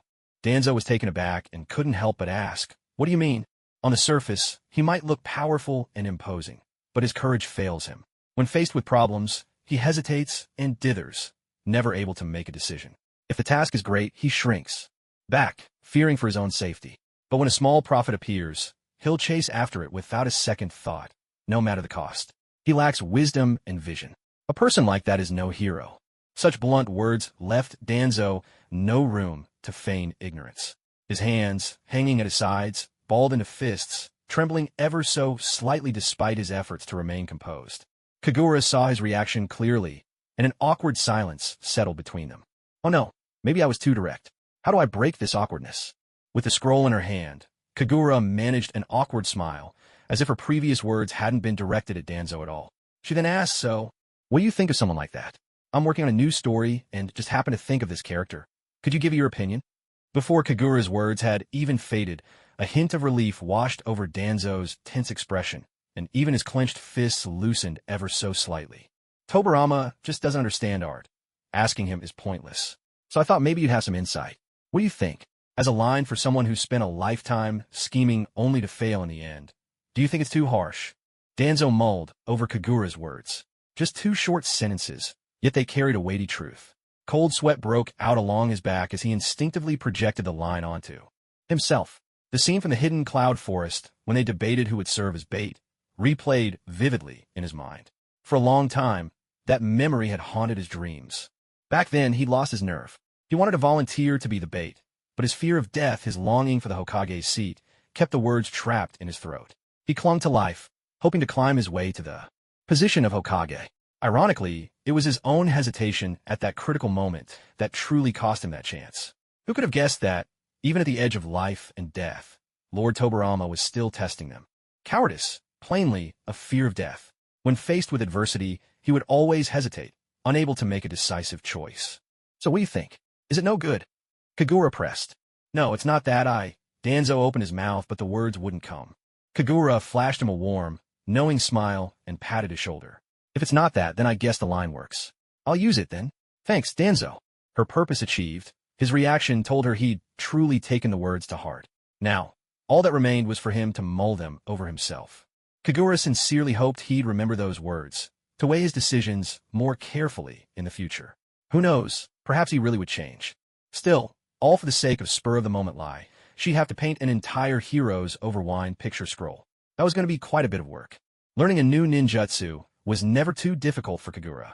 With her boundless reserves of chakra, she could practice as much as she pleased. Using a brush imbued with chakra, she painted on scrolls, infusing each image with her will and granting them life. This was the principle behind the super beast imitating drawing technique. It took Kagura more than a month of repetition to master the art of imbuing her painted creations with intention, so they could move just as she envisioned. Then came the day, once she could finally control her painted figures with ease. Seizing the chance while Tobirama was locked away in his laboratory, she slipped off to the village's broadcast station and aired an announcement. There's an animated show at the village plaza today. If you want a good seat, hurry up, front row won't last long. Everyone here had read manga, but who really knew what animation was? The adults showed little curiosity, but the children were different.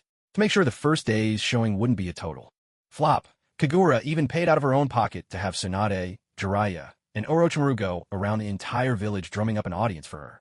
Naturally, the ones they brought in were all kids. Believing that joy is better when shared, Kagura figured that animation was only truly fun when watched together. And so, for her very first group of viewers, all 8 of them, Kagura performed a super beast imitation drawing version of an animated film, The Calabash Brothers Save Grandpa. The children of Konoha had never seen anything like this manga that could actually move. They watched, utterly captivated and brimming with excitement. At their insistent request, Kagura put on another show 2 days later, this time screening Ultraman battles the mini-monsters. Word of this new thing called animation slowly spread throughout the village. In the audience, Kagura even spotted someone she hadn't seen in a long time, Tsukumo Hitaki. He had grown a lot, taller and more mature. Compared to Kakashi at that age, Tsukumo seemed much gentler.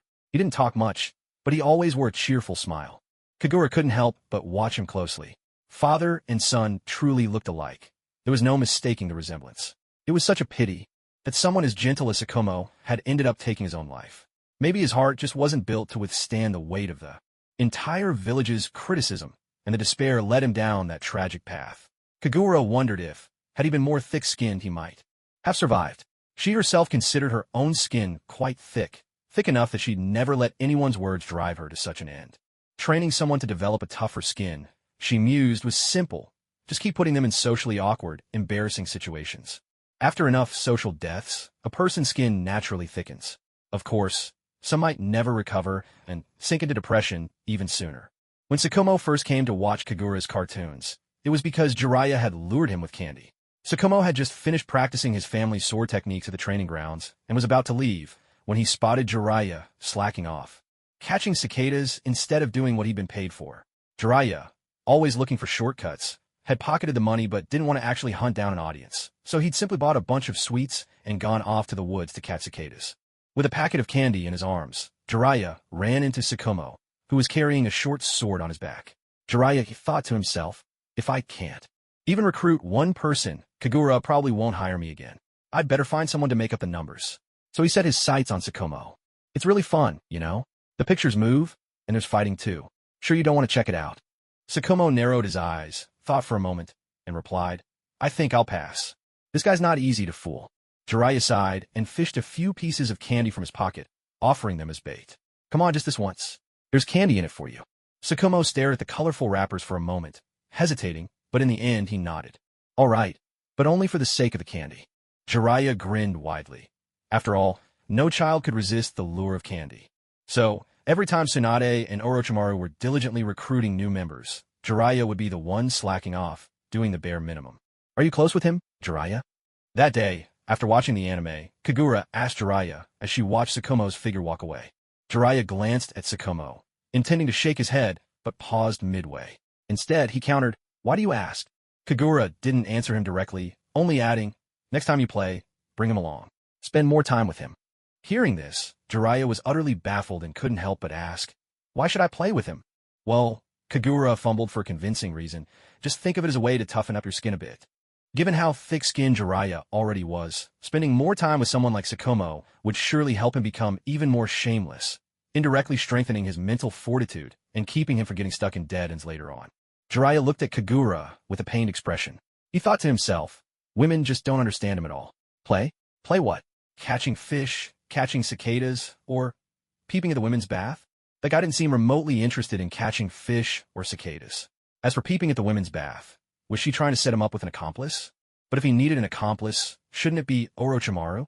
That guy was so clueless. He'd do anything he was told. If Jiraiya asked him to stand guard outside the women's bath, he'd do it without complaint. Besides lacking interest in peeping, Orochimaru always obeyed orders. Then again, Jiraiya's thoughts began to wander. Orochimaru was a guy, right? How could he not be curious about that sort of thing? Or was he actually a girl with a man's voice? Or maybe, just maybe, he was neither, someone who knew both sides inside out? Jiraiya shook his head. That line of thinking was way too absurd. What's in it for me if I bring him along? He pressed. Kagura fixed her gaze on him. Such a little rascal, already bargaining at this age. No wonder he'd go on to scam Naruto and Sakura out of their wallets for drinking money. I'll give you one of my rare, limited edition art books, with beautiful ladies in swimsuits. Deal, Jiraiya answered without a moment's hesitation. Sure enough, some habits start young. After that, for quite a while, Jiraiya would drag Tsukumo along for his peeping escapades, sometimes coaxing, sometimes deceiving. Every single time they got caught by the bathhouse owner. Later, undeterred, Jiraiya even enlisted Orochimaru as their lookout, but their luck never improved. They were always found out in the end. The lady who ran the bathhouse was practically on familiar terms with them by now. If she wasn't dousing them with water, she'd be chasing them out with a broom. Jiraiya was utterly baffled.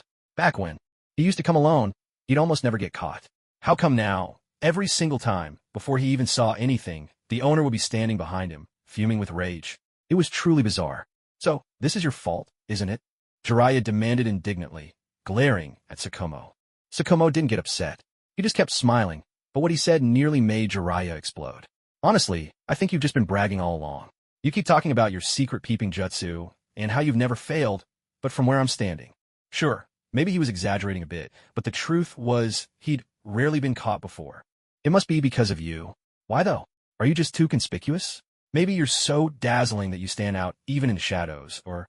As he spoke, Jiraiya wrinkled his nose and leaned in closer to Tsukumo, sniffing. Even though Tsukumo was a boy, he didn't have the usual sweaty smell boys did. Instead, there was just the clean scent of regular soap. Jiraiya couldn't help but wonder aloud. There's no weird smell either. This is really strange. At that moment, Orochimaru, who'd been silent for a while, walked over with his usual blank expression and said, "So, we're calling it a night? In that case, I'll be heading off too." "No way, no way," Jiraiya exclaimed, grabbing Orochimaru's arm. Orochimaru's arm was so slender it almost floated around in those wide sleeves. Jiraiya often thought, between the long, jet-black hair, the pure white robes, and skin paler than any girl's, plus that perpetually dazed face, it wouldn't be surprising if someone mistook him for a girl. "I just got word that Tsunade's coming to the baths tonight. If we leave before seeing her, wouldn't that be such a waste?" Orochimaru didn't understand Jiraiya's obsession with Tsunade. He replied flatly, "I don't think it's a waste." Jiraiya nearly lost it, shouting, "Who cares what you think? I haven't seen her yet." His outburst echoed so loudly that every woman in the bathhouse, who hadn't even noticed people lurking outside, suddenly shrieked and chaos broke loose inside. Tsukumo couldn't help but laugh at Jiraiya's meltdown. "Now, what? Looks like we're not seeing anything tonight." "Shut up. This is all your fault," Jiraiya snapped, jabbing a finger at Tsukumo's nose, then turned on Orochimaru. "And yours too." Orochimaru just shrugged, looking completely innocent. This was too strange. When he came by himself, almost never got caught. Clearly, These two were nothing but trouble. If he'd known, he never would have agreed to Lady Kagura's request. No, he had to go negotiate with her. Jiraiya didn't care what time of night it was. He dashed straight to the Hokage's house, stopped outside the gates, and started yelling at the top of his lungs. Sister Kagura! Sister Kagura, come out here! In the study on the second floor, the window was open, and Tobirama, frowning in displeasure, saw Jiraiya outside the front gate, hands on his hips, looking ready to pick a fight. Hey brat, why are you making such a racket at my doorstep? Tobirama leaned out the window. After reading documents for so long, he was feeling a bit weary, so upon hearing Jiraiya's voice, he couldn't resist relaxing a little and teasing him. Ah, so you're the second Hokage. Jiraiya pointed up at Tobirama in the window, one hand on his hip, and the other raised in dramatic accusation. That's me. And who might you be? Tobirama asked deliberately, though he knew perfectly well. Back when the teams were assigned, he'd handed this one over to Hiruzen, and he'd seen his photo, a cheerful, inexplicably confident child from a non-shinobi family. In fact, every three-person squad was carefully composed of a clan child, a child from an ordinary ninja family, and one from a civilian background. Jiraiya was the civilian in his team, his unusual silver hair making him stand out. Tobirama had taken a second look at him back then, and knew he was the younger brother of Araya. Me? I'm Jiraiya. My biggest dream is to win the love of every beautiful lady in the world, including Sister Kagura. When I grow up, I'll steal her away from your side. Just you wait. Tobirama raised an eyebrow and let out a cold chuckle. No wonder he was drawn to Kagura. Even the children adored her. His lovely Kagura certainly had that kind of charm. Such big talk for a kid. All right, I'll be waiting to see you try. At that moment, Kagura opened the front door and stepped outside. When she saw Jiraiya, she couldn't help but smile, one corner of her mouth corking up. Hey, she called him softly. Shouldn't you be at home at this hour? At the mention of this, Jiraiya's face fell, and he poured out all his evening's grievances, blaming Kagura for his misfortune. Ah, it's all because of you, sister. Kagura, I got caught by the shopkeeper. Look, my clothes are soaked. I've never been discovered when I'm on my own. This only happened because I brought that guy along. You took him with you? Jiraiya nodded vigorously, arms folded across his chest like a little boss. You said to include him, so I left Lord Hiruzen and brought him along. And look how that turned out. Not that I ever told you to do something like that, Kagura protested silently. Are you sure it wasn't just because you weren't hiding well enough? No way. Jiraiya bristled at the hint of doubt. He hated anyone questioning his abilities. Last time I went with Lord Hiruzen and didn't get caught. Oh dear. Kagura shot a quick glance up at Tobirama on the second floor. He was still leaning out the window, watching them like a loyal hound. But since he was too far away and they hadn't used any key words, he didn't know what they were talking about. He was simply observing. I don't care anymore. Next time, I'm not bringing him. And I don't want your sketchbook either. Hey, don't be like that. Play with him a few more times. This time, besides drawing, why not add something extra, candy? Jiraiya was losing his baby teeth and often had toothaches, so his family kept a close watch on him. It had been days since he'd tasted anything sweet. Just thinking about the flavor of malt candy made his mouth water uncontrollably. Just as Sakumo had said, for the sake of candy. Over the next few days, Jiraiya tried every trick he could think of to convince Sakumo to join him in spying on the women's bath. Meanwhile, the ever-unfortunate Orochimaru was always stuck as the lookout. He stood to the side, gazing at the vast river of stars above, and thinking to himself that the stars in the sky were far more beautiful than anything in the women's bath. After all, it was just a group of women soaking in the hot springs. Why was that so irresistible to Jiraiya? Did it mean that if the two of them ever faced off one day, all he'd have to do was transform into a woman in a bath, and Jiraiya would instantly lose the will to fight? How could a ninja allow himself such a glaring weakness? At this age, curiosity about the opposite sex was only natural.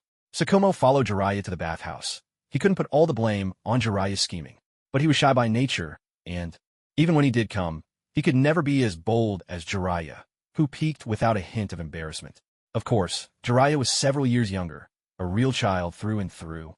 The thought of taking part in something like this made Sakumo feel a little self-conscious. His fair, boyish face would flush pink with embarrassment. What made it even worse was that every single time, even though they never made a sound, the owner of the bathhouse would always manage to catch them red-handed. They never saw anything at all, yet still had to endure a scolding and a beating from the formidable proprietress. To make matters worse, the woman would bellow their names for everyone to hear, so that bathers in both the men's and women's sides would know exactly what the three of them had been up to. It was mortifying on the level of wanting to leave the planet and disappear forever. If only he had stronger self-control, he'd never come again. But strangely, Every time, Jiraiya seemed to know exactly how to get to him. The terms he offered were always too tempting to refuse. It was as if he'd been put under some strange spell, blindly joining in Jiraiya's ridiculous schemes time and again. This time, none of the three escaped. The bathhouse owner dumped a whole basin of hot spring water over them, soaking them to the bone. They ran for nearly a mile, before collapsing against a big tree, panting for breath. Jiraiya, completely unfazed, was brimming with excitement as he boasted about catching a glimpse of a young woman's arm. As Orochimaru listened, a bead of cold sweat trickled down his forehead. Tsukumo glanced over at him. This kid either wasn't right in the head, or his skin was just impossibly thick, getting caught spying on the women's. Bath didn't seem to bother him in the slightest. It was like tripping on a stone in the road. Just get up and keep walking. It didn't faze him at all. But if it were someone who cared too much about what others thought, they could never be as at ease as he was. Sensing Shuan Mao's confusion, Jiraiya decided to share a secret with him. As long as you don't feel embarrassed, the only ones who will feel awkward are the others. This time, a bead of sweat slid down Shuan Mao's forehead. This kind of mindset was truly formidable, almost too strong for someone so young. Because I don't care, I do whatever I want. I do feel a bit sorry for the young ladies I've accidentally spied on, but one day, they'll all fall in love with me. Ha ha ha. Jiraiya spoke with conviction, but Orochimaru remained unconvinced. A pervert is still a pervert. Why dress it up like that? What do you know, you pretty boy? Orochimaru simply stared back, expressionless. Even if the whole village finds out, I won't be afraid. Heh, I'm destined to win the love of every woman in the world. That too is a kind of training. That's just nonsense, Shuan Mao mercilessly called him out. Shut up. What do you know, you repressed guy? Shuan Mao wasn't upset that Jiraiya didn't treat him with the respect due his senior. On the contrary, he found both Jiraiya and Orochimaru rather interesting. Two kids with completely different personalities somehow ended up as teammates and seemed to get along surprisingly well. He could have easily turned down Jiraiya's invitation, but somehow, being around this kid felt fun. It was as if there were two little voices at war inside him. One urged him to keep his distance. After all, that kid never did anything serious, always goofing off, neglecting his training, and might be a bad influence. The other encouraged him to go along, curious about what new mischief Jiraiya might get up to today.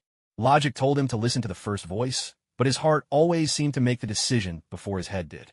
If you grow up like this, you'll definitely turn into a hopeless womanizer, Shuan Mao predicted with an amused smile. Jiraiya protested, glancing at Orochimaru, then at Shuan Mao, muttering, then you two are just silent womanizers, full of wicked thoughts but lacking the nerve. Really? Shuan Mao grinned as he glanced at Orochimaru, who seemed lost in his own world. That boy was so quiet. He looked like he wanted nothing at all from life. Orochimaru didn't bother responding to Jiraiya. To him, Jiraiya's words were just noise, never of any real value. Years later, when he saw Jiraiya publishing book after book, he bought a copy out of curiosity, only to find the contents weren't much different from what Jiraiya used to do as a child. He nodded to himself and concluded, my judgment has always been spot on. Jiraiya really hasn't matured at all over the years. Still as childish as ever. Yes, in Orochimaru's eyes, everything Jiraiya was doing at that moment seemed utterly childish and profoundly boring. Yet, for some inexplicable reason, he kept finding himself dragged into one childish escapade after another. As for why, he really didn't know. It was a mystery with no solution. Every day after training ended, all Shuan Mao had to do was wait for Jiraiya and Orochimaru to come find him. He felt like he was gradually turning into Orochimaru himself, someone whose main job was to keep watch for Jiraiya. Fortunately, Jiraiya had finally found a new interest, looking at illustrated books.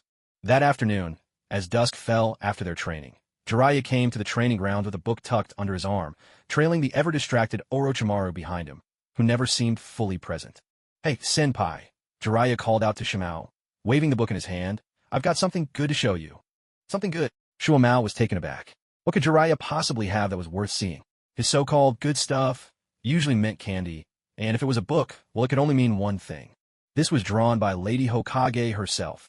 Jiraiya exclaimed excitedly as they sat on the grassy riverbank beside the training field. Let me tell you a secret. There are swimsuit girls in here.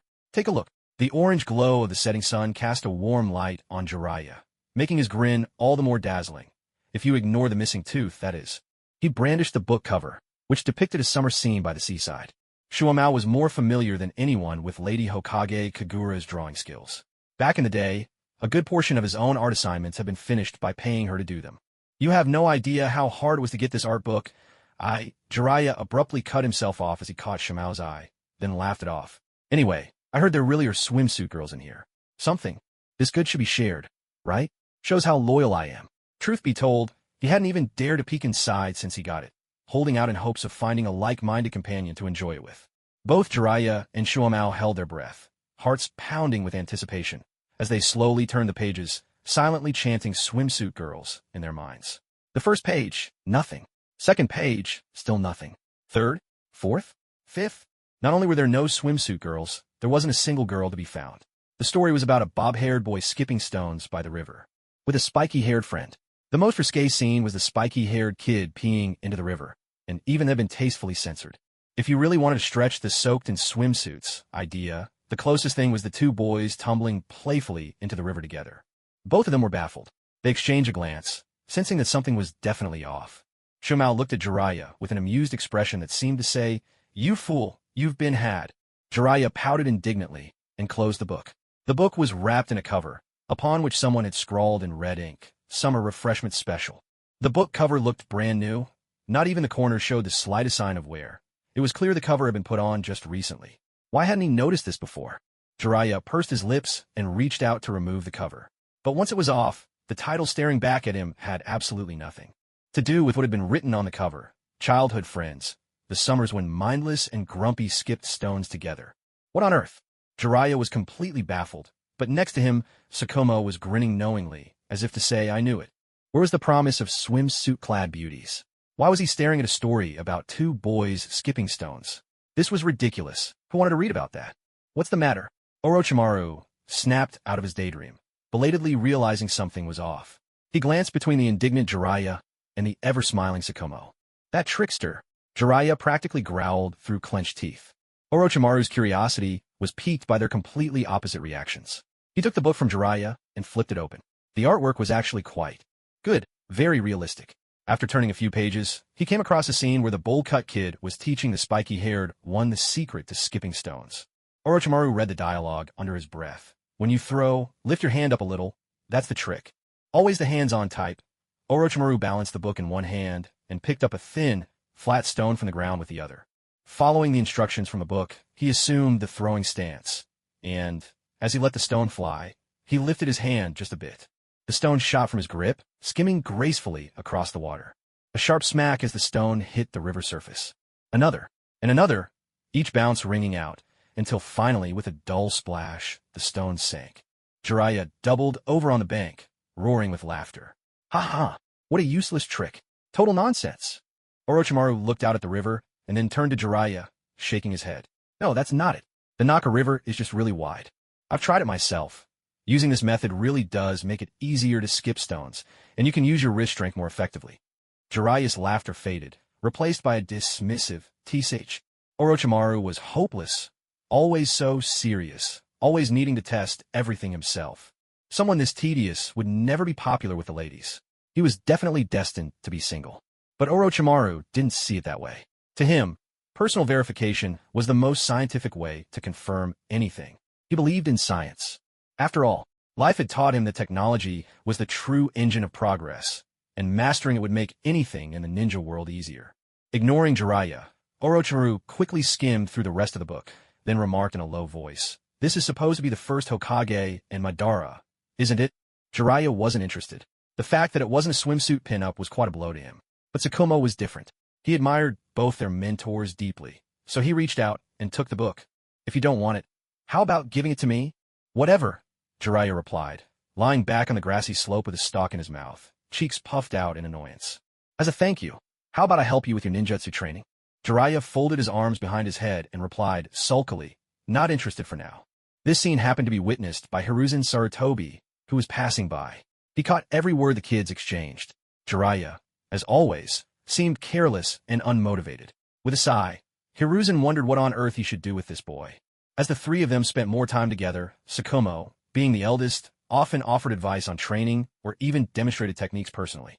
Orochimaru had always been unusually fascinated by ninjutsu since he was little. He showed intense interest in every jutsu he encountered, and if given the chance, he would devote himself entirely to mastering it, forgetting to eat or rest. Jiraiya couldn't be called disinterested in ninjutsu, But compared to Orochimaru, he just went with the flow. Even after training under Hiruzen for a while, the only things he'd really learned were the basics taught at the academy: clone jutsu, transformation jutsu, substitution jutsu, with no real progress to speak of. Orochimaru, thanks to Tsukumo's help, had already managed to perform the shadow shuriken jutsu he'd seen their teacher use, while Jiraiya could only manage to throw all his shuriken at once, a technique that left Hiruzen with a headache. Tsukumo had offered to coach him, but Jiraiya could never seem to focus.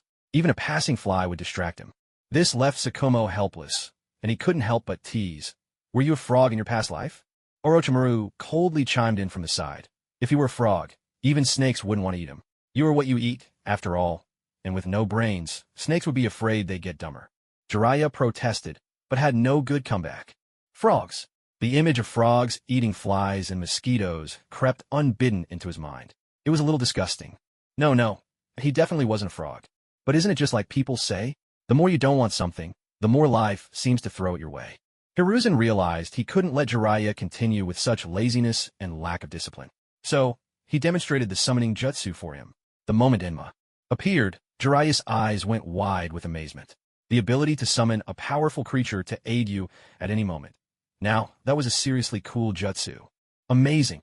Summoning jutsu is a space-time technique that lets you summon a creature by forming a blood contract with it, calling it forth when you need it most. Jiraiya was beside himself with excitement, shouting, "I want to make a contract with one of those creatures too." "That won't do," Hizashi interrupted him coldly. "Everyone's fate is different, and the creatures you can make a pact with are destined from the start. So, what kind of creature can I summon? Before forging a contract, you need to refine more chakra, and you must also study the art of hand seals carefully." "Ah, so I still have to train?" Jiraiya's face fell instantly. "Listen well. The answer will come to you naturally as you practice." From that day on, Jiraiya finally gained the true resolve of a ninja. He stopped idling away his days and found a purpose to strive for. As Jiraiya became more focused, Orochimaru and Tsukumo were happy for him. Whenever they had the time, the three of them would get together for mountain climbing training, carrying heavy stones on their backs. Lying on a mountain top, his body aching from exhaustion, Jiraiya felt too tired to move. Weariness crept into his heart as he gazed at the drifting white clouds overhead, prompting a deep question from his soul. When will I finally be able to form a contract with a creature? No one could give him an answer.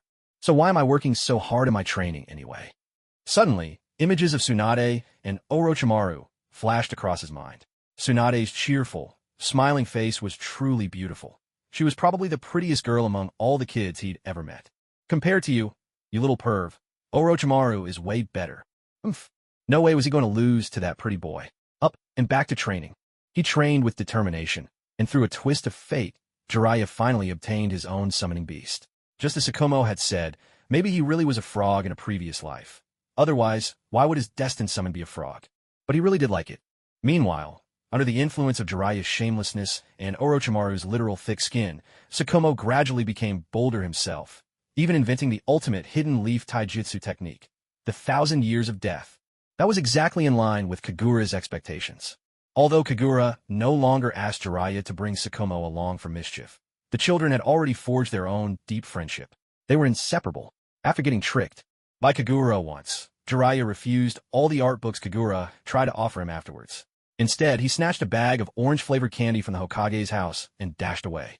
As he put it, who knew if those art books weren't just a trick again? Better to have something you could actually eat. Being the most loyal of friends, he certainly wouldn't keep that huge bag of candy to himself. When training was done, the three of them would gather, as usual, at their old haunt, a bench in the small plaza by the village river. "Look what I got." Jiraiya struck a pose, one hand on his hip, triumphantly holding up the bag of stolen candy. When Shu Mao saw the bag brimming with candies through the transparent wrapping, his eyes lit up instantly. At his age, liking sweets seemed almost shameful. Most boys tried their best to suppress or hide that desire, turning their craving into indifference. Even though nobody in the village had ever banned children over 10 from eating candy, it was just a peculiar sense of pride among boys their age, as if eating sweets would make them look like little kids with runny noses. But Shu Mao was different from the others. He was the type who knew exactly how to put on a front in public, but when he was only with his closest friends, his true feelings would slip out. Now, faced with so much candy, he didn't bother to conceal the longing in his eyes. In contrast, Orochimaru sat quietly, his serene face clearly declaring one thing: not interested. "Yeah, I could just eat all of these myself, but that's not who I am. Let's share them together, Jiraiya said, grinning. With great ceremony, Jiraiya opened the bag, sat cross-legged on the ground, and started dividing the candies. The three of them each took out their own handkerchiefs and spread them on the ground, while Jiraiya took charge of the distribution. To be fair, I'll do the splitting. Any objections? What objections could there be? The candies were his to begin with. Whatever he said went. Jiraiya's eyes gleamed mischievously as he started grabbing candies from the bag. One for Senpai, one for me, he said, tossing a piece on a shoe mouse and his own handkerchief. One for Orochimaru, one for me, he continued. Now, everyone else had one, but Jiraiya had two. One for Senpai, one for me, one for Orochimaru, and one more for me. Shumao and Orochimaru watched as Jiraiya kept dividing up the sweets. In the end, there was one piece left. Shumao really wanted it, but before he could speak, he watched Jiraiya deftly unwrap the candy, toss it into the air, and catch it in his mouth with impressive precision. Better than a frog snapping up a fly. Hey! Shumao started to protest, but it was already too late. Jiraiya grinned, showing his gap-toothed smile, and said cheerfully, no hard feelings if the last piece goes to our fair and impartial judge, right? His eyes sparkled with mischief. Shumao and Orochimaru exchanged glances. None of them really believed the distribution was as fair as Jiraiya claimed, but since the candy had appeared out of nowhere, there was no reason to complain. Happy enough, they accepted their shares with a smile. The three little ones sat side by side on the bench under the tree, each with a piece of candy in their mouths. The taste was sweet and tangy, with a strong burst of orange flavor. Even Orochimaru, who'd never tasted candy before, showed a look of surprise. Tastes good, doesn't it? Jiraiya asked him. Orochimaru nodded, a little dazed. After a moment, he murmured softly, it's a bit sour. It's a bit sweet too. Jiraiya stiffened, shaking his fist and scolding him. Of course it's both sour and sweet. It's an orange. That's exactly how oranges taste. Don't you ever eat oranges? Orochimaru frowned slightly, paying no attention to Jiraiya's words. He chewed for a moment longer and added, it's a little sticky on the teeth. Jiraiya let out a long sigh. He realized he was the real fool here. Why was he wasting so many words on someone as inhuman as Orochimaru? At that moment, Tsukumo looked over and asked, do you like it, Orochimaru? Meeting Tsukumo's gaze, Orochimaru hesitated, shook his head, then nodded, and finally just muttered, it's all right. That just about drove Jiraiya mad. He snatched the pile of candies still resting on Orochimaru's lap and bared his teeth in mock anger. If you don't like them, fine. I'll give them to Tsunade. She'll definitely fall for me when I give her candy. Oomph. Orochimaru simply shrugged. He didn't care. Candy was neither here nor there for him. If it couldn't help him master new jutsu or further his training, it was just something trivial. Tsukumo sighed at the scene. How had these two, with such utterly different personalities, ever become friends? Spending time with them was a real lesson in the diversity of living creatures. Thinking this, he quickly wrapped up his own candy and stuffed it into his ninja tool pouch. Orochimaru might not like sweets, but Tsukumo certainly did. He loved them to bits. Once candy was in his hands, not even 800 gods could take it away, let alone someone wanting to impress a girl. Wishful thinking. At dinner time at the Hokage's house, Tsunade came in from outside humming a tune, her right index finger hooked through a small bundle tied from handkerchief. The bundle spun rapidly as she twirled it. White cloth, unmistakably Orochimaru's handkerchief. With so much candy all at once, Tsunade was over the moon. While others might savor one piece at a time, she was different. She'd eat several pieces at once. She was the sort of person who, once she got hold of something, just had to finish it off as quickly as possible, whether it was candy as a child or money as an adult. Candy was to be eaten right away, money to be spent without delay. Candy gone in a mouthful, money gone in a roll of the dice. When Tsunade arrived, Tobirama had, for once, already come home. That was a surprise. Her workaholic granduncle almost never returned this early. Kids losing their baby teeth weren't really allowed candy at home. So with this unexpected windfall, she didn't dare take it back. This was the only place she could eat it, and maybe score a free dinner too. But who could have guessed? Her granduncle was already home. You. Tobirama immediately noticed Tsunade's cheeks puffed out from stuffing too many candies inside. He couldn't help but frown. She looked exactly like the hamster she kept as a pet. People always say that pets start to resemble their owners after a while. But why did it seem like the children in his family were becoming more and more like their pets? Clearly, keeping pets was a bad idea. He glanced at a certain woman dozing at the low table, and his frown deepened. Kagura, too, was growing more and more like a cat. When she was energetic, she darted all over the village, bouncing from place to place, sometimes putting on little shows, sometimes spending the entire day surrounded by children. Anyone who didn't know better might think she ran a kindergarten. But on days like today, when her energy flagged, she sprawled lazily across the low table or napped on the tatami mats, the very picture of a cat. Little Tsuna, if you eat too much candy, you'll end up with cavities, he warned. Tsunade hurriedly clapped her hands over her mouth, leaving only her wide eyes peeking out and blinking up at him. She was still just a child. She seemed to think that if she covered her mouth, no one would know she'd eaten the candy. Across the room, the woman at the table muttered and grumbled in her sleep. Those are my candies, definitely mine. That brat Jiraiya stole them to impress some girl. Unbelievable. Tobirama looked at her, a little exasperated. He walked over and sat down by Kagura's side, giving her a sidelong glance. So you've been sulking all afternoon just because someone took your candy? And that someone was a child? She would never admit to losing out to a kid, even if that was exactly what had happened. But Tobirama was easy to placate. Strict as he was, if she acted pitiful enough, he'd quickly overlook the whole thing. It was a classic case of opposites attracting each other. And so, Tobirama watched as Kagura slowly lifted her head, her voice soft and a hint of grievance in her eyes as she played the part of the wronged. She looked at him and said quietly, "But you bought those for me." The unspoken message was clear. It wasn't about the candy, but about who had given it. Tobirama felt a warmth bloom in his chest. The sharp retort he'd been about to make died on his lips. All he wanted was to pull her into his arms and comfort her. But just then a certain oblivious third wheel was busy chewing her candy with lightning speed, hastily swallowing one mouthful after another and unwrapping even more to cram into her cheeks while no one was looking. Tsunade's strategy was simple: eat every last piece. Kagura, unlike other adults, wasn't above snatching them right back from her, and Tsunade was sure she'd do it without hesitation. So, before Kagura could react, Tsunade was determined to get every piece into her belly. Little Tsuna, Tobirama warned her again with a side glance. If you stuff that much in, you're going to choke. This time, Tsunade was startled into stillness, but her stubborn teeth kept working. Because her mouth was so crammed with sticky candy, one of her already loose teeth was inevitably yanked out by the gooey treat. With one tooth missing, Tsunade looked rather comical. Tobirama couldn't help but laugh as he watched her. What an adorable little girl. Yet, as he laughed, his expression slowly changed and his brow furrowed, as it always did whenever he started to think. He couldn't stop himself from glancing at Kagura. They had been married for almost a year now, and his wife still seemed like a child, who hadn't quite grown up. When, he wondered, would they finally have a child of their own, one that truly belonged to both of them. He wanted to be a father. He wanted it deeply, achingly so, especially after seeing little Tsunade's sweet face. Before he met Kagura, he hadn't thought much about it, but after they married, seeing children, especially those as cute as Tsunade, made his longing to become a father all the more urgent. But a question like, "Why haven't we had a baby yet?" was impossible to ask her directly. It would be terribly impolite, almost insulting. Besides, this wasn't a matter for just one person. It concerned them both. Tobirama felt a deep, helpless frustration. He couldn't simply press Kagura on this.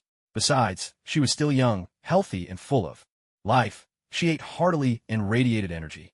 No matter how he looked at it, the problem didn't seem to lie with her. If not with her, then... Suddenly, he was afraid to finish the thought. For a man, such a realization was a harsh blow. He might look like he was in his 30s at most, but his real age was no secret to himself. So was it his age? Was that the reason? Anyone glancing at him in that moment would have seen a face alive with emotion, worry laced with uncertainty, uncertainty shading into fear, fear tinged with self-consolation. Self-consolation mixed with a trace of unwillingness, and all of it undercut by a faint thread of disappointment. Disappointment that slowly edged toward despair. It was as if a bolt of lightning had struck out of clear blue sky. Tobirama stood frozen in the kitchen.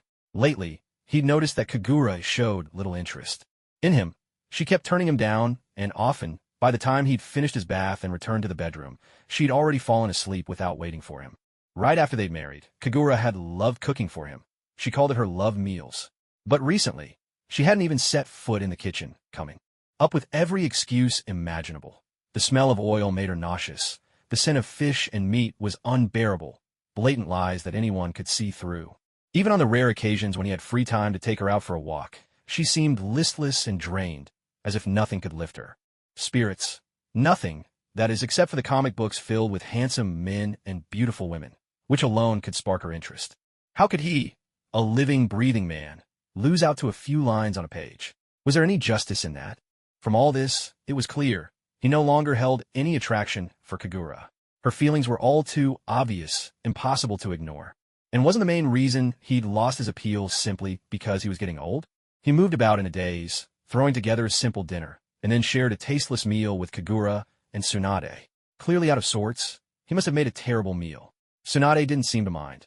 After all, a freeloader has no right to judge the food. But Kagura was another matter. She gave him no quarter, bluntly declaring she had no appetite and didn't want to eat at all. She might as well have slapped a label reading inedible right on his forehead. Afterwards, in the bathroom, Tobarama stood before the mirror, studying his own reflection again and again. A young face, a young body. There was no denying he looked at most 30. He took after his mother, with fair skin, and had always been better looking than his older brother Hashirama since childhood, the sort of look women loved. If Mito could be so utterly devoted to his brother, why did his own Kagura seem to be showing the first signs of love fading away? As had become routine these past few days, by the time Tobarama returned to the bedroom, Kagura was already deep in sleep. Still unwilling to give up, he tried to wake her, kissing her softly, but he could feel it, her entire being radiated rejection. She hugged her cat-shaped plush tightly and rolled over, putting more distance between them. Then she warned him to behave himself. "I'm really tired. Don't touch me. I just want a good night's sleep. See this line I've drawn?" She casually traced a line across the bedsheet with her finger, then continued, "Whoever crosses this line tonight is a little dog. One that has to bark too." A heavy, hollow thud seemed to echo in his heart. Tobarama was completely deflated. Any man would have lost sleep after that. Tobarama, with a cloud of gloom hanging over his head, crawled out of bed, dressed himself neatly, and quietly left the house. When he walked out of the bedroom, Kagura didn't even try to stop him. Not even a word. It was infuriating. Strolling through the night streets, Tobarama brooded bitterly. So it was true. Marriage really is the grave of love. He just wanted to drown his sorrows and drink, but every time he came to this place, he seemed to run into those two annoying guys. Had they bought shares in this izakaya or something? They certainly seemed to be regulars. Hashirama looked up to see Tobarama's face, written all over with displeasure, and a puzzled look crossed his own. He muttered to himself, "How strange to run into you here." That was it. Tobarama was the restrained, self-disciplined type. Unless he was in a truly foul mood, he'd never come to an izakaya to unwind. No one knows a brother better than his own. It was precisely because Hashirama understood Tobarama so well that seeing him here was such a surprise. "Don't tell me Kagura kicked you out?" Madara, who had been silent until now, couldn't hold back a laugh. Any setback for Tobarama was a delight for him. In his mind, he silently gave Kagura a thumbs up. Marrying Tobarama really did feel like going deep behind enemy lines. Tobarama ignored Hashirama, who was currently possessed by that double-crosser, and downed 3 cups in a row. Only after the alcohol had made a full round through his system did he finally open up. He paid no attention to Madara, but instead fixed his gaze directly on his older brother. Even after staring for quite a while, he simply couldn't bring himself to call his brother handsome.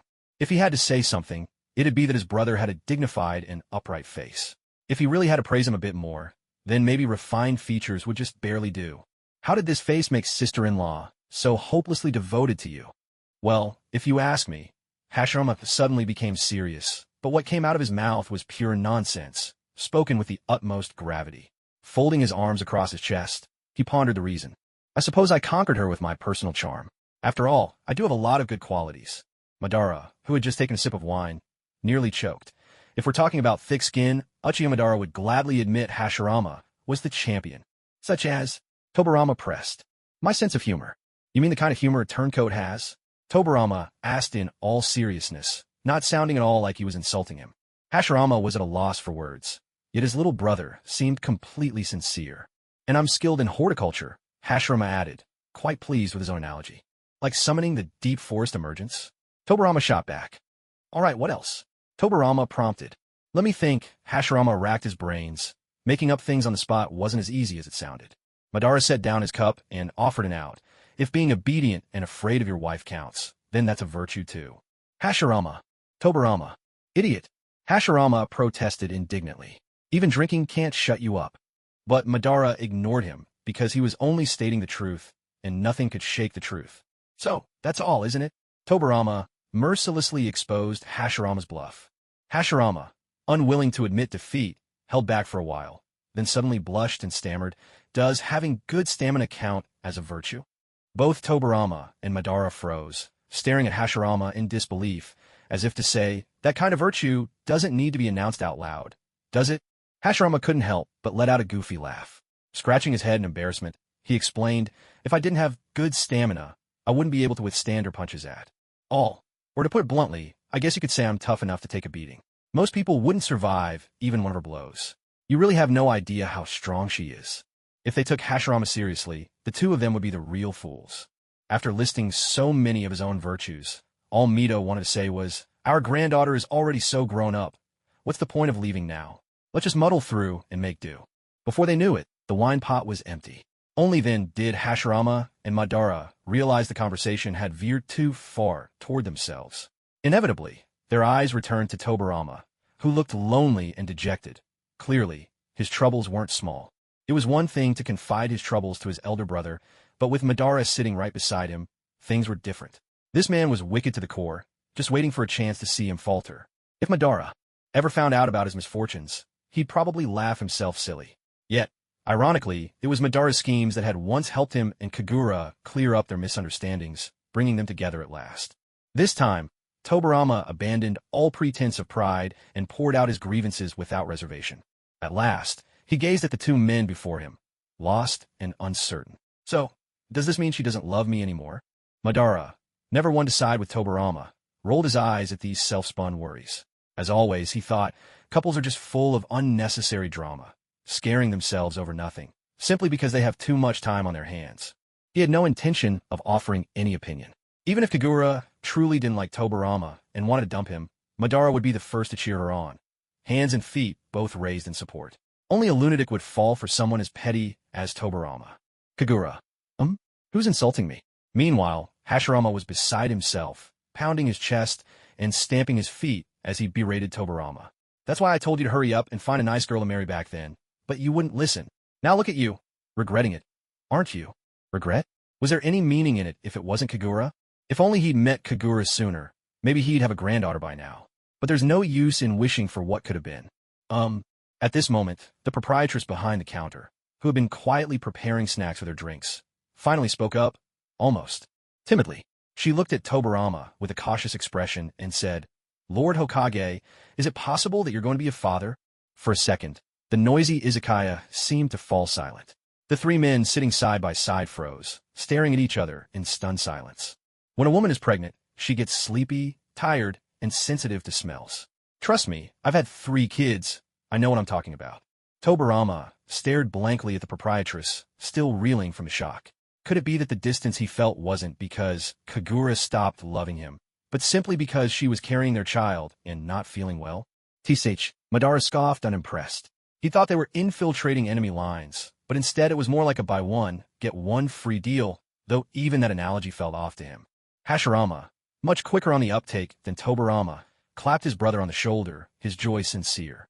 There's going to be a new life in our family at last. Tobarama still sat there in a daze, wrapped in a wave of overwhelming happiness. He'd always wanted a child of his own. Could this really be happening? Perhaps the gods were being far too kind to him. Oniue, you're getting ahead of yourself. We're not even sure yet. He tried to sound composed, but his voice trembled with emotion. The urge to drink was long gone.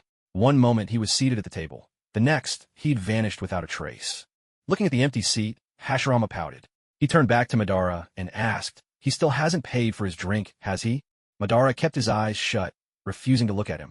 Hashirama couldn't help but complain. I'm already broke, and now I'm even poorer. Madara, buy me a drink. Madara replied, no. Hashirama fell silent. Was Madara truly his closest friend? At that moment, Hashirama couldn't help but doubt it. Upstairs, in the softly lit bedroom, a single lamp glowed with a warm light. Tobarama quietly slipped off his coat and moved to the bedside. Kagura was already fast asleep, clutching her stuffed cat doll in her arms. She was deeply asleep, not even noticing his presence as he drew near. Lying down beside her, Tobarama stretched out his arm and gently gathered Kagura into his embrace. The poor cat doll was tossed aside into the corner, and as if that wasn't enough, Tobarama gave it a small kick, sending it even farther away. Seeing the doll land even further from the bed, a satisfied smirk played at the corners of his lips. That stuffed toy was always vying for Kagura's attention. He had enough of it for a long time. The cat doll protests, she's the one insisting on cuddling me. With the toy taken away, Kagura stirred slightly in her sleep. She opened her eyes, and the first thing she saw was the man's chest. She lifted her head just a bit and met Tobarama's gaze, his eyes tinged with red at the corners, staring right at her.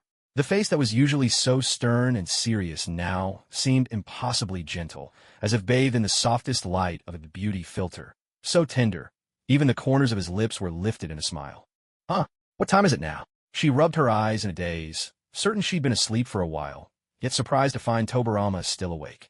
It's past 11, he replied. You haven't slept at all? No. Tobarama himself wasn't sure how he managed to hold back his urge to ask her questions. A deep sense of happiness enveloped him. In this moment, he felt as if he was the one most favored by the gods. Why are you looking at me like that? Kagura smiled and closed her eyes again, nestling into Tobarama's arms, trying to find a comfortable position. Because I like you. So I want to look at you, he said. Kagura let out a soft laugh.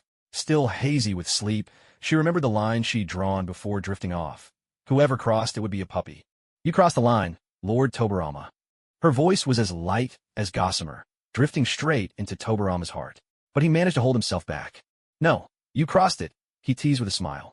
After all, he was the one who had pulled her across to his side. I don't care, it was you, she insisted, playfully stubborn. Tobarama could only relent. He nuzzled his chin on top of Kagura's head, hesitated for a moment, then, woof, woof, woof, he barked softly, his cheeks tinged with a faint blush. The ever-stern and upright Hokage, reduced to this before his own wife. How embarrassing would it be if word got out? But then again, what was there to fear? This was their home. No one else could hear them anyway. With things having reached this point, how could Kagura possibly push him away? She could only let him hold her close in his arms. She was simply too tired. Smiling, she drifted off to sleep once more. Yet, the one holding her stayed awake through the entire night. It was nothing more than an uncertain piece of news, but already his thoughts had run wild. He imagined how a few months from now, Kagura would be sporting a rounded belly. Even then, she would surely look beautiful. Perhaps she would let go of her bouncy little habits and become more mature, radiating a gentle, motherly warmth from head to toe. He also thought about the dangers she might face during childbirth. Kagura was terribly afraid of pain. Would she cry when the time came? Or perhaps the birth would be quick and smooth? He shook his head, feeling a little powerless. In this regard, he was completely out of his depth. For all his prowess as a shinobi who had developed so many techniques, there was nothing he could do here. He couldn't shoulder her pain for her, and even in the face of danger, he was helpless. At the same time, his mind wandered to the baby's gender. Would it be a boy or a girl? Boys were mischievous, sure to drive their parents crazy as they grew up. But if it were a boy, he could help protect Kagura and the village alongside him. Still, he found himself hoping for a girl, someone lively and sweet, like little Tsunade, always a joy to be around, and much more. Affectionate. If she inherited Kagura's looks, she would be a truly beautiful child, the kind you couldn't help but show off to the world. At this thought, Tobarama instinctively hugged the woman in his arms even tighter, a blissful smile lighting up his face. Overwhelmed by happiness, he almost seemed like a fool. He longed to thank Kagura, to thank her for marrying him, for giving him a warm, no longer lonely home. And now, she was nurturing a new life that belonged to both of them, expanding their family and giving him someone to carry on his legacy. Once he had thought his life was nothing special, his days unremarkable, just following the path fate had laid for him in the world of shinobi. But now he felt differently. The arrival of someone who would carry on his life seemed like the most wonderful thing in the world. And it was Kagura who had given him that gift. Thank you, Kagura, he whispered, pressing a gentle kiss to his wife's forehead as dawn approached. He had already prepared himself to become a father. Once daylight came, he would head to the Konoha hospital to confirm the news. He spent the whole night with his eyes open, and when the sun slipped through the curtains to fill the bedroom, all those tender feelings were tucked away once more. Tobarama, who had spent a lifetime being calm and composed, reserved his emotions for the cover of night. With the coming of day, he returned to his usual self, serious, unsmiling, and as cool and collected as ever, almost like an emotionless machine. As his excitement faded, he began to consider the accuracy of the situation. He had never been a father, nor did he know exactly how a woman reacted after becoming pregnant. He had seen quite a few pregnant women, but most were simply villagers from Konoha whom he passed on the street. The only one he had any real contact with was his sister-in-law, Mito. Mito had given his brother 3 children. What symptoms did she have when she was pregnant? At that moment, Tobarama realized that, aside from occasionally witnessing Mito's morning sickness, he really hadn't noticed any other symptoms. He felt a bit annoyed, even a little discouraged. Should he ask Kagura about it? But seeing Kagura's bewildered look, he doubted she knew herself. Perhaps it was best to just take her to the hospital for a checkup. Hiruzen's wife, Buwako, was an obstetrician, so she should be able to figure things out quickly. With this in mind, Tobarama hurried to wake Kagura. No matter how much she insisted she felt fine and wasn't ill, she couldn't resist. Tobarama's persistence. Still confused and half awake, she was taken straight to the hospital, and not just any department but obstetrics. Kagura sat there in a daze as Buwako examined her. Buwako was no longer as cool and distant as she had been when they first met. Marriage had softened her, and now, as she looked at the images on the monitor, she actually smiled, a sight that Kagura found almost magical. Do routine health checkups in the village include gynecological exams now? Kagura asked, genuinely puzzled. Buwako paused at Kagura's question, then covered her mouth and chuckled, nodding. Let's just say they do. Kagura took a deep breath. Buwako's reaction struck her as odd. There were 3 people in the doctor's office, Dr. Buwako and the second Hokage and his wife. Among them, one person was clearly more anxious than the others. Though Tobarama's clenched fists betrayed his nerves, he tried his utmost to appear calm. So calm, in fact, that it bordered on intimidating. So what's the verdict? Tobarama asked, feigning nonchalance. Buwako smiled and nodded at him. Just as you suspected, Lord Hokage. It's been over 2 months. The tension drained from Tobarama's body in an instant. The answer he'd hoped for left his throat tight, and though he wanted to speak, he couldn't find the words. Kagura, sitting obediently beside him, was completely at a loss. She glanced from Tobarama to Buwako and back again, only to find both of them looking at her with gentle, warm eyes. What's going on? Their looks were making her a little uneasy. What's wrong? What do you mean 2 months? Am I sick? Congratulations, Lady Kagura. Kagura was more confused than ever. She turned to Tobarama, searching for clarification. Tobarama nodded in confirmation. What does that mean? A suspicion flickered through her mind, but it seemed too far-fetched to be true. We're gonna have a child, Kagura. It was as if a bomb had gone off in her mind. Her world was engulfed in a blinding white flash from the explosion's instant. Kagura felt as if she could see nothing, hear nothing. The news Tobarama gave her was so sudden, she couldn't process it at all. A child? Was it the child she was thinking of? But I'm still a child myself. How could I have a child? No, that's not right. She had been in this world for years. She hadn't been a child for a long time. But then again, though her age had grown, her heart still felt young. She was entirely unprepared to be a mother. Was she supposed to be a big kid taking care of a little kid? No, no, no. Having a child with a paper-thin fictional character? Was that really possible? She'd felt lucky enough just to be with someone from fiction, but actually having a child with him. Surely that was beyond belief. Was this crossing species, or even dimensions? She had considered the possibility before, but now that it was real, her mind was utterly blank. I'm not ready yet, she muttered, looking at Tobarama with a dazed, almost silly expression, like a puppy lost in thought. By her side, Lake Biwa tried to comfort her. Bringing a new life into the world can indeed feel incredible, even overwhelming at first. The journey is tough, yes, but most of all, it's filled with happiness. Lady Kagura, you don't need to be afraid.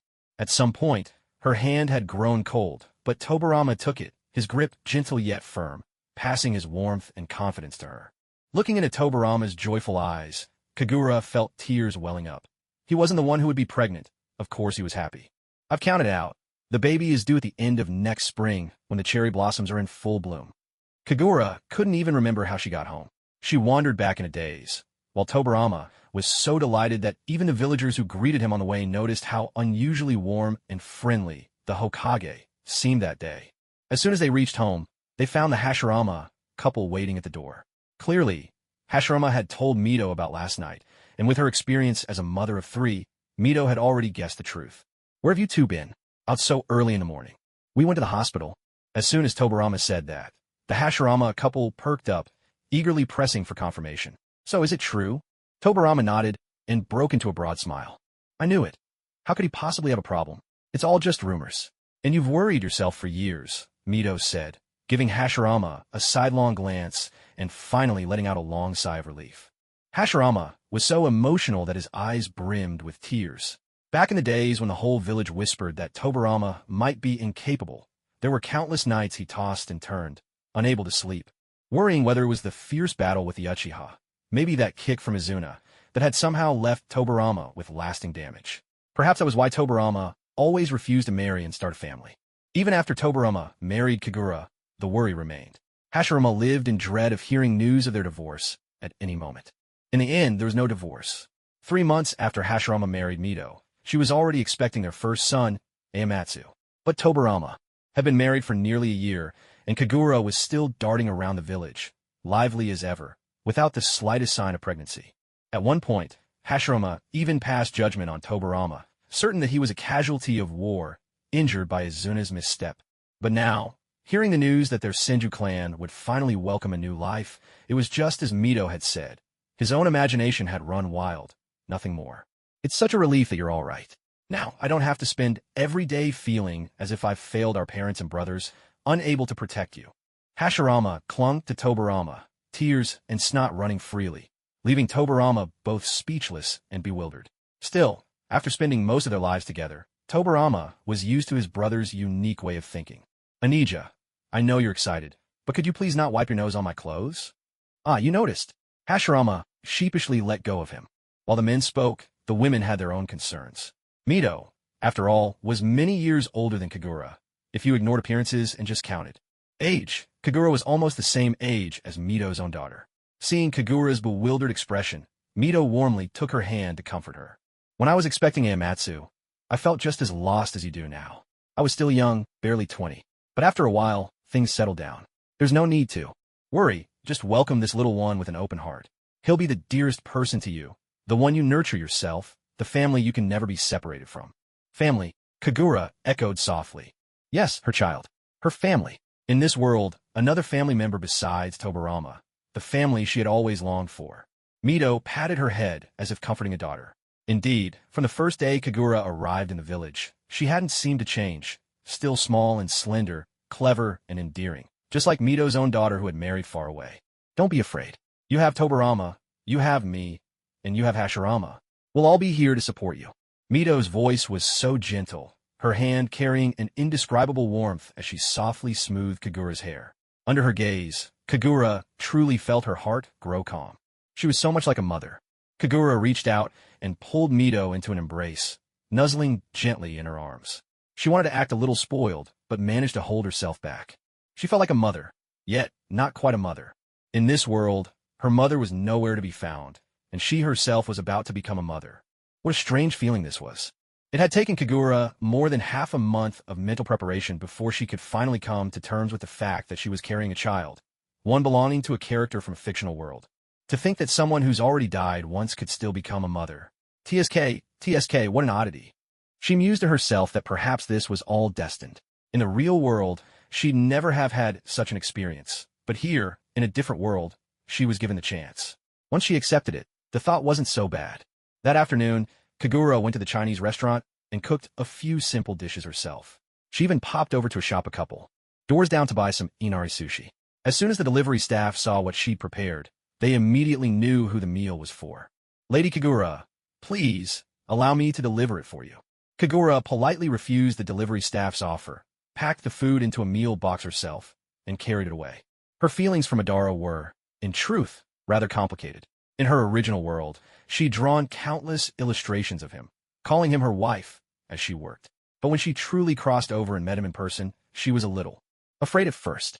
As they grew familiar, she realized how pitiful he seemed, so utterly alone, trapped in despair over the world, longing for his lost family, especially after she had exposed the truth behind the Eye of the Moon plan.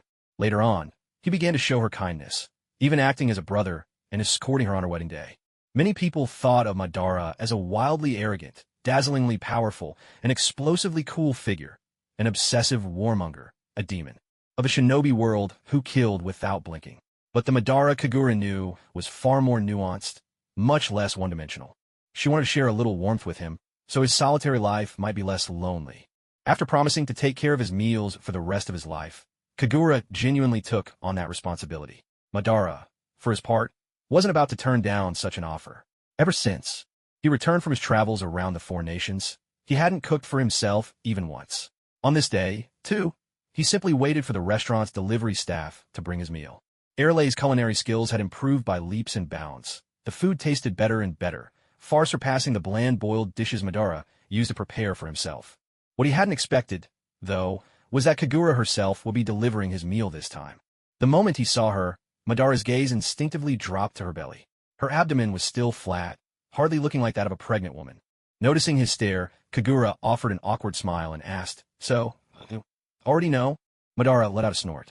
How could I not? Even if he ignored what the tavern owner's wife had said that night, Hashirama, whom he ran into every couple of days, couldn't help but nag about it. Our family finally has a new member again. Hashirama had to repeat this every time they met. Anyone who didn't know better might have thought he was the child's father, which earned him a scornful look from Madara, who had no family left at all. Madara suspected Hashirama did it on purpose just to get under his skin, but he had no proof. Even that little brat, Tobarama Senju, has a child now, huh? He let out a self-mocking laugh, filled with a sense of melancholy. His enemy's family was growing, while all he could do was offer his congratulations. Just thinking about it made him even more frustrated. Nisen Kagura spoke to him cautiously. If I said this child could be your family too, would you want that? The wry smile froze on Madara's lips. He looked at Kagura in confusion, as if she just said something completely foolish. Hey, he replied, annoyed. You're you, but that child is Tobarama Senju's. How could I ever consider him family? I'd have to be senile to agree to that. Wow, the disdain was obvious. Though Kagura felt a little disappointed by his rejection, she still replied. Yeah, you're right. If there was one thing Kagura excelled at, it was bowing out and showing weakness when needed. If you think I'm right, then write it down in a notebook. Don't say such stupid things next time. Yes. Kagura nodded repeatedly, looking a bit aggrieved, muttering in a small voice. I just thought if you had more family, you wouldn't have to feel so alone. Seeing Kagura so cowed by his scolding, Madara couldn't help but frown, and for a fleeting moment, he felt as if he'd been transported back to his youth. It was when Izuna went to the battlefield for the first time. He was only 8 years old. To be precise, he'd snuck off to the front lines himself. If Madara hadn't found out in time, a single enemy kunai would have ended his brother's life right then and there. Back home, Madara had scolded Izuna just like this, warning him about the brutality of the battlefield and the cruelty of their enemies. At the time, Izuna didn't dare to cry. He just nodded and apologized obediently. He'd berated Izuna for a long while, terrified of losing him. And then Izuna had muttered in that same aggrieved tone, I had a nightmare last night, Nisan. I dreamt you were hurt in battle, and I was so worried I couldn't help but go looking for you. Now, the Kagura standing before him reminded Madara so vividly of Izuna in those days, so full of grievance and vulnerability that he couldn't bear to say anything too harsh. All right, anyone who saw you like this would think I was bullying you. I'm just. If Izuna came back to life, would you still stay in the village like you do now? Would you still see this place as your home? Madara was taken aback. He'd fantasized countless times about Izuna coming back, but he'd never really thought about what he would do if that happened. Given Izuna's stubbornness, what would he choose? Would he still fight Hashirama and his brother to the bitter end? But now, these weren't times of war. No one in the clan wished for battle anymore. As for himself, he was tired of war. War had taken everything from him, his parents, his brother, and most of his clan. If Izuna truly comes back to life, all I want is for him to live well. Only after losing someone do you realize how precious they are. I understand your concerns, but those things no longer matter to me. And what if Izuna insists on? Madara smiled. Almost speaking to himself, he won't. Izuna listens to me. Madara looked nothing like a liar. Kagura realized just how little she knew about what kind of person Izuna really was. After all, in the original story, his appearances were scarce. All she knew was that he bore a strong resemblance to Sasuke. It's just that, in the end, Izuna, Ni-san. Kagura suddenly looked up before he could finish, her eyes shining as if she had finally made a decision. She asked Madara, do you still have anything that belonged to Izuna? Hair, or perhaps some clothing stained with his blood? What do you need those for? I think that by using those things, I might be able to let you see Izuna. Kagura's words were an irresistible temptation for Madara. He narrowed his eyes, studying Kagura. The girl's gaze was clear and pure, with no hint of deceit. Whether or not it was possible, at the very least she believed in what she was saying. Madara wasn't sure if he could trust her. Clearly, the kind of reunion she spoke of was not the simple transformation jutsu from before, but something else entirely. So, just how did she intend to do it? I have some of his hair, Madara heard himself say to Kagura. Give me a few strands, then. 3 days later, at dusk, inside the newly rebuilt Nanga shrine, Madara Uchiha tossed an unconscious man to the ground. He dusted off his hands with a look of distaste, then glanced at Kagura, a cloud of unspoken questions hovering above his head. At this time, it had only been half a year since Tobarama developed the impure world reincarnation technique. The jutsu was still crude and unstable, with many failures. But Kagura was different. She had witnessed both Orochimaru's and Kabuto's versions of the technique. In the entire shinobi world, no one could use it better than she could. She wasn't using Tobarama's primitive version, but rather the refined and upgraded one from the 4th Great Ninja War. This is a jutsu that summons a soul back from the Pure Land to the world of the living, Kagura explained with a gentle smile. I once thought, this jutsu went against the natural order, but it all depends on how it's used. Perhaps Izuna himself wants to return to your side. What I want is Izuna. Why are you making me find someone like this? This jutsu is called Impure World Reincarnation. It's a forbidden summoning technique from another realm, and to perform it, you need to meet 3 conditions. Madara crossed his arms, listening as Kagura continued. First, you need a certain amount of the deceased DNA. Body tissue, blood, or hair will do. These serve as the medium. Without this, resurrection is impossible. Second, you need a living person to offer as a sacrifice, who will become the vessel for the one returning. And lastly, the soul to be summoned must reside in the Pure Land. If the soul has been sealed, it cannot be recalled. As she explained, Kagura had already taken out a scroll, inscribed with the ritual's formula in advance. She unrolled it, spreading it across the ground, and placed several strands of Izuna's hair, given to her by Madara, on the surface. The scroll responded to the deceased's remains, and the written formula, along with the hair, began to drift from the parchment, floating toward the unconscious man. Pressing her hands together, Kagura intoned softly, "Reanimation Jutsu." A blue-white glow began to pulse within the circle of the ritual. Dust in the air stirred, swirling and gathering rapidly into the space outlined by the scroll. The accumulation thickened, layer by layer, until it covered the man lying on the ground. Sensing something, the unconscious man started to twist and writhe, a muffled whimper escaping his throat. He seemed to be in agony. It was Kagura's first time attempting such a thing, and deep down, she was terrified. In a way, this was nothing short of indirect murder. The dust piled on, denser and denser, until the man was completely shrouded from head to toe. Madara watched in astonishment as the room fell silent. As the dust receded from the man's body, the person lying before him was no longer the one from before, but his brother, someone he had yearned for, night and day. His mouth fell open in disbelief, and he couldn't help but take a step forward, staring at the figure on the floor. The figure moved slightly, then sat up in a daze, scanning his surroundings in confusion and mumbling, "Where am I?" In the next instant, bewilderment turned to shock as he caught sight of the man gazing at him with utter disbelief just a few steps away. Izuna sat there, confusion etched on his face. Hesitantly, he called out, "Ni-san?" Madara's mind went utterly blank, a torrent of emotion crashing through him. Izuna called again, his uncertainty clear. "Ni-san?" This time, Madara finally broke free from his stupor, nodding fervently. He rushed forward, sweeping Izuna into a tight embrace. His eyes stung, his nose tingled. The whole thing felt like a dream, but far too real to deny. "Izuna, Izuna." Madara called out his brother's name over and over. Izuna reached up to pat Madara's back, finally convinced that the man before him truly was his loving, protective elder brother. The next instant, Izuna suddenly cried out in alarm. Ni-san, are you dead too? How did you die? Did those 2 brats from the Senju clan get you as well?" Realizing that Madara had died was a bit of a shock for Izuna. Ni-san was the strongest ninja of the Uchiha clan. Did he really? Just die like that? And what about those 2 brats from the Senju clan? Are they dead too? I didn't run into them in the Pure Land. Kagura interjected. "Excuse me, who are you calling brats?" Madara paused, suppressing the mist that gathered in his eyes, and shook his head. "I'm not dead." As for those 2 from the Senju clan, he seemed to remember something, glanced a little sheepishly at Kagura, and continued, "The 2 brothers, Hashirama and Tobarama, are still alive too." "Izuna, it's you who's come back from the Pure Land." Izuna seemed puzzled, repeating his question. "What do you mean, come back from the Pure Land?" Madara patiently explained. "It means your soul was summoned back from the Pure Land. Now, you're in the real world, the world you once lived in, the world where I am." Well, it sounded a little far-fetched, but if his brother said so, then that must be how it is. Kagura stood off to the side like a tree stump, watching the long-lost brothers reunite. The way Madara acted around Izuna was different from how he was with others, gentle, good-tempered, and so patient. Truly, there's no such thing as being bad at something. It's only a matter of whether you're willing to do it. Madara's eyes barely left Izuna, holding his brother's arm and looking him up and down, as if he were a precious treasure returned at last. This ninjutsu was truly miraculous. He'd already forgotten that, just minutes ago, this body had belonged to a complete stranger. It really was Izuna, his brother in every way, his appearance, his expression, his way of speaking, even his memories.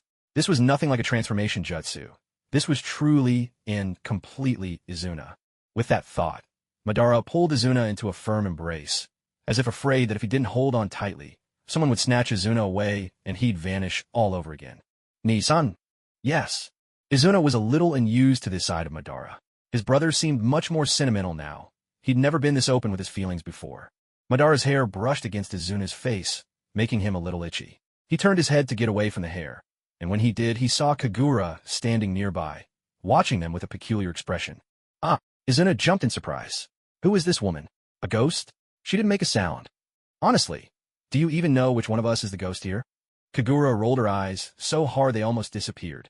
Finally remembering Kagura's presence, Madara quickly let go of Izuna and helped him up from the ground. She's the one who used ninjutsu to summon you back. Hearing Madara say this, Izuna couldn't help but take a closer look at Kagura, summoning the souls of the dead back from the Pure Land. What an astonishing and powerful jutsu that was. And yet, it had been performed by such a young girl. Izuna couldn't help but look at her in a new light. I am Uchiha Izuna, he said, gesturing to himself in a simple self-introduction. Of course she knew he was Uchiha Izuna. Who else could he be? Kagura found herself questioning this guy's intelligence. Had he traded his brains for good looks? The thought amused her, and she suddenly wanted to tease him. So she introduced herself, saying, I am Uchiha Kagura. Izuna clearly hadn't expected Kagura to be from the Uchiha clan. His striking eyes widened in surprise. He glanced at his older brother, then hurriedly asked, This little girl is one of our clan? Has the Uchiha clan grown so powerful now? Besides you, even a young girl like her can use such a jutsu. Izuna remembered well. When he died, the Uchiha clan had been utterly suppressed by the Senju. Madara pondered how best to explain. The Uchiha surname was something he had publicly granted her before the entire village. But in truth, they shared no blood relation.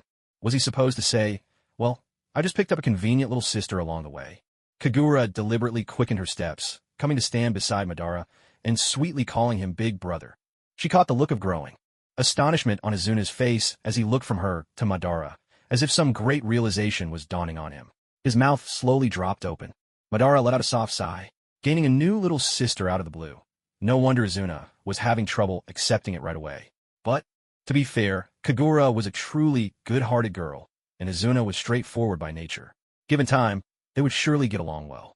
Kagura grinned, nodding at Izuna in imitation of Madara, as if to say, yes, that's right, your brother isn't yours alone anymore. Izuna's brow gradually furrowed as he scrutinized Kagura up and down with the pickiness of someone selecting the best cabbage at the market. When he finally finished, he closed his eyes with a resigned air, as though reluctantly accepting his fate. Well, since Big Brother has acknowledged her, what else can I do? The next instant, Izuna gave Kagura a deep 90-degree bow and loudly declared, Sister-in-law, it's a pleasure to meet you. Please take care of me. Kagura. Madara. Wait, what? Huh? How did things end up like this? Would it all go wrong? He really must have traded his IQ for those looks, right? Right? Ow, why'd you hit me? Izuna shouted indignantly, clutching the spot on his head where he'd been struck. He had already accepted her as quickly as he could, so why was he still getting hit? He didn't understand. Madara was almost bristling with frustration and wanted to smack him again. But as he raised his hand, he couldn't bring himself to do it. The hand that was lifted high came down softly instead, landing gently atop his brother's head. What started as a threat became a tender ruffle, and Madara's voice carried a hint of helplessness. He said, It's not what you think. Izuna stared blankly at Madara. His older brother was being almost overly gentle. Glancing up at the hand on his head, Izuna suddenly felt a warmth blossom in his heart. His memory drifted back to before his death, far before, in fact, till after he'd grown up. Since reaching adulthood, his brother hadn't patted his head like this, not even once. In that moment, it felt as if he'd been transported back to childhood. Back then, their parents were still alive, and so were their other brothers. Whenever he did something worthy of praise, Madara would ruffle his hair just like this, a gesture that belonged to his brother alone, a special kind of tenderness. He heard Madara continue, She's your little sister now. I admit it. From now on, she'll be your sister too. A sister? He looked over at Kagura. She was glaring at him, cheeks puffed out in indignation. The way she sulked was almost comical, her face still round with the remnants of baby fat, like a little girl who hadn't quite grown up. No matter how you looked at her, with that bean-sprout-thin frame, she could only have just reached adulthood. If she was to be his sister, he gave her another once-over. Well, as long as she wasn't his brother's wife, there was no need to be so strict. With that thought, Kagura suddenly seemed much more likable. Izuna grinned at Kagura, flashing a neat row of teeth, and waved his hand. Hey there, little sister. Looks like I misunderstood earlier. Kagura couldn't help but furrow her brows tighter. Sure, it was good that he could admit when he was wrong, but hey, shouldn't I be the older sister here? Huh? Izuna looked at her askance, as if she'd just told a joke. I'm obviously older than you. Aside from dressing a little more mature, you're just barely at the age of adulthood. A little girl playing at being grown up. I am not. Watching Izuna and Kagura bicker like two children who hadn't grown up, Madara's expression softened, showing a rare warmth. The emptiness in his heart faded, replaced by a comfort, as if he were nestled in a bundle of cotton warmed by the sun. Gentle, soft, and full. He hadn't felt like this in a long, long time. Madara chuckled at Kagura and reminded her, by age, Izuna's only 6 years younger than me. There was no need to say anything more. With that calculation, what else could she be but a younger sister? Kagura put her hands on her hips and pouted. For some reason, she suddenly felt a bit deflated. After Izuna's soul was summoned back, the issue Madara had to face was how to tell his brother that he hadn't followed Izuna's advice back then. Instead, he had made peace with the Senju clan. More than that, they had built a village together. Even though Madara had left for a time, in the end he had returned, moved by Hashirama's sincerity. Could Izuna accept something like this? No, Nisan, don't be fooled by them. All our Uchiha clansmen, they were killed by the Senju. Have you forgotten? Back then, Izuna's words had echoed endlessly in Madara's mind. With such thoughts rooted in Izuna's heart, could he ever accept living in the same village, especially when the head of that village was once his mortal enemy, the man who killed him? Truth be told, this was also what Kagura worried about. This improved, upgraded version of the Edo Tensei had allowed Izuna to retain and almost perfectly restore his strength from life. Even the eyes he had once given Madara were now back in his own sockets, shining with the power of the Mangekyo Sharingan. If Izuna wanted to cause trouble, things could easily spiral out of control. But Madara had promised her. He had said that Izuna would listen to him. She looked at Madara, only to find him watching her in return. Noticing Kagura's gaze, Madara hesitated for a moment, but then nodded at her. Kagura lowered her eyes. If Madara couldn't keep Izuna in check, then before Madara learned the method to undo the Edo Tensei, she would take matters into her own hands and control Izuna herself. By the way, where are we? It was already dark outside, and though 2 lanterns glowed within the shrine, shadows still clung to the corners. This is the Naka Shrine, came the answer. Izuna could hardly believe it. He remembered visiting the Naka Shrine a few times in the past. Back then, it was dilapidated and falling apart, nothing like the place before him now. As if reading his thoughts, Madara explained, it's been rebuilt on the original site. Rebuilt, Izuna repeated softly, a glimmer of joy in his eyes. He seized Madara's arm and pressed on. If that's the case, does it mean that many of our clansmen are still alive? Or did we defeat the Senju? At this, Madara shook his head. Let's not talk about that for now. Come on, I'll take you home. And that was enough for now. Having just returned from the Pure Land, Izuna wanted nothing more than to spend time with his brother. Everything else could wait. At the very least, from the look of Madara, not much had changed since the day Izuna died. He just seemed more mature. That was enough to show Madara had lived well these past years. And, for Izuna, that was all that mattered. The 3 of them left the shrine together. Naka Shrine was located within the Uchiha compound, so it wasn't a long walk home. Izuna gazed at the unfamiliar streets and buildings, feeling slightly dazed. Had the shinobi world progressed this much? Before his death, life had never been so comfortable.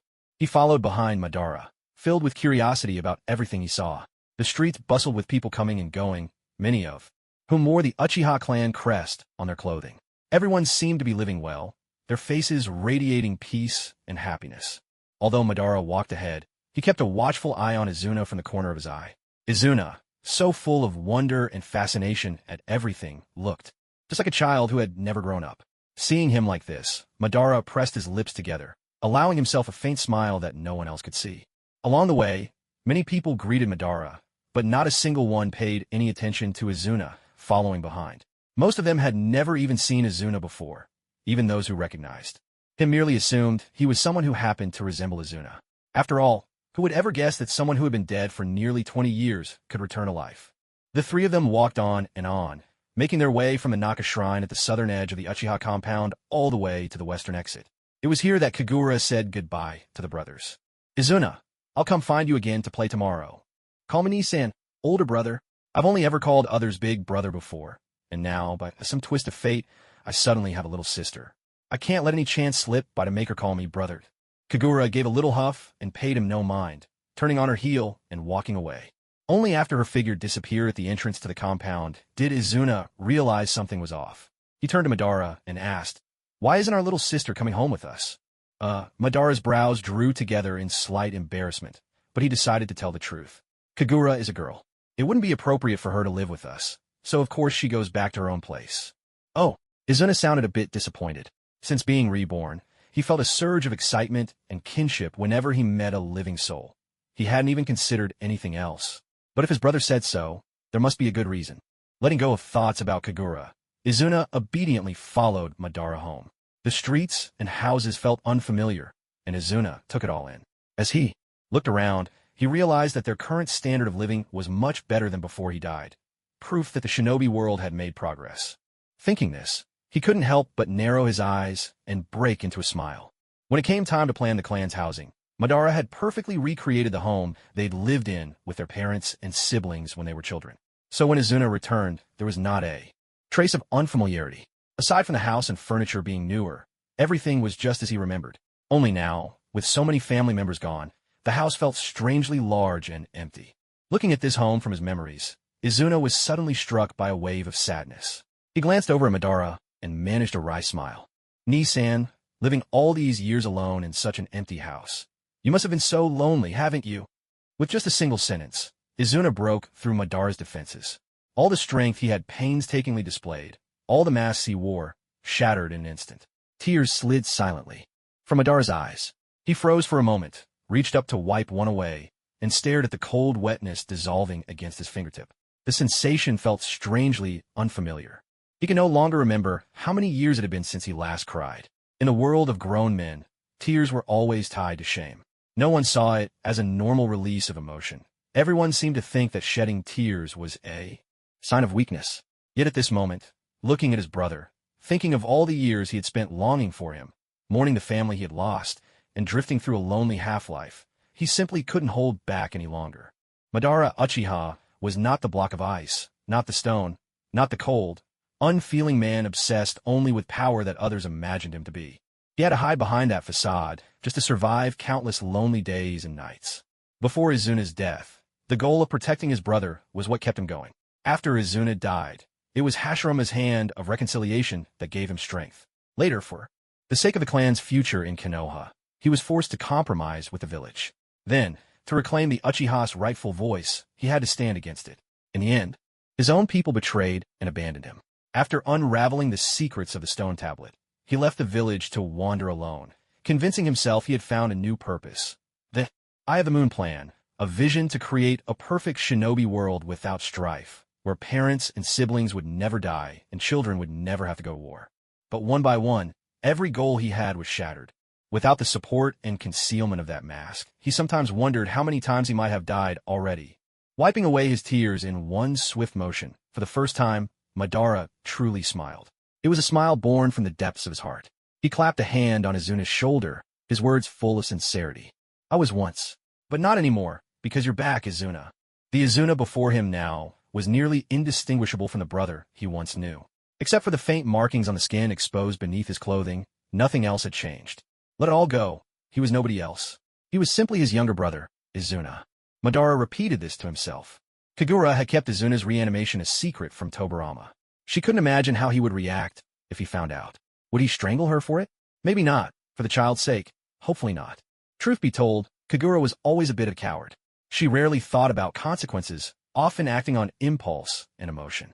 Only when everything was done and she had time to cool off did she start weighing the pros and cons, and only then did she feel fear, just as she did now. Her personality and way of handling things are perfectly normal for an ordinary, three-dimensional human being without a God's eye view. Yet, when placed in a two-dimensional world, she realized, after many events, that such behavior could come across as a bit foolish. Now, the more she dwelled on it, the more she felt she had acted impulsively. After all, she had no family here who could truly feel or understand such pain. Every time she saw Madara, she couldn't help but think how pitiful he was, and she felt a deep sympathy for him. Especially after she fell in love with Tobarama and had a child with him. She found happiness herself, and wanted Madara to break free from his own suffering as well. So, in a moment of impulse, she used that jutsu. When she returned home, the garden path was gently lit by a street lamp. Tobarama had deliberately left it on for her, knowing she'd be home late. She opened the door, and sure enough, found Tobarama in the living room. He was dressed in loungewear, deeply engrossed in a guidebook, on nutrition during pregnancy, and still holding a spatula in his hand. One could hardly ask for a more competent homemaker. For a moment, Kagura felt lucky to have crossed into the world of Naruto. It seemed that in this world, married men were all quite wonderful. Minato, for example, was also the perfect stay-at-home husband. "Don't come home so late from now on. What if you trip in the dark?" Tobarama said as soon as he saw Kagura return, his concern automatic. Kagura was aware she'd done something to displease Tobarama, but dared not confess, so she simply tried to be especially obedient in other ways. No matter what Tobarama said, she always replied with a soft yes, yes, or all right, as docile as a kitten. "Oh, by the way, don't go wandering around these next few days. A dangerous criminal escaped from the high-security prison today, according to the Barrier Corps' report. No one forced their way through the barrier, so he's likely still in the village, hiding somewhere, waiting for the right moment. I'm worried you might be in danger." "A dangerous criminal?" Tobarama walked over to the stove to check the chicken kanji he was making. There was still plenty of water, so it could simmer a bit longer. "Yes, or rather, someone dangerous enough to warrant execution. He's a rogue ninja, not belonging to any village, bound by no rules. A man who's committed every imaginable crime. Arson, murder, theft, cruelty. He wouldn't even spare innocent children. I kept him alive only because he could be of some use to my experiments." Tobarama abruptly stopped, realizing these were not things he should be telling Kagura. Nothing like this has ever happened before. When they discovered the breakout, every guard was unconscious on the ground, and the prisoner had vanished. No one knows how he opened the locks. At least he didn't completely lose his humanity. He spared the guards' lives. Or maybe he was just in too much of a hurry to bother. Hearing Tobarama speak this way, she immediately understood what had happened with the man used as Azuna's reincarnation vessel that afternoon. As expected, Madara was a man who valued his word. He hadn't treated her request as idle chatter. Judging from the personality he developed after being reincarnated, he could have simply knocked someone unconscious and dragged them off, but he didn't. Instead, he found a hardened criminal, someone guilty of unforgivable crimes, and didn't harm any of the guards. Kagura smiled. Madara's actions truly made him more likable. 3 days earlier, when Kagura had asked him to find a living person, she had been extremely careful, telling him to look for someone who deserved to die. A ruthless killer, a bandit who plundered and burned, a spy, or a terrorist. If such a person couldn't be found in Konoha, he'd need to search elsewhere. That was why she'd given him 3 days. At the time, Madara had acted dismissive, but he still nodded and agreed to Kagura's conditions. Looking back, it was clear he had taken her words to heart. He hadn't let down the trust she'd placed in him. To keep one's word, this is the mark of a true gentleman. But when had Kagura ever been the type to obediently listen to others? She agreed so readily in front of him, yet always did things her own way. In the end, Tobarama frowned, a plan forming in his mind. He said, "I think it would be better to assign 2 ANBU members as your bodyguards." Bodyguards? She'd just been planning to visit Izuna tomorrow. If she had ANBU bodyguards following her, every move would be reported back to Tobarama, and the matter of Izuna's Edo Tensei reincarnation would surely be exposed. Of course, it was only a matter of time before it came out anyway, but with Kagura's ostrich-like avoidance, she preferred to keep the secret as long as possible, even if it was only for a day. After all, when her husband lost his temper, it could be quite terrifying. Kagura flatly refused the offer of ANBU protection. Left with no other choice, Tobarama could only monitor the flying Thunder God seal he'd placed on Kagura from time to time, just to keep track of her location. Yet it frustrated him to no end. Kagura never stayed home to rest as he asked. The moment he arrived at his office, she would dart off somewhere, and, judging by where she lingered, she was almost always at the Uchiha compound. Tobarama could only stew in silent jealousy, helpless to do anything about it. He's just her brother in name. Do they really need to be so close? Their time together was almost surpassing that of her legitimate husband. What on earth was so appealing about Madara, with his terse words, gloomy demeanor, and habitual silence? Tobarama couldn't understand it, and he certainly would never admit he was jealous. If he couldn't assign ANBU, then perhaps he could arrange for a few children to keep an eye on her. Thus, in an act of utter cunning, the second Hokage bribed Tsunade, Jiraiya, and Orochimaru with candy, instructing them to spend more time around Kagura and report back on what she was up to. Is uncle afraid that Lord Madara will steal sister Kagura away? Under the big tree outside the Hokage's office, Tsunade, small in size but sharp-tongued, asked with a mischievous grin. Is my concern really that obvious? Well, even though I think Lord Hokage is a handsome man too, it seems like women all prefer someone who looks like Lord Madara. Just the other day, I saw Lord Madara walking through town, and so many pretty ladies were looking at him with hearts in their eyes. Hey, Lord Hokage, any beautiful ladies ever look at you like that? Tobirama had to resist the urge to punch her, his eyebrow twitching as he demanded loudly. What's so great about Madara, anyway? He's always brooding, with his hair covering half his face. What's even attractive about that? Tsunade couldn't help but tease him. Men will never understand what makes another man attractive. Only women really get it. Tsunade, you still have a long way to go before you become a woman. What would you know? How could he say that? I'm going to grow up soon.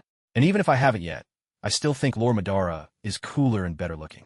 He's got that mysterious vibe, and his face is just better. Why is it that the people of the Senju clan always end up strangely fascinated with the Uchiha? My brother, Kagura, and now even little Tsunade. Humph, Tobirama scoffed. A man's charm isn't defined by his face alone. Orochimaru, who had been silent, chimed in coldly. I think Lord Hokage makes a good point. Though honestly, I'm not sure what exactly counts as handsome. Tobirama felt a flicker of emotion. It turned out there really were still rational children in this world. But Orochimaru continued, Lord Madara's abilities are undeniable. He's probably the greatest after the first Hokage. Well, in the end, even the kids look down on me, Tobirama thought, crossing his arms with a huff. He resolved to develop even more. Jutsu specifically to counter the Uchiha. He'd show future generations that a man's appeal could come from a brilliant mind as well. But then, he realized how childish he was being. He was the Hokage, after all. Why was he bickering with a bunch of kids about what makes a man attractive? What do they know at their age? He must be losing his mind. Waving them away, Tobirama left the little troublemakers behind and made his way toward the laboratory. He couldn't help but take in the scenery as he walked. Autumn was here. The leaves had turned yellow and were starting to drift gently down, soon to leave the trees bare. In no time, winter would come and the branches would be cloaked with snow, the world shimmering in white. After the long, cold winter, by late spring or early summer, their child would arrive. With that thought, even the harshness of autumn and winter seemed a little easier to bear. Tobirama couldn't help but smile softly to himself. It was truly a wonderful thing, having something to look forward to. In the days that followed, Kagura ran off to see Izuna every day, which, truth be told, was more like keeping an eye on him than actually playing together. If Madara could be described as too silent and dull, then Izuna was his complete opposite. In times of peace, Izuna was gentle and lively, sometimes so spirited that he seemed like a big child. In this regard, he and Kagura were kindred spirits, which made them get along exceedingly well. After just a few days together, they felt as if they'd known each other all their lives, their sibling bond soaring as if propelled by a rocket. Izuna still remembered his childhood, when he was only 3 or 4 years old. Back then, his playmate was a little girl from the neighboring house, a few months younger than him. The two were inseparable, sharing meals and even beds. But then, tragedy struck. The little girl fell ill and passed away. Izuna was heartbroken for a long time, constantly pestering his mother to give him a little sister. But by then, his mother's health had already declined, so this wish remained just a wish. Now, suddenly, a little sister had appeared out of nowhere, and she got along with him so well. Of course, Izuna was overjoyed. The two of them were remarkably in sync. Even their sense of humor was similarly low. Sometimes Madara would sit to the side, resting his chin in his hand, watching Kagura and Izuna chatter away. He could never figure out what was so funny about their conversations. Most of the time, their jokes weren't even remotely amusing, yet the two could always hit each other's funny bone, laughing till they were doubled over. In Madara's eyes, such people couldn't be very bright, downright silly, really. After spending so much time at home, Izuna began to feel the itch to go out and explore. But every time the urge struck, Kagura would invent a new and exciting game to keep him at home. One day, while Izuna was out of the living room, Kagura finally seized a rare moment alone with Madara. She lowered her voice and asked if he'd told Izuna about what was happening in the village. He doesn't know who the current village chief is, does he? Madara nodded. As long as he doesn't go out, he won't find out. I think whether to tell him or not. Are you just putting it off? Kagura couldn't make sense of Madara's intentions. What was he doing? Trying to keep Izuna locked up. Wasn't this a little extreme? You can't keep him cooped up at home forever. If you don't tell him in advance, what if he goes out one day and runs into someone? Wouldn't that start a world war? Don't tell me you haven't even mentioned that you shook hands with the Senju clan and built the village together. A flush crept up Madara's face. Kagura felt a chill in her heart. Sure enough, no matter how smart or rational Madara usually was, the moment something involved Izuna, his brain seemed to short-circuit. So, when do you plan to tell him that Tobarama is the village chief? Madara opened his mouth to reply, but before he could get a word out, a cold voice sounded from the doorway. Who did you shake hands with to build the village? Both Madara and Kagura turned their heads at once. There stood Izuna, backlit by the doorway. All the warmth and radiance he usually carried had vanished, replaced by a chilling, severe aura. He continued, Who is the village chief? Silence fell over the room. Well, now he'd heard all. Seeing Madara's guilty face and Kagura pretending to be an outsider, Izuna was practically bristling with rage. He leapt at Madara, baring his teeth and demanding, Didn't I tell you not to make peace with them? Do you know how many of our clan those liars have killed? And what about Tobarama? Why is that bastard still alive? How is he even still village leader at his age? Kagura helpfully chimed in. The Senju tend to live long lives and peaceful times. Izuna was dumbfounded. I don't care. I'm going to get revenge. No one can stop me. Izuna clambered off Madara and turned to storm out. Izuna, listen to me, Madara shouted after him. No matter how impulsive he was, Izuna still couldn't bring himself to disobey his elder brother. Fuming, he stopped in his tracks. When he turned around, his cheeks were puffed up in anger, his eyes fierce, like a wild beast that refused to be tamed. A few days ago, you told me you saw how happy our clansmen are living now. Izuna, endless war has made everyone weary. Our people don't want to fight forever. They want peace, an end to the old vendettas. If we don't choose reconciliation, the only other path is for one clan to annihilate the other, total destruction. There's no third way. I was lost on this journey too, deceived as well, but eventually I understood. All they want is to live peacefully with their families, without fearing who might die next. Our brothers fell to the Senju, but the Senju have lost their loved ones as well. But what about the clansmen we lost? Izuna, let's think about the living, for the sake of those who still draw breath. Madara's words seemed to carry an almost magical power, gradually soothing the anger and restlessness burning in Izuna's heart. He looked at Madara, pondering his words, yet unwilling to let go of his stubborn resentment. None of it means anything to me anymore. Nothing matters, except you. Izuna, one day, I will make sure you truly come back to life. To me, you're all that matters now. Ni-san, don't worry about the Senju, or anyone else. I just want you to live well, right here by my side. No one understood the pain of loss and a miracle of reunion after nearly 20 years better than Madara. War had once taken Izuna away. This time, he would never let war steal his brother again. The fate of others no longer concerned him. He wanted only to protect his brother, no matter the cost. Izuna stared blankly at Madara.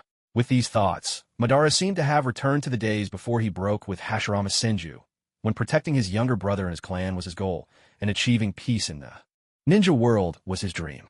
But that one time, by the Naka River, when the truth of their identities was laid bare, Madara awakened his Sharingan, and from then on, was forced onto a path of no return, one of endless battles. It couldn't really be said that his brother had changed since then. Rather, he had simply hidden away his gentleness. Now, though, it seemed as if that gentleness had come back. Izuna felt a pang of reluctance. He lowered his head, stubborn, yet ultimately yielding. I understand, he muttered, his voice muffled. Kagura let out a sigh of relief, but before she could even catch her breath, her vision blurred for a moment, and in the very next second, someone new appeared out of nowhere. The instant she recognized the sudden arrival, her heart, which had just steadied, leapt back in her throat, pounding so wildly it felt as if it might burst free. How did you? She blurted out, unable to finish. She had, after all, been discovered. Frustration welled up within her. She had been so careful, never letting slip a single clue. It was over.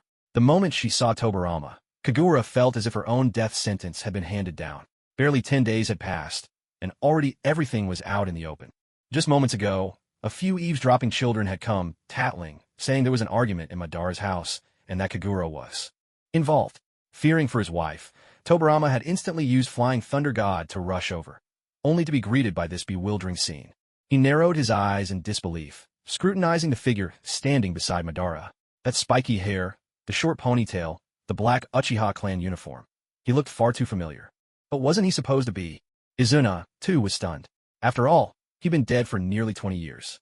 To suddenly face his old nemesis from the past left him momentarily at a loss. Most of their encounters had been on the battlefield, and now, stripped, of his layered armor and white fur collar. Without the forehead protector he always wore, Tobirama, in his simple black uniform, seemed quite different.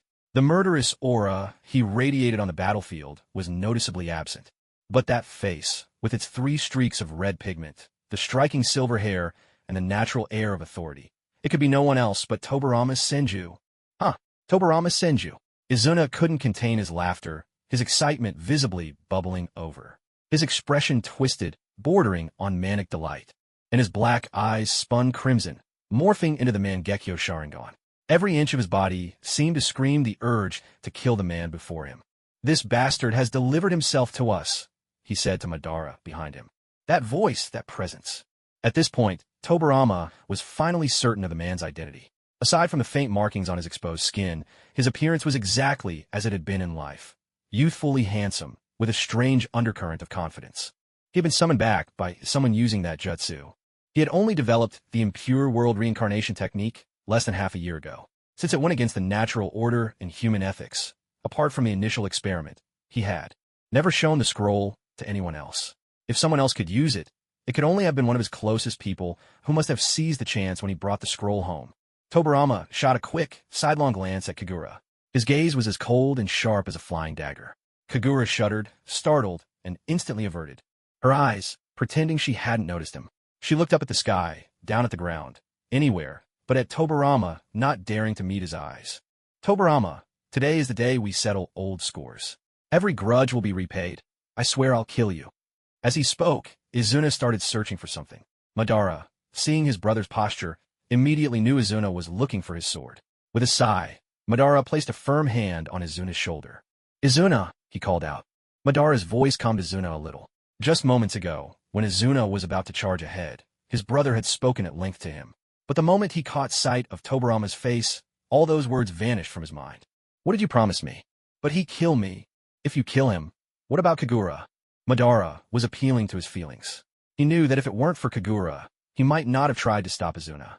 His brother had returned. If Izuna wanted the world, Madara would have given it to him. If he wanted Tobirama's life, Madara might even have turned a blind eye or helped him. But now he couldn't. If they gave in to vengeance and took their revenge, then what? Would they watch Kagura lose everything, forcing her to relive the pain Madara himself had endured over the past 18 years? Perhaps in the past he could have borne it, but after coming to see her as family, he could not bring himself to treat her so cruelly. Izuna didn't quite understand what Madara meant. He stared at his brother in confusion, completely puzzled. What does she have to do with this? "I've told you. She's married now, hasn't she?" Izuna nodded, but as he nodded, he suddenly grasped the meaning behind Madara's words. He looked at Madara in disbelief, then at Kagura, demanding, "Isn't she our little sister? How could she marry that bastard? How could you allow it?" Madara frowned, pondering how he could explain to Izuna that he had no right to interfere with whom Kagura chose to love or marry. "No, then I have even more reason to kill him." Izuna glared fiercely at Tobirama, burning with hatred. "There's no way I'll let the sister I recognize marry you. You're no good. You always use dirty tricks in battle. What kind of man is that?" Kagura, although touched by Izuna's words of recognition, couldn't just stand by and let the two of them fight. She tugged at Izuna's sleeve, trying to calm him down. "You can't blame Tobirama for this. Vegetables are the original sin." Kagura saw Izuna turn around to face her, his face full of frustration and silent questions. In a flash, she clamped a hand over her own mouth. Damn it, she'd accidentally blurted out what she was really thinking. "You're doing this on purpose just to piss me off, aren't you?" No, it's not like that. I just meant, in that situation, if he hadn't killed you, he would have died instead. On the battlefield, mercy toward the enemy is cruelty to oneself, just as the elders used to say. Seeing Izuna's expression soften a little, Kagura pressed on. "I'm already married, Nisan. You wouldn't want me to become a widow, would you? If she were to be killed here, then all the pain she'd endured, blowing herself apart again and again just to kill Ginkaku, would be for nothing." Kagura had never called Izuna big brother before, and now, for the first time, she used the word, pleading on Tobirama's behalf. Izuna was rendered speechless by her words, left with nothing but to glare furiously at everyone in the room. Tobirama had remained silent the entire time, and the quieter he was, the angrier Izuna became.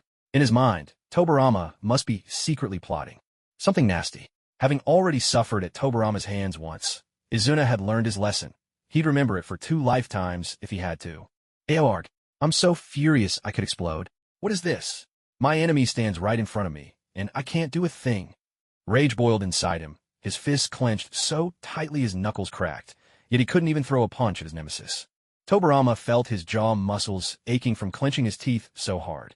His gaze swept back and forth across the three faces in the room.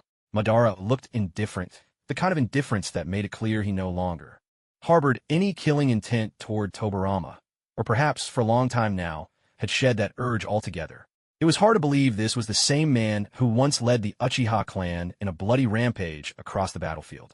As for Izuna, what showed most his eyes was not hatred, but unwillingness, defiance.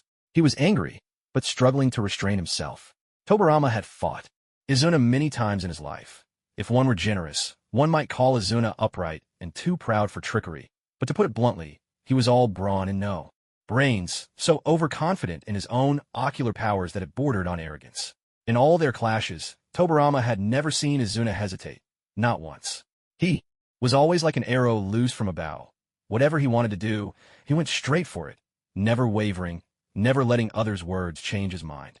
But now, having been resurrected with Edo Tensei, Izuna had started listening to others, suppressing himself for the sake of those around him. There was no denying it. Dying once had changed him. As for Kagura, seeing that infuriatingly smug expression on her face made Tobarama want to treat her the way an exasperated father might discipline a mischievous child. Give her a good scolding, make her cry, and force her to repent for her misdeeds. Ask her if she even understood what she was doing, if she realized just how serious the consequences could be. The risks and uncertainties of the impure world reincarnation jutsu are simply too high. It's far from perfected. She's truly reckless, daring enough to summon Izuna back from the dead. Kagura knew she was in the wrong. She stuck a glance at Tobarama, trying to gauge his reaction. Seeing her like this, Izuna couldn't help but frown again, launching into a tirade at Tobarama.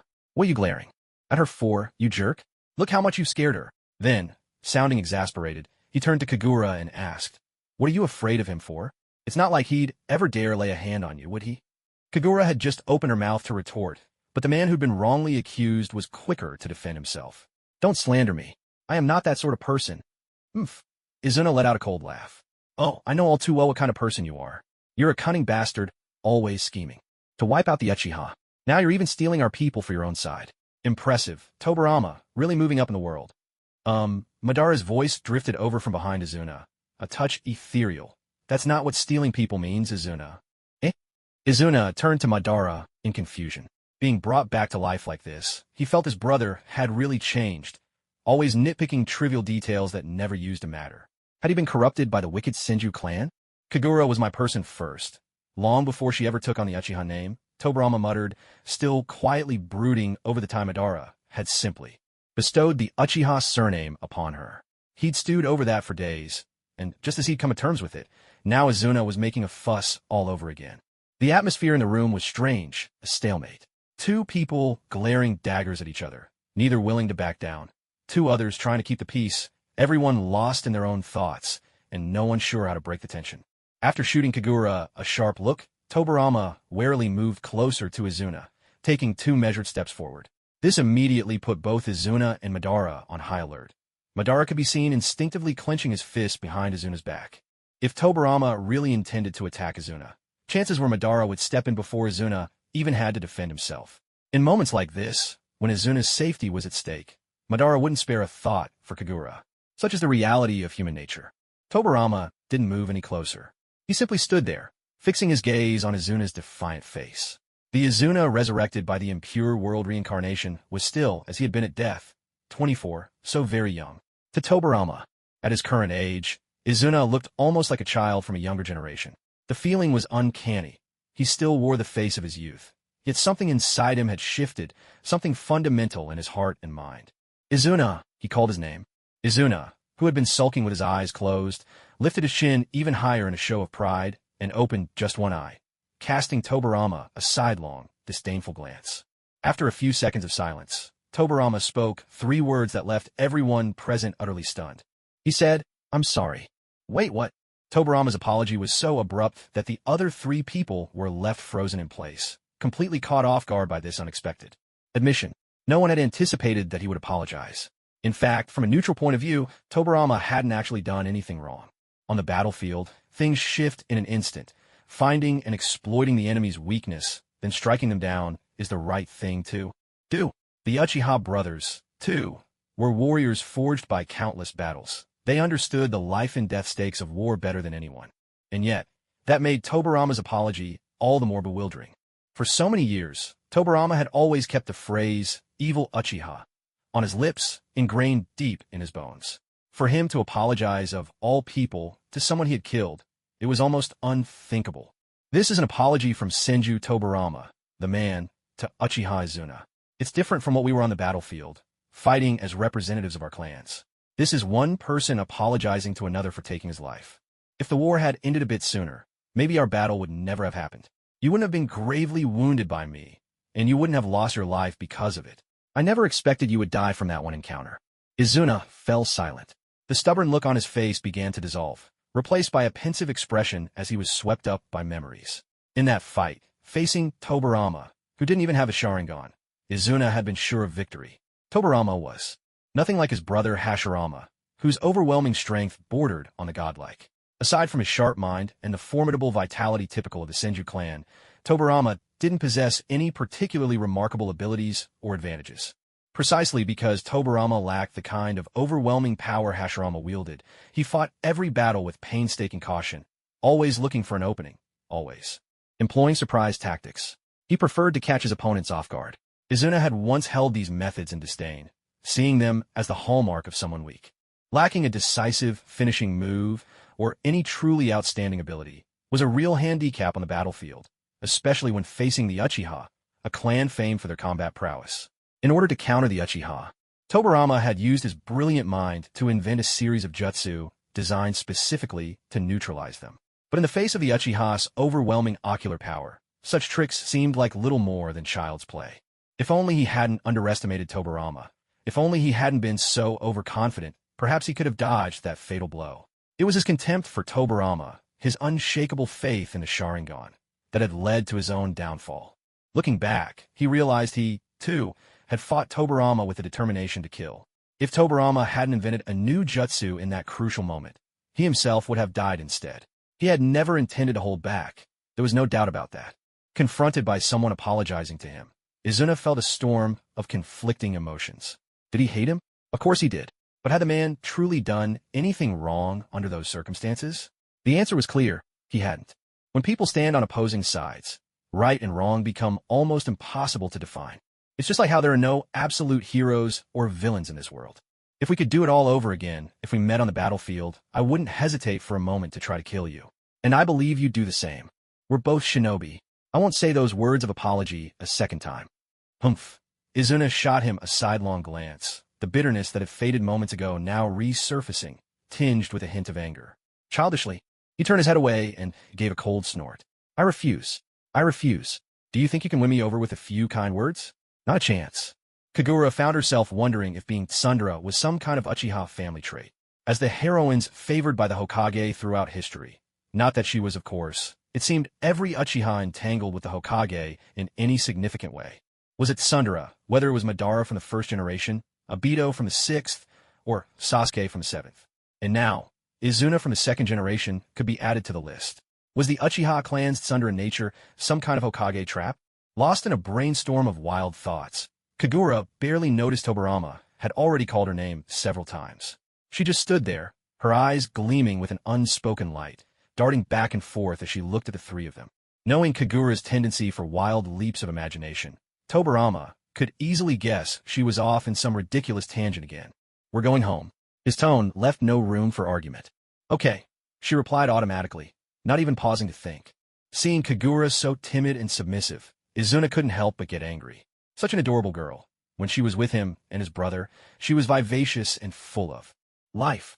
But the moment Tobarama showed up, she shrank away like a frightened quail. Clearly, married life was treating her terribly. The couple must be at constant odds. TCH, what has marriage given her? Has it turned her from a precious pearl into a mere fish-eye? Izuna made up his mind. He was going to assassinate Tobarama. Quietly, secretly, he'd make sure nobody suspected a thing. He'd rescue his sister from this pit of fire. Then, within the Uchiha clan, he'd find the best young man for her. Ideally someone who had awakened the Mangekyo Sharingan, someone with both strength and good looks. The new brother-in-law would have to treat his sister like a treasure, so precious he'd be afraid to let her fall, so cherished he wouldn't dare speak to her in anything but the gentlest tones. If he so much as glared at her the way that bastard Tobarama did, Izuna would quietly gouge out his eyes. "What do you think of this plan, Nisan?" Izuna smiled with innocent delight, but Madara's face was clouded with worry. He spoke with a hint of regret. "As things stand, our Uchiha clan really doesn't have many outstanding young men to boast about. In these peaceful times, with parents alive and siblings close by, it's rare for anyone to awaken the Sharingan, let alone the Mangekyo.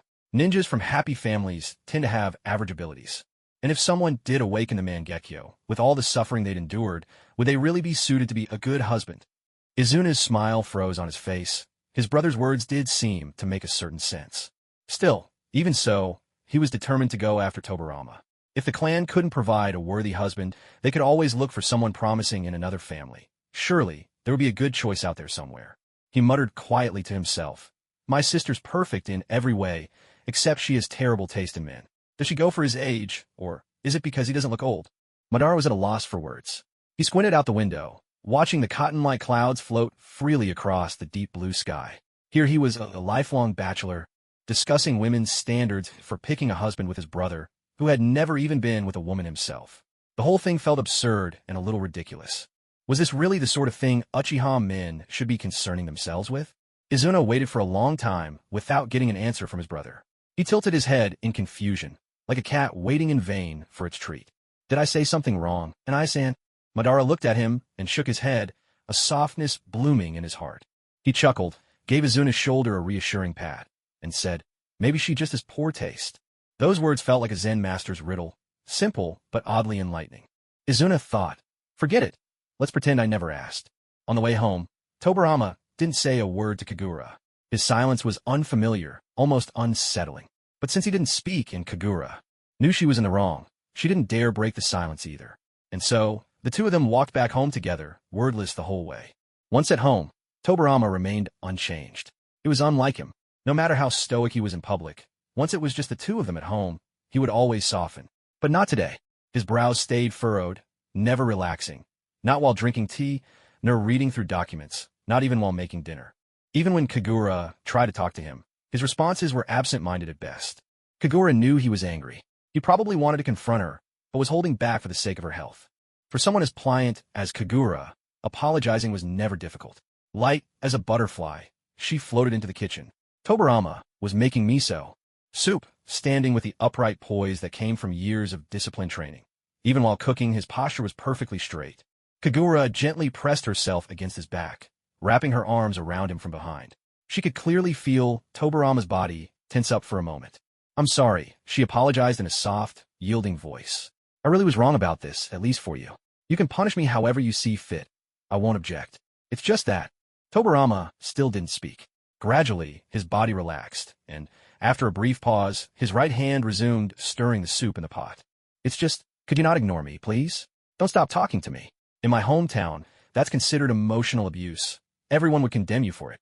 At this, Tobarama let out a long sigh and turned around to face her. His brow was still deeply furrowed, but his eyes had softened considerably.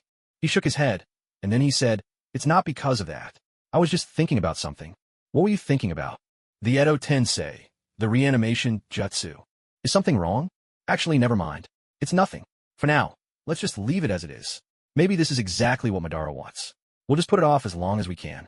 Tobarama looked at Kagura, who was clinging to his side with a pitiful expression.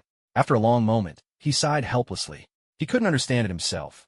How had he, a grown man, ended up being so thoroughly wrapped around the little finger of this young woman? She always seemed to know exactly how to get to him, making it impossible for him to stay angry at her, no matter what she did. It was a bad habit. It made him look weak and lacking in principle. Thank goodness she wasn't a bad person. If she were, what would he do then? By his own rules, he'd probably have to kill her. He tightened his arms around Kagura, pulling her closer into his embrace, but his tone turned stern. "If you know you did something wrong, then don't do it again next time. Otherwise, I definitely won't let you off so easily." Kagura listened, her cheeks flushing red. Every time Tobarama said, "I won't let you off easily," it was pure torture for her. Even with her youth, she couldn't help but squirm. Tobarama took a certain delight in seeing Kagura at a loss for words, especially since she was usually so sharp-tongued. Watching her stumble like this was genuinely satisfying, almost as gratifying as the taste of well-earned revenge. Still, Kagura couldn't help but worry about Tobarama's feelings toward Izuna. She hesitantly probed, "Did you really mean it when you apologized to Izuna?" The smile faded from Tobarama's lips. He looked momentarily lost in thought, narrowing his sharp eyes before answering. "If you punch someone, you owe them an apology. So what about when you take their life?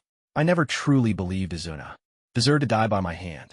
It was only our opposing sides that made it so. On the battlefield, as enemies, there was nothing wrong with it. Even now, if you asked any ninja in the world, they'd say I did nothing wrong by killing him." Kagura looked up at him expectantly, waiting for Tobarama to go on. "But I am not a bloodthirsty fiend. Putting aside our opposing positions, we are all just ordinary shinobi, ordinary people even. We are someone's child, someone's parent, someone's brother or family member. Now we all belong to Konoha. As long as he doesn't harm others or threaten the village, what reason do I have to kill him?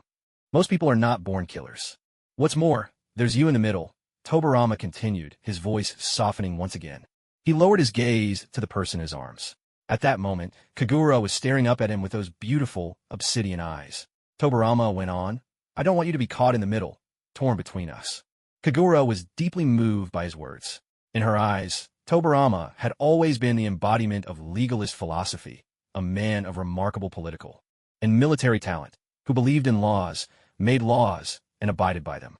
He resembled those who govern by the rule of law in the real world. He was almost too rational, so much so that he had once set aside his own self, becoming a tool solely for the village's stability and prosperity. Everything he did was for Konoha's benefit.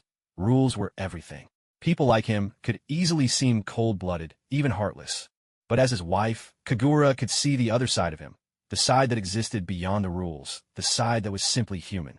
"Thank you, Tobarama." "Humph." Tobarama let out a chuckle, his eyes instantly growing deeper and more mysterious. "But from now on, you're not allowed to touch any of my scrolls." "Understood. I didn't touch them." "Oh," still trying to deny it. Kagura fell silent. At this point, she could no longer tell anyone that she had come from another world, that she already knew what would happen. She could only let him believe she'd secretly looked at his scrolls, and, being exceptionally gifted, had learned from them. It was the most reasonable explanation. "Fine, I admit I accidentally saw them that one time. It won't happen again. I swear on this pot of soup. After all, it's just a pot of soup. Once you drink it, it's gone." She would do it again if she had the chance. Kagura didn't have many other strengths, but when it came to admitting fault and apologizing, she was second to none. In Tobarama's eyes, at least, that counted as a virtue. Compared to students like Danzo, who would never admit they were wrong, this quality seemed even more precious. To this, the villagers of Konoha would say, "In the Hokage's eyes, everything about Lady Kagura is wonderful. There's no such thing as not many strengths." From then on, Madara no longer had to keep Izuna hidden away at home. Izuna could go wherever he pleased, roaming all across Konoha like a mythical beast set free. He even poked around in mouse holes, much to Madara's exasperation. Still, he let his brother be.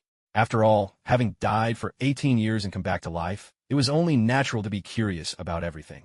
Those born into a world of war have no idea how wonderful peace can truly be. There are so many ways to play, so many things to enjoy. No need to fight, no need to worry about basic needs. Izuna was like a robot forever charged to full power, always running at all hours of the day and night. At first, Madara could keep up with him, but eventually even he was worn out and simply let Izuna do as he pleased. Still, Madara would repeatedly warn Izuna, "If you see Tobarama, take a detour. If you ever feel the urge to kill him, think of Kagura. If she lost her husband, it would be devastating for her." Thinking about it carefully, Izuna had to admit it made sense. What else could he do but obey? Having experienced reincarnation and being a member of the fiercely loyal Uchiha clan, Madara and Kagura became the two people Izuna cared about most in the world. Even when resentment simmered in his heart, he managed to restrain himself. It was all for his sister's sake. He had to keep reminding himself just to tamp down that burning urge to hunt down Tobarama for a final showdown. He couldn't actually kill Tobarama, but nobody said he couldn't tease him a little. So, in the days that followed, Tobarama's life became a nightmare. Wherever he went, he was haunted by a persistent shadow trailing close behind.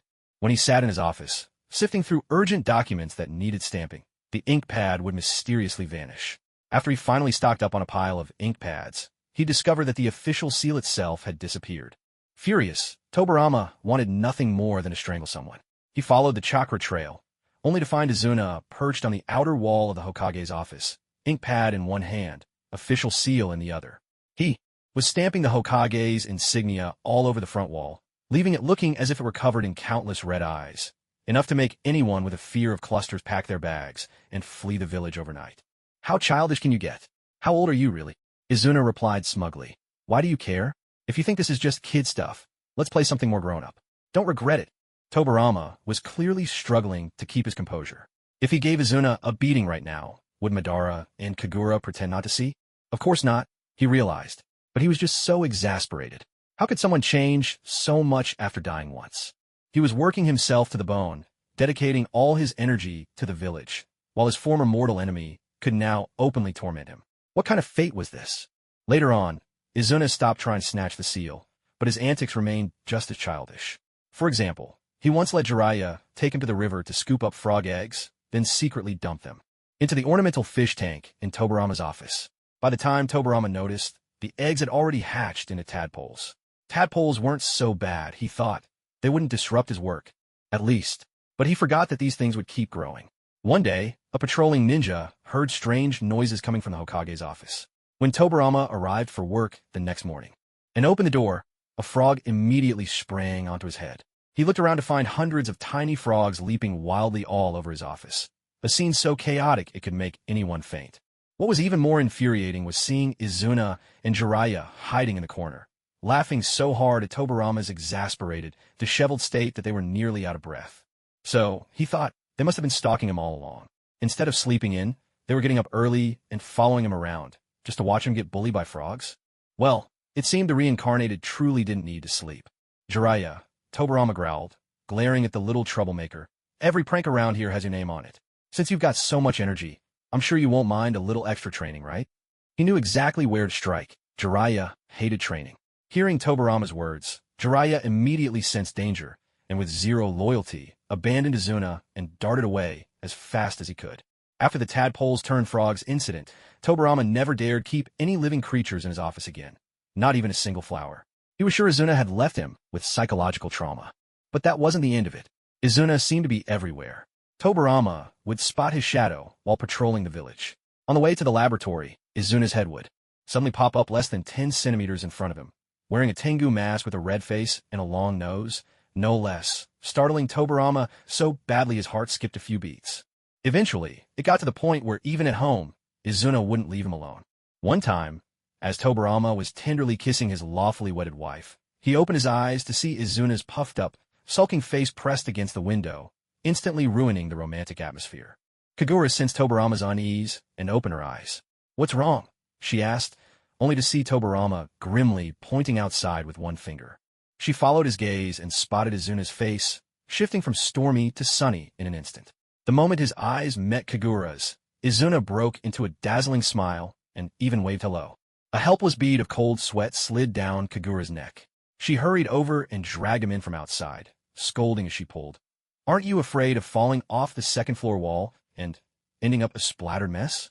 Izuna just shrugged, unconcerned.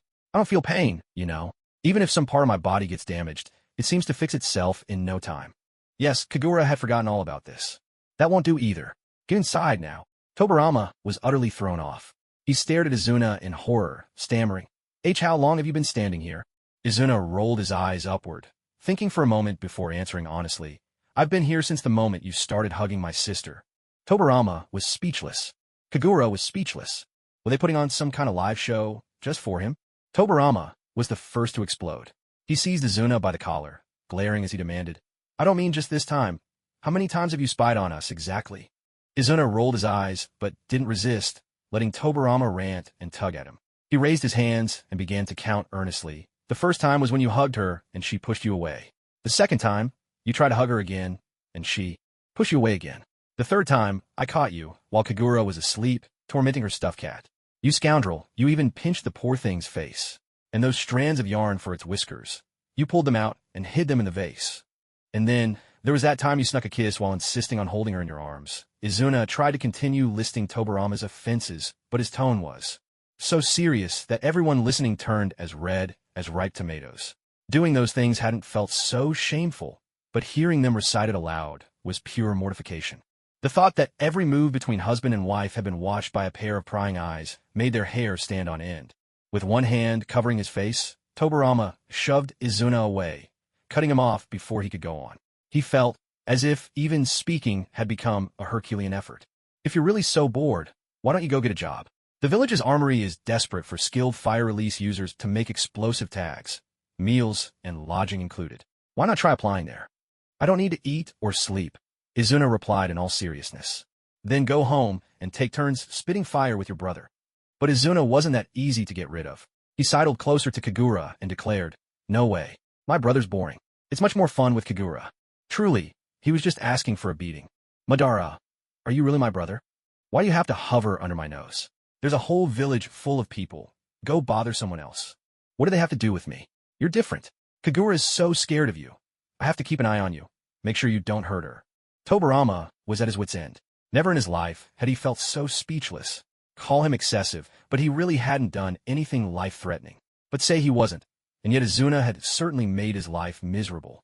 A fire user always dousing water, and a water user always going up in flames. Tobirama cast a plaintive look at Kagura, grumbling, "Look at what you've summoned back into the world." Kagura was completely petrified, as if a chilly winter wind had swirled past the three of them, leaving only silence and stiffness in its wake. Amidst Izuna's boisterous antics, that winter slipped by quickly. From the very beginning, Tobirama's whole demeanor screamed rejection, but it only took 3 months for him to grow numb to it. Izuna, thick-skinned as ever, simply refused to be turned away, no matter how many times he was chased off. So in the end, Tobirama had no choice but to let him come and go as he pleased. Thankfully, they established some ground rules. Izuna could wander about during the day, but under no circumstances was he allowed to show up at night. It seemed Izuna understood just what made things awkward between Tobirama and Kagura, and he cheerfully agreed to the arrangement. Once Tobirama accepted the situation, he found he could finally focus on his work. Most of the time, Izuna kept Kagura company, which meant he wouldn't be bothering or disrupting Tobirama's work. In fact, having Izuna around was like assigning Kagura her own personal bodyguard. Given Izuna's obsession with his little sister, he would never let anything happen to her. Indeed, looking at things from a different angle always brings new insights. Tobirama comforted himself with this thought and managed to get through the winter. As the months went by, Kagura's belly grew day by day after enduring the fatigue, morning sickness, and discomfort. She was no longer as nimble as before, and had to be cautious with everything she did, climbing trees to gather bird eggs or foraging for mushrooms in the hills. Tasks that required strength and carried their own risks were out of the question now. This, of course, gave Izuna plenty of complaints about the nephew or niece he hadn't even met yet. It was bad enough that you married him, but now you're having a child too? Honestly, it's infuriating. Kagura sat on a bench by the street, basking in the early spring sunlight. The warmth soaked into her, a natural way to get more calcium. According to Bawako, the bigger the baby grows. Inside, the more calcium the mother needs for her own health and for the baby's developing bones. If a child is calcium deficient in the womb, their teeth and bones could suffer later on. Kagura didn't really understand the science, but she treated everything Bawako said as gospel and followed her advice devoutly. At this moment, sitting there with her eyes closed, soaking up the sun, she felt completely at peace. "Who knows?" she murmured. "It's strange, really. One day, there's suddenly a new little life. I suppose all I can do is bring it into the world." "Izuna, do you like children?" Izuna puffed out his cheeks, deep in thought. Growing up, aside from his brothers, he'd had just one playmate, the little girl from next door. Sadly, her life was short. She died from an illness one winter. After that, his days were filled with training, and eventually, he found himself on the battlefield. Truth be told, he had little contact with children. But if the baby turned out to be like that neighbor girl, soft and sweet, always smiling, adorable, he thought he might like that. She used to sneak egg from her house to share with him, and when they played house, she always volunteered to be his princess bride. Izuna glanced at Kagura's rounded belly, and after staring for a while, he spoke a bit awkwardly. "If the baby inside you is a girl, then I'll like her. What if it's a boy?" "A boy." Seeing him hesitate, Kagura's smile grew even wider, and she teased. "He'll call you uncle, you know? Maybe, one day, he'll pester you to teach him how to train. Would you still not like him then?" Izuna paused for a moment. "If he's as cute as I was when I was little, then I could like him too. But if he's as annoying as his father, I definitely won't." Kagura was left speechless. Tobarama's child could never be exactly like Izuna, could he? Gently stroking her belly, Kagura chatted cheerfully to the baby within, her voice tender as she gave her little one some advice. Did you hear that? If you're a boy, your uncle might not like you. So, why don't you be a girl? Of course, no one answered her, but Izuna looked terrified, quickly urging Kagura to stop. He was deeply worried and said, if he hears that, he'll hold a grudge. What if he ends up not liking me? Well, wouldn't that be fair? You don't like him, after all. Izuna stared off for a moment, then suddenly grew serious. Leaning back heavily against the bench, he gazed at the vast, snow-covered white landscape in the distance and murmured, I don't even know how long I'll be able to stay in this world like this. Honestly, as long as the child is yours, I'll love them, no matter who the father is. For me, the only people that matter now are you and Nisan, and soon, your child too. Izuna, you suddenly. Nisan told me a lot about you. He said you're the only person, besides Hashirama Senju, who ever truly gave him warmth. Thank you, Kagura. With you here, I'm sure Nisan's days have been so much brighter. Kagura remained silent. She never realized the small kindness she offered could melt the ice around Madara's heart. She hadn't known that, in Madara's eyes, she was so important. He'd always been so reserved, rarely showing his emotions, so she'd never known. If Izuna hadn't told her, she might have gone her whole life without ever finding out. If the day comes when my soul returns to the Pure Land, please keep him company, just as you have before. Otherwise, Nisan would be so lonely. Perhaps this was Izuna's true nature. The official records described him as someone gentle and willing to sacrifice himself for his clan. When he was first summoned back, he'd been restless, hopping around like a rabbit, childish and exasperating, causing endless awkward situations. Yet that must have only been a small part of him. Deep down, he hadn't changed at all. He was just as he'd been in life. Someone who has died once can see through many things, Izuna said with a gentle laugh, his presence as clear and radiant as a breeze under the bright moon. I'm no longer obsessed with those pointless grudges. I've watched for a long time, and while Tobarama's abilities are only SOSO, he does treat you quite well. He's far from average. He's incredibly capable. He's developed so many jutsu, and his political acumen is impressive, not to mention his military. That's enough, Izuna interrupted, sounding slightly exasperated, stopping Kagura before she could continue. No need to rush to praise him like that. A heavy snowfall had swept through just days before, but now the sky had cleared. Under the steady touch of sunlight, the air grew warmer, and the ice and snow began to melt. Bare branches still hung with sparkling icicles, sunlight scattering across them in a rainbow of colors. Truly a beautiful sight. Izuna tilted his head up, gazing at the dangling icicles and murmured, they're as lovely as crystal glass. Kagura followed his gaze and nodded. They really are beautiful, so pure and clear. Crystal lapis. Let's call her Crystal Lapis, shall we? Izuna turned to Kagura with a soft smile. I mean the baby's name. Kagura was taken aback. No matter how she tried, it sounded like a girl's name. We don't even know if it'll be a boy or a girl yet. That's true. But after all, a name is just a symbol. Why does it matter if it's for a boy or a girl? If it's a girl, how about we use this name? Crystal Lapis. Kagura mused. It had a beautiful ring to it. She recalled, faintly, that Crystal Lapis was also the name of a traditional Japanese narrative music performed with shamisen accompaniment. All right, Kagura nodded. It's lovely. If it's a girl, let's call her that. Her approval seemed to make Izuna genuinely happy. Yet as Kagura looked at him, she couldn't help but feel that something about Izuna was different today. He seemed more mature, more grounded than before. Just then, Jiraiya, Tsunade, and Orochimaru passed by. Jiraiya invited Izuna to be their judge for a snowman building contest. They wanted to see whose snowman would be the most lifelike and creative. The old Izuna would have joined them in a heartbeat, brimming with excitement, but not today. He declined, saying he wanted to go home and spend time with his brother. Lord Madara and my grandfather are fishing by the Naka River. You don't really need to keep them company. Izuna looked unconvinced. Who goes fishing in the dead of winter? Grandfather lost a bet with grandmother. This is her punishment for him. Grandfather said if he went alone, people who don't know the story would think he'd lost his mind, so he needed someone to go with him. He figured Lord Madara was the perfect candidate. Izuna let out a sigh. He couldn't quite explain it, but whenever his brother was with Hashirama, there was always this odd sense that his brother was bound for misfortune.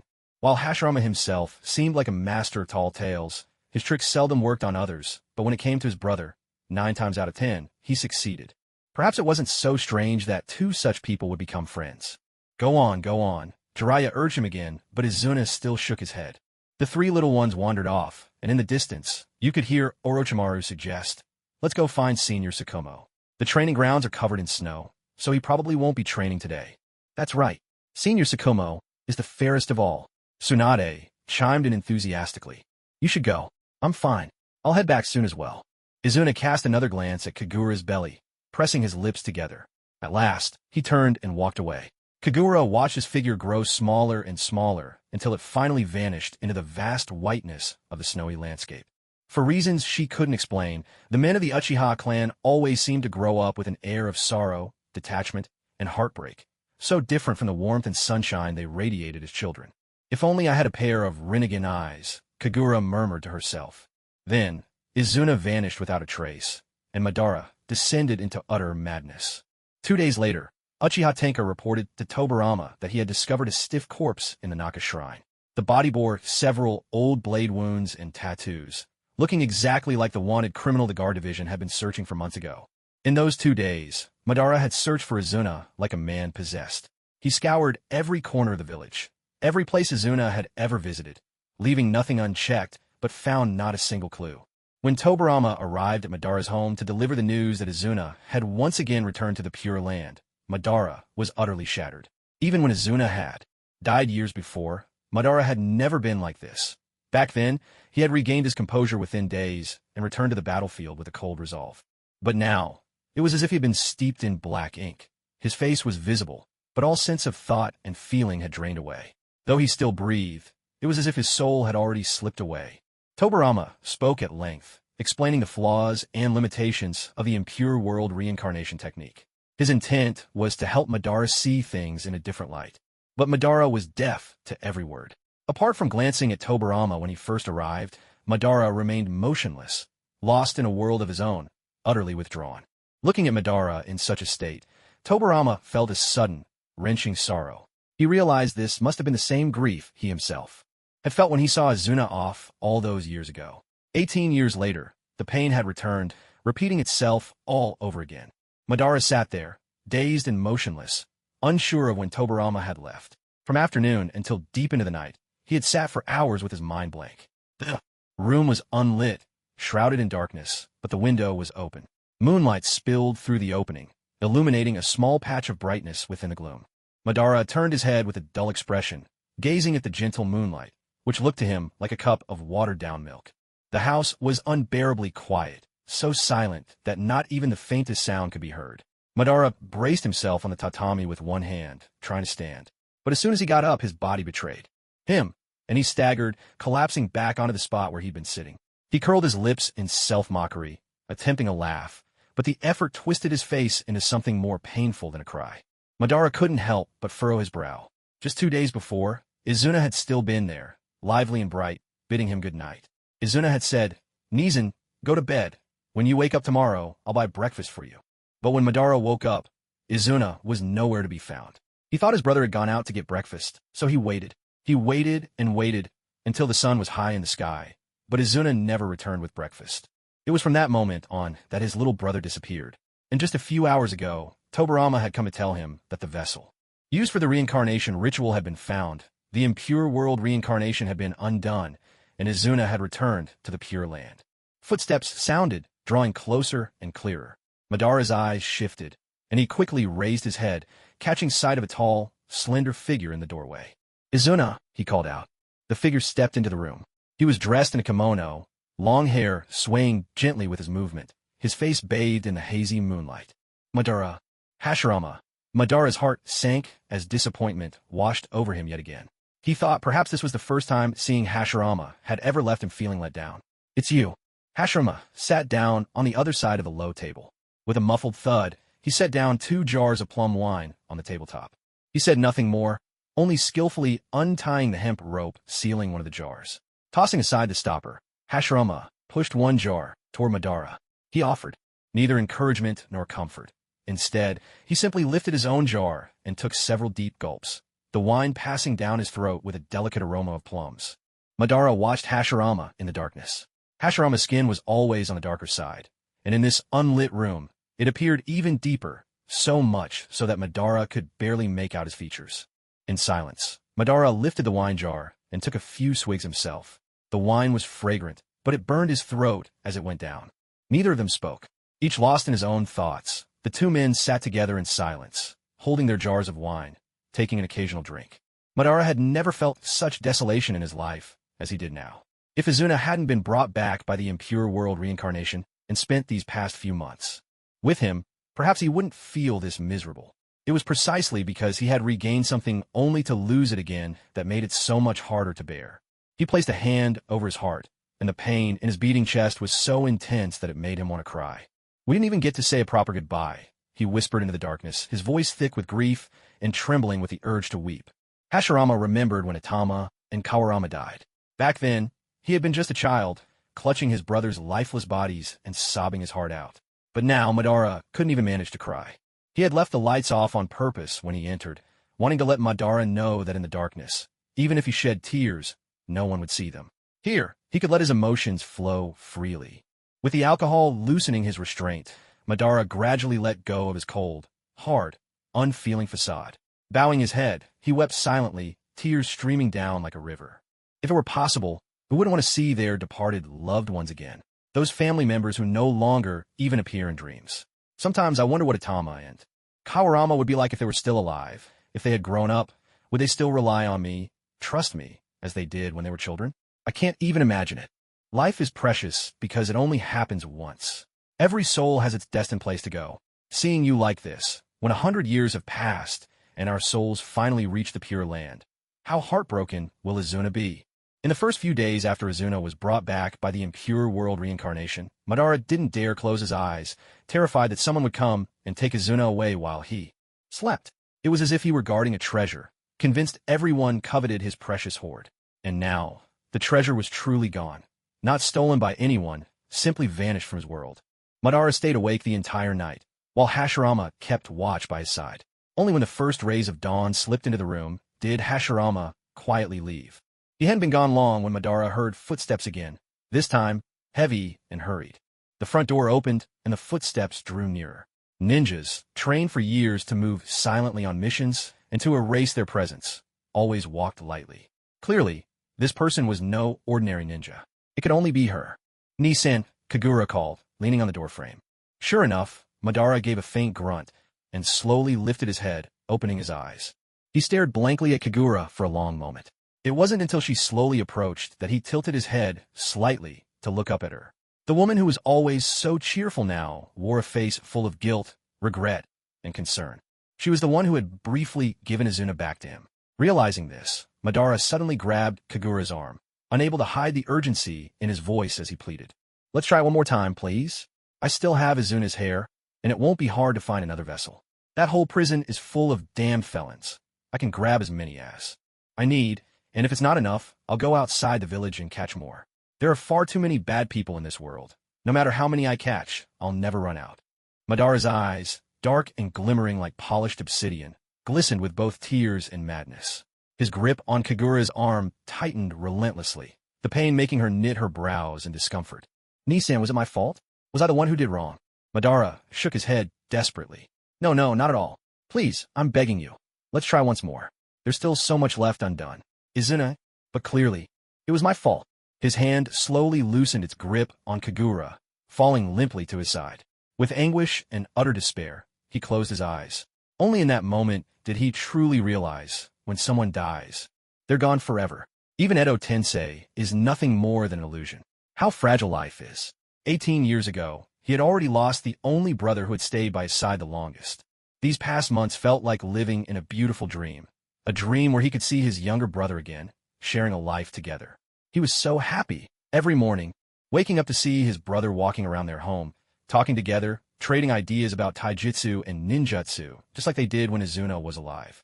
But to have something you long for handed to you, only to have it taken away again, that is a pain beyond words. As this agony washed over him, Kagura opened her eyes to a new sight, a pair of eyes, no longer black, but a pale lavender. The Rinnegan had awakened, replacing his former gaze. Kagura stared for a long time, strange, yet familiar. Indeed, her presence as a traveler from another world had changed many things here. Even Madara's Rinnegan had awakened ahead of time. Ni-san, your eyes. Madara felt the change, confusion flickering across his face as he looked around him. The world appeared subtly different through his new eyes. As he took it all in, a self-mocking laugh escaped his lips. He muttered to himself, "Even though I've lost my family, at least I've gained something unexpectedly valuable on my side, haven't I?" Kagura watched him with a trace of fear. Though he was smiling, his eyes held no joy, only a chilling, icy emptiness. She remembered how, in the anime, Madara awakened his Sharingan when he and Hashirama fell out because of interference from their fathers and younger brothers. His father, Taijima Uchiha, never understood the pain in his children's hearts. Instead, he rejoiced, saying that even though they hadn't gotten any information from the Senju, they'd gained something else worthwhile. Listen to that. Are those even human words? Didn't your clan ever stop to think about how you awaken these eyes? All that pain your children suffered, and you're happy just because they gained a pair of mutated eyes. Kagura knew she had no right to blame Uchiha Taijima. In times of chaos, it was only natural to sacrifice certain things for the sake of gaining power. Their very genes had destined them for this path. But now, Madara took a deep breath and spoke in a low voice. "With the power of my Rinnegan, I could bring Azuna back to life too." Kagura was not surprised. She had always known he was capable of such a feat if, in the past, he had sought the Rinnegan for the sake of the Eye of the Moon. Now that he had abandoned that hollow pursuit, Madara was no longer obsessed with its power. In this state, perhaps he truly could do something like this. "Nisan, if it a matter of trading one life for another, maybe it's more fitting for me to do it." Upon hearing this, Madara looked at her. His cold gaze betrayed none of his deeper emotions. "Wait for me. Just give me 2 more months." 2 months, Madara pondered. In 2 months, Kagura's child would be born. Kagura's visit to Madara was, more accurately, a secret meeting. The two of them had reached a certain understanding and were making preparations to fulfill their shared goal. Whenever she had free time, Kagura would seek out Madara. Tobirama had grown used to this routine, thinking it was for the best. Perhaps keeping Madara company would prevent him from losing his mind after losing another loved one, and keep him from turning his anger on the village or the world, becoming a vengeful outcast. In truth, Kagura was simply accompanying Madara as he practiced using the Rinnegan and taking the opportunity to learn for herself. After all, when those eyes were transplanted into her own sockets, she would have to use them. If she didn't study properly, wouldn't it be a waste to have such powerful eyes and not know how to wield them? Spring was in full bloom, with grass stretching lush and birds singing all around. In a clearing deep within the grove by the Naka River, Madara was training. Kagura, finding movement a bit difficult, sat beneath a tree, gazing absent-mindedly at his elegant silhouette. She was steeling herself, preparing mentally for what was to come, to gouge out her own eyes and replace them with another's. Then, once the objective was achieved, to remove the borrowed eyes and return them, putting her own back in. Would there be anesthesia for this? If not, how agonizing would that be? Dying would at least be an end, but having her eyes scooped out while still alive, she would have to endure the pain for as long as she lived. What kind of karma had led her to suffer such a drawn-out torment? Back when Kakashi received Obito's Sharingan, he could use it immediately. Did that mean medical ninjutsu was advanced enough to quickly heal the eyes? Yet, that was decades in the future. Was Konoha's current medical ninjutsu even close to being that sophisticated and powerful? Kagura had always been in excellent health. Except for a brief fever after returning from her travels among the 4 nations a few years ago, she had hardly ever been ill since arriving in this world. She rarely visited the Konoha hospital, so she truly had no idea how advanced their medical capabilities were at this point in time. It would be a lie to say she wasn't worried.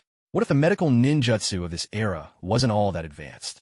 If they kept tinkering with her eyes, and she ended up blind, what then? The mere thought of spending the rest of her life in darkness, never seeing blue skies, white clouds, green trees, or blooming flowers, made Kagura feel utterly hopeless. She imagined herself shuffling along with a white cane, her world forever shrouded in black. Madara, who had been training for a long while, finally decided to take a break. As he walked over, he caught sight of Kagura's face, pale as a sheet. He felt both puzzled and concerned. "What's wrong? Are you feeling unwell somewhere?" His gaze drifted to her belly. When they'd first met, the girl had a slender waist, so delicate that he could have encircled it with both hands. Now, her abdomen had grown so round and pronounced, it was honestly a little alarming. He even half feared it might burst. But then he remembered Mito, who, despite her own heavy pregnancy, had once donned armor and gone to war. Compared to that, his concerns seemed foolish. Women, he thought, were truly remarkable beings. "It's nothing," Kagura replied. I was just wondering if the Uchiha clan's eyes really have USB ports, just plug and play, you know? My own eyes definitely don't have that feature. I'm not even sure if mine would be compatible with yours. Madara had no idea what a USB was, but the phrase plug and play seemed to make perfect sense in context. Snapping out of her worries, Kagura's radiant smile returned, as bright as the sun.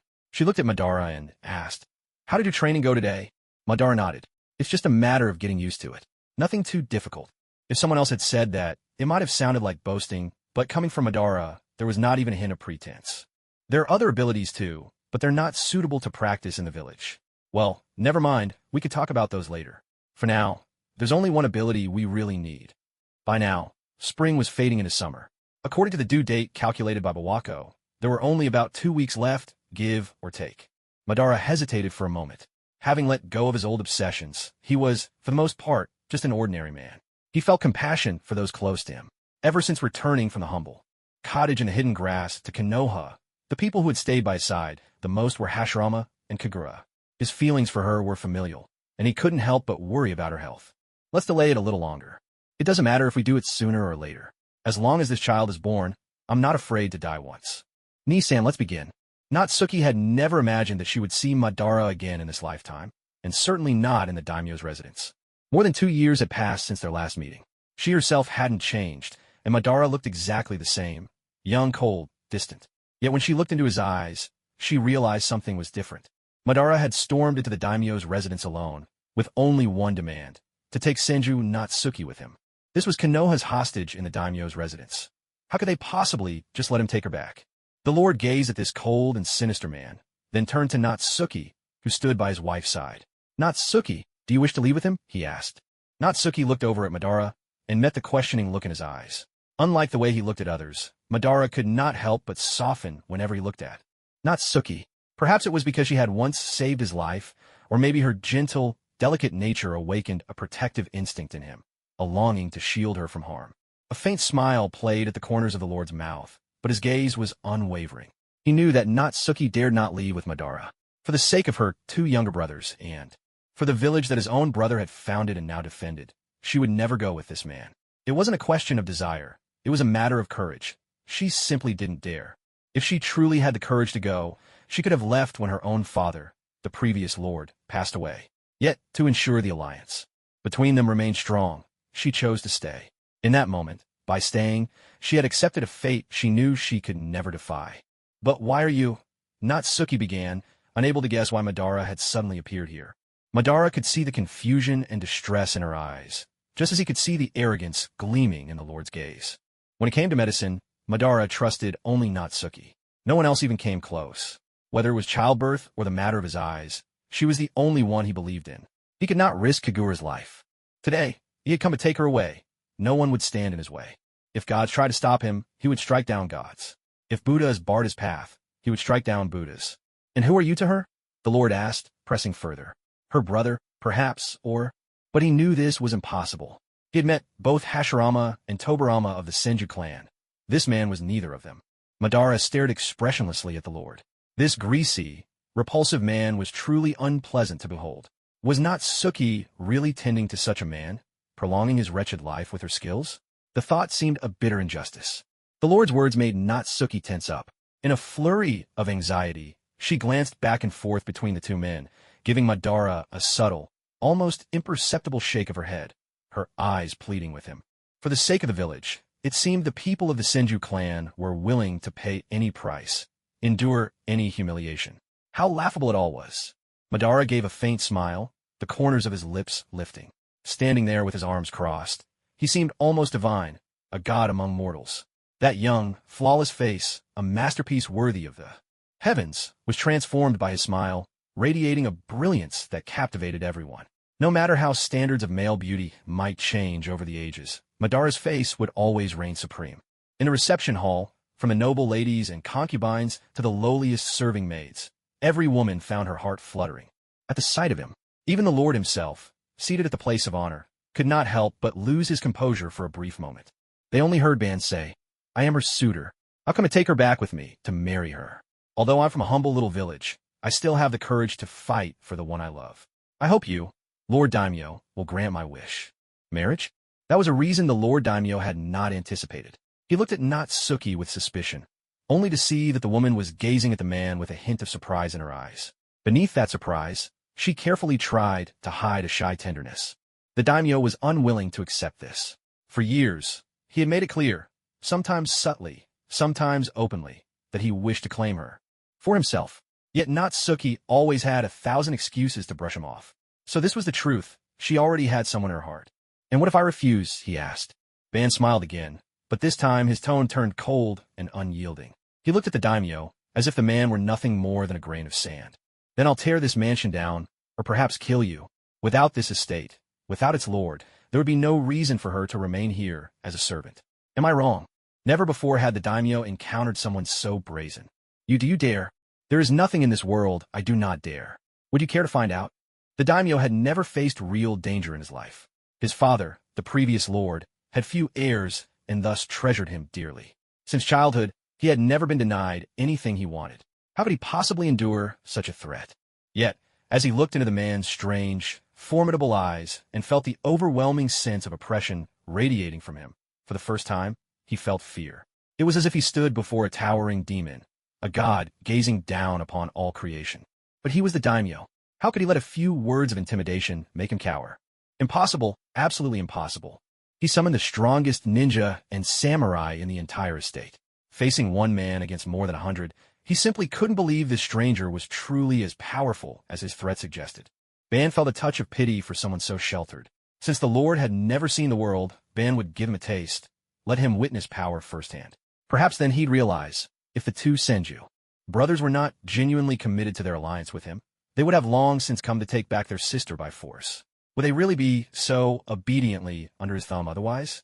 Ban didn't care for such political games, but he understood this much. When confronted with absolute power, all schemes and tricks are meaningless. The moment those ninja charged at Ban, weapons drawn, a surge of powerful chakra erupted around him. In an instant, the chakra took shape. A skeletal warrior materialized. Then muscles wrapped around the bones, and in a heartbeat, armor encased the giant form. Before them stood a colossal, two-faced war god, as tall as a mountain. Susanoo burst through the mansion's roof. Tiles and bricks flew in all directions. The entire estate shook as if struck by an earthquake, and chaos reigned. Servants and guards scattered in panic, the whole place thrown into utter turmoil.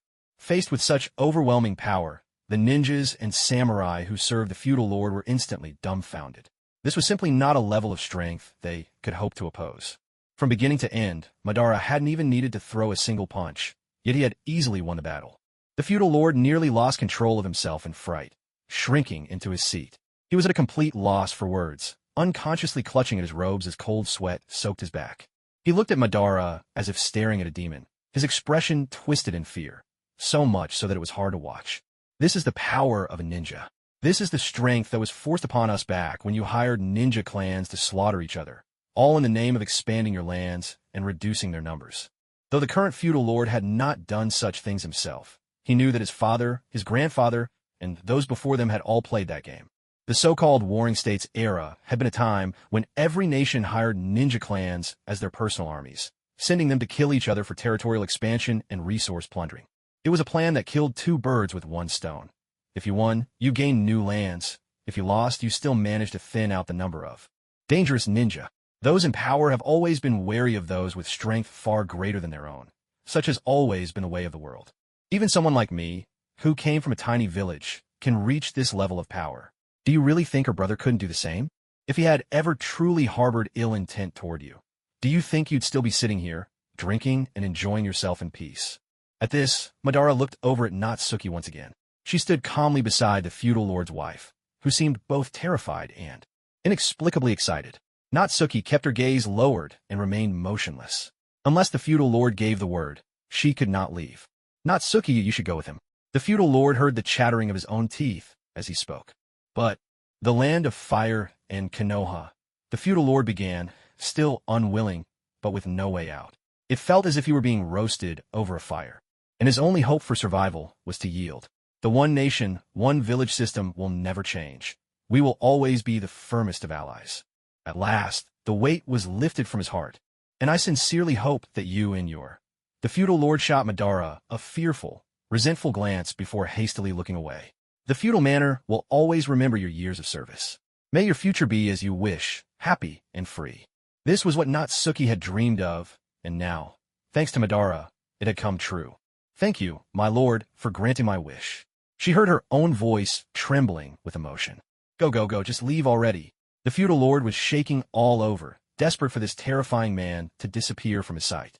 Without a single backward glance, Natsuki let the man radiating murderous intent take her by the hand and lead her away. She didn't hesitate, didn't look back, didn't even take any of her belongings. She simply left, as if she couldn't get away fast enough.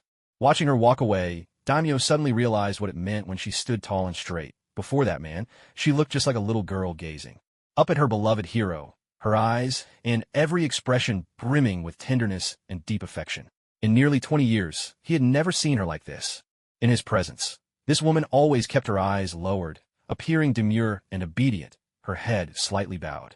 Except for those rare moments when she firmly rejected him, she was otherwise unfailingly gentle and compliant. She was a woman beyond his reach, even with all his power and status as daimyo. Now, just like that, she left the daimyo's residence, left his side, and departed with the man she loved. He knew in his heart that from this moment on, their paths would never cross again. Seated amidst the rubble and ruins, Daimyo found himself overwhelmed by an unexpected sense of loss and emptiness. It wasn't anger, nor the wounded pride of a man whose authority had been defied. Strangely enough, all he felt was this profound sense of loss. The human heart, he thought, is indeed a mysterious thing. From the daimyo's residence all the way to the city gates, Ban never once let go of Nayue's hand. His large, calloused palm enveloped her slender, delicate fingers. Unlike last time, when an umbrella had separated them, this time their hands intertwined, warm and real. Ban's palm was warm, a little damp with sweat, soaking into Nayue's hand. This was the very hand she had once tended to, holding it gently in her own. As they walked along the bustling street, the two of them, like immortals descended to earth, walked hand in hand, side by side. They were a rare and beautiful sight, drawing lingering glances from passers-by. Ban's face was expressionless as he strode forward, step by steady step, neither hurried nor uncertain, as if nothing in this world could ever unsettle him. And so, with calm and composure, they left the city behind. It's all right now. Nothing will change from here on out. Only when they were safely outside the city did they finally stop. Ban glanced back. There were no pursuers, not a trace of a ninja to be sensed. As he spoke, he let go of Nayue's hand. There was a flicker of awkwardness in his expression, so subtle it almost went unnoticed. Nayue looked down at her own hand. The sweat from Ban's palm had left her skin damp, and as the evening breeze drifted by, she felt a faint cooling chill. Ban turned away and said, "We'll have to spend the night in the forest. Let's keep moving." They walked out past the city walls and through the woods. By the time night fell, they had crossed the forest to where the trees met a wide, open plain. "Let's rest here tonight," Ban said, scanning their surroundings. Nayue, who had spent her life within the daimyo's residence, knew little about survival in the wild. So she listened to Ban without question. When he told her to wait beneath a tree and not wander off, she nodded without hesitation. Ban gathered dry branches from the forest, then, using his fire-release ninjutsu, lit a crackling campfire. The flames danced, casting both warmth and light, warding off the chill and keeping wild beasts at bay. After finishing these tasks, he ventured once more into the depths of the forest. When he returned, he had 2 pheasants and a wild rabbit in his hands. Back when he first arrived at that humble hut in the hidden grass village, it was these small creatures that kept him alive. He quickly prepared the game, skewered them on wooden sticks, and roasted them over the fire. That was their dinner for the night. Madara was deft and efficient at this, skills he'd honed over years of missions. Back then, there were no ration pills. Once you'd finished your dried provisions, it was up to the ninja to fend for themselves. With their hunger satisfied, the two of them sat in silence around the campfire. Madara was quiet, as he always was with people he didn't know well. He'd been like that since childhood, perhaps a little livelier when he was young, thanks to a child's natural exuberance. But now, past the halfway point of his life, that liveliness had faded. He was slow to warm up, and words came even more slowly. The orange glow of the flames softened Madara's features, making him appear gentler than usual. Natsuki stared at the fire for a long time, wrestling with her thoughts, before finally voicing the question that had been weighing on her heart. Did something happen in the village? Madara paused, then shook his head. No, it's just, I need your help, personally. Madara's words were blunt and unadorned. coupled with what he'd said back at the daimyo's residence. It was easy to misunderstand his meaning. And Natsuki did, in fact, misunderstand. Her eyes, charming yet innocent, widened in surprise as she looked at Madara. Then, embarrassment swept over her, and the firelight mercifully hid her flushed cheeks. She turned away, letting the shadow of her long ponytail cover most of her face. Madara, watching her, realized belatedly how ambiguous his words had sounded. His own face reddened slightly in response. "That's not what I meant," he said awkwardly. "I wanted to ask for your help with some medical matters. I wouldn't feel comfortable trusting anyone else." In the darkness, the light in Natsuki's eyes dimmed. The joy that had just begun to rise in her heart was instantly washed away by a new wave of disappointment. She laughed at herself inwardly. "What had you been hoping for just now?" "I'm sorry," Madara said. Natsuki blinked in surprise. "Why are you apologizing?" "In the daimyo's residence, I had to say things that made it sound as if I had a reason to take you away permanently. But in truth, I didn't. So that's what he meant." She had guessed correctly. His words had been nothing more than a necessary lie, forced by circumstance. Perhaps he was simply too honest. Even a falsehood, when spoken by someone with his presence, felt painfully real. It was no wonder she had misunderstood. She had thought, maybe, that he too was still clinging to the past, just as she was thinking of the people in that mountain cave.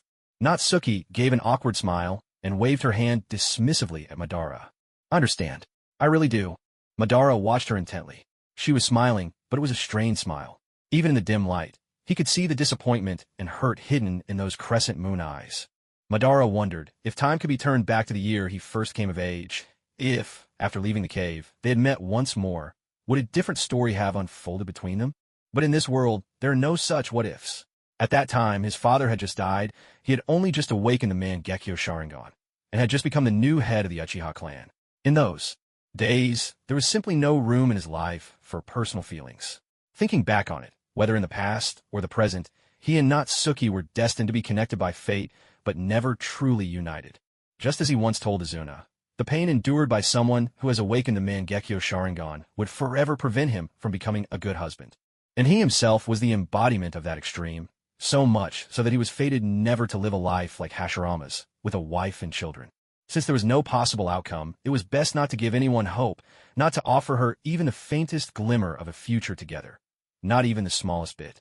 Natsuki had smiled and said she had never seen the stars over the open fields and wanted to go visit. Madara neither refused nor offered to accompany her. He sat where he was, watching her. Slender, blurred silhouette in the distance, the wind stirring her moon-white robe. From so far away, he couldn't see whether tears would fall from those beautiful, innocent eyes of hers. He thought perhaps there wouldn't be any tears.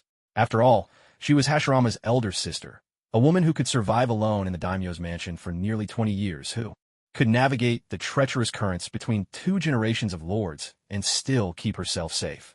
Someone like that would not cry over something as insubstantial as feelings. At least, that's what he believed. Bringing you out of there. Think of it as repaying the debt from when you saved my life all those years ago. Uchiha Madara always pays his dues. Gazing at her retreating figure, Madara murmured to himself. The journey between Konoha and the daimyo's residence took nearly a week round trip. Madara bringing Natsuki back for good sent ripples of shock through the entire Senju clan. However, Madara never spoke of what had transpired, so no one could truly know what had happened. Natsuki only smiled and reassured everyone, repeating again and again that it was all in the past and nothing would go wrong. Hashirama and Tobirama didn't press her further. The last time, after the wedding, when Natsuki was about to leave, Tobirama had asked her not to return, saying he would handle whatever came next. But Natsuki, not wanting to trouble her younger brother, had insisted on going back. Now, she had returned brought back by Madara. All in all, that could only be a good thing. Kagura went into labor 5 days earlier than the date calculated by Lake Biwa. It all happened very suddenly. She had been sleeping, and in her dream, she was gravely wounded, her body covered in cuts and bruises. The pain made her cry, but no one noticed her. No one came to heal her. She writhed on the ground in agony, unable to make a sound. "It hurts," Kagura whimpered softly, tears wetting her cheeks. She felt as if she were trapped in a dream, until someone shook her awake. Opening her eyes, she found Tobirama gazing at her with deep concern. "What's wrong? Did you have a bad dream?" Kagura was about to nod, but then realized that the pain was far too real. This wasn't just a nightmare. The ache radiated from her abdomen, shooting up her spine and flooding her entire body. A low, Involuntary sound escaped her as she furrowed her brows. Suddenly, a realization dawned on her, and fear flickered in her eyes as she looked up in alarm. Tobarama, I think. No, this baby, I think he's coming early. Outside, the sky was just beginning to lighten. In a panic, Tobarama hurried to dress, then rushed out to summon the Umbu who had been waiting nearby. He sent them to notify Natsuki and the others, while he himself helped Kagura quickly to the hospital. In the delivery room, Kagura had only ever heard stories of the excruciating pain women endured during childbirth, but those had always been just that, stories. Only now, facing it herself, did she understand the true depth of that agony. At first, the pain came in waves every few minutes, then every few seconds, each surge more intense than the last, spreading from her abdomen like a mutiny within her own body, a protest, as if her belly was demanding, "Why should I alone suffer? If pain is to be shared, let us all feel it together." The intensity terrified Tobarama. Kagura was soaked in cold sweat, her whole body trembling, tears streaming uncontrollably down her face. It reminded him of the moment when he first realized his feelings for her. Kagura, just like now, with tears tracing twin rivers down her cheeks. "I really don't want to cry," she gasped, her strength draining away as if someone had pulled it right out of her. "But my eyes aren't mine anymore.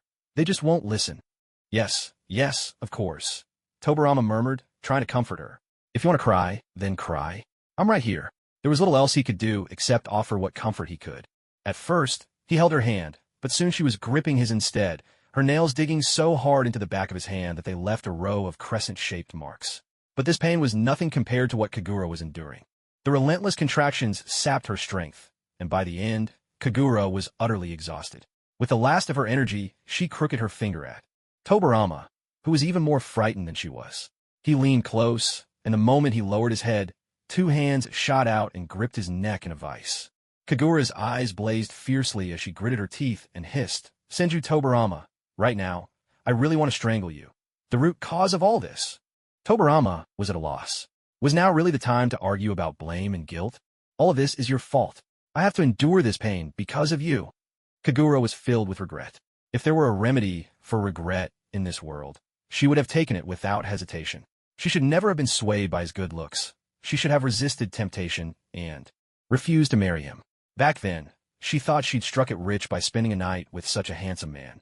But now it was clear she'd made a terrible loss. She was the one who got the short end of the stick.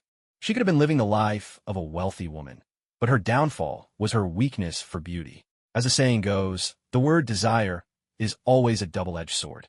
The wise don't fall in love. Pregnancy comes with no guarantees.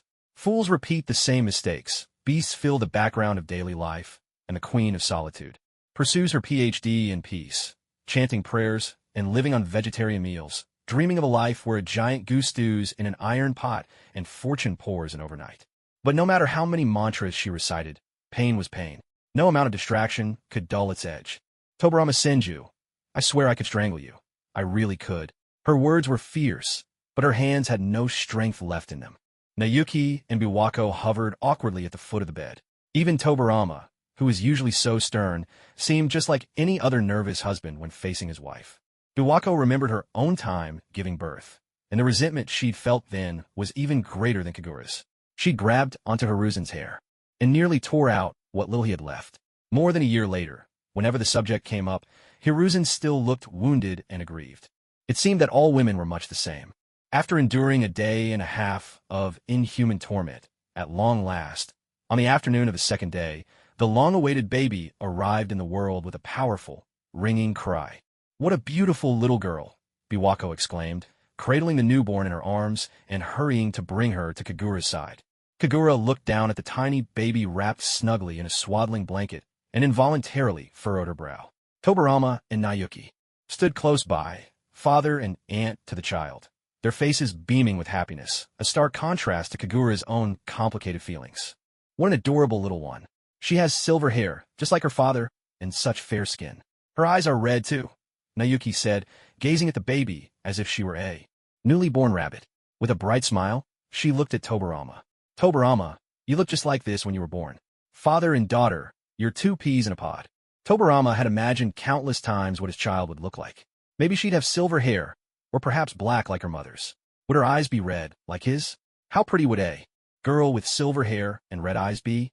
But even if she looked like Kagura, with black hair and dark eyes, she'd still be beautiful.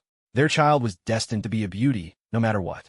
Now, seeing her, he had to marvel at the strength of his own genes. She looked exactly as he had when he was a child. With gentle hands, Tobarama wiped the sweat from Kagura's brow. His eyes were soft as he spoke to her. Thank you, Kagura. You've truly endured so much. After all she had just endured, Kagura found Tobarama utterly insufferable, his words ringing hollow and false. Not long ago, she had been utterly smitten with that face, but now all she wanted was to knock him senseless, maybe even knock his teeth out. Our child is so adorable. Look, she's looking right at you, Tobarama cooed. You idiot. It's impossible for a newborn to see anything. Kagura shot back. Tobarama faltered. If she couldn't see, then why did the baby keep turning her face toward Kagura? Wasn't that a sign she wanted to be close to her mother? Natsuki nodded, unable to hold back a smile. It's true. They can't really see yet. It'll take a while before their vision clears up. Kagura looked at the child she had brought into the world after so much suffering, and suddenly her eyes grew hot. Tears streamed down her cheeks once again. Such a tiny little thing. After tormenting her for so long, this was the result. Yet this baby looked nothing like any she'd ever seen before. She's so ugly. Unbelievably ugly. How could a child be this ugly? Kagura sobbed. The three adults at the bedside froze. Even the two nurses paused in surprise. They had attended countless births, and every mother usually wept tears of joy. But this was the first time they'd seen a Hokage's wife moved to tears by her own child's ugliness. Unable to help themselves, the nurses craned their necks for a closer look. The baby looked perfectly normal, if anything, a little cuter than most. Why was her own mother rejecting her so fiercely? Kagura cried bitterly, mumbling under her breath. My cousin's son is adorable, and my aunt's daughter is so pretty too. Why did I end up with a baby all wrinkled like this? Unbelievably ugly. Such a disappointment. Weren't newborns supposed to look like angels? Ugly? Tobarama looked skeptically at his daughter. Sure, her skin was a little wrinkled but ugly. He recalled that, whether in humans or animals, parents were hardwired to see their offspring through a rosy lens, a trick of nature to ensure the little one survived. Otherwise, so many fragile newborns might be abandoned or worse. Maybe that's why, to Tobarama, his daughter seemed especially precious. Didn't all newborns look like this? He remembered Saimatsu, Nagahaku, and Eri when they were born, each one awkward and wrinkled, but they'd all grown into handsome young men and beautiful women. To him, his daughter was already better looking than any of his brother's 3 kids. He actually felt a bit sorry for the child, being critiqued by her own mother right out of the womb. But it was all right. As her father, he didn't find her ugly at all. In fact, he thought she was the most beautiful, adorable baby in the whole world. With much patient explanation, Buwako and Natsuki eventually managed to reassure Kagura that all newborns looked like this, and that as the baby grew, she'd become more and more beautiful. Kagura still had her doubts, but what could she do? No matter how wrinkled, this was her own child. She wasn't about to toss her out. She was just, perhaps, a little let down. But, thinking about it more carefully, perhaps what the two of them said was true. Maybe in a few days the baby would blossom and look much better. After all, when she had visited her cousin and Anne a week after their deliveries, their babies had already started to change. A week, she thought. Kagura turned her head to look at her plain little daughter and spoke to her.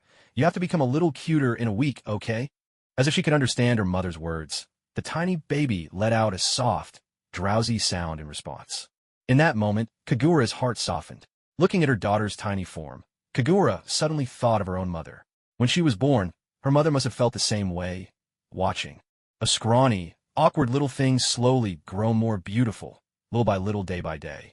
These were precious moments, she realized, moments that forged the unbreakable bonds of family. One day, she hoped to raise this child, who almost never existed, just as her mother had raised, protected, and loved her. Mom, I'm a mother now too. She whispered these words in her heart. But how would her mother ever know? Kagura gazed at the tiny bundle nestled in her arms, her nose stinging with emotion. She murmured, Jingly Yuli, we finally meet. In the hospital room, Mito cradled the baby, her face aglow with motherly affection. Hashirama craned his neck to get a closer look at the little one, unable to help but marvel at how much she resembled her father. Aside from her gender, she looked like a miniature version of Tobarama. Since Tsunade was born, this is the first child our family has welcomed in such a long time. Now that Tobarama has a child, I'm sure our parents would be overjoyed, even in the afterlife. Madara listened to Hashirama's words, his eyes glued to the baby's face. The little one made soft, whimpering sounds, her tiny hands clenching and unclenching in the air. How could something so fragile seem so adorable? Watching her, even his own heart felt unexpectedly tender. "Ni-san," Kagura called to Madara. Pale and weak, she looked as fragile as a stalk of grass trembling in the wind. She asked him, "Ni-san, won't you hold her?" Her name is Jingliuli. That name took Madara back to the night before Izuna disappeared. He had been getting ready for bed when Izuna suddenly grinned and said, "Ni-san, I've picked a name for Kagura's baby." Caught off guard, Madara had asked what it was. "Jingliuli," Izuna replied. "Isn't it a beautiful name? Pure and clear, like a piece of flawless glass." And Kagura had truly used the name Izuna had chosen. Madara felt a little nervous.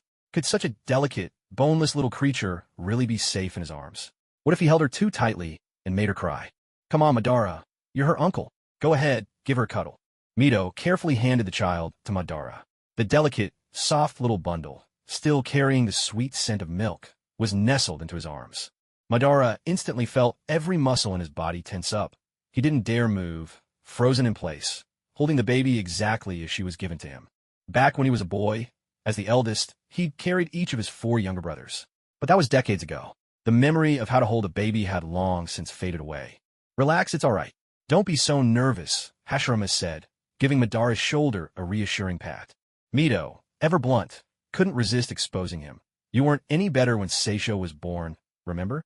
You had no idea how to hold a baby either. Now you act like you're an expert." Hashirama was left speechless. His 3 children had all been born before the founding of Konoha, at a time when hostilities with the Uchiha clan were at their peak. He'd barely had a chance to be close to his children in those days.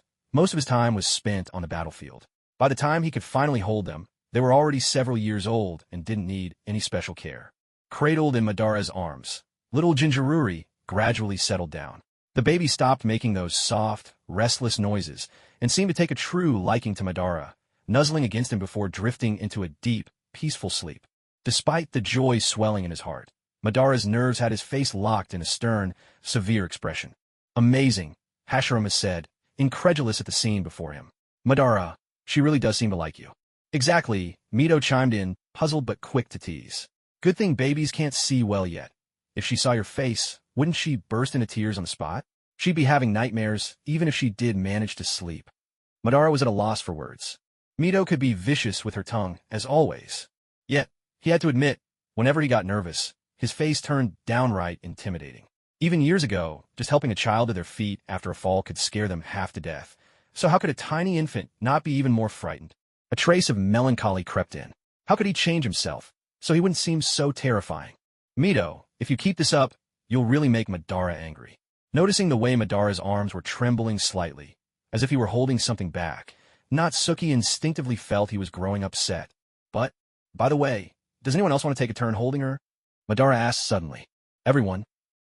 They heard Madara say, "I got so nervous just now, I think my arms have cramped up." Newborns truly are a wonder. In just a short time, they transform from wrinkled, reddish little creatures into fair-skinned, bright-eyed darlings. Day by day, they become more lovable, and in just a few days it's like they've been utterly reborn. No one can resist falling for them. Tobarama, meanwhile, had become a complete doting father. He didn't even bother walking home after work anymore. He'd just teleport home with Flying Thunder God. Also, he could see his precious daughter that much sooner. Kagura teased him about being an old man blessed with a child late in life. Normally, Tobarama would have shot her glare, but things were different now. He didn't even hear Kagura's words. His entire being was attuned to his daughter, as if Kagura had ceased to exist. She had never been ignored like this before. What a typical man, Kagura thought, bristling with indignation. Yet, watching Tobarama cradle their daughter with such gentle affection, Kagura felt a warmth bloom inside her. She thought to herself, thank goodness she had chosen to bring this child into the world. Now, with both her and Tobarama's blood flowing in her veins, this child was truly her family. Just as Mito had said, a family she could never lose. The home felt transformed by the addition of this little one. Even though she was so tiny, her presence made the house feel livelier than ever. At night, Kagura soothed the baby to sleep.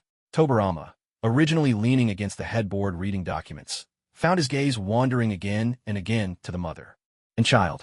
Kagura, now a mother, still looked a bit youthful on the outside, but there was a new quality about her. She was noticeably softer, more mature than before. Tobarama felt like a wild beast. His body was forged of steel and sinew, able to withstand any blow from the outside world. But all his strength, he realized, was now dedicated to protecting these two beside him. They meant as much to him as the entire village, no more. They were his family. He leaned forward, wrapping Kagura in his arms from behind, his chin resting in the hollow of her neck. His breath was hot against her skin, making her reflexively draw her shoulders up. "That tickles," she protested. "Are you happy?" Tobarama asked softly, his voice gentle. "Happy?" Kagura paused, glancing down at the peacefully sleeping baby in her arms, then feeling the embrace of the man behind her. She thought she must be happy, deeply content, and utterly safe, as though she held the whole world in her hands. It didn't matter that she hadn't become some wealthy heiress. Her heart was at peace. "And you?" Kagura replied with a smile, tossing the question back to him. Tobarama answered without hesitation. This was a happiness he had never dared to dream of. He'd always believed he'd spend his life alone, dedicating himself to guarding and growing the village. But then, Kagura appeared out of nowhere, turning everything upside down. She was quirky and sharp-tongued, kind-hearted yet cunning in her own way. She brought him endless trouble, yet somehow he found himself more and more drawn to her, until one day, the thought took root that he wanted to keep her by his side for the rest of his life. He nuzzled her hairline with his nose and murmured, "I never understood before, but now I do. Knowing that all my hard work is for the sake of bringing this happiness to every villager, of preserving this happiness. It makes everything worthwhile. Hey, what do the village and its people have to do with this?" Kagura couldn't help but laugh. This workaholic never missed a chance to bring up his job. "It's not just about protecting their lives," Tobarama replied. "A life that knows happiness is a life that truly has meaning." "That's true. I want to thank you so many times over. Thank you for making me so happy." Words of gratitude? She felt the same way. Once a hopeless romantic, she found that Tobarama had given her more than just a home. He gave her affection and love, respect and patience, trust and freedom, and, in the end, a daughter. Fortunately, she had never let him down for all he had given her. Happiness is mutual, and the path to their happiness was only just beginning. A month went by, and Kagura's body had almost fully recovered. It was time to move forward with bringing Izuna back from the Pure Land for good. Kagura still hadn't dared to tell Tobarama about this, worried he might be concerned. At the same time, they reminded Natsuki not to breathe.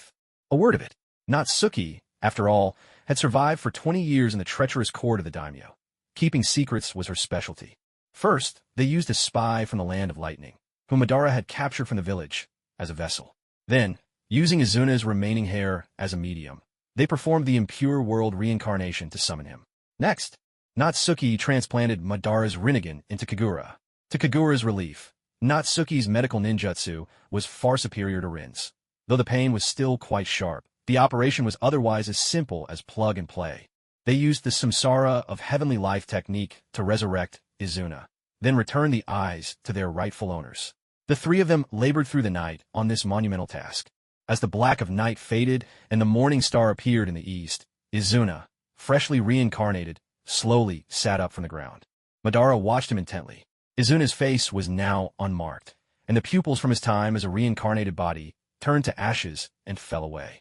His eyelids closed and opened, but his eye sockets were empty. There was nothing left.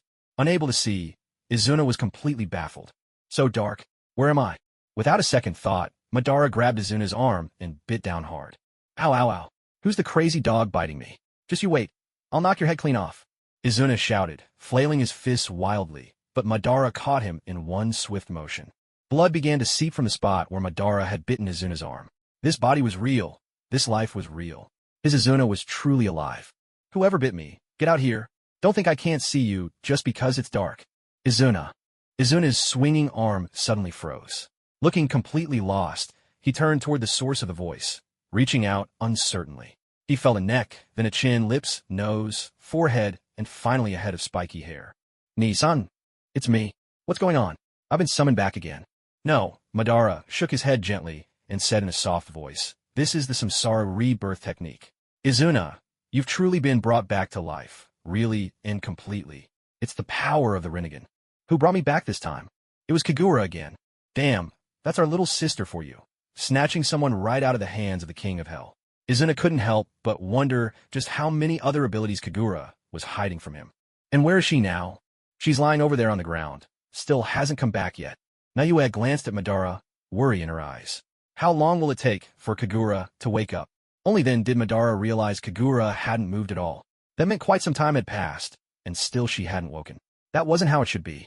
You remember last time, it had only taken 10 minutes or so, but now, an entire hour had gone by.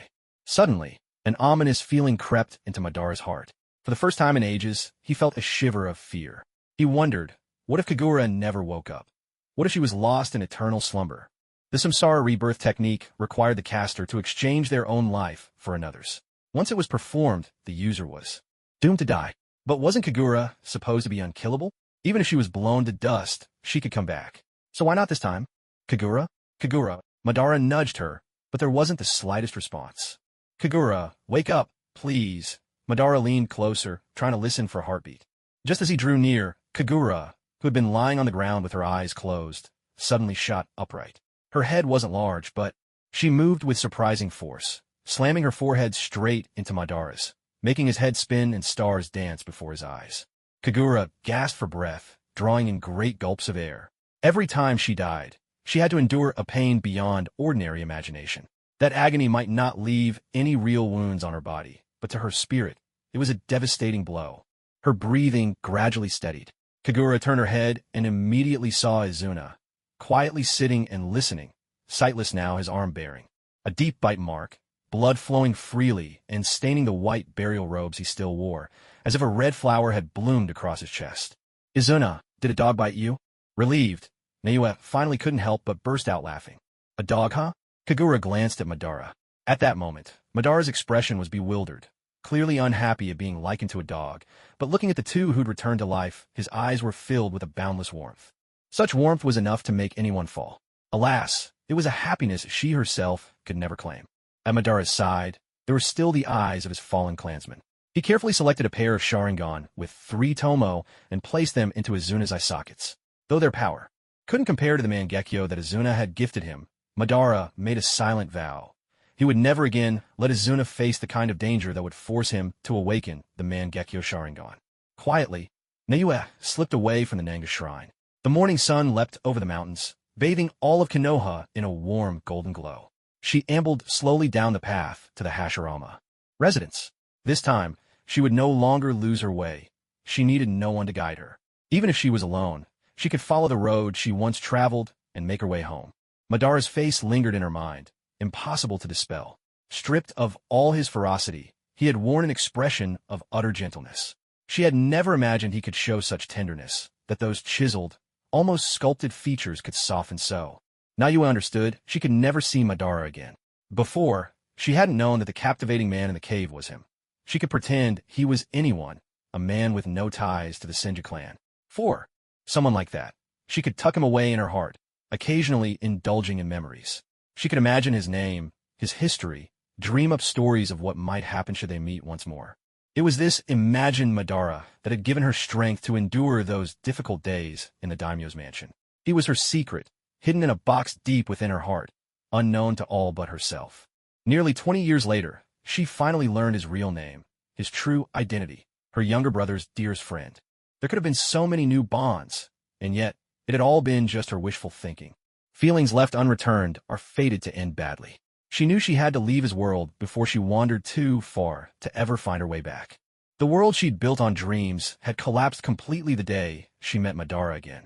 That box within her heart was forced open, and Madara was like a siren living inside, doing nothing at all, yet drawing her deeper with each passing day. No woman could ignore a man like Uchiha Madara, so beautiful, so powerful, so marked by tragedy. No woman would fail to be drawn to him, admiring. Strength is human nature. Loving beauty is as well. But the urge to gather up a shattered soul and make it whole again, that is a woman's gift. Uchiha Madara was a man who managed to step precisely on each of Naoya's 3 red lines. She was destined to fall, and just as surely destined to grasp nothing in the end, left only to sink deeper and deeper into the endless sea. But life was never meant to be like this. Love, after all, is only a small part of living. To have it is a blessing, to go without it, the usual way. For most of her life, she had lived for her 2 remaining younger brothers, and for the village of their dreams. Now, having gained her freedom, she would let the rest of her days be lived for herself. She is not Suki Chizute, a healer whose unparalleled medical ninjutsu is beyond the reach of most. For a doctor, nothing brings greater joy than seeing a patient regain their vitality through her care. Since childhood, she has harbored a wish to travel across the ninja world and use her skills to heal the suffering, regardless of whether they are ninja or samurai, noble or commoner. Perhaps now is the perfect time to fulfill that wish. Natsuki didn't even say goodbye to many people. Her younger brothers have found their own homes and are living happily. The village is peaceful and safe. She can leave with an easy heart. It's time to set out and wander the world, to see its mountains and rivers. After this recent use of the samsara rebirth technique, Kagura realized that her so-called immortality might not be as eternal as she once thought. From the first few seconds to several minutes, then 10 minutes, and now over an hour, she noticed that the time required for her resurrection was gradually growing longer. If this continues, the next time she dies and tries to revive, the wait might be even longer. How long would it be? Half a day, a full day, a month, or even a year? It could even be a decade or a century. If it comes to that, what difference is there between sleeping 100 years and being truly dead? She wondered if, one day, she might never wake again. If that happened, she would truly die, death in the real world, and death in this one as well. Kagura had never feared death before. She had always thought that crossing into this world and getting a second life was her good fortune, and even if she died, it was no real loss. But now, with Tobarama and Jingli Yuli in her life, she suddenly became afraid. She hadn't yet grown old with Tobarama, nor watched Jingli Yuli come of age. There were still so many things left undone. She didn't want to die. This life was precious. She needed to cherish it from now on and not squander it recklessly. Moving quietly, Kagura tiptoed to the entryway and eased open the door, thinking that Jingli Yuli must still be asleep. At just over a month old, babies need their rest. Tobarama, having to juggle both work and caring for their daughter, had been sleeping deeply these days. He surely hadn't noticed her slipping out after he fell asleep. And even in the morning, he would likely stay by Jingli Yuli's side without realizing she'd been gone all night. Clever as always, Kagura had even stopped by the Chinese restaurant on her way back from the Nanga shrine to pick up breakfast for two. If Tobarama questioned where she'd been, she could simply say she'd gone out to buy breakfast. Kagura nodded to herself, proud of her own ingenuity. But just as she opened the front door, she found Tobarama standing there like an immovable mountain, his expression dark and unwelcoming. Dressed in black, he glowered down at her from above, the sternness on his face reminding her of the very first time she crossed into this world. Back then, he often wore that same unyielding look. "Ah, you're up early today." No sooner had she spoken than Kagura wished she could bite her tongue. The sun was already high in the sky, and Tobarama, with his strict self-discipline, was always up at the crack of dawn. Sleeping in was simply not in his nature. Her words were nothing but a guilty attempt to fill the silence. As expected, hearing this, Tobarama's already stern expression grew even colder, his brows knitting together even more tightly. "I just went out to buy breakfast. Look, I got your favorite soup dumplings and lean pork congee and hot spring eggs, 2 of them. I'm not eating, they're all for you." He made it sound as though she was being neglected, as if he never gave her anything to eat. "Oh, and I picked up Sonara pickles too. I remembered you liked them, so I bought some. Aren't I thoughtful?" Kagura tried to win him over, waving the breakfast in her hand, but Tobarama remained unmoved. Under his unwavering gaze, Kagura felt all kinds of uncomfortable. Hiding the fact that she had died once behind his back really was a terrible thing to do. But wasn't it all because she didn't want him to worry, didn't want to see him sad? She'd gone to such lengths for his sake. Did he even realize? "Tell me honestly where you went." His tone was that of a father scolding his daughter. "I went to buy breakfast. I'll give you one last chance." "I bought." "Think carefully before you answer. Do you realize you can't lie to me?" Tobarama let out a small, mocking laugh, looking at Kagura with a hint of amusement. Every time she lied, her eyes darted everywhere, ceiling, floor, left, right, anywhere but meeting his gaze. You actually stayed out the whole night and didn't come home. Impressive." So, he found out after all. "I didn't. Haven't you been sleeping soundly these days?" Without another word, Tobarama snatched the breakfast from her hands and headed straight for the kitchen table. "In the past, you were the one who got up at night to feed Jingli Yuli her formula, so I could sleep peacefully. But last night, you weren't there. Guess who had to feed her when she woke up crying in hunger?" Kagura drooped her head in defeat. Clearly, rookie mothers didn't always think things through. "You were with Madara and your sister, weren't you? What exactly were you 3 up to?" Trailing after him, Kagura realized there was no way she could fool him. Her so-called tricks were no match for the man she called her beloved. And it made sense. Tobarama was said to be the smartest man in the world of Hokage. Being seen through by someone like him was hardly shameful at all. I'll tell you, but you have to promise not to get upset or angry. Setting the breakfast on the table, Tobarama turned around to see Kagura looking utterly unrepentant, like a pig unafraid of boiling water. He frowned in exasperation, a hint of worry in his voice. You didn't get together to plot something outrageous, did you? Well, he wasn't all that far off. We first caught a spy who had infiltrated from the hidden cloud, and then what did you do? And then I used the impure world reincarnation to bring Izuna back. At this point, Tobarama was already on the verge of losing his temper. Who was the last time that solemnly swore over a bowl of miso soup that they would never use that jutsu again? The soup was finished, wasn't it? Are you looking for a beating? What if I tell you that not only did I use the impure world reincarnation on him, but I also used the samsara of heavenly life technique to bring him back to life completely? Would you still want to hit me? Isn't there a saying that honesty brings leniency? The samsara of heavenly life technique existed only in legends. It was said that someone possessing the Rinnegan could use this forbidden art to summon a soul back from the Pure Land, truly resurrecting the dead, but at the cost of the caster's own life. But aside from the pair that Madara had just awakened, how many people had ever actually seen the Rinnegan? To Tobarama, legends were just that, stories to listen to and forget. But now Kagura was claiming she had used that very technique to truly revive someone who'd been dead for 19 years. Tobarama fixed Kagura with a piercing stare. In an instant, he understood what had happened. His voice was icy, cold enough to freeze, as he demanded, "So, you really did it, didn't you? You traded your life for Izuna's?" She nodded again. "Yes. Those damn Uchiha." Tobarama drew in a sharp breath, eyes narrowing dangerously. He glared at Kagura, yet she seemed completely oblivious to having been used, acting as if nothing at all had happened. Should he call her dense, or just incredibly kind? Did Madara put you up to this? No, it was his own idea. But I couldn't just watch him die, so I volunteered. Tobarama almost laughed from sheer exasperation. What a fine volunteer you are. Only someone who can't die would be so cocky. Why do you have to speak so sarcastically? Are you some kind of on my OG? I'm your father. Ah, well. She really had spent too much time around him. She'd even picked up the use of father as an insult. Clearly, his teachings had left their mark. But still. Sai, why are you so rude? Kagura was speechless. Are all men like this? No matter the situation, their ultimate goal is to become someone else's father. No, women too, like herself right now. She wanted to be Tobarama's father too. Not only that, but she also wanted to assign him a foster son named Lubu. After all, those who know. Seeing Kagura trying to justify herself, Tobarama felt more speechless than ever. I don't just want to scold you. I want to pry open your head and see what's inside. Is it smooth as your face, or are there any ridges and grooves at all? The ability of immortality. I've always thought it comes with conditions, and extremely harsh ones at that. A normal person wouldn't be immortal out of nowhere. What if one day you die and can't come back? Have you ever thought about me? Have you considered that child sleeping upstairs? She hadn't. Truly, she'd never once considered the possibility that she might actually die and not return. If not for the unusually long time it took her to revive this time, the thought would never have crossed her mind. Why aren't you saying anything? Is what I said unreasonable? Kagura sighed, muttering under her breath, so quietly only she could hear, "Oh, it's reasonable, all right. You're so good at being reasonable. It'd be a waste if you didn't write your own version of the Tao Te Ching." "What was that?" "Just repenting," she replied. The two of them were at a standstill for a long while.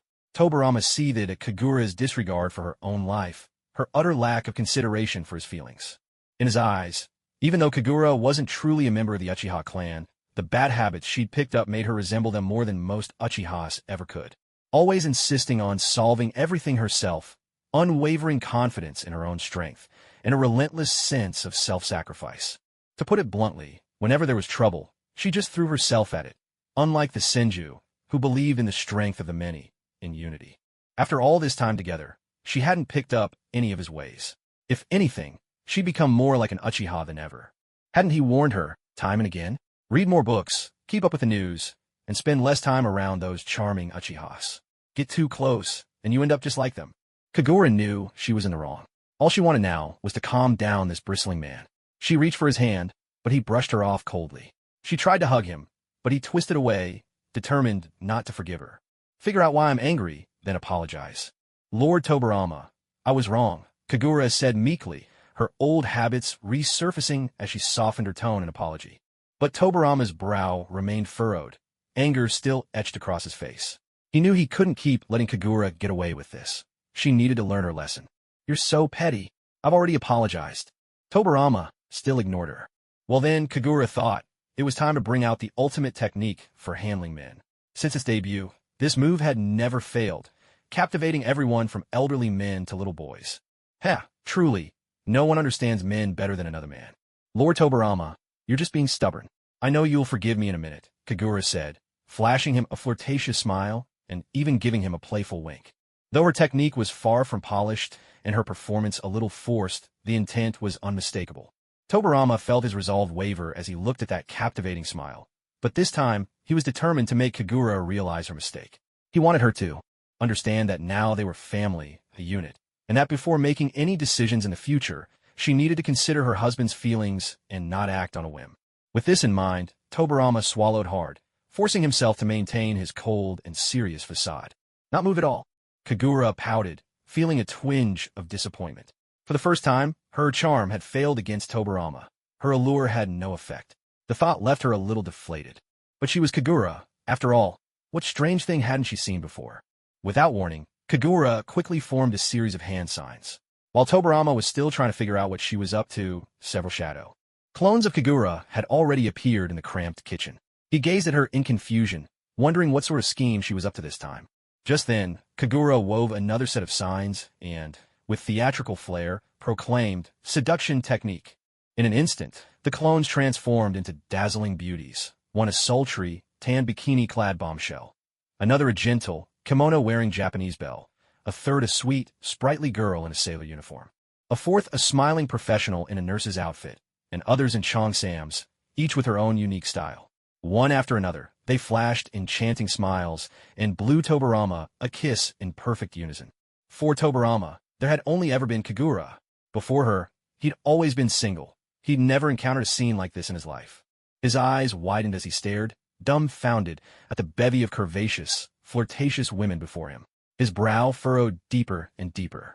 Thump thump, Tobirama could hear his own heart pounding out of control in his chest, each beat coming faster than the last. What was this? Tobirama-sama, please don't stay mad at Kagura, won't you? The beauties all put on pitiful expressions and pleaded for Kagura in unison. The syrupy sweetness of their voices was almost suffocating. Senju Tobirama, this is all fake, just an illusion. Your Kagura is as flat as a board. He heard a voice of reason, muddled yet desperate, struggling in the sticky morass of his mind, warning him not to lose himself. His brow twitched uncontrollably. With immense restraint, Tobirama shut his eyes, lifted his right hand, and, catching everyone off guard, landed a sharp smack on the head of the cheongsam-clad woman. With a yelp of pain, both the transformation and the shadow clone jutsu were dispelled at once, leaving only the two of them in the kitchen once more. Kagura jumped and hopped in pain, clutching her head, utterly exasperated. You blockhead, she scolded him. It just didn't make sense whether it was Ebisu with Iruka, the third Hokage with Jiraiya, even Kakashi and Yamato, not to mention the goddess Kagaya herself. None of them could withstand the power of the seduction technique. So why, of all people, was Tobirama immune? Before Kagura could protest, she suddenly felt herself becoming weightless as her whole body was lifted off the ground. Ah! She cried out in surprise at the sudden princess carry. Instinctively, her arms tightened around Tobirama's neck, clinging to him out of fear of falling. Tobirama gave a dismissive little laugh, and for a fleeting moment, the icy mask he wore seemed to melt away, as if brushed by a spring breeze. He really didn't seem to know what to do with this woman. When she hadn't done anything wrong, her tongue was razor sharp. When she did make a mistake, she'd immediately apologize without a hint of pride, though she'd never actually change her ways. If he scolded her and she knew she was at fault, she wouldn't get angry. Instead, she'd always come up with some unexpected trick to cheer him up. The real mystery was just how many odd and whimsical ideas were crammed inside her head, constantly surprising him, raising the bar one moment and lowering it the next. He hadn't imagined that the shadow clone jutsu and transformation technique could be combined in such a way. Today had truly opened his eyes.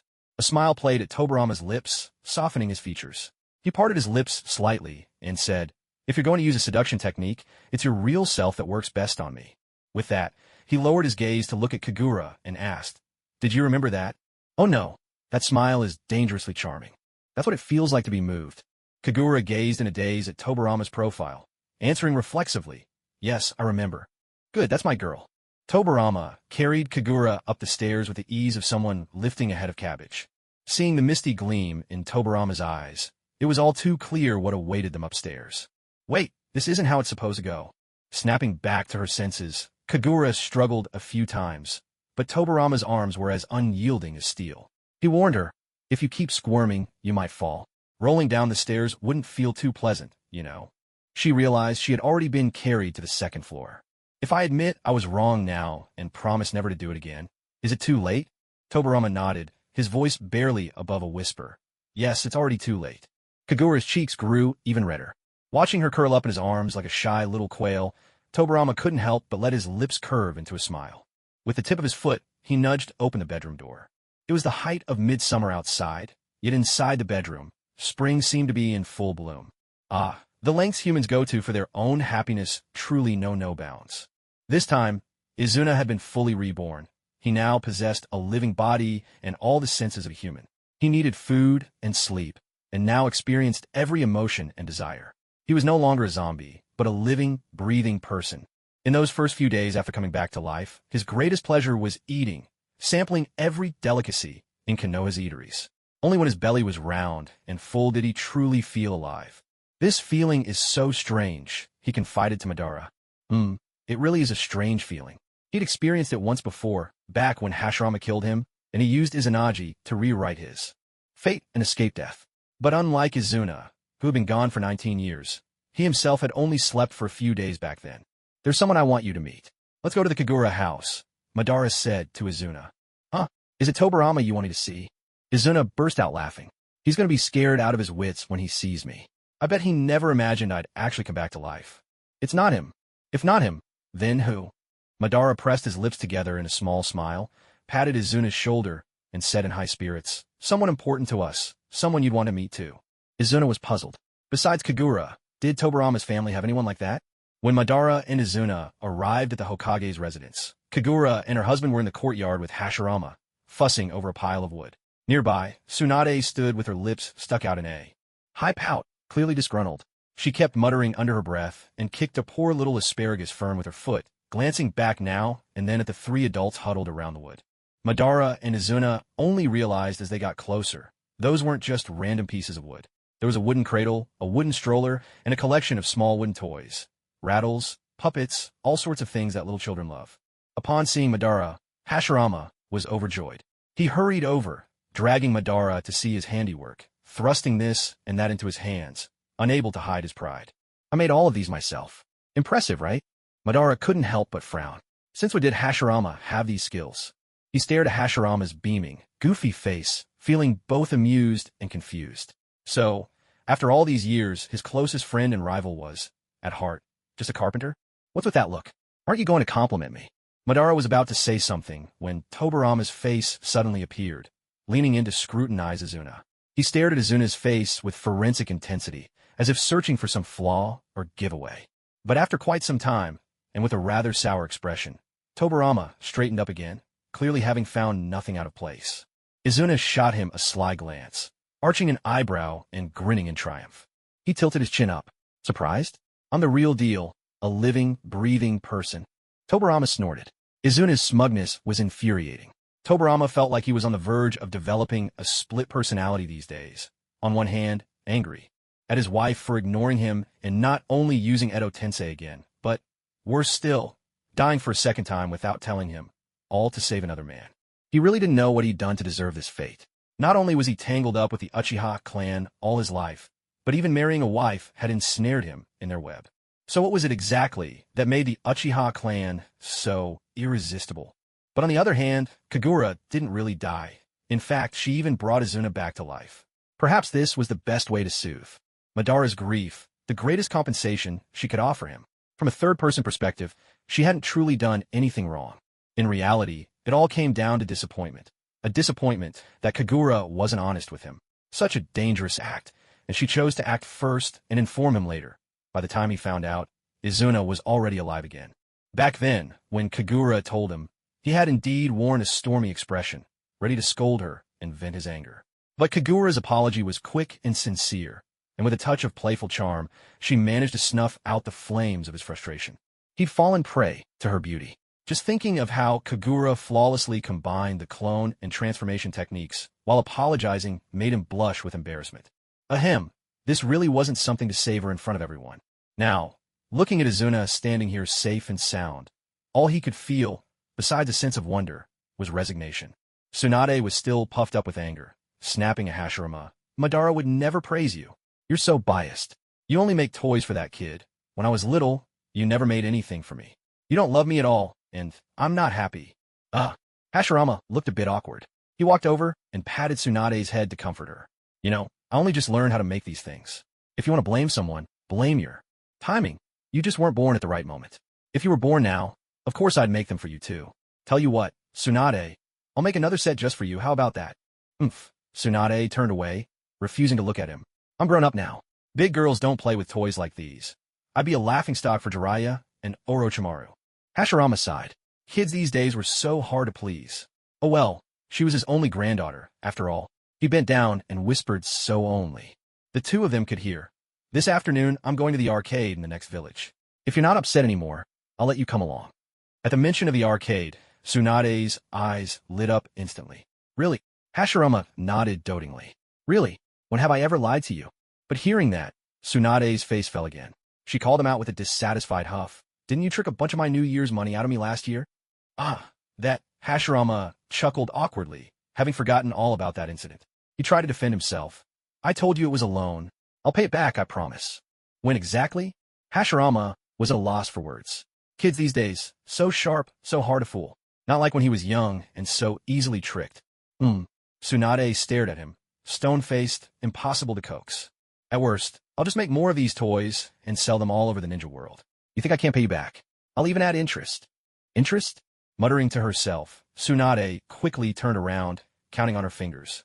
With the principal and the interest combined, she'd be pocketing a fair bit of money. Her eyes gleamed at the thought of a nice profit. I'll trust you one more time. So, when are we leaving this afternoon? Having finished her calculations, Tsunade was finally brimming with excitement. Go home and get ready. Dodge your grandmother's watchful eyes, and let's meet up at the village gate.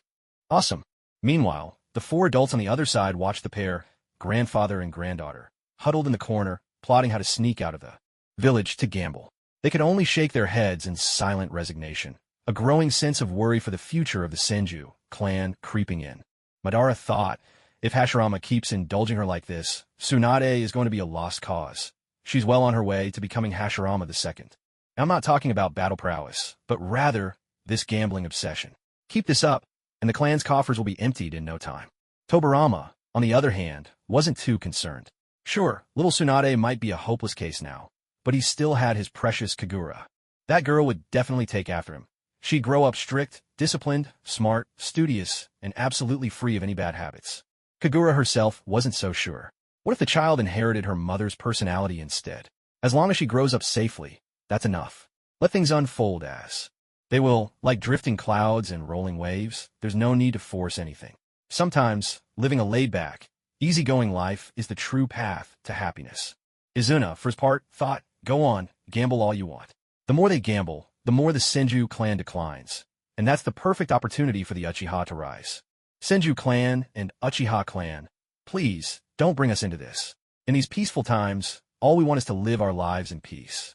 It seemed the allure of the arcade was even stronger for Tsunade than for Hashirama. She could hardly wait, tugging at Hashirama to hurry home and fetch the money. Hashirama had wanted to chat with Madara a bit longer, but his granddaughter, whatever she'd been eating, it must have worked wonders, was astoundingly strong, and he was no match for her at all. Even as she dragged him far away, Tsunade couldn't help but look back, calling out to Madara, still trying to convince him to come along. The new arcade machines have a really high payout rate. Are you sure you don't want to give it a try? I promise, it won't scam you this time. Madara just waved him off, signaling for them to leave already. Anything involving gambling or games, he'd sworn never to trust Hashirama again. The last time he tagged along, he'd nearly lost the shirt off his back. Once Hashirama had gone, Izuna finally remembered that Madara had mentioned someone wanting to meet him. Curiosity piqued. He asked, the person you said wanted to see me. Who is it? As soon as he asked, Tobirama and Kagura instantly understood what was happening. Tobirama hurried inside the house, barely able to contain his excitement. He couldn't wait to show off his precious daughter to Izuna, to make him envious, to make him jealous, to let him see deep down, just how thoroughly he'd lost in this regard. Izuna watched Tobarama dash into the house, puzzled, then glanced at Kagura for answers, feeling there was something different about her today. Kagura giggled, lifted her skirt, and spun around once. Then she looked at him intently, as if silently asking, "Can you tell what's different about me?" Izuna glanced her up and down, but aside from noticing she looked a little thinner, he failed to spot any other change. "You really didn't notice?" Madara asked in disbelief. "That huge belly's gone, and you didn't see that?" Izuna shook his head in confusion. "She looks the same to me. One head, 2 arms, 2 legs." Madara. Kagura. "A man this dense. No wonder you're single." Izuna. "And what about you then?" Just then, Tobarama came out of the house, holding something in his arms with the utmost care. As he walked, he spoke to the bundle in his arms with remarkable tenderness. "Let's show our Jiruri her silly uncle. Yes, that's right, he's a fool. Or you could call him a blockhead. It's all the same, he's just not very bright." "Did he say Jiruri?" Izuna looked utterly astonished. He glanced at Kagura again, this time focusing on her stomach. Kagura was wearing a loose, cherry blossom pink dress. Where her belly had once been round and prominent, it was now flat. "So that means—" Catching his questioning gaze, Kagura nodded to him. "It's been over a month. She's a little girl." "What?" Izuna felt as if he were dreaming. He'd once said he liked little girls, and now, his wish had come true? The baby he'd been looking forward to meeting? Izuna gazed at the quiet infant in Tobarama's arms. The little one seemed to have just woken up, her eyes half closed and half open. In just over a month, she'd already grown adorably chubby and soft, her skin milky white. She had silver hair and eyes like rubies, far prettier than the neighbor's little girl who used to steal eggs.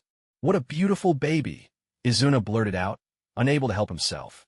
He reached out a finger to poke Jiruri's rosy, plump cheek, but before he could touch her, both of her tiny hands reached up and grasped his finger. Her hands were so small that it took both to wrap around just one of his fingers. They were warm and tender, like a feather brushing the heart.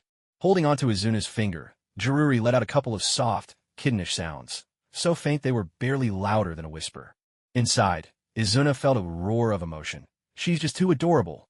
Hearing Izuna praise his daughter, Tobarama looked exceedingly pleased. He raised an eyebrow, his whole face lighting up with pride. "Of course she is. You should see whose daughter she is."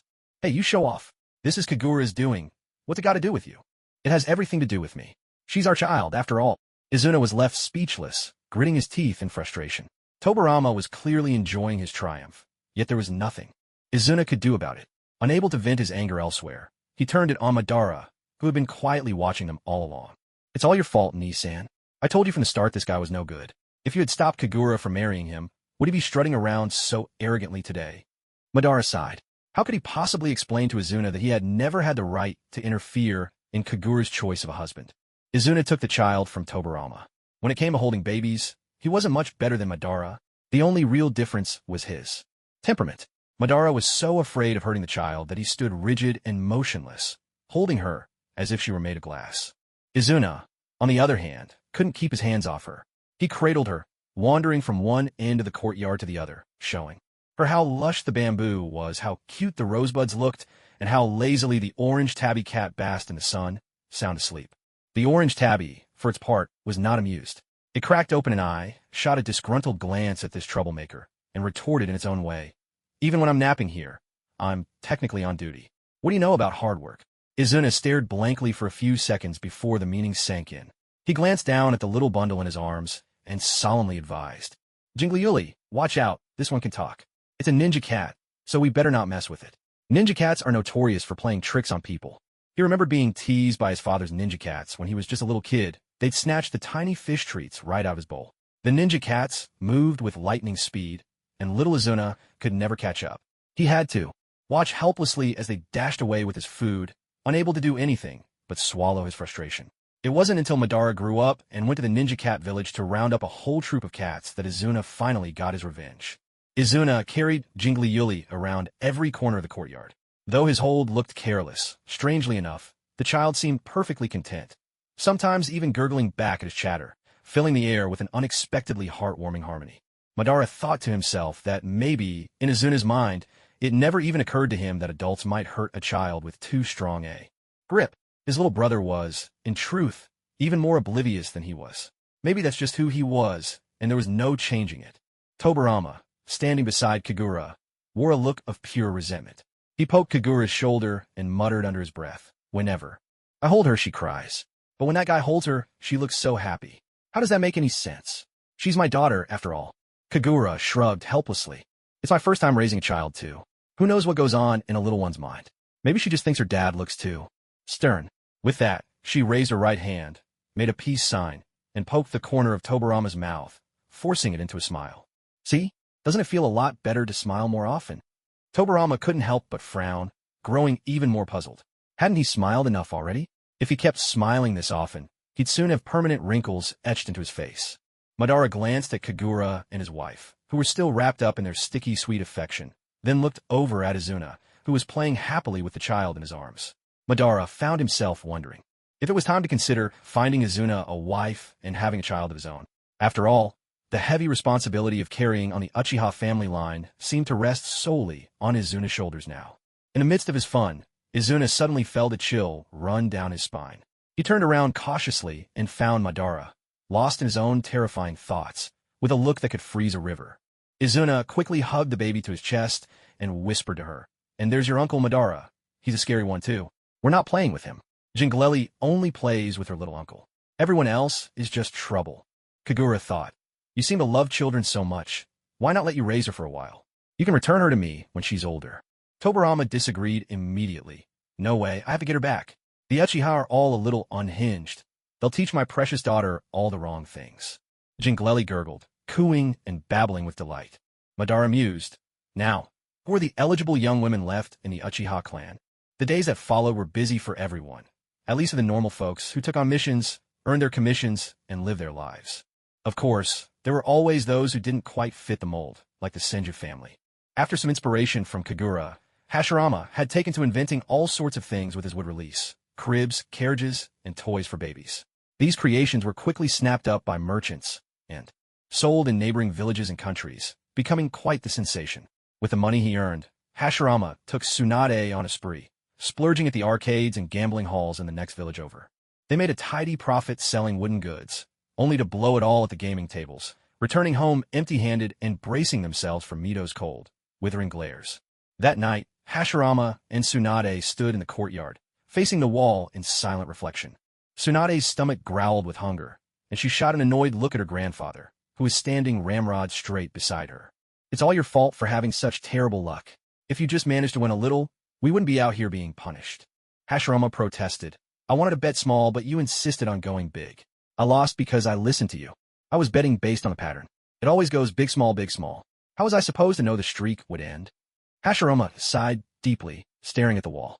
Inside, by the entrance, Mito quietly listened to the exchange between grandfather and granddaughter. She couldn't help but curl her lip in exasperation. If gambling actually followed a pattern, nobody would ever lose their shirts. Were these two's brains really running in the negative? Mito was starting to regret marrying Hashirama. With her own exceptional intelligence, she figured Tsunade's streak of bad luck must have a lot to do with the genetic burden. From Hashirama, when it comes to choosing a partner for the next generation, it's best to pick someone smart. A plain face can always be fixed, but no one can upgrade your IQ. So, no dinner for them tonight. Let them go hungry and learn a lesson the hard way. So, next time let's not play this game. We'll try something else, and we're bound to win it back. Exactly. Hashirama nodded in enthusiastic agreement. I'm a real master at mahjong. Next time, we'll play mahjong. But, do we still have any money left? Not a single coin remained after their loss. Grandpa, why don't you make something else to sell? Tears welled up in Hashirama's eyes. He was no longer in his prime, and using would release too often now left him exhausted. But, I'll make something after I've had a good meal. In the kitchen, Mito looked at the food she'd set aside for this grandfather and granddaughter duo and sighed. She almost wished they had a dog in the house. If they did, she would have gladly fed the meal to the dog instead. At least the dog would wag its tail in thanks, keep watch over the home, and guard the yard. Give it to people, and all they'll do is use the energy to get more money for the arcade. Some people truly are a waste of air when alive, a waste of land when dead, and a waste of ninja coins when neither here nor there. As for her husband, she'd given up all hope. There was nothing left to rescue. And it wasn't just the Senju household behaving oddly. The Uchiha family had its quirks too. Every day, Izuna would wake up and head straight to Tobarama's place. He loved children so much he put any nanny to shame. Jinchuriki, for her part, seemed especially fond of the man who had given her name. Sometimes, she'd cry and cry, but the moment Izuna picked her up and carried her around, she'd stop immediately, leaving Tobarama utterly at a loss. If he hadn't only just come back to life recently, I'd almost suspect she's actually his daughter, Tobarama muttered. Kagura rolled his eyes and replied, I've never seen anyone so eager to put a green hat on himself. Tobarama straightened up and declared, I happen to dislike green. Kagura looked at him with a complicated expression, then glanced at the man wandering around the yard with the little one in his arms. Deep down, Tobarama thought to himself that he and the Uchiha clan were truly incompatible. Those devious Uchiha, even his daughter wasn't safe in their clutches. Outrageous. Eventually, Mito happened to drop by and discovered what was going on. Amused, she enlightened them. Has it occurred to you that maybe Jinchuriki is hooked because Izuna is always carrying her around? Kids know what's fun. Being carried around the yard is much more interesting than lying quietly in a cradle, staring at the ceiling. Her words were a wake-up call. Tobarama immediately took off after Izuna, chasing him halfway down the street. As he ran, he shouted, This is all your fault. You've spoiled my daughter.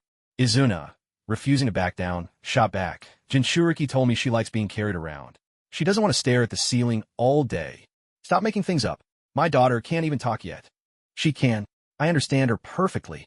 The villagers in the street were utterly baffled. They had never heard of a baby, just 2 or 3 months old, who could already speak. Truly, this was the child of the Hokage. No wonder even the little one was so different from everyone else. Given how things had turned out, Kagura found herself at a loss. Well, at least Izuna was free labor, and since he clearly loved children, she might as well let him take charge. Watching him expertly feed, burp, and soothe the baby to sleep, and even babble back and forth in that special baby language only he and the little one seemed to understand. Kagura couldn't help but feel that Izuna acted more like a mother than she ever could. If this were the real world, he'd be a gold medal nanny. How much would that cost per month? Ahem, some habits die hard. She just couldn't shake her mercenary streak. While Izuna was utterly absorbed in childcare, Madara was hardly idle. Day after day, he and Uchiha Tenka huddled together, whispering in hushed voices. The family register of the Uchiha clan had been flipped through so many times it was about to fall apart, yet they still hadn't found a single woman suitable to be Izuna's wife. The main stumbling block was Izuna's age. Tenka looked awkwardly at Madara and asked, Lord Madara, when making introductions, should we say Lord Izuna is in his 40s or his 20s? Madara propped his chin on his hand, deep in thought. Izuna had died at 24, spent 19 years buried in the earth. 24 plus 19 made 43. But clearly, Izuna didn't look 43.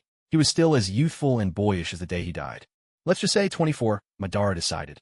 At this point, when he looked at Izuna, it was hard not to see him as just a kid. On top of that, there was another awkward issue. The Uchiha clan had plenty of men, but few women, with a ratio of 3 to 7. For the sake of blood purity, they almost never married. Outside the clan, so eligible young women were already rare. To find, among those few, a woman outstanding enough to be worthy of his younger brother, that was nearly impossible. Tenka kept sneaking glances at Madara, who heaved sigh after sigh. It seemed that even someone as formidable as Lord Madara found his precious brother's marriage prospects a real headache. So this was what people meant by a major life event, wasn't it? How about Yuki Chidori? Tenka suggested. She's a bit young, but she's easily the prettiest girl in the Uchiha clan in recent years. Have a little decency. She's only 16. Much too young, Madara replied with a frown. Then what about Ryusei? She's about the same age as Lord Izuna, though her personality is rather extreme. If it weren't for that, she wouldn't still be single in her 20s. Extreme personality? Madara's fingers tapped thoughtfully against his jaw as he considered the compatibility between Ryusei and Izuna. Izuna was gentle by nature, perhaps a bit childish, but also stubborn in his own way. Pairing someone stubborn with someone whose personality was extreme, wouldn't that just mean endless arguments after marriage? They'd practically tear the roof off the house. No, definitely not. Their personalities just wouldn't mesh. Aren't there any normal ones at all? Tianhua flipped to the last page of the roster and slid it over for Madara to see. Madara glanced at it. It was a woman named Qiandeng, 20 years old, with delicate features. Although she wasn't quite as beautiful as Shueiji before her, Uchiha had always been known for striking appearances, and she certainly wasn't unattractive. What's her personality like? She's gentler than most, but she isn't pure-blood Uchiha.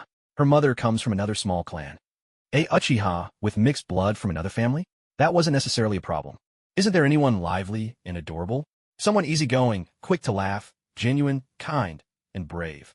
Tianhua was silent for a while, then shook his head, puzzled. Is that Master Izuna's type? Madara was taken aback. Only then did he realize who he'd been using as a standard all this time. Yet, even if he searched the world, there would only be one like her. He felt a hint of disappointment, but there was nothing he could do. This one will do. He tapped his finger on Qianding's name and said, arrange for them to meet tomorrow, if there's time. Who knows? They might even like each other. Madara wanted Izuna to go on a matchmaking date, but Izuna couldn't make sense of it. After breakfast, Izuna tried to slip away, but his older brother caught him by the collar, seizing him by the scruff of the neck and stopping him. I need to talk to you. Why are you running off so quickly?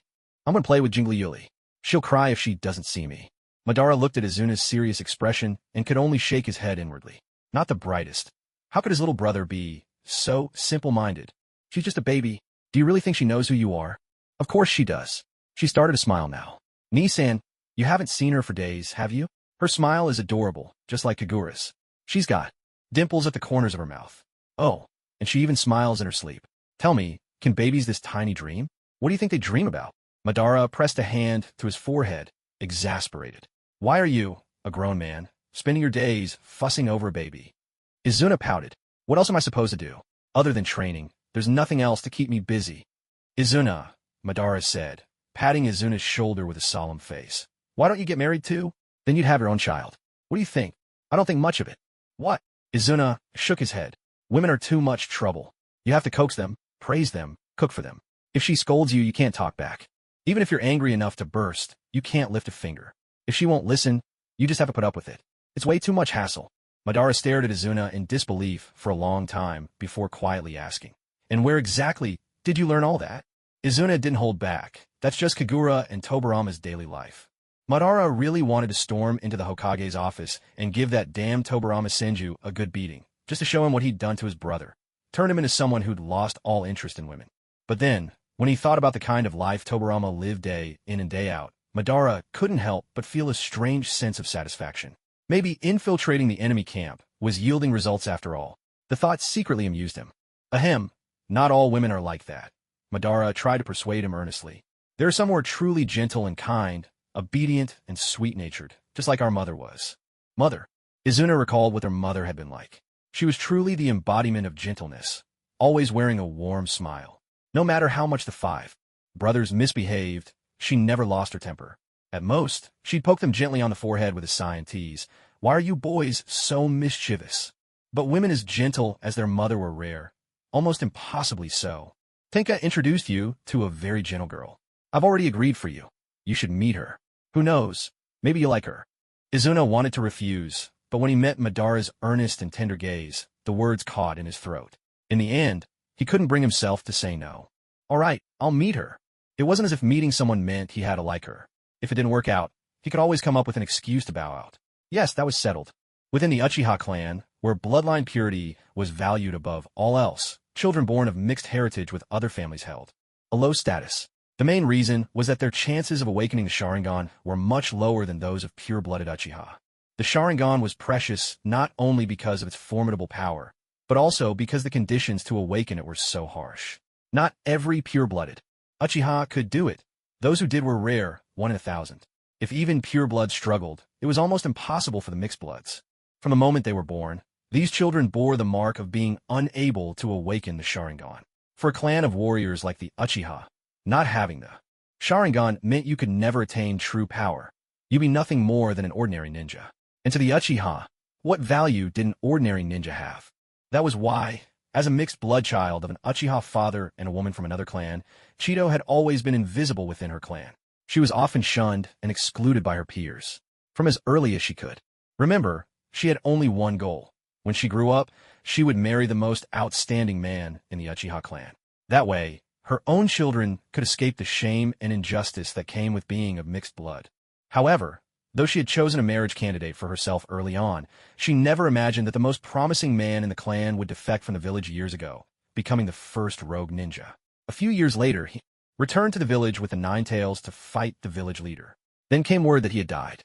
Because of this, young Qianding cried for days. But who could have predicted that a year or so later, he would come back alive? When he returned, not only did he refuse to be clan leader anymore, he even gave up his high-ranking position in Konoha. No one knew what he was up to all day. What she saw most often was him hanging around with the first Hokage, that gentle and kind village leader. Whenever he was with him, would beam with happiness like a fool, making her feel she ought to keep her distance. Otherwise, she might end up the same way. After she gave up on Madara, Chiandeng gradually grew up and finally reached the age when she could marry. Now, the most accomplished man in the clan was Tenka, the new clan leader. The trouble was, he was nearly 40, and his son was almost as tall as he was, so marrying her was out of the question. So Chiandeng lingered in this state of indecision. She didn't care. No matter what, she was determined to find a most promising man and change her wretched fate. She waited and waited, until her hope had all but withered away, when clan leader Tenka sought her out. He said he wanted to arrange a meeting. For her, the candidate was none other than the younger brother of the former clan leader, Uchiha Madara, just returned from his travels. The former clan leader's brother. That was a status of great distinction. Chiandeng believed this was the man who could change her destiny, so she gladly accepted.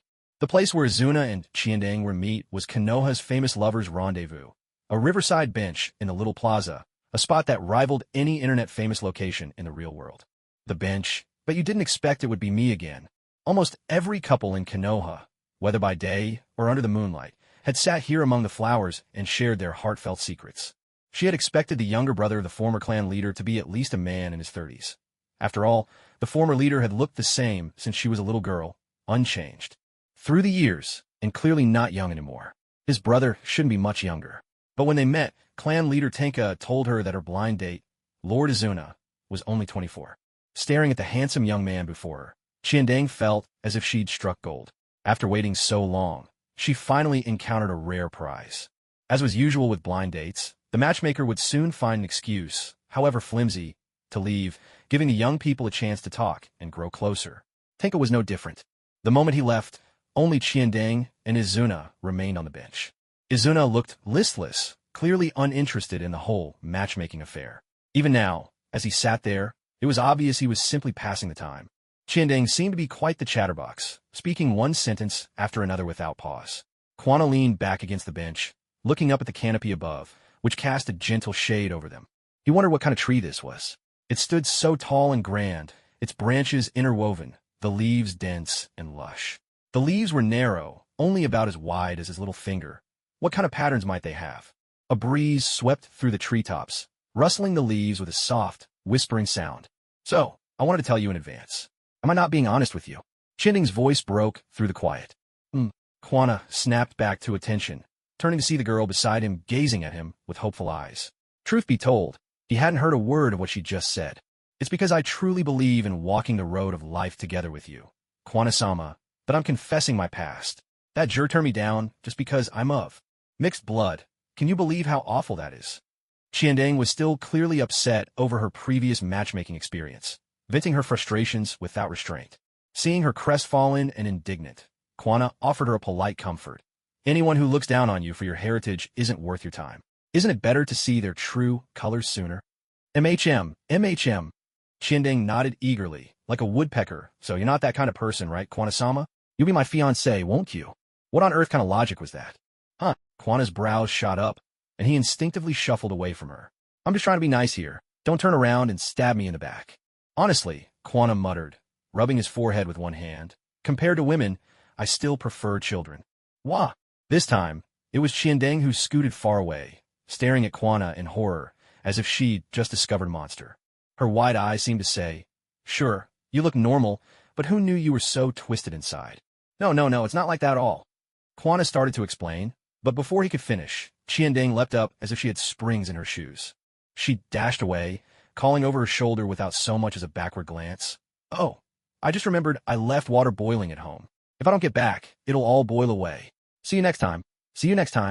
Wait, Kwanna lowered his hand, watching Chiandeng sprint off at a speed worthy of a track champion. He couldn't help but feel a little helpless. I didn't even get to explain. Though she'd said, see you next time, Kwanna doubted there would be a next time. Thinking this, he couldn't hold back a chuckle. At the very least, one troublesome issue was resolved. Both Madara and Tenka had introduced several Uchiha girls to Kwanna over time, but each attempt ended inconclusively. When the news reached Kagura, he sighed in admiration. Truly, the men of the Uchiha clan never lose when it comes to turning women down. Unable to find anyone suitable, Madara gradually let go of the idea. After all, even he felt there wasn't much difference between being married or not. Initially, it was just a whim, thinking perhaps Izuna wanted a child. Now, Seeing that Izuna hadn't neglected his training and had formed a deep familial bond with Jingliuli, Madara decided to let things be. Kagura wholeheartedly agreed with his view.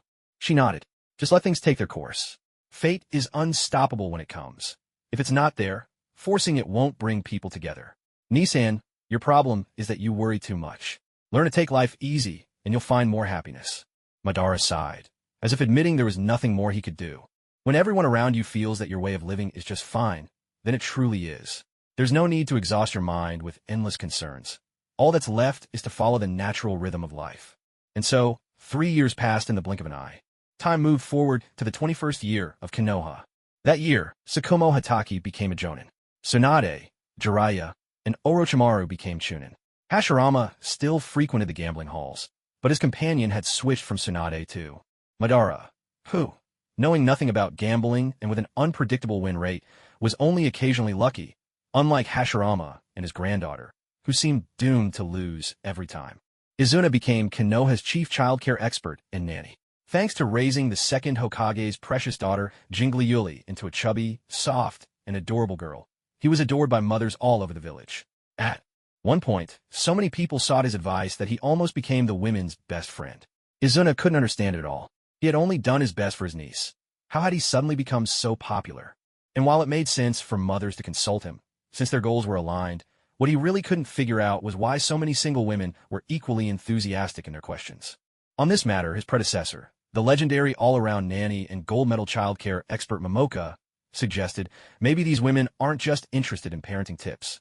Perhaps their real interest lies in someone's good looks. Izuna was utterly baffled and, truth be told, somewhat distressed. He even found himself resenting his own face, one that could put beauties to shame. For his self-disparagement, the anonymous passers-by could only sigh and say, well, if you don't want it, give it to us. With those looks, at least we wouldn't be stuck as nameless extras. Izuna, to escape the league of mothers whose intentions lay elsewhere, those desperate to know how to raise such well-behaved, adorable children, Izuna plunged into missions outside the village, the farther from Konoha, and the longer the assignment, the better. He became known as the man who never came home, earning the title of Konoha's first mission king, completing in 1 year the number of missions most accomplished in 3. He found that, although he no longer had time to go home or see his brother, sister, and niece, his wallet was getting fatter. So he made up his mind. He would keep working hard on these missions. He wanted to save up a dowry for Jingliuli, save for a good 10 or 20 years, so that when she got married, she would be a wealthy woman. If her mother hadn't achieved that goal, perhaps it would be realized with her daughter. When Shu and I left the village for missions, the one most thrown into chaos was Kagura, who had grown used to having nothing to do. Now, she had no choice but to look after the child herself. 3-year-old Jingliuli was at that age where even the most patient dog would throw up its paws and surrender. It was as if she'd been fitted with a battery that never ran low. Ever since she opened her eyes in the morning, she spun around like a top, darting tirelessly from one place to another. The plants in the courtyard suffered terribly under her hands. Whenever a flower bloomed, she'd pluck it, and after stripping the garden bare, she'd run to sit by the road outside, waiting. If a cute boy happened to pass by now, matter his age, she'd scamper over, all eager, to stuff a flower into his hands. If someone less cute found her amusing and tried to ask her for one, she'd refuse, no matter what, leaving the person both exasperated and amused. Kagura often thought that this flirtatious streak must have been inherited from her own side of the family. It had shown itself so early on. If only picking all the flowers were the end of it, but even the grass wasn't spared. Before Chu and I left on his mission, he bought a few duck eggs and left them for the hens to hatch. Over the past days, fuzzy little ducklings had been breaking out of their shells one after another.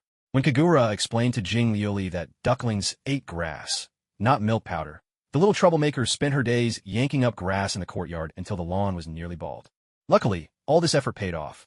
They say that whoever feeds you is your mother, so by feeding them grass, she surely became their mom. What bad intentions could a group of ducklings possibly have? It made perfect sense that they'd follow Jingliuli everywhere she went. A tiny girl walking ahead with a flock of yellow ducklings trailing behind. Such a heartwarming, harmonious sight nearly brought tears to Tobarama's eyes. He couldn't help but keep telling Kagura, look at our daughter. She's a natural-born leader, loves taking care of little animals, and is so compassionate. She must have inherited my Hokage's spirit. Kagura only gave him a perfunctory smile, wanted to say he was reading too much into it. After all, this loving little girl had, not long ago, been riding astride the village ninja. Cat, raining down little fists on the poor creature until it yowled for mercy to Kagura. All because the cat had chosen to nap in a sunny spot where Jing Liuli wanted to pull up grass.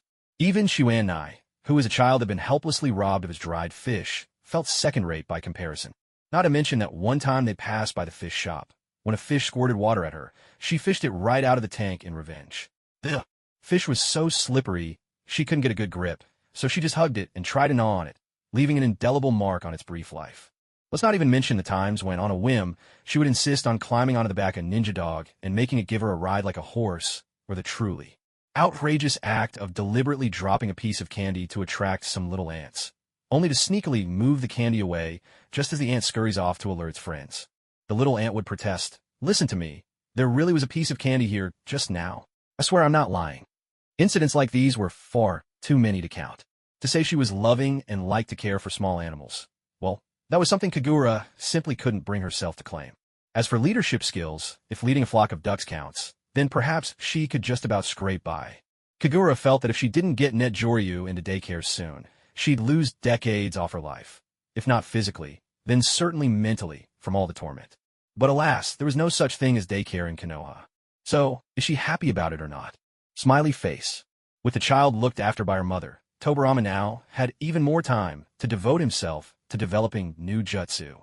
Driven by his endless thirst for knowledge, he believed there was no limit to what could be achieved, and so he set out to create jutsu that had never existed before. As the most copyright-conscious person in the ninja world, he dreamed of a day when war broke out again, because all the rights would belong to him. No. Other ninja would be able to use any jutsu on the battlefield. All they could do was glare helplessly at Konoha's shinobi, forced into peace. He didn't just study conventional jutsu. He even took a more unorthodox path, delving into his older brother's would-release techniques. He began conducting human experiments, using those volunteers, who were death row inmates and captured spies, sacrificing themselves in the name of science. Yet, unfortunately, no matter how many methods Tobarama tried, none of the subjects survived in the end. He couldn't help but sigh in awe. His big brother's would-release was truly overwhelming. It was so powerful that no one could master it, so domineering it could turn any test subject into nothing more than fertilizer and soil, for which a towering tree would burst forth. More times than he could count, these experiments punched holes right through the laboratory's roof. Well, since it was the wood-release that broke the roof, wasn't it only fair to have his big brother, the master of wood-release, fix it? After this happened too many times, Hashirama finally lost his patience. He railed at his thick-skinned little brother, forbidding him from ever experimenting with wood-release again. After all, he didn't want to spend the rest of his life patching up roofs.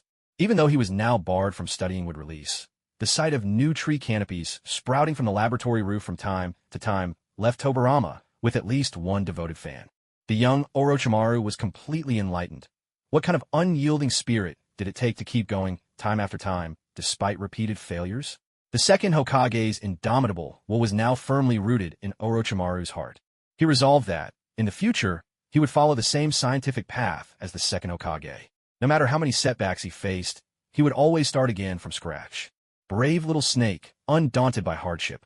He was determined to surpass Tobarama, aiming to become the greatest scientist in the shinobi world. He wanted to leave Tobarama, the old guard, stranded like a wave on the shore. Ninjutsu needed to be studied, forbidden techniques had to be learned, and there was no way he'd neglect experiments with wood-release subjects. If the first Hokage ever forbade research, he'd simply outlive him. Once the old man was gone, he'd roll up his sleeves and get right back to work, music playing, the dance continuing. Compared to Orochimaru, Tsunade and Jiraiya lacked a certain ambition and unwavering conviction. Tsunade dreamed of the gambling table. In her own words, it was the thrill she loved, the uncertainty where no one knew the outcome until the very last moment. In just a few minutes, the process was both fleeting and endless, filled with unpredictability. The very thought of it set her pulse racing. Unlike Hashirama, who questioned his own luck and hated to lose, Tsunade at this age simply found it fun. That's why, whenever she lost money, Hashirama would beat his chest and sigh in despair, while Tsunade shrugged it off, ready to play again next time without a care. One day, when I become Hokage, I'll turn the main street in the very heart of the village into a whole avenue of game parlors. I'll make gambling flourish, pull all the money in the shinobi world right into Konoha. I'll sit on piles of cash and bet with everyone. If I lose, I'll just grab a fistful and toss it their way. Aha! Just imagining it is pure bliss. It was the first time Jiraiya had ever heard Tsunade talk about wanting to be Hokage. Eyes wide, he stared at her as she stood atop the Hokage rock, brimming with ambition and dreams, and asked, "Do you really want to be Hokage?" Tsunade closed her eyes with pride, nodded, and stomped her foot. "My beautiful face will be carved right here, overlooking the game arcades day and night." Hey, Jiraiya suddenly burst out laughing. "I won't be Hokage too, you know." Orochimaru, rare for him, actually smiled and added, "Jiraiya, aren't you missing a couple of words there?" Jiraiya blushed, glaring and puffing at Orochimaru. "You talk too much, always spoiling my chances with the ladies." Tsunade's face fell. She shot him a look of utter disdain and said coolly, "Jiraiya, the moment I realize my rival for Hokage is a pervert like you, I start thinking maybe it's not worth it at all." "Nanny? And what right is a gambler like you have to look down on a pervert like me?" Tsunade was momentarily speechless. Gambler. Pervert. Honestly, neither of them was much better than the other. They both fell silent, lost in thought. But Orochimaru reminded them, whether you're a gambler or a pervert, neither seems very suited to be Hokage. Not to mention, you probably wouldn't even get past the Jonin vote. That one sentence woke them both from their dreams. Tsunade and Jiraiya sighed in unison. Whether it was about being Hokage or being the man who became Hokage, that was a matter for many years down the road. For now, the wisest thing to do was to follow the Jonin on missions and learn the ropes. So, Tsunade took on missions with the hope of earning some gambling money. Jiraiya took missions with the intention of traveling and meeting beautiful women, while Orochimaru was motivated by the desire to earn enough for experimental equipment. Each harbored their own secret motives, yet they all set out on the same relentless path, inaugurating a new generation of overachievers. The ninjas, each with their own ambitions, constantly competed as they completed missions. Someone like Kagura only thought about how to slack off every day, couldn't possibly understand frenzy. She felt as if she were a sage beyond the mortal world, gazing down at those still, lost in the dust of earthly desires. Yet, even for a so-called detached sage, there were still things to do. Though she had crossed into this world for 11 years, deep down, she was still Chinese, with habits etched into her very bones, like teaching children to recite poetry. She couldn't go out to walk the duck, nor pick flowers for the adorable boy she liked, nor run and jump around the house. Instead, she had to sit obediently in front of her mother, her lips pouting in protest, her dissatisfaction written all over her face. She was still so little, and she simply couldn't understand why, when the ducklings were quacking in the yard, calling her to come play, when she had just noticed 3 new roses blooming this morning, yet hadn't picked them, when Jiraiya had promised to take her to the riverside at noon to catch tiny fish to feed their chubby cat. Why, with so many fun things left undone, she had to sit quietly in the living room and stare back at her mother. Kagura patiently urged her to learn ancient poems by heart, insisting she should grow up knowledgeable. Otherwise, when others admired a beautiful scene and quoted, "The setting sun and lone wild duck fly side by side, the autumn waters merge with the endless sky," all she'd be able to say would be, "Wow, hardly impressive. You're my child. The poems I memorized as a kid, you have to memorize too. The hardships I went through, you have to experience as well. Otherwise, what's the fun of raising kids? What could a 3-year-old possibly understand?" To her, the words from her mother's mouth sounded short and simple, yet utterly incomprehensible. Kagura still remembered those viral videos she'd seen years ago, parents losing their minds as they tried to help their children with homework. Back then, as a single woman, she'd laughed herself breathless at the screen, torn between pity for the scolded, bewildered children and exasperation at the parents, red-faced with fury. Now, as she frowned at Jingliuli, who sat on the floor crying, snot bubbles and all, Kagura felt she should pity herself most of all. After 2 hours spent on just one Tang poem, the child hadn't memorized a single line. No matter how many times they repeated it, nothing stuck. In the end, amid Jingliuli's heart-wrenching wails, Kagura had to admit defeat. "I don't want to recite it. I won't. It's too heavy. I can't carry it." Jingliuli was still sobbing and screaming, and Kagura had no idea how to explain that the carrying in memorizing poetry wasn't the same as physically carrying something.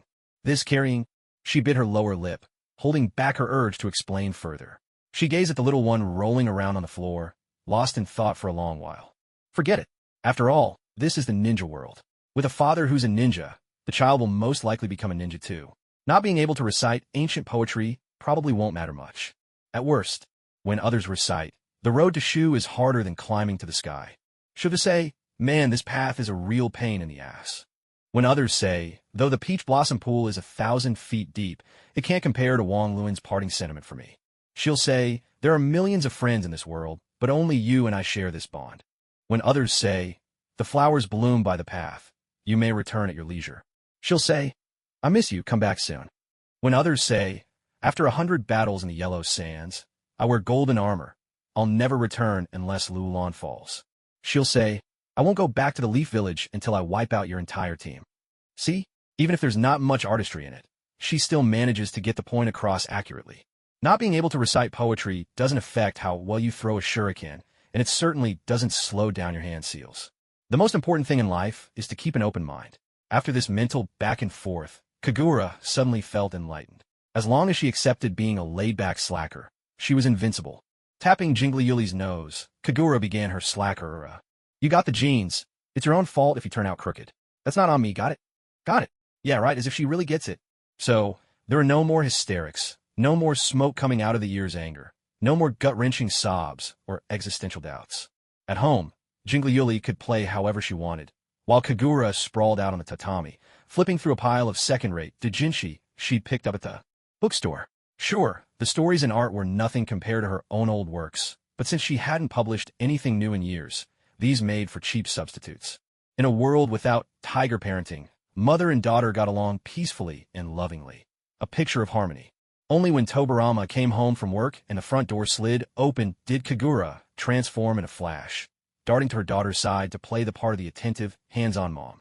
Toy kunai in hand, she'd put on an act. Come here, let's learn together. This is a kunai. It's used for fighting. Think of it like a dagger from mom's hometown. Jingli Yuli's big eyes blinked in confusion. What's a kunai? What's a dagger? Tobarama was quite pleased. His wife was finally starting to look like a proper mother. Kagura, on the other hand, was frustrated. She remembered sneaking TV time as a kid, only to get caught by her parents. Back then, the sound of footsteps and keys in the lock would send her scrambling to turn off the TV and pretend she'd been doing homework all along. Now that she was grown, she was supposed to be the one her kid feared, yet she still found herself panicking at the sound of approaching footsteps. So, in the end, the ones afraid of footsteps are always the same bunch, huh? How tragic. Luckily, her daughter was still young and didn't know how to call her out yet. Otherwise, wouldn't that be rather embarrassing? Madara stared at his steadily shrinking coin pouch, and with a heavy heart, resolved never to fall for Hashirama's tricks again. As he quit gambling, he even considered whether he should quit this dear friend as well, feeling more and more that every encounter with Hashirama marked him as a hopeless sucker. Whenever Hashirama was at the gaming table, Madara would be the one standing beside him, dutifully handing over money. But when Madara himself took a seat at the table and glanced back, he'd find no one behind him, just the sound of Hashirama's hearty laughter a few meters away as he apologized to the crowd. Sorry, I just forgot for a moment. This round doesn't count, it's my loss. Next time, I'll pay more attention. A cold bead of sweat slid down Madara's forehead. He knew Hashirama was up to his old tricks again. Every time they played mahjong with Tobarama and his wife, Hashirama would stop at nothing to win. He had even used wood release to conjure up the tiles he needed more than once. With so many losses piling up and his finances stretched thin, Madara had already dipped into the stash that Izuna had hidden at home, a fact that did not please Izuna in the slightest. That money was meant for Jun Liali's dowry. How could he just use it up like this? Madara wanted to protest, saying the child was only 3 years old, but knowing he was in the wrong, he wisely held his tongue. Seeing Madara unwilling to apologize despite knowing he was at fault, Izuna grew even more frustrated. He eyed his brother suspiciously and asked, Did you revive me just so I could earn money for you? Impossible. Madara stared at Izuna in disbelief. His brother's expression was deadly serious. Did he really think Madara saw him as nothing but a cash cow? Things couldn't go on like this. For the sake of his brother's feelings, and finally recognizing the true face of his so-called best friend, Madara resolved to quit gambling for good. Without Hashirama around, his days were reduced to little more than training, leaving him with nothing else to do. But just because he was idle didn't mean others wouldn't find something for him. For example, his not-quite sister. One day she'd be off shopping with Momo, the next soaking in the hot springs with Koharu, and whenever no one was left to look after the little one, she'd be handed off to Madara. Madara, unlike Izuna, was hopeless at caring for children. He had no idea what kids like to play or do, nor did he know how to talk to them. At first, neither of them spoke. They just sat there, big eyes staring at little eyes, sizing each other up in utter boredom. Eventually, it was Jun Leali who broke first. Children, after all, were always a little more restless than adults. Pouting in clear displeasure, Jun Leali asked, "Is Lord Madara always this boring because no one plays with you except Uncle?" Her words hit the mark like an arrow to a bullseye. Madara's brow twitched as he stared at the tiny child, grumbling inwardly. She was Tobarama's daughter, all right, inheriting that venomous tongue to perfection. Even a 3-year-old knew he had no friends besides Hashirama. Somehow, that realization stung more than he cared to admit. Jing Lioli lifted her delicate, fair little face, so smooth and tender it was like a freshly peeled egg, and gazed at Madara with boundless sympathy. In a sweet, childlike voice, she tried to comfort him. "It's okay. I'll be your friend, as long as you buy me some candy." So young, and already she knows how to strike a bargain. Truly her father's daughter, sly from the very start. Seeing that Madara remained silent, Jing Lioli assumed her offer wasn't tempting enough. Her ruby-like eyes sparkled with mischief as they darted around, and she added, "I can also introduce you to my friends. They could be your friends too. How about that? How many friends could such a tiny little girl possibly have? Who are your friends?" The moment her friends were mentioned, Jing Lioli's whole face lit up in a dazzling smile. When she smiled, she looked just like Kagura, with faint dimples at the corners of her mouth. "I made friends by trading flowers with them. I give them flowers, they call me cute, and sometimes they even give me candy in return."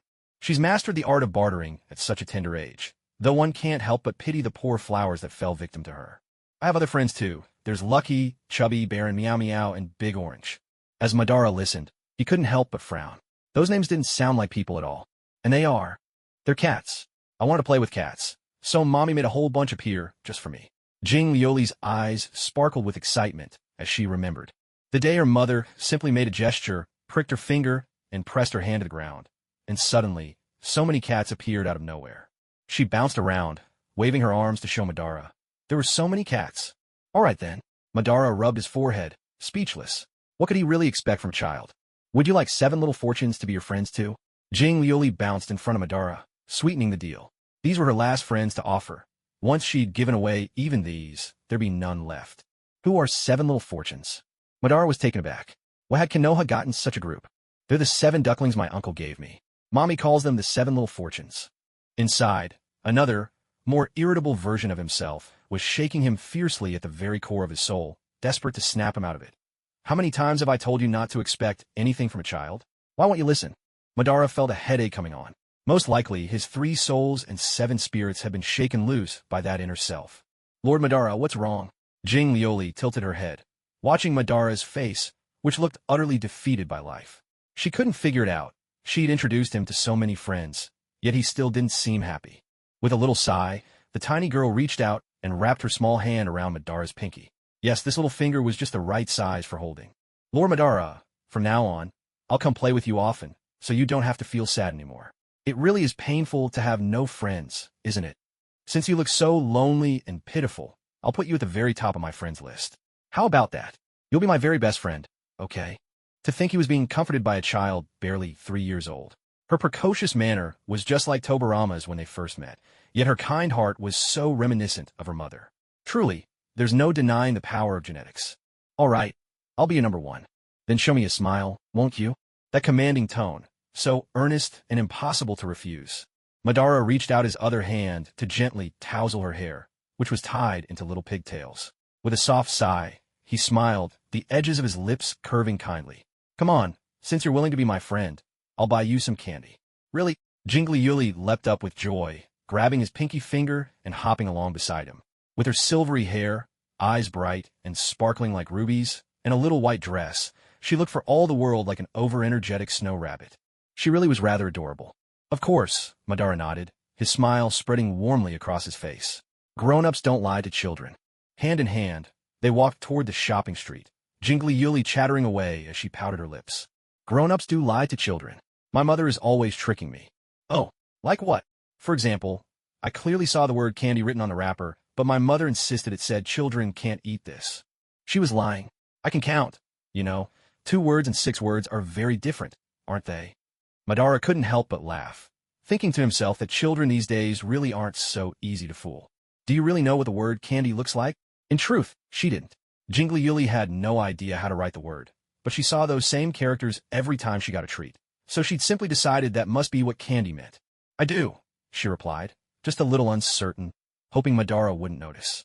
She glanced up at him, only to find his gentle gaze fixed on her, which made her even more nervous. She quickly looked down at her feet. Her father always said that lying was wrong, but she wanted to seem a little more learned in front of Lord Madara. Madara slowed his pace to match her small steps as they walked down the street, the rare warmth in his features making for a striking picture, a handsome man, with a gentle expression, hand in hand with a fairy-like child. The scene radiated harmony and affection, drawing many an admiring glance from passers-by. Noticing the sparkle of envy in the women's eyes, Jingli Yuli wrinkled her nose in protest and muttered under her breath, "The candy is all for me. I'm not sharing with any of you." Madara could only shake his head in mild exasperation. More candy. Truly, there isn't a child in the world who doesn't love sweets. Standing inside the candy shop, Ban was dazzled by the array of colorful, glimmering candies behind the glass jars. His eyes were nearly crossing from the sheer variety. There was milk candy, malt candy, bubblegum, popping candy, lollipops, orange-flavored, strawberry-flavored, preserved plum, and, wait, ginger-flavored? Ban was puzzled. Isn't ginger usually for cooking, or served with sushi, or eaten with seafood? How could it be turned into candy? The shopkeeper, a young man just past 20, noticed Ban frowning in confusion, his face pressed up against the glass jar containing the ginger candies. The young man approached carefully and explained, "These are made by squeezing juice from freshly crushed ginger, mixing it with sugar, then boiling and cooling it until it sets. When you eat it, it's sweet at first, but there's a bit of spicy kick too. Grown-ups tend to like it more. So that's how it is. Lord Ban, I want this one. This is the candy I was talking about." Jingli Yuli squatted beside a shelf, pointing to a jar filled with candies wrapped in green paper. Ban walked over and knelt down to take a look. Inside, he found orange-flavored milk candies. "These two characters mean candy, right?" Jingli Yuli asked, pointing to the characters on the candy wrapper. In her heart, she hoped she was right. If they really did say candy, it would prove she hadn't lied on the way here. But it was clear. Ban couldn't hold back a laugh. The moment he chuckled, Jingli Yuli knew she was doomed. Those characters definitely didn't mean candy, and she'd just been wishing they did. Ban opened the jar and pulled out a candy. On the wrapper, two large characters were circled for emphasis, sticky teeth. The shopkeeper, noticing what was happening, hurried over and explained awkwardly, "We label it that way because a lot of kids who are losing their baby teeth end up pulling out their loose teeth with this candy. So the warning is printed right on the wrapper." Well, that's actually a thoughtful design. Ban glanced at Jingli Yuli, who was waiting for his answer with hopeful eyes. She was only 3, far too young to be losing teeth. Kagura, that rascal, had tricked his own child. Well, these characters don't spell candy, but Jingli Yuli isn't wrong, because this is candy, after all. That's right. Lord Ban said she wasn't wrong. So, what she'd said earlier wasn't really a lie, was it? Ban gently tugged on one of Jingli Yuli's pigtails, then stood up and told the shopkeeper, "We'll take some of the sticky tooth orange milk candies, please."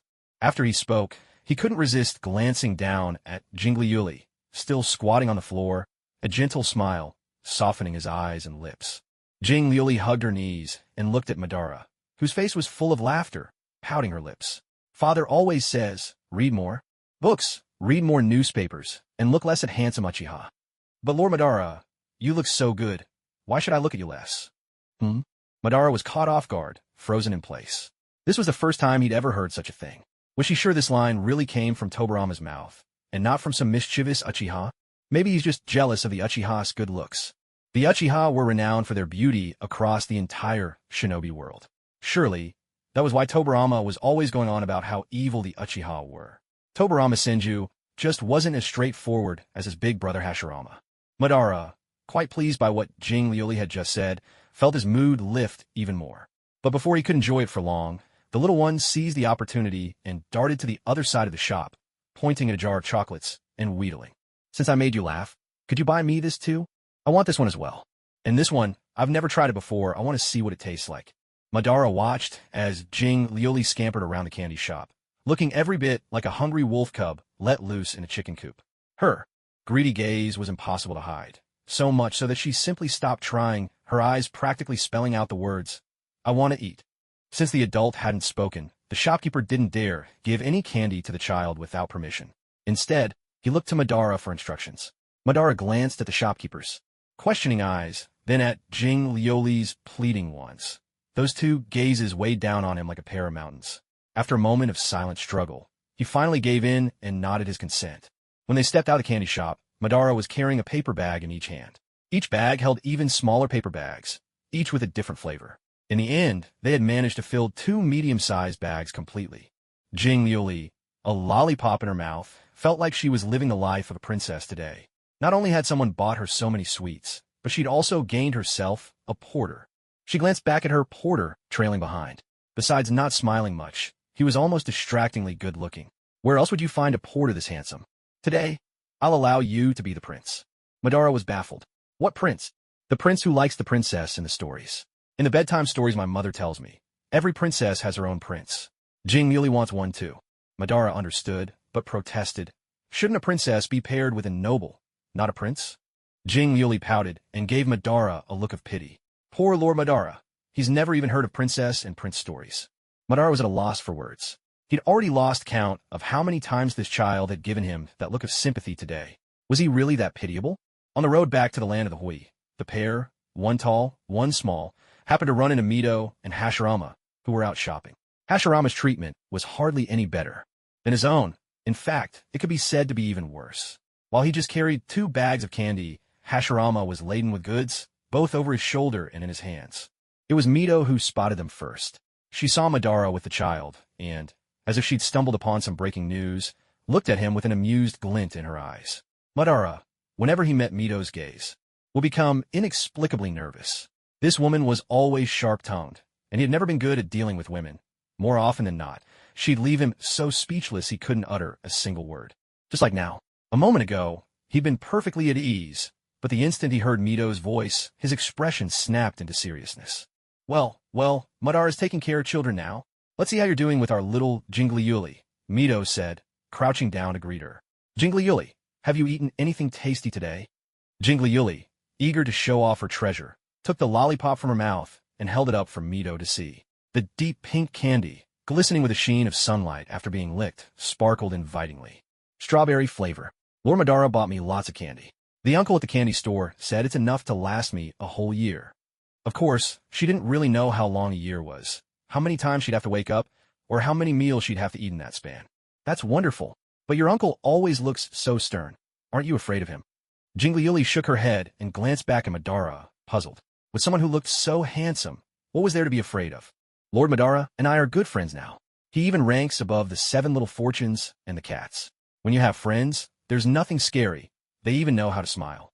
Mito smiled, gently patting Jingliuli's soft cheek before standing up straight. She turned to Madara and said, "Hear that? Even children know that a smile makes everything less frightening." Madara thought to himself, "With you here, I just can't bring myself to smile." Hashirama, meanwhile, seemed perfectly content to play the pack mule for his wife, even with things hanging from every part of him. Madara watched Hashirama grin foolishly and could only shake his head in disbelief. Then Hashirama leaned in a little and said, "I've got good news. Kamuro is pregnant. The Senju clan is about to welcome a new member." Madara's brow furrowed even tighter as he glanced at Hashirama. Most of what Hashirama was carrying turned out to be nutritional supplements for a pregnant woman. No wonder he was so overjoyed. He was going to be a grandfather again. Madara rolled his eyes inwardly. Becoming a grandfather, what's so special about that? As if no one else had ever done it. If he considered all the shinobi in the world as his grandsons, then he was the grandfather of them all. Mito couldn't resist teasing him from the side. "If you're jealous, Madara, it's not too late to find yourself a wife. Maybe you can't be a grandfather just yet, but at least you could be a father." Madara thought, "Right now, I almost wish I could create a world without Mito in it." On the grassy bank beneath the great tree by the Nanha River, a cool breeze drifted in from the water. Bon and Jing Liuli sat side by side, each with a piece of candy in their mouth, their faces radiating pure happiness. Yes, even Bon felt blissful. The candy was sweet with a hint of fruit, and as it melted in his mouth, a gentle sense of contentment wrapped around him completely. He suddenly thought how wonderful days like these were. No fighting or chaos, just living freely, seeing the people he wanted to see, doing whatever he wished. If he felt like practicing, he could train and sharpen himself. If not, there were plenty of other things to do, like making friends with this little one, or simply enjoying the wind and sharing candy together. "This is so delicious." Jing Liuli propped her cheeks up with both hands, her eyes crinkling with delight as she beamed. Children's happiness is so simple. A single piece of candy can keep them cheerful for half a day. "It really is," Bon agreed, just as pleased.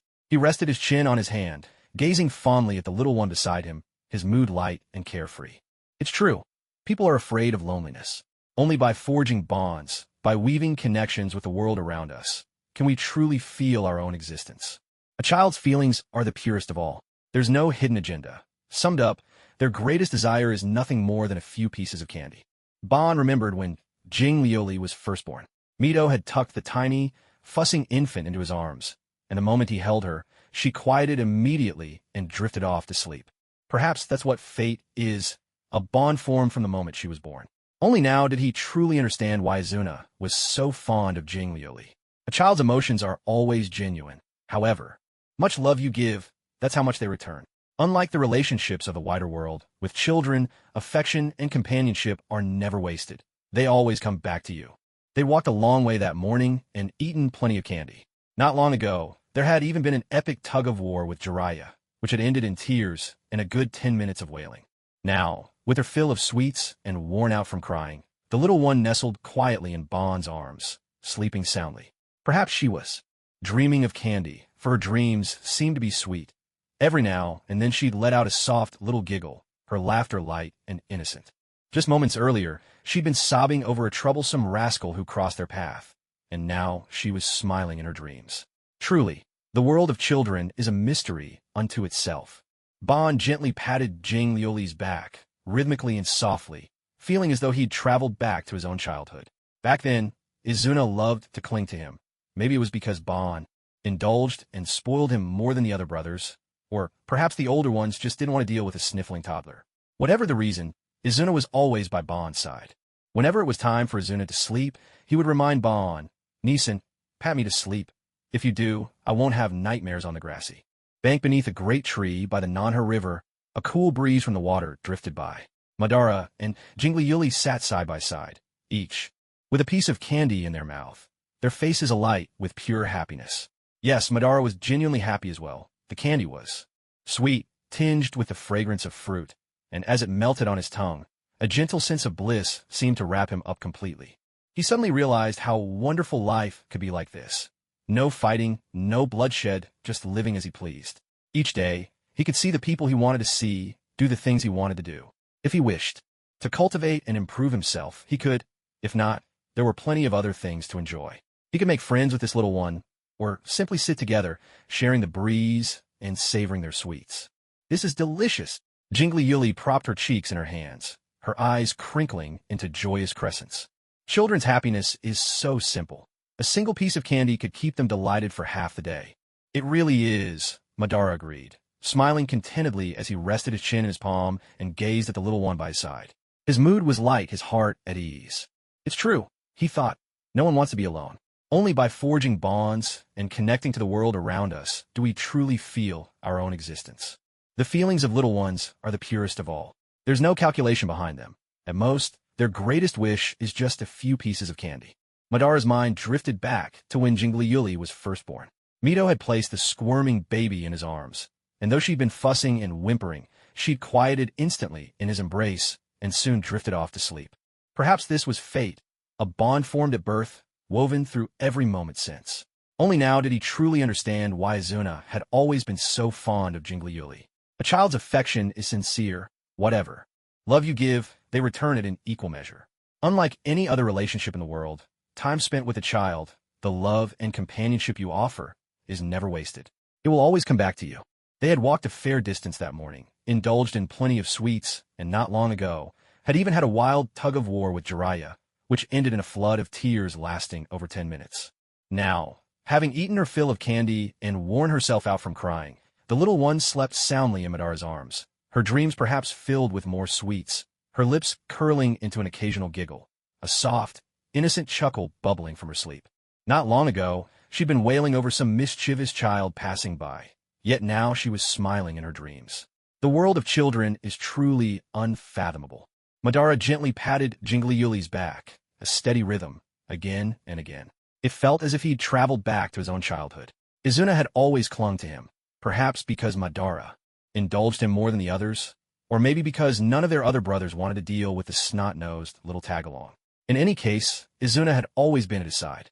Back then, whenever Izuna was ready to sleep, he would always ask, Nii-san, pat me to sleep. If you do, I won't have nightmares. Mother said so. So, whenever circumstances allowed, Madara would always pat Izuna a few times as he fell asleep. Now, cradling the tiny child in his arms, Madara thought perhaps a few extra pats tonight. He wanted to pat away all the wickedness brought on by that brat Jiraiya, so that Nijiruri wouldn't have any nightmares and could sleep soundly through the night. Izuna. Madara squinted as he gazed out at the Nanga River before him.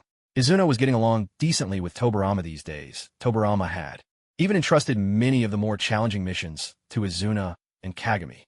But where was Izuna now, at this hour, off on another mission?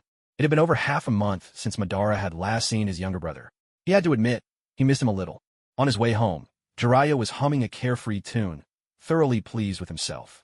The shopping street was bustling, with people weaving back and forth. Amidst the crowd, a tall, silver-haired youth caught his eye. The boy wore an ordinary ninja outfit and carried a short blade on his back. He had grown a lot taller, but his style remained the same as before. Jiraiya's curiosity was piqued. He quickly caught up and, taking advantage of the boy's inattention, landed a hearty slap on his shoulder. Startled, the youth turned around, only to see Jiraiya's face lit up with delight. Ah, senpai, it really is you. Jiraiya, ever since you got promoted to Jonin, you've had missions every single day. It's nearly impossible to see you anymore, Jiraiya grumbled. It had been ages since he'd last seen Tsukumo, and he was feeling quite put out. With no one to join him in peeping at the women's bath, these days, even Orochimaru was reluctant to stand lookout for him. Going alone was just plain boring. Tsukumo grinned and gave Jiraiya a light smack on the back of the head, scolding him, "You're not a kid anymore. If you keep trying to peep at the women's bath, don't blame me if I send a police force after you." Tisich, Jiraiya retorted, unwilling to back down. "You're not even an adult yet. Quit pretending you're all grown up." "Well, not yet, but it won't be long. At the very least, I should start acting like an adult now. The things kids do, they're no longer quite right for me." "Is that so?" Jiraiya scoffed at this spiel. He dug his hand deep into his pocket, rummaging around for a good while before finally producing a piece of candy. He arched an eyebrow at Tsukumo. "So, you mean to say, now that you've got this grown-up mindset, you don't eat candy anymore?" At that, Jiraiya could clearly see Tsukumo's eyes widen a little. Jiraiya grinned to himself. Tsukumo's sweet tooth matched his own. The two of them were practically candy comrades. Whenever one got their hands on a treat, it was always split in half and shared with the other. No way was Tsukumo going to turn down candy, no matter how grown-up he claimed to be. "This one snatched it from Nijiruri by the river," Jiraiya boasted. "That little girl is such a miser, clutching her treasures even at her age. But there's no way she could outmatch me, Jiraiya." I grabbed a whole handful and ran. She was left stewing and crying in frustration. Truly, that was just the sort of thing Jiraiya would do. "Be careful or Lady Kagura will beat you up." "Kagura isn't here. Lord Madara took her with him." "So, Lord Madara, that old man wouldn't bother being serious with kids like us. He didn't even move, just watched as I grabbed a handful of candy and ran off. Anyway, are you going to eat or not?" "I want to, but..." "No." Jiraiya stared at Tsukumo in surprise. This was the first time Tsukumo had ever refused candy. He looked at Tsukumo, dumbfounded at first, and then, slowly, his expression turned to disappointment. Was this really his candy-loving friend, Tsukumo Hatake? Tsukumo smiled at Jiraiya, patting him gently on the head. His voice was warm and calm.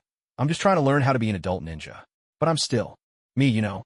It's just, now that I'm a Jonin, I really do have a lot less free time. I can't always hang around with you and Orochimaru anymore." Jiraiya was still a Chunin. Most of the time, he went on missions with Jonin. Technically, a Chunin could lead Genin on missions, but Jiraiya's brash and carefree nature made him a bit reckless and lacking in planning. Meanwhile, Orochimaru, who was in the same graduating class, was already capable of leading a team, while Jiraiya was still the one being led. "Jiraiya, honestly, refusing candy is just a little way I discipline myself. No one says I can't eat candy at my age. It's just my own small act of stubbornness. A ninja has to learn to say no to temptation." And for now, the biggest temptation Tsukumo faced was probably candy. At 13 or 14, he wasn't interested in moving up the ranks, nor had he met any girl who made his heart race. Even among his peers, his abilities were top-notch. The only hobby he had left was eating candy. It didn't sound like much of a problem, but Jiraiya still felt a little down. Maybe it wasn't just the loss of sharing candy with a close friend. It was the reluctant acceptance that they were growing up. As a ninja, you always had to mature faster than ordinary people, but Jiraiya wasn't ready to grow up just yet. Tsukumo had just returned to the village from mission. He needed to report to the Hokage's office and present his mission report to Tobirama. After briefly meeting up with Jiraiya, he went off on his own. Jiraiya stuffed candy into his mouth, cheeks puffed out as he watched Tsukumo walk away. He mumbled quietly, "I'm growing up too. I train every day and never slack off, but what does that have to do with growing up? Fine, if you don't want any, I'll just finish them myself. And when I'm done, I'll go swipe more from Kyoheim." Lord Madara bought her 2 huge bags. He chomped down on the candy, a little harder than usual, almost as if to vent his frustration. For some reason, the candy seemed especially sticky and sour today. It just didn't taste as good as when he and Tsukumo used to share it. Maybe the candy factory's cutting corners, Jiraiya thought. That was the only explanation he could come up with. While Kagura and Koharu were soaking in the hot springs of the land of hot water, savoring a rare holiday, Madara had become Jiruri's free babysitter. Although he wasn't as skilled at handling children as Azuna had been, Jiruri was no longer a tiny infant needing constant feeding and burping. However he used to look after young Azuna, he could now look after Jiruri the same way, so it shouldn't be any real trouble. Besides, this child, for some reason, was especially sturdy and easygoing, not at all fussy and simple to care for. Even if Madara needed to watch her for a whole week, he didn't think it would be a big deal, especially since her own father was there to lend a hand.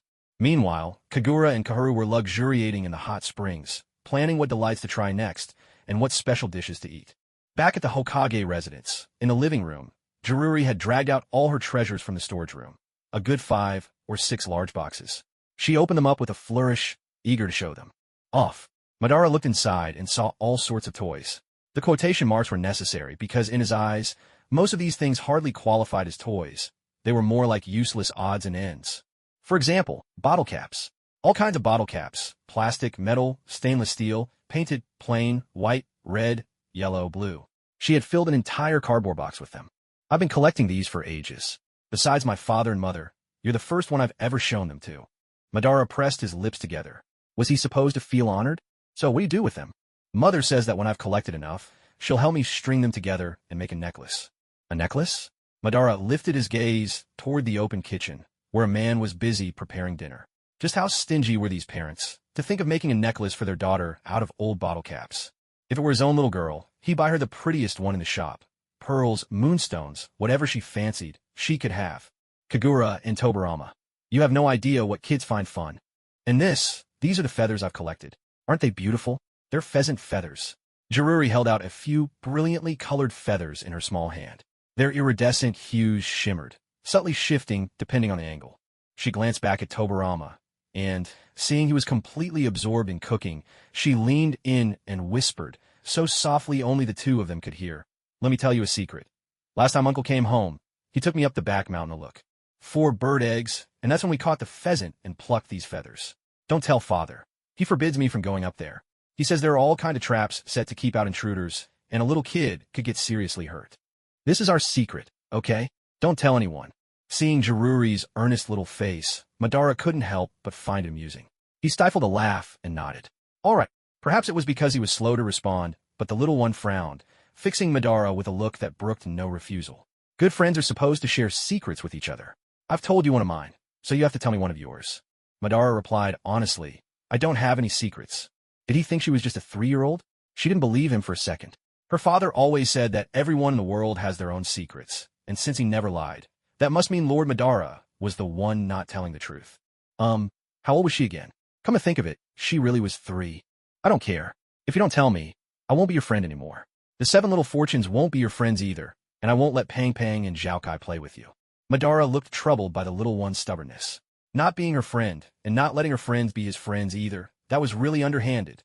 Madara hesitated, frowning as he considered whether or not to share a secret with Jing Lioli. He wasn't even sure if it counted as a secret. For him, it was simply something he'd done that no one else knew about. To call it a secret seemed a bit much. "If I tell you, can you keep it a secret?" Madara lowered his voice and asked her with all seriousness, trying to sound mysterious.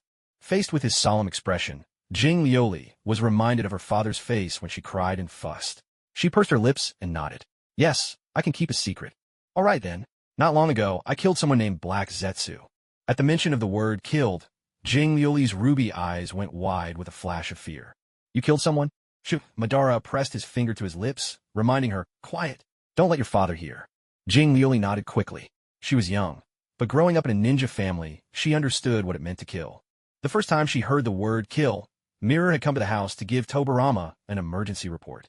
Back then, Konoha's reconnaissance team had clashed with clouds at the border, and there had been casualties on both sides. Jing Liuli had asked Kagura what killing meant. Kagura hadn't avoided the question, but answered directly. Killing means one person takes away another person's life. The one who is killed disappears from this world and can never come back. To disappear from this world, what a terrifying thing that must be.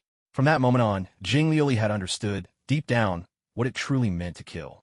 Still, calling that thing a person isn't quite right. It was more like a talking mass of darkness. Madara recalled the entity that had tried to tempt him back into shadows, his face twisting. In disgust. If he hadn't discussed the Eye of the Moon plan and a certain creature named Black Zetsu with Kagura after returning from the hidden grass, he might have fallen into its trap. But Joriyuri wasn't concerned about any of that.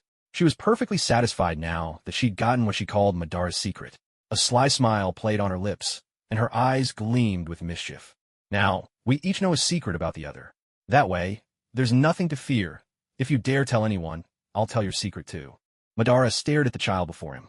Despite her age, she already possessed a cunning far beyond her years. Fearing that her own secret might be revealed, she had maneuvered to learn one of his, turning it into a mutual threat to ensure her own secret safety, a tactic even some adults might not conceive of. She must truly be a child reborn from a lotus root. She'd grown all the cleverness there is. No wonder. She was Tobarama Senju's daughter, cunning as they come. Meanwhile, in the kitchen, Tobarama had just finished preparing a simple dinner. After setting the food on the table, he finally had a moment to glance into the living room at the odd pair. As he approached, he caught Madara's sharp, bristling glare. From the look of things, Madara clearly hadn't gotten the upper hand with Joriyuri. In fact, he might have ended up worse off. Tobarama couldn't help but let out a quiet chuckle. The mockery in it so obvious that Madara had nearly lost his temper on the spot. You can't even handle a 3-year-old? If word got out, people would laugh themselves silly. Madara sat cross-legged, cheeks puffed out in indignation. It was infuriating how Tobarama no longer took him seriously. Tut-tut, don't get so worked up. If you keep sulking, you'll puff yourself up like a balloon. Just look at you. Your hair's all standing on end. In your face, it's rounder than ever. He's doing this on purpose. Has to be, right? I'm not watching your daughter tomorrow, Madara announced, folding his arms and shutting his eyes, determined to ignore the whole situation. He could already picture Tobarama's expression. Tomorrow was the village's weekly major meeting, a time when Tobarama would have no chance to look after his own daughter. Sure enough, Tobarama's expression changed instantly, and he loudly accused Madara of being despicable. That's right, I am despicable. I'm an evil Uchiha. After all, that's just who I am. I change my mind whenever I please. What can you do about it? Madara realized that as long as he stopped worrying about saving face, everything became surprisingly enjoyable, especially watching Tobarama get flustered. It was hard to describe the satisfaction. They say fortune's wheel turns, and after 30 years, the tides will shift. But this was almost too quick. In just a few minutes, the roles of gloating and irritation had completely swapped. But you promised Kagura.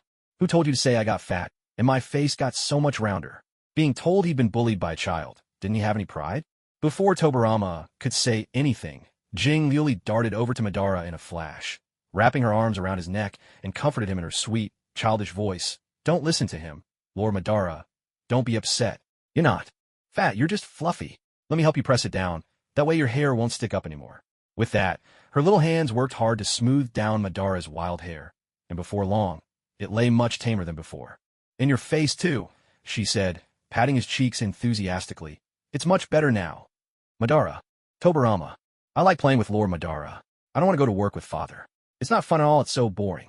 A child's thoughts are simple. They never hide who they like or dislike.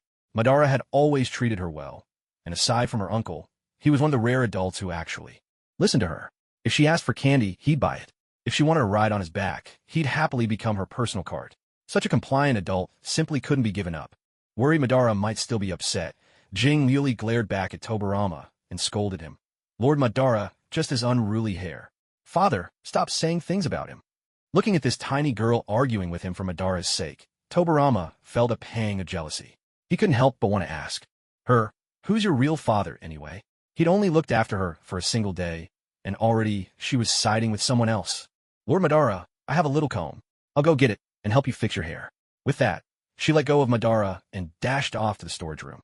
Madara propped his chin on his hand, grinning as he watched Jing Liuli scamper away. When he turned back, he caught sight of the jealous look on Tobarama's face, and his mood soared.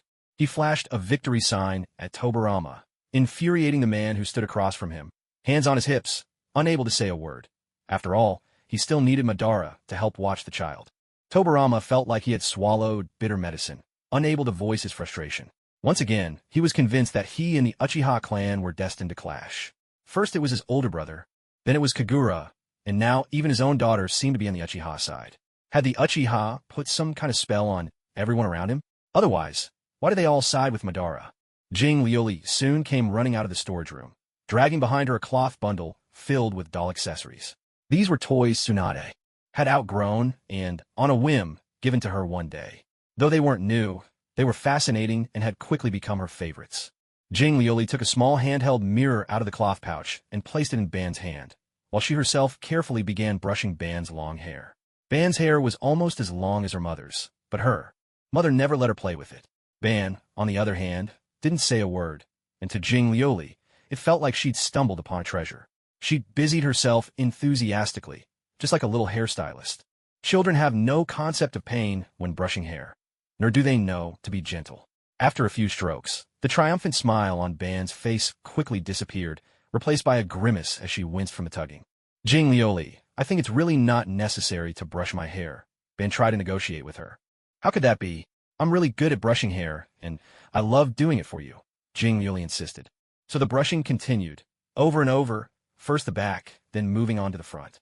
With her little legs pattering quickly, Jing Lioli dashed around to the front and saw the hair covering half of Ban's face. She pouted, thinking that hair was really in the way.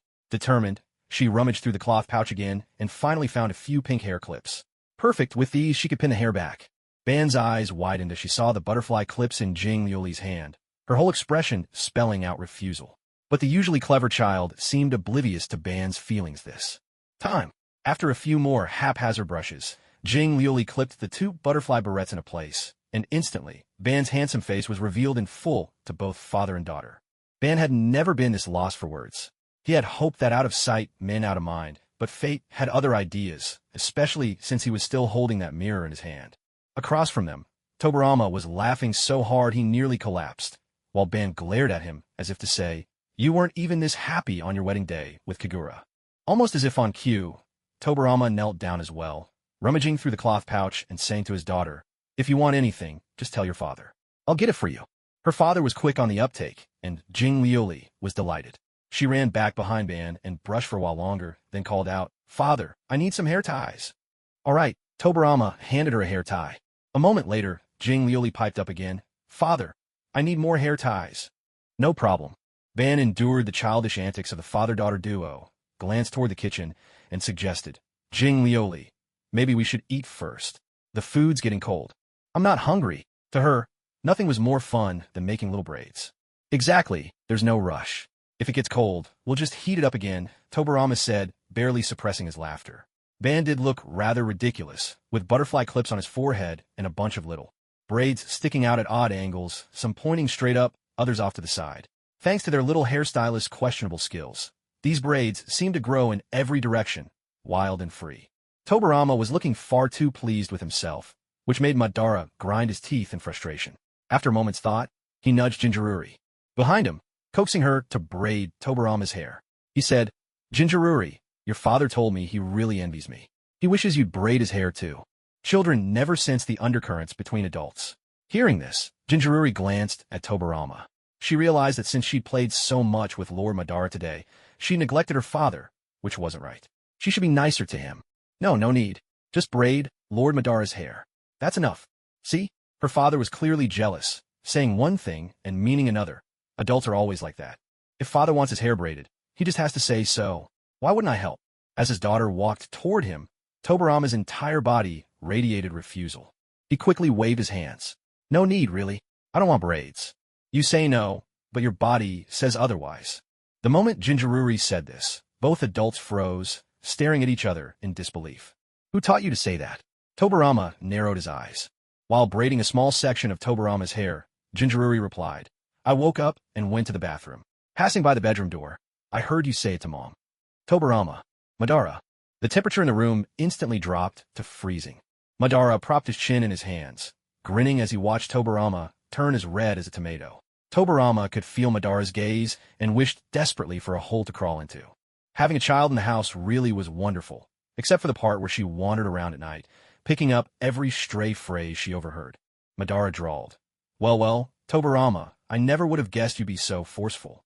TSK, TSK. Tobarama nearly exploded, shooting him a furious glare. You're just jealous because you're single. You're just in denial. I am not. Realizing too late what he was about to say, Tobarama snapped his mouth shut.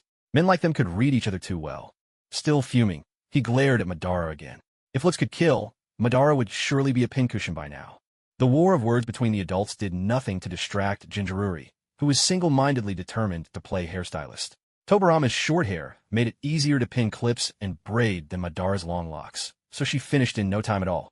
Father, look, isn't it pretty? She snatched the mirror from Madara's hands and shoved it into Tobarama's, urging him to look quickly. Unable to refuse her, Tobarama glanced into the mirror. For a moment, it felt like he'd traveled back to when Tsunade was a child. Her braiding technique and Jinchuriri's were nearly identical. But Tobarama's rugged, masculine face simply didn't suit all these colorful accessories. Unlike that old fox Uchiha Madara, with his delicate brows and elegant features, he was beautiful even by a woman's standards. But, since it was his daughter who had styled his hair, how could he refuse? Seeing Jingliuli's face so full of eager anticipation, Tobarama sighed, gently patted his daughter's little head, and nodded. Yes, it really does look nice. Jingliuli was overjoyed, completely oblivious to the resignation hidden in her father's tone. Just then, the front door swung open from the outside. Knowing that Kagura wasn't home, Hashirama didn't even bother to knock.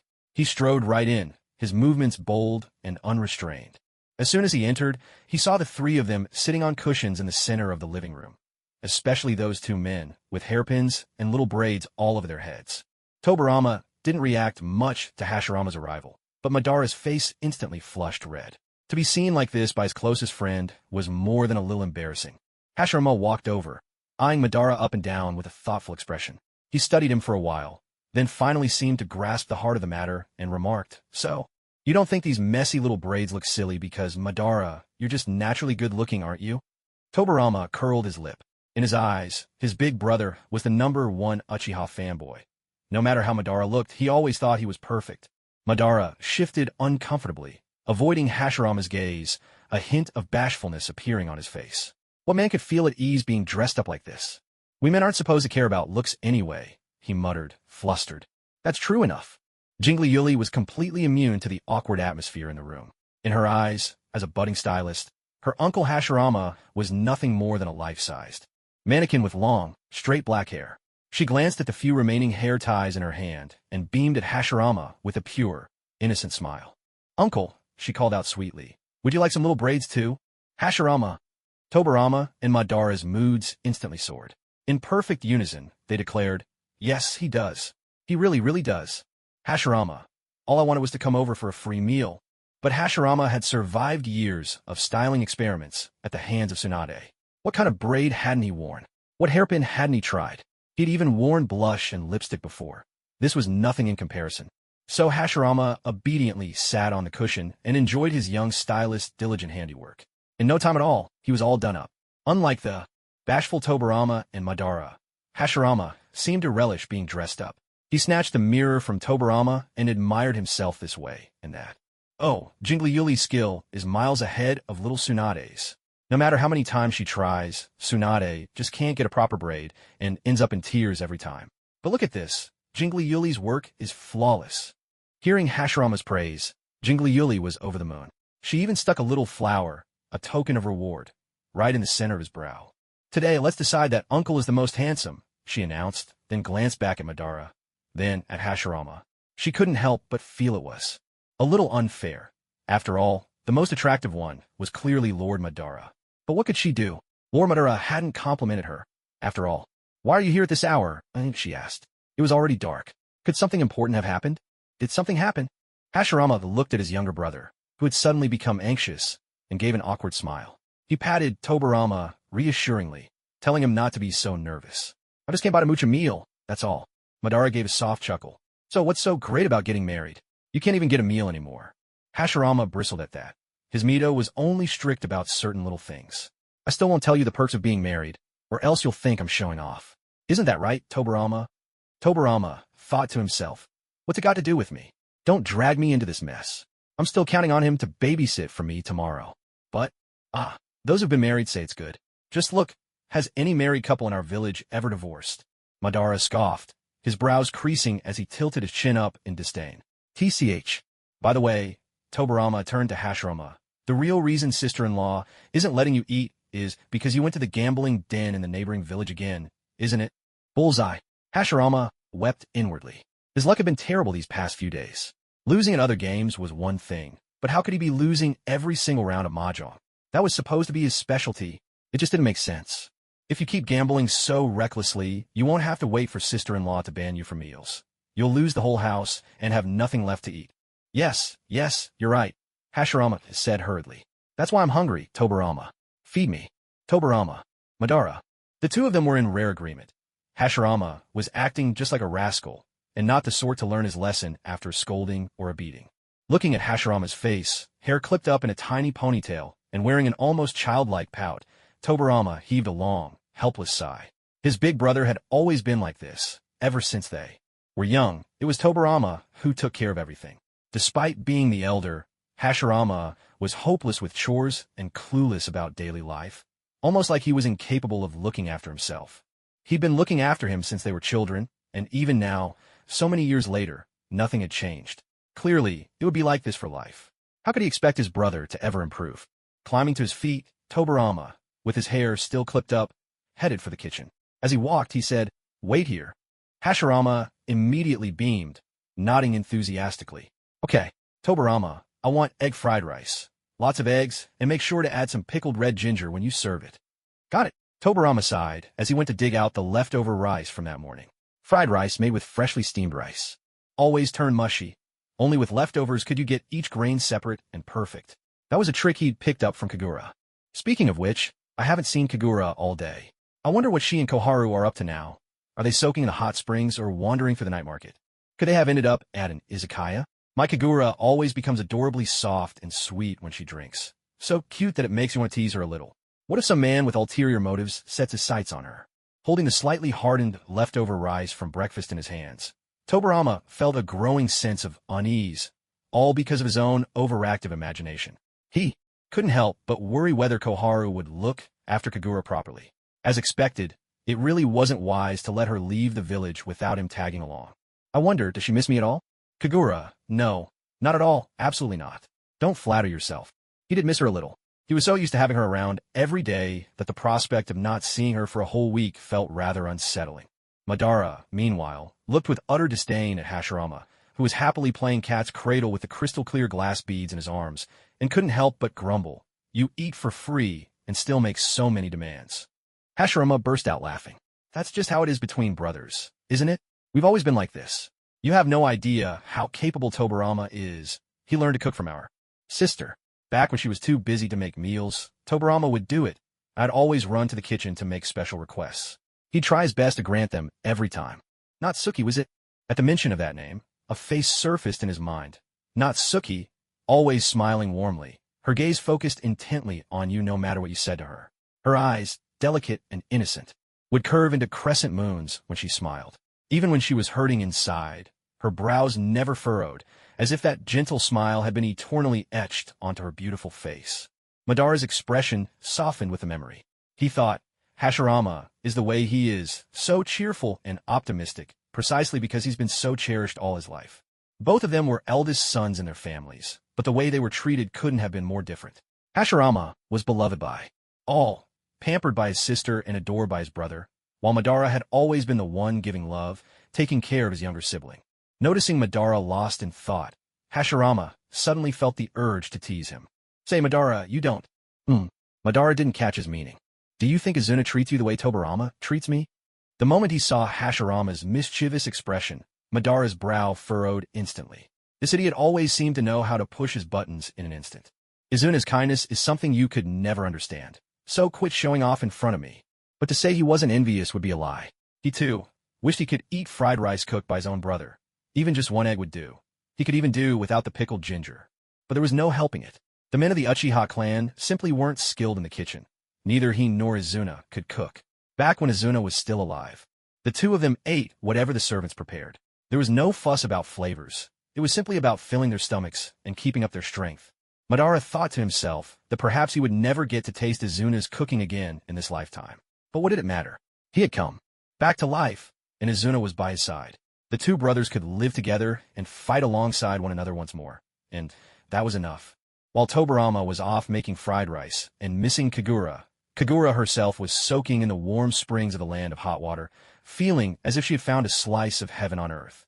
This was a well-hidden open-air hot spring at the foot of a mountain, nestled against its slope. The hillside was in full bloom, and every now and then flower petals would drift down, landing softly on the steaming water. Mist and steam swirled in the air, turning the place into an earthly paradise. "Koharu, when's your next holiday?" Kagura asked lazily, leaning back against the smooth rock wall with her eyes closed, making idle conversation. Koharu gathered up her long hair, which had spread out on the water, and twisted it into a bun atop her head with a hairpin. She teased, "Already thinking about your next vacation before this one's even over? What else can I do? If I want to leave the village, I have to go with you or Momoka. Tobarama won't let me go alone, and honestly, going solo isn't any fun. It's better to have company on an outing." It wasn't that she felt tied down by her child. As a mother who practiced a sort of free-range parenting, Kagura was happy to leave her child in the care of any trustworthy friend and sneak away for a break. Besides, her daughter, Jiruri, was so much like Kagura had been as a child, easygoing enough to be left with anyone. Compared to other mothers in the village, Kagura was decidedly carefree. "Sensei just worries you'll run into danger. If you train properly from the start and learn how to protect yourself, you'd be free to go wherever you want to by now." "That's true," Kagura admitted, realizing her laziness had caught up with her. But training was grueling work.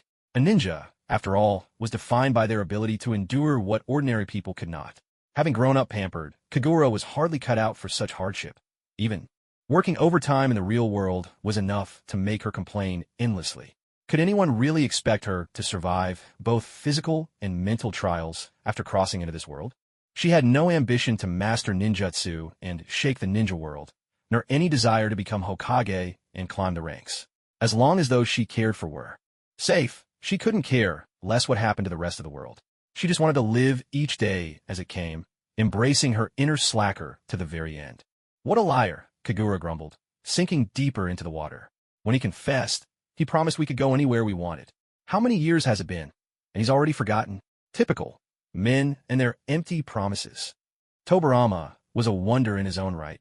Whatever he did with remarkable efficiency. In just a matter of minutes, the fried rice Hashirama had asked for was ready. 3 adults and a child gathered around the dining table, promising a lively, cheerful meal.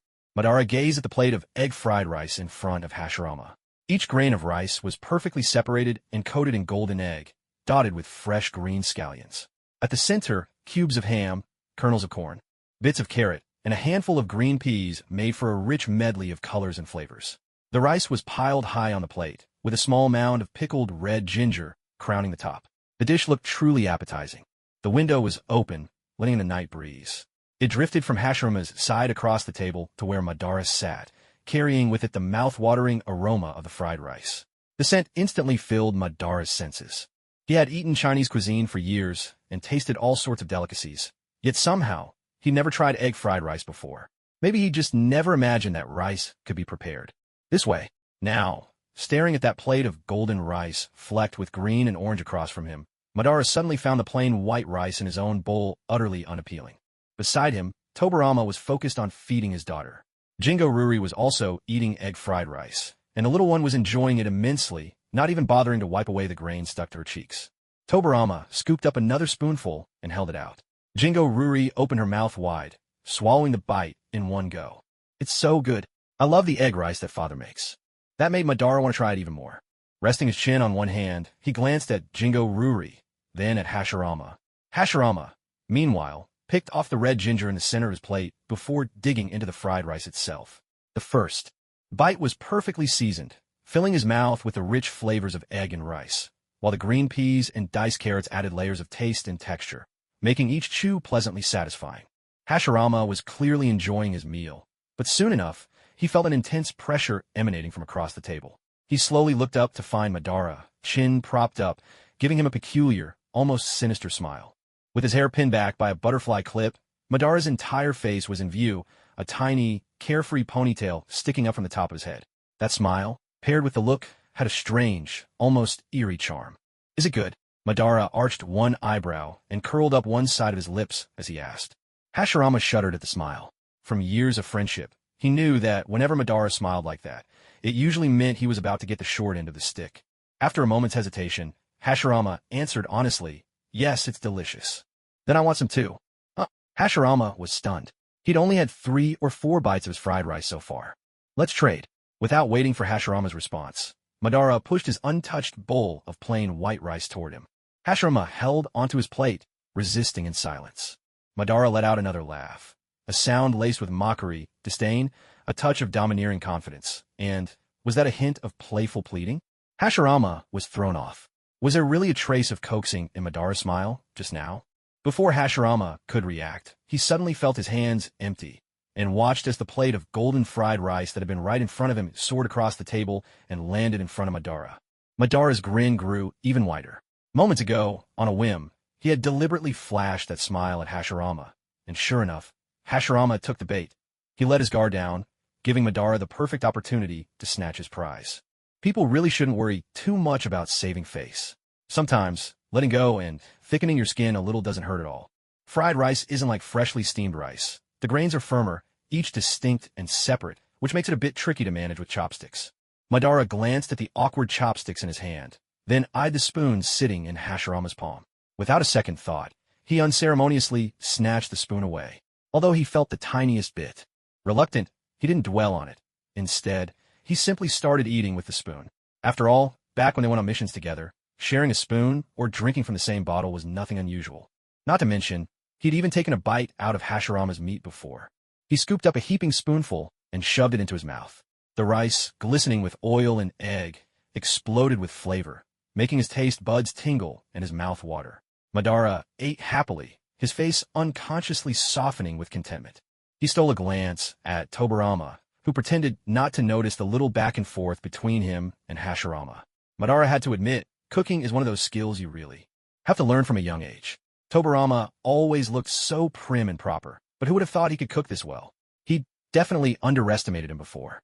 Kagura, no, it's because he had such an excellent teacher, me. Hashirama watched Madara's gentle expression for a while. Seeing Madara like this filled him with comfort, as if they'd gone back to those days when they were inseparable. But then he pouted, feeling a little wronged. Tobirama, shut it, Anija. Eat your food. Tobirama snapped. Hashirama fell silent, his grievance unspoken.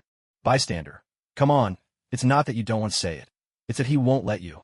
Tobirama had no intention of paying attention to his hopeless older brother. He couldn't even protect a plate of fried rice. If Tobirama didn't step in, Hashirama wouldn't be able to protect anything when Madara was around.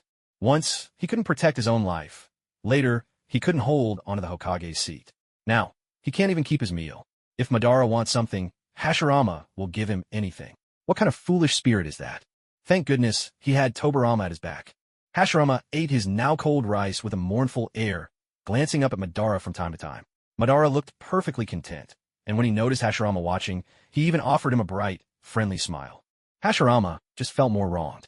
He turned to Tobirama and said, "I'm coming back for dinner tomorrow. I want fried rice again."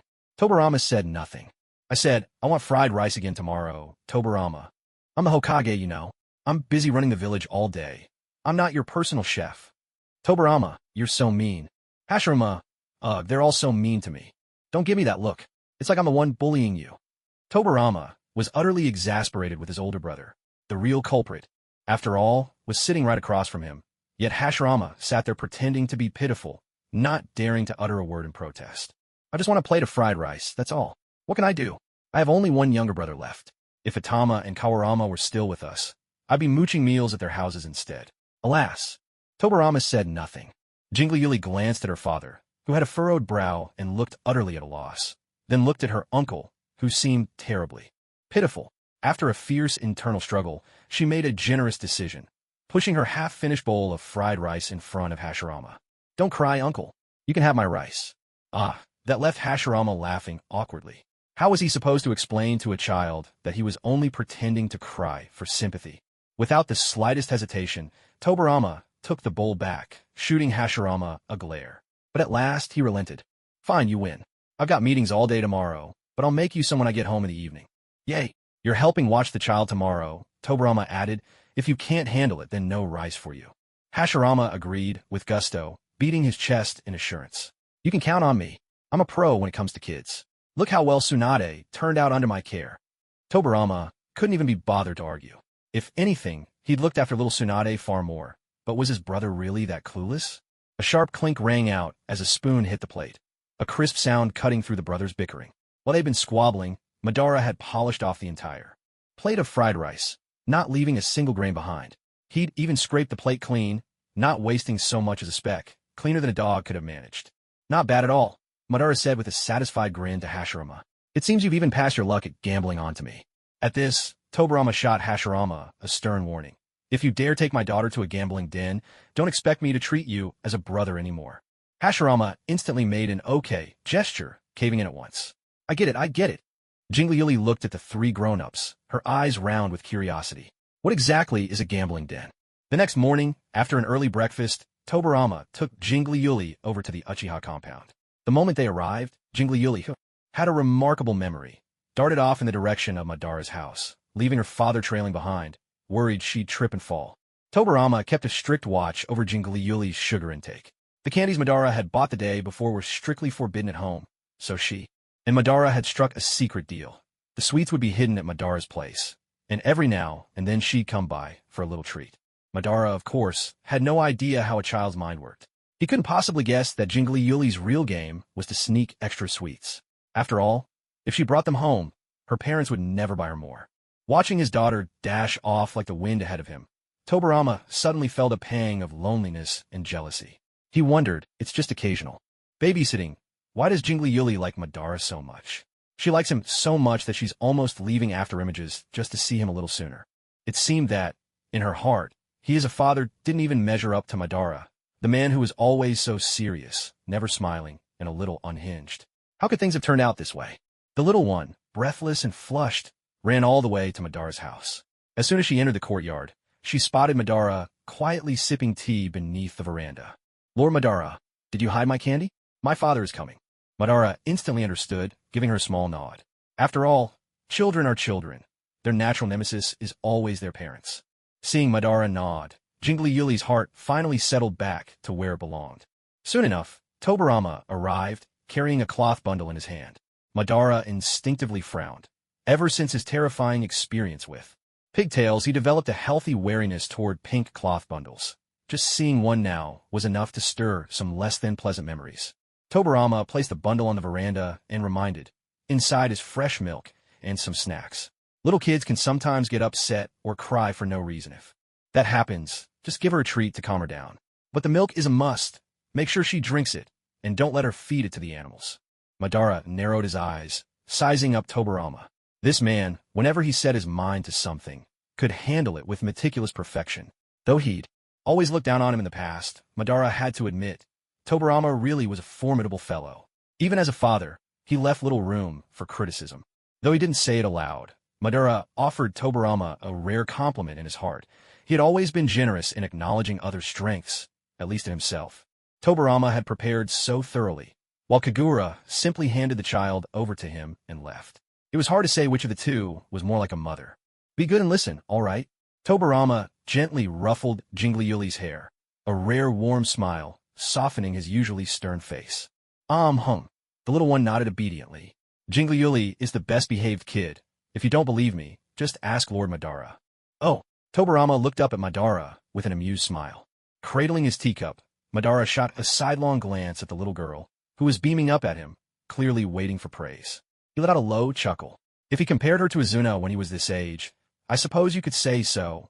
Tobirama left for his meeting, and after each having 2 pieces of sticky candy, Madara and Jingliuli sat quietly on the veranda, waiting for Hashirama, who had promised to take them both fishing at the Naka River today.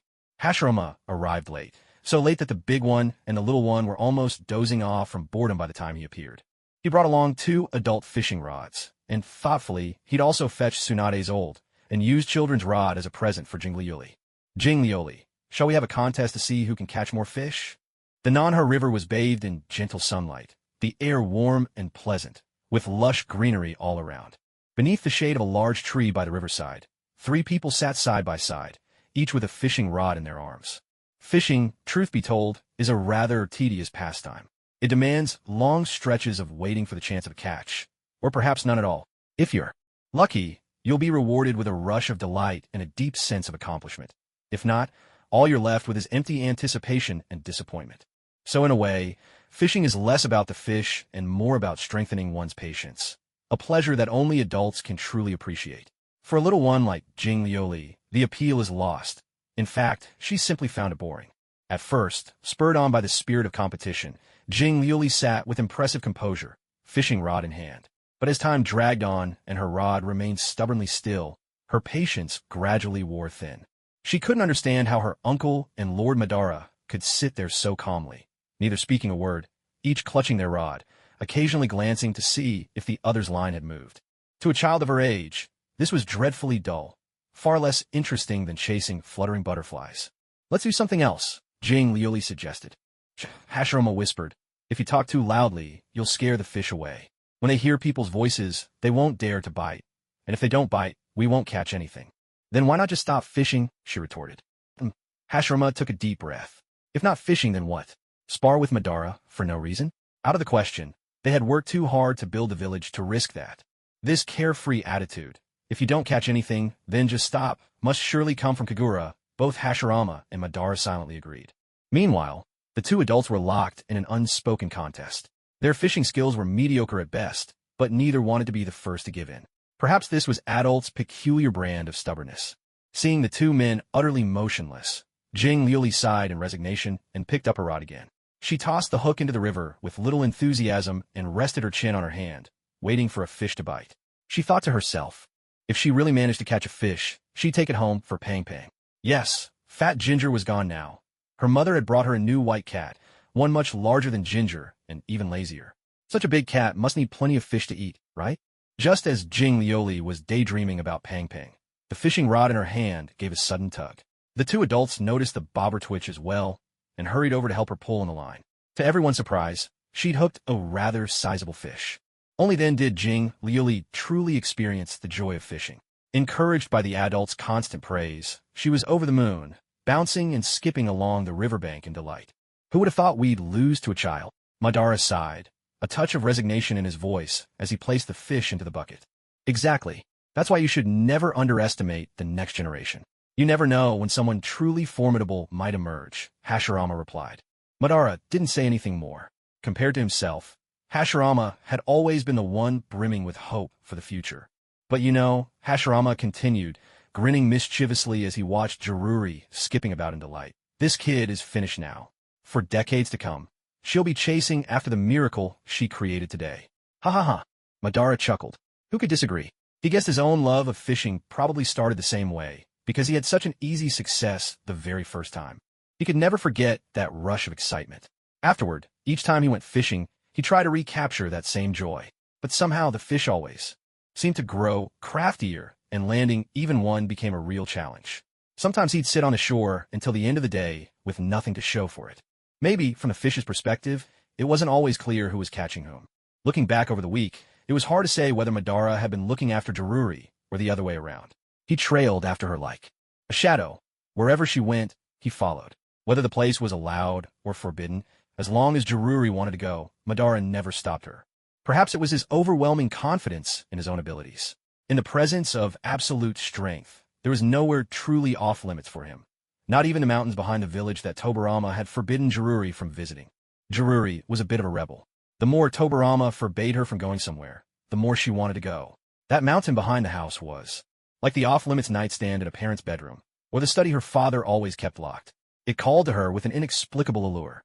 She soon discovered that Madara was, hands down, the most easygoing adult in the world. Whatever she asked him to do, he did. In fact, he was even more accommodating than her Uncle Azuna. Uncle Azuna still had rules, and he wouldn't always indulge her whims. But Lord Madara was different. No matter what she said, he believed her. If she told him something was safe for children, or a place was okay for kids to visit, he might look puzzled, but he'd go along with her anyway. Clearly, Lord Madara had no other child friends besides her.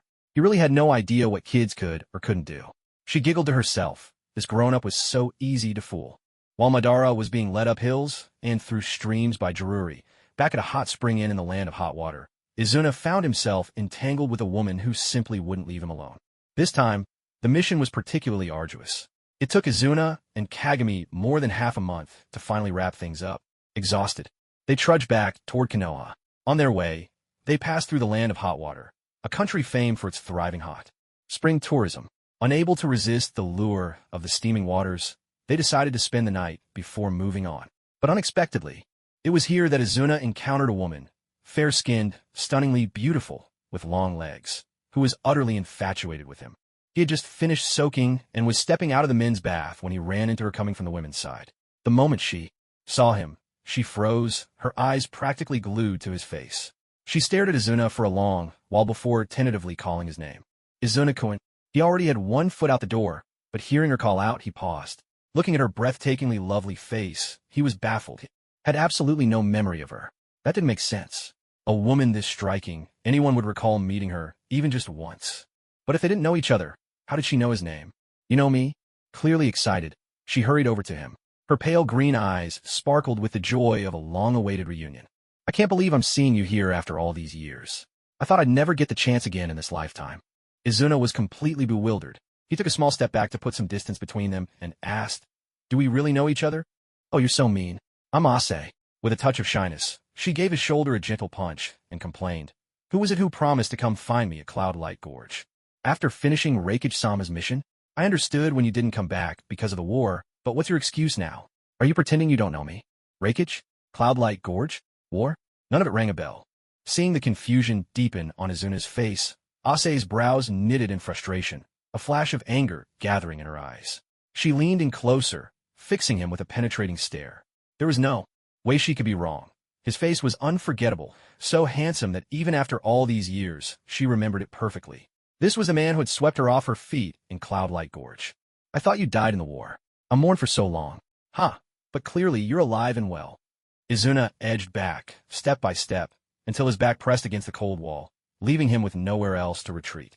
Ase's fists clenched, and she slowly advanced on him, the tension crackling in the air. Was she about to use force? He still had a towel in hand, which made it tricky to form hand seals, and his sword was left in the inn room.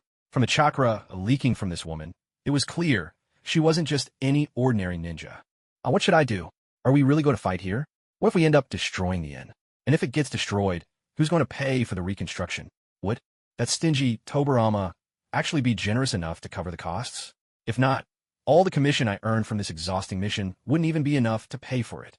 While Izuna was still caught in a whirlwind of anxious thoughts, he saw Ase getting closer and closer. Just then, from the women's bath, 2 more people emerged. They were laughing and chatting as they pulled aside the warm curtain and stepped out. The instant Izuna caught sight of their faces, his jet-black, glassy eyes widened in shock. "Kagura! Koharu!" he cried out desperately, as if calling for help. Hearing his shout, both women turned in surprise. For a moment, they were stunned. What a small ninja world to run into friends even here. "Izuna, what are you doing here?" Ase spun around, glaring with suspicion. But when she saw the 2 stunningly beautiful young women, her anger shot up to the roof in a flash. She turned back to Izuna, gritting her teeth. "So that's it. No wonder you forgot about me. Surrounded by women, are you? You jerk." She hurled a punch at him, which Izuna barely managed to dodge. The blow landed right by his ear, and he heard the sound of something shattering. When he glanced behind, he saw the wall had been smashed into with a gaping hole. "That's unbelievably violent. Who are you, really? Are you sure you're not someone with the same name as the guy I know? I swear, I'm not the heartless man you're looking for." "Izuna?" "Yes." Ase scratched her head in frustration. "The name matches. The face matches. Why do you keep denying who you are?" But honestly, 3 years ago, he stopped himself just in time. There was no way he could mention coming back from the dead, even to Konoha villagers, or the Uchiha clan. They'd agreed to say he'd just returned from a journey. The fewer people who knew the truth about the Rinnegan, the better. Meanwhile, Kagura and Koharu, who had been watching this drama unfold in confusion, suddenly had a flash of recognition. Kagura's eyes went wide with shock. Wasn't this woman the gorgeous, fiery secretary of the first Reikage herself? Back when Kagura had dealings with them, she disguised herself as a man, using Izuna's appearance to make things easier. She'd figured it was a one-time thing, so she'd shamelessly flirted with Ase, making the lady's heart flutter again and again. They hadn't exactly spent snowy nights gazing at stars or discussing life's deep philosophy, but they'd come pretty close. Who could have guessed that, after all these years, fate would bring them face to face again in such a narrow alley? Ase, aside from being a bit more mature than before, hadn't really changed. She was still every bit the captivating beauty she'd always been. She suddenly felt a bit sorry for Izuna. Back then, she'd already guessed he might someday return to life, and borrowed his appearance for her own use, never expecting it would bring him such trouble today. Even more surprising was Issei's lingering devotion, making her the very model of someone whose life was forever changed by a single encounter with Izuna. She still remembered those days in Yunlei Gorge. Driven by her instincts as an artist, she had painted several portraits of Issei. Maybe it was because they were both women. Conversation between them had flowed easily, with a sense of kindred understanding. Somehow, in all those moments, Issei had quietly developed feelings for the Izuna she had pretended to be. And yet, after all these years, Issei still hadn't let go. It just goes to show, you really shouldn't go around flirting with every girl you meet. This unexpected episode made Kagura realize a troubling possibility. If even Issei still remembered Izuna's face, what about people from other lands? In those years, she and Madara had roamed through 5 different countries, even interacting with their leaders, coming up with all sorts of harebrained schemes. Sure, the Kage they'd met might be long dead, but anyone still alive who had crossed paths with them surely wouldn't forget. If Izuna ever ran into those people while out on a mission, her old intrigues would almost certainly be exposed, and they'd quickly realize the trouble had come from Konoha. And then what? Given their vengeful natures, they'd never let Konoha off the hook. No, she had to hide Izuna away. Izuna kept shooting desperate looks at Kagura, silently pleading for her to find a way to help him escape this ordeal. Kagura didn't have a bad impression of Issei. In fact, a few years ago, she'd shamelessly flirted with her more than once. At the time, she'd even felt a secret thrill at playing the role of a carefree heartbreaker, never imagining fate would bring them together again under such awkward circumstances. But, thinking it over, what fault was there in Issei? After so many years, she still held onto her feelings for the same man. In the real world, a woman that devoted, beautiful, and alluring would have countless men fighting to say, "Choose me." Yet Izuna, much like Madara, was as dense as a post when it came to romance. Where others might have seized the opportunity to go along with Issei's feelings, Izuna would never do so. He'd never lacked for admirers. After all, one more or less made no difference to him. People say that money always flows to those who already have plenty, and love, too, always seems to find those least in need of it. Izuna was exactly that sort of person, never short of affection from women. Kagura began to regret ever taking on Izuna's appearance. If only she'd chosen to become someone ordinary, just a nameless face in the crowd, maybe Issei wouldn't have kept thinking about him for so long. Kagura waved awkwardly at Issei, feeling a pang of guilt. She always seemed to lose a bit of her nerve in front of her. Issei was tall to begin with, and now, with her chin lifted and eyes narrowed at Kagura, she looked every inch the formidable queen, someone you wouldn't dare cross. Kagura was immensely grateful for her strong self-control. Otherwise, she might have found herself kneeling down and singing a song of surrender. "Who is she?" Ase asked Izuna with obvious hostility in her tone. "She is." Before Izuna could finish, Kagura quickly cut in, I'm his newlywed wife. We just held our wedding and came here together for a honeymoon at the hot springs."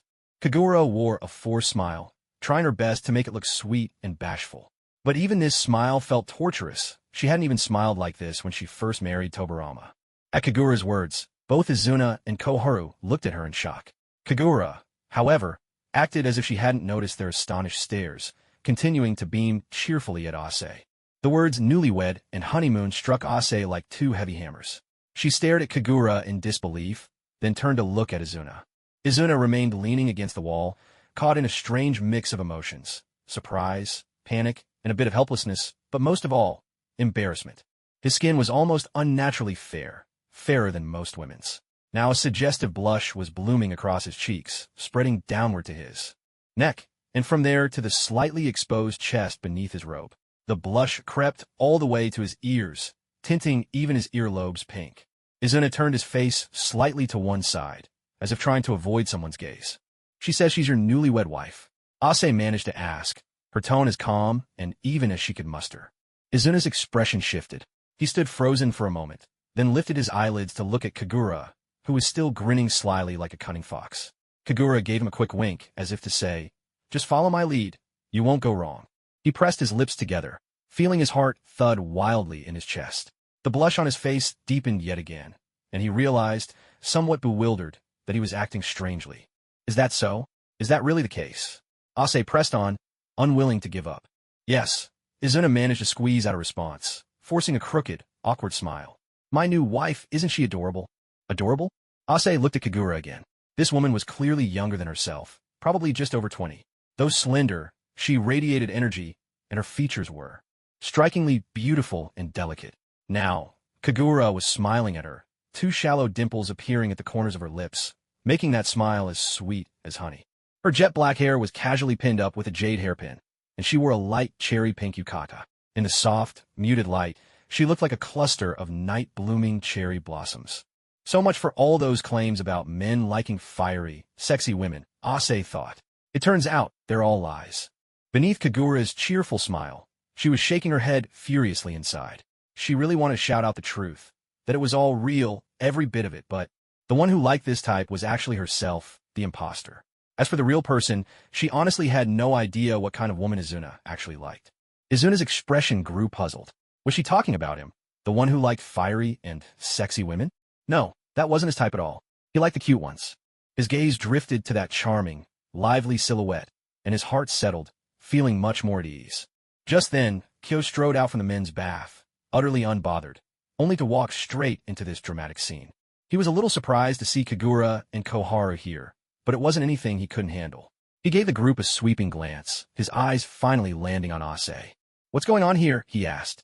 Elsewhere, in an izakaya on the hot spring street of the land of hot springs, the four from Konoha, plus Ase, whose face was practically shouting anger and frustration, sat together. When it came to holding her liquor, Koharu was second only to Mito and Sakura among the Konoha kunoichi. Her role tonight was simple, get Ase drunk. But Ase was a formidable drinker herself. She kept down cup after cup without so much as a wobble. Under Kagura's urging, Kyo was reluctantly pulled into the drinking game as well. He and Koharu flanked Ase, toasting and exchanging cups again and again. After 2 hours of this, Ase finally began to show signs of drunkenness. Unwilling to give up, she turned to Izuna, who had been sitting silently across the low table, and asked, "When did you start liking her?" No matter what was said, it was all just a fabrication. Koharu and Kyo, always eager for gossip and drama, perked up their ears, desperate to hear how Izuna would spin this tale, their curiosity burning even brighter than Ase's. At that moment, Kagura hadn't figured out how to make up a convincing story yet, and she glanced at Izuna in a bit of a panic, only to find that he was staring absent-mindedly right at her. Ase leaned in closer, stretching her neck and grabbing Izuna's face in both hands to make him look at her. "When did it start?" "A little over 3 years ago," Izuna replied, turning his gaze to the drunken woman before him. "That's even later than when you met me." Ase let out a bitter laugh. "So you really are a heartless bastard, moving on just like that." "I didn't. This is the first time I've truly felt what it's like to like someone. It's strange. She's always on my mind. I want to see her. And when I do, I'm happy. When I can't, I'm always wondering what she's doing. My whole world just gets filled up by this one person." Kagura listened to Izuna's improvisation with a bright smile, thinking to herself that the boy was a quick learner. After spending some time with her, he'd picked up all her tricks for sweet talk. He was even sharper than Tobarama. With skills like these, he'd never have to worry about finding a good match. "Maybe I shouldn't like her," Izuna went on, "but it always feels like fate, and I just can't let it go. Still, liking someone is just liking someone. Maybe you can't really understand what I mean." Izuna's words came out haltingly, so much so that not only Asahi, but everyone else present was left bewildered. Yet, in their eyes, it simply seemed that Izuna was a terrible liar, fumbling through a feeble attempt to patch up his story. If you want something forever, you have to stay by her side, no matter what form that takes. That's why I really do like her. What's so special about her? Did she model for you, or— Yes, exactly. Kagura quickly jumped in, seizing the thread of the conversation. "Our bond began with painting, isn't that right, darling?" "Darling?" Izuna's face turned crimson, and after a moment of hesitation, he nodded awkwardly. Yes." Then Kagura said, "I love painting too. I've published quite a few popular art books. As for him and me, we share the same hobbies, and our personalities are a perfect match, right?" She glanced at Izuna, and at an angle where Asahi couldn't see, she shot him a wink. Izuna lowered his gaze, then tipped his head back to drain his glass, nodding emphatically afterward. At this point, Kagura's imagination truly took flight. She painted a vivid picture for Asahi, describing her and Izuna's supposed romance with such gusto that Asahi's emotions were swept from initial anger, through disappointment, and finally to envy. Her indignation slowly fizzled out, replaced by reluctant acceptance. When they left the izakaya, Kyuka, who couldn't hold her liquor, was being helped along by her teammate Kaoru. Kagura, in a tipsy. Asahi walked in the middle. Under the gentle glow of the streetlights, Asahi studied Kagura closely. It was a strange sensation. Izuna now felt unfamiliar to her, while Kagura, oddly enough, exuded a warm sense of familiarity. Perhaps fearing her words weren't convincing enough, Kagura paused to think, then reached into her handbag and pulled out a photograph, handing it to Asahi. Asahi brought the photo close to her eyes, trying to make out the image. It was a picture of a child, silver hair, crimson eyes, flashing a double peace sign at the camera, laughing with a mouthful of tiny white teeth. "This is our daughter. We had her before we were married." They already had a daughter? That would be enough to make any reasonable person give up. A look of confusion crossed Asahi's face. She glanced from Kagura to Izuna, then asked a question that came straight from her soul. "Is this kid mutated or what? She looks nothing like her father or mother. Both of you have black hair and black eyes. She doesn't." Drunk as she was, her logic was surprisingly sharp. And that was being tactful. The real implication was that Izuna had been two-timed and the child wasn't his. Kagura was tempted to give her a thumbs up. She really had an eye for things, or maybe she just knew her biology. Izuna looked at Kagura, his eyes seeming to say, "Let's see how you get out of this one." Kagura forced a sheepish smile. "It's a case of skipping a generation. My father has white hair and red eyes." And indeed, there was someone she called father who really did have white hair and crimson eyes. About that, at least, she wasn't lying. Issei let out a long sigh. She tilted her head back to gaze at the starry sky above, her elegantly arched neck reminiscent of a graceful white swan, a true masterpiece crafted by the creator. "Perhaps I'm just unwilling to accept all these years I've spent waiting alone," she said. Honestly, when I saw him again, he was nothing like the person I remembered. Aside from his name and appearance, everything else was completely different. Of course, that made perfect sense. After all, beneath the surface, he was never truly the same person. "But at least you've found happiness, and that's something to be glad about," she continued, turning to Izuna. "Now that you have a family, I suppose you won't be wandering from place to place anymore, will you?" she asked. Izuna couldn't quite follow what she meant, but at times like this, nodding obediently was usually the safest bet. "Yes, I'm ready to let go, but..." Without warning, Issei's fist landed squarely on Izuna's left cheek.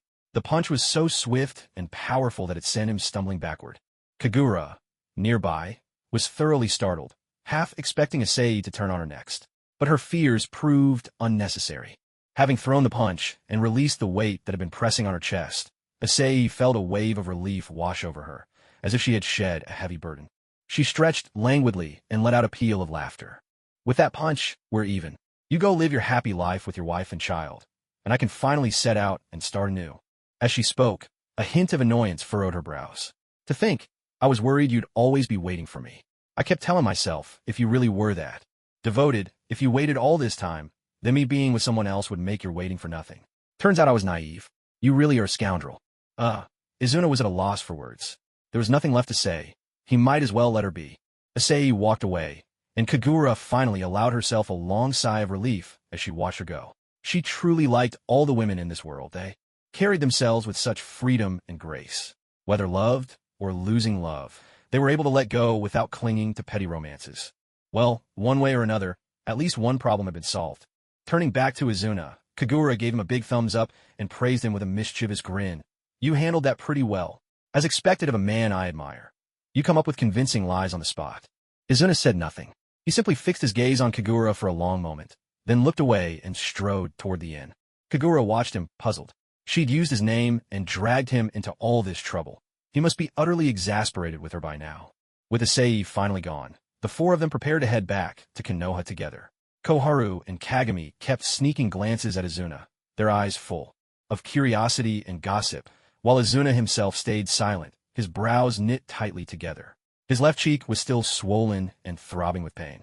He still had no idea what had just happened, or how he'd suddenly become, in the words of a cloud woman, a complete scoundrel. Women really were nothing but trouble. Whenever you got mixed up with them, nothing good ever came of it. He brooded with resentment. Kagura, too, was uncharacteristically silent, lost in thought about the possibility of Konoha facing retribution. A faint worry began to creep in her heart. If one didn't count the 1,000-strong force sent by the second Raikage to launch a surprise attack on Konoha, and the ensuing battle where Konoha rose up to defend itself, then thanks to her tireless mediation. During the First Great Ninja War, the Land of Fire had become the only major nation to avoid plunging into chaos. This allowed the Land of Fire to preserve both its military strength and its economy. Yet, in a world where every other nation was embroiled in war except for one, that exception would inevitably draw suspicion, even if people realized it only after the dust had settled. When the First Great Ninja War finally ended, there must have been sharp minds who suspected Konoha of being the shadowy hand stirring up trouble behind the scenes. But with no solid evidence, and with everyone exhausted from war, even those who wanted to make trouble lacked the strength to do so. Now, however, the situation was entirely different. After several years of peace and recovery, the hidden villages of each nation were slowly regaining their vigor. Given their typical temperament, once they seized upon some proof, they would never let it go easily. At best, they'd stir up trouble along the borders to fish for benefits. At worst, a new war could break out. After all, this shinobi world was never as peaceful as it appeared on the surface. And Izuna was precisely that proof. His identity as a Konoha shinobi was irrefutable, evidence that could not be talked away. What should they do? Keeping him in the village forever was hardly a realistic option. So what could they do? Kohara glanced at Kagura, genuinely curious. Kagura had always been so lively and cheerful, the kind who could brighten any crowd with her laughter and chatter. With her around, there was never a dull moment. But ever since she'd encountered Ase of the Hidden Cloud at the Hot Springs Inn, Kagura had grown noticeably more subdued. How odd, Kohara mused aloud. Did that Ase really have such a big impact on you all? Didn't you already shake her off? Koharu had no idea about the deeper story here. The villagers of Konoha all knew that Kagura had played a crucial role in keeping the village out of war during the last conflict. But no, one knew exactly what she'd done or how she'd done it. Tobarama, ever cautious, had never shared the details with anyone. In this world, only he, Kagura, and Madara knew the whole truth. Kagura smiled, a touch of regret coloring her voice. She deliberately spoke loudly enough for Izuna, who was walking ahead, to hear. I just think it's a bit of a shame. Izuna isn't exactly young anymore, and the other side is a true beauty, talented and elegant, inside and out. Yet he's completely unmoved. Don't you think he's a big fool? Up ahead, Izuna's eyebrows twitched, his face a picture of exasperation. Even Q, walking beside him, chimed in that Kunoichi from the Hidden Cloud really does have a lot going for her. Wasn't she the secretary to the First Raikage? She and Lord Izuna would make a perfect match in every way. He still remembered 3 years ago, when Lord Madara had practically worn out the Uchiha clan registry, searching for a suitable bride for Lord Izuna. Exactly. Ever since the First Raikage died, she's been wandering the world. If you marry her and bring her to Konoha, she won't have to drift around anymore. Who knows, maybe she's been traveling all this time just to find you. When it came to imagination, Koharu, though single, was no slouch. Having spent so long being pursued by Enrai, and under the influence of Kagura's love story comics, she fancied herself quite the romance expert these days. Izuna was nearly at his wit's end, because Ase wasn't the first to mistake him for someone else. Back when he visited Amage Cure, someone had already made the same mistake. At the time, he hadn't thought much of it, simply assuming they'd gotten the wrong person. But now, looking back, it clearly wasn't that simple.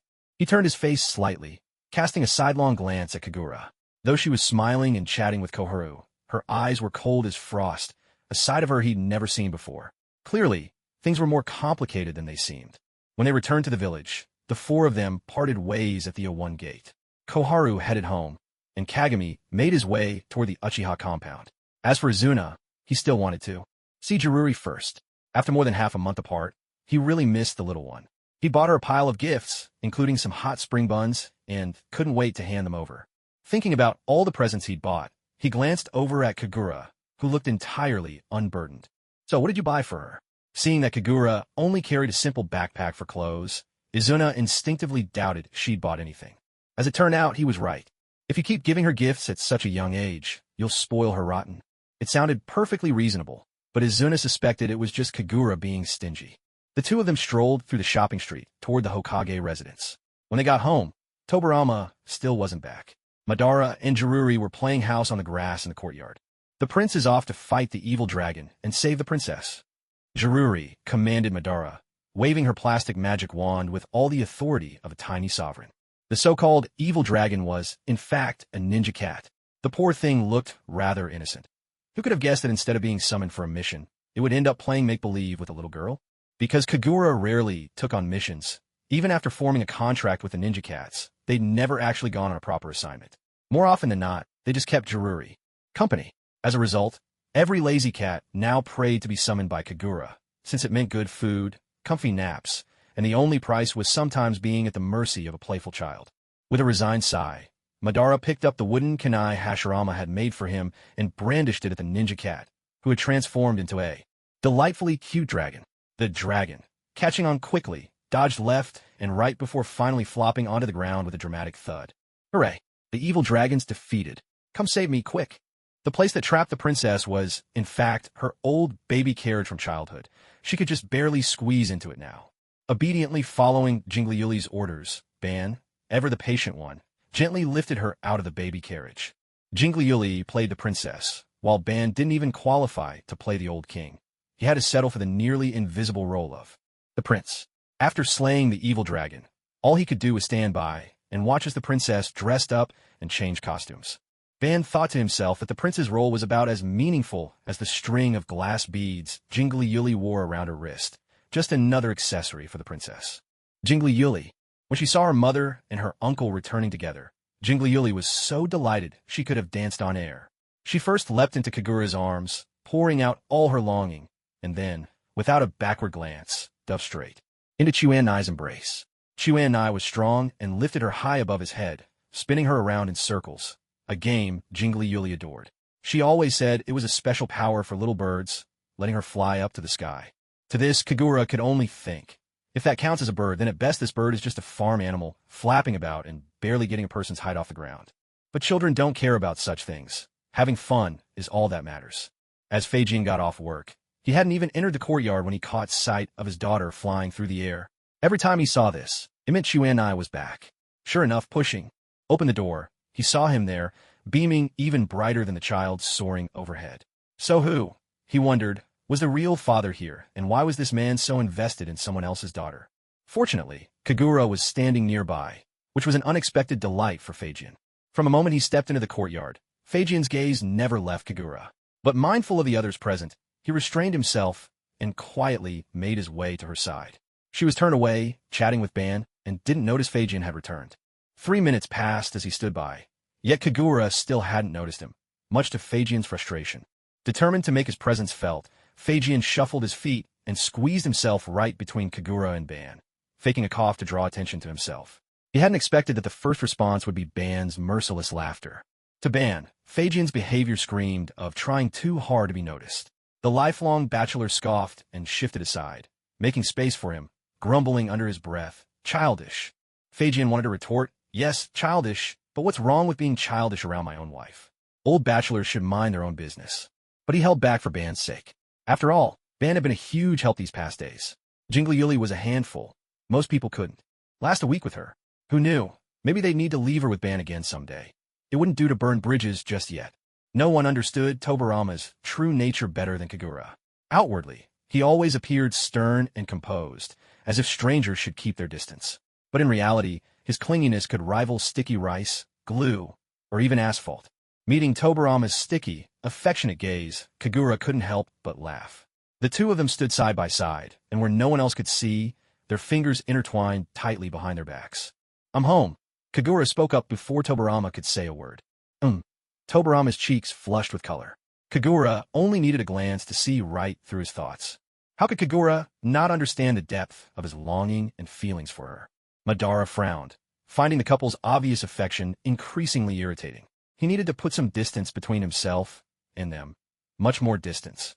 Meanwhile, Kagura's daughter, Jingliuli, was playing happily with Izuna.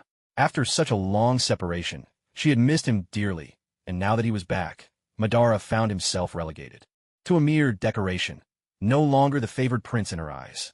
His silent, reserved nature couldn't compete with Izuna's childlike playfulness, which only made Madara more vexed. For the first time in his life, Madara felt a strange pang of envy. How absurd was it to be jealous of his own younger brother? He had promised himself that the more care and love he gave her, the more she would return. Yet after spending a few days together, he poured out every bit of patience and affection he had, only to find himself ignored and cast aside in a heartbeat. He felt utterly aggrieved. Tobarama was equally aggrieved, watching the obvious closeness between the little one and Izuna. He felt as if he'd just drunk a whole jar of old vinegar, bitterly jealous. He turned to Kagura, who was smiling beside him. Don't you feel jealous at all, seeing our daughter getting along better with Izuna? But Kagura took it all in stride and replied bluntly, not at all. Jingli Yuli likes Izuna because Izuna treats her well. Isn't it a good thing for your daughter to have one more person who cares about her? Why would I be jealous? Tobarama mulled over her words, and a few seconds later, the truth dawned on him. You're right, it really is like that. Still, he couldn't help feeling a little sour. Kagura nodded. She's our child, after all. That's something that will never change. As she said, our child, she gave his hand a reassuring squeeze. Tobarama felt comforted at last, and a genuine smile crept onto his face. Yes, she was their child, their love made manifest, a tender new bud on a tree, destined to flourish into a lush leaf beneath the sun and rain. That was enough. That was perfect. In the living room, Izuna pulled a scroll from his arms and broke the seal. With a soft pop, gifts appeared on the scroll: hot spring buns, a bag of plum candies, 4 cat-shaped hair clips, a handful of little hair ties, and even a dress patterned all over with tiny strawberries. All of these are for Jingli Yuli. Are you happy? Izuna pushed the pile of gifts toward her with a broad grin. The little one was so delighted by these gifts that she bounced up and down with joy.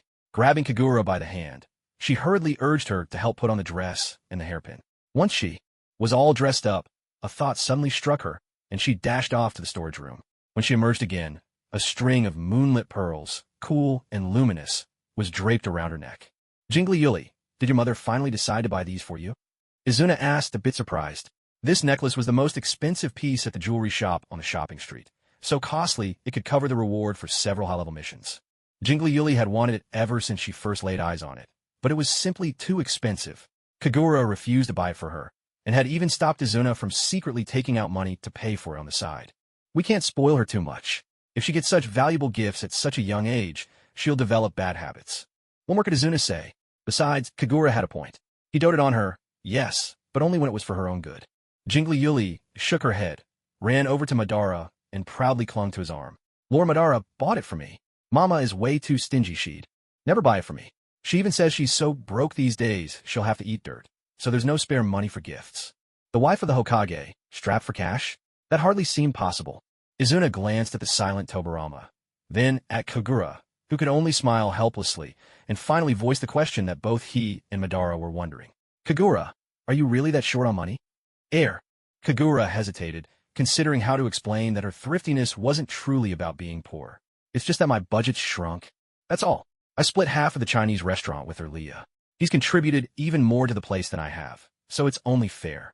She was always talking about wanting to be a rich lady, but it seemed that was all talk. In truth, she was always thinking of others. So from now on, every meal you eat will have half of her Leah's effort in it. Remember that, and if you have some free time, it wouldn't hurt to teach Jiraiya a few things as a favor. It's only right to repay kindness. Madara snorted. He didn't see it that way. You're the one who owes me meals. What does that have to do with anyone else? If anyone's supposed to do the teaching, shouldn't it be Tobarama helping you out? After a long, exhausting day, Tobarama looked utterly bewildered. What does this have to do with me? Izuna kindly explained. Let's sum it up. Kagura is your wife. She owes a favor and wants to return it, but she's not very capable herself. That means you'll have to repay the favor for her. Got it, Tobarama. Well, it's not impossible. But then he thought of Jiraiya's usual lazy, mischievous ways. How could he possibly teach him anything? By the way, Nissan, why did you buy such an expensive gift for Jiruri? Was she pestering you, rolling on the ground until you caved in? As she spoke, Kagura put on a fierce expression, glaring at Jiruri. But with Madara here, Jiruri wasn't afraid at all. She wriggled deeper into Madara's embrace, wrapping her arms around his neck, poking her head out to face off with Kagura. That's not true at all. Lord Madara insisted on taking me, and said he had to buy it for me. I don't buy it, Kagura said, glancing at Tobarama, who sat upright nearby with his eyes closed, looking as if he were meditating. She tugged at the hem of his robe and asked, Do you believe her? Tobarama let out a faint, knowing smile. Actually, right now, I'm inclined to believe it. Judging by Madara's doting, fatherly behavior these past few days, Jiruri's words sounded about 80% true. Kagura was momentarily speechless, then heard Madara say, "A moon pearl is far more beautiful than a bottle cap. Our lovely Jiruri deserves something as precious as a moon pearl. No more tricking her with little bottle caps from now on." "But Nissan, bottle caps are perfect for kids. When I was little, my mother used to fool me with them too." She clapped her hand over her mouth, realizing too late that she'd blurted out the truth. Sure enough, Madara raised an eyebrow, his smile tinged with a chilling edge. He parted his thin lips and uttered a single word: "Fool." Though still young, Jiruri was sharp and observant. She noticed that her mother seemed rather intimidated by Lord Madara, always speaking to him with utmost politeness. There were things others couldn't get away with, but if Madara did them, her mother dared not object. With this realization, Jiruri looked up at Madara, finding not only was he strikingly handsome, but he even seemed to glow. She made up her mind. She'd cling tightly to this pillar of support.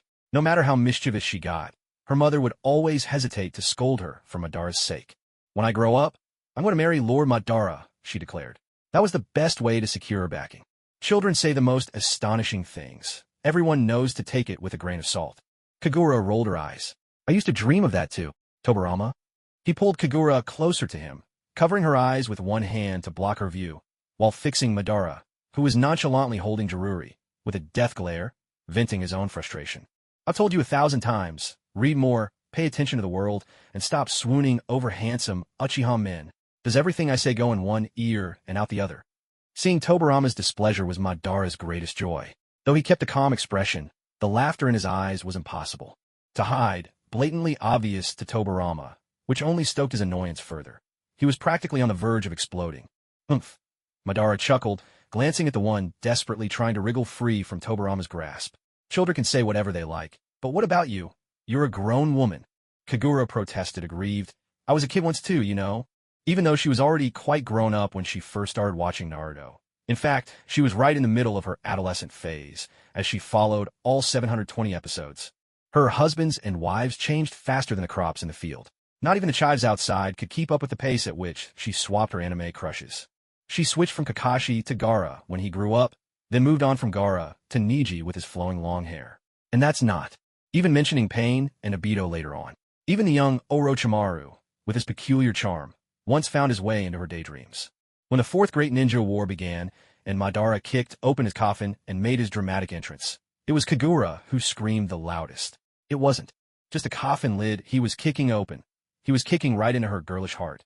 Back then, she was 17 or 18, the perfect age for dreaming.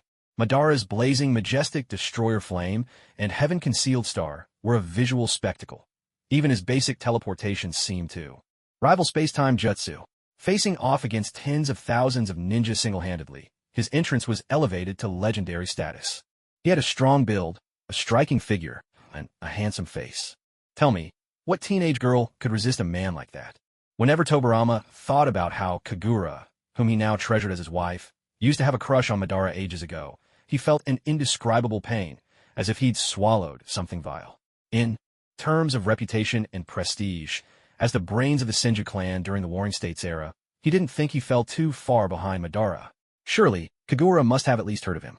Unwilling to give up, he pressed her. "So, besides him, did you ever think about marrying anyone else?" Kagura shook her head. "That's not true. I had a lot of people I wanted to marry back then, like Kakashi or Itachi." "Who? Never heard of them. Anyone else?" "Well, the others aren't from your world, so still not him." Tobarama felt like he was just setting himself up for heartbreak by asking this question. What was he supposed to do with this pain in his chest? Someone please give him a pill for instant heart relief. He shot a resentful glare at Madara and shouted, "From now on, you're not allowed to come to my house again." Madara, completely unfazed, snorted dismissively, his mood clearly excellent. "I'll be back next time." Izuna, too, was feeling the sting of heartbreak. He tugged plaintively at Jingli Yuli's pigtails, his voice full of sorrow. "Jingli Yuli, didn't you say I was your favorite uncle? Have you changed your mind? I bought you so many tasty treats and fun toys. Was it all for nothing?" Jingli Yuli felt a bit sorry for Izuna, seeing him like this. She reached out her tiny paw to stroke his spiky hair and tried to comfort him in her soft, childish voice. "I was only joking. Why are you taking it so seriously?" But Izuna still looked utterly dejected. Weren't they supposed to be best friends? How unfair. His brother had only spent a week with her and bought her a string of moon pearls, and that was all it took for this little rascal to switch sides. Honestly, how could the adults be even more childish than the kids these days? Life isn't easy, Jingli Yuli sighed. Rubbing at Izuna's puffed-up cheeks, Kagura whispered to him, in the whole world, you and I are the very best. Izuna thought, I only ever wanted to be Little Bit's closest friend, and I'd even like to be ranked ahead of the 7 Little Fortunes and the Ninja Cats. Madara interjected, you've missed your chance. The one at the top of the list now is me. Kagura grinned, why don't you two brothers go outside and have it out? Winner gets to be ahead of the little animals. Tobarama chimed in, great idea. Come on, fight, fight. They say a short separation brings a reunion as sweet as a wedding night. This evening was destined to be especially warm and romantic. By the bedside, the lamp cast a soft, dim glow, just enough to make out the gentle rise and fall of 2 figures in the darkness. Kagura's chin was suddenly caught in someone's hand. She winced from the pain, frowning, as a man's dissatisfied voice sounded above her. His voice was low and hoarse, laced with an irresistible sensuality that perfectly matched the mood of the night. Even now your mind's drifting. I guess you really don't miss me at all, do you? That thick cloud of discontent wrapped itself around Kagura. She swatted his hand away and, in retaliation, bit him firmly on the shoulder. The pain made him grunt, but then he chuckled softly, his deep, magnetic voice brushing against her ear. You're like a rabbit pushed to the edge. You got some bite now, huh? Maybe I should have given you a little wine. You'd be much tamer then. She wanted to argue, but before she could say a word, his lips sealed hers. Their tender moment went on for over an hour. When it was finally over, Tobarama looked at Kagura curled up under the covers and felt a gentle warmth spread through his chest. He'd grown used to having her sleep by his side every night. In just a few short years, he developed this dangerous attachment. He let out a soft hum of laughter, then reached out to tuck the blanket snugly around Kagura. Just as he thought she'd drifted off, she turned over and opened her eyes. Her cheeks were still tinged with a rosy blush, as beautiful and dewy as a rose after the rain. In that moment, Tobarama realized he was far more ordinary than he'd thought. Maybe his feelings for Kagura all began with this lovely face of hers. Autumn's here. The nights are getting chilly. Make sure you stay warm. She murmured. Sleep now, he said, leaning down to press a good-night kiss on her forehead. Tobarama turned to switch off the lamp, but just then Kagura's voice called softly from behind him. There's something I want to tell you. Kagura quietly recounted the incident at the hot spring inn, when Ase recognized Izuna. Her worries were clear, and Tobarama understood them instantly. Too many people know who he is now. That's not good. We can't let him leave the village anymore. Izuna. Tobarama mulled over the man's character.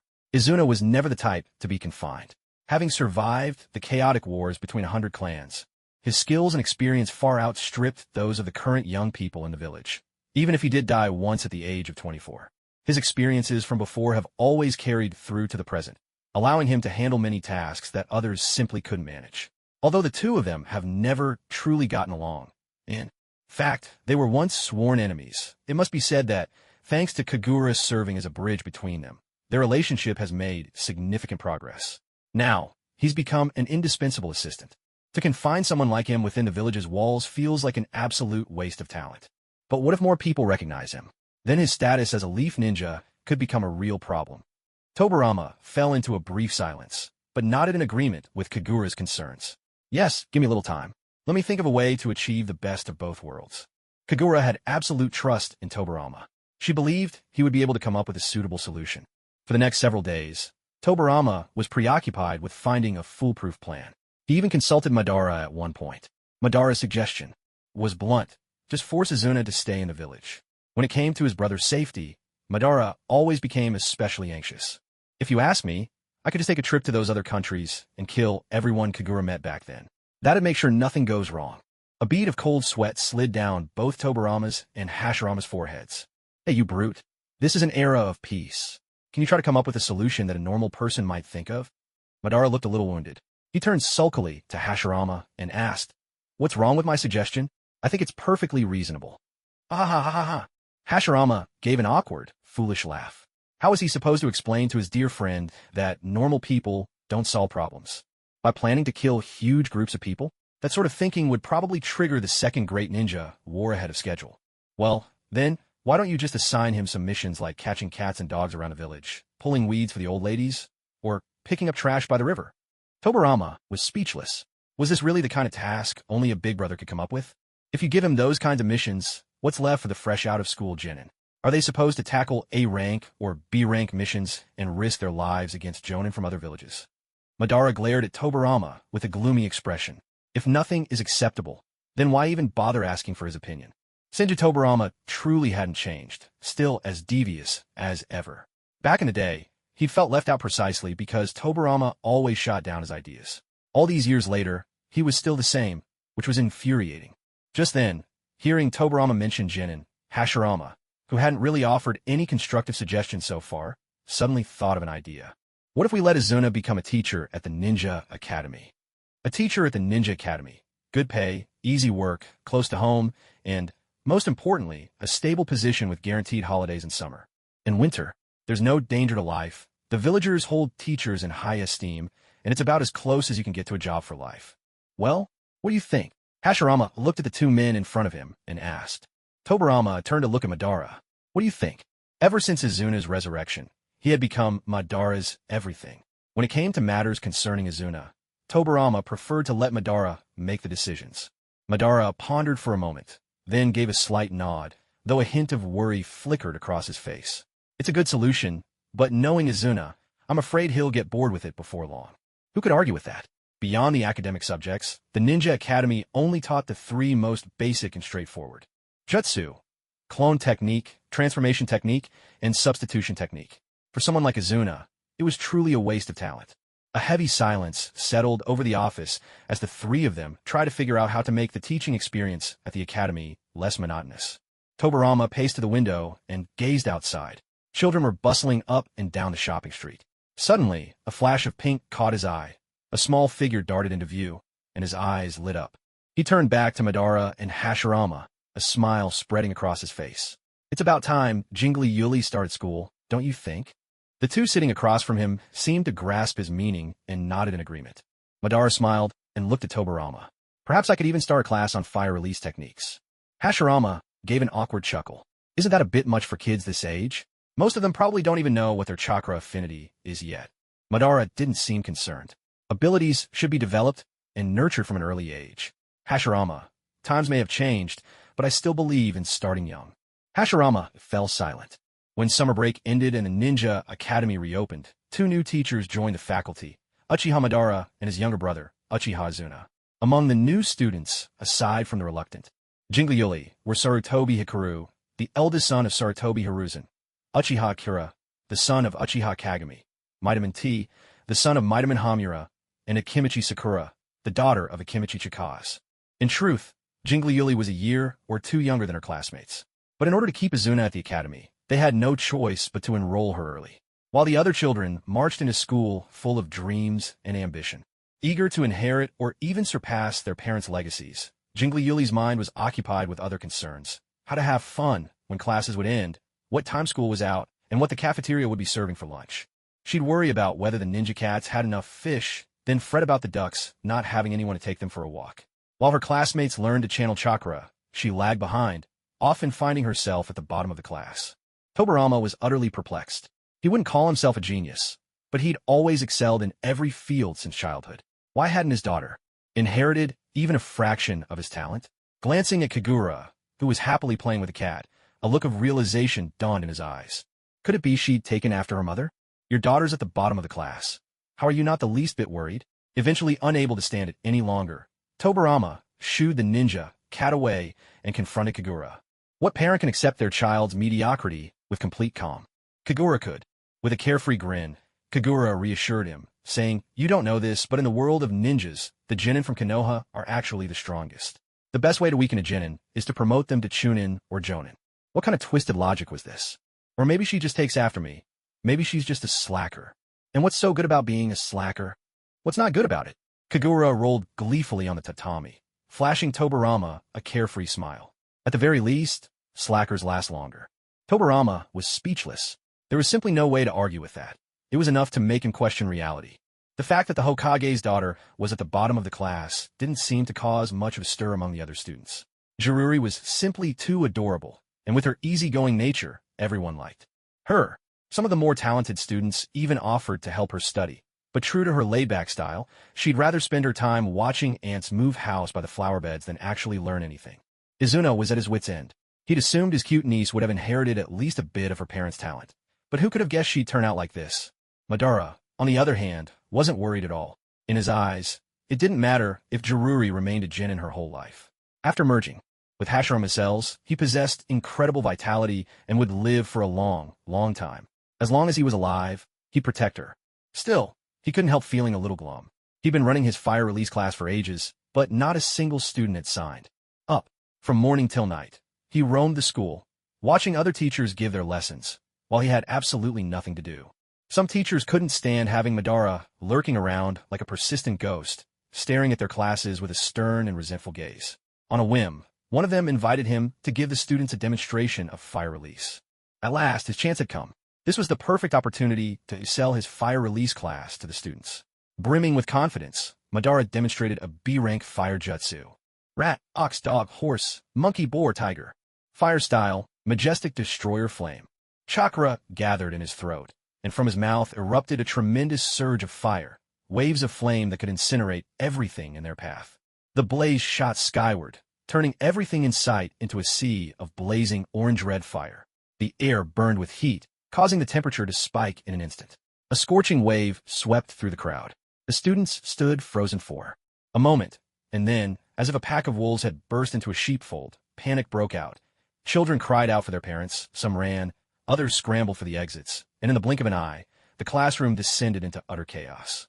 The teachers struggled to maintain order while dodging the flames, and the principal leaned halfway out of his office, shouting at the teachers who were free to hurry and help put out the fire. The flames had caught the landscaping trees and the lawn, threatening to spread even further. Madara looked around at the students and teachers who had bolted and vanished without a trace, completely bewildered. They all ran off just like that. Water style, water dragon jutsu. A familiar, cool voice rang in his ears. In the next instant, a majestic water dragon surged up from the ground and crashed down from the sky, dousing the fire before it could reach the classroom building. Along with the flames, Madara's urge to show off was thoroughly extinguished. With a shake of his now-soaked hair, he spat out a mouthful of water, feeling utterly dejected as he looked at the man walking toward him. Tobirama frowned at him, his gaze openly filled with confusion, as if he was staring at a lunatic. Madara straightened his back. He knew he'd gone a bit overboard this time, but who could have guessed a B-rank jutsu would scare those kids out of their wits like that? As he thought, in times of peace, heroes ever emerge. Only cowards. You're Uchiha Madara, aren't you? In your hands, even a B-rank jutsu can have the effect of an S-rank. You ought to be aware of that by now.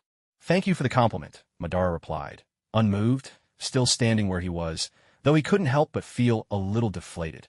Hey, that wasn't a compliment. If I hadn't happened to be passing by today, were you planning to rely on the teachers and their buckets to put out the fire? From now on, you're strictly forbidden from demonstrating fire-style jutsu at school. No exceptions. Madara was exasperated. What was he supposed to do now? Was he expected to perform the 3 basic jutsu? Absolutely not. He'd never stooped to something so unchallenging. After that day, no teacher dared invite Lord Madara to demonstrate ninjutsu in class again. If ninjutsu was off-limits, surely demonstrating some taijutsu would be acceptable, right? So, in taijutsu class that day, another teacher had called in sick at the last minute. Unable to find a sparring partner, teacher Yamashita was fretting and about to ask another class for help when the sharp-eyed Jinchuriki spotted Madara basking in the sun nearby. Teacher, over there. Lord Madara is over there. He's amazing at taijutsu. Ask him. Jinchuriki's eyes sparkled as she bounced excitedly, practically springing off the ground with her idea. Madara leaned against a tree, eyes closed in quiet repose. The late autumn sun was just warm enough to make him want to linger and soak up more of its comfort. Yet that same warmth bred a gentle laziness, leaving him feeling drowsy and languid. Teacher Yamashita still remembered all too clearly what happened the last time he invited Madara to demonstrate fire-style jutsu. If Okage-sama hadn't happened to pass by, the consequences would have been unimaginable. For that incident, he'd nearly been scolded to death by the principal. Just thinking about it made his heart pound in fear. Yet now that the students had already brought it up, if he refused to invite Madara, not only would he be denying Lord Madara face, but he'd also look cowardly himself. So, after a fierce internal struggle, Teacher Yamashita had no choice but to put on a smile and slowly make his way over to ask Madara. Madara opened his eyes, taking in the teacher's forced smile and guilty demeanor. Since he had nothing better to do, he figured he might as well help out, consider it a good deed for the day. After all, the Uchiha clan had always prided themselves on their kindness. Watch closely, everyone. Although Yamashita was trembling inside, On the surface, he kept up the air of a dignified teacher, smiling as he reminded his students to pay attention. When your chakra runs too low to sustain your jutsu, in the end, all that's left is a contest of taijutsu. Do you understand? Yes, teacher, the students shouted in unison. Well then, I'll spar with Lord Madara now. So make sure to learn from this, all right? Understood. You talk too much, teacher. Madara cut him off before he could say more, making it clear he saw through Yamashita's attempts to stall. Since it was going to be a taijutsu match, there was no need for endless chatter. Madara had little patience for such hesitation. Embarrassed at having his motives exposed, Yamashita awkwardly scratched his nose, gave Madara a nod, and managed a strained smile. All right, let's begin. Before the words had even left his mouth, Madara's foot sliced through the air with deadly speed, aimed straight for his abdomen. Yamashita scrambled back, barely dodging in time, but before he could steady himself, Madara was already upon him again, this time with a swift palm strike. He didn't even use his fist, just tucked his thumb in, pressed his 4 fingers together, and chopped upward at Yamashita's chin. Luckily, Madara held back his strength. Otherwise, that single blow could have knocked Yamashita out cold for hours. Even though Madara had pulled his punch, the blow sent a wave of numbness and pain surging from Yamashita's chin up through his nose and eye sockets, all the way to the crown of his head. The ache and tingling left him blinking back sudden tears. He had no way to retaliate. His only option was to dodge Madara's relentless attacks. With barely a tenth of his full strength, Madara had already left Yamashita completely defenseless. This wasn't a sparring match anymore, nor was it a friendly contest. Those required give and take back and forth. Here it was purely one-sided. All Yamashita could do was evade and take the hits. Even defending himself was beyond him. Within only a few minutes, Madara landed a casual elbow strike, and Yamashita was sent flying like a rocket launched into the sky, letting out a wail as he soared more than 10 meters before crashing down hard on what barely passed for a soft patch of grass. That was incredible. The boys had never witnessed taijutsu of this caliber before.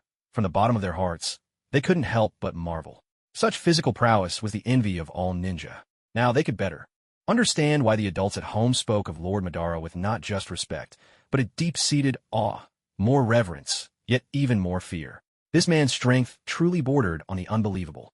The girls, while also impressed by his overwhelming power, couldn't help but feel a pang of sympathy for their teacher, who lay motionless on the grass in the distance. Akiyama Sakura glanced awkwardly at Jiruri beside her, a hint of reproach in her voice. I told you not to invite Lord Madara, didn't I? Did you forget what happened last time with the fire style? Jiruri grinned, undaunted. Last time's fire style wasn't so bad. Lord Madara used it to roast a wild boar, remember? I saw the whole thing. So that's why, when everyone else was running for their lives, you stayed calm and started wondering if there'd be roast meat in the cafeteria for lunch? Mito moaned impressed. Jiruri shrugged, pretty much. You all just overreact. Once you've seen it once, there's nothing to be afraid of. She remembered how, on the mountain behind the school, Madara had used his fire-style jutsu to roast wild boar for her, unleashing a blazing, fierce fire. He'd said only such intense flames could make the meat crispy on the outside and tender within. It had taken her repeated warnings about setting the forest ablaze and ending up in jail before Lord Madara reluctantly toned down the fire, narrowly preventing a wildfire. So, is Teacher Yamakita all right? He still hasn't moved after all this time. Should we go over and check on him? A group of children dashed across the lawn, stopping several meters away. Teacher Yamakita had long since been knocked out cold, his face so swollen and battered he was completely unrecognizable, a pitiful sight, to say the least. Lord Madara was way too rough. Jiruri shot him a glare. Madara stood silent. Once again, the little ones were dissatisfied with him. But how was he supposed to know the teacher was so fragile?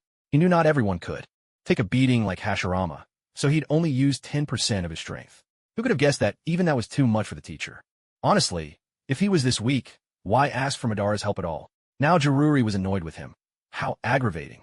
The children turned their backs on Madara and, in a flurry of panic, carried teacher Yamakita off to the infirmary.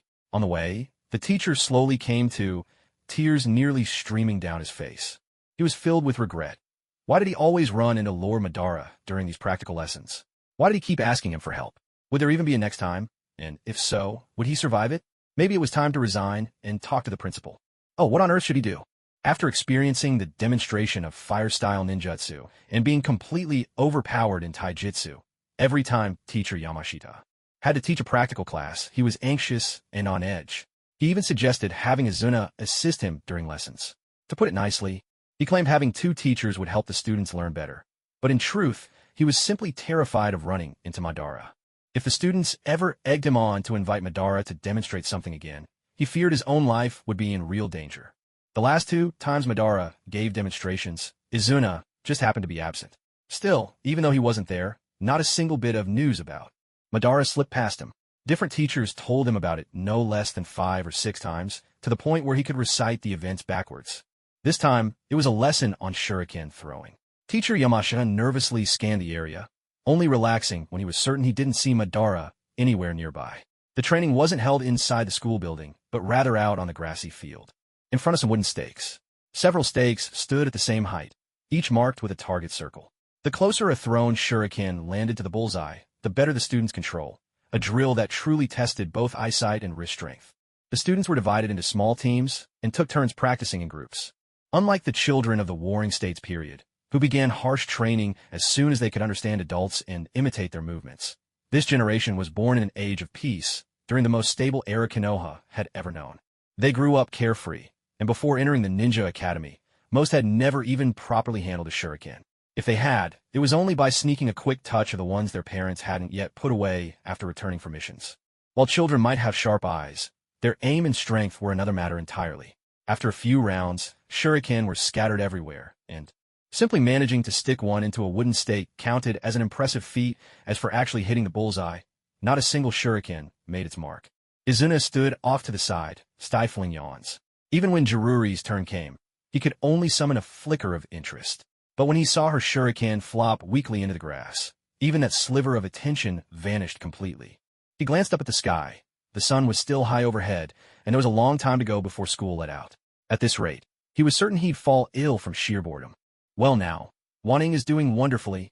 You got a great grip on your strength. Out of all your classmates, your shuriken stuck the deepest and the firmest. With a bit more work on your aim, you'll definitely pass the final exam. Teacher Yamashita beamed as he praised Akimichi Wanning. The Akimichi clan might be average in most respects, but when it came to strength, they never lost to anyone. Wanning was delighted, making a funny face at Jiruri. Jiruri didn't care about such things in the slightest. She just reached out her little paw to pat Wan Ying's braided hair and, imitating Tobarama's tone, praised her as well. You did a great job this time, but don't get cocky. Keep up the good work for next time. The mature air of this youngster left the group of friends at a loss for words. Akimichi Sakura turned away in frustration. Sure enough, excellence is something a slacker like Jing Lioli can never truly relate to. Showing off in front of her made Sakura feel like a complete fool. Ting also performed very well. He was the only student who came closest to the bullseye. That's no small feat, is it because of the glasses? Midomon Ting grew a bit shy, his face reddening as he scratched his head and offered a small smile. Like his father, Midomon Yen, he was gentle and a little bashful by nature, and he'd also inherited those nearsighted eyes. Since childhood, the world had always seemed a little blurry to him, so he'd taken to wearing glasses perched on his nose. At first, it was inconvenient, but in time, he got used to it. Students like Guangxiu, Ming, Qingjun, and several others also did very well. Their aim and strength were impressive. Those who were praised lit up with happiness, while those whose names weren't mentioned grew visibly discouraged. Sensing this, Teacher Yamashita quickly smiled and offered a few words of encouragement. Even if you didn't do as well as the others, what matters most is your effort. Right now, everyone is more or less at the same starting line. With a bit more practice, I'm sure all of you will pass the final exams. Keep it up, everyone. With Teacher Yamashita's encouragement, the children's spirits bounced back in an instant. It was as if they'd already been training for ages and had just passed their finals. Their moods could shift in the blink of an eye. Bored, Izuna puffed out his cheeks and glanced at Teacher Yamashita. Suddenly, he felt a deep respect for the man. Even if he was unremarkable in many ways, you couldn't underestimate his ability to motivate students and teach this group of little ones. He had his own methods, and the students responded to them. That was something Izuna himself couldn't do. People who'd survived the Warring States era valued ability above all, because your skills determined not only your fate on the battlefield, but also the fate of your clan. Yet in today's peaceful schools, focusing too much on individual strength was pointless. After all, you were dealing with a bunch of defenseless children who barely knew any ninjutsu. No matter how great your talent, you couldn't put it to use here, and that left you with a strange sense of helplessness. Madara, with nothing better to do, wandered over yet again, mainly to see if Jing Liuli had made any progress, and to check on that Teacher Yamashita, who who always fled at the mere sight of him like a mouse spotting a cat. After tripping him up twice now, Madara almost felt sorry for the man. To have suffered his torment before even reaching his mid-20s, Madara couldn't help but wonder if he'd left some indelible scar on the poor teacher's tender heart. However, after watching the entire shuriken throwing class with these children, Madara's brow never relaxed. What on earth were they throwing? Their skills were so awful, yet the teachers still managed to muster up praise. No ambition at all. That was his verdict after observing the students' attempts at shuriken throwing. Madara muttered under his breath, but it was impossible to tell whether he was criticizing the students or the teacher. The moment teacher Yamashita heard Madara's voice, he tensed up. Izuna patted him on the shoulder, offering a wry smile and urging him to relax, then walked over to stand beside Madara. Seeing Madara's stern expression, Izuna couldn't help but feel a little helpless. He countered, "It's not like when we were kids anymore. Besides, not everyone's a genius like you, Nisan. You did just fine when you were little, Izuna." That's only because you taught me, Nisan. Not everyone's as lucky as I was to have you as a teacher." At this, Izuna truly felt at a loss for words. He couldn't even remember how old he was the first time he threw a shuriken. All he knew was that. As soon as he could walk and understand what adults were saying, Madara had taken him to the woods behind their house to teach him how to throw. Back then, Madara wasn't much older, but he'd spoken to Izuna with utmost seriousness. "Izuna, you have to work hard and learn quickly. You must make yourself stronger. Only then can we survive when facing our enemies." All their efforts in those days were simply for survival. For that reason, Izuna endured Madara's grueling training. Before long, he could wield a shuriken with ease, never missing his mark, always able to drive the blade straight into an enemy's heart, his strength and precision far beyond the ordinary. Madara was left speechless, stung by the reminder. Just as he was about to leave, the students, ever eager for excitement, started clamoring for Lord Madara and the teacher. To give another demonstration, Teacher Yamashita's face went through a whole spectrum of colors, shifting from red to white, then green to black in quick succession. Izuna felt a pang of sympathy for him and decided to step in. The chance to spar with Izuna finally piqued Madara's interest. It had been ages since the two brothers had a proper match. This could be their opportunity. Madara smiled at Izuna, who responded with a mischievous, boyish grin and raised an eyebrow. "Nisan, I'm not going to hold back." Madara only gave a non-committal hum, then put some space between them. 8 shuriken were nestled between his fingers, both brothers standing at the ready, prepared for a serious contest. Now that he didn't have to participate himself, Teacher Yamashita was practically in tears with gratitude toward Izuna.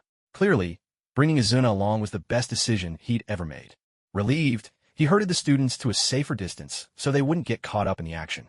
As an observer, Teacher Yamashita finally straightened his back this time. "Nisan should keep his eyes closed. Otherwise, I'll be at a huge disadvantage against the Rinnegan." Madara let out a short laugh. Since when did Izuna become so cunning?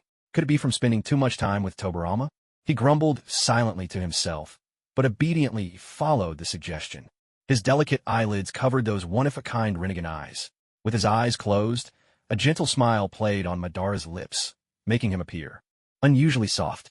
Though his eyelids blocked his view, he could still feel the brightness around him, and that faint light lifted his spirits. Deprived of sight, his sense of hearing grew exceptionally sharp. At the same moment, 8 shuriken were thrown, and Madara had to intercept them with his own 8 shuriken, blocking every one Izuna sent his way, and still hit the target on the wooden post. This was an incredibly difficult feat. Accomplishing it with the Sharingan was nothing special, but doing it with eyes closed, relying solely on hearing, was a true challenge. Yet Izuna paid no mind to such difficulties. Since childhood, he'd held an unwavering belief in Madara's strength, a confidence even greater than Madara's own. "I'm going to throw them now, Nisan." "All right." With his arms crossed before his chest, excitement flashed in Izuna's eyes. He flicked his wrists with force, sending 8 shuriken whistling through the air like arrows loose from a bow, each one slicing forward on a clear, unerring path toward Madara. Listening intently to the shifting wind around his ears, Madara waited until the shuriken were halfway to him before hurling his own. He relied entirely on the subtle changes in sound to pinpoint the shuriken's positions, and, at the same time, had to keep the location of the post fixed in his mind, a feat that demanded utmost concentration. Though Madara was no longer as young as Izuna, years of relentless training and the aid of Hashirama cells had only made him stronger than in his prime, not weaker. 8 shuriken met Izuna's attack head-on. The crisp ring of metal on metal filled the air, the sound vibrating faintly, followed by a series of dull thuds as sharp blades bit deeply into the wooden post. A sharp, collective gasp rose from the onlookers. The shuriken had indeed struck the post, but whether they'd hit the bullseye remained uncertain. Madara slowly opened his eyes, resisting the urge to check the post right away. Uncertainty gnawed at him, and he didn't dare confirm the result immediately. Instead, he searched the faces around him for clues, hoping to deduce the outcome from their reactions. Looking toward the small crowd, Madara caught sight of teacher Yamashita and the students all gazing at him with awe, their eyes shining with reverence as if they were looking upon a deity. Teacher Yamashita's eyes brimmed with tears. In this moment, he finally understood why the students were always urging Lord Madara to give demonstrations. From a bystander's perspective, every move Lord Madara made was a feast for the eyes. Watching such a display of strength, perfection, and excitement up close was truly addictive. After standing in a daze for almost 2 minutes, the children finally snapped out of it. Laughing and jumping, they clapped their hands together to show just how much they enjoyed the match. Lord Madara is incredible. I want to become a ninja as strong as Lord Madara. As if you couldn't even hit the post with your throw, ha ha ha. The children burst out in laughter. Even the one being teased didn't lose heart and shouted back, "From now on, I'll practice hard. I'm sure I'll be able to hit the post. Lord Madara, teach us how to throw shuriken. I want to learn from you. Miju, Miju. I want to learn as well." The children swarmed around Madara, encircling him at the center. Madara looked bashfully at this group of children. Every face wore an earnest smile, and their eyes were clear and sincere. Their affection and admiration for him came straight from the heart, not like the adults, who wore one face and spoke another. For the first time in his life, Madara was genuinely liked by so many people. He felt a little at a loss. He turned to look at Izuna, who grinned and nodded at him, and then glanced at teacher Yamashita, who nodded just the same. A blush crept over Madara's face, coloring the skin visible beneath his long bangs. He gave an embarrassed, childlike smile, a smile that hadn't graced his face for many years.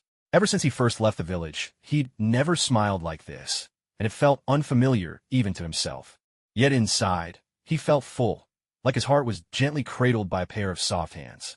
To be accepted, to be liked, to be admired, and above all, to be understood, even if they were just children. He glanced back at the wooden post, where each shuriken was embedded dead center in the target, every throw perfectly measured, half buried in the wood. It had been a flawless demonstration. For the first time, Madara truly understood Hashirama's words. Looking at these children, he saw them as tender buds on a branch, yearning for sunlight and rain, drawing nourishment from nature, one day to become green leaves. And when all those leaves come together, they form the canopy that gives shelter. To protect the village is also to protect each other. This is the strength Hashirama always believed in. It had taken all these years for Madara to truly understand. Fortunately, it wasn't too late. After that exceedingly difficult shuriken demonstration, Madara's popularity among the students soared higher than ever. Eager to learn from him, they signed up for his classes in droves. Even though not everyone possessed fire-natured chakra, simply watching him in action was an education in itself. For a time, the students were perpetually in awe. Techniques they had once found dull and commonplace became a visual feast in Lord Madara's hands. He could wield a D-rank jutsu and make it appear as powerful as an S-rank technique. He was like a distant mountain peak, one they could only look up to and dream of one day climbing. Throughout the entire semester, the students were left with a single, powerful impression from Madara's lessons, breaking free from preconceived notions. So this is what ninjutsu can become. Who knew that such an unremarkable, forgettable technique could be transformed into something so formidable? There truly are ninja who can reach such heights of strength. No wonder he was once the rival of the first Hokage. A ninja like Madara might not truly be able to teach these youngsters much in the way of technique, but more than anything, he inspired in them a longing and reverence for power. To put it simply, admiration for strength and a desire to attain it for themselves was what motivated them to grow stronger. And in this sense, Madara had already fulfilled his purpose. To him, these students were like radishes in a vegetable patch, hopelessly clumsy. They needed the teacher to explain a jutsu over and over, and still couldn't remember it. Even something as basic as forming hand seals, entry level for any ninja, seemed beyond their grasp. Yet, surprisingly, he did not feel frustrated by this. When faced with a group of young sprouts, one must simply have more patience. As Madara strove to fulfill his duties as Director Madara, spurred on by the recognition he received, Izuna, his younger brother, felt quite the opposite. Izuna found the job dull, as if every punch he threw landed softly into cotton. No resistance, no satisfaction. He didn't deny that teaching children was meaningful work, but it simply didn't suit him. More than once, staring at the school gates, he felt like a bird trapped in a cage. Izuna made up his mind. As soon as Jiruri could refine chakra and perform hand seals with ease, he would leave this place for good, returning to a life of missions and travel. But 1 year passed just like that. By the time the other students could all use the clone jutsu proficiently, Jiruri finally managed to refine her chakra. Jiruri's success in refining chakra meant that she could one day become a ninja. This was the best news the Tobarama family had received in a long time. Tobarama had once thought his daughter would never become a ninja, but after more than a year of hard work, she had done it. To him, it felt as though all those offerings he'd made to his ancestors had finally paid off. Their blessings were now manifest at last. If anyone was happiest about this, it had to be Izuna. Teaching Kagura the art of Jiruri had been a torturous process for him, but at least his efforts weren't in vain. At last, he could leave the ninja academy. Any longer in that place, and he might have gone insane. I have 100 ways to conceal my identity, or my appearance for that matter. Inside the Hokage's office, Izuna, who couldn't bear to spend another moment at the academy, made this vow to Tobarama, his tone utterly resolute. Tobarama seemed unimpressed and shot back. And what methods would those be? Transformation jutsu. Maintaining a transformation jutsu requires a vast amount of chakra. In this regard, he and Kagura couldn't be more different. Kagura might be weak, but her chakra reserves were off the charts, enough for her to disguise herself as someone else and move about freely. Izuna, on the other hand, clearly didn't have that kind of chakra to burn. Well, I could just eliminate anyone who recognizes me. Tobarama took a deep breath, then couldn't help but burst out laughing, leaving Izuna momentarily stunned. What's so funny? Looking at the person before him, Tobarama couldn't help but think, these Uchiha brothers really are cut from the same cloth. Their way of tackling problems was always so direct. He let out a long sigh and regained his composure. Fixing his gaze on Izuna, he asked, seriously, have you ever considered joining the Umbu? Umbu? Tobarama nodded. The Umbu is a unit directly under the Hokage's command, or, to put it another way, it only answers to the Hokage. Their missions aren't always above board, but if I give the order, any task must be carried out. The identities of Umbu are kept strictly confidential, and even on missions, their faces are hidden behind masks. They don't take on assignments that require them to show themselves in public. So, would you consider joining them? Izuna crossed his legs and sat back, mulling over Tobarama's suggestion. He took his time, weighing each word carefully, and finally arrived at a conclusion. How's it any different from being your lackey? Tobarama. Enough nonsense. The Uchiha clan always seemed to have a knack for getting under Tobarama's skin with just a single sentence. This is about the needs of the job. As Hokage, there are many matters I can't handle openly. That's when I need someone to work in the shadows, assassinations, gathering classified intelligence, and so on. Having them directly under the Hokage greatly reduces the risk of their identities being exposed. If just anyone could command them, how would they be any different from ordinary village ninja? Izuna's eyes, dark as polished obsidian, flickered as he considered Tobarama's words. He had to admit, it did sound reasonable. But the thought of taking orders from only Tobarama, following his every command without room for argument, made him feel a bit stifled. Tobarama was always best at the art of giving a slap, followed by a sweet date. Seeing that Izuna was still hesitating, he softened his tone and said, for you, joining the Umbu is just a compromise to protect your identity. Even if I'm Hokage, the leader of the whole village, you've never actually listened to me, have you? This is just a new title, nothing more. He was right. Outwardly, Tobarama was the Hokage, the head of the village, the highest authority in Konoha. The villagers admired him, and the shinobi obeyed his commands. But that was for everyone else. Izuna had never counted himself among them. Izuna had never seen Tobarama as a village chief or a leader. He never used honorifics when speaking to him. He came and went from Tobarama's house as he pleased, and Tobarama was helpless to stop him. Even when it came to missions, Izuna would cherry-pick as he liked, treating Tobarama's assignments as little more than background noise. He hated Tobarama for what he had done in the past, yet because of Kagura, he was forced to reconnect with him.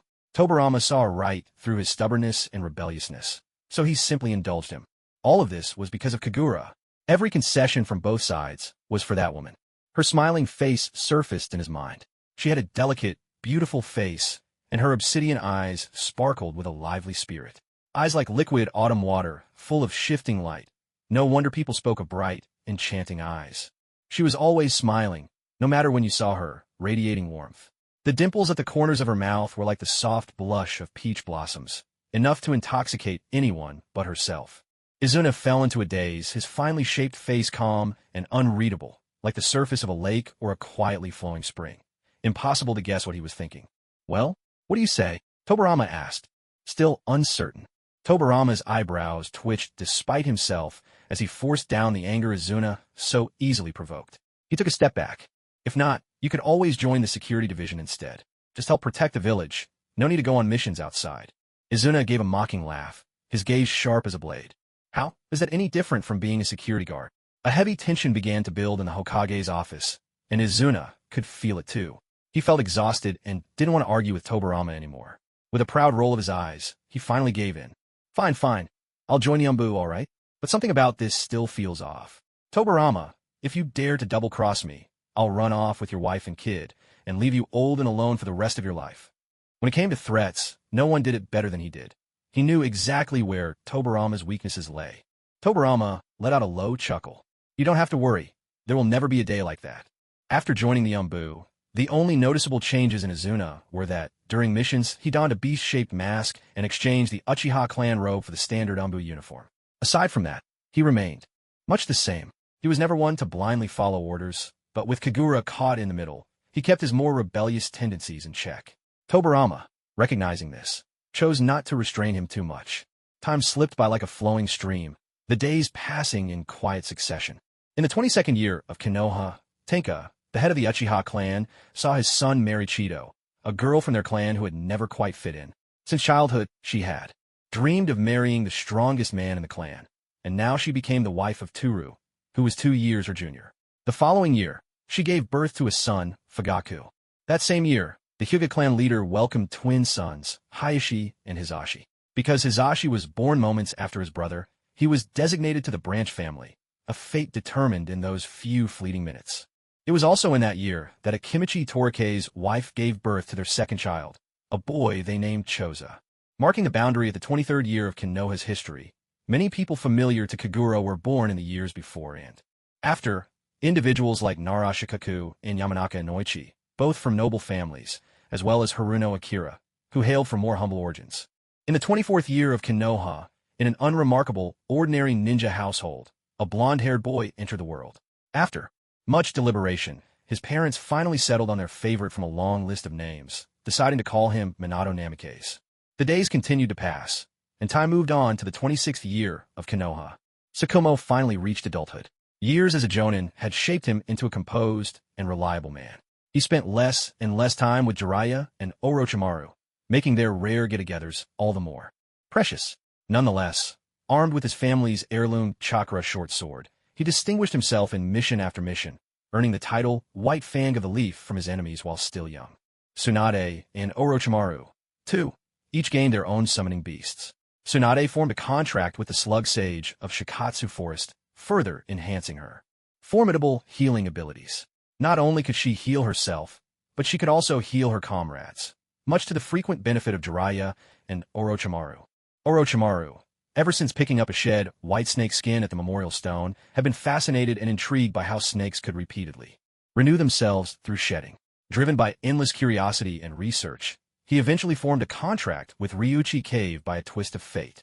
They were, in Hashiroma's eyes, the rising suns on the horizon, the new strength and fresh branches sprouting from the great tree that was Konoha. On a certain winter morning, the north wind howled outside. The tree beyond the window had long since shed its leaves, and its bare branches, caught in the wind, occasionally tapped against the second-floor bedroom window. It was this sound that woke Tobarama. Rubbing his crimson eyes, he gradually came to his senses in the half-light of dawn. He turned his head to look back. Kagura was still fast asleep, her breathing light and even, leaving him with the sight of her slender back. Just opening his eyes and knowing she was there beside him brought Tobarama a deep sense of peace. As his eyes adjusted to the dimness of the bedroom, he propped himself up and glanced at the alarm clock on the nightstand. It wasn't even 6 o'clock yet, truly an early hour. Moving quietly, careful not to disturb her, he slipped out of bed. His bare feet sank into the soft carpet as he made his way to the window. With a gentle tug, he parted the lake blue curtains just a sliver and was greeted by a blanket of dazzling white. The brightness stung a little at his just-awakened eyes. The sky was leaden gray, and heavy snowflakes drifted down thick and fast. In the distance, the wind swept up the fallen snow, sending it swirling and tumbling away. A day like this was hardly fit for work. It was the kind of morning meant to be spent wrapped in warmth with a loved one. The bedroom still held a lingering trace of heat from the stove they'd used before bed, so he didn't feel cold. Even so, Tobirama thought he might as well crawl back under the covers for a while longer. After all, it was still early. Sensing the mattress dip in her sleep, Kagura rolled over, and with the unerring instinct honed over years, nestled herself precisely into Tobirama's embrace. She seemed to be hovering between sleep and wakefulness, her eyes still closed, arms winding around his waist as she curled up in the most comfortable position she could find. In winter, Tobirama was always popular. At least in Kagura's eyes, he was her own personal heater, always radiating warmth. She clung to him with both arms and legs, just like a koala bear clinging to a tree, drawing in his warmth. "Are you cold?" Tobirama, now sitting up against the headboard, had originally picked up the paperwork he'd left unfinished the night before. But the moment Kagura snuggled up to him, something in his heart shifted, and any desire to read vanished in an instant. Kagura replied, her eyes remaining shut. The sleepy sound vibrated softly from her nose, her voice husky with drowsiness, like a musician plucking a delicate string, just a hint of tremor hiding within. The papers were tossed back onto the chilly nightstand, and Tobirama looked down at Kagura. No lights were on. The faint morning glow seeped through the thick curtains, casting a gentle gloom over the room. It was just the right amount of dimness, enough to see, but not enough to see clearly. He stretched out his long fingers, the calloused pads warm as they brushed over Kagura's brows, gliding down the graceful bridge of her nose and pausing at her rounded nose. Tip! Her nose was a little cold, or maybe it was simply that his gentle touch tickled her. Kagura squirmed, shaking her head in playful protest, trying to escape his teasing. Her hand slipped from his waist and caught his hand tightly, holding it fast. "Tobirama, stop it," she murmured, her voice thick with affection and just a hint of playful complaint. Tobirama was quite taken with this approach. When a lively woman softened her demeanor and acted coy, even the most strong-willed man would unconsciously become gentler, and then gentler still. A low chuckle rumbled above her head. At times, Tobirama could be rather childish. Before he met Kagura, his emotional experiences were so few that they were almost non-existent. All the ways he wanted to express affection, those he'd seen in picture books, read in novels, or overheard from other men. He wished to try them all with the only woman he'd ever care for. "It's snowing outside," he murmured, lowering himself to whisper in her ear. His warm breath wrapped around the edge of her ear, sending a tingling sensation that started there and shot straight down her spine, making her arch instinctively. Kagura frowned, unable to hide her reaction. She opened her eyes and met the man's crimson gaze, sparkling with mischief. "You're awake," he said. Kagura glared at him in protest. Tobirama didn't mind. He just smiled and greeted her, "Good morning." Fresh from sleep, Kagura's face was bare and beautiful. Her brows were naturally dark, her lips rosy without a trace of makeup. She looked just as she did when Tobirama first saw her in the Valley of the End, a touch of allure within her innocence. But even more so, she radiated vitality and spirit. "It's snowing heavily outside," Tobirama repeated. "So what? What's so special about snow?" she murmured, snuggling closer to him, her voice soft and gentle like a lazy Persian cat. There is nothing more delightful in winter than lingering in bed. "Maybe it's human instinct on snowy days. You just want to do something to keep warm," he said, his gaze smoldering, his words dripping with suggestion. Kagura instantly caught his meaning and tried to dodge with a laugh, but she was too late. She barely managed to turn over before strong arms pulled her firmly back against him. "Some people seem to misunderstand me," Tobirama said. Kagura could feel his chest vibrating as he spoke behind her. The difference in their strength was vast. He held her tightly, and no matter how she struggled, there was no escaping his unyielding embrace. "What I meant by things that keep you warm is..." Tobirama deliberately nuzzled the top of her head with his chin, inhaling the faint, lingering scent of cherry blossom shampoo from the night before. The fragrance was delicate, soothing. He asked, "Do you know what I mean?" "I don't," Kagura said, holding something back. "You do. Or at least take a guess." "No. How many times have I told you not to say no to me here? You never seem to remember." Kagura felt a bit helpless. She couldn't shake the feeling that Tobirama was acting very differently today, strangely clingy, unusually sly, almost like a completely different person. "Be good. Take a guess. If you get it right, there's a reward," Tobarama coaxed, his tone as tempting as the serpent that lured Adam and Eve in the Garden of Eden. Every word seemed to weave a spell. Kagura was speechless. How was she supposed to answer that? She couldn't bring herself to say it out loud. But what exactly was the reward? Was it an orange-flavored milk candy? Or something else? Perhaps a rose? Her mind wandered, not to the answer, but to the prize. In truth, Tobarama was not someone who gave gifts often. Aside from the ring when he proposed, the kunai, the linen thread at their wedding there, were only the occasional bouquet or her favorite orange-flavored milk candies. He really wasn't the romantic type. His days revolved around work or inventing new jutsu. Romance was simply not his forte. Tell me your answer? That rising note at the end of his was unfair. His voice brushed right against her ear, rich and low, like crystal chimes with a magnetic pull that made her heart itch. Kagura tried to squirm away, but no matter how she twisted, she couldn't escape him. You're blushing. Tobarama's voice carried a clear trace of laughter, the kind of triumphant mischief when a prank finally lands. Suddenly, he let Kagura go. Were you thinking it was that? Kagura didn't deny it. She admitted to herself that her mind had wandered there. Given the circumstances, with his ambiguous tone and the charged atmosphere, who wouldn't think that way? Like having sukiyaki, or maybe barbecue, or wait, food? That caught Kagura completely off guard. Tobarama lowered his gaze to look at her, and sure enough, saw the look of frustration on her face. He was secretly delighted. Now he understood the joy described in those novels, the happiness of teasing someone dear. Sharing a little joke with someone you love really could bring you closer. Of course, that was just his wishful thinking. Kagura, on the other hand, wanted nothing more than to pry open his head with a mallet to see what on earth was inside. Not only had he disturbed her precious morning sleep, but now he was spouting nonsense. Well, you didn't say the answer, but I think what you were imagining isn't exactly wrong either. After all, it's a kind of exercise, wouldn't you say? Kagura silently rolled her eyes and complained in her heart. Exercise my foot. So, the reward still stands. What is the reward? Just as he thought, this little one only cared about the prize. Running his fingers gently through Kagura's silky hair, Tobarama's eyes crinkled with laughter. Kagura, how about we go to the hot springs? The light in the room grew brighter bit by bit, and Kagura saw a sparkle in Tobarama's eyes. Their fingers intertwined. He whispered softly, his voice low, just the two of us. I'm coming too. I don't care. Jiruri wants to go to the hot springs too.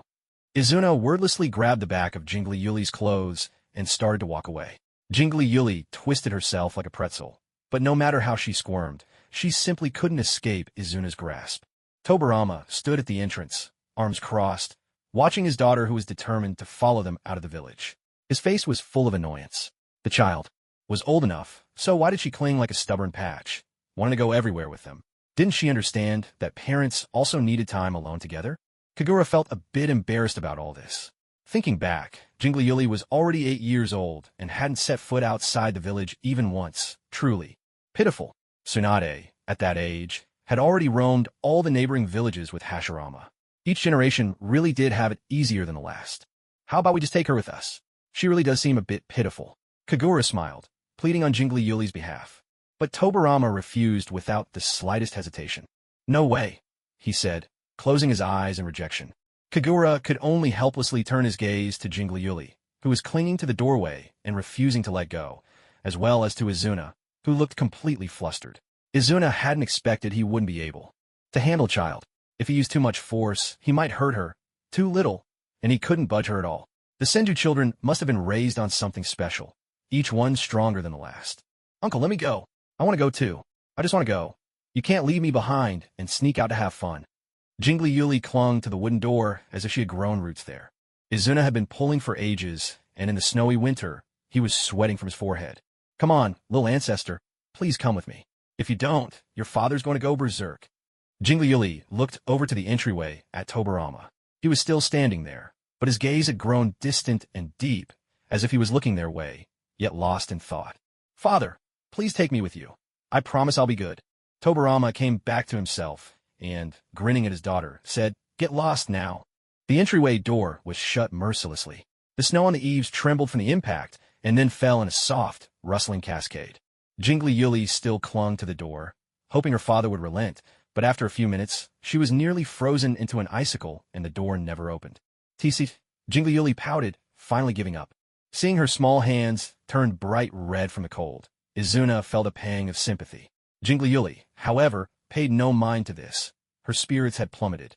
She had woken up to the sound of her parents discussing which hot spring to visit, and she'd been so excited, thinking she'd get to go along. Who would have thought her father would just smile at her and say, "Jingly Yuli, you're overthinking. We're not taking you this time. Maybe next time, all right?" As they walked toward the Uchiha compound, Jingly Yuli was still pouting, clearly unhappy. "Next time? When will that be? Father hardly ever has any free time, and yet when he does, he only takes mother with him. Are we supposed to wait until the end of time for the next chance?" Izuna followed along, feeling just as helpless. Tobarama was the very definition of a workaholic, utterly obsessed with his duties, almost to a pathological degree. Anyone who didn't know better might think he'd been bewitched, driven relentlessly by some unseen force, a tireless machine dedicated solely to his work. Izuna wasn't sure what things had been like when Hashirama was in charge, but piecing together stories he'd heard from the villagers, he could tell Hashirama was nothing like Tobarama. That guy hadn't changed at all, always carefree, always seeking fun, never taking things too seriously. Despite being brothers, Tobarama and Hashirama were as different as night and day. From Izuna's perspective, Tobarama's way of life bordered on self-punishment, so harsh on himself that even outsiders found it hard to watch. Kagura, could she truly find happiness married to a man like that? Izuna tilted his head back, gazing upwards as if searching the sky, or perhaps simply lost in thought. Cold snowflakes landed on his face, melting instantly into icy droplets that trickled down his skin. Every time he saw Kagura, she was always smiling, every single time. Was she naturally cheerful, or was her happiness genuine, the real reason for her constant smile? Compared to Tobarama, Izuna hardly spent any time with Kagura. By the time he was brought back to life, they were already married, and she was carrying Jintetsuri. His feelings were complicated, torn by contradiction. On one hand, he was convinced that Kagura, married to someone as old-fashioned, rigid, and humorless as Tobarama, could never truly be happy. Yet on the other hand, he desperately hoped she was. So, even though he couldn't stand to see their displays of affection, he would still, time and again, go against his own feelings to make things easier for them. He glanced down at the child before him, only the top of her head showing. For example, by helping take the troublesome little one elsewhere. With a heavy sigh, Izuna felt a wave of self-disgust. What was he even doing? Squawk. "Hey, Jintetsuri." With his hands tucked into his sleeves, Izuna called out to her. "What?" she replied, voice still sulky. "Do you want a roasted sweet potato? It's freezing out here. How about your uncle buys you one?" Jintetsuri didn't answer, her interest gone. On any other day, she would have leapt with joy, but today, she was too disheartened. She'd come to realize that, in her father's eyes, she wasn't the most important person. Mother was. Mother was always cheerful, never seeming to have a care in the world. She spent her days idly, either reading manga or sketching, often pacing around the house muttering strange phrases that Jintetsuri couldn't understand at all.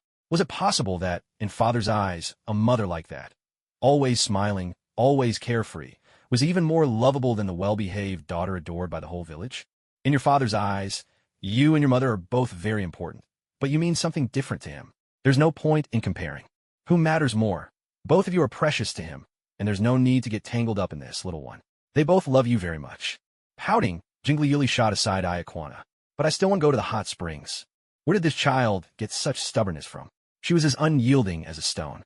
This hot spring trip was the first time Kagura and Tobarama had gone on a journey together since they'd met, which made it all the more significant.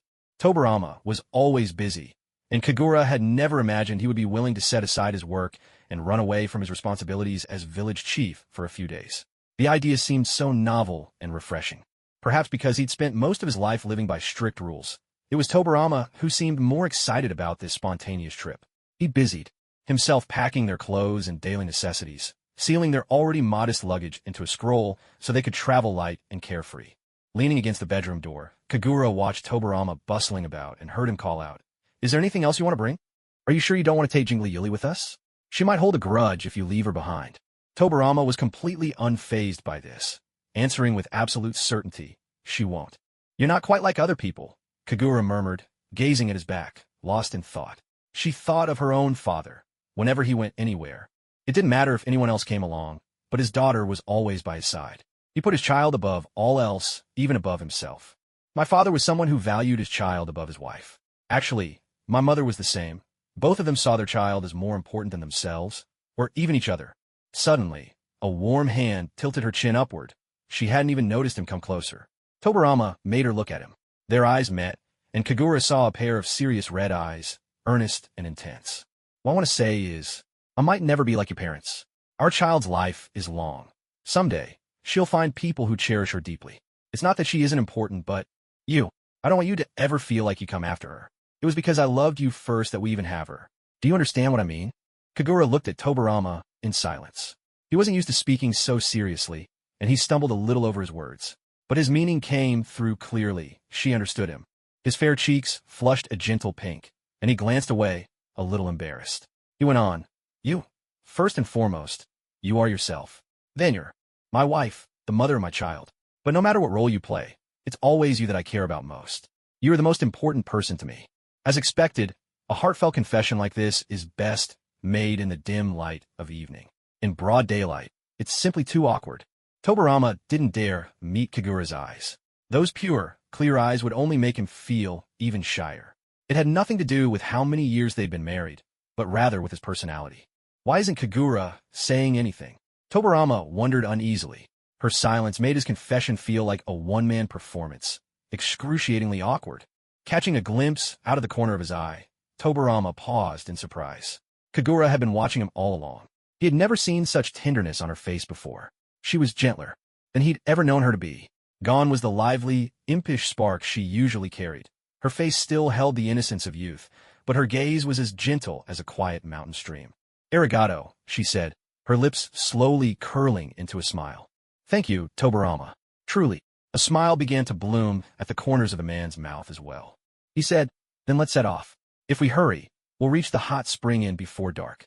When it comes to hot springs, the very best in the entire shinobi world are found in the land of hot water. This small country is famous for its steaming baths. It's their way of life. It felt different from traveling with a big group or with friends. Now it was just the two of them, like a couple on a romantic getaway or newlyweds on their honeymoon. Here, no one knew who they were.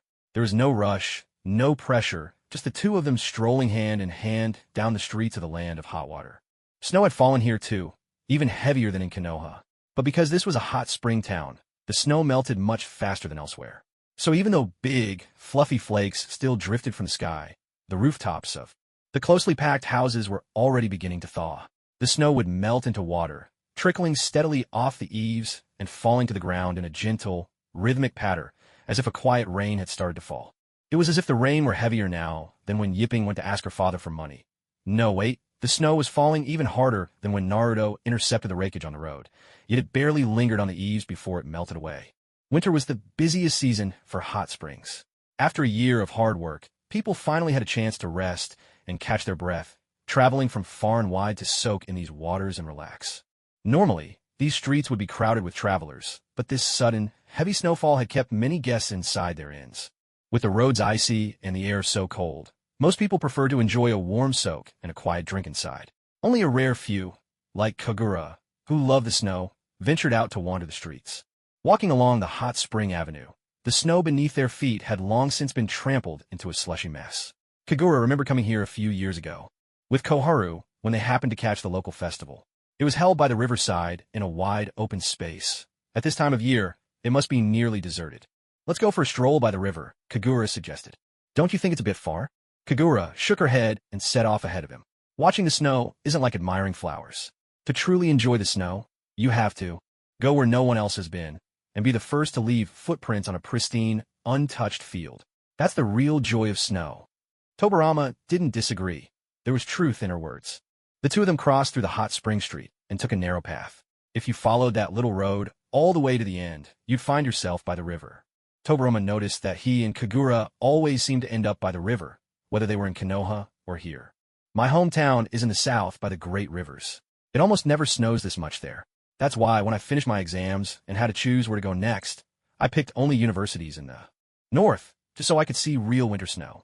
Northern snow is incredible. You can build snowmen, have snowball fights, and after people have walked on it, you can even slide around on the packed surface.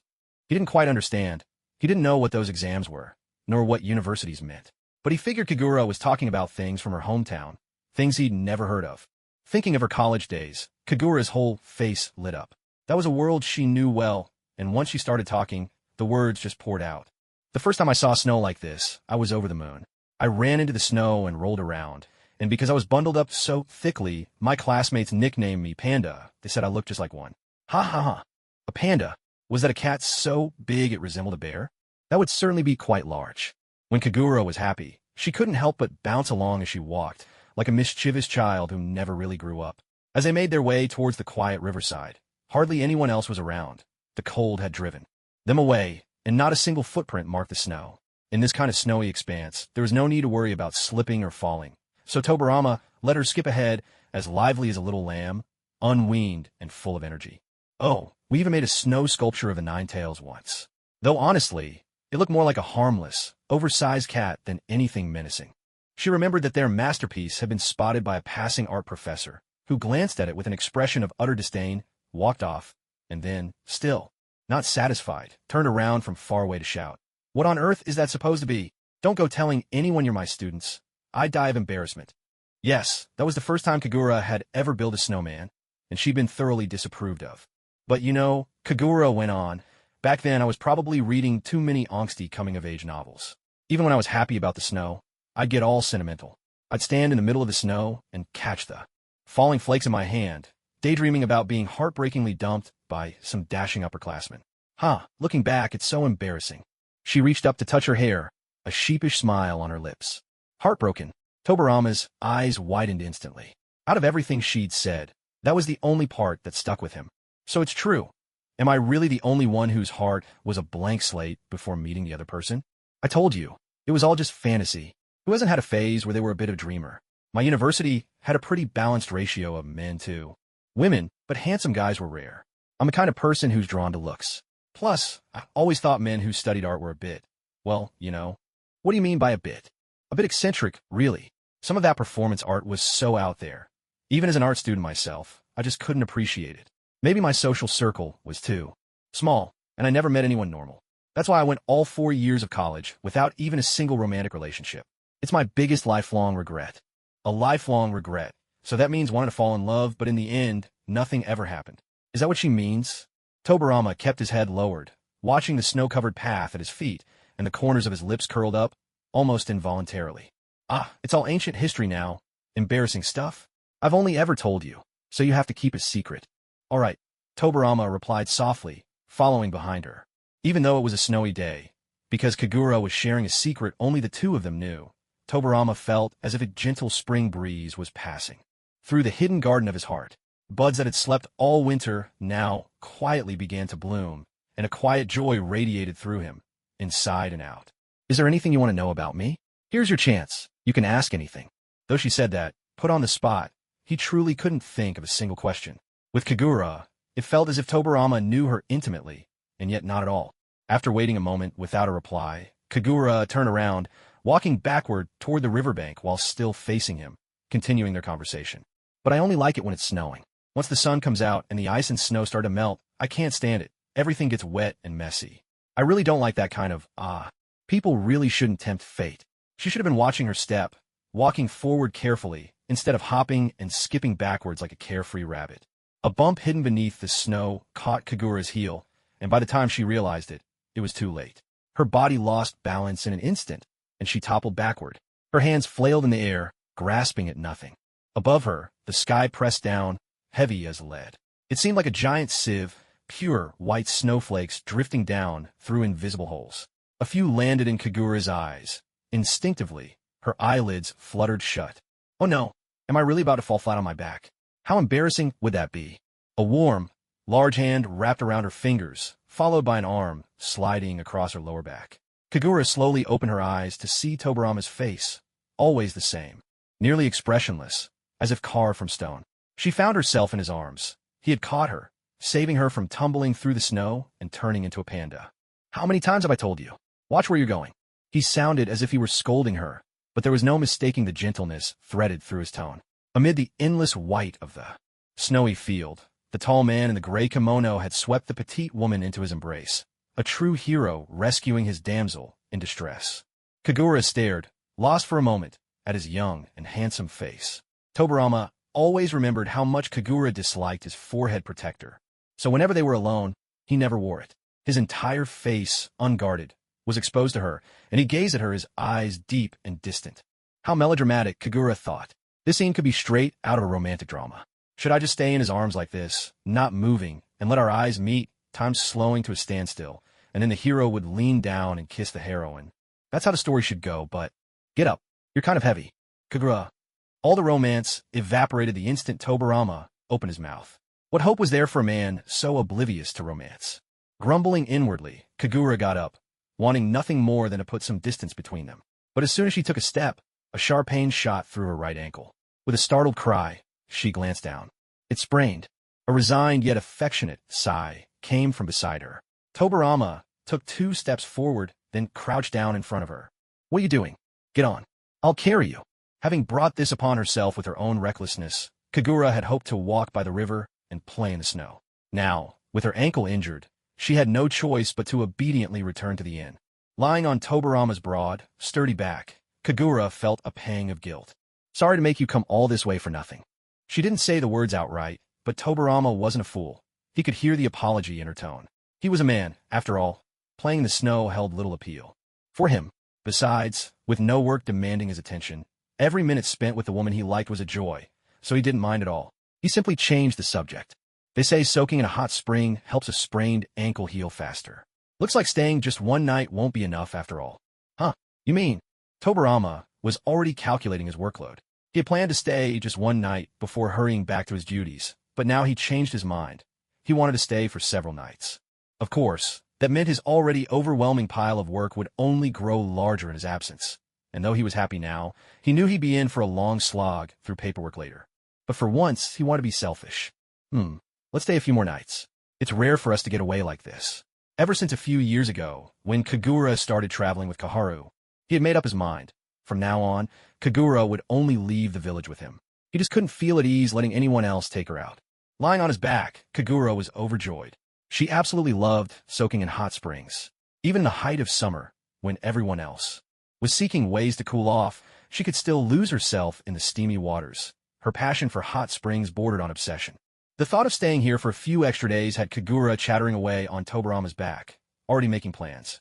Every day would include a soak in the springs. Besides that, she considered climbing the hill behind the inn, the one that bloomed with all kinds of flowers. But oh right, her ankle was still twisted. No worries. I can carry you up there, Tobarama said. That's true. Ninjas are strong after all. Since someone was willing to carry her, Kagura had no objections. Another thing was that every time Kagura visited before, it had either been summer or autumn. She had no idea what there was to do in the land of hot springs in winter. Only now did she understand why there were so many travel guides online. If she had one in hand, she wouldn't be feeling quite so lost. Tobarama let out a soft chuckle, reassuring her, it's all right. Let's just take things as they come. Wherever others go to have fun, we'll go too. Let's enjoy the moment. In that instant, Kagura's heart settled. He always seemed to have that sort of magic. No matter how flustered, scared, or excited she got, a single word from him could bring her back to herself. Sometimes, even his mere presence was enough to calm her, like everything would be fine as long as he was there. They want her back onto the hot spring street. Some couples, unfazed by the cold, had also come out for a stroll. In a jewelry shop, a girl spotted a hairpin she liked and, smiling sweetly, tried it on to show the man beside her. Genro, do you think this looks nice? The man's gaze was gentle as he brushed her blushing cheek. It looks lovely. Anything looks beautiful on you, Kumiko. So should I get this one then? Of course, Kumiko. In fact, if you call me Genro and I like before, I'll buy you another one as well. Kumiko's cheeks instantly turned bright red. She was shy out on the street, but when she looked up again, her eyes sparkled, and she called out in a crisp, sweet voice, Genro and I. The man was utterly delighted, grinning as he placed the hairpin she'd been eyeing in her hand, asking the shop owner at the same time, how much for these? Tobarama paused unconsciously as he watched the young couple. They looked to be just past 20, right in the prime of youth. When he was their age, he'd been desperately scheming to survive the battlefield, always on edge. Back when he was in his early 20s, how old was Kagura? Just a child, probably. He couldn't help wishing he'd met her when they were both young, that there hadn't been such an age gap between them. If only they'd met sooner, grown up together, and shared all those early days side by side. Even if they had met back then, they probably wouldn't have ended up together. At that time, all he cared about was defeating his enemies. Was nothing like his older brother, who could spare a thought for marriage and children. He and his brother were simply different. Peaceful times truly are wonderful, he thought with a gentle smile, a trace of longing in his eyes. Following Tobarama's sidelong gaze, Kagura also noticed the couple nearby. She couldn't tell whether Tobarama was watching the people or the trinket they were holding. Tobarama, clinging to his back, she could hear the powerful rhythm of his heartbeat, steady and strong, right next to her ear. His warmth seeped through their layers of clothing to reach her cheek, filling her with comfort. "Let's go," Tobarama said. Just a few meters ahead was the entrance to their inn. Tobarama walked at an unhurried pace, ready to put that couple out of his mind. After all, he had only so much mental space and far too many important things to remember. There was no point letting trivial people and matters take up room inside his head. Kagura tightened her arms around his neck and nuzzled her cheek against the back of his neck, wanting to act a little spoiled. Tobarama, aren't you Miss Kagura? Huh? What? Kagura and Tobarama stopped in front of the inn's entrance and turned toward the voice. There, in the vestibule, stood a tall woman with blonde hair and striking blue eyes. Kagura peeked out from behind Tobarama's shoulder, and as soon as she recognized the woman's face, she couldn't help but curse her luck. What a small world. Ase. It was Ase again. Did this woman live on the hot spring street or something? How had they run in her last time? And after years apart, how were they bumping into her again now? Ase regarded Tobarama's stern expression and Kagura's startled, rabbit-like demeanor with a hint of suspicion. She stepped forward, gracefully sidestepping Tobarama to peer at Kagura behind him. "I knew it was you, Kagura. When I saw you from upstairs just now, I thought I must have been mistaken, but it really is you." She had to admit, Ase's eyesight was truly impressive. Kagura forced her lips into a smile, responding half-heartedly, "Ah, yes, it's me. What a coincidence, huh? So, have you settled down here on the hot spring street?" Ase raised an eyebrow, her tone evasive. "It's perfectly normal to spend the winter here, isn't it? You're here too, after all." True enough, but of all the inns around, it just had to be this one. This damned fate really worked in mysterious ways. "So who's this man? Are you having an affair? Or did you get divorced?" Ase studied Tobarama carefully. Although he didn't look very old, his eyes were filled with experience and wisdom, carrying a maturity that didn't match his youthful appearance. He was clearly several years older than Azuna, and his looks were an entirely different type as well. Wasn't Kagura's taste in men a bit too wide-ranging? Tobarama? Cheating? Divorce? He couldn't quite follow what was going on. And who was this woman who had suddenly appeared? He wanted to protest, but before he could, the arms that had been wrapped around his neck suddenly swung up, and a pair of hands clamped tightly over his mouth, refusing to let him utter a sound. Silenced, Tobarama's mind was filled with questions. Then he heard Kagura's awkward laughter from behind him. "This is my brother. I twisted my ankle, so he's carrying me home." "Brother?" A flicker passed through Tobarama's eyes, and he stopped trying to free himself from Kagura's grasp. Something about this didn't feel right. Completely absorbed in his own thoughts, a small plan suddenly took shape in Tobarama's mind, and to make it work, he would need to set another, even smaller plan in motion. "Brother." That title caught Tobarama off guard. He froze for a few seconds, and in that moment, the voice of the woman buying the hair clip earlier echoed in his mind. She had called the young man across from her big brother in a sweet, youthful voice. Brother. Such a young-sounding address when it came from the lips of a young woman, as if it could instantly narrow the gap in their ages. Speaking of age, wait, why had she called him her brother? He tried to explain, but those hands were pressing over his mouth with all their strength, leaving him incapable of making a sound. Tobarama was more confused than ever by Kagura's behavior, and his mind was now a tangled web of suspicion. Clearly, Ase didn't believe Kagura's story. Without warning, she grabbed Kagura's ankle. Kagura was startled by the abrupt and rude gesture, but her face betrayed no sign of pain. Ase shot her a sidelong glance and said coldly, "You've been caught. It doesn't hurt at all. It's the other one, the other foot. Try pinching it if you don't believe me," Kagura insisted, stretching out her right leg as if to prove her honesty. But Ase had already made up her mind. She had found Kagura guilty. In her eyes, Kagura was a compulsive liar, morally bankrupt, a woman cheating on her handsome husband with another handsome man. To have both of these strikingly attractive men wrapped around her little finger, truly, it was proof enough that bad girls get all the love. How infuriating. "Did you know she's married? That she has a husband?" Ase asked Tobarama. Tobarama wanted to speak, but his mouth was still firmly covered. All he could do was nod with difficulty. He nodded, and immediately, Ase's disdain showed on her face without the slightest attempt to hide it. "TSK, you know what's going on, and you're still hanging around with her. Birds of a feather, I suppose. Listen to me, you're really mistaken about this." Ase didn't believe a word Kagura said. In her mind, this was just someone desperately making up stories after being caught traveling with a lover by someone who knew them. She wouldn't believe a single syllable. "You gotta trust me. He's really my brother. I swear it on the ceiling." Ever since she'd found out that Azuna, who had once promised so earnestly to return to Yunlei Gorge for her, had fallen for someone else years ago. Issei had become allergic to oaths. She couldn't bear to hear them anymore. He doesn't look one bit like you. Who are you trying to fool? If you told me he was your daughter's grandfather, skipping a generation or something, maybe I'd believe you a little more. That was it. When she'd been exposed last time, Kagura had claimed it was a skipped generation thing, inherited from her so-called questionable father. Now, glancing at Tobarama, whose mouth was covered and unable to defend himself, Kagura was struck by a mischievous impulse. She nodded solemnly and uttered something that left Tobarama utterly petrified on the spot. She looked at Issei with utmost seriousness and said, "You're right. You caught us. He's my father, the very one my daughter takes after, skipping a generation." Issei, Tobarama. Father here just refuses to admit he's getting old. When we're out in public, he won't let me call him father. Makes me call him brother instead. Isn't that childish? Ha ha ha. Father. Although he often treated others like his sons, Tobarama really didn't want to be Kagura's dad. Wasn't he just her brother a moment ago? How did his rank in the family suddenly get promoted in the space of a few seconds? The gap between father and brother is a lot more than just 15 years. Issei scrutinized Tobarama's face again. Red eyes, silver hair, still a pretty handsome guy. A bit young to be Kagura's father, but he really did resemble the little guy in the old photos. People in your family.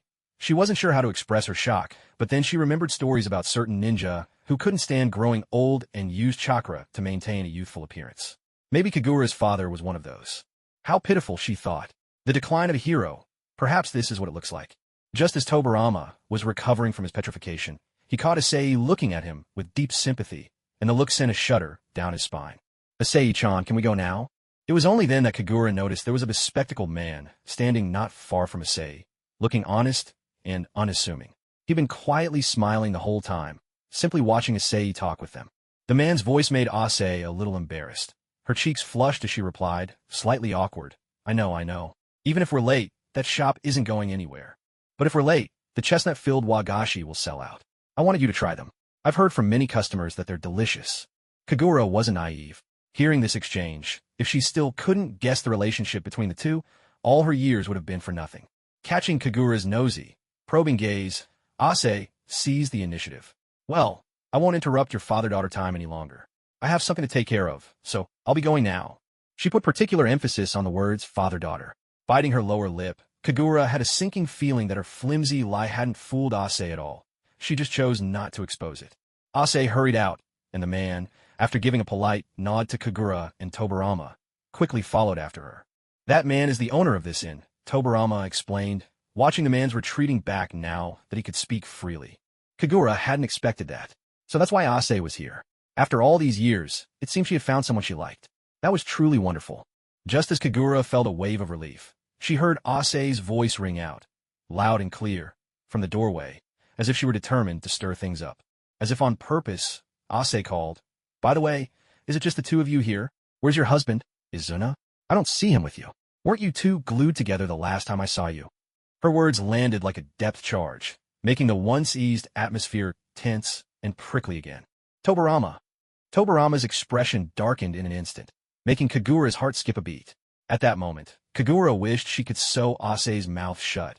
She always had to bring up the sorest point, so she really had seen through everything, hadn't she? A heavy, ominous mood settled between them. With Kagura unable to come up with an answer, Issei flashed a triumphant, vengeful grin before turning smartly on her heel and leaving Kagura to clean up the mess she'd made. "Oh, well, it's not what you think," Kagura stammered, flustered. Ignoring Kagura's fumbling excuses, Tobarama's voice came cold as ice from behind her. "Izuna is your husband now. Let me explain. Shouldn't you have asked for my approval first?" Tobarama no longer pressed for explanations, but Kagura could see clearly. He was not the least bit happy. With heavy footsteps, he strode up to the second floor, laid Kagura down on the tatami, and left the room. No matter how she called out to him from behind, he didn't look back, nor did he utter another word. The moment the paper door slid shut, Kagura suddenly felt a pang of loneliness. People truly can't hide from the truth. No matter whether a lie is told with good intentions or bad, one always needs to tell more lies to cover up the first. If she hadn't, in her rush to make Issei give up, claimed to be married to Izuna, none of today's misunderstandings would have happened. She knew that once she explained everything to Tobarama, he would understand and forgive her, but still, all of this felt like an unnecessary mess. Inside the inn's room, Tobarama wore a frosty expression as he fetched some ice for Kagura's bruises. He remained silent, his face dark, his trademark sign of anger. Yet, even in his anger, his movements were never rough. He knew Kagura feared pain and couldn't bring himself to treat her harshly. With her legs drawn up and her chin resting on her knees, Kagura spoke softly, her voice gentle. "Listen to my excuses, no, my explanation." Tobarama said nothing, simply cupping the ice wrapped in a handkerchief, refusing to look at her even once. "Won't you pay me a little attention?" Still silence. This was just how he was. Whenever he got angry, he would clam up completely. No matter what she said to him, not a word would escape his lips. Kagura had once asked him why. At the time, Tobarama had explained that. It was his way of restraining himself. When people are angry, it's easy to lose their temper and say hurtful things. He was afraid he might do or say something to wound her, so he chose instead to say nothing at all. It happened like this. Whether Tobarama was listening or not, Kagura began to recount every detail of her encounter with Ase those years ago, rambling on and on. All the while, she kept a close eye on Tobarama's expression, and, as her story went on, she noticed his face gradually soften. At the time, it was just the best idea I could come up with. Think about it. When Ase heard Izuna was married, and to someone as adorable as me, how could he not give up? Tobarama pursed his lips, the hint of a smile flickering on his face. "I've never met anyone who brags about themselves like you do. But don't you think I'm cute? Do you really not think so?" Kagura leaned in closer, her eyes fixed on his face. Tobarama was helpless against her like this. He couldn't hold back any longer and finally let out a laugh. It was quiet, but Kagura heard it clearly, and she caught his soft reply, "I do." As expected, she always had the upper hand with him. Even his anger could never last more than half an hour. A little pathetic, perhaps, but he gave in willingly. Seeing Tobarama smile, Kagura couldn't help but smile as well.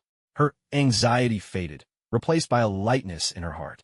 She murmured, "See, if you're smiling, that means you're not mad anymore." At that moment, Tobarama finally looked up at her. Kagura met his gaze, her eyes shining bright. Outside, night had already fallen. Only a single lamp lit the room, its glow reflecting in her obsidian eyes, sparkling like stars in the sky. "There can't be a next time," he said. "A next time for what? Not even a fake one, not for any reason. I'm your husband." Tobarama's dissatisfaction radiated unmistakably from his eyes, just short of spelling out, "I'm jealous." Kagura caught on instantly, grinning at him with all 8 of her teeth on display. "All right, there won't be a next time. I swear on the lamp." Tobarama glanced awkwardly up at the chandelier overhead. The thing that troubled him most was Kagura's habit of making vows. She'd sworn so many oaths to him, but never once kept a single one. And the objects of these oaths were always odd. The lamp, the ceiling, the low table in the living room, the potted plant by the entryway, even the pot of miso soup simmering on the kitchen stove. He reached out and gently closed her hand, which she'd raised beside her ear, into his own palm, shaking his head in exasperation. Don't swear oaths. No one in their right mind would believe them. He'd fallen for it too many times before. By now, he'd learned his lesson. You're worrying for nothing. Have you even thought about who the other person is? That's Uchiha Izuna. He doesn't even want to marry girls from his own clan. Do you really think he'd want me? I honestly don't know what you're so anxious about. That part was undeniably true. Since the Warring States period, the Uchiha clan had rarely married outside their own, a tradition that had persisted through the years. While other clans had long since stopped caring about such things, the Uchiha were different. Their unique bloodline set them apart from everyone else. Still, it's not allowed. Fine, whatever you say. So, her stomach gave a loud rumble. Can we finally eat now? I'm starving. Dinner was chicken hot pot, the rich aroma of chicken broth filling the air. Seasoned with salt and soy sauce, the meal wasn't too different from the hot pot Kagura used to enjoy in the real world, just a different soup base. The rest was the same. Dip all sorts of vegetables and meats into the bubbling broth. Fish them out when cooked, and eat them straight or with a little sauce. Outside, snow was falling thick and fast, but inside it was warm as spring, with steam rising from the pot. This was exactly why Kagura loved winter. Winter is the kind of season that makes you want to draw even closer to the ones you love. After all, isn't huddling together for warmth what winter's all about? There are all kinds of hot pots where I come from. I love the ones with spicy red broth, super fiery. Kagura trailed off as she remembered that people here didn't eat that kind of hot pot. The most common kind are sukiyaki and chicken hot pot. Some innovative restaurants might serve seafood hot pot, but that was about it. Your hometown. Kagura rarely mentioned where she was from, and when she did, it was always in passing. Tobarama couldn't pretend he wasn't curious, but in the shinobi world of years past, how many nations had perished in war? If not for such tragedies, Kagura might never have left her homeland for Konoha. Some wounds are better left untouched. Outside, the northern wind howled and raged, toppling the lanterns hanging from the eaves. Not far apart, the red lanterns knocked against each other, adding a touch of clamor to the otherwise quiet night. "Come on, have another drink," said Tobarama, filling her cup to the brim and raising his own glass toward her. Alcohol, in moderation, wasn't such a bad thing. It could relax your muscles, numb your nerves, and help chase away the exhaustion from a long journey. However, neither of them could really hold their liquor, and this particular drink was quite strong. After 2 flasks, Kagura was already showing signs of drunkenness. She pushed herself up from the tatami, feeling the room growing warm, a fine sheen of sweat breaking out across her skin. "Let's go soak in the hot spring. It'll be nice to get some fresh air," she suggested. "You're drunk. Let's wait until the morning," Tobarama replied. He watched as she tried to stand, swaying unsteadily, one foot hesitant to bear her weight. The alcohol made her steps uncertain. She looked as if she might topple over at any moment. Afraid she might fall, Tobarama hurried to support her, but by then Kagura had already thrown herself against the paper door. She waved him off, refusing his help. "No, I want to go now. If you won't come, I'll go by myself. Don't try to stop me." Tobarama sighed. She'd promised she'd get all soft and sweet after a drink. So why was she being even more stubborn? The hot spring was behind the inn. After heading down to the first floor, they walked all the way to the end of 2 open-air corridors, stepping out from the warmth of indoors. The biting northern wind, laced with snow, whipped against their bodies. Instead of sobering up, the chill only made the alcohol rush to their heads, leaving them dizzy and light. As midnight drew near, the once bustling hot spring gradually quieted, as if it too had drifted into slumber along with its weary guests. Tobarama couldn't rest easy leaving Kagura to bathe alone in her tipsy state, so he reserved the entire women's bath for them. Now, he sat beside her, the 2 of them leaning against smooth rocks, submerged up to their shoulders in the warm spring water, while the cold air above kept the heat and the effects of the alcohol lingering in their bodies. Snow was still falling, melting instantly as it touched the water. Their bodies were caught between the extremes of cold and warmth, and the drink made their minds even foggier. Kagura leaned back against a natural rock in the center of the spring, eyes closed. The stone, worn smooth by years of water, felt warm and comforting against her back. All around was darkness, save for a few low palace lanterns at the edge of the pool, casting a faint, hazy glow to light the way. The center of the pool was far enough from the shore that the light didn't quite reach, but with someone by her side, Kagura didn't feel afraid, even with the night so deep and dark. "Tobarama, keep an eye on me. If I fall asleep, don't let me drown in here." "All right," he promised. She was utterly exhausted. After setting out from Konoha in the morning, she'd reached the land of hot water by nightfall. They'd traveled at a brisk pace, and she hadn't felt particularly tired while on the road. But once she'd drunk some wine and sunk into the warmth of the water, the ache in her muscles caught up with her. Within moments, it seemed, Kagura had truly fallen asleep. Her head lolled gently to rest against Tobarama's shoulder. Tobarama lowered his head to look at her. Sleeping Kagura was so quiet and well-behaved, her features peaceful, with a faint trace of a smile at the corners of her lips. She looked so sweet, she stirred a feeling of tenderness in him. Before he knew it, Tobarama found himself leaning even closer, lowering his head until his lips met hers. There was no moon that night, only the distant, hazy glow of lanterns, as faint as diluted orange juice, their light so subtle it was almost invisible. He kissed her gently, and even as she slept, she responded to him instinctively. It should have been a moment of pure intimacy, a time to lose themselves in each other and forget the world.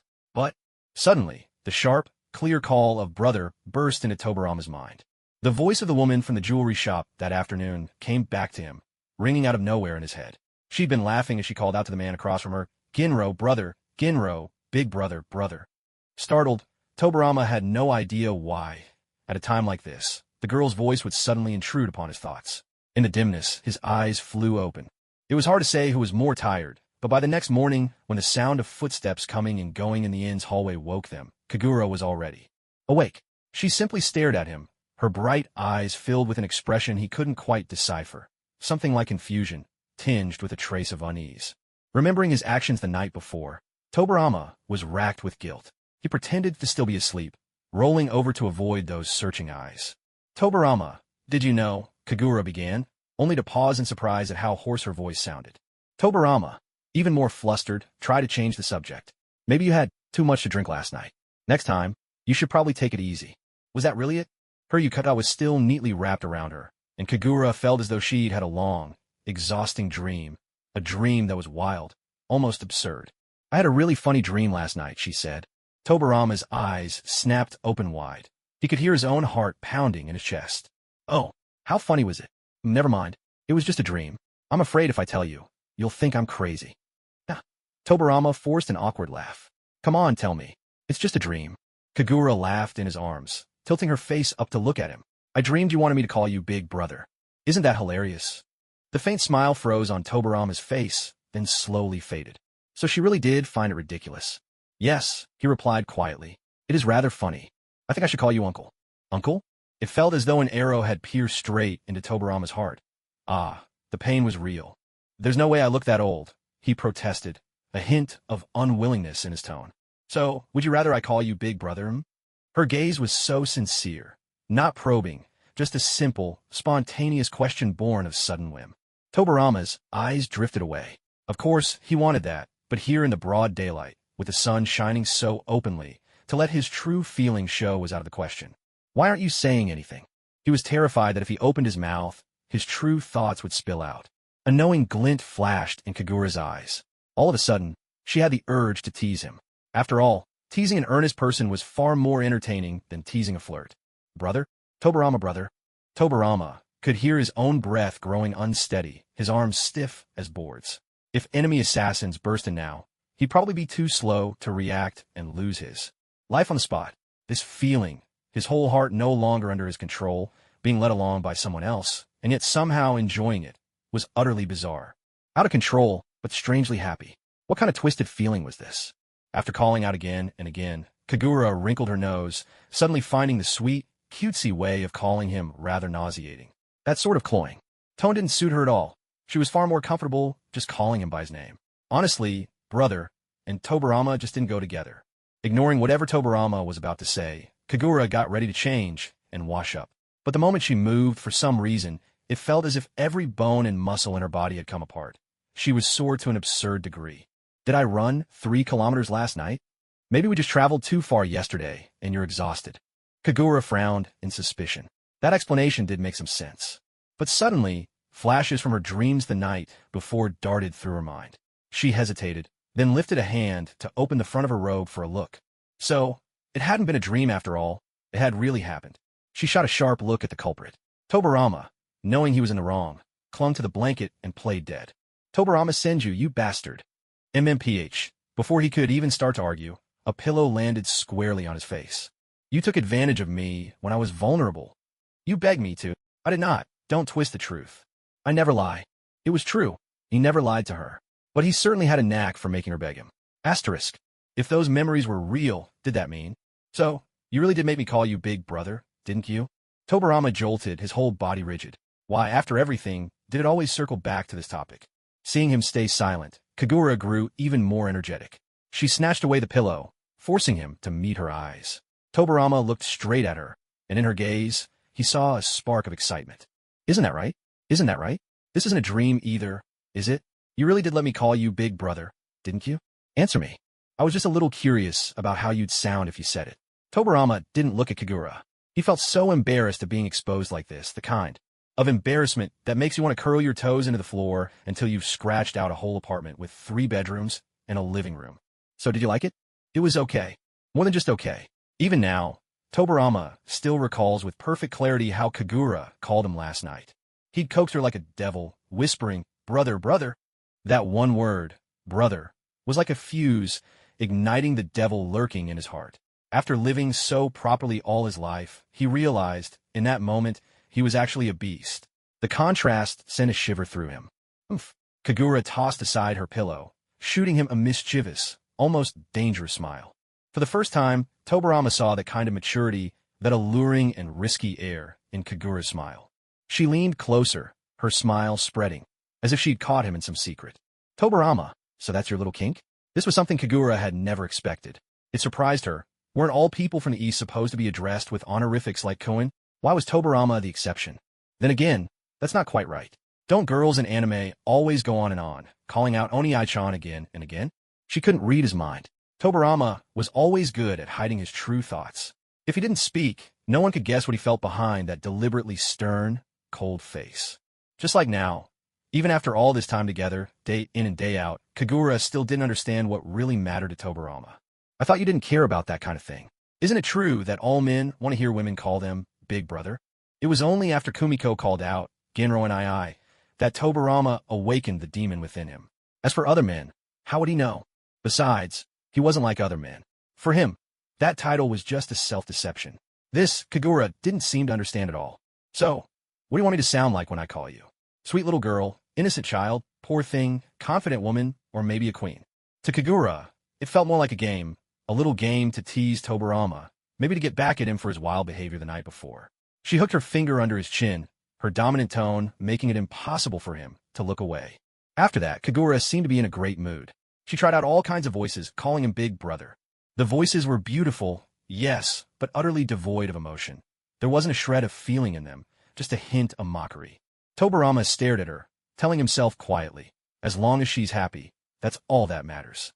After all, the things that bother him are things she'll never know, and there's no need for her to know. Yes, he had always minded it. The first time he realized he liked Kagura, it just so happened that Mito stirred up trouble, prompting Kagura to sneak out of the village despite the falling night. Worried about her, he chased after her. That was the first time he discovered that a major reason Kagura kept running away was because of his age. He was so much older that she instinctively kept her distance. Even though, in the end, Madara's idea helped Kagura see her true feelings, Tobarama still felt this was something Kagura cared about, a point he could never change no matter how hard he tried. The Senju clan wasn't truly immune to aging. They simply aged more slowly than ordinary people. Their powerful life force kept time at bay, just a little longer, just a little, but not forever. But Kagura seemed utterly untouched by time. She looked exactly the same as the day he first met her. She had married him, born him a daughter, and yet she remained unchanged. Sometimes, this terrified Tobarama. What if Kagura never aged at all? What would happen when the day came that he could no longer keep up the appearance of youth, when his body gave way to old age, but she still looked 23? If that day really came, what would he do? All of these worries belonged to Tobarama alone. Kagura was always cheerful, always smiling. She had never even considered the possibility. Perhaps she hadn't even noticed the frightening reality that she hadn't changed at all. In Kagura's memory, she had never seen Tobarama wear this expression before, a look of utter disappointment barely held in check. He frowned slightly, gazing at her, his eyes clouded with mist, a fog that seemed to shroud his very heart. The smile faded from Kagura's face. She was bewildered. It was only a harmless joke, so why did he seem upset? Hey, what's with you? Seeing Kagura's puzzled and slightly anxious expression made Tobarama feel even worse. He thought he must be losing his mind. Ever since seeing Kumiko and Genro, that hidden thorn in his heart had suddenly stood upright, pricking him with pain. How could Kagura possibly understand the turmoil inside him? Precisely because she didn't, she found his reaction so strange. She crawled over on hands and knees, her voice soft as she tried to coax him. It was just a joke, that's all. It felt as though his throat was stuffed with cotton, unable to cough it up, unable to swallow it down. Let's just not talk about what happened last night anymore. I've already forgiven you, so why don't you forgive me too? Even though Kagura didn't think she'd done anything wrong, she knew that the man she liked could be a little stubborn about certain things. After all, a thick skin isn't like a candied hawthorn, nor is it like cold noodles or spicy noodles. You can't eat it, and if you take it too seriously, you're bound to suffer. Do you realize what you did wrong? Tobarama rubbed his eyes, deliberately looking away from her, as if purposefully avoiding her gaze. The back of his hand rested over his eyelids, hiding those gem-like crimson eyes from view. He knew she had done nothing wrong. Yet, he was the only one obsessing over something, feeling awkward and bothered, while she remained completely oblivious to his inner turmoil. That imbalance left him feeling distinctly disgruntled. Kagura's thoughts. I didn't do anything wrong. I could say it 10,000 times, and it would still be true. But, now listen to you. Just because you're not at fault, doesn't mean you can't let me scold you a little, right? After all, it's only fair to comfort your own man, isn't it? Still, something about this seemed backwards. Wasn't it usually the man who soothed the woman? How did things end up reversed with him? At last, Tobarama couldn't help but laugh. That awkward morning finally passed with a helpless, gentle chuckle from him. Even in times of peace, both ninja and civilians cared about fashion. There were designers in the shinobi world, too. For a while, ivy patterns became incredibly popular. Adorned on women's skirts and men's jackets, a little touch of ivy was everywhere. Once the trend took off, It swept through every major ninja village. Walk down any street, and 7 or 8 out of every 10 people would be wearing something with that motif. But such trends would never appear on Tobarama. At work, he wore a black, form-fitting ninja suit. On missions, he'd layer armor over it. When he was neither working nor on a mission, he always wore kimono, either the Senju clan's formal attire or various dark-colored robes. He looked exactly like an old relic from a bygone era, as if he'd wandered out from some family's neglected graveyard. Now, the two of them walked side by side down the street. Glancing around, all the travelers were dressed in the latest fashions, except Tobarama, eternally clad in his kimono. Today, he wore a deep gray robe, patterned with subtle bamboo leaves, and for warmth, he'd wrapped a scarf around his neck that looked rather like a fox's tail. His hands were tucked into his sleeves, and he strolled along at a leisurely pace. Fortunately, Tobarama was tall and well-built, his figure both striking and elegant. Though his demeanor was a touch aloof, it was captivating. In its own way, against the white snow, that shadowy silhouette stood out, drawing more than a few secret glances from passing women. He was walking slowly on purpose. With no plans to return to the village for work, Tobarama had plenty of time to spare. Of course, another reason for his measured pace was to accommodate Kagura, whose right foot was still a bit sore. The hot spring street was lively in the daytime, and the snowfall was gentler than the day before. Delicate flakes fluttered down, but didn't keep travelers from strolling about outside. "Is there anything you'd like to buy?" As they wandered along, Tobarama kept an eye on the shops that lined the street. Most sold local specialties from the land of hot springs, which he knew held no appeal for Kagura. But what about accessories? Women usually like those sorts of things. How about picking out a hair clip or something? Kagura had no interest in those either. She wore her hair long, usually tied back in a ponytail, and to her, hair clips were just a useless burden. Seeing Kagura shake her head, the two of them kept strolling forward. As they wandered, they soon noticed a large crowd gathering outside shop up ahead. Kagura's innate love for excitement instantly flared up. Ignoring the pain in her right ankle, she pulled Tobarama along, hurrying over to join the onlookers. To this, Tobarama could only remark that a lively spectacle wasn't about to sprout wings and fly away anytime soon. There was already quite a crowd outside the shop, and bursts of cheers could be heard from time to time. Kagura tiptoed, but still couldn't see over the heads in front of her. For the first time in her life, she found herself resenting her height, just a little over 160 centimeters, which seemed to be her greatest obstacle when it came to joining the fun. "How many times has it landed in so far?" someone in the crowd asked. 36 times and not a single miss. "Amazing. The shopkeeper must be crying by now." "Exactly. Just look at his face. There are so many prizes. That little girl can barely carry them all. Speaking of which, isn't this child adorable?" "Absolutely. Just look at those eyes like little rubies." Pressed in among the crowd, Kagura listened to the conversation, her curiosity growing even stronger. Tobarama, who never cared much for crowds, watched with exasperation as Kagura, such a little shorty, squeezed her way through the people. He had no intention of helping. After all, she wasn't Jingli Yuli. He couldn't just let her ride on his shoulders in the middle of a crowd. Kagura found herself genuinely envious of the tiny child perched on her father's shoulders. But since no one was there to help her, she had to rely on her own resourcefulness. After much effort, she finally managed to squeeze her way to the very front. Just as she poked her head out from the crowd, she heard a familiar voice. "Jingli Yuli, let's stop now. There's just too much. Can't carry it all." Looking at what they were holding, and at the pile that had already been set down in the snow, Jingli Yuli looked up at Izuna with a smile and nodded. "All right, let's call it here." Kagura rubbed her eyes for a second look. That black-haired man with half his face hidden behind a mask. Who else could it be but Izuna? And that white-haired, giggling child. Who else but Jingli Yuli? "Tobarama," she called out toward the edge of the crowd. Came his lazy reply. "Hurry and come see. Your daughter's here." Tobarama. Kagura's voice, not too loud nor too soft, carried perfectly to Izuna and Jingli Yuli. Their smiles instantly vanished. Jingli Yuli could only feel unlucky, sneaking out like this, only to run into family the very next day. Tobarama pushed through the crowd, and at a glance, he spotted Jingli Yuli, who was pouting and clearly not in a good mood. Standing next to her was Izuna, stubborn as ever. His entire posture radiating the words, "I did nothing wrong," from head to toe. Thankfully, he still had some sense left, at least enough to keep his conspicuous face hidden. "I just wanted to soak in a hot spring. Why should you get to go when I can't? I made such a fuss at home that Lord Madara told Uncle to hurry up and take me to a hot spring. For the record, we weren't following you. So much for a romantic getaway for two. What a letdown." With a sigh, Tobarama raised his hand and ruffled Jing Lioli's silver hair, just like his own. His daughter was being spoiled far too much by those two Uchiha brothers. Suddenly, he tugged playfully at the small braid on top of Jing Liuli's head, making her wince in pain, but she still refused to admit fault, stubborn as ever. That unyielding streak was definitely something she'd picked up from the Uchiha brothers. I brought her, so I'll take responsibility.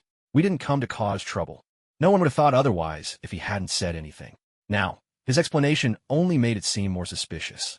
Tobarama narrowed his eyes at Izuna, his gaze sharp and probing, making Izuna feel uneasy.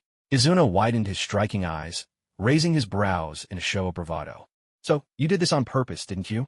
Izuna was at a loss for words. Yes, he had done it on purpose.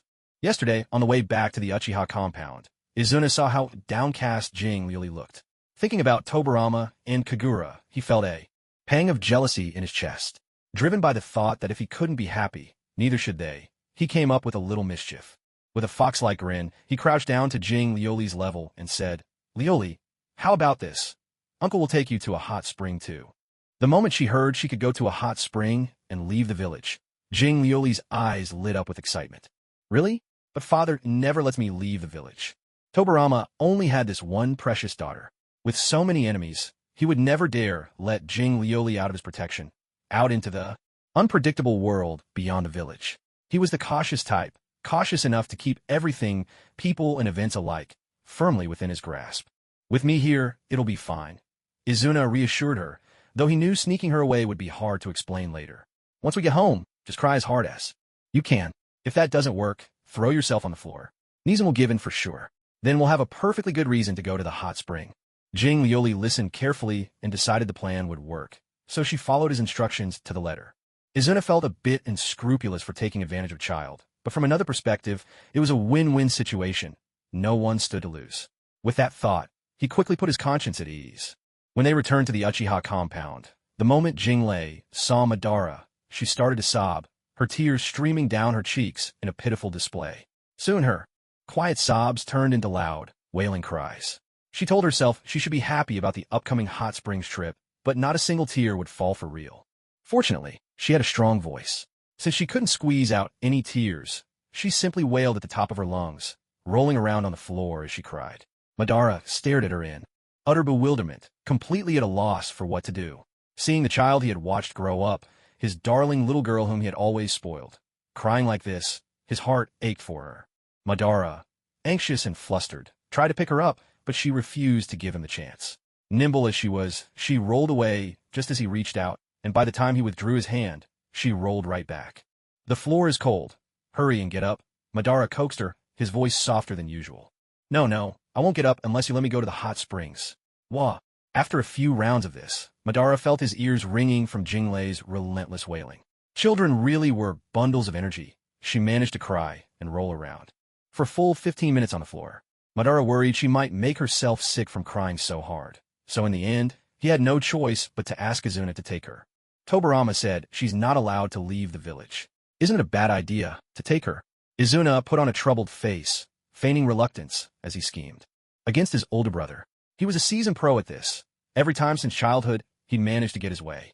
He could hardly keep from grinning. If he gets angry, just tell him I gave my permission.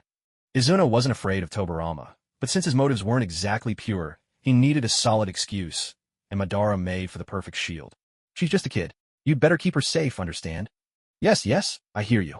Big brother, why are you being so fussy? Madara. An hour after Tobarama and Kagura set out, Izuna slipped out of the village with Jinglei in tow. With Kagura dragging her feet, Tobarama's legendary speed was completely wasted. To accommodate her, he had to slow his pace considerably. Izuna kept his distance, afraid Tobarama might notice, relying on chakra to sense their whereabouts and follow from afar. When they arrived in the land of hot water, Izuna didn't dare stay at the same inn as Tobarama and Kagura. He chose a place a little farther away. Who could have guessed that after just one night, they'd run into each other? If that wasn't fate, what was? Now that everyone was here, it would be unreasonable to force them to go back. Though Tobarama was clearly irritated that his plans had been disrupted, he couldn't bring himself to rebuke his precious daughter. Still, Izuna really was exasperating. Izuna deliberately ignored Tobarama's piercing, predatory gaze, and with a mischievous grin, slipped over to stand beside Kagura. So, what are your plans for today? Honestly, in winter, There's really nothing to do here except soak in the hot springs. Kagura raised both hands in wholehearted agreement. But she loved hot springs so much that she had no complaints at all. She could happily spend all 24 hours of the day soaking in the water. But I heard there's a festival going on. A festival, huh? Izuna curled his lips in indifference. Men never really got excited about festivals in the first place. Those who acted all fired up about them were usually just putting on a show, a little trick to please their girlfriends. Izuna stopped throwing, and the onlookers gradually drifted away. Noticing how Jairuri was now cradling an armload of little toys, Kagura shot Izuna a particularly scornful side-eye. Izuna, however, just raised an eyebrow at her and grinned, looking entirely smug and unbothered. Huge characters were painted on the shop's outer wall. Ninjas forbidden from participating in games. Izuna had gone out of his way to hide his ninja-level throwing skills, but even so, every toss landed perfectly. The shopkeeper was deeply suspicious, but had no proof. So he could do nothing but swallow his frustration. Thankfully, there weren't many rascals like Izuna in a whole year. Otherwise, he'd be out of business in no time. They found a big bundle and packed all the toys inside. Jairuri, not wanting to carry it herself, had no choice but to ask an adult for help. Kagura refused outright. Even if Kagura had wanted to help, Tobarama would never have allowed it. Not only would he not let Kagura carry the bundle, he certainly wouldn't do it himself. Your things are your own responsibility. Why should someone else carry your toys for you? Jairuri looked forlornly at the pile of toys and let out a heartfelt sigh. So it turns out that more isn't always better. Was her father taking advantage of the fact that she hadn't learned space-time sealing techniques yet? If she'd known she'd need them, she would have started practicing much earlier. Trying to cram at the last minute. Even the Buddha wouldn't dare stretch out a foot to help. As she grew older, Jairuri couldn't help but feel that her father was becoming stricter with her, at times, even to the point of being cold. At this moment, she really wanted to sing the song, Don't Want to Grow Up. I don't want to grow up. Once I do, the world loses its flowers. But maybe it's just that a father's love has changed a bit. She let out a long sigh and turned to look at Izuna. Just one glance, and Izuna instantly understood what she meant. A few seconds later, Izuna heaved a resigned sigh, slung the bundle over his back, and accepted his fate. For some reason, he couldn't shake the feeling that he looked exactly like a thief. Kagura couldn't agree more. The sight of him made her think of a bandit from a children's cartoon. Face masked, a bundle slung over his shoulder. The resemblance to Izuna was uncanny. 3 adults and 1 child walked through the bustling streets. For the first time in her life, Jingli Yuli had left her village. Now, without the constant worry that her parents might discover her whereabouts, she was free from any burden. Like a bird released from its cage, curiosity sparkled in her eyes. She darted here and there, eager to explore every corner. She wanted to buy this, and she wanted to buy that, not just for herself, but also for the dolls in her collection that were soon to be retired. When Kagura refused her requests, Jingli Yuli resorted to her old tricks. She cried and threw a tantrum. Her newly acquired tactic had worked on Madara, but had no effect whatsoever on her real parents. Kagura and Tobarama simply ignored her. In fact, they stopped walking altogether and began chatting about where to have lunch and what to do in the afternoon, as if the sobbing, miserable child beside them had nothing to do with them at all. To make matters worse, they were standing right outside a little artisan shop. Perhaps deliberately, Tobarama's attention was caught by a hand-braided red bracelet adorned with 2 tiny silver bells. The moment he saw it, he wanted to buy it for Kagura. The bracelet was quite similar to the one he wore himself, except it had 2 red beans, while this one featured 2 small bells. Do you like it? Tobarama asked as he fastened the bracelet around her wrist. Kagura gave her wrist a gentle shake. The 2 bells chimed together, their sound delicate yet pleasing to the ear. With her fair skin, the red bracelet made her complexion look even more luminous and flawless. It's not bad, she replied. Then keep it on, Tobarama said. After paying, Tobarama took Kagura by the hand and led the way, leaving behind Jingli Yuli, who pouted in protest. Once again, she felt the sting of the world's indifference. She looked up at Izuna, who stood beside her with a rather chilly expression, and asked in despair, Am I really my mother's child? Was I truly born to her and father? Izuna paused, then answered truthfully, Honestly, I have no idea. Who knows? He could swear by the heavens and the sun and moon as his witnesses. When he was reincarnated by the Edo Tensei, Kagura was already pregnant. By the time his soul returned to the Pure Land, and he was reborn through transmigration, Jingli Yuli had already been born. So, he really didn't know. No, he didn't know at all. For lunch, they had a simple meal of oyakudon and red bean soup. Since Kagura and Tobarama wouldn't indulge Jingliuli's whims, she was left quite dissatisfied and decided that she would spend the afternoon with Izuna instead of her parents. Tobarama couldn't be bothered to argue. Whenever Jingliuli was with Izuna, she never came out the loser anyway. Let him play the role of her wallet and porter. After all, he had come all this way only to interfere with their plans. After leaving the eatery, the four of them strolled together a little longer. As they passed a tea house, Jingliuli's sharp eyes caught sight of something in an upstairs window. She pointed excitedly and shouted, "It's Uncle and Lord Madara." Hearing this, the three adults all followed Jingliuli's pointing finger. Sure enough, on the second floor of the tea house, they spotted Hashirama and Madara. No one knew what the two were talking about.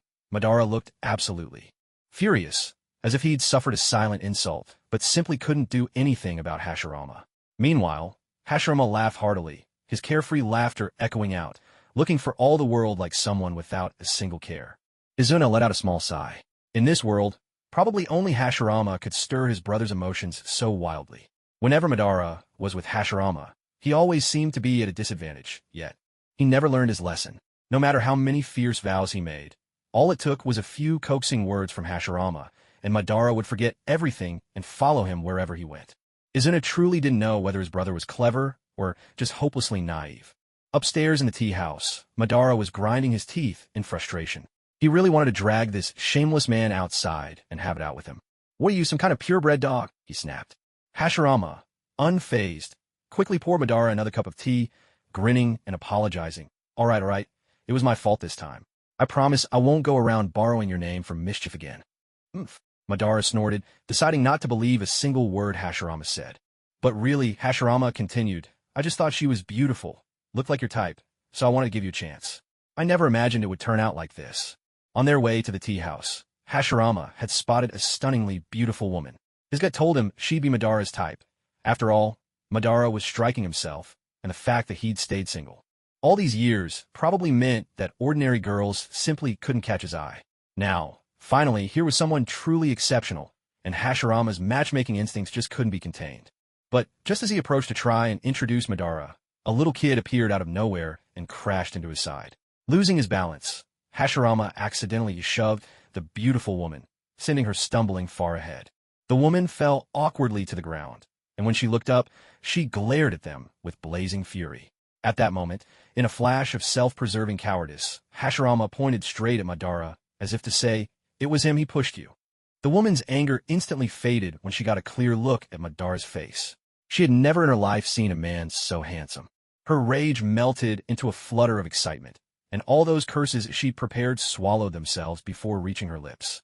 She simply wouldn't leave, her eyes fixed on Madara, making him so uncomfortable he could barely sit still. And to make matters worse, Hashirama was snickering off to the side. It was mortifying and infuriating, and yet Madara had no choice but to grit his teeth and endure it. In the end, the woman laughed 3 times, a hint of mercy lingering in her gaze. Madara could only console himself in silence. This lifetime would pass soon enough. In the next, he must never set foot in the land of soup again. Most importantly, he had to stay as far away from Hashirama as possible, never giving him another chance to drag him into trouble. "Were you trying to reel her in like a fish?" Hashirama sipped his tea with a cheerful grin, clearly disagreeing with Madara's complaint. "I don't know if she's a fish, but you certainly are. Not only are you a hard one to catch, you're also as stubborn as a mule. No wonder you're still single after all these years." Madara's hand, resting on the table, tightened involuntarily. This guy, Hashirama, how dare he call him a stubborn mule? A mule of all things. That animal couldn't be further from his own refined temperament. She was giving you such obvious hints, and you still didn't get it? If it were me, I'd just walk over and ask her name, where she's from. See what develops. If we hit it off, great. If not, nothing lost. Oh, big brother, are you such an expert at wooing women? Does sister-in-law know about this? Hashirama's laughter faltered, fading away as he awkwardly turned around, only to see 4 pairs of eyes, big and small, all watching him with expressions of great interest. At the front stood Tobarama, even dressed in a gentle, dark gray kimono. Nothing about him seemed the least bit soft. Arms crossed, he looked down at Hashirama with a sharp gaze, brows drawn tightly together in a look of stern interrogation. "Ha, what a small world, isn't it? Ha." Hashirama scratched his head, embarrassment clear on his face. Izuna couldn't help but glance at Madara, who, for a moment, looked just like a child caught with his hand in the cookie jar. His cheeks reddened, but he composed himself quickly, shutting his eyes so he didn't have to meet Izuna's gaze. Big brother, you're really not honest. If you wanted to visit the hot springs, you could have just come with us. When we asked, you said no, but here you are, sneaking in after just one day. It was all Hashirama's idea. He begged me to come with him. Really, I didn't care to come at all. The lie was so transparent that even Jiruri could see right through it. Hashirama felt wronged. What did I beg you? I just made a suggestion, and you agreed right away. If there's an art to exposing someone, Hashirama is a master. The more he said, the more mistakes he made. Madara decided to hold his tongue and turned toward the window, which, to everyone else, only looked like the sulky defiance of someone whose lie had just been exposed. Did the ninja cats find you? Tobarama demanded coolly, fixing Hashirama with a piercing look. Hashirama forced a smile. Yes, they found me. And did they relay every word I told them, exactly as I said it? Yes. Tobarama drew a deep breath, working hard to calm the fire flaring inside him. He reminded himself, the man sitting across from him was his own brother by blood. He must restrain himself, he had to. Senju Tobarama, keep it together. It's just that when I heard from the ninja cats you were in a land of hot water, I suddenly got the urge to soak in a hot spring. You can't really blame me for that, can you? The older I get, the more afraid of the cold I become. Lately, Tobarama had become particularly sensitive to anything mentioning old age. His temper flared instantly. He knew full well that while he was away from the village and had asked his brother to handle official matters instead, Hashirama had simply ignored his instructions, roped in his friends, and snuck off for some fun. Breathe. He had to restrain himself, rein it in.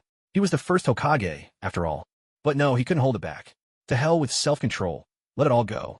A ninja, he bellowed. Hashirama immediately dropped to his knees in a dramatic slide, knowing full well he was in the wrong. Tobarama had asked the ninja cats to pass along a message for him.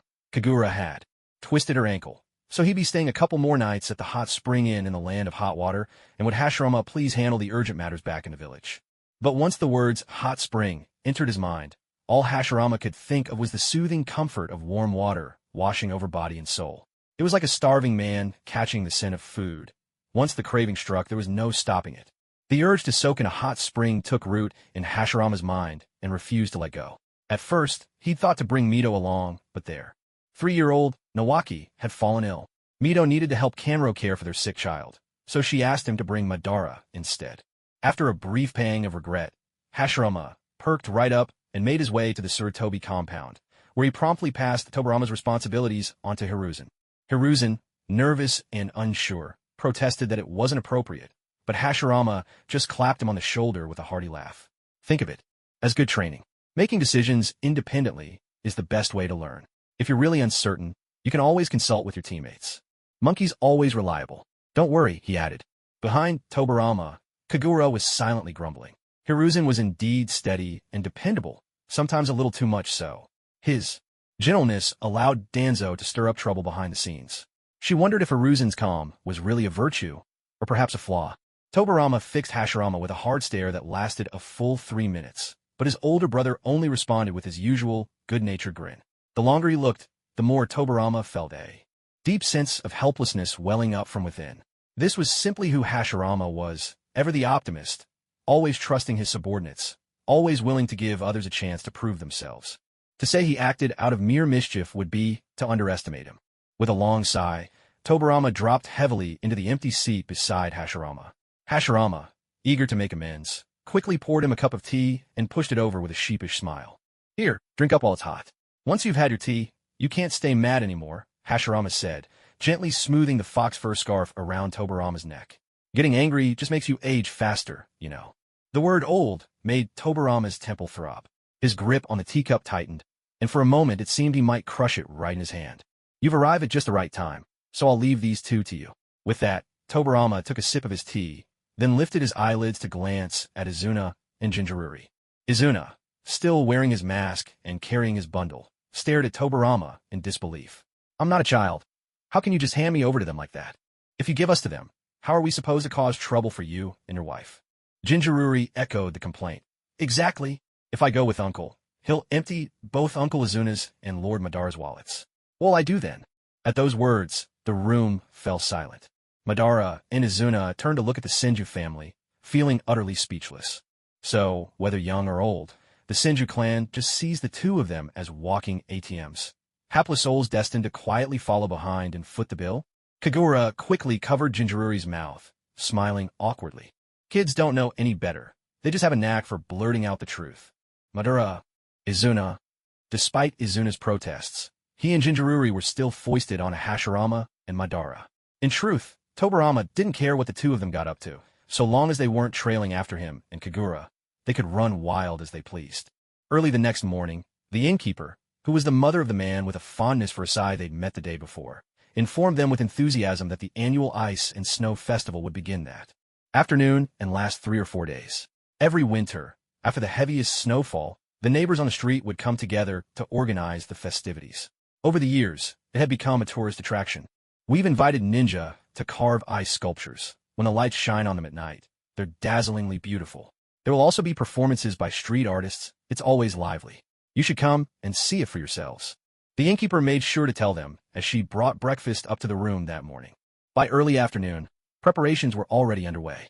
The whole street was dressed up as if for a festival. Lanterns strung everywhere, the air filled with excitement. Fine snowflakes continued to drift down, but they did nothing to dampen the shopkeeper's spirits. The wide avenue of the hot spring street would soon serve as a stage for the performers, right in the middle of it all. Now, seated on the second floor of the tea house, they had a commanding view of the entire area below. Before Hashirama and Madara could start pointing fingers and giving orders, Jinchururi quickly grabbed Izuna and dashed off, the little trinket she'd failed to buy earlier, thanks to Kagura's interference, had to be snapped up before Hashirama managed to empty Izuna's wallet. Izuna was dragged along at a breakneck pace, calling out as he ran to reassure her. Don't worry, Jinchururi. I'm not like me-san. There's no way Hashirama's getting a single Ryo out of me. Jingliuli let out a few mocking chuckles. She had long since seen through the adults around her. They were like creatures in a food chain. Hashirama kept Madara in check. Madara kept Izuna in check. And whenever Hashirama squandered all of Madara's money, a few honeyed words were all it took for the gullible Madara to set his sights on his younger brother, Izuna. When that happened, even if Izuna stubbornly refused at first, in the end he would always surrender, obediently offering up his coin pouch with both hands. That's why, clever as she was, Jingliuli made sure to buy everything she wanted before any of that could unfold. After all, as the saying goes, the early bird gets the worm, while the latecomer suffers the consequences. Her father had always taught her to avoid putting herself in a passive position whenever possible. Once the child had left, the 4 adults gathered around the square table, discussing the evening's snow and ice festival. From where they sat, they could see the open area by the distant riverbank, now blanketed with snow. The innkeeper's wife had mentioned that ninja had been invited to carve ice sculptures, and already those artists were busy at work. I imagine quite a crowd will gather here tonight, Madara remarked, glancing outside. The more, the merrier. Kagura chimed in eagerly. She thrived in lively crowds, her excitement growing with every new face. Her words drew laughter from the 3 men, a laughter tinged with the gentle amusement reserved for someone so pure and guileless. Kagura glanced at them, sensing she was being teased. Big brother, it's best to stay alert tonight, just in case, Tobirama advised. Hashirama responded with a low hum, his hands wrapped around a teacup. His prime might have passed, and Tobirama's concern was well-founded, even if Hashirama was still formidable. There are always pests who take advantage of nights like this. A little caution won't hurt, Tobirama added. Of course, Hashirama nodded. And if anything truly requires action, you have us. All you need to do is stand back and watch, Tobirama assured him. Hashirama laughed softly, amused by how his brother underestimated him. When it came to his well-being, Tobirama was nothing if not earnest. Ever since that first bout of severe illness had kept Hashirama bedridden for nearly a month, Tobirama had paid close attention to his health, no matter how sturdy Hashirama had been in recent years. At last, he said something I can agree with. Madara chuckled, glancing at Hashirama. Having gained strength from Hashirama's cells, Madara's body and abilities had improved in every respect. In contrast, for reasons unknown, Hashirama's physical condition had begun to decline. Still, with his sage body, that decline was only apparent when compared to his former peak. Ever since learning that Hashirama was not quite as robust as before, Madara often felt like a bodyguard whenever they ventured out together. Even in dangerous situations, he tried to keep Hashirama from getting involved. As close friends, there was no need for words. Hashirama understood without being told. The care between friends is always mutual. Just as during the days without Izuna, it was Hashirama who kept him company through many lonely moments. Kagura listened to their ambiguous exchange in a daze. They seemed to be worried about something, or perhaps wary of something, but Kagura paid no mind. She considered herself a total novice, yet all the elites surrounded her. She had the most powerful ninjas in the entire shinobi world on her side. There was truly nothing to fear. The group spent the entire afternoon at the tea house, passing the time with a few rounds of mahjong. Tobarama's intention was to play just a little for the sake of tradition, but there was no way he could resist Hashirama's persistence. When Hashirama acted coy and pleaded with him, Tobarama could only sigh and remain at the table. The tea house owner watched them turn his place into a game room. He dared not voice his displeasure. One look at their elegant robes and commanding presence told him these were not people to cross. So he bit his tongue and endured, knowing that patience would keep the peace. After all, losing it might lead to disaster. Having seen all sorts of people in his long years, the owner had more than enough street smarts to know when to keep quiet. The mahjong tiles clacked away until dusk. When it was finally time for dinner, it took all three to convince Hashirama to stop playing and leave the table. Standing together on the street below the tea house, they discussed where to eat. Hashirama, blaming his bad luck at the table, insisted that Tobarama should treat them. Tobarama frowned, and for a brief moment, he and Madara shared a look of mutual understanding. Now he truly knew what it felt like to be on the losing end of Hashirama's schemes. Their eyes met, as if both were silently commiserating with each other for the hardships they endured. It was one thing to be tricked into gambling, but now he wouldn't even pay for a meal. Hashirama really was the stingiest of them all. You go ahead and eat. I'll pass. I'm saving room for the night market, declared the small, excited woman, her eyes shining with anticipation. Tobarama fell silent. While the three men feasted away, Kagura sat beside Tobarama, swallowing hard. The salted egg yolk rice the restaurant owner prepared looked especially delicious, creamy egg yolk coating the warm rice, paired with a few side dishes of simmered fish. The aroma was enough to make Kagura stare in longing. Tobarama, watching her drool like a hungry kitten, couldn't help but feel helpless. He suggested, why not ask the owner for another serving? You should have some too. Kagura swallowed and shook her head firmly, replying with regret. You just don't get it. All the best food is at the night market. If I eat now, I won't have room later. Just you wait. When you're all too full to eat and have to watch me enjoy all the good stuff, you'll be the ones crying with envy. Madara and Hashirama exchanged a smile. Having lived more than half their lives, neither had ever experienced being driven to tears by food envy. This little girl was simply daydreaming. They were sure that day would never come. Kagura actually has a stubborn streak. It's just that most of the time, people don't get close to her bottom line. So she comes across as easygoing and agreeable, as if nothing ever bothers her, and she never makes things hard for herself. But Tobarama, having spent the most time with her, has completely figured out her temperament. When she sets her mind on something, not even 10 oxen, no, not even 9-tailed beasts, could move her. So, when she says she won't eat something, she means it. She won't touch a single bite. However, how about you let me have a taste? Just one bite. Kagura couldn't resist the lure of salted egg yolk. Honestly, who could say no to salted egg yolk? At this, Tobarama could only stare speechlessly at his wife. Every single time he's had to eat his own words in this life, it's been because of her. Every single time. He swallowed his urge to scold her, suppressing the urge to call her out for pretending to be picky. With a resigned sigh, Tobarama scooped up a heaping spoonful of rice mixed with salted egg yolk and held it in front of Kagura's mouth. He coaxed her to open up without even thinking. Maybe it was from feeding Jingliuliu so many times, the habit had just stuck. Kagura opened her mouth with a bright, beaming smile. It really was a big spoonful. The moment the salted egg yolk-coated rice hit her tongue, a rich, savory aroma filled her whole mouth. Every bite was infused with the luscious flavors of salted egg yolk and perfectly cooked rice, just the right amount of richness. Neither too strong nor too bland, simply perfect. I really do love salted egg yolk the most, Kagura declared, her face glowing with happiness.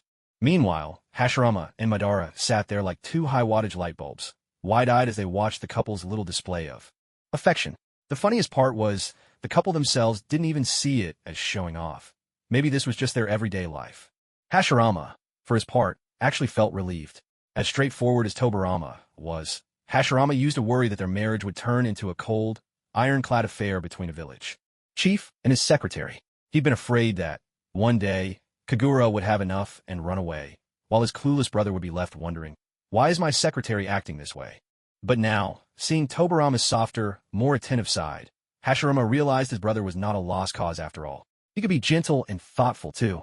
Yes, this was good. His excellent little brother could handle both work and home with a firm hand. A true prodigy. As for Madara, he finally understood why this undercover agent had ended up defecting to the enemy. After all, Tobirama's gentle approach was masterful. He spoiled Kagura like a daughter, maybe even more than his own daughter. What woman could resist that kind of treatment? Clearly, the honey trap was never a reliable plan, too easy to backfire. Madara felt conflicted. Part of him wanted Kagura to be happy, but another part just wished Tobirama wouldn't have it so easy. Yet if Tobirama were unhappy, how could Kagura possibly be happy? These two were really driving him crazy. However, he seemed to have forgotten one thing. Kagura only became his sister after falling for Tobirama first. No matter how you look at it, you just couldn't call her a deep-cover spy behind enemy lines, could you? The Snow and Ice Festival that evening went ahead as planned. Izuna wanted to join up with the main group, but Jiruri, the wide-eyed child who'd never seen such sights, kept darting here and there, fearing that such an adorable kid might attract the attention of some kidnapper. Izuna had no choice but to set aside his own wishes and stick close behind, playing the role of bodyguard. Hashirama's tricks turned out exactly as Jiruri had predicted. At the festival, there was a card game, and the moment Hashirama laid eyes on it, he couldn't move. Another step. Paying no heed to the cold, he plopped himself down and joined a bunch of half-grown kids, playing cards with them as if he'd found his true calling. "Hurry up and let's go. You're playing against children," Madara muttered, exasperated by the disdainful looks people were shooting their way. Hashirama, oblivious to the glares, was utterly thrilled. Leaning close to Madara's ear, he whispered excitedly, "But they're just kids. This is my chance to make a fortune overnight." Setting aside the question of winning or losing, Madara wanted to remind him that a bunch of kids would never have enough money to let him strike it rich in one night. But Hashirama didn't seem to consider this at all. He was completely absorbed in the game. Around them, adults whispered among themselves, and none of it sounded good. A grown man bullying children. How despicable. Exactly. How can he just sit there with a clear conscience? You could just tell he's not a good person. Who else would stoop so low? That's right. It's disgraceful. Listening to all this beside Hashirama, Madara's brow twitched with irritation. Every other word was despicable. It was infuriating. Was his dearest friend really so bad? Well, thinking about it, maybe he was kind of despicable after all. But here's the thing. Hashirama was terrible at math. Just tallying up the points on the cards was enough to make his head spin.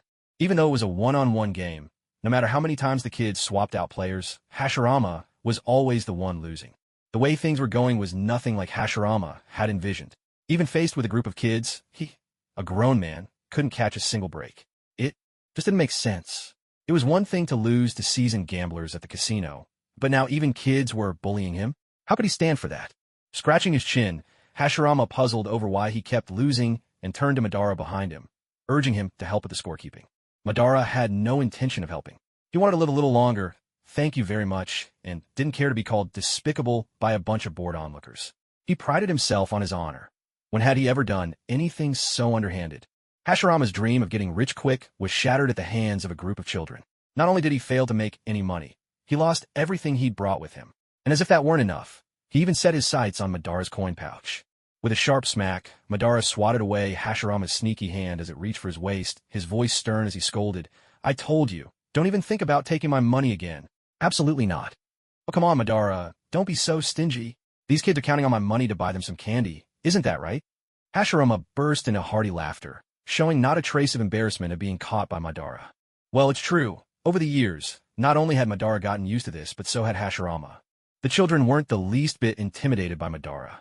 Being so young, they had no idea about the legend of the demon of the shinobi world. To them, Madara was nothing more than a rather handsome but somewhat ill-tempered grown-up. So the children giggled and chimed in, urging Madara to hand over the money. Hurry up, hurry up. If you don't, you'll turn into a puppy for cheating." Hashirama pressed his hands together and pleaded with Madara. "A puppy, Madara? Please, save me.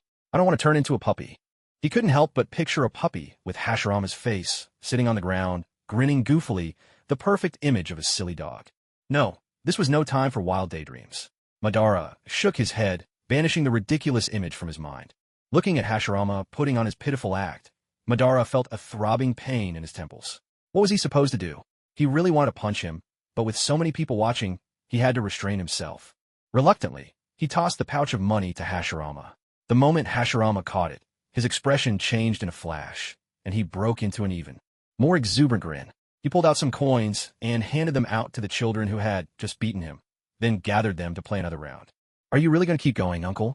You haven't won a single game yet. One of the older kids kindly reminded Hashirama.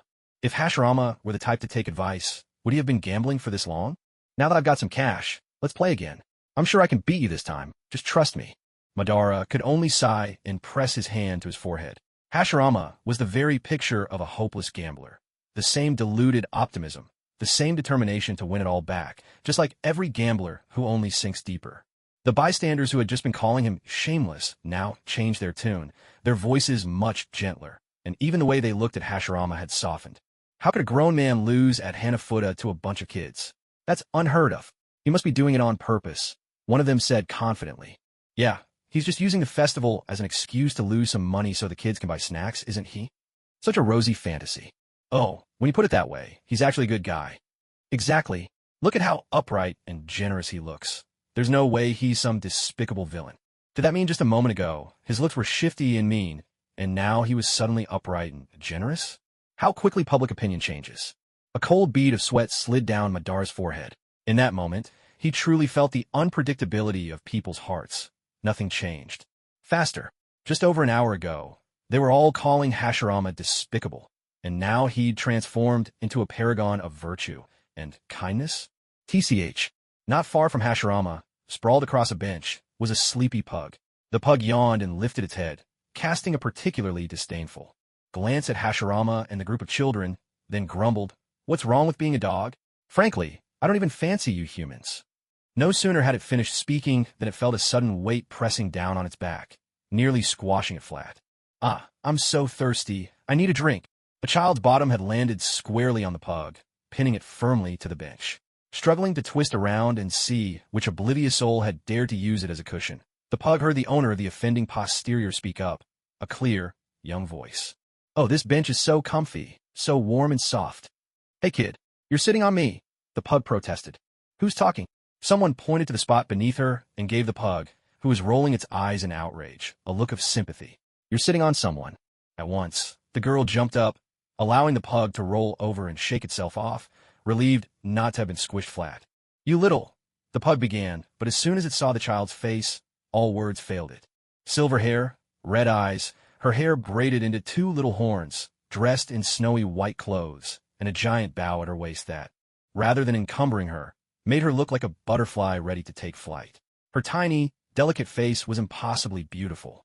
Under the festival's bright lights, her gem-like red eyes truly looked like sparkling rubies, and her entire being, save for her eyes and lips, was as pure white as fresh-fallen snow, making her even more innocent and charming than the snow on the rooftops. "What a beautiful child," the pug blurted out, unable to help itself. But instead of thanks, his compliment seemed to startle the child. She jumped over to a nearby adult man and clung to his arm. "Uncle, that dog can talk." Izuna, who had just finished cooling a cup of tea for Jaruri, gently corrected her. "That's a ninja dog, not an ordinary pet, just like your mother's chubby orange cat and the others." So that's how it was. She'd forgotten for a moment. "Did I just sit on you?" The pug replied. "Oh, I'm so sorry. I didn't notice because your coloring is hard to spot at night.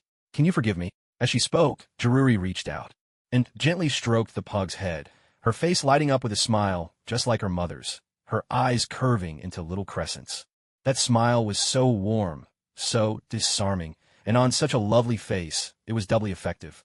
The pug unconsciously leaned into her hand, thinking to itself how adorable this child was, all thoughts of the earlier backside offense forgotten in an instant.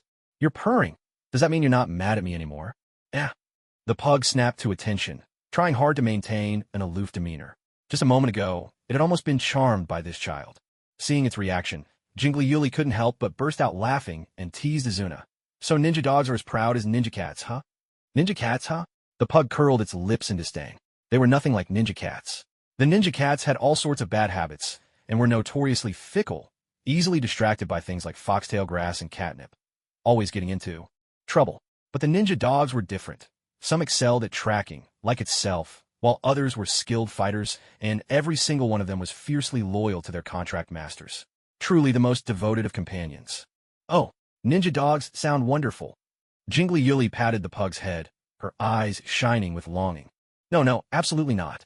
Sensing her intent, the pug refused her outright. Don't even think about making me your summoning beast. There's no way I'd serve as a contract animal for a little kid. Don't even dream about it. With that, as if afraid it might go back on its word, the pug leapt off the bench and scampered away into the night, its short legs moving quickly until it vanished from sight. You haven't even told me your name yet. Mom always says that meeting someone makes you friends, Jingli Yuli called after it. Izuna. Aside from her appearance, Jingli Yuli was almost the spitting image of Kagura. She had that same laid-back, easygoing attitude, the same big-hearted optimism and kindness. In their eyes, there was simply no such thing as a bad person. Every meeting is a friendship, was one of Kagura's favorite sayings, and Jingli Yuli had inherited that spirit from her mother. Even if the other party was just a dog. Not everyone could endure sitting out in the cold wind for over 2 hours. When you sit still, your body heat slowly seeps away, and eventually, even Hashirama started sniffling from the cold. No way. I can't take it anymore. Let's find somewhere warm. Waving goodbye to the group of children, Hashirama pulled Madara along in search of warmth. A drink or some hot soup. Anything to get. To chill out their bones. If he caught a cold from this, Mito would never let him hear the end of it when they got back to Konoha. The largest hot spring street in the land of hot water was built precisely for travelers. Not only did it offer hot springs, but also food, drinks, entertainment, the works. And with the snow festival in full swing, the place was even more lively than usual, packed with people. Hashirama dragged Madara into an izakaya, where they warmed themselves with a couple of cups of steaming sake. As the warmth seeped into their bodies, their senses sharpened, no longer dulled by the cold. Hashirama's ears twitched instinctively, drawn by a familiar sound. He found his body automatically turning toward the source of the noise, only to face a thick wall. Hey, boss, is there a gambling house next door? The izakaya owner nodded cheerfully. This guest is absolutely right. Why not head over and play a few rounds? I've heard many customers are having incredible luck today. Perhaps it's because it's the first day of the festival and the gods are watching over us. The mention of many customers having incredible luck was enough to awaken the gambler's itch in Hashirama. On his usually righteous face now shone a glint only ever seen in the eyes of those lured by games of chance. Madara inwardly groaned, already sensing trouble, and instinctively clutched his not-so-flush wallet at his waist. Come on, Madara, let's go, let's just try it. Tonight, the gods are on our side. Madara's brows drew low, his expression slightly menacing, but Hashirama was undeterred. With a playful grin, he pleaded for Madara to come along. Let's go, just a few rounds. I'm sure we'll win. Trust me on this. Trust, at this point, was a thing of the past. We came out to have fun, right? We've already eaten until we can't move. Are we really going to wander off to the land of tenderness instead? The so-called land of tenderness was more trouble than it was worth, and, truth be told, he had no taste for it. Those women, swaying their serpentine hips, wore garish, saccharine smiles. The heavy scent of powder filling the air was enough to make anyone want to sneeze, not to mention their syrupy voices that prickled the ears. Just thinking of it made Madara frown. What's wrong? Want to go? If you do, just say it. I get it, really. I mean, you've always been on your own. Everyone has needs, even you. If you want to go, I'll understand. It's normal.